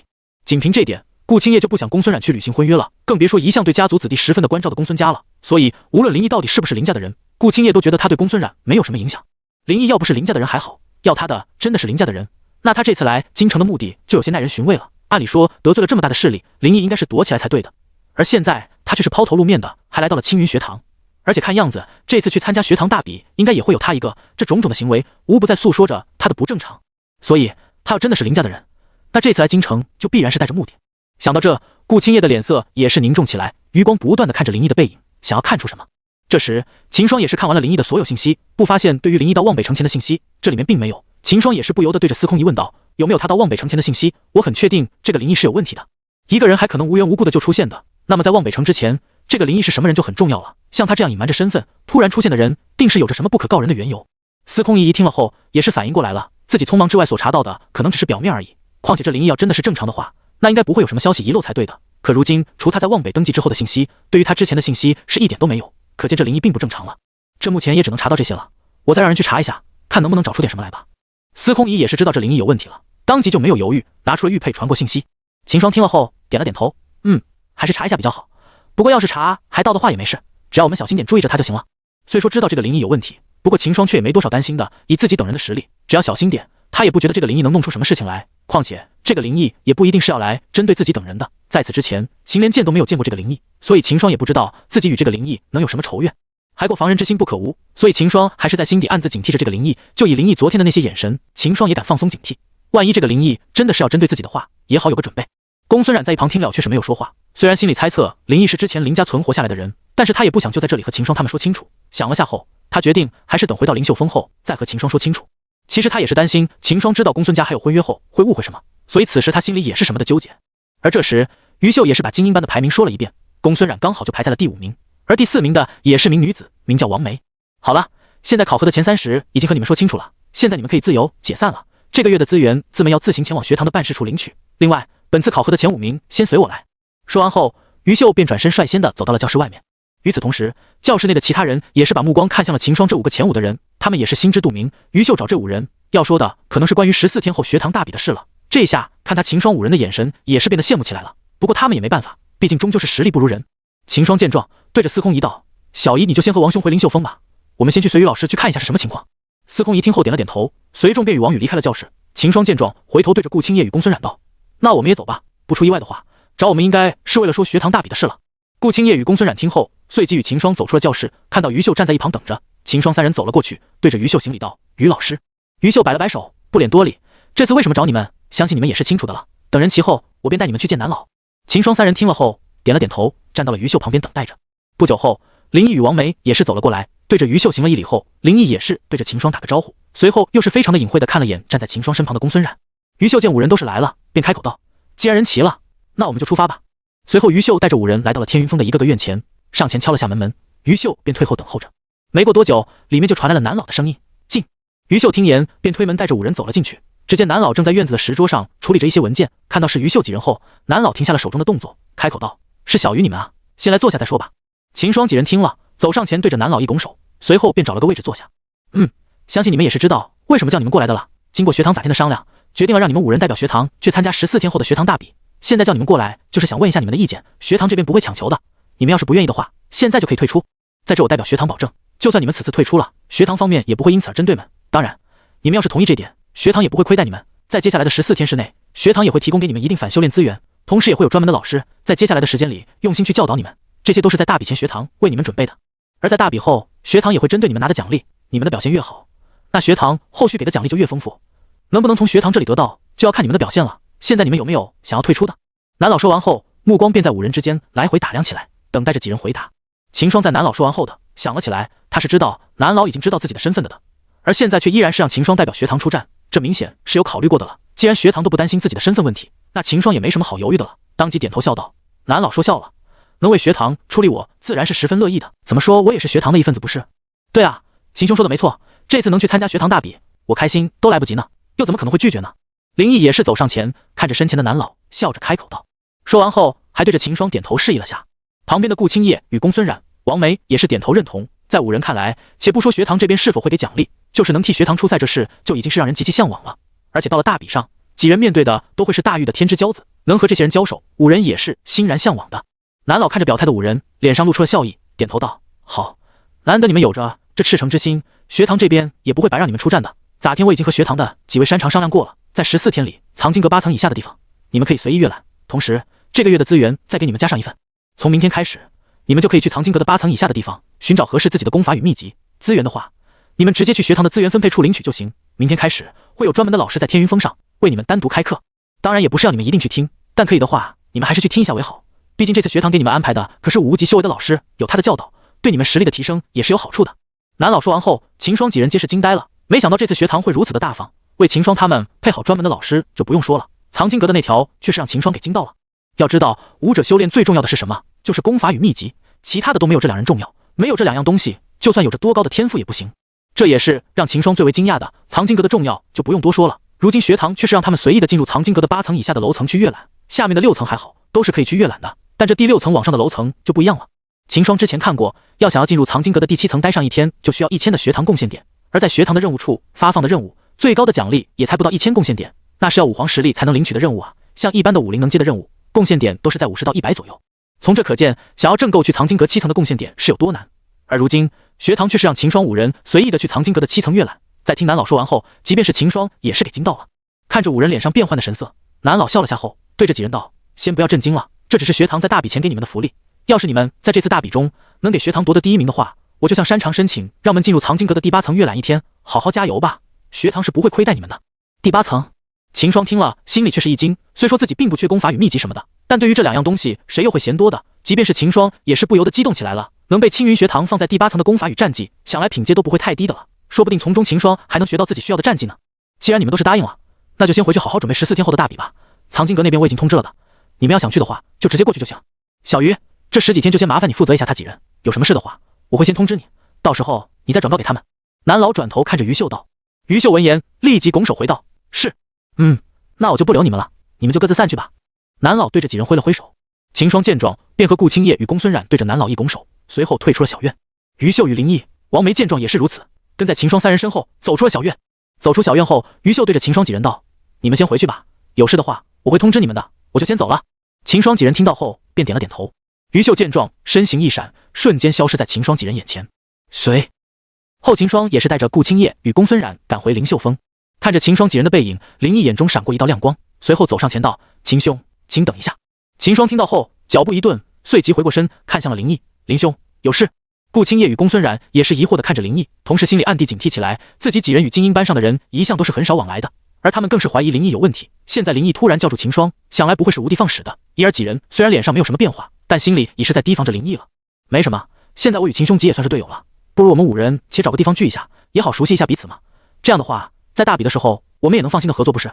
林毅一边说着，一边观察着秦霜3人，在看了眼顾青叶与公孙冉后，最后把目光放在了秦霜身上。他一直就想着找机会接近秦霜了，只是一直没能找到机会。现在被青云学堂选中去参加大比了，他也就想着趁此机会，好先与秦霜接触一下。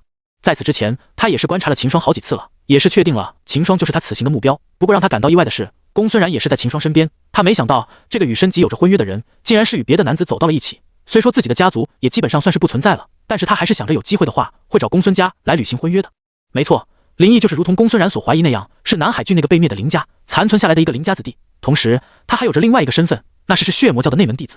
不止林毅，当年的林家整个家族都是血魔教的人，而林毅只是作为林家最出色的子弟，从小就被林家送往了血魔教的总部修炼。也正是如此，林毅才躲过了几年前林家被灭的那一劫。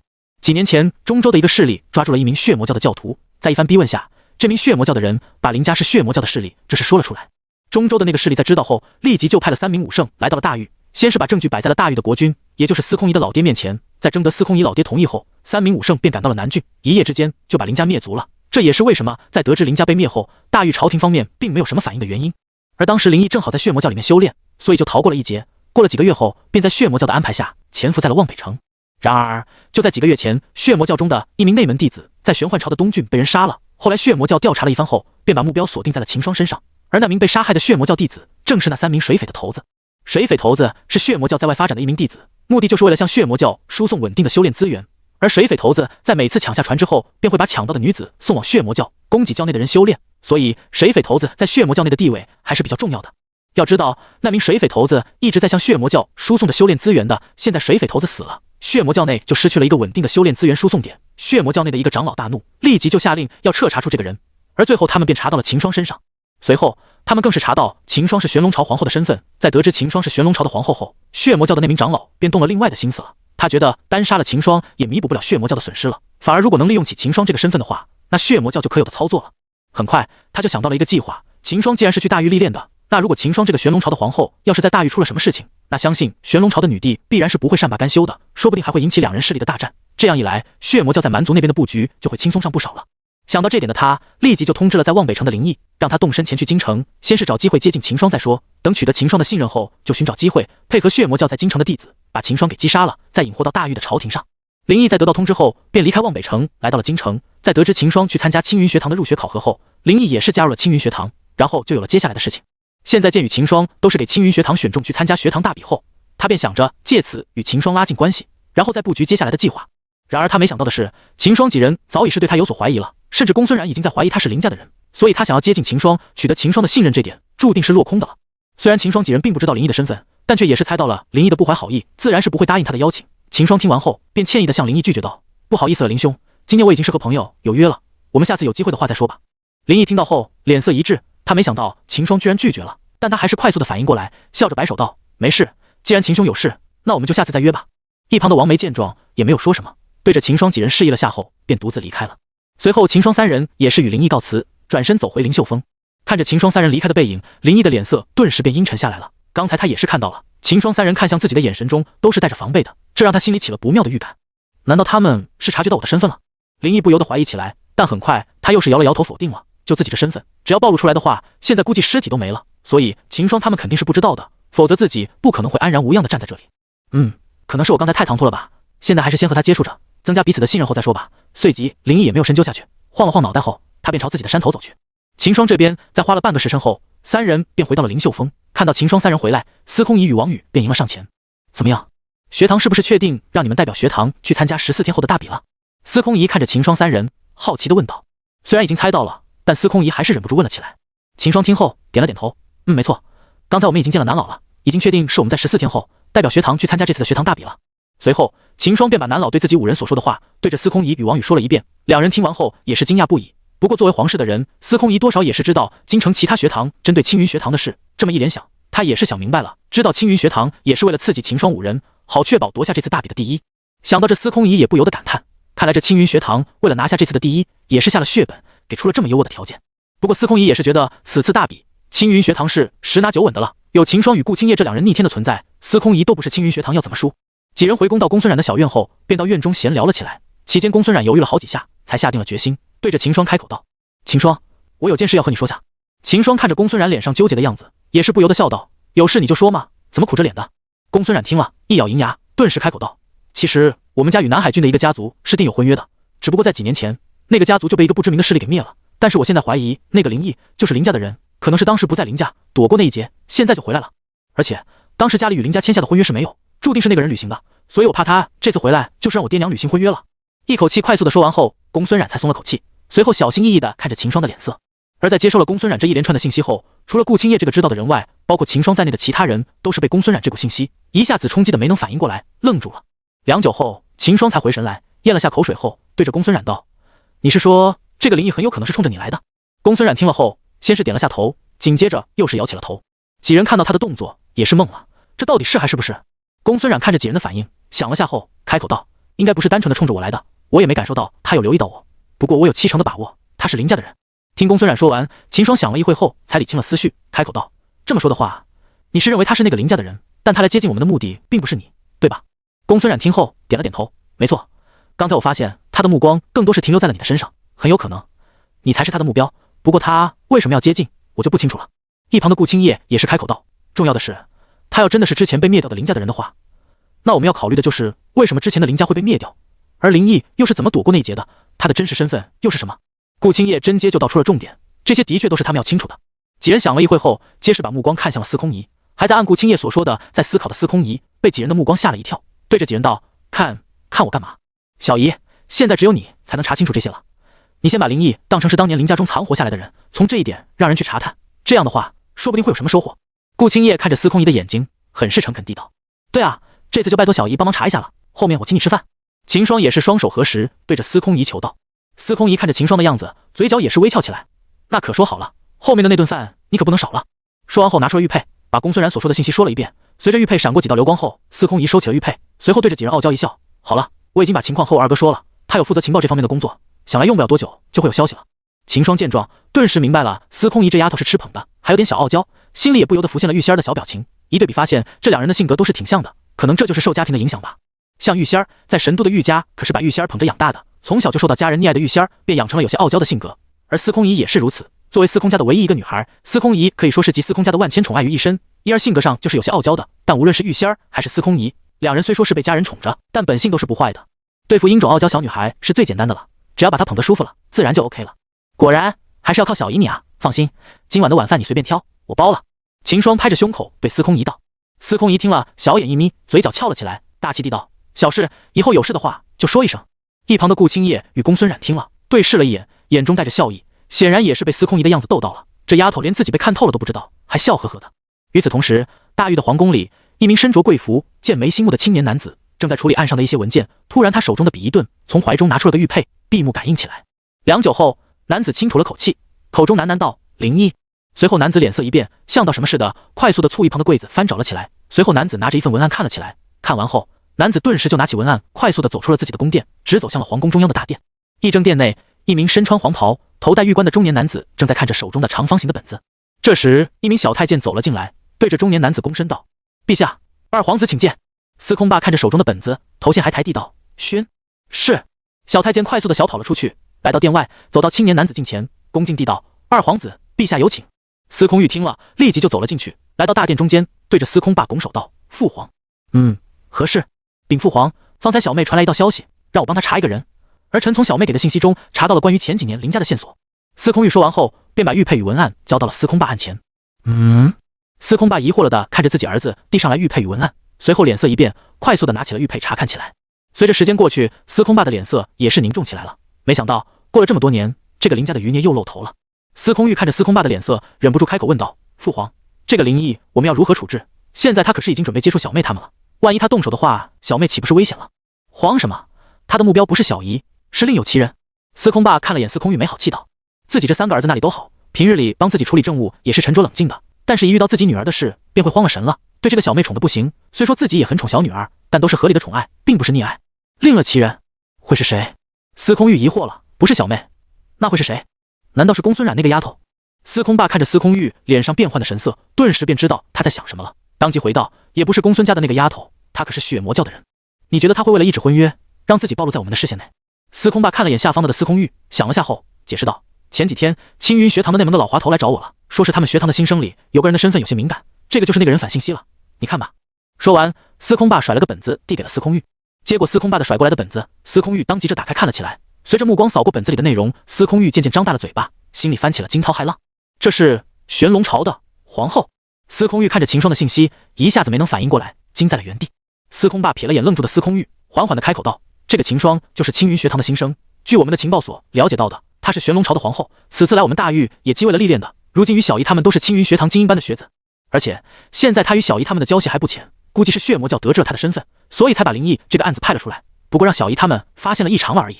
所说应个灵异的目标大概率是秦霜了，她是玄龙朝的皇后，有足够的分量让血魔教对她出手了，而且现在她是在我们大狱境内，要是她出了什么事，想来那位女帝也会来对我们兴师问罪的，不出意外的话，血魔教也是抱着这个目的来的了。愣在原地的司空玉听完后回过神来，问道：那我们要怎么处理这个灵异？要是真让他达成了目的，那我们岂不是不好面对玄龙朝的女帝了？司空霸听了，摆了摆手，莫急，按小姨所说，这个灵异目前还是在接触他们，应该不会那么快就动手的。而且这个秦霜也不是简单的人物的，据青云学堂那老头所说，他可是有着武王巅峰的实力，以灵异武灵的实力，就算他修了魔煞修罗，也不会是秦霜的对手。这样吧，你现在就去找小姨，顺便把这个灵异的信息告诉小姨他们，让他们先与这个灵异接触着，想办法从他那摸清楚血魔教的计划。我这边也会安排人去盯着他，等时机到了，我们再把这个灵异擒住。上次让他们跑了，这次怎么也得让血魔教出点血才行。而司空玉却是被司空霸所说的一连串的信息给一下子弄懵了，想了一会后，他才理清了思绪。简单点来说，就是以秦霜的修为与实力，这个灵异暂时是奈何不了秦霜的，所以现在他们要将计就计，把灵异的底子摸透了，看能不能从中找到关于血魔教的消息，好让血魔教这残存他魔道教派也出点血。这个秦霜据说很得女帝的宠爱，不过这次他是来我们这里历练的，没有罚开他的身份，所以你前去的时候也不要把他的身份说出来了，找个没人地的方再告诉他，想来他也会配合我们的，毕竟关系血魔教，想来他也不会说拒绝。不过你要注意点，不要让小姨和他接触的太近了。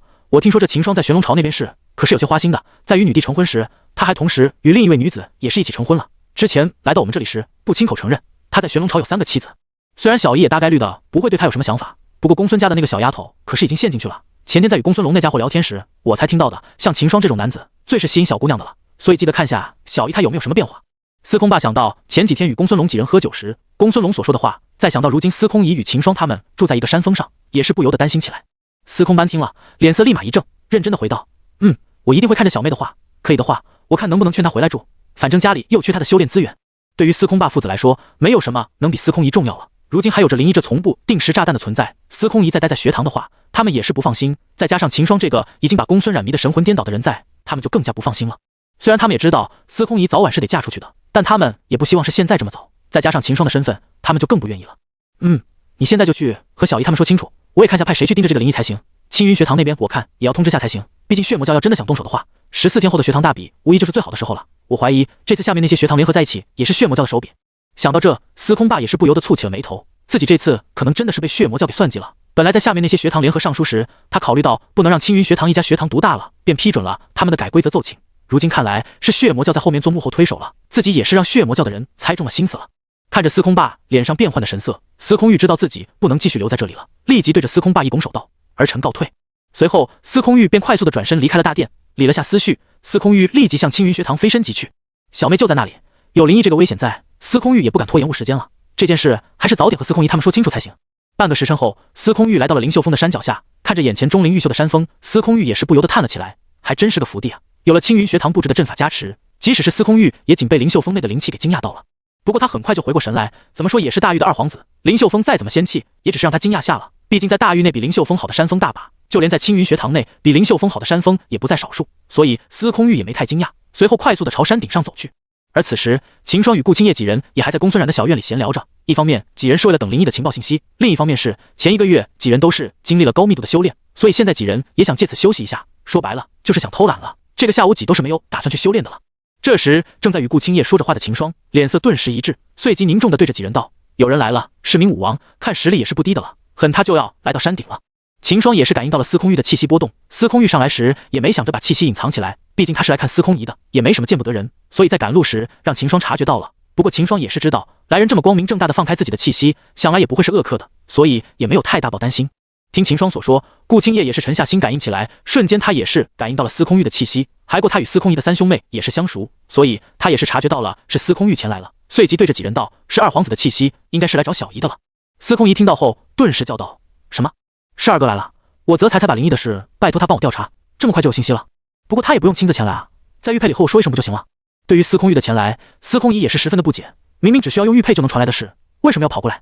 而一旁的顾青叶与秦霜听到后，顿时便明白了，这个灵异果然是有问题的，而且问题还不小，不然司空玉也不会亲自前来了。两人的脸上都是露出了凝重之色。司空仪想了一会，也没能想明白。而此时，司空玉也是来到了山顶，司空仪与公孙冉、王宇三人这才感应到了司空玉的气息。司空仪当即就跑向大门处，快速的打开大门，正好看到来到山顶空地上的司空玉。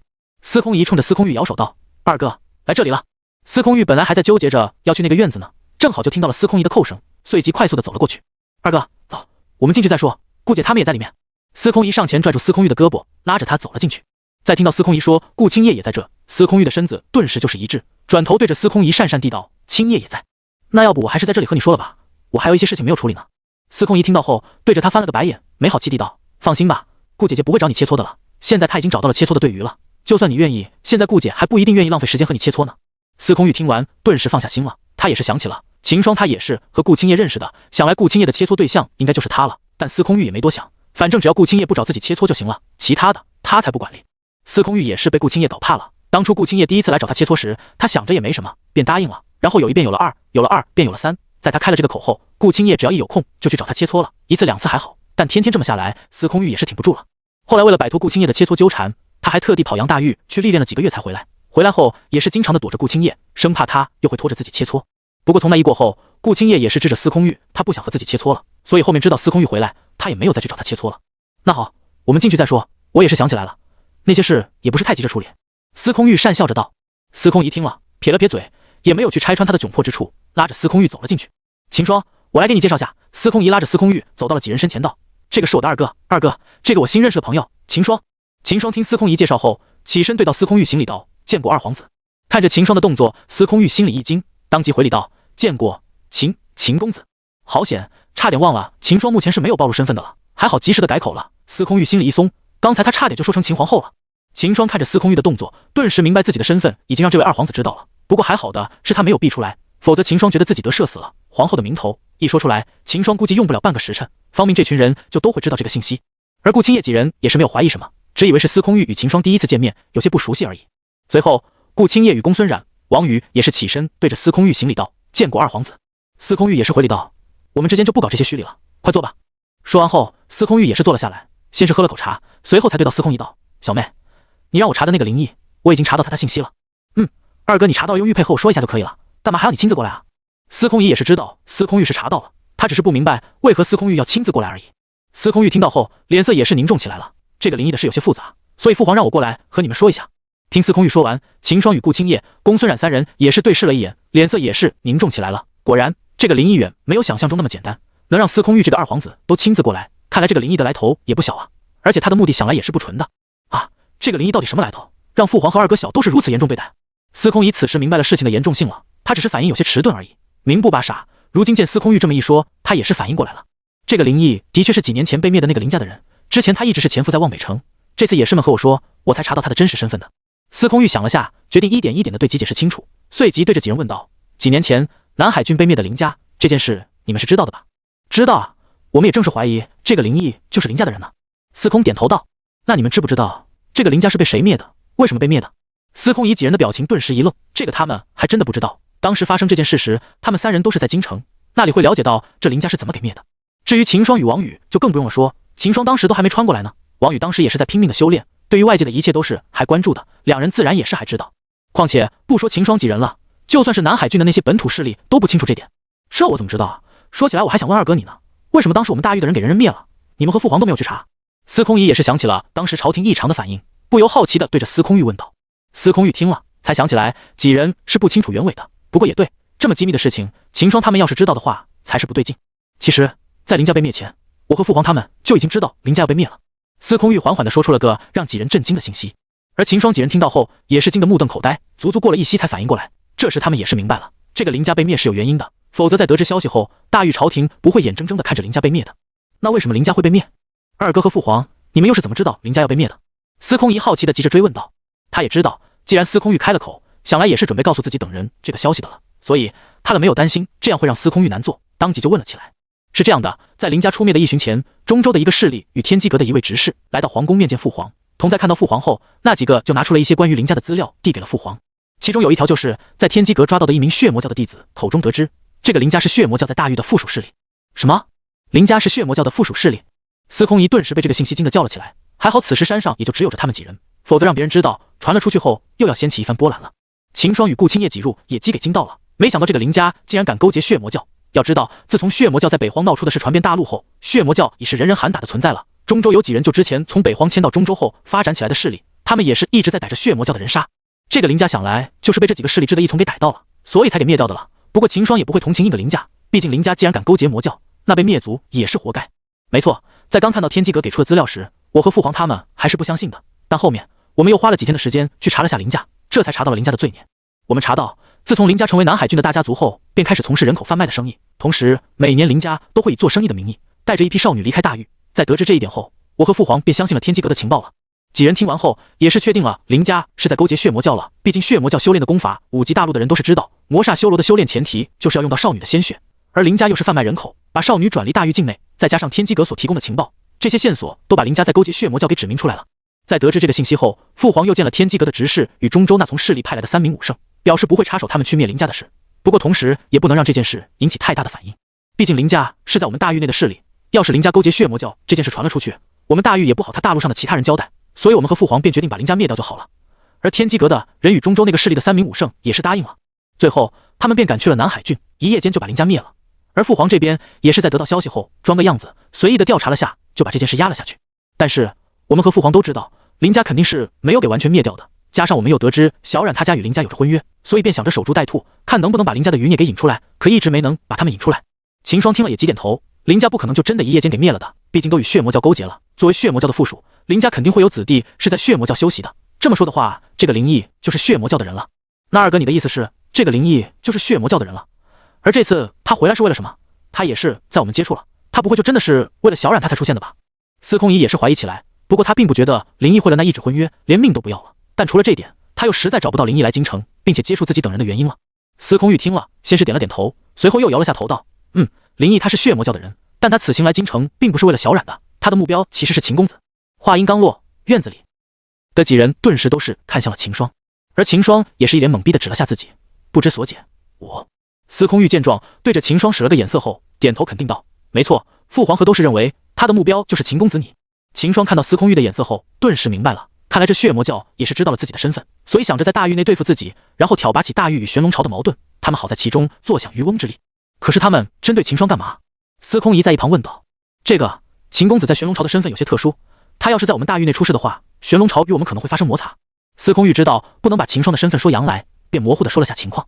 听到司空玉的话，顾青叶与公公孙然几人也是愣住了。之前他们就有所猜测的了，毕竟像秦霜这么强的人，在玄龙朝内肯定也不会是默默无闻的。只是他们没能想到，秦霜的在玄龙朝内有着这么特殊的身份，竟是能让玄龙朝与大狱起摩擦。秦霜见状，也是不好意思的对几人解释道：“我不是有心瞒着你们的，我的身份的确是有些特殊，不太方便说出来。”顾青叶几听了后，也就没有再追问了。既然秦霜不说，他们也不好去追问了。随后几人又是看向了一旁的司空玉：“既然二哥你来了，那肯定是有什么计划了，快说出来吧。”司空仪看着司空玉，眨着大眼睛道：“他知道林毅都暴露出来了，父皇与二哥却没有立即去抓捕他，想必父息是有什么计划，是要自己等人配合的了。”司空玉见状，也不再犹豫了，当即就说了出来：“是这样的，既然这个林毅已经暴露了，那他对你们的威胁就没有什么了。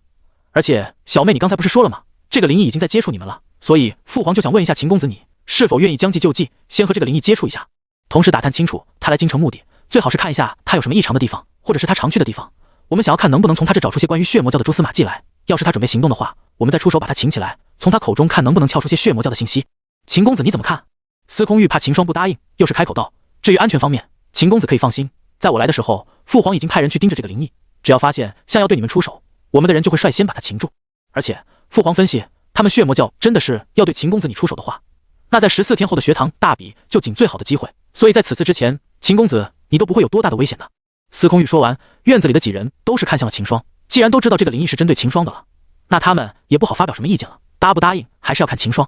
而在听完司空玉所说后，秦霜也是思考起来了，安全方面他倒是不担心，怎么说他身上还是傍着个武道至尊的，就只要血魔教不是丧心病狂的派出武道至尊来对付他，那他就不会有什么危险。他现在想的是，这血魔教是怎么知道自己的身份的，自己又没有对血魔教做过什么。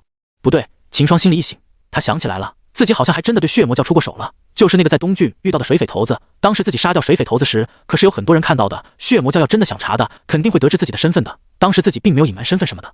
而且当时还是在玄龙朝境内，血魔教一查，肯定就会查到自己是皇后的这个信息。这么说的话，他们肯定是想让自己在大狱内出事。这样的话，江离他在得到消息后，肯定是忍不了，说不定还会因此与大狱开打，都有可能。秦霜顿时想通了这些关节，不过血魔教这个想法注定是要落空的了。就算自己没有发现林毅的身份与他们的计划，他们也成不了。有莫谦这个大杀器在，秦霜的安全是不会有什么问题的。不过对于司空玉提出的这个将计就计，秦霜倒是很有兴趣，毕竟血魔教都要对付自己了，那秦霜也不可能就这么的忍气吞声的过去了，怎么地也要血魔教出血才行，有来有往嘛。随后下定主意的秦霜抬头看着司空玉道：“我倒是没问题，毕竟他血魔教都要对付我了，我也正好给他点颜色瞧瞧。还过我们要真的就将计就计的，顾姐他们也是要和我一起才行，不然那林毅就会起疑心的，这还是要看顾姐他们的意思才行。”秦霜说完，公孙冉就开口了：“我也没问题。”紧接着司空仪和王宇也是点头表示可以，反正有朝廷的人盯着，他们也不觉得会有什么危险。而这时顾青叶才从沉思中回过神来，也是点头道：“我也没问题，就算他们出手了，想要打败我也不是那么简单的。”对于顾青叶的话，也没人去反驳，事实也如此。用出秘法的顾青叶，实力已是堪比55巅峰了。林毅他们想要轻松的拿下顾青叶的话，除非派来武皇强者，否则还真的拿顾青叶与秦霜没办法。见秦霜几人答应，司空玉心里一喜，但在看到司空仪脸色却是一滞，想到了刚才在大殿内与司空霸的对话，想到开口劝司空仪回去，但自己刚刚才表态保证了他们的安全，现在若是又要司空仪回去，岂不是打自己的脸了？想了下，司空玉也只好先放下心了，大不了回去后再多派几个人来盯着那个林毅。那个林毅才50后期的修为，就算他用出了魔煞修罗，再加上秘法，也不会有超过武王中期的实力，所以司空玉也倒不是太担心司空仪的安全。不过司空玉看了眼身旁的秦霜，想到他在玄龙朝有3个妻子，与现在已经陷进去的公孙冉，顿时就淡定不了，轻轻地推了下秦霜的肩膀。秦霜转头看向了司空玉，看着他不断眨着的眼皮，顿时就无语了，就硬样谁能知道他想要表达什么呀？司空玉见状，只好靠过去，小声道：“秦公子，我们单独聊聊。”秦霜听后看了眼顾青叶几人，随后对着司空玉点了点头，紧接着走出了公孙冉的小院。司空玉也是跟在秦霜身后走了出去。顾青叶几人见状，也知道是两人有事要谈，便没有理会两人，自顾地聊了起来。哎，你们说秦霜在玄龙朝到底是什么身份啊？这么神神秘秘的，我二哥也是，还替他瞒着不说出来。司空一见两人走了出去，便对顾青叶与公孙冉、王宇八卦道：“不知道，不过既然二皇子说秦兄要是在大狱内出事的话，会引起我们大狱与玄龙朝的摩擦，那想必秦兄在玄龙朝的身份不会低到那里去了。”王宇分析起来。顾青叶听到两人的对话后，也是若有所思。之前他还想着说，只要秦霜与公孙冉好上后，他就让公孙冉劝秦霜留在大狱。本来在他看来是万无一失的计划，现在在得知秦霜在玄龙朝还有着特殊身份后，顾青叶顿时就觉得这个计划的成功率很低了。正如王宇所说，既然秦霜的安危都关系着玄龙朝与大狱是否会友好了，那秦霜在玄龙朝的身份必然是不低的。那秦霜又凭什么放弃在玄龙朝这么好的地位，跑到大狱来呢？就算后面玄龙朝再次与蛮族起兵伐，但至多也就是把战场放在玄龙朝的南郡，对秦霜还仅不会有什么影响的。所以说，秦霜没有任何的理由会留在大狱。就算后他与公孙冉成了，最大的可能还是公孙冉会随着秦霜回玄龙朝。等秦霜与公孙冉的实力提上来后，想要回大狱看公孙冉的父母的话，也花不了多少的时间。以武皇的修为来论，都花不了1个月就可以从玄龙朝来到大狱了。而且到了这个境界，只要不惹到那些大势力，一路上如秦霜与方明他们来时所遇到的山匪，基本是不会造成威胁的。这么一想，顾青叶顿时就不淡定了。秦霜要是走了的话，那他还能找家谁来切磋？但一时间，顾青叶也没能想到什么好的办法出来了。晃了晃脑袋，顾青叶先把这些思绪抛到了一边，看着几人道：“我们还是不要去探究这些了。可以的话，秦霜自然会和我们说的。”司空一见状，也只好停下嘴。公孙冉的脸色也是有些不好了。之前不知道秦霜的身份，现在听司空玉这么一说，知道秦霜的身份不简单后，他也是害怕秦霜看不上自己了。毕竟这半个月来，自己都表现得这么明显了，而秦霜却是没有丝毫的回应。而此时，秦霜与司空玉也是来到了山顶的空地上，看了下四周后，秦霜疑惑地对着司空玉问道：“二皇子叫我出来，所为何事？”司空玉听了一下子也不知道如何开口了，难不成直接对着他说：“你不许靠近我小妹？”想了下后，司空玉只好委婉地道：“这个秦公子，你也是知道的，我们家里对小妹都是十分的宠爱的。而秦公子，你贵为玄龙朝的皇后。”等一下，秦霜连忙阻止司空玉继说下去，看了眼四周和公孙冉的小院，发现没人后，秦霜当即拉着司空仪走远了些，随后道：“那个二皇子，我的身份你就不要提了，以后你还是叫我秦霜，或者就按刚才那样叫吧。”司空玉被秦霜这么一打断，也不知道该怎么说下去了，只好点了点头。见司空玉不说话，秦霜只好开口问：“那个二皇子，有话直接就行。”“那我可直说了。”司空玉看着秦霜，想了下后，直接开口：“是这样的，我和父皇都是知道秦公子你的身份的，而如今你和小冉妹妹她谈上了，所以我们就想让秦公子你，多担待点我小妹如何？她要是冒犯到秦公子你的话，秦公子你就直接和我说，我来教训她。”听他说完，秦霜想了一会后，才想明白司空玉想表达的意思。好家伙，这不就是害怕我对司空姨她下手吗？话说我的名声有这么烂吗？秦霜也是怀疑起自己来了，他与公孙冉的事都还没隐呢，这边司空家就防贼似的防着自己了。不过秦霜也不好说什么，毕竟人家司空玉都说的这么委婉了，而且本来他就没有想过对司空姨那丫头怎么样，这司空家完全就是误会了呀。见秦霜久久没有回话，司空玉却是以为秦霜他生气了，连忙道：“当然，我不是说秦公子你不优秀，秦公子你肯定是优秀的，不然也不会被女帝看中，成为那个了。我只是觉得我们家小妹不合适而已。”好家伙，秦霜也是给惊到了，自己这还没说什么呢，司空玉这番话却是让他不知道该如何回答了。想了下后，回道：“二皇子误会了，我此次来到大狱是为了历练的，对于儿女情长这些，我是没有想过的，所以二皇子尽管放心便是。”司空玉听了，心里却是嘀咕着：“你这话谁信了？从父皇那里都知道了，小冉她为了你可是跑回去学做饭了，这不是儿女情长？”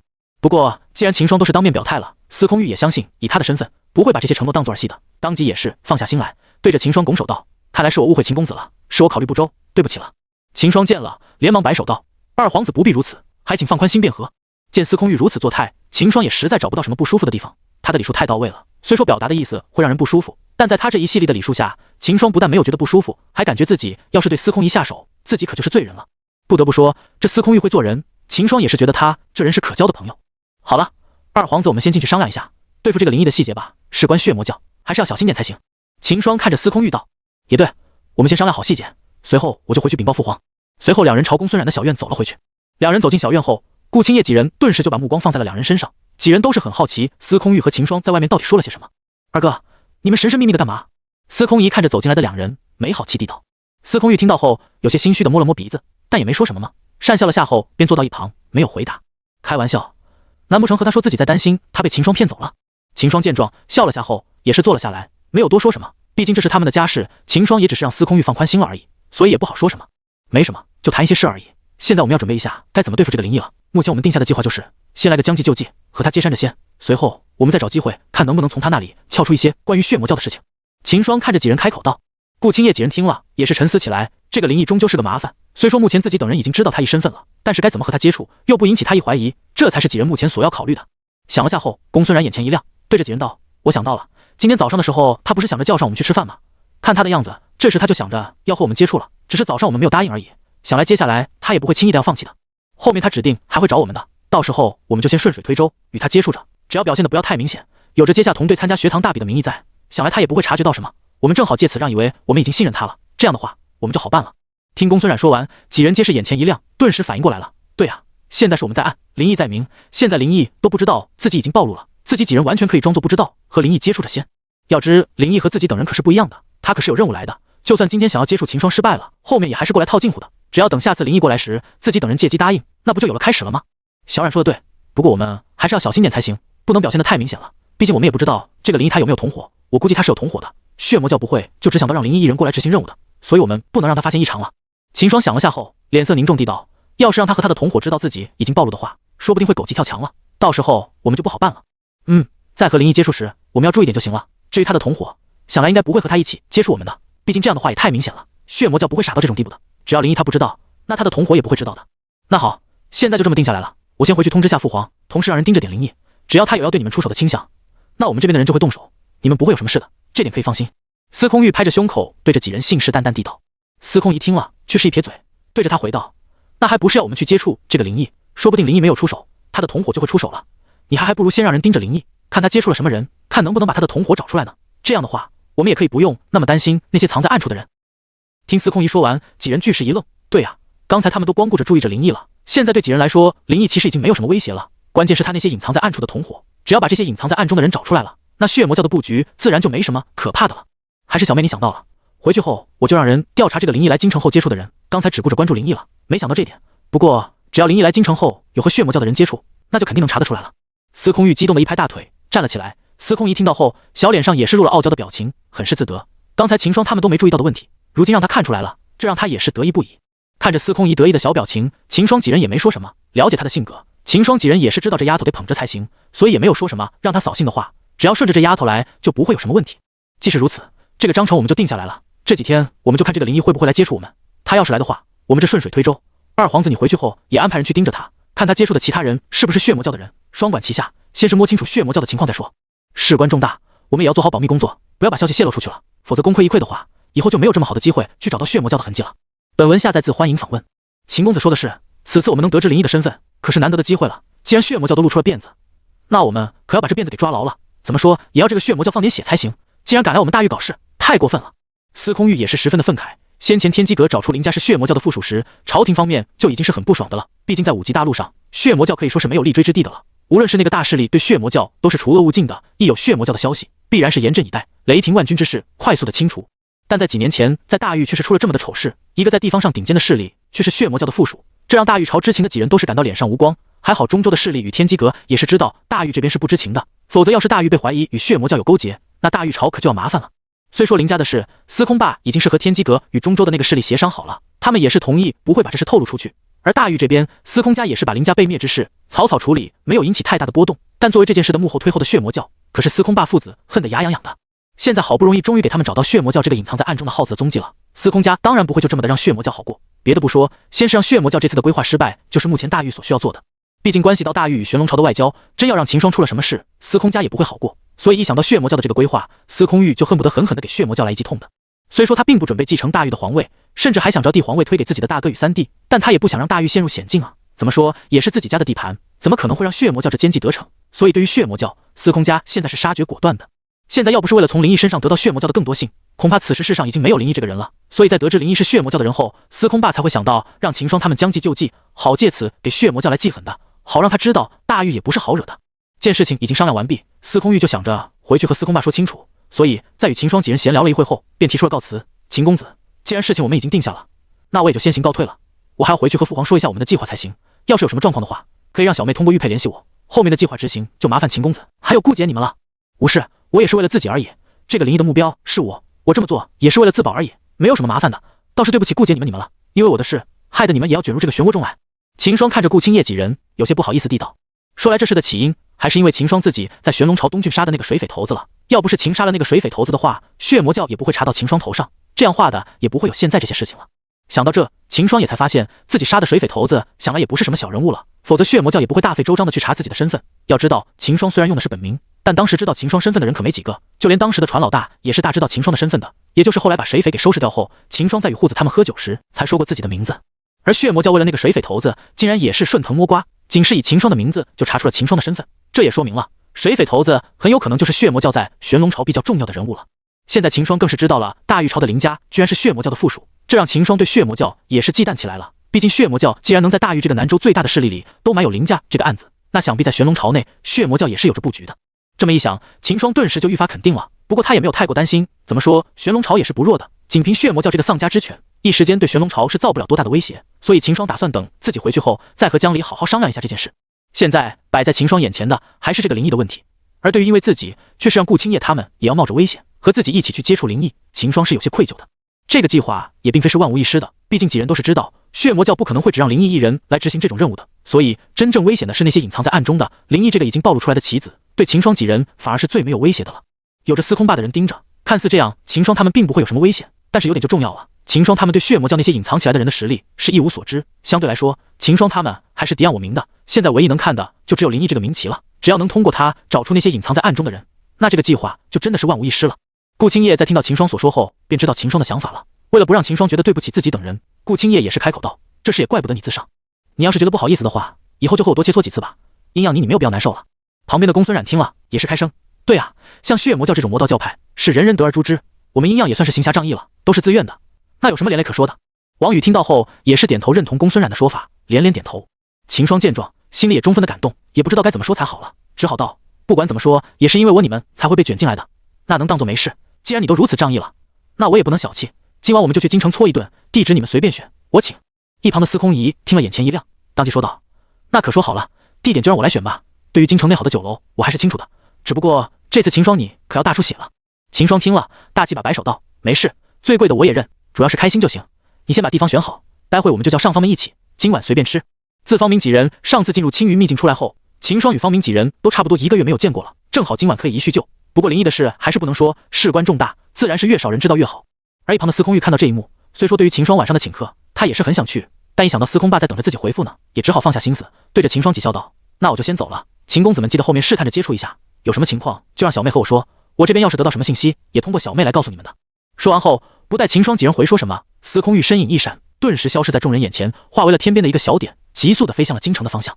秦公看着瞬间离开的司空玉也是无奈了，他还想着要不要邀请司空玉晚上也一起吃饭呢，结果自己都还没开口，他那边就匆匆忙忙的离开了。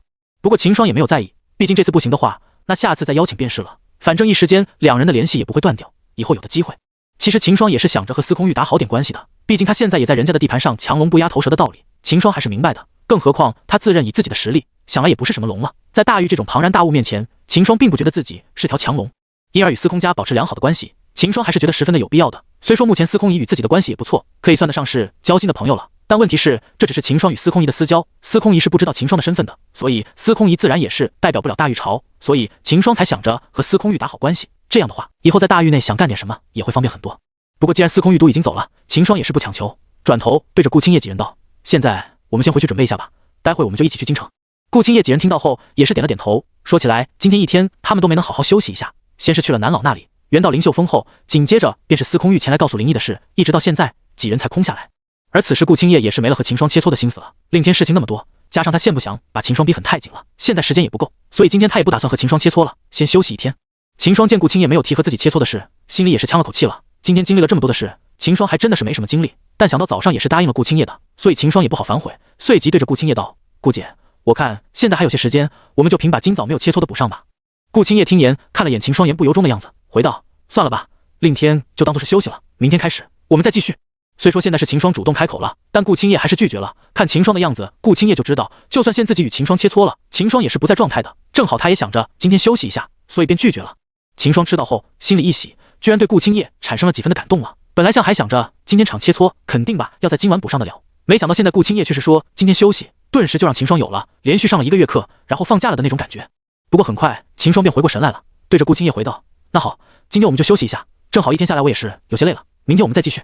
顾青叶看着秦霜突然变好的脸色，也是知道自己做对了，其实在秦霜之前，顾青叶就知道自己之前找人切磋是逼得太紧了，如今找到秦霜这个切磋对象后，他也是想明白了，虽说秦霜也是很乐意与他切磋，但他也不能每天都拉着秦霜一起切磋的。且不说这样做的话会把秦霜逼得太紧了，而是每天都切磋的话，其实对两人的实力提升还是有限的。刚开始与秦切磋时，因为两人都是有着一段时间的积累，所以就算每天都切磋一次，带给两人的提升都是很明显的。但现在已是1个月过去了，两人之前的积累可以说用的差不多了，所以每天都切的话，修为与实力的提升已是微不可察了。所以顾青叶经推断，认为每隔3天与秦霜切磋一次，这样的话，切磋对于两人修为与实力反提升才能起到最好的。有这3天的时间重新积累一下，两人才能把切磋的效果发挥到最大。这样一来，既不会逼得秦霜太紧，又能让秦霜一直与自己切磋，简单就是两全其美。想了下后，顾青叶对着秦霜缓缓开口道：“我想过了，以后我们就每隔3天切磋一次吧。天天都切磋的话，前面还好，到了后面对我们的修为就没有多大的提升了，所以我们就没有必要每天都切磋了，3天切磋一次就最好了。”秦霜听完了，愣了一下，紧接着便喜道：“那也行，我也是发现了这点。说起我们刚开始时进步都是很大的，可到了后面就没体又变化。本来我还想着过几天再和顾姐你商量，没想到顾姐你已经发现了。”对于顾青叶的提议，秦霜自然是满口答应的，他也是有察觉到了的。如今顾青叶都提出来了，秦霜又怎么会拒绝？随后几人便回到了自己的院子休息。王宇因为在灵秀峰没有院子，便随着秦霜到了他的院子里休整。而司空玉在离开灵秀峰后，便火速赶回了皇宫，花了不到半个时辰，他便来到了议政殿外。看到司空玉前来，守在大殿门两侧的小太监立即就走上前，对着司空玉一拱手道：“二殿下，陛下已有吩咐，要是你来了，便可直接迎去。”司空玉听到，也没和小太监客气，直接走了进去，来到了大殿中间，对着这上方的司空霸行礼道：“儿臣见过父皇。”司空霸听后，没好气地对到司空玉摆手道：“行了，这里又没有外人，这么客气干什么？快说说看吧，这次与秦霜商量的怎么样了？”司空玉听到后也是不装了，当即就挺起身，对着司空霸道：“我和他们都商量好了，这次就将计就计，等找到机会就先与灵异接触，看一下这个灵异到底是什么情况先。”目前秦霜他们也是同意了这个计划了，而且就在今早，这个灵异已经开始接触秦霜了，只不过秦霜他们当时还不知道灵异的身份，所以没有与灵异拉近距离。不过从这我们可以知道，这个灵异已经是在准备开始行动。你们商量好就可以了。既然这个灵异都已经暴露出身份了，那他对我们来说就已经没有什么威胁了。我们主要还是要通过灵异来挖出更多关于血魔教的事，因才是最关键的。前几年发生林家的那件事，直到现在我们都没能找到血魔教的麻烦，这次他都主动送上门来了，那我们也不能客气了，必要他伤筋动骨才行。自发生林家那件事后，司空霸这一直在中州那些势力前抬不起头，毕竟在自己家里发现了这么大的血魔教的附属，甚至可以说是10几年来最大的血魔教踪迹了，这让司空霸很是不爽。但他也没办法，事实就摆在眼前，你大狱中的确是窝藏着血魔教的势力，这点司空霸都没得反驳。所以自林家的事发了后，司空霸就一直想找个机会给血魔教来记恨的，但很可惜他一直没能够找到血魔教的踪迹，所以便一连的拖了好几年，直拖到了现在。本凭司空霸都觉得没什么希望的了，没想现在又冒出了个灵异，这下司空霸激动了，立即就知道这是个机会了，所以司空霸才对这事如此关心。毕竟人家血魔教都打入大狱内部了，自己再不给血魔教一点颜色瞧瞧，那以后大狱还要怎面对大陆上的友军？对了，父皇，我们又商量了下，都是猜到了血魔教必不可能，只派着灵异一人前来执行他们的计划，所以我们都认为还有隐藏在暗中的血魔教的人，所以还请父皇你让那几个在看着的灵异的人盯着点，看能不能从他接着触过的人中找到这些案子。这是我会去通知下他们的。听司空玉说完，司空霸也是惊出了一身冷汗，要不是司空姨说起，他都早点忘了这一点了。这个血魔教怎么可能只让灵异来对付秦霜？这根本就是不可能的。那么这样一想，就可以知道了，血魔教在大狱京城内安插了多少人了。砰！司空霸猛地一拍桌子，一想到血魔教在大狱内能够安插着人，他就忍不住气起来。之前林家的事，这已经足够说明这个血魔教已经在大狱的内部渗透了。现在听司空玉这么一说，司空霸也是不淡定了。过了好一会，他才平息下来，随即对着司空玉道：“你们猜的没错，先前是我疏忽了。血魔教既然查到了秦霜的身份，并想通过秦霜来让我们与玄龙朝发生摩擦，那他们的准备就不可能只有灵异一人，而且很有可能血魔教隐藏起来的人就在京城的学堂里。毕竟他们想飘闹出动静的话，最好的时间点就是在14天后的学堂大比了。而想要在学堂大比里对秦霜出手的话，那最方便的莫过于学堂的人，所以可以着重查一下灵异在来到京城后都与那些学堂的人接触了，这样的话可能就会有效果。”想到这，司空霸也不浪费时间了，当即就拿出了玉佩，对着玉佩开口道：“去查一下灵异平京城后都是那些学堂的人接触了，注意隐蔽，不要让人发现了异常。”随后玉佩闪过一道流光，没过多久，玉佩中便传来了一道声音：“是。”随后司空霸才收起了玉佩。司空玉见状也是知道司空霸重视起来了，所以现没有再多说什么，反而是司空霸看了眼司空玉孤身一人，微蹙起了眉头。刚才光和司空玉聊灵异的事了，现在司空霸才发现司空玉是自己一个回来的，不由得沉声问道：“小姨她呢？怎么没见她和你一起回来？你不是说要劝她和你回来的吗？”司空玉听了，脸色顿时一滞，暗道不好，别的没得说，但这点自己确实没有办好。想了下后，司空玉还是如实的回答了：“当时我一下子即将和他们说灵异的事，给忘了。到后面秦霜他们答应将计就计时，小妹也是加入进去了，我也不好拦着不让小妹去，所以便没能和小妹说清楚。”你……司空霸听完后，指着司空玉不知道说什么好了。本来他是想着不会有什么危险的，但才他想到还有血魔教的人潜伏在京城，这让司空霸也是担心起司空姨了。司空玉看着司空霸的脸色也是有些潸然，毕竟这事的确是自己没有办好，不过对于司空姨的安全项却是不太担心了。怎么说，秦霜与顾青叶都是有着武王巅峰的实力，一般人想要对他们出手也讨不了好。父皇还请放心，我已经让人去跟着那个灵异了，只要他们想要对付小妹，那几名护卫就会立即出手，不会有什么事的。司空霸听到后，脸色这才缓了下来，但想了下后，还是觉得不保险，开口道：“还是不够安全的，待会我再多安排几人去盯着灵异吧。对了，既然小姨她不想回来，那你有没有去找秦霜谈过一个？”司空玉听了当即点头，随后就快速的回道：“在离开前，我便找到秦霜与他详聊了一番，他也是同意了我的要求，以秦霜的身份，想来没有必要骗我的，所以父皇你就放宽心吧。”听司空玉说完，司空霸这才放下心来。其实也不怪他这么小心，司空姨作为他们家的小公主，司空家的人对她自然是十分的宠爱。而司空霸又从公孙龙口中听到了一些关于秦霜的事，他也是知道像秦霜这种青年是最为吸引小女孩的了。而现在司空姨又是跟秦霜他们走在一起，司空霸自然是十分的担心。不过秦霜既然都答应司空玉的请求了，想来线不会言而无信的，所以司空霸听完后也是没有那么的紧张了。随后两人又聊了会关于将计就计的细节，随后司空玉就离开大殿了。而此时的林秀峰，时间飞逝，已经过去了半个时辰。秦霜与顾青叶几人走出了院子，聚在了山顶的空地上。走吧，你们选好位置了没有？秦霜看着走过来的司空姨，笑着问道。当然，待会你可不许扳回哦，这次我们去京城最好的酒楼。司空姨笑着挥了挥小拳头，扬着小脸看着秦霜，脸上充满了得意之色。秦霜也是没有计较这些，一顿饭而已，再怎么贵还能抵自己吃穷了。自怀巨款的秦霜此时丝毫不慌，反而司空姨现在的样子有些可爱了。那好，既然已经选好地方了，那我们就出发吧。秦霜一挥手，便带着众人离开灵秀峰，朝京城赶了过去。路上，秦霜还不忘通知了方明几人。从司空姨口中得知了酒楼的名字后，秦霜便把地址告诉了方明他们。说起来，自从方明他们进入秘境出来后，秦霜与方明几人一直是少有联系。因为方明几人在经历了灵拳的修炼后，境界野鸡突破到了武灵巅峰。最近1个月，他们都是在闭关准备突破武王，所以与秦霜的联系也是少了。在收到秦霜的信息后，方明便召集了小风与红武、小柔3人。在看到秦霜给出的地址后，方明4人却是炸目了。这可是京城消费最高的酒楼了，这次秦霜怎地如此大方？不过方明几人也没有多想，稍作准备后便赶往了司空姨选的这个酒楼。由于身处京城，所以方明几人却是要比秦霜他们早一步来到了酒楼。看着眼前装饰繁华的大门，方明几人也是不禁的咽了下口水。这个地方他们也是知道的，是京城消费最高的酒楼了。即使是他们这些商贾之家的人，也是少有来到过这个酒楼吃饭。如今听到秦霜在这里请客，方明也是给惊到了。方明几人在大门外等了一会后，便看到了自街口出现的秦霜等人。待秦霜走上前后，方明几人立即迎了上前：“秦兄，最近你在我们学堂可是声名鹊起啊，没想到你还是比我们先行一步突破到武王了。”方明这个月虽说一直是在闭关苦修，但他也是有留意到学堂内的事，所以也是听到了秦霜最近在学堂内的事。新生中唯2的武王，考核的第1名，更是有传出风声说秦霜将会代表学堂参加这次的学堂大比。虽说考核只是在咋天发生的事，但却已经是传遍了整个青云学堂了。方明几人也是听到了这个消息，本来他们还是有所怀疑的，但在看到秦霜的修为后，方明几人就笃定了，因为他们发现自己看不穿秦霜的修为。在青云秘境内，方明几在灵泉内修炼了1天后，修为已经是突破到了武灵巅峰了，只差1线几人便可以突破武王了。而如今几人却是看不透秦霜的修为，这说明秦霜的修为已是在他们之上了。也就是说，学堂内传言秦霜已经是武王的这个消息是真的。那里我也是在前天才突破的，而且我看方兄你也是快要突破了，我们也差不了多少，同喜啊！秦霜看了眼方明身上散发出的气息，也是知道他快要突破了，不由得笑道。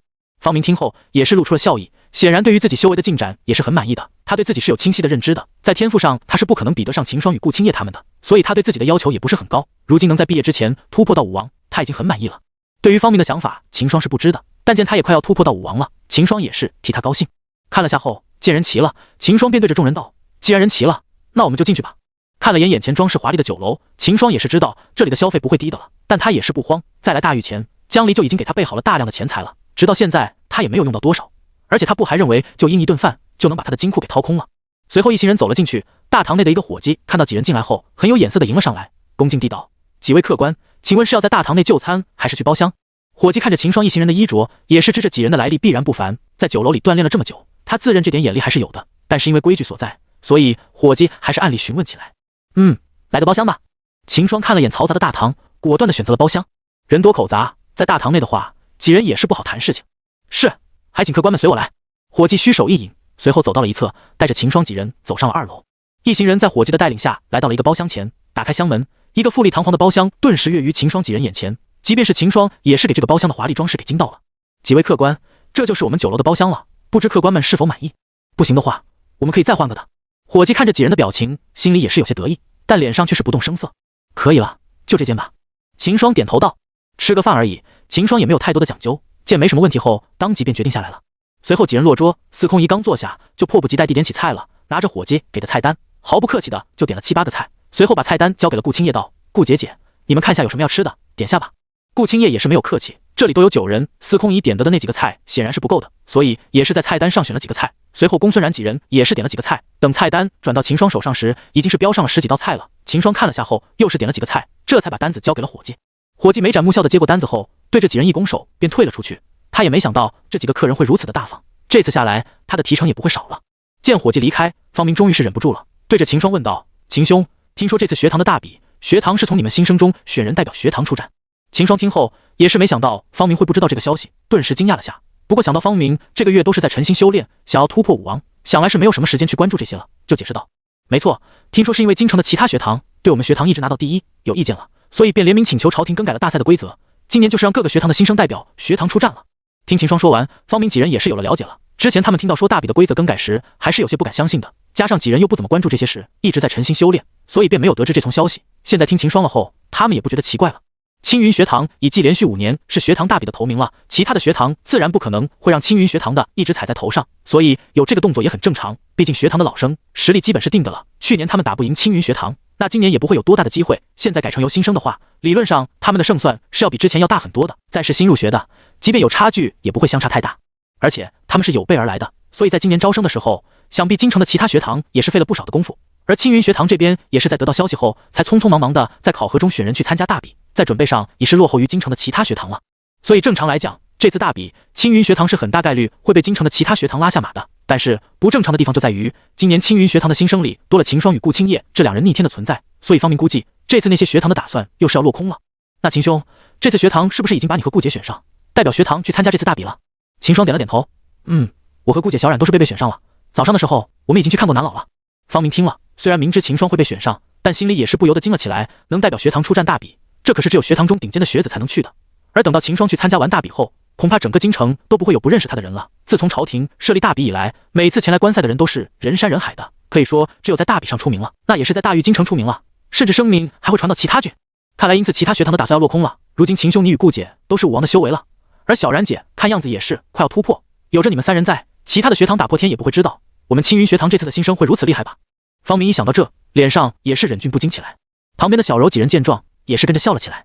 而对于方明的话，秦霜也是不可置否。正如方明所说，如今小冉也是快要突破到武王了，而现在离大比还有10几天，足够小冉突破。而小冉一突破，青云学堂这边就至少有着3名武王，以这样的实力，秦霜都不知着青云学堂要怎么输。而且在招生上，青云学堂也是要比京城的其他学堂要严很多的，所以说即便没有秦霜与顾青叶、公孙冉3人，青专学堂的胜率都是很高的，唯一不确定的因素就只有林毅了。他是血魔教的人，加入青云学堂也是为了对付秦霜，而且很有可能还有着血魔教的其他人会潜伏在其他的学堂，在大比时趁机出手。所以虽说这青云学堂这次稳操胜券了，但秦霜也是没有大意。对于方明的话，秦霜只是笑了笑，没有回答。顾青叶几人也是知着林毅的事事关重大，所以也是没有说什么。只有司空仪听后回道：“那可是，虽然这次规则的更改是我父皇同意了，不过这些学堂恐怕还是要失望了。有秦霜和顾姐姐、小冉在，他们可没有机会夺得第一了，搞得这么复杂，还不是一场空。不过说起来，秦兄和你们一起被学堂选中的另外2人的实力怎么样？虽说有秦兄你们在，学堂这边是10拿9稳的了，不过我记得学堂的大比是有个团体战的，这个是比较考验秦兄你们5人的配合的了。”方明想起之前自己去看大比时的步骤，对着秦霜提醒道：“团体战。”秦霜与顾青叶、公孙冉3人不禁疑惑起来。秦霜由于是第一次来大域，之前也没了解过，所以对这次的大比的规则还真的是没有什么了解的。而顾青叶则是除了修炼外，也是对这些事没有去留意，所以也是不了解大比的规则。而公孙冉就更不用说了，由于他路痴的原因，他可以说是彻底的宅女了，大门不出，自然是不会知道的。所以当听到说有团体战时，3人都是有些知说然了，一头雾水的看着方明。方明见状，不由得问道：“你们不会是还不知道这个学堂大比他赛程吧？”秦霜3人不约而同的点了点头。方明几人见状，面面相觑，紧接着不由得一拍脑门。方明也是无语了，他没想到既然都确定是秦霜3人代表学堂出战了，这3人居然还不知道赛程，这也太离谱了。我来给你们说下吧。方明看着3人回道：“这个学堂大比有3轮比赛，第1轮是个人赛，就是每个学堂的5个学子1对1进行对决，5场比斗，赢下3场的学堂胜。第2轮也是个人战，不过第2轮的是首擂个人战，由于学堂的5人先派人出战，胜者可以继续留在擂台上，输方则继续派人上去挑战，一直打下去，坚持到最后的学堂胜出。最后1轮就是我和你说的团体战了。团体战是由学堂的5人一起对决，团体战发誓排位战，团体战的排位也关系着学堂的排名，所以相对来说，团体战要比前面的2轮对战还要重要上不少。不过学堂的最终排名还是看综合3轮的表现来决定的，只是由于团体战占比比较重，所以很多学堂都是下注在团体战上，选出的学子也都是互补的，只要团体战的表现好，就算前面2轮的表现一般，那学堂的排名也不会低到哪里去。不过我们青云学堂最看重的还是前面的2轮对战。之前我们青云学堂也是靠着前面的2轮对战占下的优势而取得大比的第1名的，所以秦兄你们也不要太过担心，只要在前面的2轮对战上取得绝对的优势，那团体战只要能进入前5，我们学堂的第1名就没跑了。所以刚才我才问秦兄你的队友实力如何，毕竟在京城也是有着很多个靠着团体战保住排名的学堂，他们是有着合击阵法的，依靠阵法，他们的学子能以武林的修为发挥出武王的实力，这也是十分的难缠的。要是秦兄你的队友不行的，很容易就会让他们给逐个击破。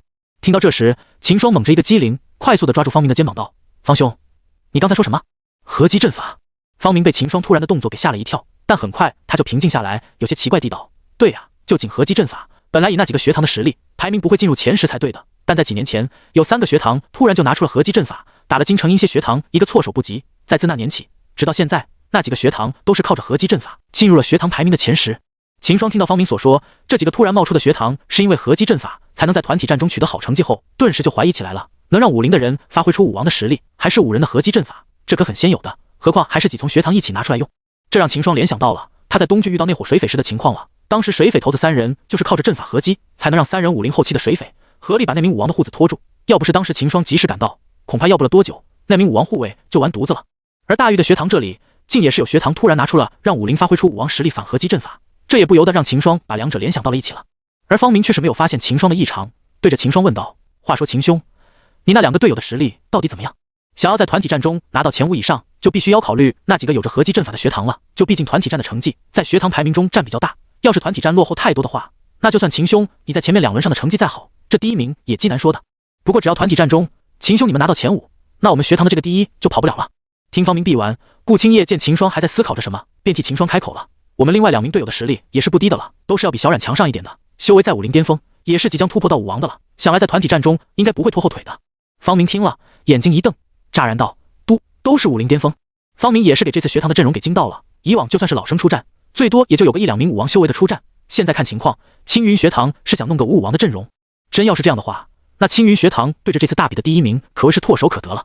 有5名武王的话，其他学堂看估计又得骂娘了。不过这些都与方明无关了，他是青云学堂的学子，青云学堂越强，他自然是越高兴的。方明震惊的是，这届的新生居然如此的强，像他这个就要毕业的老生一比起来都是不如的，这也让方明十分的无奈了。与方明一样，小峰与红武、小柔2人也是一脸震惊的看着顾青叶，其中小峰喃喃地道：“顾姐，你没骗我们吧？真的全部是武林巅峰以上？”看着几人震惊的样子，顾青叶肯定的点了点头，他们2人都是武林巅峰。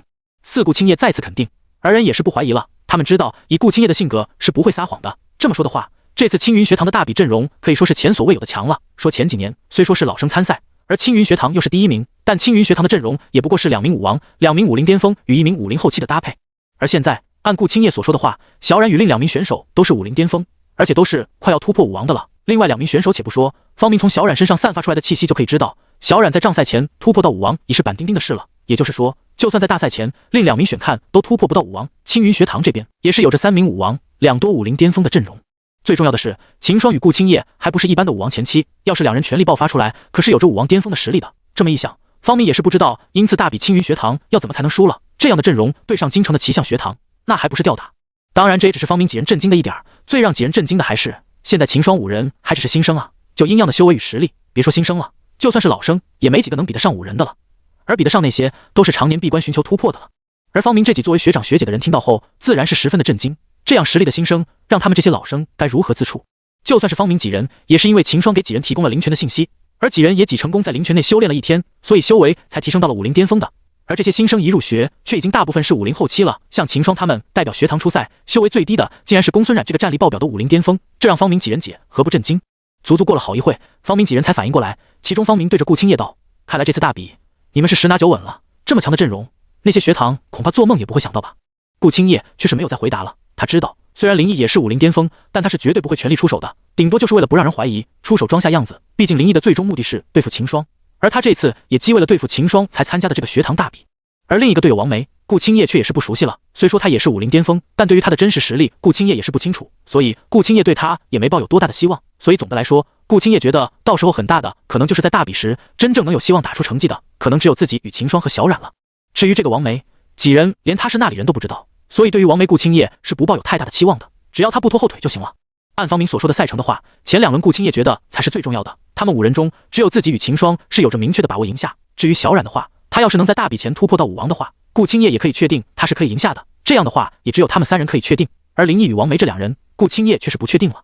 在个人赛只能靠着自己，顾青叶与秦霜就算想帮都不行，而在团体战的话就不一样了。以秦霜与顾青叶的实力，要是爆发全部的实力的话，就算没公孙冉与另2名选手，秦霜与顾青叶也是可以轻松搞定的。这个自信，秦霜与顾青叶也是有的。怎么说，在用出全力后，2人的实力都在武王巅峰了，就算他们有着合击阵法，在绝对的实力面前也只是纸老虎。顾青叶觉得，在用了那个合击阵法后，那些学子顶天也只是到了武王前期的实力，对于他和秦霜是没有什么威胁的。所以重要还是要看除了他和秦霜3人外，林毅与王梅在前2轮的发挥了，这个第一也没想象中的那么容易拿到啊。这时秦霜也是回过神来了，他对着方明问道：方兄，你刚才说的那几个有合击阵法的学堂，他们用的合击阵法是不是一样的？方明听到后想了下，回道：好像是的，听说那个合击阵法是那几个学堂的老师在明初时碰巧进了同一个不知名的秘境得到的，由于是几个老师一起发现的，所以那个合击阵法那几个学堂都是能用的。秦霜听完却是心里冷笑了，碰巧？那有那么多的巧合？刚好一起进同一个秘境，又刚好得到了同一个合击阵法，这已经不是巧合了。同时秦霜心里也是更加确定了心里的猜测，这几个学堂绝对有问题，说不定那几个发现合击阵法的老师就是潜伏在京城的血魔教的案子。刚才秦霜就已经思考过了，他在东郡时遇到水匪时，那3人竟是以武林后期的修为，就凭借着合击阵法压制住了身为武王的护卫。仅从这点就可以知道这个合击阵法的强大之处了。而以水匪头子他们是绝对不会有这么厉的阵法的，唯一的可能就是血魔教把阵法交给水匪头子，而这也说明了血魔教内是有着这种合击阵法的。而目前在玄龙朝与大域，可能也只有血魔教这么大方地传送了。这么说的话，这几个突然拿出合击阵法的学堂，必然是有问题的。想到这，秦霜给了顾青叶一个眼神，顾青叶也是心领神会，知道秦霜是在怀疑因几个有合击阵法的学堂了，于是便拉过了司空仪，在他的耳边小声地道：小姨，你告诉一下二皇子，让他着重去查一下那几个有着合击阵法的学堂，秦霜怀疑他们有问题。司空仪听了，顿时心里一惊，随后也是快速地拿出了玉佩，把秦霜的怀疑传了过去。随着玉佩闪过一道流光，司空仪才收起玉佩。顾姐，秦霜他怎么怀疑起那几个学堂了？司空仪看着顾青叶疑惑地道：我也不清楚，不过这几个学堂突然在几年都有了合击阵法，想来也是让人十分的怀疑，而且还正好是林家被灭后的1年，这个时间点也是不对劲。司空仪本来还觉得没什么的，但听顾青叶这么一说，也是担心起来了。万一这几个学堂都与血魔教有关系的话，那京城这边就麻烦了。想了下后，司空仪还怕司空玉不上心，再次拿出玉佩，重复的说了一遍，信息传了过去。同时传过去的也有顾青叶的怀疑。这时伙计带着一帮人走了进来，先是对着秦霜等人一躬身后，伙计才开口道：客官，你们点的菜已经齐了。说完后，对着身后的人一挥看，顿时一盘盘的菜肴便摆在了桌上，扑鼻的香味涌进了秦霜的肺腔。一时间，秦霜几人也是停止了谈话，专心的感受起这些美味的气息。客官，你看，这就及你们点的饭菜了，你还有什么吩咐吗？伙计虚手示意了下后，便躬身对着秦霜问道：没什么事了，等有事了再叫你，你先退下吧。秦霜挥手道。伙计听到后，也是很识趣的对着众人一手，便退了出去。看了眼摆在眼前的佳肴，秦霜对着众路道：好了，我们边吃边聊，先吃饭吧。话说，秦兄，你是觉得那几个有合击阵法的学堂有什么问题吗？方明咽下一口饭菜后，想起刚才秦霜激动的脸色，不由得好奇地问道。秦霜听言，想了下后，决定暂时还是不要让方明知道林毅的事为好，便随口回道：没什么，主要是这个合击阵法实在是太小见了，所以我就好奇一下。方明听后也没有多想了，点了点头，对着秦霜道：那有什么的，等到了大比你就清楚了。先别说我的事了，话说方兄，你在脸前去青云秘境时有没有遇到什么趣事？快和我们说说。秦霜也不想和方明讨论这些，便装一话题对着方明问道。果然，见秦霜这么一问，方明几人的注意力顿时就转移掉了。喝了口酒后，方明擦了擦嘴角，对着秦回道：说起来，还是要感谢之前秦兄你给的那个地图，否则我们就找不到去灵泉的路了。在我们赶到雪山时，正好就碰到了秦兄你所说的那个雪熊，当时他身上的伤还没有恢复，我们看到后便立即就与小峰他们对着雪熊出手，最后还是把雪熊赶跑了，没能把他留下。不过我们还是找到了灵泉，同时也是修炼了1天，我的修为也因此突破到了武林巅峰了。秦霜听完后，却是对那个雪熊同情起来了。当初先是被自己与顾青叶他们赶走了雪山，而等他们出来后，又遇到了方明几人，也不知道雪熊现在回到他自己的洞府没有了。这没什么的，反正我和顾姐他们已经用过灵泉了，以后灵泉对我们来说已经是没有作用的了。而方明你们能借此突破到武林巅峰，我们一样高兴才对。秦霜笑着开口道。方明听了也是很感动，当即端起了酒杯，对着秦霜的脸色郑重地道：不管怎么说，我们都还既要感谢秦兄你，所以在此我就先敬你一杯了。说完后，方明一仰头，便把杯中之物一饮而尽。这下一旁的小峰几人看到后，也是立即起身，对着秦霜也是敬了一杯酒。而此时，大玉的皇宫内，正感到烦闷的司空玉眉头一皱，随后拿了自己给司空玉的玉佩，闭眼感受了一会。司空玉睁开眼睛，消化了一会司空仪传过来的信息，司空玉立即就去了议政殿。本来他也是怀疑血魔教有入隐藏在学堂的了，但一直没台找到什么蛛丝马迹。结果听到司空仪传来的消息，他才反应过来，这几个学堂定是有问题的了。不久后，司空玉径直暴走进了大殿，对司空霸拱手道：父皇，小妹给我传来了消息。什么消息？司空霸停下了手中的笔，好奇地问道。是这样的，秦霜他怀疑那几个在前几年一直就用合击阵法的学堂有问题，让我们去查一下。我想着这几个学堂也是很奇怪，这几年突然就出头了，用的还是同一个合击阵法，这就十分的可疑了。听司空玉说完，司空霸也是重视起来了，他之前也是没有留意到这点。而且那几个学堂给出了托词，说是因为几个学堂的老师进入了同一个秘境，所以便带出了这个击阵法，而又由于几人老师都是有份的，所以这几个学堂便一起用。的确是要去查一下了，待会我就派人去盯着那几个学堂，主要是这个灵异，看向来到找这些血魔教的案子也不窝力。那好，儿臣就先行告退了。司空玉说完后，便立即转身离开大殿。见司空玉丝毫不拖泥带水的就离开了，司空霸也是知道他不想卷入这几丛学堂的势力，所以也没有管他，抬手对着身后的黑暗处一招手，顿时一道黑影闪身出来，对着司空霸跪下后，立即道：“见过阶下。”司空霸轻轻点头，起来吧，去查一下那几个在这几年大比中使用合击阵法的学堂，看一下他们有什么变化没有。重点是要看一下那个灵异有头有和那几个学堂的人有过接触。是。黑影应了一声后，瞬间就消失在大殿中了。司空霸见状也没有什么反应，继续埋处理起了自己的事情。半个时辰后，秦霜几人酒足饭饱的半躺在了椅子上，看了眼天色，此时已是明月高挂了。秦霜不甜地对几人道：“那个天色不早了，我们还是先回去吧。”说完后，又对着方明道：“方兄，看来今晚我又得到你家唠嗑一晚了。”方明听了，摆了摆手道：“这有什么的？秦兄的那个小院父亲一直有吩咐人去打扫，秦兄今晚直接住下就可以了。”随后，秦霜便下去结算饭钱了。虽然心里早有预料，但在得知这顿饭的饭钱时，秦霜还是肉疼起来了，足足1万两。这么贵的消费，让秦霜下定了决心，下次绝对不来这里了。即便秦小金库再有钱，也经不起这么造的呀。看到秦霜付钱时肉疼的表情，司空仪心里也是畅快不已。秦霜自然也是看到了司空仪的小表情，但却是没有去理会他，不舍得递给了掌柜10张金票后，便走出了酒楼。停下脚步，秦霜对着顾青叶问道：“你是先回家住一晚吧？”顾青叶听到后点了点头：“现在天色已经不早了，回学堂又要不少时间，所以便不想回去了，先到家里住一晚吧。明天早上我们再到灵秀峰切磋也行。”“那好，我们明天在灵秀峰会合，现在就是各回个家，各找个妈了。”秦霜笑着道。随后，秦霜便与几人分开，同方明一同赶回了方家。回到方家给自己安排的小院后，秦霜也没有浪费时间，当即就回到房内，盘腿下来违背修炼。看了会异常干净的房内，就连秦霜也是有些感动了。仅从房间内的整洁部署，就知道是一直有人在打扫了。再知道秦霜都已经在学堂住了1个月了，而这个院却还是如同他在离开时那样，没有丝毫的变化。可以说，方家对秦霜也是很好的了，至少秦霜是没有遇到过被这么好的对待的。不过秦霜也是把感动压在心里，这些对自己好的记在心里就好。现在的方家如日中天，秦霜也是帮不什么忙的，所以秦霜便也没有多想，沉下心修炼起来。翌日修炼了一晚的秦霜，神清气爽地打开了大门，走出小院，朝方家的饭厅走去。半个时辰后，洗漱完的秦霜来到了公孙冉的小院里。此时顾青叶与司空仪都是在小院里与公孙冉聊着天，看到秦霜进来后，三人也是停下了话语，看着秦霜。秦霜被几人看得一头雾水，怎么看我干嘛？有什么问题吗？没什么，我们在想血魔教他们要在什么时候对你出手。公孙冉笑着回道。秦霜走到桌子旁坐下，随手给自己倒了杯茶后回道：“之前不是有说了，大概率是要在学堂大比上对我出手了，只有在大比时把我给除了，他们才能得到想要的结果。毕竟作为京城的盛世，大比是有很多人观看的，我要是在大比上出事了的话，那大狱也瞒不住，这样人狱在面对玄龙朝的质问时也会无话可说。”公孙冉在听完后摇了摇头：“我们说的不是这个，血魔教和灵异他们想在大比上对你出手，我们是知道的，但我们想不明白的是，学堂的大比必然是有着众人的学堂高层与朝廷的人在观看的，众目睽睽之下，就算血魔教他们想要出手，几率也不会很大才对。而且在大比上能对你出手的也就只有那些学堂的新生了，但就目前来看，以你现在表现出的武王前期修为，他们就算知道，一时间也找不到应对方法才对的。而且能参加大比的都新生，修为再高也不会超过武王前期了，那他们要怎么才会把握对你出手？至于那些观赛的人，就更不可能有机会对你出手了。大比时都是朝廷中修为高超的人主持，只要有任何的异动，朝廷方面就会出手，所以血魔教他们想要在大比上对你出手的，只能安排参加大比的学子对你出手了。然而就目前而言，我是看不出血魔教他们在大比上对你出手的信心来自哪里。现在秦霜你是武王的消息想必已经被灵异传出去了，那血魔教又拿什么来对付你呢？公孙冉说出了心中的疑惑，一旁的司空仪与顾青叶听了也是十分的认同公孙冉的这个说法，他们也是想不明白这起血魔教到底是哪来的信心，想要在大比上对秦霜出手。秦霜听了却是一笑，这个问题本来他也是想不明白的，但在早晚听到方明所说的大比规则后，秦霜心里就已经有了猜测了，这也是早晚他为什么让司空仪通知司空玉去查那几个有合击阵法的学堂的原因。秦霜也是想过了的，灵异与血魔教的人肯定是要在学堂大比上对自己出手的，毕竟只有当京城的众人的面把自己除掉，血魔教的计划才能发挥出最大的效果，秦霜是十分确定这点的。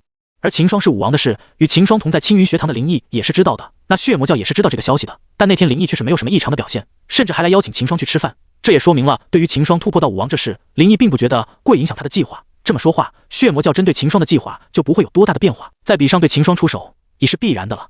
而在方明说了大比的规则与那几个学堂的事后，秦霜便知道了血魔教的大概是会怎么对自己出手的了。他们是在大比上对我出手，这点不会错的了。不过既然他在得知我是武王后还没有什么动作，那就说明了他们觉得就是我是武王也影响不了他们针对我的计划。秦霜想了下后，便把心中的想法说了出来。那这么说的话也不对啊，就算他们布局在了大比上，那以你武王的实力，他们也不能快速的把事情做完。而在有着朝廷的人主持的情况下，他们是没有什么机会才对的。公孙冉不解地问道。旁边的顾青叶与司空仪也是沉思起来。不，其实他们还是有机会了。你们忘了砸碗方明兄和我们说的赛程了？秦霜笑了下后，对着三人道：按方明兄所说，学堂的账比分为了3轮，前面的2轮都可以说是个人对决了，所以血魔教与灵异他们吧，不会在那个时候对我出手的。所以重点是在第3轮了。第3轮是团体战，到时候是要我们3人与灵异还有那个王梅一起上场的。而在团体战打起来时，就可以说是混战了，到时候出了什么意外的话，也是很正常的。所以团体战就是灵异他们出手的最好时机了。听秦霜说完，顾青叶顿时就从沉思中醒了过来，他也是明白过来了。正如秦霜所说，在知道秦霜是武王的修为后，灵异却是没有什么异常，那就说明他和血魔教是有着把握的。而在大比上，前面2轮是个人赛，血魔教想要针对秦霜也没有办法，毕竟在1对1的情况下，一名武王也不是那么好对付的。所以他们想要出手的话，就只有团体战了。而恰恰这个团体战也是最好发挥的时候，要是秦霜他们遇上血魔教安排的人异化，那秦霜票面对的可不只有5个对手了。林毅这个队友也是血魔教的人，甚到连那从几人都不熟悉的王梅也有可能是血魔教的。这样一来，秦霜与顾青叶、公孙冉要面对的可就是7人的围攻了。最重要的是，林毅他们是不知道自己的身份已经暴露的了。在他们的认知里，秦霜与顾青叶、公孙冉都是不知道自己的身份的。只要在团体战的打斗时，林毅他出其不意被刺秦霜的话，那他们的计划就成功了。而且我怀疑那几丛有着合击阵法的学堂已经是被血魔教潜伏渗透了，所以等到大赛时，只要我们面对上那几个学堂的学子，那在合击阵法的加持下，就算他们的学子只是50后，也是可以赢回出武王的实力。这样的话，在有灵异的配合下，只要灵异突然的对我出手，那他们的胜算无疑是极大的。秦霜刚说完，司空仪就叫了起来。所以说在昨晚听到方明所说后，你就怀疑那几个学堂了，才会让我去让二哥去调查那几个学堂的。没错。秦霜点了点头。那你又是怎么会对那几个学堂产生怀疑的？你刚来大域，对其他的学堂也不会了解多少吧？司空仪很好奇秦霜为什么会对那几个学堂产生怀疑的。说起来，这还和方明兄有些关系呢。秦霜摸着下巴想了下后，对着几人道：你们都是知道我是怎么和方明兄认识的吧？顾青叶与公孙冉听了点了点头，而一旁的司空仪却是一脸懵。秦霜见状，这才想起自己与方明的事，司空仪是不知道的。他在新生大比后，便给他的3哥带回皇宫休养了，所以也没有参加到后面在方家举行的聚会。而后来来到灵秀峰后，秦霜与顾青叶、公孙冉也是在诚心修炼，没有和司空仪说过，所以司空仪是不知道秦霜的事的。不是说那几个学堂为什么让你怀疑吗？怎么又扯到方明身上了？司空仪一脸的不解。而顾青叶与公孙冉发誓不解地看着秦霜，虽说2人知道秦霜是蚱蜢与方明相识的，但他们也想不明白秦霜怎么又扯到与方明认识的事上面去了。是硬样的，当时方明兄他们所在的楼船遇到了水匪，而我又正好路过，看到后我便想着出手相助一下。而在跳上方明兄所在的楼船后，我便发现了正在与楼船护卫缠斗的3名水匪头子。要知道那名楼船的护卫可是武王修为的，而那3多水匪头子却只是50后期。你们说这3个水匪头子都只是50后期，又是怎么会把武王的护子牵制住的？说完后，秦霜缓缓地端起一旁的茶杯，轻咂了口，随后看向沉思的3女，目光在3人的小脸上不断地流转着。而在听秦霜说完后，3女都是陷入了沉思，因而并没有发现秦霜的目光。过了一会后，顾青叶率先消化了秦霜刚才的一番话，清醒过来，紧接着公孙冉与司空仪也是回过神来。合击阵法。顾青叶看着秦，开口问道。秦霜听到后一拍大腿，对着3人道：没错，就是合击阵法。那3名50后期的水匪头子竟是靠着一个合击阵法，硬生生地把一名武王拖住了。甚到当时在我赶到时，那名武王就已经是岌岌可危了。这一切的根源就是来自于那几名水匪头子，他们拥有着一个合击阵法。听秦霜这么一说，顾青叶3人顿时明白秦霜想要表达的意思了，3人脸色也是变得凝重起来。有一点你们可能不清楚，我的身份也极有可能是因为这件事儿爆出的。那个活水匪并不是一般的水匪了，他们那伙人的老大是一名修炼了魔煞修罗的血魔教中人。什么？司空仪听到顿时给秦霜惊到了，对着秦霜问道：你是说在来到大域前你就碰到血魔教的人了？没错，一开始的时候我也是不知道他是血魔教的人，但到了后面我把另外2名水匪杀了后，他便忍不住暴露出来了，爆发出了魔道独有的黑色劲手，而且劲气中还积带着血色与杀气的。在他用出劲气后，我与船上的护卫就认出他是血魔教的人了。而他们只是一同小小的水匪团伙，肯定是不会有合击阵法这种东西的。再加上那个水匪头子是血魔教的人，所以可以肯定的是，这个合击阵法一定是血魔教教给他们的。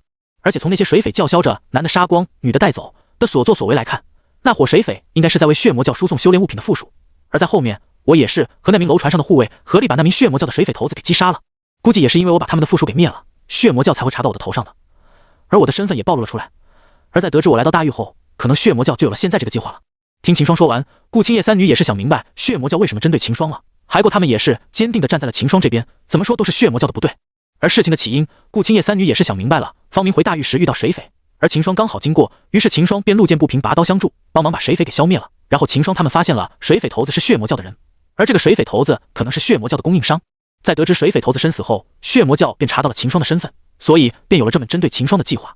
这么说的话，也的确和方明有点关系啊。司空仪喃喃地道：“要是秦霜你不去救他，就不会有现在的事了。”哎呀，小姨你给他绕进去了，这是和方明能有什么关系？我们刚刚说的明明是为什么秦霜会对那几个学堂产生怀疑吗？公孙冉看着呆呆的司空仪提醒道。司空仪听言，顿时就反应过来了。对啊，差点给绕进去了，明明讨论的不是这些才对。反应过来的司空仪快速的看向秦霜，脸上露出了丝恼意。他没想到自己差点给秦霜绕了过去了，不由得对着秦霜做了个鬼脸。看到他小女孩般的动作，秦霜也没有和他让教。秦霜见司空仪回过神来，也就没有再岔开话题了，脸色凝重地道：“昨晚在听到方明兄说京城内有几个学堂也是用合击阵法时，我就怀疑了。修炼了这么久，我也是只看到那3名水匪用了合击阵法，而3名水匪的阵法可以断定是血魔教给了的。而京城内有几个学堂在用着同一从合击阵法，再加上血魔教与灵异的计划，那就不得不让人怀疑了。毕义合击阵法又不击烂大街的功法武技，所以这几个学堂定然是有问题的了。没错，这么说的话，这几个学堂的确是很是让人怀疑。不过这也只是我们猜测，是不是还是等二皇子的消息吧？反正昨晚小姨就已经通知他了，想来用不了多久就会有消息了。”顾青叶冷静地分析起来。顾姐姐说的对，现在的话我们还是要看着灵异，至于这几从学堂这里的，就先让二皇子去调查清楚再说。不过无论这几个学堂是不是血魔教所埋下的案子，等我们对上他们时都要小心才行。有了合击阵法，他们在团体战时实力也是下弱的。公孙冉点头道：“不过要是他们真的是血魔教的案子，那我们在团体战时就要小心了，到时候灵异肯定会找机会在我们背后出阴招的。而且这都几年过去了，这几个学堂也没有出现什么异常的地方，现在二皇子那里能不能查到还是两说呢。”公孙冉越想就越是不安，他总感觉事情没有他们想的那么简单。秦霜见状，拍了下他的肩膀安慰道：“这个你放心就好了，就算二皇子那边查不出什么，但只要我们把他们对待成血魔教的案子来提防不就可以了？真要在团体战遇上他们，我们就警惕灵异的动作，只要他一有什么不对劲的地方，我们3个就抱团，保住自己就可以了。而且现在在离大比开始都还有着13天呢，现在我们最主要的是便是提升自己的修为与实力，只要自己足够强大，那就无惧血魔教的阴谋诡计了。”听秦霜说完，三女也是点头，道理是没问题的，所以行不行得通还是得看个人了。好了，学堂这边可是给了我们不错的福利的，现在我们就去藏经阁看下吧。秦霜对着顾青叶几人道。好。三女点头应下。随后4人整理了一下后，便前往了藏经阁。由于藏经阁所在山峰并不在天云山脉上，所以几人赶到藏经阁时已是过去了将近半个时辰了。走进藏经阁后，秦霜4人把自己的令牌交给了一名的守经人。守经人接过令牌后，便把几人的令牌放在了一个阵法，随阵法闪过了一道亮光，守经也是接到了阵法传过来的气息。你们3人各可以进入第7层。守经在了解到信息后，便对着秦霜与顾青叶、公孙冉3人抬手道。随后他又看也一眼站在一旁的司空仪，随后道：“至于你，由于没有学堂这边的通知，就只能在下6层阅览了。不过你要是能用贡献点的话，也是可以前往第7层的。”司空仪听到后，脸色顿时一滞，开玩笑，他才入学几天，那里有贡献点啊？无奈下，司徒仪也只好独自在藏经阁的下6层吗好找找。而司空仪不是被学堂选中的5人，所以他没有如同秦霜与顾青叶、公孙冉那样的特权，所以他只能在藏经阁的下6层自己一个人看起了里面的功法与秘籍起来。而秦霜3人则是径直的来到了藏经阁的第7层。就在几入准备分开去找合适自己的功法时，一道声音从人群中传了出来：“秦兄，你们也来找功法了？”听到声音后，秦霜几人回头一看，发现正是灵异本人。只见他笑着走向了3人，见向笑脸相迎。虽说知道他是血魔教的人，但秦霜几人还是努力的抛去脑海中的想法，没有去想他的身份，宛如与灵异不熟一般，对着灵异一拱手回道：“原来是灵兄啊，我们也是不想浪费了这个福利，便想着过来看下有没有什么合适的战绩什么的。”灵异见秦霜回话，心里也是一喜。其实他来藏经阁的目的就是想等着秦霜。自从咋天邀请秦霜被拒后，灵异便一直想着该如何凭接近秦霜，但想了一晚，他也没抬想出什么好办法，所以只好跑来藏经阁蹲着了。他知道有着免费让5人进入藏经阁第7层的机会，灵异就不相信秦霜他会忍住学堂提供出来的福利，只要自己一直在这里等着，秦霜他们肯定会过来的。原本灵异还想着自己可能要等上几天的了，没有想到这才第1天，秦霜就过来了。递到秦霜的他压下内心的激动，走上前打起了招呼。见秦霜对自己行礼，灵异也是没有敢怠慢，立即回礼道：“那可巧了，我也是想来看下有什么合适的战绩，学习一下。好在10几天后的大比时不飘输的太难看了。”哈哈，林兄说笑的，以林兄的实力，在学堂内也是数1数2的了，一个大比而已，对林兄你能有什么压力？哎，话可不是这么说的，人外有人，天外有天嘛。说不定别的学堂内的新生要比我们还强呢，多学习一下还是好的。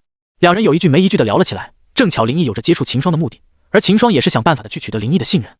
这下两人可以说是一拍即合了。说着说着，秦霜和把顾青叶与公孙然给忘了，与林毅走到了一旁的空位上坐了下来。仅过了一会，秦霜便与林毅开始熟悉起来了。感觉到火候差不多了后，林毅便再次开脸邀请道：“秦兄，不如待会我们再找个地方边吃饭边详聊如何？”秦霜想了下后，知道这是自己让林毅信任的好机会了，所以也没有拒绝，而是想了下后，对着林毅道：“这次我是和我的朋友一起来过来的，林兄你是否介意？”“没事，人多也热闹点，我这个人也是挺好客的，方便的话，秦兄也可以介绍给我认识认识的嘛。”林毅摆了摆手，不在意地道。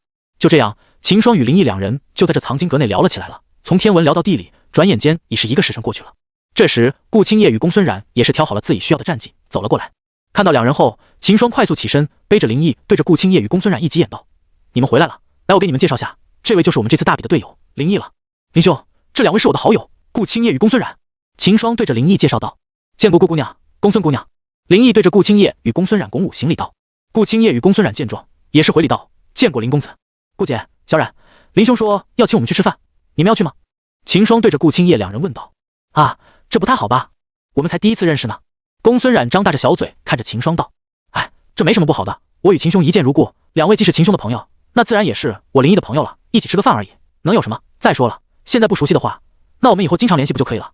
林毅见公孙冉犹豫了下后，连忙开口劝了起来：“对啊，林兄说的是现在不熟悉而已，一顿饭过后就会都熟悉了的。”最后在秦霜的劝说下，顾青叶两人也是点了点头。见两人答应，林毅心里也是一喜，随后立即就对着4人道：“那好，现在也不早了，我们这就出发去京城吧。”随后一行人在接到司徒仪后，便离开了藏经阁，急速朝京城赶去。半个时辰后，林毅带着秦霜几人来到了一个装饰豪横的酒楼前，看了眼前这个酒楼，林毅带着秦霜几人走了进去。不一会，几人便坐在了一个包厢内。随后点加几个菜后，秦霜便把菜单交给了林毅。随后林毅也是点了几个菜后，便让守在一旁的火让退了出去。看了眼顾青叶与公孙冉后，林毅对着秦霜问道：“秦霜，你看这次我们学堂的大比，你怎么看？”“总的来说，我们还是有着优势的。像我和顾姐两个都已经是武王了，而看其他的学堂，恐怕连一个武王都没有，所以我们的胜算还是很大的。最重要的是你和小冉了，我看你们的气息都是快要突破的了。要是你们能在大比前突破，那我们学堂就拥有了4名武王了。那在这次大比上，我们青云学堂的目标就很明显了。”“好，秦霜好志气，看来我也是要努力点把修为突破了才行了，不然的话，岂不是要拖秦兄你们的后腿了？”林毅对着秦霜竖着大拇指道。听到林毅的话，顾青叶与公孙冉皆是暗里翻了个白眼，还拖后腿呢？你那是拖后腿那么简单吗？根本就要把秦霜整个人给接走啊！虽说心中对于林毅有的多的意，鉴于警惕，但两人脸上却把不动声色，对于林毅的话当作没看见。3人又是自顾的聊了起来。林毅看到后也是没有在意这些，对着秦霜道：“话说之前我就有听说过秦兄你是从玄龙朝过来了，不知这是否是真的？”林毅装作好奇的问道：“没错，我的确是玄龙朝人，这次来到大域也是为了历练而来的。”秦霜点了点头。“哦，那不知秦兄你一路上从玄龙朝来到我们大域，可有经历了些什么趣事？我一直没有离开过大域，对外面还是十分的向往的，现在遇到秦兄你，却是勾起我对外界的好奇心了，还请秦兄你说一下。”“哎，这有什么的？林兄若要听，那我便和你说一下吧。”秦霜脸上笑道：“要说我来到大域的路上，最幸运的事就莫过于结识了方兄了。这个方兄也是热情好客之人，以后有机会的话，我介绍给你认识一下。话说当时我还是在玄龙朝的东郡内的，当时方兄他们所在的楼船遇到了水匪袭击，而我正好路过，便顺手的帮了一下他们。说出来你可能不相信，你知那个水匪是什么身份吗？”“什么身份？”林毅靠上前脸上露收好奇。“那个水匪的头子竟然是血魔教的人，当时在绝境之下，他才被我和楼船上的护卫逼得用出了血魔教的魔煞修罗，这我才知道他是魔教中人的。”说完后，秦霜还装作心有余悸的拍了拍胸口道：“说起来，当时还是我第一次看到魔教的人，还好的是当时还有着武王护卫在，不然我也不知道该怎么办了。”旁边的林毅笑脸嘻嘻的看着秦霜说着这件事，然而表面上他是挺开心的，但在他心里却是已经布满了不满，眼底下闪过一道冷意。林毅默默的在暗地里记下了。果然，目标就是自己眼前的秦霜，并没有搞错。其实林毅也是故意旁侧打听一下的，主要是为了确定这次的目标秦霜没有搞错，所以刚才林毅才会装作好奇起来。而秦霜对于他的这个小动作，自然也是看得一清二楚。但秦霜也没有说不配合，反而是很详细的把话题引到了东郡时的水匪上。秦霜就是想借此让林毅以及他背后的血魔教知道，就是他秦霜把水匪头子杀掉的。就这样，秦霜与林毅这两个各怀心思的人闲聊了一会后，伙计便带着几位待好走了进来。不一会，桌上就摆满了的各种的美味佳肴，扑鼻而来的香气让秦霜几人一下子就挪不看眼了。“吃吧，秦兄、顾姑娘、公孙姑娘、司空姑娘，别客气。”林毅对着几人笑道。顾青叶自然不会和他客气，当即就吃了起来。一旁的公孙然与司空一见状，也是快速的吃了起来。林毅见状，脸上也是露出了笑容，他以为自己又是拉近了与秦霜的距离了，相信要用不了多久，他们便会信任自己了。一想到这，林毅脸上的笑容便愈发的浓郁起来了。大幅度的牵动了他脸上的肌肉，让林毅的笑容怎么看就怎么的奇怪。一旁的秦霜看到后，身上也是泛起了鸡皮疙瘩，随后只好不再去看林毅的表情，埋头处理起桌子上的食物。此时秦霜也不好在林毅面前表现得太过表现，凡事欲速则不达，所以就目前而言，他并没有表现得太过于热情，现在已经开始和林毅结交了，那只要在接下来的时间里慢慢的取得他的信任便是。一番风卷残云，桌子上的佳肴已是所剩无几，鸡也是酒足饭饱了。秦霜摸了摸肚子，看着一旁的林毅道：“这次多谢林兄的佳肴了，这样吧，今晚就由我来安排如何？我们先交换一下令牌秘信，等我安排好后就通知林兄你。”说完，秦霜便拿出了自己的令牌，递给了林毅。林毅见状，心里一喜，顿时双手接了过去，随后也是拿出了自己的令牌，体内的灵气一动，顿时让两块令牌上闪过一道流光。林毅把令牌交还给秦霜道：“好了，秦兄的令牌内已经有我的令牌的印记了，有什么事的话，秦兄就可以直接通过令牌来通知我了。”做完这一切后，林毅的脸上也是露出了笑容。本来咋天他邀请秦霜被拒时，还以为想要和秦霜接触很麻烦的了，但今天的结果出乎了他的意料了，没想到会如此的顺利。只是在藏经阁与秦霜聊了会天，然后就结识到了如今这个地步了。不过林毅也知道过犹不及的道理，所以想了下后，还是对秦霜拒绝道：“至于晚上的话，还是算了吧，我有些事情要处理，以后有机会的话，我们再相聚一下。还有10几天就是大比了，还是要抓紧时间提升一下自己才行。”林毅说这话时，可是面下改色。秦霜与顾青叶几人听了后，心里都是无语了。看他脸上认真的表情，要不是知道他是血魔教的人，秦霜都会被他骗过去了。虽然对林毅的说法不以为然，但秦霜的脸上却是没有表现出来，点头道：“还是林兄想的周到，反正以后我们有大把的时间，也不急在这一时。目前我们还是把重点放在大比上为好。好了，如今时间紧迫，很快就是学堂大比了，我们还是抓紧时间，先回学堂吧。”顾青叶也是开口道。随后，一行人便离开京城，朝青云学堂赶了回去。回到学堂后，秦霜4人便与林毅分开了，回到了灵秀峰上。公孙冉的小院内，秦霜4人正坐在一起，顾青叶与公孙冉讨论起自己在藏经阁内挑选的功法。秦霜在一旁听到后，这才发现刚才在藏经阁光顾着和林毅聊天了，却是忘记去看一下有没有合适自己的功法与战绩了。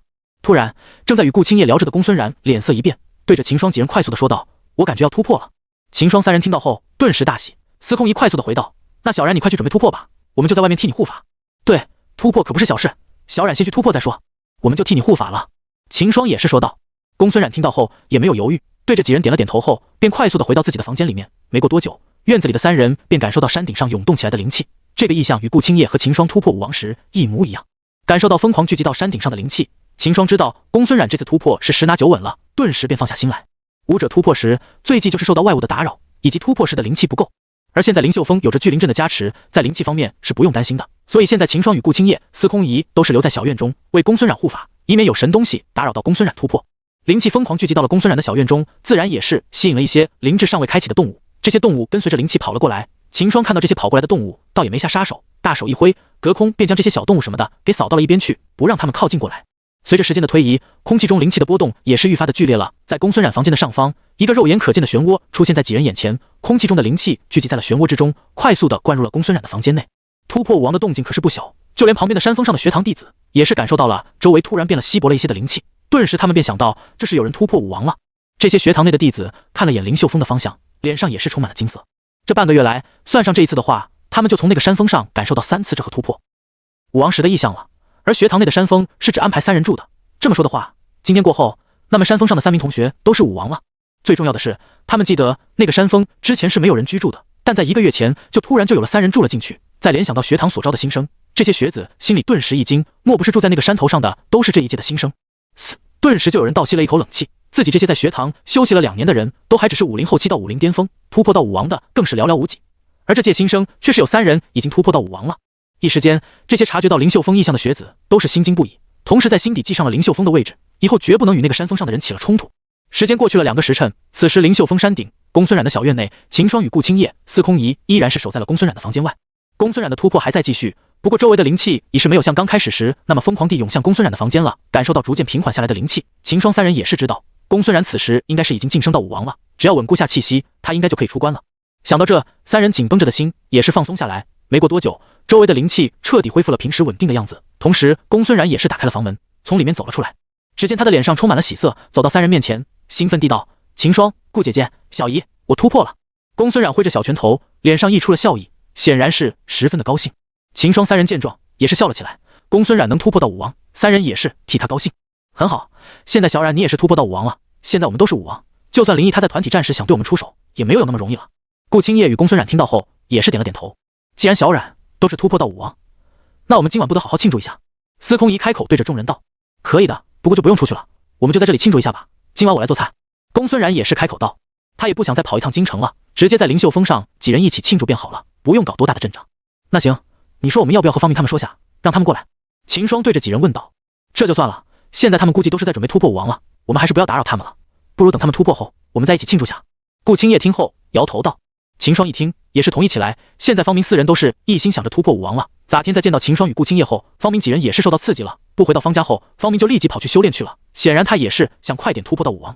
现在虽说公孙然也是突破到武王了，但方明他们肯定是还没有突破的，所以还是不要打扰方明他们修炼最好，就是现在的几人在灵秀峰上庆祝一下便好了。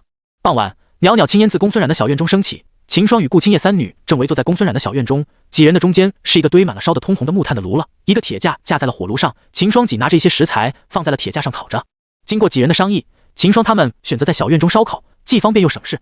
秦霜，我记得你们是5个人代表学堂出战的吧？现在我知道的就只有你和顾姐、小冉以及林毅4人，那另外一个是谁？司空仪摆弄着手中的玉米，对着秦霜问道。司空仪也是才想到这点，这2天光关注着林毅这个血魔教的人了，想在司空仪才想起代表学堂出战的是5人，而除去秦霜3人与林毅后，还是有1人是他不知道的。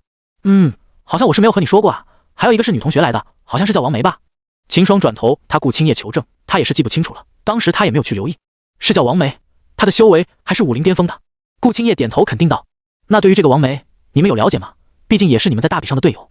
司空仪对这个王梅也是有些好奇了，一则是因为这个王梅是名女子，在同是武林巅峰的修为下，学堂既然选中了王梅，而没有选到司空仪自己，那说明这个王梅是要比司空仪要好的。二来则是因为这个王梅作为秦霜几人的队友，她的身份也是很重要的，所以她的身份就是尤为重要的了。万一她也是血魔教的人，那么她与林毅加起来也是能够造成比较大的麻烦了。其实司空仪也是多想了的，在实力上她与王梅是差不多的，但青云学堂就是选中了王梅，而没有去选司空仪，就是因为这个王梅在身份上并没有突出的地方，而司空仪就是不一样了。司空仪可是大玉朝的公主，国君的唯一女儿，要是青云学堂就选上了司空仪的，恐怕其他的学堂就算是输了也不服气的，他们也会有着众多的理由去降低青云学堂的降金量。所以经过一番商量后，青云学堂便选择了王梅。司空仪虽说也不是不行，但作为司空爸的唯一女儿，青云学堂要是让司空仪去参加大比的话，别的不说，可能司空爸那里就会有意见的了。所以在王梅与司空仪2人间犹豫了一会后，南老便选择了王梅。而在听完司空仪的问话后，秦霜与顾青叶、公孙冉3人却是有些愣住了，他们这几天也是一个劲的想着林毅与血魔教的事了，如今听司空仪所说，他们才想起好像除了名字外，自己对这王梅是一点都不了解的了。看到秦霜几人的表情，司空仪也是跟着愣了下，随后也是说道，那个你们不会连自己的队友都不了解吧？这个我们不是都盯着林毅了吗？所以就没有留意到王梅他嘛，我也只是记得他扣王梅，至于其他的就不清楚了。秦霜挠了挠头，讪笑着道。司空仪听了，见顾青叶与公孙冉都是眉默不作声，顿时也是知道2人也是和秦霜差不了多少的了，因让他也是无奈起来了。想了下后，司空仪一摆手道，算了，我还是帮你们查一下吧，怎么说他也是你们的队友，后面的团体战是要和你们一起上场的，对于他的信息还是要了解一下才行，别的不说，我们起码要确定这个王梅他是不是血魔教的人才行。现在你们都不知道王梅的身份，要是他也是血魔教的话，你们金面团体战士要怎么办？司空仪很是关心这点，秦霜几人听了后也是给惊出了一身冷汗，之前一直光顾盯着林毅了，却是忘了接触一下这个王梅了。正如司空仪所说，要是这个王梅也是血魔教的人的话，秦霜几还真的会中招了，不过这也只是猜测而已，想来血魔教的能量也不会这么大，让王梅这种天赋的人都派来狙击秦霜，这已经可以说是非常不值得了。还好这次司空仪想到了这点，否则秦霜几还真的没有留意到。这还好小姨你提醒了，我们还真的没有注意到这个王梅的身份，还是要麻烦小姨你帮我们查一下这个王梅的身份了。秦霜不好意思的笑了下，对着司空仪道。司空仪听言，小脸一扬，随后拿出了玉佩，闭目不语。随着玉佩闪过一道亮光，司空仪才是睁开双眼。好了，我已经帮你们问了，用不了多久，明天就会有消息了。不过就算我们这边没有查到王梅有什么问题，后面我们还是飘接触一下这个王梅的。砰！一道炸雷般的声音响起，灵秀峰的山顶上，秦霜与顾青叶的身体纷纷向后倒退。现在离大比开始也只剩下3天了，自上次司空仪提醒后，秦霜几人便与武梅接触了几次，而司空仪的对王梅的调查也是有了结果。这个王梅的身份却是清白的，出生在京城旁边的一个农户家里，自小便是在京城中的学堂中成长，来青云学堂前更是他们当地的中级学堂的第1人。知道王梅的身份后，秦霜与顾青叶、公孙冉便开始与王梅接触了几次，王梅的态度也是友好，对于秦霜几人的善意，他也是感觉到了，所以相对来说，秦霜他们与王梅相处的还是比较愉快的。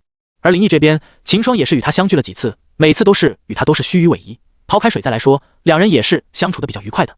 但秦霜知道这些都只是表象，这个林毅现在看似与自己等人接触的很好，那只是为了取得自己等人的信任而装出的假象而已。只要到了团体战时，林毅必然是会瞬间化身成为一条咬人的毒蛇，给予秦霜狠狠的一击。要是这一切秦霜不知道的话，可能还真的会让林毅成功了。毕竟按照林毅与血魔教的计划，林毅先是要取得秦霜的信任，然后再会在团体战中被刺秦霜。计划是可行的，但让林毅这个人来执行却是不行的。从秦霜几人还未接触林毅时，便发现了林毅的异象长，这点就可以知道了。还未与秦霜他们接触，林毅就已经暴露了。而血魔教的这个计划中，林毅可以说是非常重要的一环了。现在林毅这点已经暴露，更是让秦霜他们从林毅这个点剥茧抽丝，看出了血魔教的谋划。可以说是血魔教的这个计划还未开始就已经失败了。而经历了10天的晨星修炼，秦霜与顾青叶、公孙冉三人的修为与实力都是有了很大的进展。其中，秦霜与顾青叶都是达到了武王前期的顶峰了。虽说离突破到武王中期还有很长一段路要走，但就目前而言，两人的修为可以说在京城的年轻的一辈中是顶尖的了。至于实力，就更不用说了。用出秘法的两人，实力已是无限接近武皇了。啧，秦霜与顾姐姐的实力又是变强了。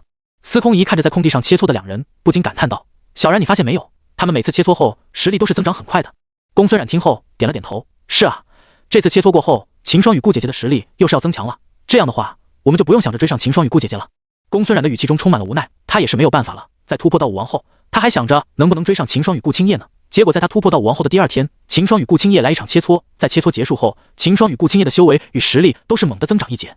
后来公孙冉在看到进展飞速的两人，也是给惊住了。要不是他也是和秦霜切磋过，他都怀疑秦霜与顾青叶一直是压着修为与实力在捉弄他了。每次他想着快些追上两人时，秦霜与顾青叶就会来一场切磋，而在切磋过后，两人与公孙冉的修为差距就会又拉一截。本来公孙冉在突破武王后，还以为自己有机会追上两人的，然而10天下来后，他发现自己与秦霜和顾青叶的差距不但没有拉近，反而是更大了。对啊，我们也是经常一起切磋啊，怎么就没有像他们一样的效果呢？司空仪也是疑惑不已。在这段时间里，他与公孙冉两人也是经常切磋的，甚至在两都市去问过秦霜与顾青叶了。在听秦霜与顾青叶说完对切磋的一些的看法后，两人又是切磋了好几次，但都是没有像秦霜与顾青叶切磋所得出的效果。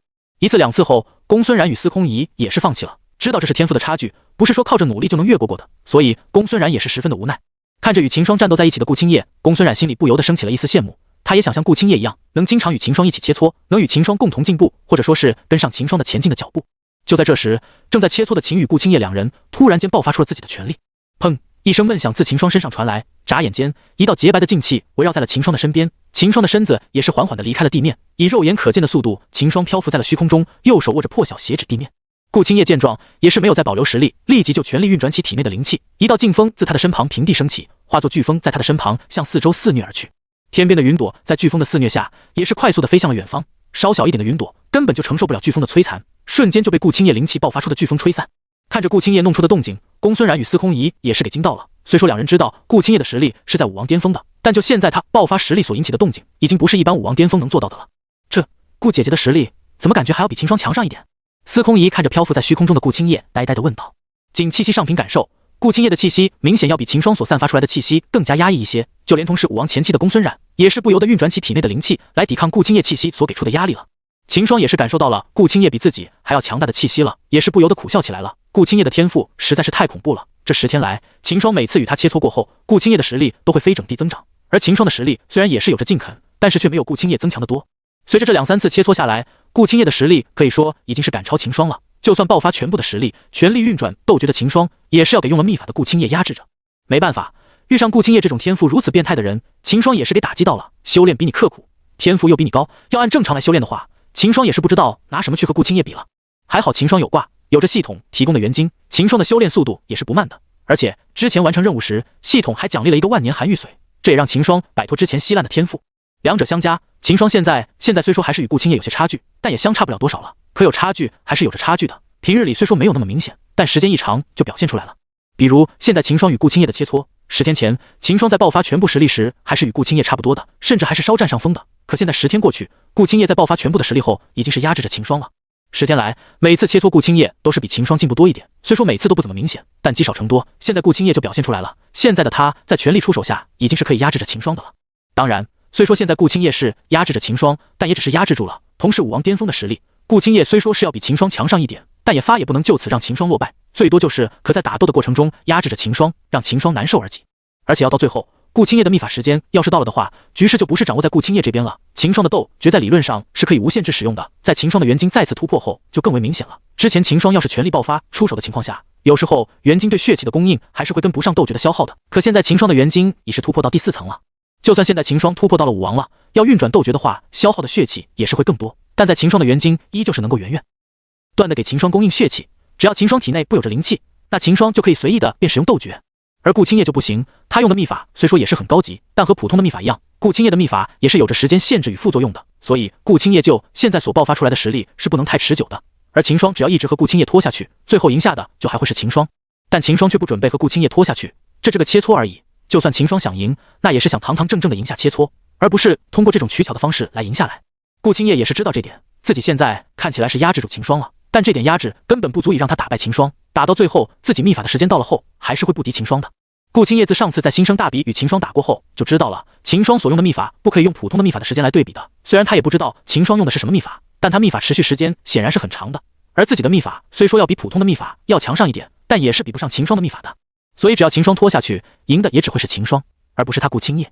但顾青叶也没有去在意这些，现在他很清楚自己是在与秦霜在切磋，所以他根本就没有在意输赢的事，他只想用尽全力好好的亏秦霜战斗一次。想到这，顾青叶便没有再去思考了，左手抬起，对着对面的秦霜隔空一握，顿时一道手印突兀出现在秦霜四周，做握拳状，5根手指把秦霜合围在了中间。秦霜见状也是不慌，其实在顾青叶有动作时，他的神识就已经感应到周围灵气的变化了，瞬间秦霜就做出了应对。只见他身形一闪，在手印合围的瞬息之间就消息在原地。顾青叶的手印继续握拳，但秦霜已是不在手印的中间了。砰！一把闷响在秦霜原来的位置上爆响起来，虚空中的空气也是因为顾青叶的手印合力震荡起来，波动在虚空中传至了数里外。而顾青叶在秦霜消失的那一瞬间就不再去理会那个手印了，他也是知道这么简单的一招是对秦霜造成不了威胁的，所以他便没有再去管发出的手印，神识快速的在虚空中横扫，顿时他便找到了秦霜的位置，就在他的身后。头也不回，顾青叶右手握着狼牙棒，快速的往后一横扫，顿时一道劲气自顾青叶手中的狼牙棒迸发而出，庞大的劲气瞬间将顾青叶身后的空间覆盖，朝后方肆虐而去。顾青叶果断的出手，打乱了秦霜的反攻节奏。本来秦霜想着趁顾青叶不注意，绕到他的身后出手，看能不能起到作用，结果还是没能成功。顾青叶太果断了，察觉到秦霜在他的身后，身子都没有转过来，反手就是一招。虽说这招的威力不咋的，但秦霜也是不敢硬接，只好止下进攻的动作，看江潮自已，肆虐而来的劲气，快速的闪身想要躲开。顾青叶也是成功的压住了秦霜的反攻，让秦霜的想法落空了。在劲气发出后，顾青叶才转身回看，顿时便看到了正往后退躲着自己劲气的秦霜。看到这一幕，顾青叶也是松了口气，还好刚才自己果断了些，不然要是先转身的话，面对的就是秦霜的破晓了。关键时刻，顾青叶他的战斗意识还是起到了作用。秦霜见状也是没有气馁，在刚才顾青叶爆发出全部的实力时，秦霜对于现在的这种情况就已经有预料到了，实力上顾青叶是要比自己强上一点的，现在战斗起来被顾青叶压制着，秦霜也不意外。怎么说，顾青叶也是从实战中成长的，在有着实力优势的情况下不把自己压着，秦霜才会觉得奇怪呢。而顾青叶看到秦霜正在躲着自己的劲气，顿时就知道这是进攻的大好机会了，当即就飞身欺进去，挥起狼牙棒对准秦霜的位置快速的挥动了几下，唰唰，几道劲气瞬间就朝秦霜呼啸而去，眨眼间就去到了秦霜的咫尺之间。而秦霜看着眼前的数道劲气，却是不慌不忙，身子微侧，一道劲气与他擦脸而过，紧接着秦霜又是挥动着手中的破晓，砰，一道闷声响起，顾青叶发出的数道劲气瞬间就被秦霜击散了。然而虽然秦霜已经把顾青叶的劲气打散了，但顾青叶也是趁着秦霜挡下自己劲气的空隙时间，已经是接近到秦霜的身前，毫还犹豫，顾青叶举起狼牙棒就是对准秦霜挥下。枪！金戈铁鸣之声响起，一道火花自秦霜的破晓与顾青叶的狼牙棒相交处溅起，星点般的火花自虚空中往下掉落。虽是白天，但司空仪与公孙冉却是被这犹如烟花般的火星给亮到了。然而不同于司空仪与公孙冉的反应，秦霜看着突然崩出一个豁口的破晓，心都在滴血。这破晓自他从南郡出来，一直用到了现在，一路上自然是有大大小小的伤口，但秦霜都是修复一下就继续用，主要是一直用惯了。就算是后面从剑宗秘境中拿到了赤金，但秦霜也是没有放下破晓。现在破晓突然就崩开了一个这么大的豁口，这场战斗打完后指定又得修了，秦霜也是十分的心疼。要是知道在金龙宗给秦霜重练过的是王品的位阶了，虽说品阶不高，但修复一次的花费也不会少，一次两次还好，但长久下来这个花费也是很高的了。现在见破晓又是破掉了，秦霜也是十分的无奈，毕竟只是王品，而顾青叶的狼牙棒别看样子不好看，可它可是实实在在的圣品武器啊，能与顾青叶的狼牙棒相接而不断，只是破了一个豁口，这也是破晓的厉害了。这时远处的几座山峰也是有几道人影飞身到虚空中看着这边，显然是被秦霜与顾青叶的战斗给惊动了，纷纷飞身起来，想看一下是谁在打斗，竟然引起了这么大的动静。这两人是谁？怎得如此面生？实力却是这么强大，就这打斗所引起的波动，就已是我等远远不能及的了。一名武王对着身旁的几人开口问道：“这我也是不知道啊，与我同届，实力强的我都认得的，这两人我也既没有见过，这个实力，想来应该是之前的老生吧？”左侧有人不确定的回道：“不是老生，这两人是新生来的，1个月前我出关了一次，当时我就看到学堂办事处的人带着这两人，还有一名女子来到这边挑选山头，那时先也正好是新生的入学时间，而且这两人实力这么强，要是学堂的老生的话，我们也不可能不知道的。”所以这两人肯定是新生了。右侧的一名武王对着旁边的人回道。众人再次吸了一口冷气，听这名武王说完，他他们心里已是相信这就是事实了，但一想到新来的2名新生就有此实力，他们也是不由得震惊起来。这2个人看样子已是进入武王有一段时间了。10天前我记得他们那边也是出现了有人突破武王的波动，看样子也不是这2人。那么说那天是他们山东的另一个人突破的了。10天前公孙冉突破到武王的动静可是不小，附近的不少人也是给惊动了。而现在又是看到了全力爆发战斗的秦霜与顾青叶2人，众人也记一下子愣住了。这么说的话，那个山峰上的3个新生都是武王了。新生，武王，这4个字如同一个大锤，在这些武王老生的脑海中狠狠地击了一下，让他们久久不能反应过来。什么时候青云学堂的新生都这么强了？只是新生就有了武王的修为，要知道青云学的毕业要求才是武王中期啊！砰！一声震惊自灵秀峰传来，还在愣神的这些武王在听到这声震响后，这才回过神来，脸上的惊色还未消去。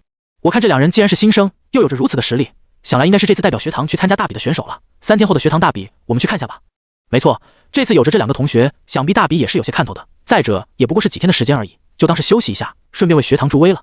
旁边的人听了，也是不由得点头。本来他们对于大比是没什么兴趣的，不过现在看到秦霜与顾青叶的实力后，生了好奇之心。以眼前这2个人的实力来看，这次青云学堂拿到大比的第1名，应该是10拿9稳的了。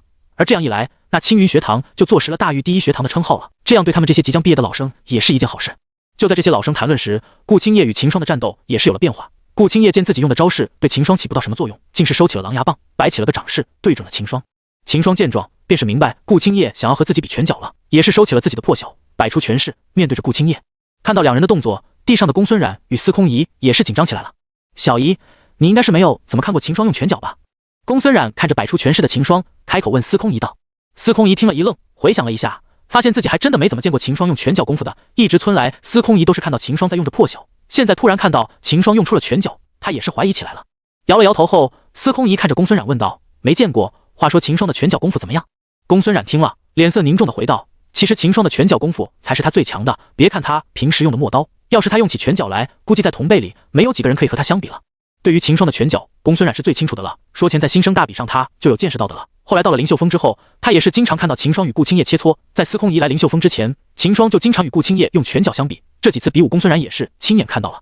后来公孙冉也是有和秦霜切过，当时公孙冉也是用拳脚和秦霜切磋，当时是武林巅峰的他与秦霜处于同样的境界，甚到当时的他修为还要比秦霜强上一丝。然而在秦霜压制了实力的情况下，公孙冉在秦霜手下也仅坚持不了100招便溃败了。要知道当时秦霜为了照顾公孙冉，已经是把自己的修为压制在武林中期了，就这样公孙冉还是在秦霜手下坚持不了多久，可见秦霜的拳脚是有多恐怖了。平常人的理解都是一寸长一寸强，赤手空拳的人对上用武器的人肯定是吃亏的，然而换人比例的话就不是这样的了。行走在雨天，打伞的人比没有伞的人更容易湿身，道理也是得简单，打了伞因为有着依仗，所以行事就会比较大意了，而没有打伞的人因为没有依仗，所以就会处处小心，避免自己给雨水淋到。这样一幻想就不难明白了。而秦霜之所以用到破晓，是因为在南郡大比时，他在对上有武器的人时打得十分憋屈，所以当时他就去错胖子家的店铺想挑选兵器，而后面秦霜一眼就看中了破晓，但当时的他是没有钱买的，后来还是柳若云这小富婆买下破晓给了秦霜用。而秦霜在面对富婆的诱惑，终究是没有忍住，借此与柳若云确定了关系。有了破晓后，秦霜便逐渐开始用起破晓了，一直到现在，秦霜也是把破晓用得顺手了，所以遇上一般的对手，秦霜都是很少会练出拳脚功夫的了，都是用着破晓便解决了战斗。虽然秦霜在与别人战斗都是用破晓的，但是秦霜的拳脚也是没有落下的，每天秦霜都会分出时间来练一遍自己的拳脚功夫。这也是为什么秦霜虽说很少用拳脚来战斗，但他的拳脚却依然强大的原因了。所以除了像公孙冉这些熟悉秦霜的人，其他的人都是不知道这点。就算是司空仪硬个与秦霜这么熟悉的人，因为平时没有留意到这点，也是对秦霜的拳脚功夫没有什么概念的。现在突然见秦霜用出了拳脚功夫，而公孙冉又是如此的推崇，司空仪这下也是惊疑不定了。他也没有见过秦霜的拳脚功夫到底是强还是强，竟能让公孙冉这么去夸他，随即他现不纠结这点了，抬头看到天上的2人，强与不强看过就知道了。顾青叶见秦霜收起了破晓，顿时身形一闪，瞬间就消失在原地，来到了秦霜的左侧，同时右掌对着秦霜的面门挥出，掌势携带着劲风，闪电般的掠向了秦霜。秦霜，打人不打脸知道吗？看着直掠向自己面门的巴掌，秦霜也是无奈了，但这是在切磋，秦霜也知道在实战中敌人不会想到这些的，所以也没有多想，当即就侧身想要躲过顾青叶的右掌。最后秦霜也是躲过了顾青叶的一掌，在秦霜侧身的瞬间，顾青叶的巴掌也是擦着秦霜的侧脸掠过，单是掌势所引起的劲风就已经是刮得秦霜的脸皮一疼。见一击落空，顾青叶扫到了半的右掌，瞬间握掌成拳，直对准了秦霜的肚子，一个冲拳直撞而去，拳劲崩发，击破了空气，掀起了一阵的劲风。在顾青叶变招的瞬间，秦霜的神识就已经察觉到了，但看到归看到，行动上能不能跟上就是另一回事了。在知道后，秦霜的大脑就瞬间做出了反应，不断的发出躲避的指令，传自身体的四处。然而无奈的是，秦霜的脑子跟上了，但身体的反应也却是慢了一步。而在如此之近的距离，秦霜就看到了，也是阻止不了顾青叶的这一拳了。砰！顾青叶的右拳直撞上了秦霜的护体真气上，顿时一声闷声从秦霜身上传了出来。然而，虽然顾青叶是击中了秦霜，但由于距离太近，加上是突然变招的原因，其实顾青叶的这拳并没有多大的威力，所以一击之下，顾青叶也没能把秦霜的护体劲气轰开。一道冲击波自顾青叶与秦霜之间升起，原本还在两人旁边的云朵，瞬间就被这股冲击波席卷向远方。而秦霜虽说是依靠着护体劲气把顾青叶的这一拳给挡住了，但却依然被顾青叶右拳的作用力给击飞了。看着突然被顾青叶击飞的秦霜，司空仪却是怀疑起来了，转过头有些奇怪的看着公孙冉道：“小冉，这就是你说的拳脚最强？”本来听公孙冉说秦霜最强的是拳脚，司空仪还以为用了拳脚后秦霜就会摆脱顾青叶的压制呢。可现在一看，秦霜不但没有把顾青叶对他的压制止住，反而是被顾青叶一拳轰飞了。仅从这招来看，顾青叶对秦霜的压制反而更大了。这不如秦霜用武器的时候呢？刚才虽说也是被顾青叶压制着，但却没有现在给顾青叶压制的这么惨啊！现在都被轰飞，还只是第二招呢。刚才秦霜也是用着破晓与顾青叶交手了上千招了，也没有像刚才这样被顾青叶压制的这么彻底。所以司空仪顿时就觉得公孙冉对秦霜的评价是太过了。听到司空仪的质疑，公孙冉也没有反驳什么，轻笑了下后，拍着司空仪的肩膀道：“别急嘛，再看会你就知道了。”同样的情景，公孙冉都看了好几遍了。每次秦霜与顾青叶用拳脚交手时，在前几招，秦霜都是日常的被顾青叶压制着的，到了后面，秦霜才会真正的发挥出自己的实力。所以现在看到秦霜被顾青叶一拳击飞，公孙冉他也不觉得意外，十分的淡定的看着天空上的两人。见公孙冉如此的淡定，司空仪也是不确定了，一边是摆在自己眼前的事实，一边是好友的说法，司空仪也是不知道秦霜的拳脚到底是怎么样的了。不过不管秦霜的拳脚强还强，现在秦霜他就在与顾青叶战斗着，可能如同公孙冉所说，秦霜的拳脚是真的强，那后面想必是不会再出现现在这种状况的了。这速度，我连刚才那名女子的动作都是看不清楚了，难道这两人的修为还要在我等之上？看到顾青叶的出招与变招，一旁在天上观战的武王学生惊叫的怀疑起来。不对，他们的修为就是在武王前期，现在表现的这么强，许是用了秘法了。旁边的一名武王中期立即反驳了，刚才他也是看到秦霜与顾青叶开始打的，他看得清清楚楚，这两人都是武王前期啊，这到底是切磋还是在实战啊？怎么连秘法都用上了？旁边的人惊叫道。一旁观看的众人也是想不明白，按理说要是切磋的话，也用不着用上秘法才对。众所周知的，用了秘法后的副作用可不是说笑的，像一般人不到了生死关头，那会用得上秘法的。只有在迫不得已的时候，武者才会用出秘法，而在那个时候也是在拼命了的。可现在看秦霜与顾青叶的样子，显然是用了秘法的，否则以他们武王前期的修为，是断断不会发挥出这种实力的。但让这些武王匪夷所思的是，他们都是记得正在打斗的两人是住同一个山峰上的，正常来说，就算关系不好，也用不着如同现在这样用出秘法来打斗才是。可现在在阴邪武王眼里，秦霜与顾青叶都是用出秘法了。这也是因为这些武王都是不知道秦霜与顾青叶的不同之处，就像秦霜，他用斗诀可以说是无副作用的。当然，斗诀本身是有着副作用的，想要使用斗诀就必须要燃烧血气，斗诀就是通过燃烧血气给武者提供更强的力量。要知道，血气对于武者来说是无比的重要的，就像人不能缺水一样，武者要是没了血气，那就和普通人没有什么区别了。虽说血气也是能够恢复的，但血气消失所带来的伤害也是不小的。比如一个武林中期的武者，要是秘法消耗了血气的话，境界就会掉落到武魂巅峰了，之前的努力白费，想要突破回武林，又得重新修炼一遍了。但是秦霜他的元晶却是完美的补足了斗诀的这个缺点了，元晶的生生不息，让秦霜体内只要有着灵气，那就不用担心血气会减少。甚至在秦霜的元晶突破到第4层时，斗诀消耗的血气都是有些跟不上秦霜元晶恢复的速度了。也就是秦霜突破到了武王，用斗诀的血气消耗的更多了。以现在元晶的恢复速度，虽说不会让秦霜无限使用斗诀，但也能坚持不短的时间了。别的不说，秦霜无伤用几个时辰的斗绝不在话下的。而顾青叶虽然也是用了秘法后不会有太大的副作，但他却是与秦霜不同的。秦霜是靠着元晶的强大，所以才能无所畏惧的使用斗诀。而顾青叶与秦霜不同的是，他并不是和秦霜一样靠功法的效果去弥补，他靠的是他自己的天赋。没错，因为顾青叶的天赋实在太特强大了，所以他对秘法的理解也是十分的深刻。凭借他对秘法的理解，顾青叶在变用秘法时，可以把秘法的效果发挥到最大，同时也能把秘法对自己的副作用降到最低。虽说副作用还是有的，但顾青叶用了秘法后的副作用，却是让自己的实力只停留在原有的境界上。而且只要顾青叶用上几个时辰的时间来恢复一下，这个副作用就会消退。可以说，顾青叶用了秘法后，基本上是没有对自己造成什么伤害的。秦霜是要靠着功法的特殊性，才能这么肆无忌惮的使用秘法，与顾青叶这个只靠天赋就可以这么使用秘法的相比，无疑是要差上一筹的。要是没有元晶，秦霜也敢如此的使用秘法了。对此，秦霜也是没有什么好说的，毕竟他就是开了挂，这也是没办法的事。难道你有一个这么无敌的外挂会不用？但对于这些在一旁观看的武王们却是不知道的啊。现在他们看到用出秘法打斗的两人，这些武王都是误会了，以为两人闹起来了，不然也不知道该怎么解释秦霜与顾青叶都是用出秘法这一点了。而在被顾青叶一拳击飞后，秦霜足足后退了几里，才调动起体内的灵力，把身形稳下来，面色疼苦地揉了下胸口。秦霜的脸色也是凝重起来了。泽才顾青叶的这一下虽说没有对他造成什么伤害，但那是因为两人的距离太近了，顾青叶又是突然的变招，并没有蓄力就打向了秦霜，所以才没有造成多大的伤害。而要是让顾青叶完成蓄力的话，别说护体静气了，秦霜估计自己就算是穿了圣品的防御宝甲，也是得受个重伤才行。而顾青叶在把秦霜击退后，也没有再追上去。他知道刚才的一击对秦霜造成不了多大的伤害，所以便没有再追，以防被秦霜抓住机会反击了。身形一闪，秦霜快速地飞回到灵秀峰上，来到了顾青叶的对面，两人同间只隔了20米，相互对视着。秦霜从顾青叶眼中看到了浓烈的举奋之色，可见对于战斗，顾青叶是十分的喜欢的。通过这1个多月，连顾青叶的切磋，秦霜也是对顾青叶为什么如此的喜欢找人切磋战斗的原因了。每次连顾青叶切磋完，第2天一见到顾青叶，秦霜就发现他的修为有了显著的提升，所以秦霜就猜测顾青叶如此的喜欢比武切磋，可能就是因为他在比武切磋完后，修为会快速的提升这点了。但秦霜也只是有所猜测而已。对于顾青叶为什么会在与自己切磋后修为会提升这么多，这些秦霜也没有去探究，毕竟这是顾青叶的隐私，就像顾青叶他们没有问秦霜为什么他的秘法能用这么久一样，秦霜也没有去问为什么顾青叶这点。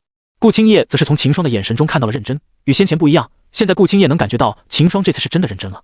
现在秦霜却是没有反击，反而是两人在那对视着，不知道在干什么。莫非他们像说前在新生大比上一样，在用神识对拼了？公孙冉心中顿时就有了猜测，随即他也是快速的放出了自己的神识，扫向了立在空中的两人。不是吗？没有发现异常的公孙冉也是懵了，瞪大着眼睛，一头雾水的看着空中的秦霜与顾青叶。不是在对拼神识，那他们在干嘛？就这么立在上面？公孙冉也想不明白了。秦霜与顾青叶都是有用了秘法的，虽然现在两人站着没有动作，但秘法可是不会因为两人不动而延长时间的，就算两人没有动作，等秘法时间到了的时候，副作用还是一样会来的。对于秦霜、公孙冉与司空仪都是不怎么担心的，他们多少也是了解到一点的，秦霜的秘法与他们自己用的秘法是不同的，就他们观察到的，秦霜用秘法的时间就比一般秘法的持续时间要多出了1个时辰，这也只是他们观察到的而已。当时还是秦霜主动断掉，公孙冉十分的确定，秦霜当时肯定是还能继续用秘法，只是他自己主动停下秘法的运转了而已。所以公孙冉与司空仪都是担心顾青叶了，毕竟顾青叶与秦霜可不同，他虽然对自己修炼的秘法理解很深刻，但对秘法再怎么熟练，秘法的持续时间也是不会太久的，所以顾青叶现在表现出来的实力是有时间限制的。现在和秦霜在这里这么拖着可不好，地到他秘法时间到了的话，那顾青叶就与秦霜打不了。虽说因为他对秘法足够的了解与熟练，但在秘法结束后，秘法的副作用还是会作用在他的身上的，只是不会像其他人那样即使境界掉落又是虚弱不已而已。就在公孙冉与司空仪担心时，天空中的秦霜与顾青叶却是有了动作。只见两人的身形同时一闪，瞬间消失在众人眼中。见两的身影消失，众人顿时急得目光与神识共同扫向了两人刚才所在的虚空，想要找出两人的身影。然而公孙冉与一旁观战的众人在找了好一会后，也没能在刚才的地方找到两人。只见前方一片空荡荡，除了几片被风吹起的树叶，就空空如也了。去那里了？一名武王神识扫了几遍都没能找到两人的身影，不由得开口问旁边的众人道：“不知道，我都找了好几遍了，都没有找到那两人的身影。”一人摇了摇头，找不到也不奇怪，他们刚才表现出来的实力起码都达到武王巅峰的程度了，我们都是武王中期的修为和实力，他们这样突然就消失，以我们的神识是跟不上两人的速度的。旁边一名戴着眼镜的武王推了下眼镜，分析道：“你这么说也是，估计是他们的速度太快了，我们的神识跟不上了，现在还是静观其变吧，等他们交手的时候，自然就会把身形显露出来了。”正如眼镜武王所说，秦霜与顾青叶两人其实还是在灵秀峰的山顶上空的，只是两人的速度实在是太快了，以至于这些武王的视线完全就跟不上两人的动作，而他们的神识也是扫得不够全面，所以没能发现秦霜与顾青叶而已。就在刚才，是顾青叶率先的发起了进攻的，而秦霜也是在顾青叶有了动作的那一刹那了，就做出了反应，闪身退开。顾青叶见秦霜知道自己的意图，也没有放弃，而是选择追了去，所以两人便在这灵秀峰的上空玩起了追逐游戏。秦霜在前面跑，顾青叶就在后面追，只是由于两人的速度太快了，公孙冉一众人发现不了而已。而在短短的一息间，秦霜便是带着顾青叶围绕着灵秀峰跑了一圈了。在两人重新回到山顶上方时，顾青叶却是停了下来，没有再去追秦霜了。跑在前面的秦霜见顾青叶停了下来，不追自己了，他也是停了下来。两人的身影再次出现在了众人眼前，还是原本的位置，没有丝毫的变化。看着突然出现的两人，一旁观战的武王们不由得擦了下眼睛，还好他们已经用神识扫了刚才那个地方，否则不知道的还会以为这两人刚才其实一直站在那里没有动过呢。看到两人突然出现的身影，公孙冉也是给惊了一下，随后也是反应过来了，刚才秦霜与顾青叶肯定是有着自己不知道的博弈，只不过是自己看不到而已。怎么回事？顾姐姐与那秦霜怎么消失也一会，现在又是突然出现了，从刚才消失到现在出现，他们的位置几乎没有变到，难道是刚才他们一直在原地，我们没看到？司空仪这时才反应过来，转头看着公孙冉疑惑地问道。他现在还是武灵，没有神识，所以对于刚才发生的事，司空仪也既没看出来什么。在秦霜与顾青叶两人消失时，他也只是以为两人在交手了，只是速度太快了，自己的目力跟不上而已。可现在他看到突然出现的两人，以及两人几乎是没有变到的位置，也是不禁的怀疑起来了。他以为刚才秦霜与顾青叶两人根本没有动过，只是不知道用了什么方法让众人看不到而已。但他也是不确定的，所以便向身旁的公孙冉发问了。公孙冉现在已经是王了，也是有着神识的，所以他便想奸下公孙冉，看他有没有什么发现。一旁的公孙冉听到司空仪的问话，顿时想起来了，司空仪也在，知道还停留在武林的司空仪没有神识，是看不到秦霜与顾青叶的动作的，便开口解释道：“不是的，刚才秦霜与顾姐的身影的确是消失了，我刚刚是用神识扫过了的，在秦霜与顾姐消失时，并没有他们的身影，所以刚才秦霜与顾姐肯定是已经博弈过了，只是我们不知道而已。”听公孙冉说完，司空仪这才想明白了，公孙冉是用神识扫过的，在神识面前，秦霜连顾青叶要真的是在原地的话，肯定已经是给扫出来了。而公孙冉既然说用了神识后都没有找到秦霜与顾青叶的身影，那秦霜与顾青叶就肯定不是在原地了。那刚才我也没有感到秦霜与顾姐有交手啊，以他们的实力，要是交手了的话，那我们肯定是能感觉到的。刚在秦霜与顾姐消失时，周围也没有什么异样。这么说的话，刚才秦霜与顾姐并没有发生战斗。司空仪脑子快速的转了起来，瞬间就闪过了数道念头。刚才秦霜与顾姐应该是没有交手，不然的话，我们肯定是能感觉到的。公孙冉也是点头认同。而秦霜与顾青叶停下身形后，又是立在了灵秀峰的山顶的空中，两人都是没有什么动作。从刚才顾青叶出手，秦霜躲避中，两人便知道了，除非能像刚开始时顾青叶那样出其不意，否则两人现在是谁也不奈何不了谁。要是用武器的话，秦霜还可能会被顾青叶压制着，可现在两人都是赤手空拳的，秦霜也是最擅长拳脚的，所以秦霜也是因此把与顾青叶那点在实力上的差距给抹平了。总的来说，两人现在是不相上下的，要是没有特别的机会，就这么直接的出手的话，就会像刚才那样，只会是一个追一个逃。而这样的话，对于秦霜与顾青叶来说，这场切磋就失去了意义，这样对两人的修炼都是没有半点的好处。所以顾青叶再见追不到秦霜后，就果断的停了下来，没有再去追着秦霜，浪费时间。秦霜在与顾青叶对视一眼后，便明白了顾青叶的想法。其实在顾青叶追着他时，秦霜自己就在想要不要就让顾青叶打上来了，太不了就接招嘛，跑下去也是在浪费时间而已。现在见顾青叶停下来了，秦霜自然是知道顾青叶的意思了。两人对视一眼后，顾青叶就再次出手，只见他身形一闪，瞬间就来到了秦霜的身侧，同时右手抬起，掌刀砍向了秦霜的后脖子处。秦霜在他有动作时就已经是看到了，但这次秦霜也是没有去躲了，快速的一侧身，右手握拳，秦霜当即就挥拳迎上了顾青叶的掌刀，灵气迸发，一道劲气围绕在了秦霜的手上，右拳以闪电奔雷之势对上了顾青叶的掌刀。顾青叶秦霜的反击也是不慌不忙，只见他右掌手势一变，化刀为掌，包向了秦霜的右拳。以掌刀之势，顾青叶也是知道抵不过秦霜的拳势的，所以早有意料的他立即就化刀为掌，以掌法去克制秦霜的拳势了。但秦霜也是看清了顾青叶的想法，4道顾青叶的变招后，立即就变招了，大拇指与无名指、小指快速的并拢靠在掌心，食指与中指并在一起，一个剑指自秦霜右手上显出。现在秦霜也是学聪明白了，没有一味的就冲撞上去，而是看清了顾青叶的变招后，也是快速的变招应对。拳势自然是比不过掌势的了，但现在秦霜在变招后就是剑指了，剑尖直对准了顾青叶右掌心，携带着劲气刺了过去。见秦霜变招了，顾青叶也是没有变招，只是把右掌横移了下，避开了秦霜的剑指，同时挤向了秦霜的后背。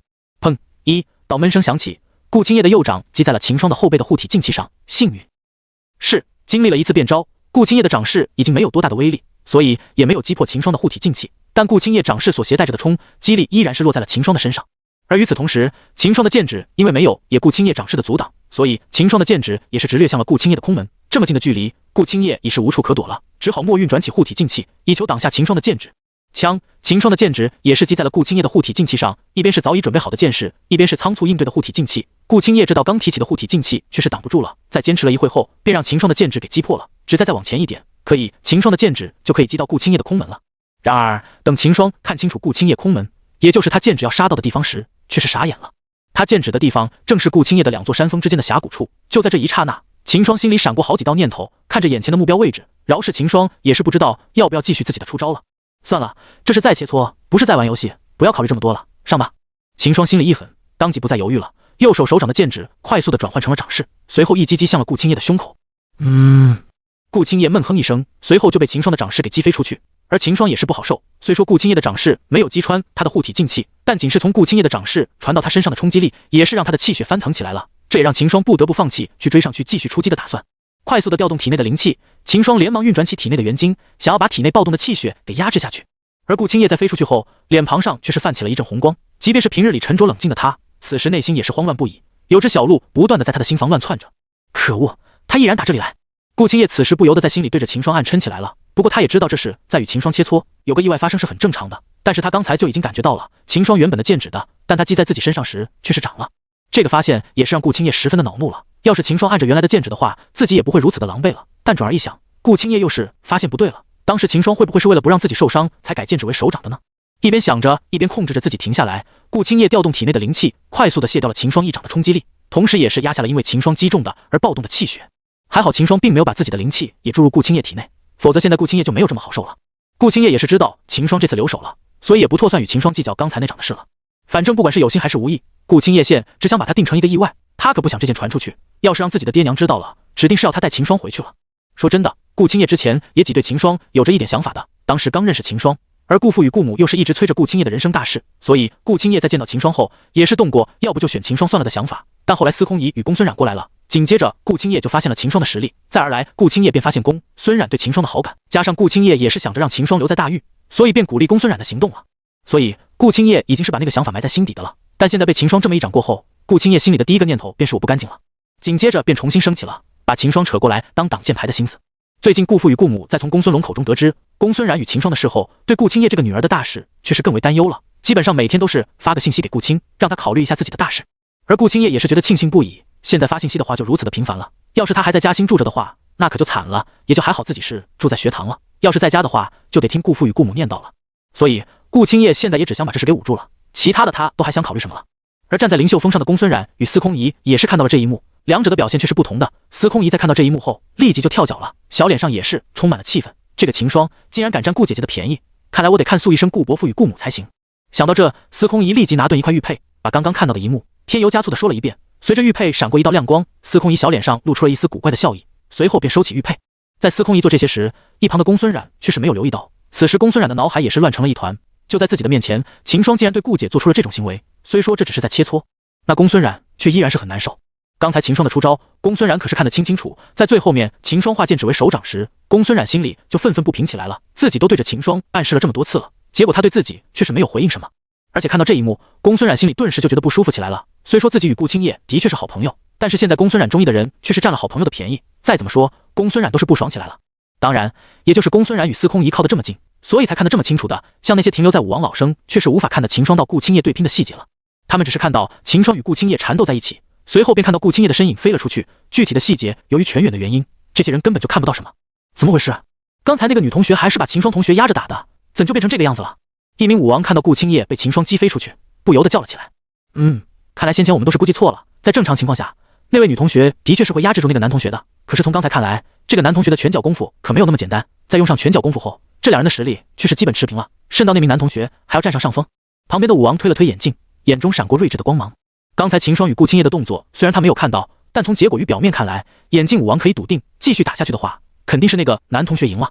因为经过刚才的交手，眼镜武王明显察觉到了，那个男同学的气息没有半点衰退，反而是那名女同学的气息已是不稳了。仅从这看，眼镜武王就觉得这名女同学的胜算并不高了。眼镜武王也是看得十分的透彻，他知道就算是不用拳脚，这名女同学也大概率不是那名男同学的对手的，所以他也只是看着两空中的两人，没有再说话了。而就在此时，顾青叶也是卸掉了秦霜的冲击力，稳下了身子，没有丝毫的停留。顾青叶立即就反身飞回到了灵秀峰的山顶，来到了秦霜的对面。看着顾青叶泛红的脸色，秦霜心里也是发怵了。他知道理不在自己这边，所以也很是心虚的没有发起攻击，手足无措的立在原地，一时间不知如何是好了。两人就这样的尴尬的默不作声一会，没有任何的动作，只是对视着。终于，秦霜霜还是挺不住顾青叶的目光了，讪讪的开口道：“那个顾姐，刚才我真的不是故意的，变招也是为不让你受伤，我也没想到会那样的。”顾青叶听后，眯着眼睛看着秦霜的双眼，见他的目光不似作假，也还知道该说什么了。就算知道秦霜不是故意的，但顾青叶心里还是有点不舒服，怎么说也是他吃亏了。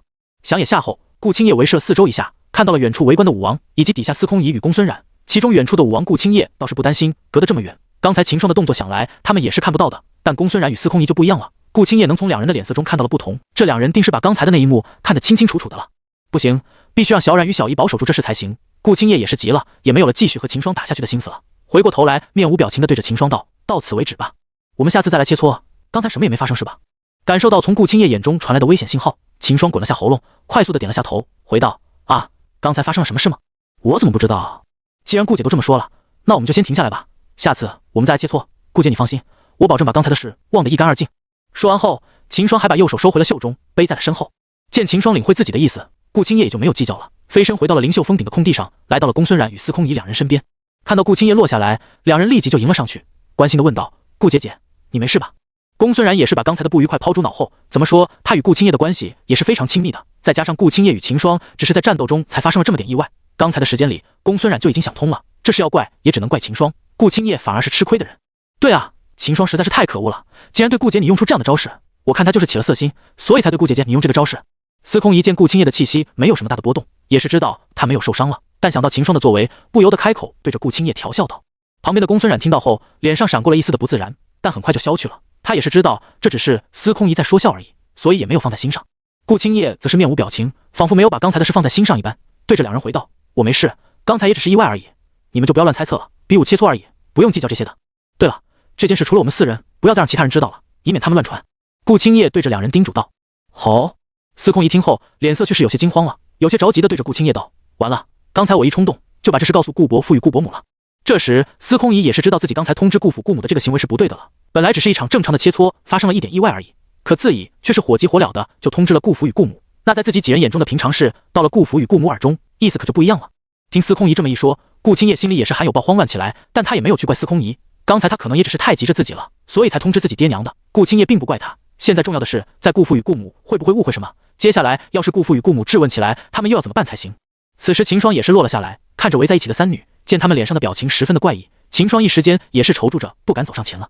公孙冉听到司空仪所说后，心里也是着急起来了。对于顾父与顾母的反应，他倒是不担心什么，他害怕的是这是会通过顾父与顾母晕到自己爹娘耳中，这样的话，要是自己爹娘误会了，可就麻烦了。看到站在一旁的秦霜，公孙冉朝他招了招手。秦霜见状，也只好走了过去。他刚才就想着这么就走的话也不太好，但他不想上前凑过去，所以一直没有动身。现在见公孙冉叫自己了，也是不带犹豫的走了过去。事情总是要解决的嘛。再说当时公孙冉与司空仪肯定是看到了，所以秦霜也是有些心虚。秦霜，刚才我把事情告诉顾伯父与顾伯母了。见秦霜走了过来，司空仪便对着秦霜道：“他们怎么不动了？”看着停下手没有再出招的秦霜与顾青叶两人，旁边观战的武王不解起来。紧接着，让这些武王匪夷所思的一幕出现了。只见其中的女同学居然是飞身落回了山峰中，而那名男同学也是没有阻止，只是静静的停在空中。这时，武王们明白了，这是要停手了啊！但这也让这些观战的武王费解了。刚才他们可是清楚的感知到的，这两人可是连秘法都用上得了，现在怎么突然停手了？难道是自己等人猜错了？这两人不是在打斗，而只是在切磋？用上秘法的切磋？众人顿时就否定了，不可能的，用了秘法后的副作用，他们都是十分的清楚的。甚到几个中，就是有人用过秘法，只是切磋的话，肯定不会用上秘法的。不知道秦霜与顾青叶的特殊，这些武王按着正常的思维分析起来，浑然不知一开始他们就判断失误了。看他们的样子，应该是停手的了，我们也没什么好看的了，各自回去吧。眼镜武王看着立在空中的秦霜，发现他的气息开始下降后，他也是知道这两人要停手了。虽说他也是不知道因两人为何都用上秘法了，却只是打到这里就停手，但他也没想着去深究。见只剩下秦霜一人立在空中，他也是猜到在两人刚才的对招中肯定是发生了什么，所以才停手的。而且眼镜武王也不认为秦霜与顾青叶刚才是在生死决斗，从一开始手到两人的出招与对招，他就知道了这只是一场切磋而已。他不解的也只是不明白，只是切磋，这两人为什么要用上秘法这点而已。见眼镜武王这么一说，这些围观的武王也是压下心中的疑惑了。他们也是知道这场战斗应该是停下来的了，所以也没想着继续留在这里浪费时间了。对了，不是说这两人是代表学堂参加大比的吗？3天后就是学堂大比了，你们要是好奇的话，到时候去看一下就知道了。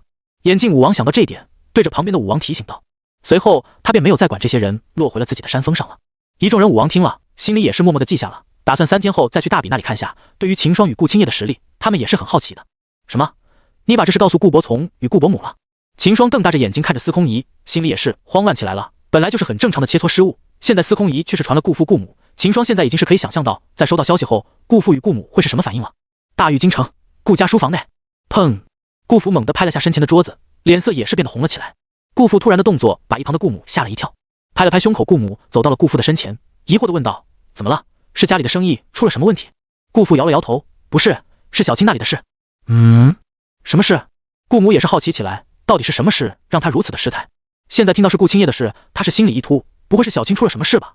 见顾母紧张的神色，顾父便知道是他多想了，立即开口解释道：“你别多想了，小青她没有什么事，现在她很好。”这一下可把顾母搞不会了，怎么又说是小青的事？小青又没事的。顾父这说法可把他搞懵了。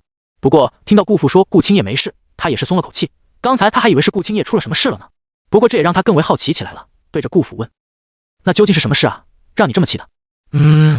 听顾母这么一问，顾父又是想起司空仪传给自己的信息，脸上又是溢出了怒色。想了下后，有些愤然地说道：“是小姨给我发来的信息，说是刚才秦霜与小青在切磋，在打斗时，秦霜趁机去占了小青的便宜。”司空仪也没有细说秦霜是怎么占顾青叶便宜的，只是大概的说了下情况，其他的都是在添油加醋的说秦霜的不是。这也是为什么顾父如此气愤的原因了。在司空仪的春秋话语中，事情在顾父的见解中却是变了个样了。他以为是秦霜在故意的欺负自己的女儿了。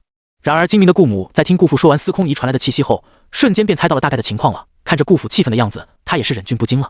见顾母这个反应，顾父却是不乐意了，不爽的回道：“你笑什么？你没看到吗？小姨说小青被那个秦霜给欺负了。”顾父不说还好，他这么一说，顾母便再也忍不住了，痴痴的笑了起来。你这理解也是有些不行啊。小姨不是提到了吗？小秦霜与小青是在切磋的，既然是切磋，那有些碰碰撞撞不是很正常吗？你不用那么紧张的。顾母也是给顾父这副女儿奴的模样给笑到了，即便的身为妻子的她，对于顾父的这个样子也是觉得十分好笑。顾父听言却是沉默了。经顾母这么一说，他也是知道自己灭太过于激动了，只是通过司空仪的消息还没有去证实，自己就急了起来。顾父也是觉得自己的反应有些大了，对于自己女儿的实力他也是有些了解的，只要顾青叶不愿意，还真的没人能够占到他的便宜。其实连顾父也是没有察觉到，他自己在潜意识里就已经是认为秦霜会抢走自己的宝贝女儿了。每个父亲对女婿或准女婿的态度都是一样的。顾母显然也是知道顾父为什么反应这么大，顾父的脸色还是没有缓和下来，也是宽慰他道：“好了，你要担心的话，我们让小青与小青回忆来趟问一下，不就清楚了。”顾父一听，顿时觉得有道理，随即没有丝毫的犹豫，拿出了王佩，发了道信息给顾青叶。顾母见顾父心急火燎的动作，也是不由得撇了撇嘴角，他也是有些吃醋了。自从女儿出生后，他都没有这个女儿受顾父的重视了，如今看着顾父这着急的神色，让他也是吃味不已。与此同时，灵秀峰上刚洗漱出来的顾青叶也是看到了玉佩上的闪光，不想他也是知着这肯定是顾父传来的消失了。刚才得知司空仪把事情告诉自己爹娘后，顾青叶也是已经有所预料了。对于司空仪的这个做法，他也是无奈了。之前他就知道司空仪对秦霜有些不爽，就是因为秦霜对公孙冉的态度，司空仪才对秦霜不顺眼的。但顾青叶见两个没有发生什么摩擦，所以也没有去理会这些。没想到司空仪这次一冲动，竟是把刚才的事告诉自己爹娘了，这也顾青叶也无奈了。本来他对顾父与顾母多次的劝解就已经很烦的了，现在也是难得的跑到青云学堂躲一会，可现在司空仪闹了这又一出，顾青叶便是知道顾父与顾母肯定不会再让自己再住在学堂的了。一想到即将就要搬回家里去住，顾青叶也是不知道该怎么办了。要是自己搬了回去，以后要找秦霜一起切磋就会变得麻烦起来了。虽说司空仪打了这个小报告，但顾青叶也是没有去怪他，而且刚才司空仪也是认错了，对着三人忏悔了足足半个时辰。现在顾青叶也没想着司空仪的事了，他目前最主要的还是要考虑回去后要怎么和顾父与顾母解释清楚，还有就是要继续留在青云学堂灵秀峰上住着，这样他才能方便与秦霜切磋。一边想着，顾青叶走上前，拿起了闪烁着的玉佩查看起来。果然，正如顾青叶所料，他得回家出会顾父顾母说清楚了。不过顾青叶没想到的是，顾父还让他带着秦霜也回去一趟。顾父的这个操作可是让顾青叶想不明白了，要是担心的话，要他回去就行了，怎么还让自己也把秦霜带回去？想了下后，顾青叶也是想不明白，于是他便没有再想了，走出了自己的小院，朝公孙冉的院子走去。现在公孙冉也是自己一人住了，在几天前，司空仪的小院也几竣工了，灵秀峰上也是多出了一座别致的院子。司空仪在他的院子建好后，便搬出了司空仪的院子，住进了这个新的小院里。由于是新建的缘故，司空仪的院子不仅要比秦霜三人的要大，而且装饰也是要豪华的多，就连院子大门的转轴，司空仪的院子里都是用玉石做的。整个院子里里外外，在装饰的花费上就已经不少于一件圣品武器了。这也是让秦霜充分的认识到了司空仪的财大气粗了。而且自从司空仪来到灵秀峰后，秦霜三人的吃食所要用到的食材也是司空仪所准备的。现在顾青叶来到公孙冉这里，也是想要告诉公孙冉不要做自己的饭了，四人的饭食一直是公孙冉准备的，所以顾青叶才过来。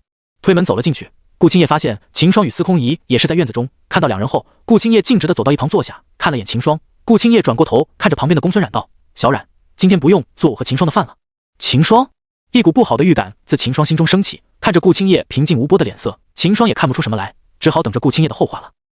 怎么了？顾姐姐，你要和秦霜她出去吗？公孙冉疑惑道。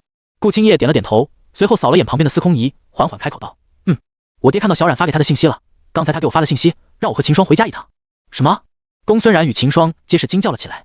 秦霜咻的一下站起了身，快速的问道：“你说顾伯父叫我去你家？”顾青叶转过头对到秦霜点了点头，看着秦霜的脸庞，联想到刚才发生的事，他的心跳也是快了起来，但他的脸色却是没有丝毫的变化，仿佛这只是一件很平常的事一样。得到顾青叶的确认，秦霜也是慌了起来。在刚才听到司空仪说把事情告诉了顾父后，他也不是很慌的，毕竟除了后面的变招有些不妥，其他的秦霜也是问心无愧的，所以他以为最多顾父也是找顾青叶问清楚而已。只要顾青叶对顾父解释清楚了，那他就没事了。怎么说，两人也是在切磋的过程中才发生的意外，因而秦霜当时也没有对司空仪说什么，他也是挺无奈的。既然木已成舟，那他也不好说司空仪什么了，所以了解了一番后，秦霜便回去洗漱了。然而现听顾青叶这么一说，秦霜也是手足无措了。原以为只要顾青叶说清楚，自己就没事的了，可现在事情却是出乎了他的意料了。公孙冉也是慌了起来，与秦霜不同，他可是知道顾母对顾青叶的人年大事一直是着急的，现在发生了这么一件事，又是要顾姐带秦霜回去，这是要考察秦霜吗？想到这，公孙冉也是慌了。说实话，他是没有信心和顾青叶争的，而且现在又是发生这事，顾母完全是可以以此为由让秦霜表态的。不过这些也只是公孙冉情急之下的猜测而已。在想了一会后，公孙冉便不再多想了。因为他想到了一点，之前顾青叶是有想着撮合自己与秦霜的，而且以顾青叶的性子，应该是不会考虑到这些，所以就算顾伯母有这个意思，想来顾青中也会同意的。但顾姐姐真的不会动心吗？原本安下心的公孙冉看了眼顾青叶，心里不由得一突。那行，今天我就不煮你和秦霜的饭了，你们还是快回去吧，不要让伯父伯母久等了。虽然心里有些慌，但公孙冉也没有说什么，毕竟秦霜对顾青叶做了这种事，顾父与顾母想要见秦霜合情合理，公孙冉即使再怎么不放心，也没有理由去阻止秦霜去。一旁的司空仪也是缩起了脖子，他也知道是自己的不对，所以他什么也不敢说了，努力的降低着自己的存在感。见顾青叶几人没有注意到自己，司空仪也是松了口气，他还是挺害怕顾青叶突然把自己也拉回家饭，到时候他都不知道该怎么解释。此时他也是后悔了，早上的时候还是太冲动了。那个顾姐，你有没有和伯父说清楚了？秦霜想了下后，觉得顾府应该是不了解情况的，否则也不会让自己也去顾府了。顾青叶听后顿时摇了摇头，他的确还没有和顾府说过。刚才几人分散后，他便回到小院洗漱了。原本想着洗漱完后才和父亲解释的，没想到一出来就收到了顾父的信息。在得到消息后，他也没有想到这点，紧接着他便来了这里通知公孙冉了。果然，秦霜按了一点头，随后秦霜快速的说道：“那顾姐，你要不先和伯父伯母解释一下，说不定等他们了解清楚事情的原委后，我就不用去你家了。”秦霜也是不太想去顾青叶家的，平常还好，可现在发生这事，真要去顾家的话，秦霜担心刚见面就会被顾父给一刀终结了。现在见顾青叶正如自己所猜测那样，并没有和顾父解释清楚事情的筋道，顿时便看到了机会。他知道现在顾父让自己也和顾青叶一起回去，无非就是想着要了解事情的详细。甚到秦霜还恶意的猜测了道，顾父估计也是想着在知道事情的经过，要真是自己的不对，那他也方便教训自，这才让顾青叶带着自己回去的。听秦霜说完，公孙冉的眼睛也是一亮，随即看向了顾青叶。顾青叶也是一愣，这时候他才反应过来，想下了后，他也是点了点头。秦霜能不去的话，对他总是好，这样的话他也可以多找几个理由继续留在学堂住了。想到这，顾青叶也是不再犹豫了，快速的拿出了玉佩，在秦霜与公孙冉期待的目光中，把事情的经过详细的发送给了顾父，并提出了不带秦霜回去的意见。与此同时，京城内顾府的书房，顾父正与顾母一起在处理顾家的事务，这时顾父放在一旁的玉佩却是亮了起来，闪烁了几下后，顾父也是注意到了玉佩的亮光，便停下了手中的事务，拿起了玉佩查看起来。过了一会后，顾父也是了解到了事情的经过，放下手中的玉佩，顾父不由得吐了口气。从顾青叶的语句中，顾知道了这只是个误会，司空仪所说的占便宜，也是两人在切磋的过程中发生了意外而已。想到最后顾青叶提到的不用带秦霜回来，顾父想了下后，把玉佩递给了旁边的顾母，说道：“是小青传来的信息，你看下该怎么办吧，我都不知道怎么去处理了。”顾母在顾父拿过玉佩时，他便是看到了，他也是知道能在这个时发信息过来的，估计也只有小青了，所以也是很好奇的看着顾父。现在见顾父这么一说，他也没有犹豫，当即接过玉佩查看起来。良久，顾母也是知道了事情的详细。总的来说，在顾青叶的描述中，这真的是个误会。而对于顾青叶的话，顾母也是相信的。知儿莫若母，顾母是知道自己这个女儿是不会撒谎的，所以对于顾青叶现在这说法，顾母是深信不疑。但是此时顾母却是高兴不起来了。自己女儿她是知道的，对于外事她都是还怎么上心的。可现在，即便是与秦霜发生这样的事，但从她发过来的字句中，顾母却是没有看出顾青叶有任何的异常，这也让顾母心里担忧不已。发生这样的事，自己这个女儿居然还是毫无波动，这样的性子，以后她要怎么办？见顾母的脸色不对，顾父也是担心起来。问道：“怎么样？以我看，要不就不用这个秦霜来了吧？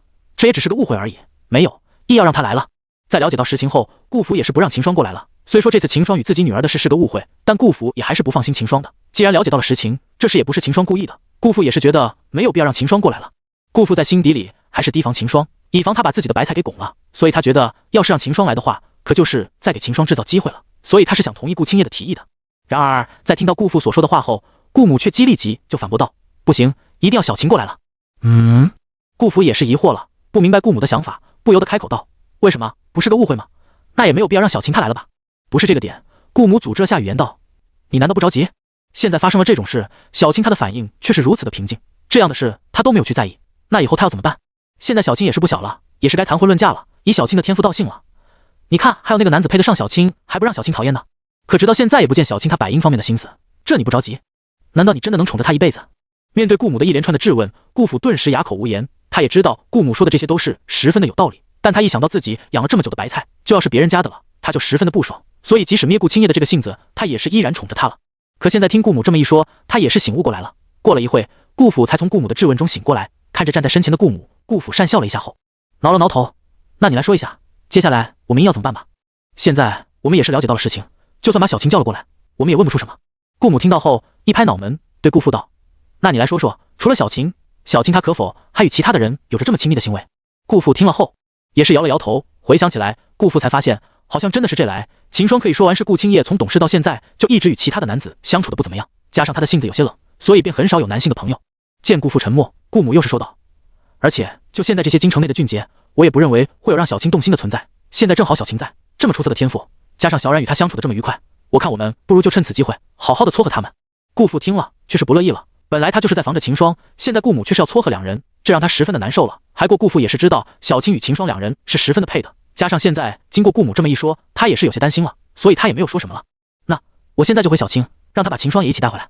顾父看着顾母小心地道：“一定要让小青也来。”顾母点了下头，回道：“等他们来了后，你就按平常对秦霜的态度就可以了。到时候你看我的脸色行事，顺利的话，说不定今天就可以把小青与小青给安排了。”顾父听后点了点头，随后拿起玉佩给顾青叶传过去信息。传完信息后，玉佩闪过一道亮光，顾父见状便把玉佩收了起来，与顾母继续处理事情。另一边，守在公孙冉院子内的四人正围在公孙冉的石桌边上，石桌中间就摆着顾青叶的玉佩。秦霜四人都是目不转睛地盯着中间的玉佩。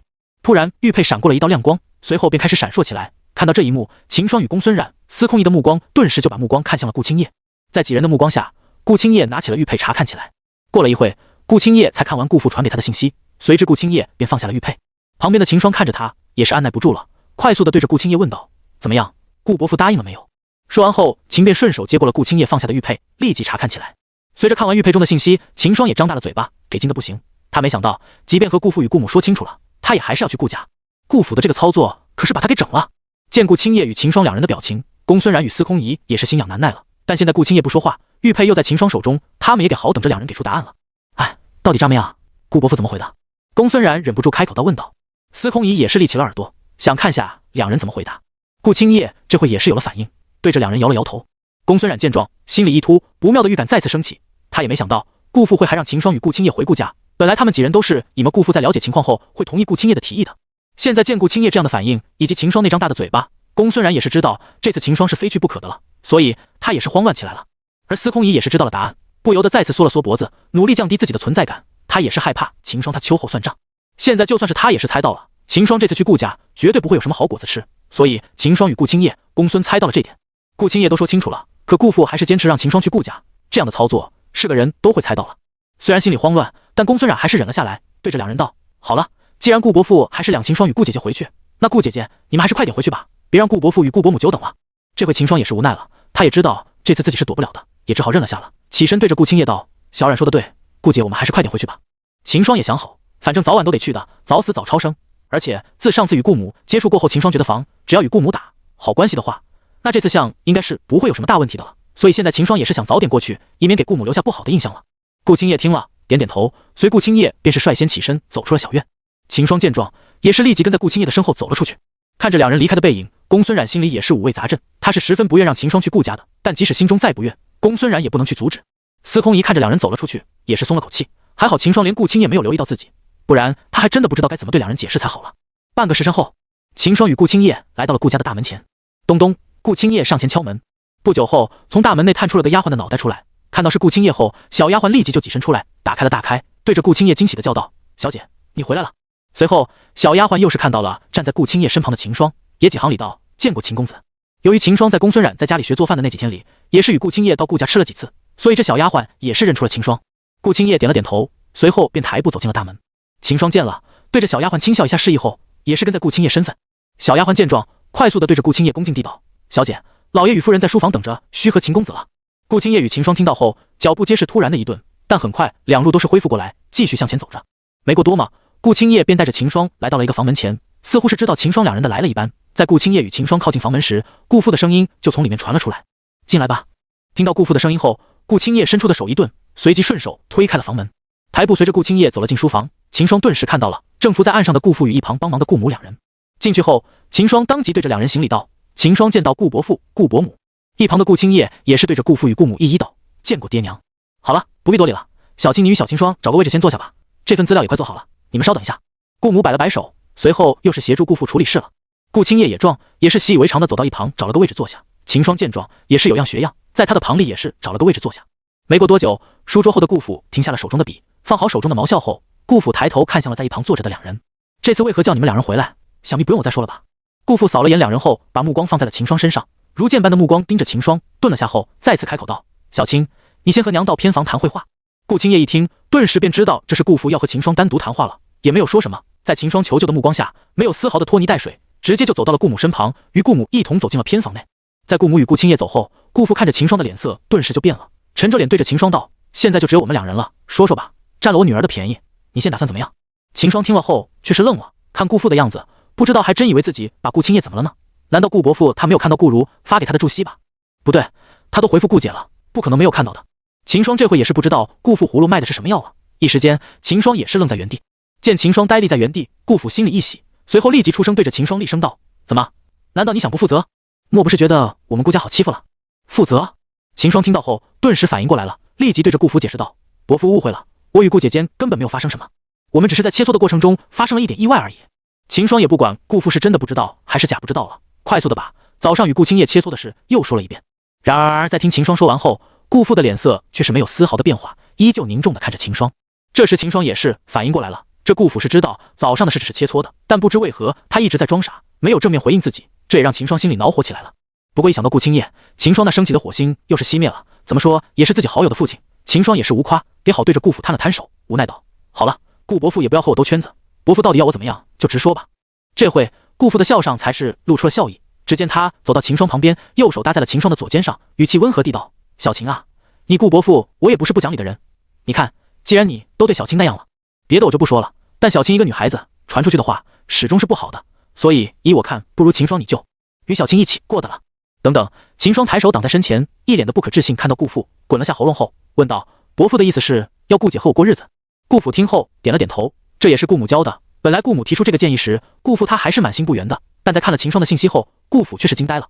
他没想到这个平日不显山不露水的年轻，竟然是玄龙朝的皇后，甚到除了女帝外，秦霜居然还有着2个妻子，这也是让顾父彻底震惊了。顾伯父，说起来你可能还不知道，我已经有了3个妻子，顾姐她这么优秀跟着我的话，也是太委屈她。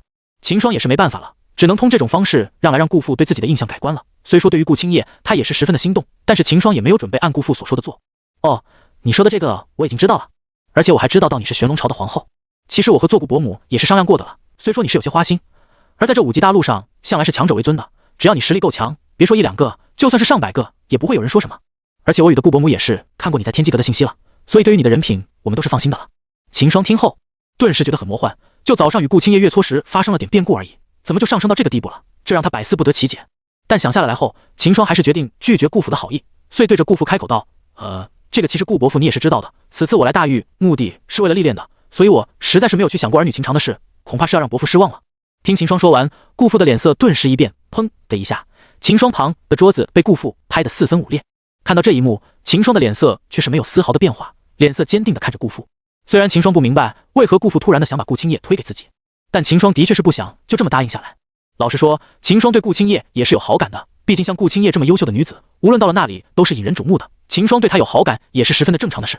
但是即便是有着负好感，秦霜也是不想被顾父这么一说就答应下来，她始终没有忘记自己来大狱的目的，那是为了历练，而不是极女情长的事。况且现在这事，秦霜估计顾父对自己说的这事，顾青叶也是不清楚的，所以秦霜自然是不可能会答应。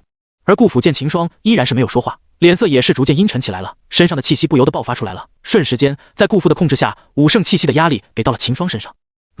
突然出现的压力让秦霜的全身顿时一绷，随后从他身上便传了咔嚓咔嚓的声音，仿佛下一刻秦霜身上的骨头就要崩碎了，就要坚持不住了一样。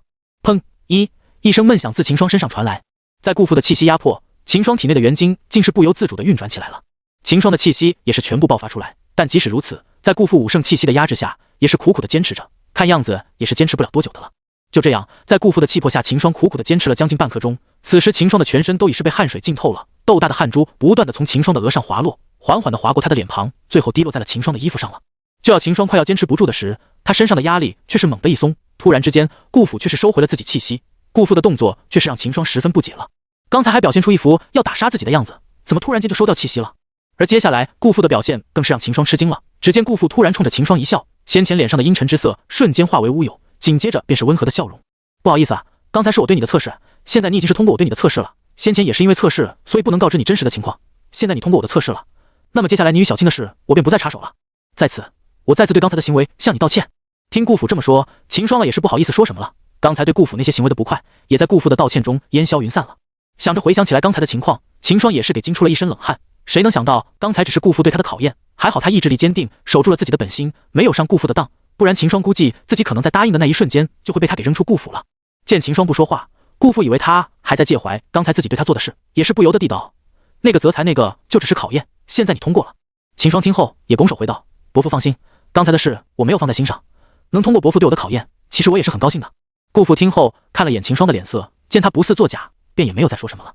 另一边，在拉着顾青叶进入偏房后，顾母迫不及待地抓着顾青叶的手，对他问起了早上他秦霜切磋的事情了。顾青叶看了眼房门后，想了下后，楚楚地开口说了起来。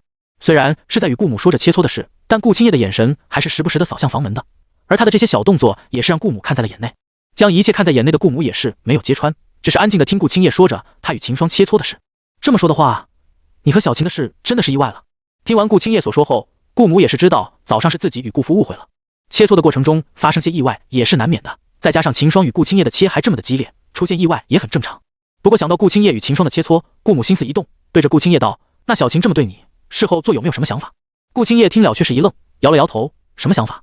既然都是意外了，那就说明秦霜她也不是故意的，我能有什么想法？当然是不计较啊，况且我也没有掉皮少肉的。”顾母听后顿时一拍脑门，她想问的并不是这个，按正常的思维来说，就算是意外，只要是女的给占了便宜，也不会是顾青叶的这种反应才对，怎么说也是会有想羞恼才对的。可现在顾青叶却是没有什么反应的，这个平淡的表现却是让顾母担心了。那你觉得小晴这个人怎么样？顾母见委婉的不行，便直接开口问了。顾青叶听言却是沉思了起来，脑海中不断的闪过了他与秦霜经历的片段。刚开始在青云学堂入学考核时，他也是因为发现了秦霜过人的实力，所以才对秦霜有了兴趣。当时他也是觉得这是个绝好的切磋对象，所以才主动去接近秦霜的。事实上他也没有看错人，秦霜的实力的确是非常的惊人。而后来他又机事得知了方明与秦霜也是相熟，因而他连秦霜也是开始熟悉起来了。直到新生账比结束后，他与秦霜的关系也是变得亲密起来了。一直以来，秦霜给他的印象就是十分的可靠，甚到在相识的过程中，他也是有些享受与秦霜待在一起的感觉。到了后面，他知道秦霜是从玄龙朝来的，来大域也只是为了历练后，他便开始慌了，想方设法的想要让秦霜留在大域，最后还是想到了撮合公孙然与秦霜两人的想法。顾青叶这么做，很大一部分就是为了不失去秦霜这个最好的切磋对象，而还有很小一部分的原因，顾青叶也是说不清楚，他也不知道为何不想秦霜离开大域。后来进入青云秘境时，顾青叶也是付诸了行动了，把秦霜与公孙内安排在了一个灵池内修炼。虽说后来他的计划成功了，但得到自己想要的结果的他并没有多大的开心。在秘境出来后，他为了能够与秦霜更加方便的切磋，加上内心的一些小心思作祟，所以便住在了学堂，正好他们三人也是在同一个山峰上。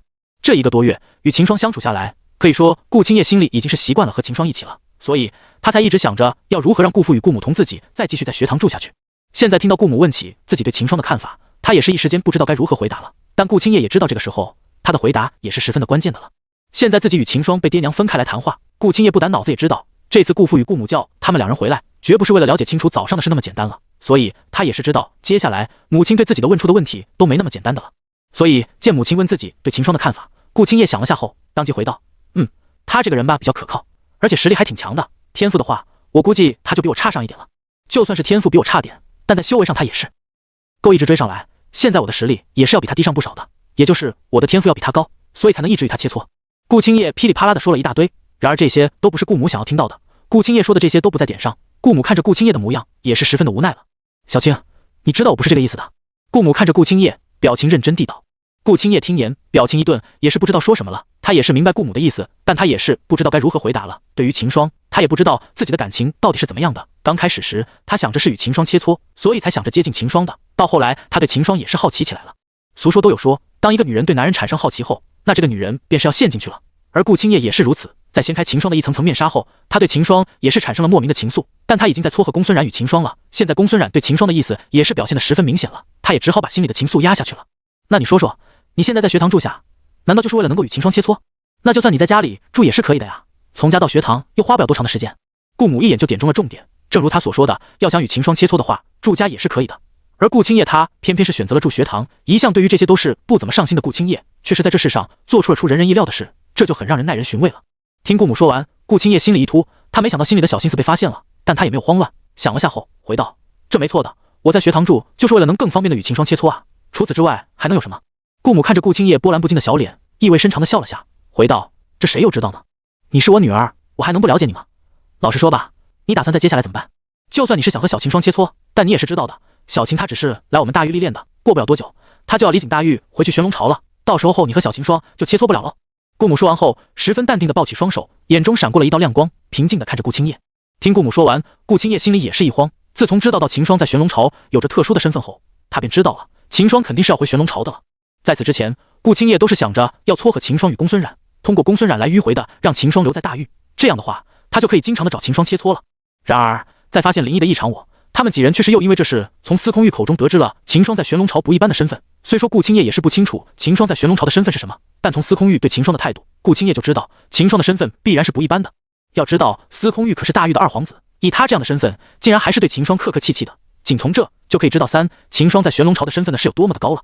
而在玄龙朝有很高的身份地位的秦霜，显然是不会这么轻易的就放弃在玄龙朝的事业来大狱的。就算他与公孙冉成了，最后也会是他把公孙冉劝到与他返回玄龙朝的。因而顾青叶也是对他之前想的那个计划丧失了信心了。他知道，就算公孙冉与秦霜成了，最后秦霜也不会留在大狱的了，而公孙冉也大概率和秦霜一起回玄龙朝了，所以他的想清大概率是要落空的了。这也意味着到时间后，秦霜还是会回到玄龙朝的了，这是顾青叶无法接受的。要知道，在秦霜来到大狱前，顾青叶就是在为找不到切磋对象而发愁了。因为体质的特殊性，顾青叶他只要有实战，那他的修为与实力就能快速的增长。之前顾青叶也是凭着这点，在京城内到外地找相识的切磋，这也使他的修为与实力飞速的增长。但是在他修为突破到50后，他就发现自己都已经找不到人切磋了。一个是因为他进步的太快了，加上他的天赋又高，所以与他同龄的人境界都是要比他低。而像方明这样的，又是打不过他了，实力的差距摆在那里，就算顾青叶找他们切磋了，对于他的修为与实力也是没有多大的提升了。顾青叶也就很少找方明他们切磋了。当然，比顾青叶修为与实力都高的也不是没有，就像司空玉他们就是了，他们都是要比顾青叶大上一点，在年龄的优势下，他们的实力与修为都是要比顾青叶强上不少的。想说顾青叶能找他们切磋的话，那对于他的实力也是会有很大的提升的。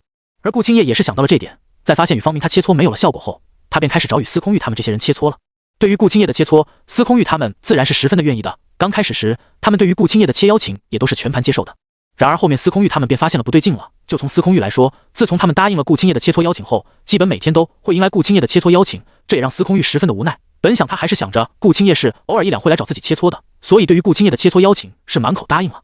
到了后面，司空玉发现顾青叶就完全的武痴，只要自己一有空闲的时间，顾青叶准会精准的出现在自己的面前找他切磋。如此频繁的切磋打斗请求，司空玉也是十分的无奈了。而田鱼先前又是答应了顾青叶的切磋请求，加上两人又是相识的，所以司空玉也是只好答应与顾青叶切磋了。但在过了一段时间后，司空玉也是坚持不住了，便开始找借口躲着顾青叶了。他也是被顾青叶的执着给吓到了。虽说当时的他已经是武王了，但顾青叶也是不弱了，用了秘法的他实力也是比肩武王了，所以与顾青叶切磋，司空玉也是十分的费力的。就算是武王，他架不住每天都要与顾海业切磋啊。所以司空玉后面也是找机会躲着顾青叶了。而对于司空玉的想法，顾青叶后来也是发现了，但他也没有找到更好的切磋对象了。况且在经历与司徒玉他们的切磋后，顾青叶的实力也提升上来了，所以顾青叶倒也没有去怪司空玉。但由于一时间找不到好的切磋对象的缘故，他也就这么就放过司空玉了。怎么说，顾家与皇宫的关系还是很亲密的，所以顾青叶在那段时间也是经常拉着司空玉一起切磋。虽说司空玉已经全力的躲着了，但他还是老是给顾青叶找到，于是让司空玉印象深刻的2个月便这么开始了。那2个月里，基本只要司空玉一打开房门，那看到的必然是顾青叶的身影，每天他都会被顾青叶缠着要切磋，可以说是完全没有多余的时间了。最后实在是忍受不住的司空玉便找了个借口向司空霸申请调离了京城，这才摆脱了顾青叶的切磋纠缠了。而对于司空玉的离开，顾青叶当时也没有什么过激的反应，他也是知道是自己的行为有些过分了，但他也是无奈之举，还过在与司空玉越磋了这么长的时间，顾青叶的实力也是有了很大的进步了，与司空玉切磋对他的提升也是十分的有限的了，因而对于司空玉他也是有着一些愧疚的了。而在此之后，顾青叶的声名也是传了出去了，京城的人对于顾青叶的切磋也是了解了，因而与顾青叶的相处都是小心翼翼的，生怕他对自己提出要切磋了。但顾青叶也没有去找这些人切磋，经历了之前的切磋，他是知道只有在旗鼓相当的情况下，他与别人切磋后，自己的修为与实力才能得到最大的进步，所以他也没有再找他们去切磋了。毕竟那些实力与他相当的人，修为都是要比他高上一截的了，与之切磋的话，对他的修为与实力所带来的提升微乎其微。在此之后，顾青叶就一直在找着与自己修为相当，而实力又是差不多的人，但可惜的是，他一直没能找到。而当他想退而求之，找司空玉他们切磋后，司空玉他们又是在躲着顾青叶了。为此，顾青叶还愁了很长一段时间。最后，顾青叶也到大狱内游历起来，看向通过实战能不能提升自己的修为。紧接着便有了后来的事了。在大狱下属的一个郡里，顾青叶以超强的实力生擒了一名武王中期的山匪，在把山匪擒住后，顾青叶便回到京城，准备参加青云学堂的考核了。而京城的这些人也是得到了顾青叶生擒了武王中期的山匪这个消息，就更加的不敢招惹上顾青叶了。因而在青云学堂的入学考核之前，顾青叶都是没有与人切磋过的。直到他遇到了秦霜，从刚开始时对秦霜产生好奇，到最后与秦霜相识相熟，顾青叶也发现了秦霜正是之前自己想要找的修为与自己相等，而实力又是与自己差不了多少的绝佳对象了。而事实证明，秦霜正如顾青叶所想的那样，是他最好的切磋对象。在他与秦霜在灵秀峰住下后，前面的1个月里，他每天都是与秦霜切磋一次，如此频繁的切磋，他能感受到秦霜她并没有说厌烦了什么的，甚至有时候她自己都是晚了一点，秦霜也会主动去叫她来切磋。加上她自身又是对着秦霜有那么一点小心思，所以顾青叶是打心底里想把秦霜留在大狱的，而他也是为了把秦霜留在大狱做出了一系列的行动。然而很可惜，在知道秦霜在玄龙朝的身份不普通后，顾青叶便知道想要把秦霜留在大狱是非常难的事了。本来他就是在为了这件事而发愁的了，现在听顾母这么一说，顿时就绷不住脸色了，无奈的叹了口气道：“那我也没有什么办法呀。之前我也是想过让秦霜她留在大狱的，可后面她都是拒绝了，甚至为了让她留在大狱，我都去撮合她与小冉了，打算让小冉劝她留在大狱的。如今小冉是陷进去了，可秦霜她的态度还是模棱两可。而且我估计，就算他们两人成了，最后也大概率地是小冉会随秦霜回到玄龙朝了。”绷不住的顾青叶一下子就把这些事全都透露给了顾母，但他也没有说秦霜在玄龙朝有着什么身份，而且他也是不知道秦霜在玄龙朝身份是什么，所以只是说了小冉会秦霜回玄龙朝，也不说为什么。顾母在听完后也是吃了一惊，她没想到自己这个一向不怎腰动脑的女儿，如今为了把秦霜留在大狱，居然在脑海中想了这么一出计划。而对于顾青叶所说最后大根绿会是小冉跟着秦霜回玄龙朝这点，顾母也是很认同的。在刚才顾母与顾父可是一起看到了秦霜的信息的，当时他看到后也是给秦霜的信息给吓了一跳，他也没想到前众人所说秦霜的3个妻子，其中有一个就是玄龙朝的女帝，也没想到之前还在与自己等人谈笑风生的秦霜，居然就是玄龙朝的皇后。在某种程度上来说，秦霜的身份可是比自己这些人要尊贵了。所以在听完顾青叶所说的计划后，顾母顿时便断定他的这个计划不会成功的了。怎么说，秦霜也是玄龙朝的皇后，她要是敢留在大狱的话，保准第二天那位玄龙朝的女帝就会杀到大狱来，而且秦霜也不会说为了小冉就放弃在玄龙朝的一切，留在大狱的。在顾父与顾母得到的消息中，顾母也是知道玄龙朝的那位女帝对秦霜可是一片倾心的，这也让顾母十分的诧异。她可是知道的，那位玄龙朝的女帝本身就是5帝强者了，加上她又是玄龙朝的女帝，如今却是娶了秦霜作为皇后。顾母也是知道，当时秦霜还只是武林的修为的，如此悬殊的差距，那名女帝却是选中了秦霜，这也是让她惊异不已了。那你想法可就要落空了，我也是知道的，少秦现在玄龙朝的身份可是不一般的，她是不可能留在大狱的了，所以在小秦历练结束后，肯定会回到玄龙朝去的了。顾母也没有把秦霜的身份说出来，怎么说秦霜的身份也是太敏感了，要不是因为与皇宫有着关系，顾家也不会查得到秦霜的信息。而如今秦霜也没有说要公布身份什么的，所以顾母也是没有把秦霜的身份对顾青叶说清楚。见顾母这么说，顾青叶也是没有办法了，在知道秦霜在玄龙朝的身份不简单后，他也是不知道该怎么样才能把秦霜留在大狱了。见顾青叶苦心思考的样子，顾母想了下后开口道：“小青，你这么费心的想让小青留在大狱是为了什么？”顾青叶听后也是一愣，随后反应过来，快速的回道：“当然是为了让我可以继续和他切磋啊。他要是回玄龙朝了，那我以后又该找谁切磋？”说完后，顾青叶有些不自然的撇了下头，他也是有些心虚了。说起来，他也是有些私心的。之前他就有想过拉秦霜过来当挡箭牌的了，反正自己对秦霜又是有些好感，所以顾青叶便有这么想过的了。但一想到公孙冉已经陷进去后，顾青叶就放弃这个想法了。毕竟怎么说，公孙冉陷进去，他也是有推波助澜的。如今要是再横插一脚的话，就对不起公孙冉了。所以顾青叶想了好久后，还是放弃了这个想法。而顾母一看到顾青叶说话时的动作，顿时就知道他没有说实话了。对于自己的女儿，顾母还是很了解的。只要她说话时有事瞒着自己，那说话石头就会不自觉地撇一下的，这点连顾青叶自己都是没有察觉到，只有顾母才清楚。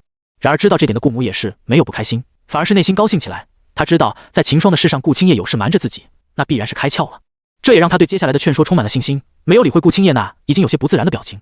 顾母想了下后，组织着语言对顾青叶说道：“那我有个办法，让你可以随时都可以和小青切磋的。”顾青叶听言，顿时眼前一亮，快速回过头，眼睛闪着亮光的看着顾母，急彻地道：“娘做有办法，快和我说说。”“是这样的，小青你先和我说实话，你除了想让小青和你切磋，还有没有其他的想法什么的？”顾母盯着顾青叶的眼睛问道：“你这可要和我说实话，不然我也帮不了你了。”说完后，顾母便没淡定的抱着手看着顾青叶，等待他的回答。其实早在秦霜与顾青叶来到顾府前，顾母就和顾父商量好了，时间回到2个时辰前。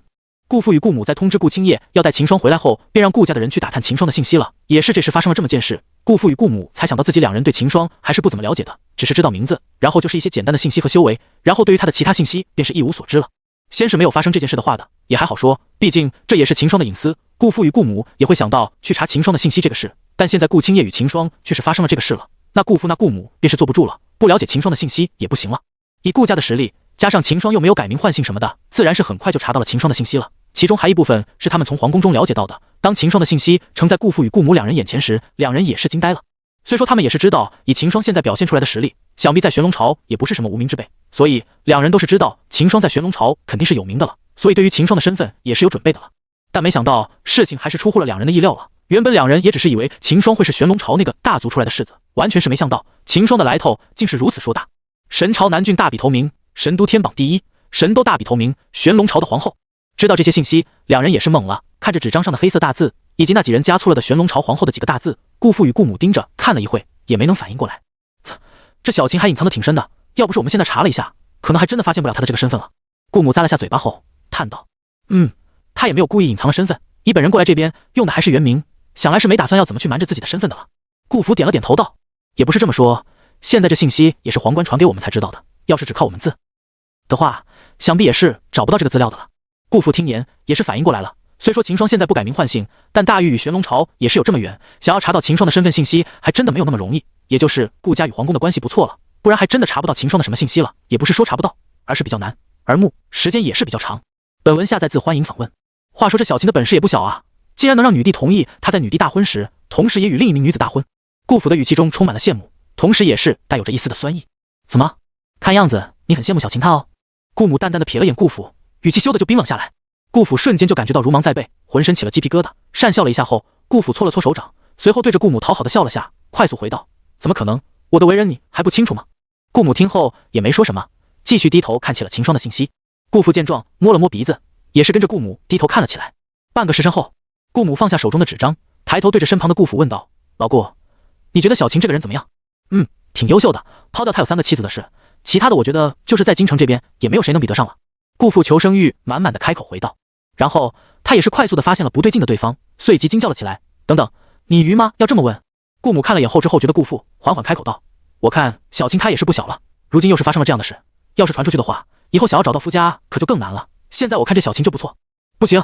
顾父毫不犹豫的拒绝了，嘴上快速的说道：“这秦小子都有3个妻子了，我们怎么能把小青推过去？”“我不同意。”“那你说啊，以后要小青她怎么办？你自己的女儿，你不知道，就她这样的性子，以后你要怎么办？”被顾母这么一问，顾父的脸色也是一滞，他也不知道要怎么回了。“那这样吧，等他们2人来了后，我们就测试一下他们。老顾你到时候这样的话，也正好试下小琴的品性如何？”顾府听完后也是点了点头，这样的话也好。等会我也会去问一下小青的意思，要是他不想的话，我们也不允强求他的，主要还是要看小青的意思才行。没错，我们这样做也是为了小青，还是要看小青她有没有这个心思才得行。顾青他见顾母这么一问，也不知道该怎么说了，想了下后回道：“其实除了要与他切磋外，我也是不知道为什么不想让秦霜离得太远。”听顾青他这么一说，顾母心里也是知道是顾青叶的想法，心里顿时一定。看着顾青叶有些不知所措的样子，顾母心里也是一叹，随后对着顾青叶道：“其实办法也是很简单的，小琴她要是想要离开大狱的话，就让她离开吧。”顾母刚说完，旁边的顾青叶又是着急起来了，他千方百计的想让秦霜留在大狱呢，可顾母倒好，一开口就是不让管秦霜，让他随意离开。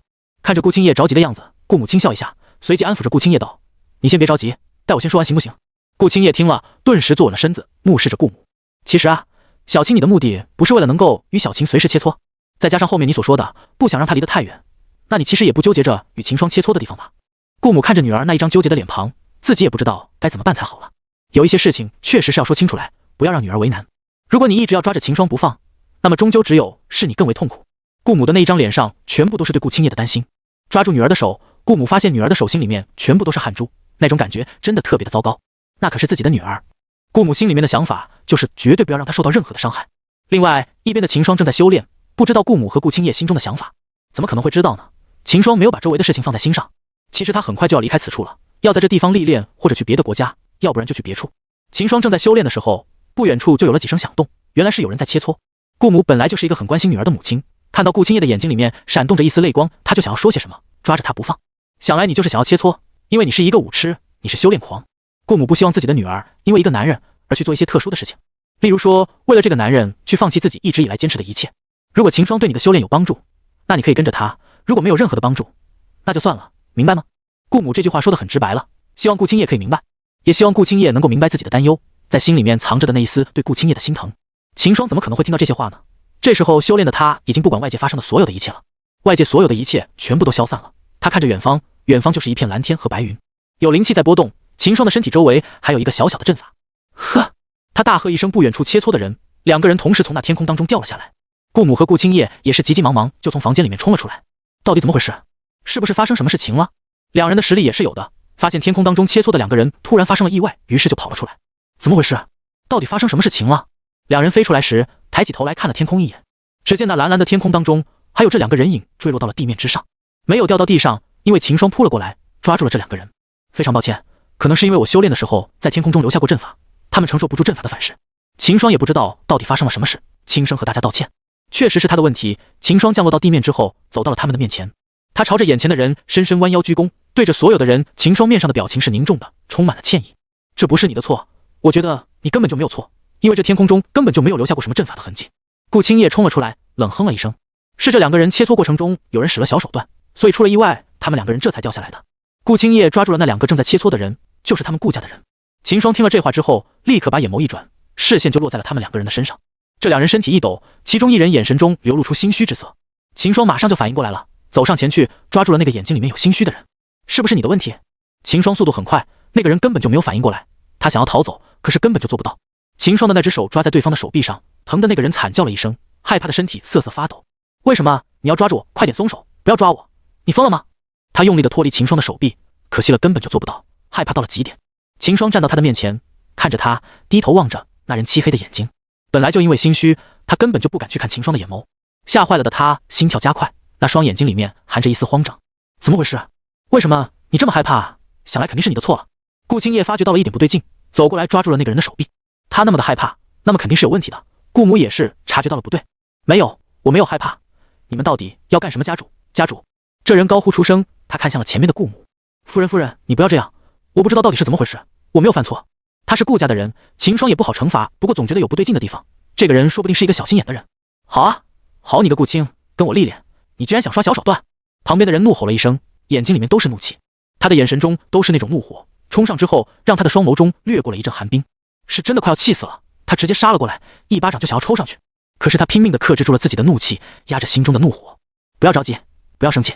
他在心里面告诉自己，生生地克制着心中的那股怒意，因为他知道如果他生气了，那么自己就没有任何道理可言了。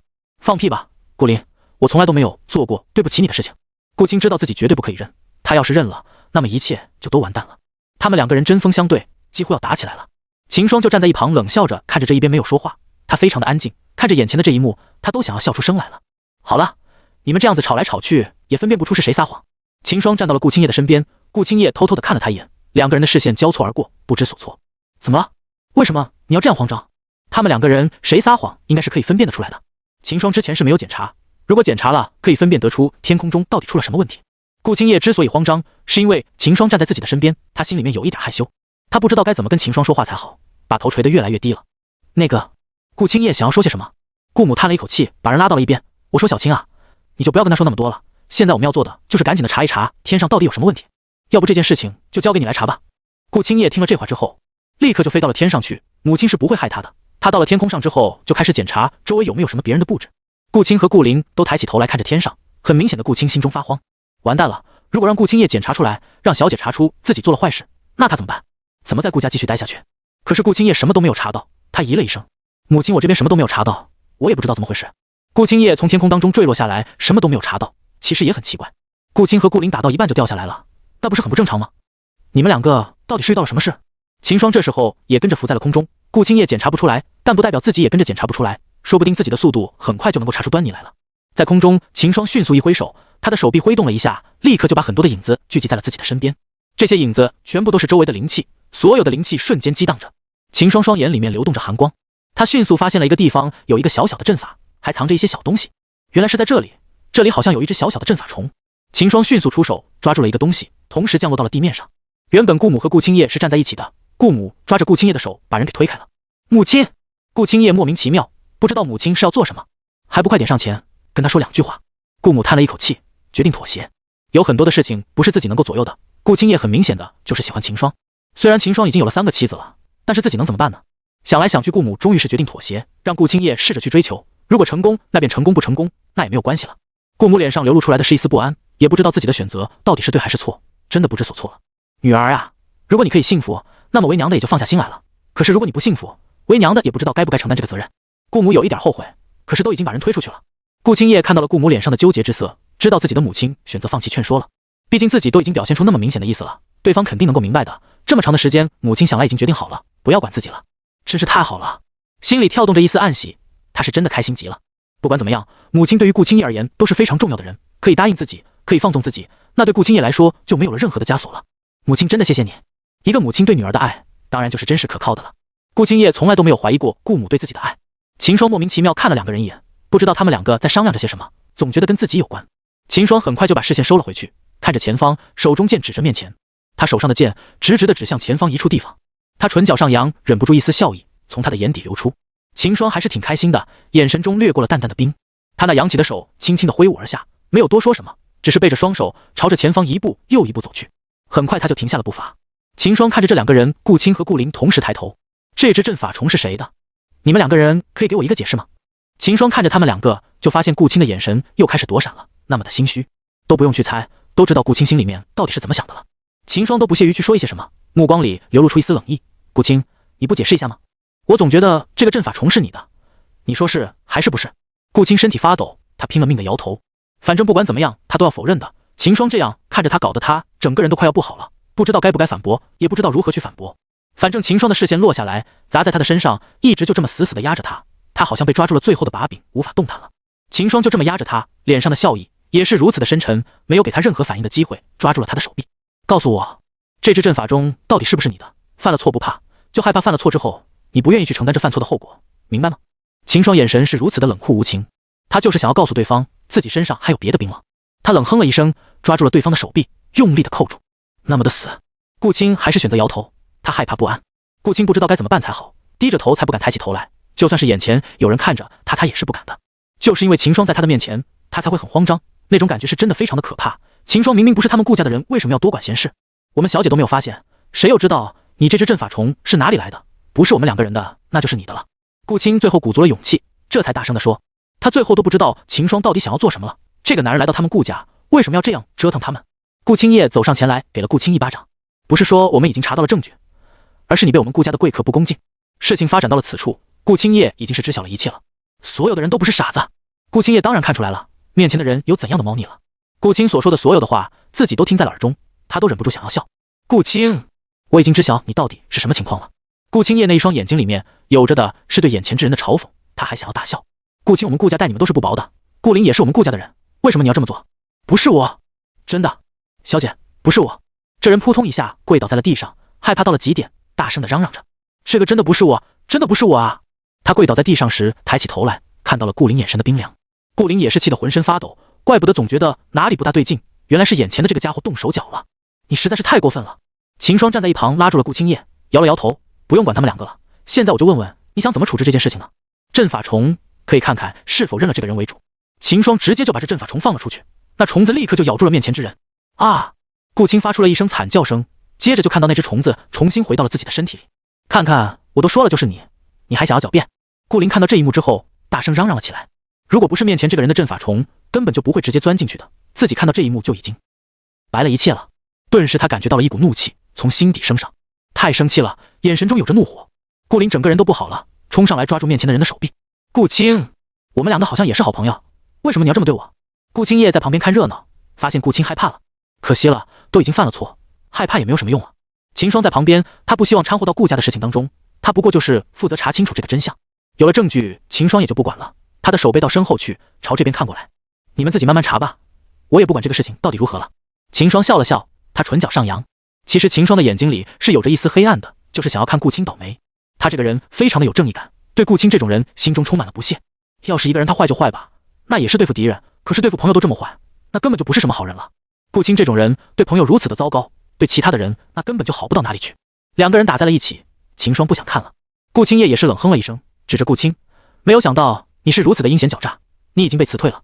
顾青叶那双眼睛里面都是怒气，大声的说道，顾青，你如此过分，我是绝对不会让你有任何好过的。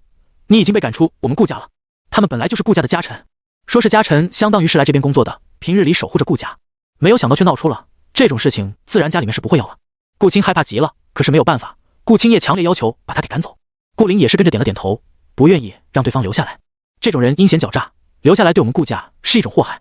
顾林非常恼怒的说道，我对你是那么的信任，为什么你要这么对我？从来我都没有想过你会这样。顾林是真的没有想过，脑子里面有一团乱麻在卷着，让他呼吸都有了急促，那种感觉真的太糟糕了。顾林的脸色也是阴沉极了，他不想说话了。顾林大脑空空的，脸颊之上流露出丝丝不安，他不知道该说一些什么好，一直都很平静，一直都是抓着拳头。对不起，顾青真的没有办法挽回了，他也是意识到了自己做错了，心里面虽然有恨，可是又能怎么办？顾青叶都已经开口要把他赶走了，小姐以后要是有需要可以回来找我的。这一次他知道是他被抓住了，可是他并没有认为自己犯的错误有多么的大，他转身就离开了，小心的飞到了远处，又回过头来看了一眼。顾青身体一阵阵发抖，顾青不知道自己该说些什么好，只是有一点点茫然的望着前方一切。他那双眼睛里面流露出来的是一点点的不安，那种感觉太糟糕了。顾青心底有着一丝丝的暗沉，之后选择咬紧牙关，直接就跑掉，然后躲藏在一处地方。顾灵跪倒在地上，直接道歉：“也是我没有发现，也是我不应该和顾青切磋。”秦霜发觉不对劲，觉得顾青心里面有恨意，提醒了一下顾青叶和顾母：“像这种人，如果知晓你们顾家一些秘密的话，你们要注意一些了。如果顾青心中藏着恨，那么你们很有可能就要被他算计了。”秦霜也只是随便的提醒一下，顾青的实力又没有那么强，实力并不是很强，那就不会有任何的问题。顾青实力如果强的离谱，才会知道顾家的一些隐秘，现在不知道，那就说明他并不是核心。顾青就算会知道顾家的一些秘密，那也绝对不是什么大秘密，不可能会影响到顾家的，懂的都懂。顾青远离了顾家之后，他非常痛苦的咆哮出声，可惜了，没有人能够理解他心中的痛苦。秦霜当然没有办法理解了，因为在他看来，顾青的做法就是错误的，这个没有任何可以解释的地方。秦霜眼睛眯了眯，眼神中流过了一阵冰冷，当然是没有想到会有一个人可以如此的无耻，犯错误了还不承认。顾青叶偷偷的去打量秦霜，察觉到了秦霜眼神当中的厌恶，看来是对顾青的厌恶。是我们顾家没有看管好这种人，不然的话早就已经把这种人揪出来了。顾青叶这才偷偷的开口对秦霜说，就是不希望他对他们顾家有什么偏见，我们顾家绝对会好好的查清楚，不会让这种人出来作妖的，你放心吧。顾青叶想要让秦霜知晓他们顾家并不是什么都不做，可是秦霜并不在意这些问题。我想要离开这里了。一开口，秦霜就提出离开。顾青叶的身躯微微一颤，眼眸中全部都是茫然。在这一刻，顾青叶想到了好多的事情，想着秦霜为什么要离开，难道是不喜欢这里吗？或者说是不喜欢这里的人？是不是我做了一些事情让秦霜觉得不爽了？还是说他已经知道我喜欢他，为了避嫌所以要离开呢？顾青叶眼睛里面的茫然渐渐的都凝聚在了一处，他不敢说话，就这么低着头。顾青叶脸色很白，旁边顾母看到了，想要开口又不知道说一些什么好。女儿自己必须要面对一些事情，不能面对那也不是自己的错，于是就冷静了下来。在这样的时刻，那就只能是选择安静的看着。秦霜没有察觉到顾青叶那一边是什么情况，自己就是单纯的想要离开，想要历练而已，没有想那么多。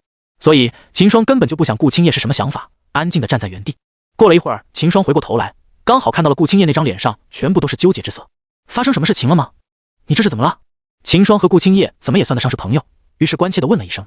顾青叶这才猛地反应过来，低着头，他不知道自己该说一些什么好，只是用力的抓着一把。他情绪并没有那么糟糕，但是有时候有一些想法却从心头蔓延而上。秦霜，为什么你要离开？是觉得我们顾家的招待不周吗？还是你觉得我们顾家会对你做一些什么事情？为什么你要走？顾青叶抬着头问着对方，想要逼问出秦霜真实的想法。秦霜更加的茫然了，自己真的就是很单纯的要离开，怎么了？顾青叶为什么要那么紧张？有的时候一个人是无法理解对方的想法的，秦霜自然也就不知道对方想要干什么了。你把话说清楚一些嘛。秦霜也是无奈摊开了手来，我不知道你在想什么，顾青叶，为什么你不愿意叫我的名字？你可以叫我青叶的。顾青叶声音很柔弱，想要留下秦霜，又不好意思直接开口。他不知道自己开口了，秦霜会不会留下来？看样子这个男人是打定主意了，要离开这里了。我要离开，好像也不关你的事。对不起，我不知道你怎么想的呀。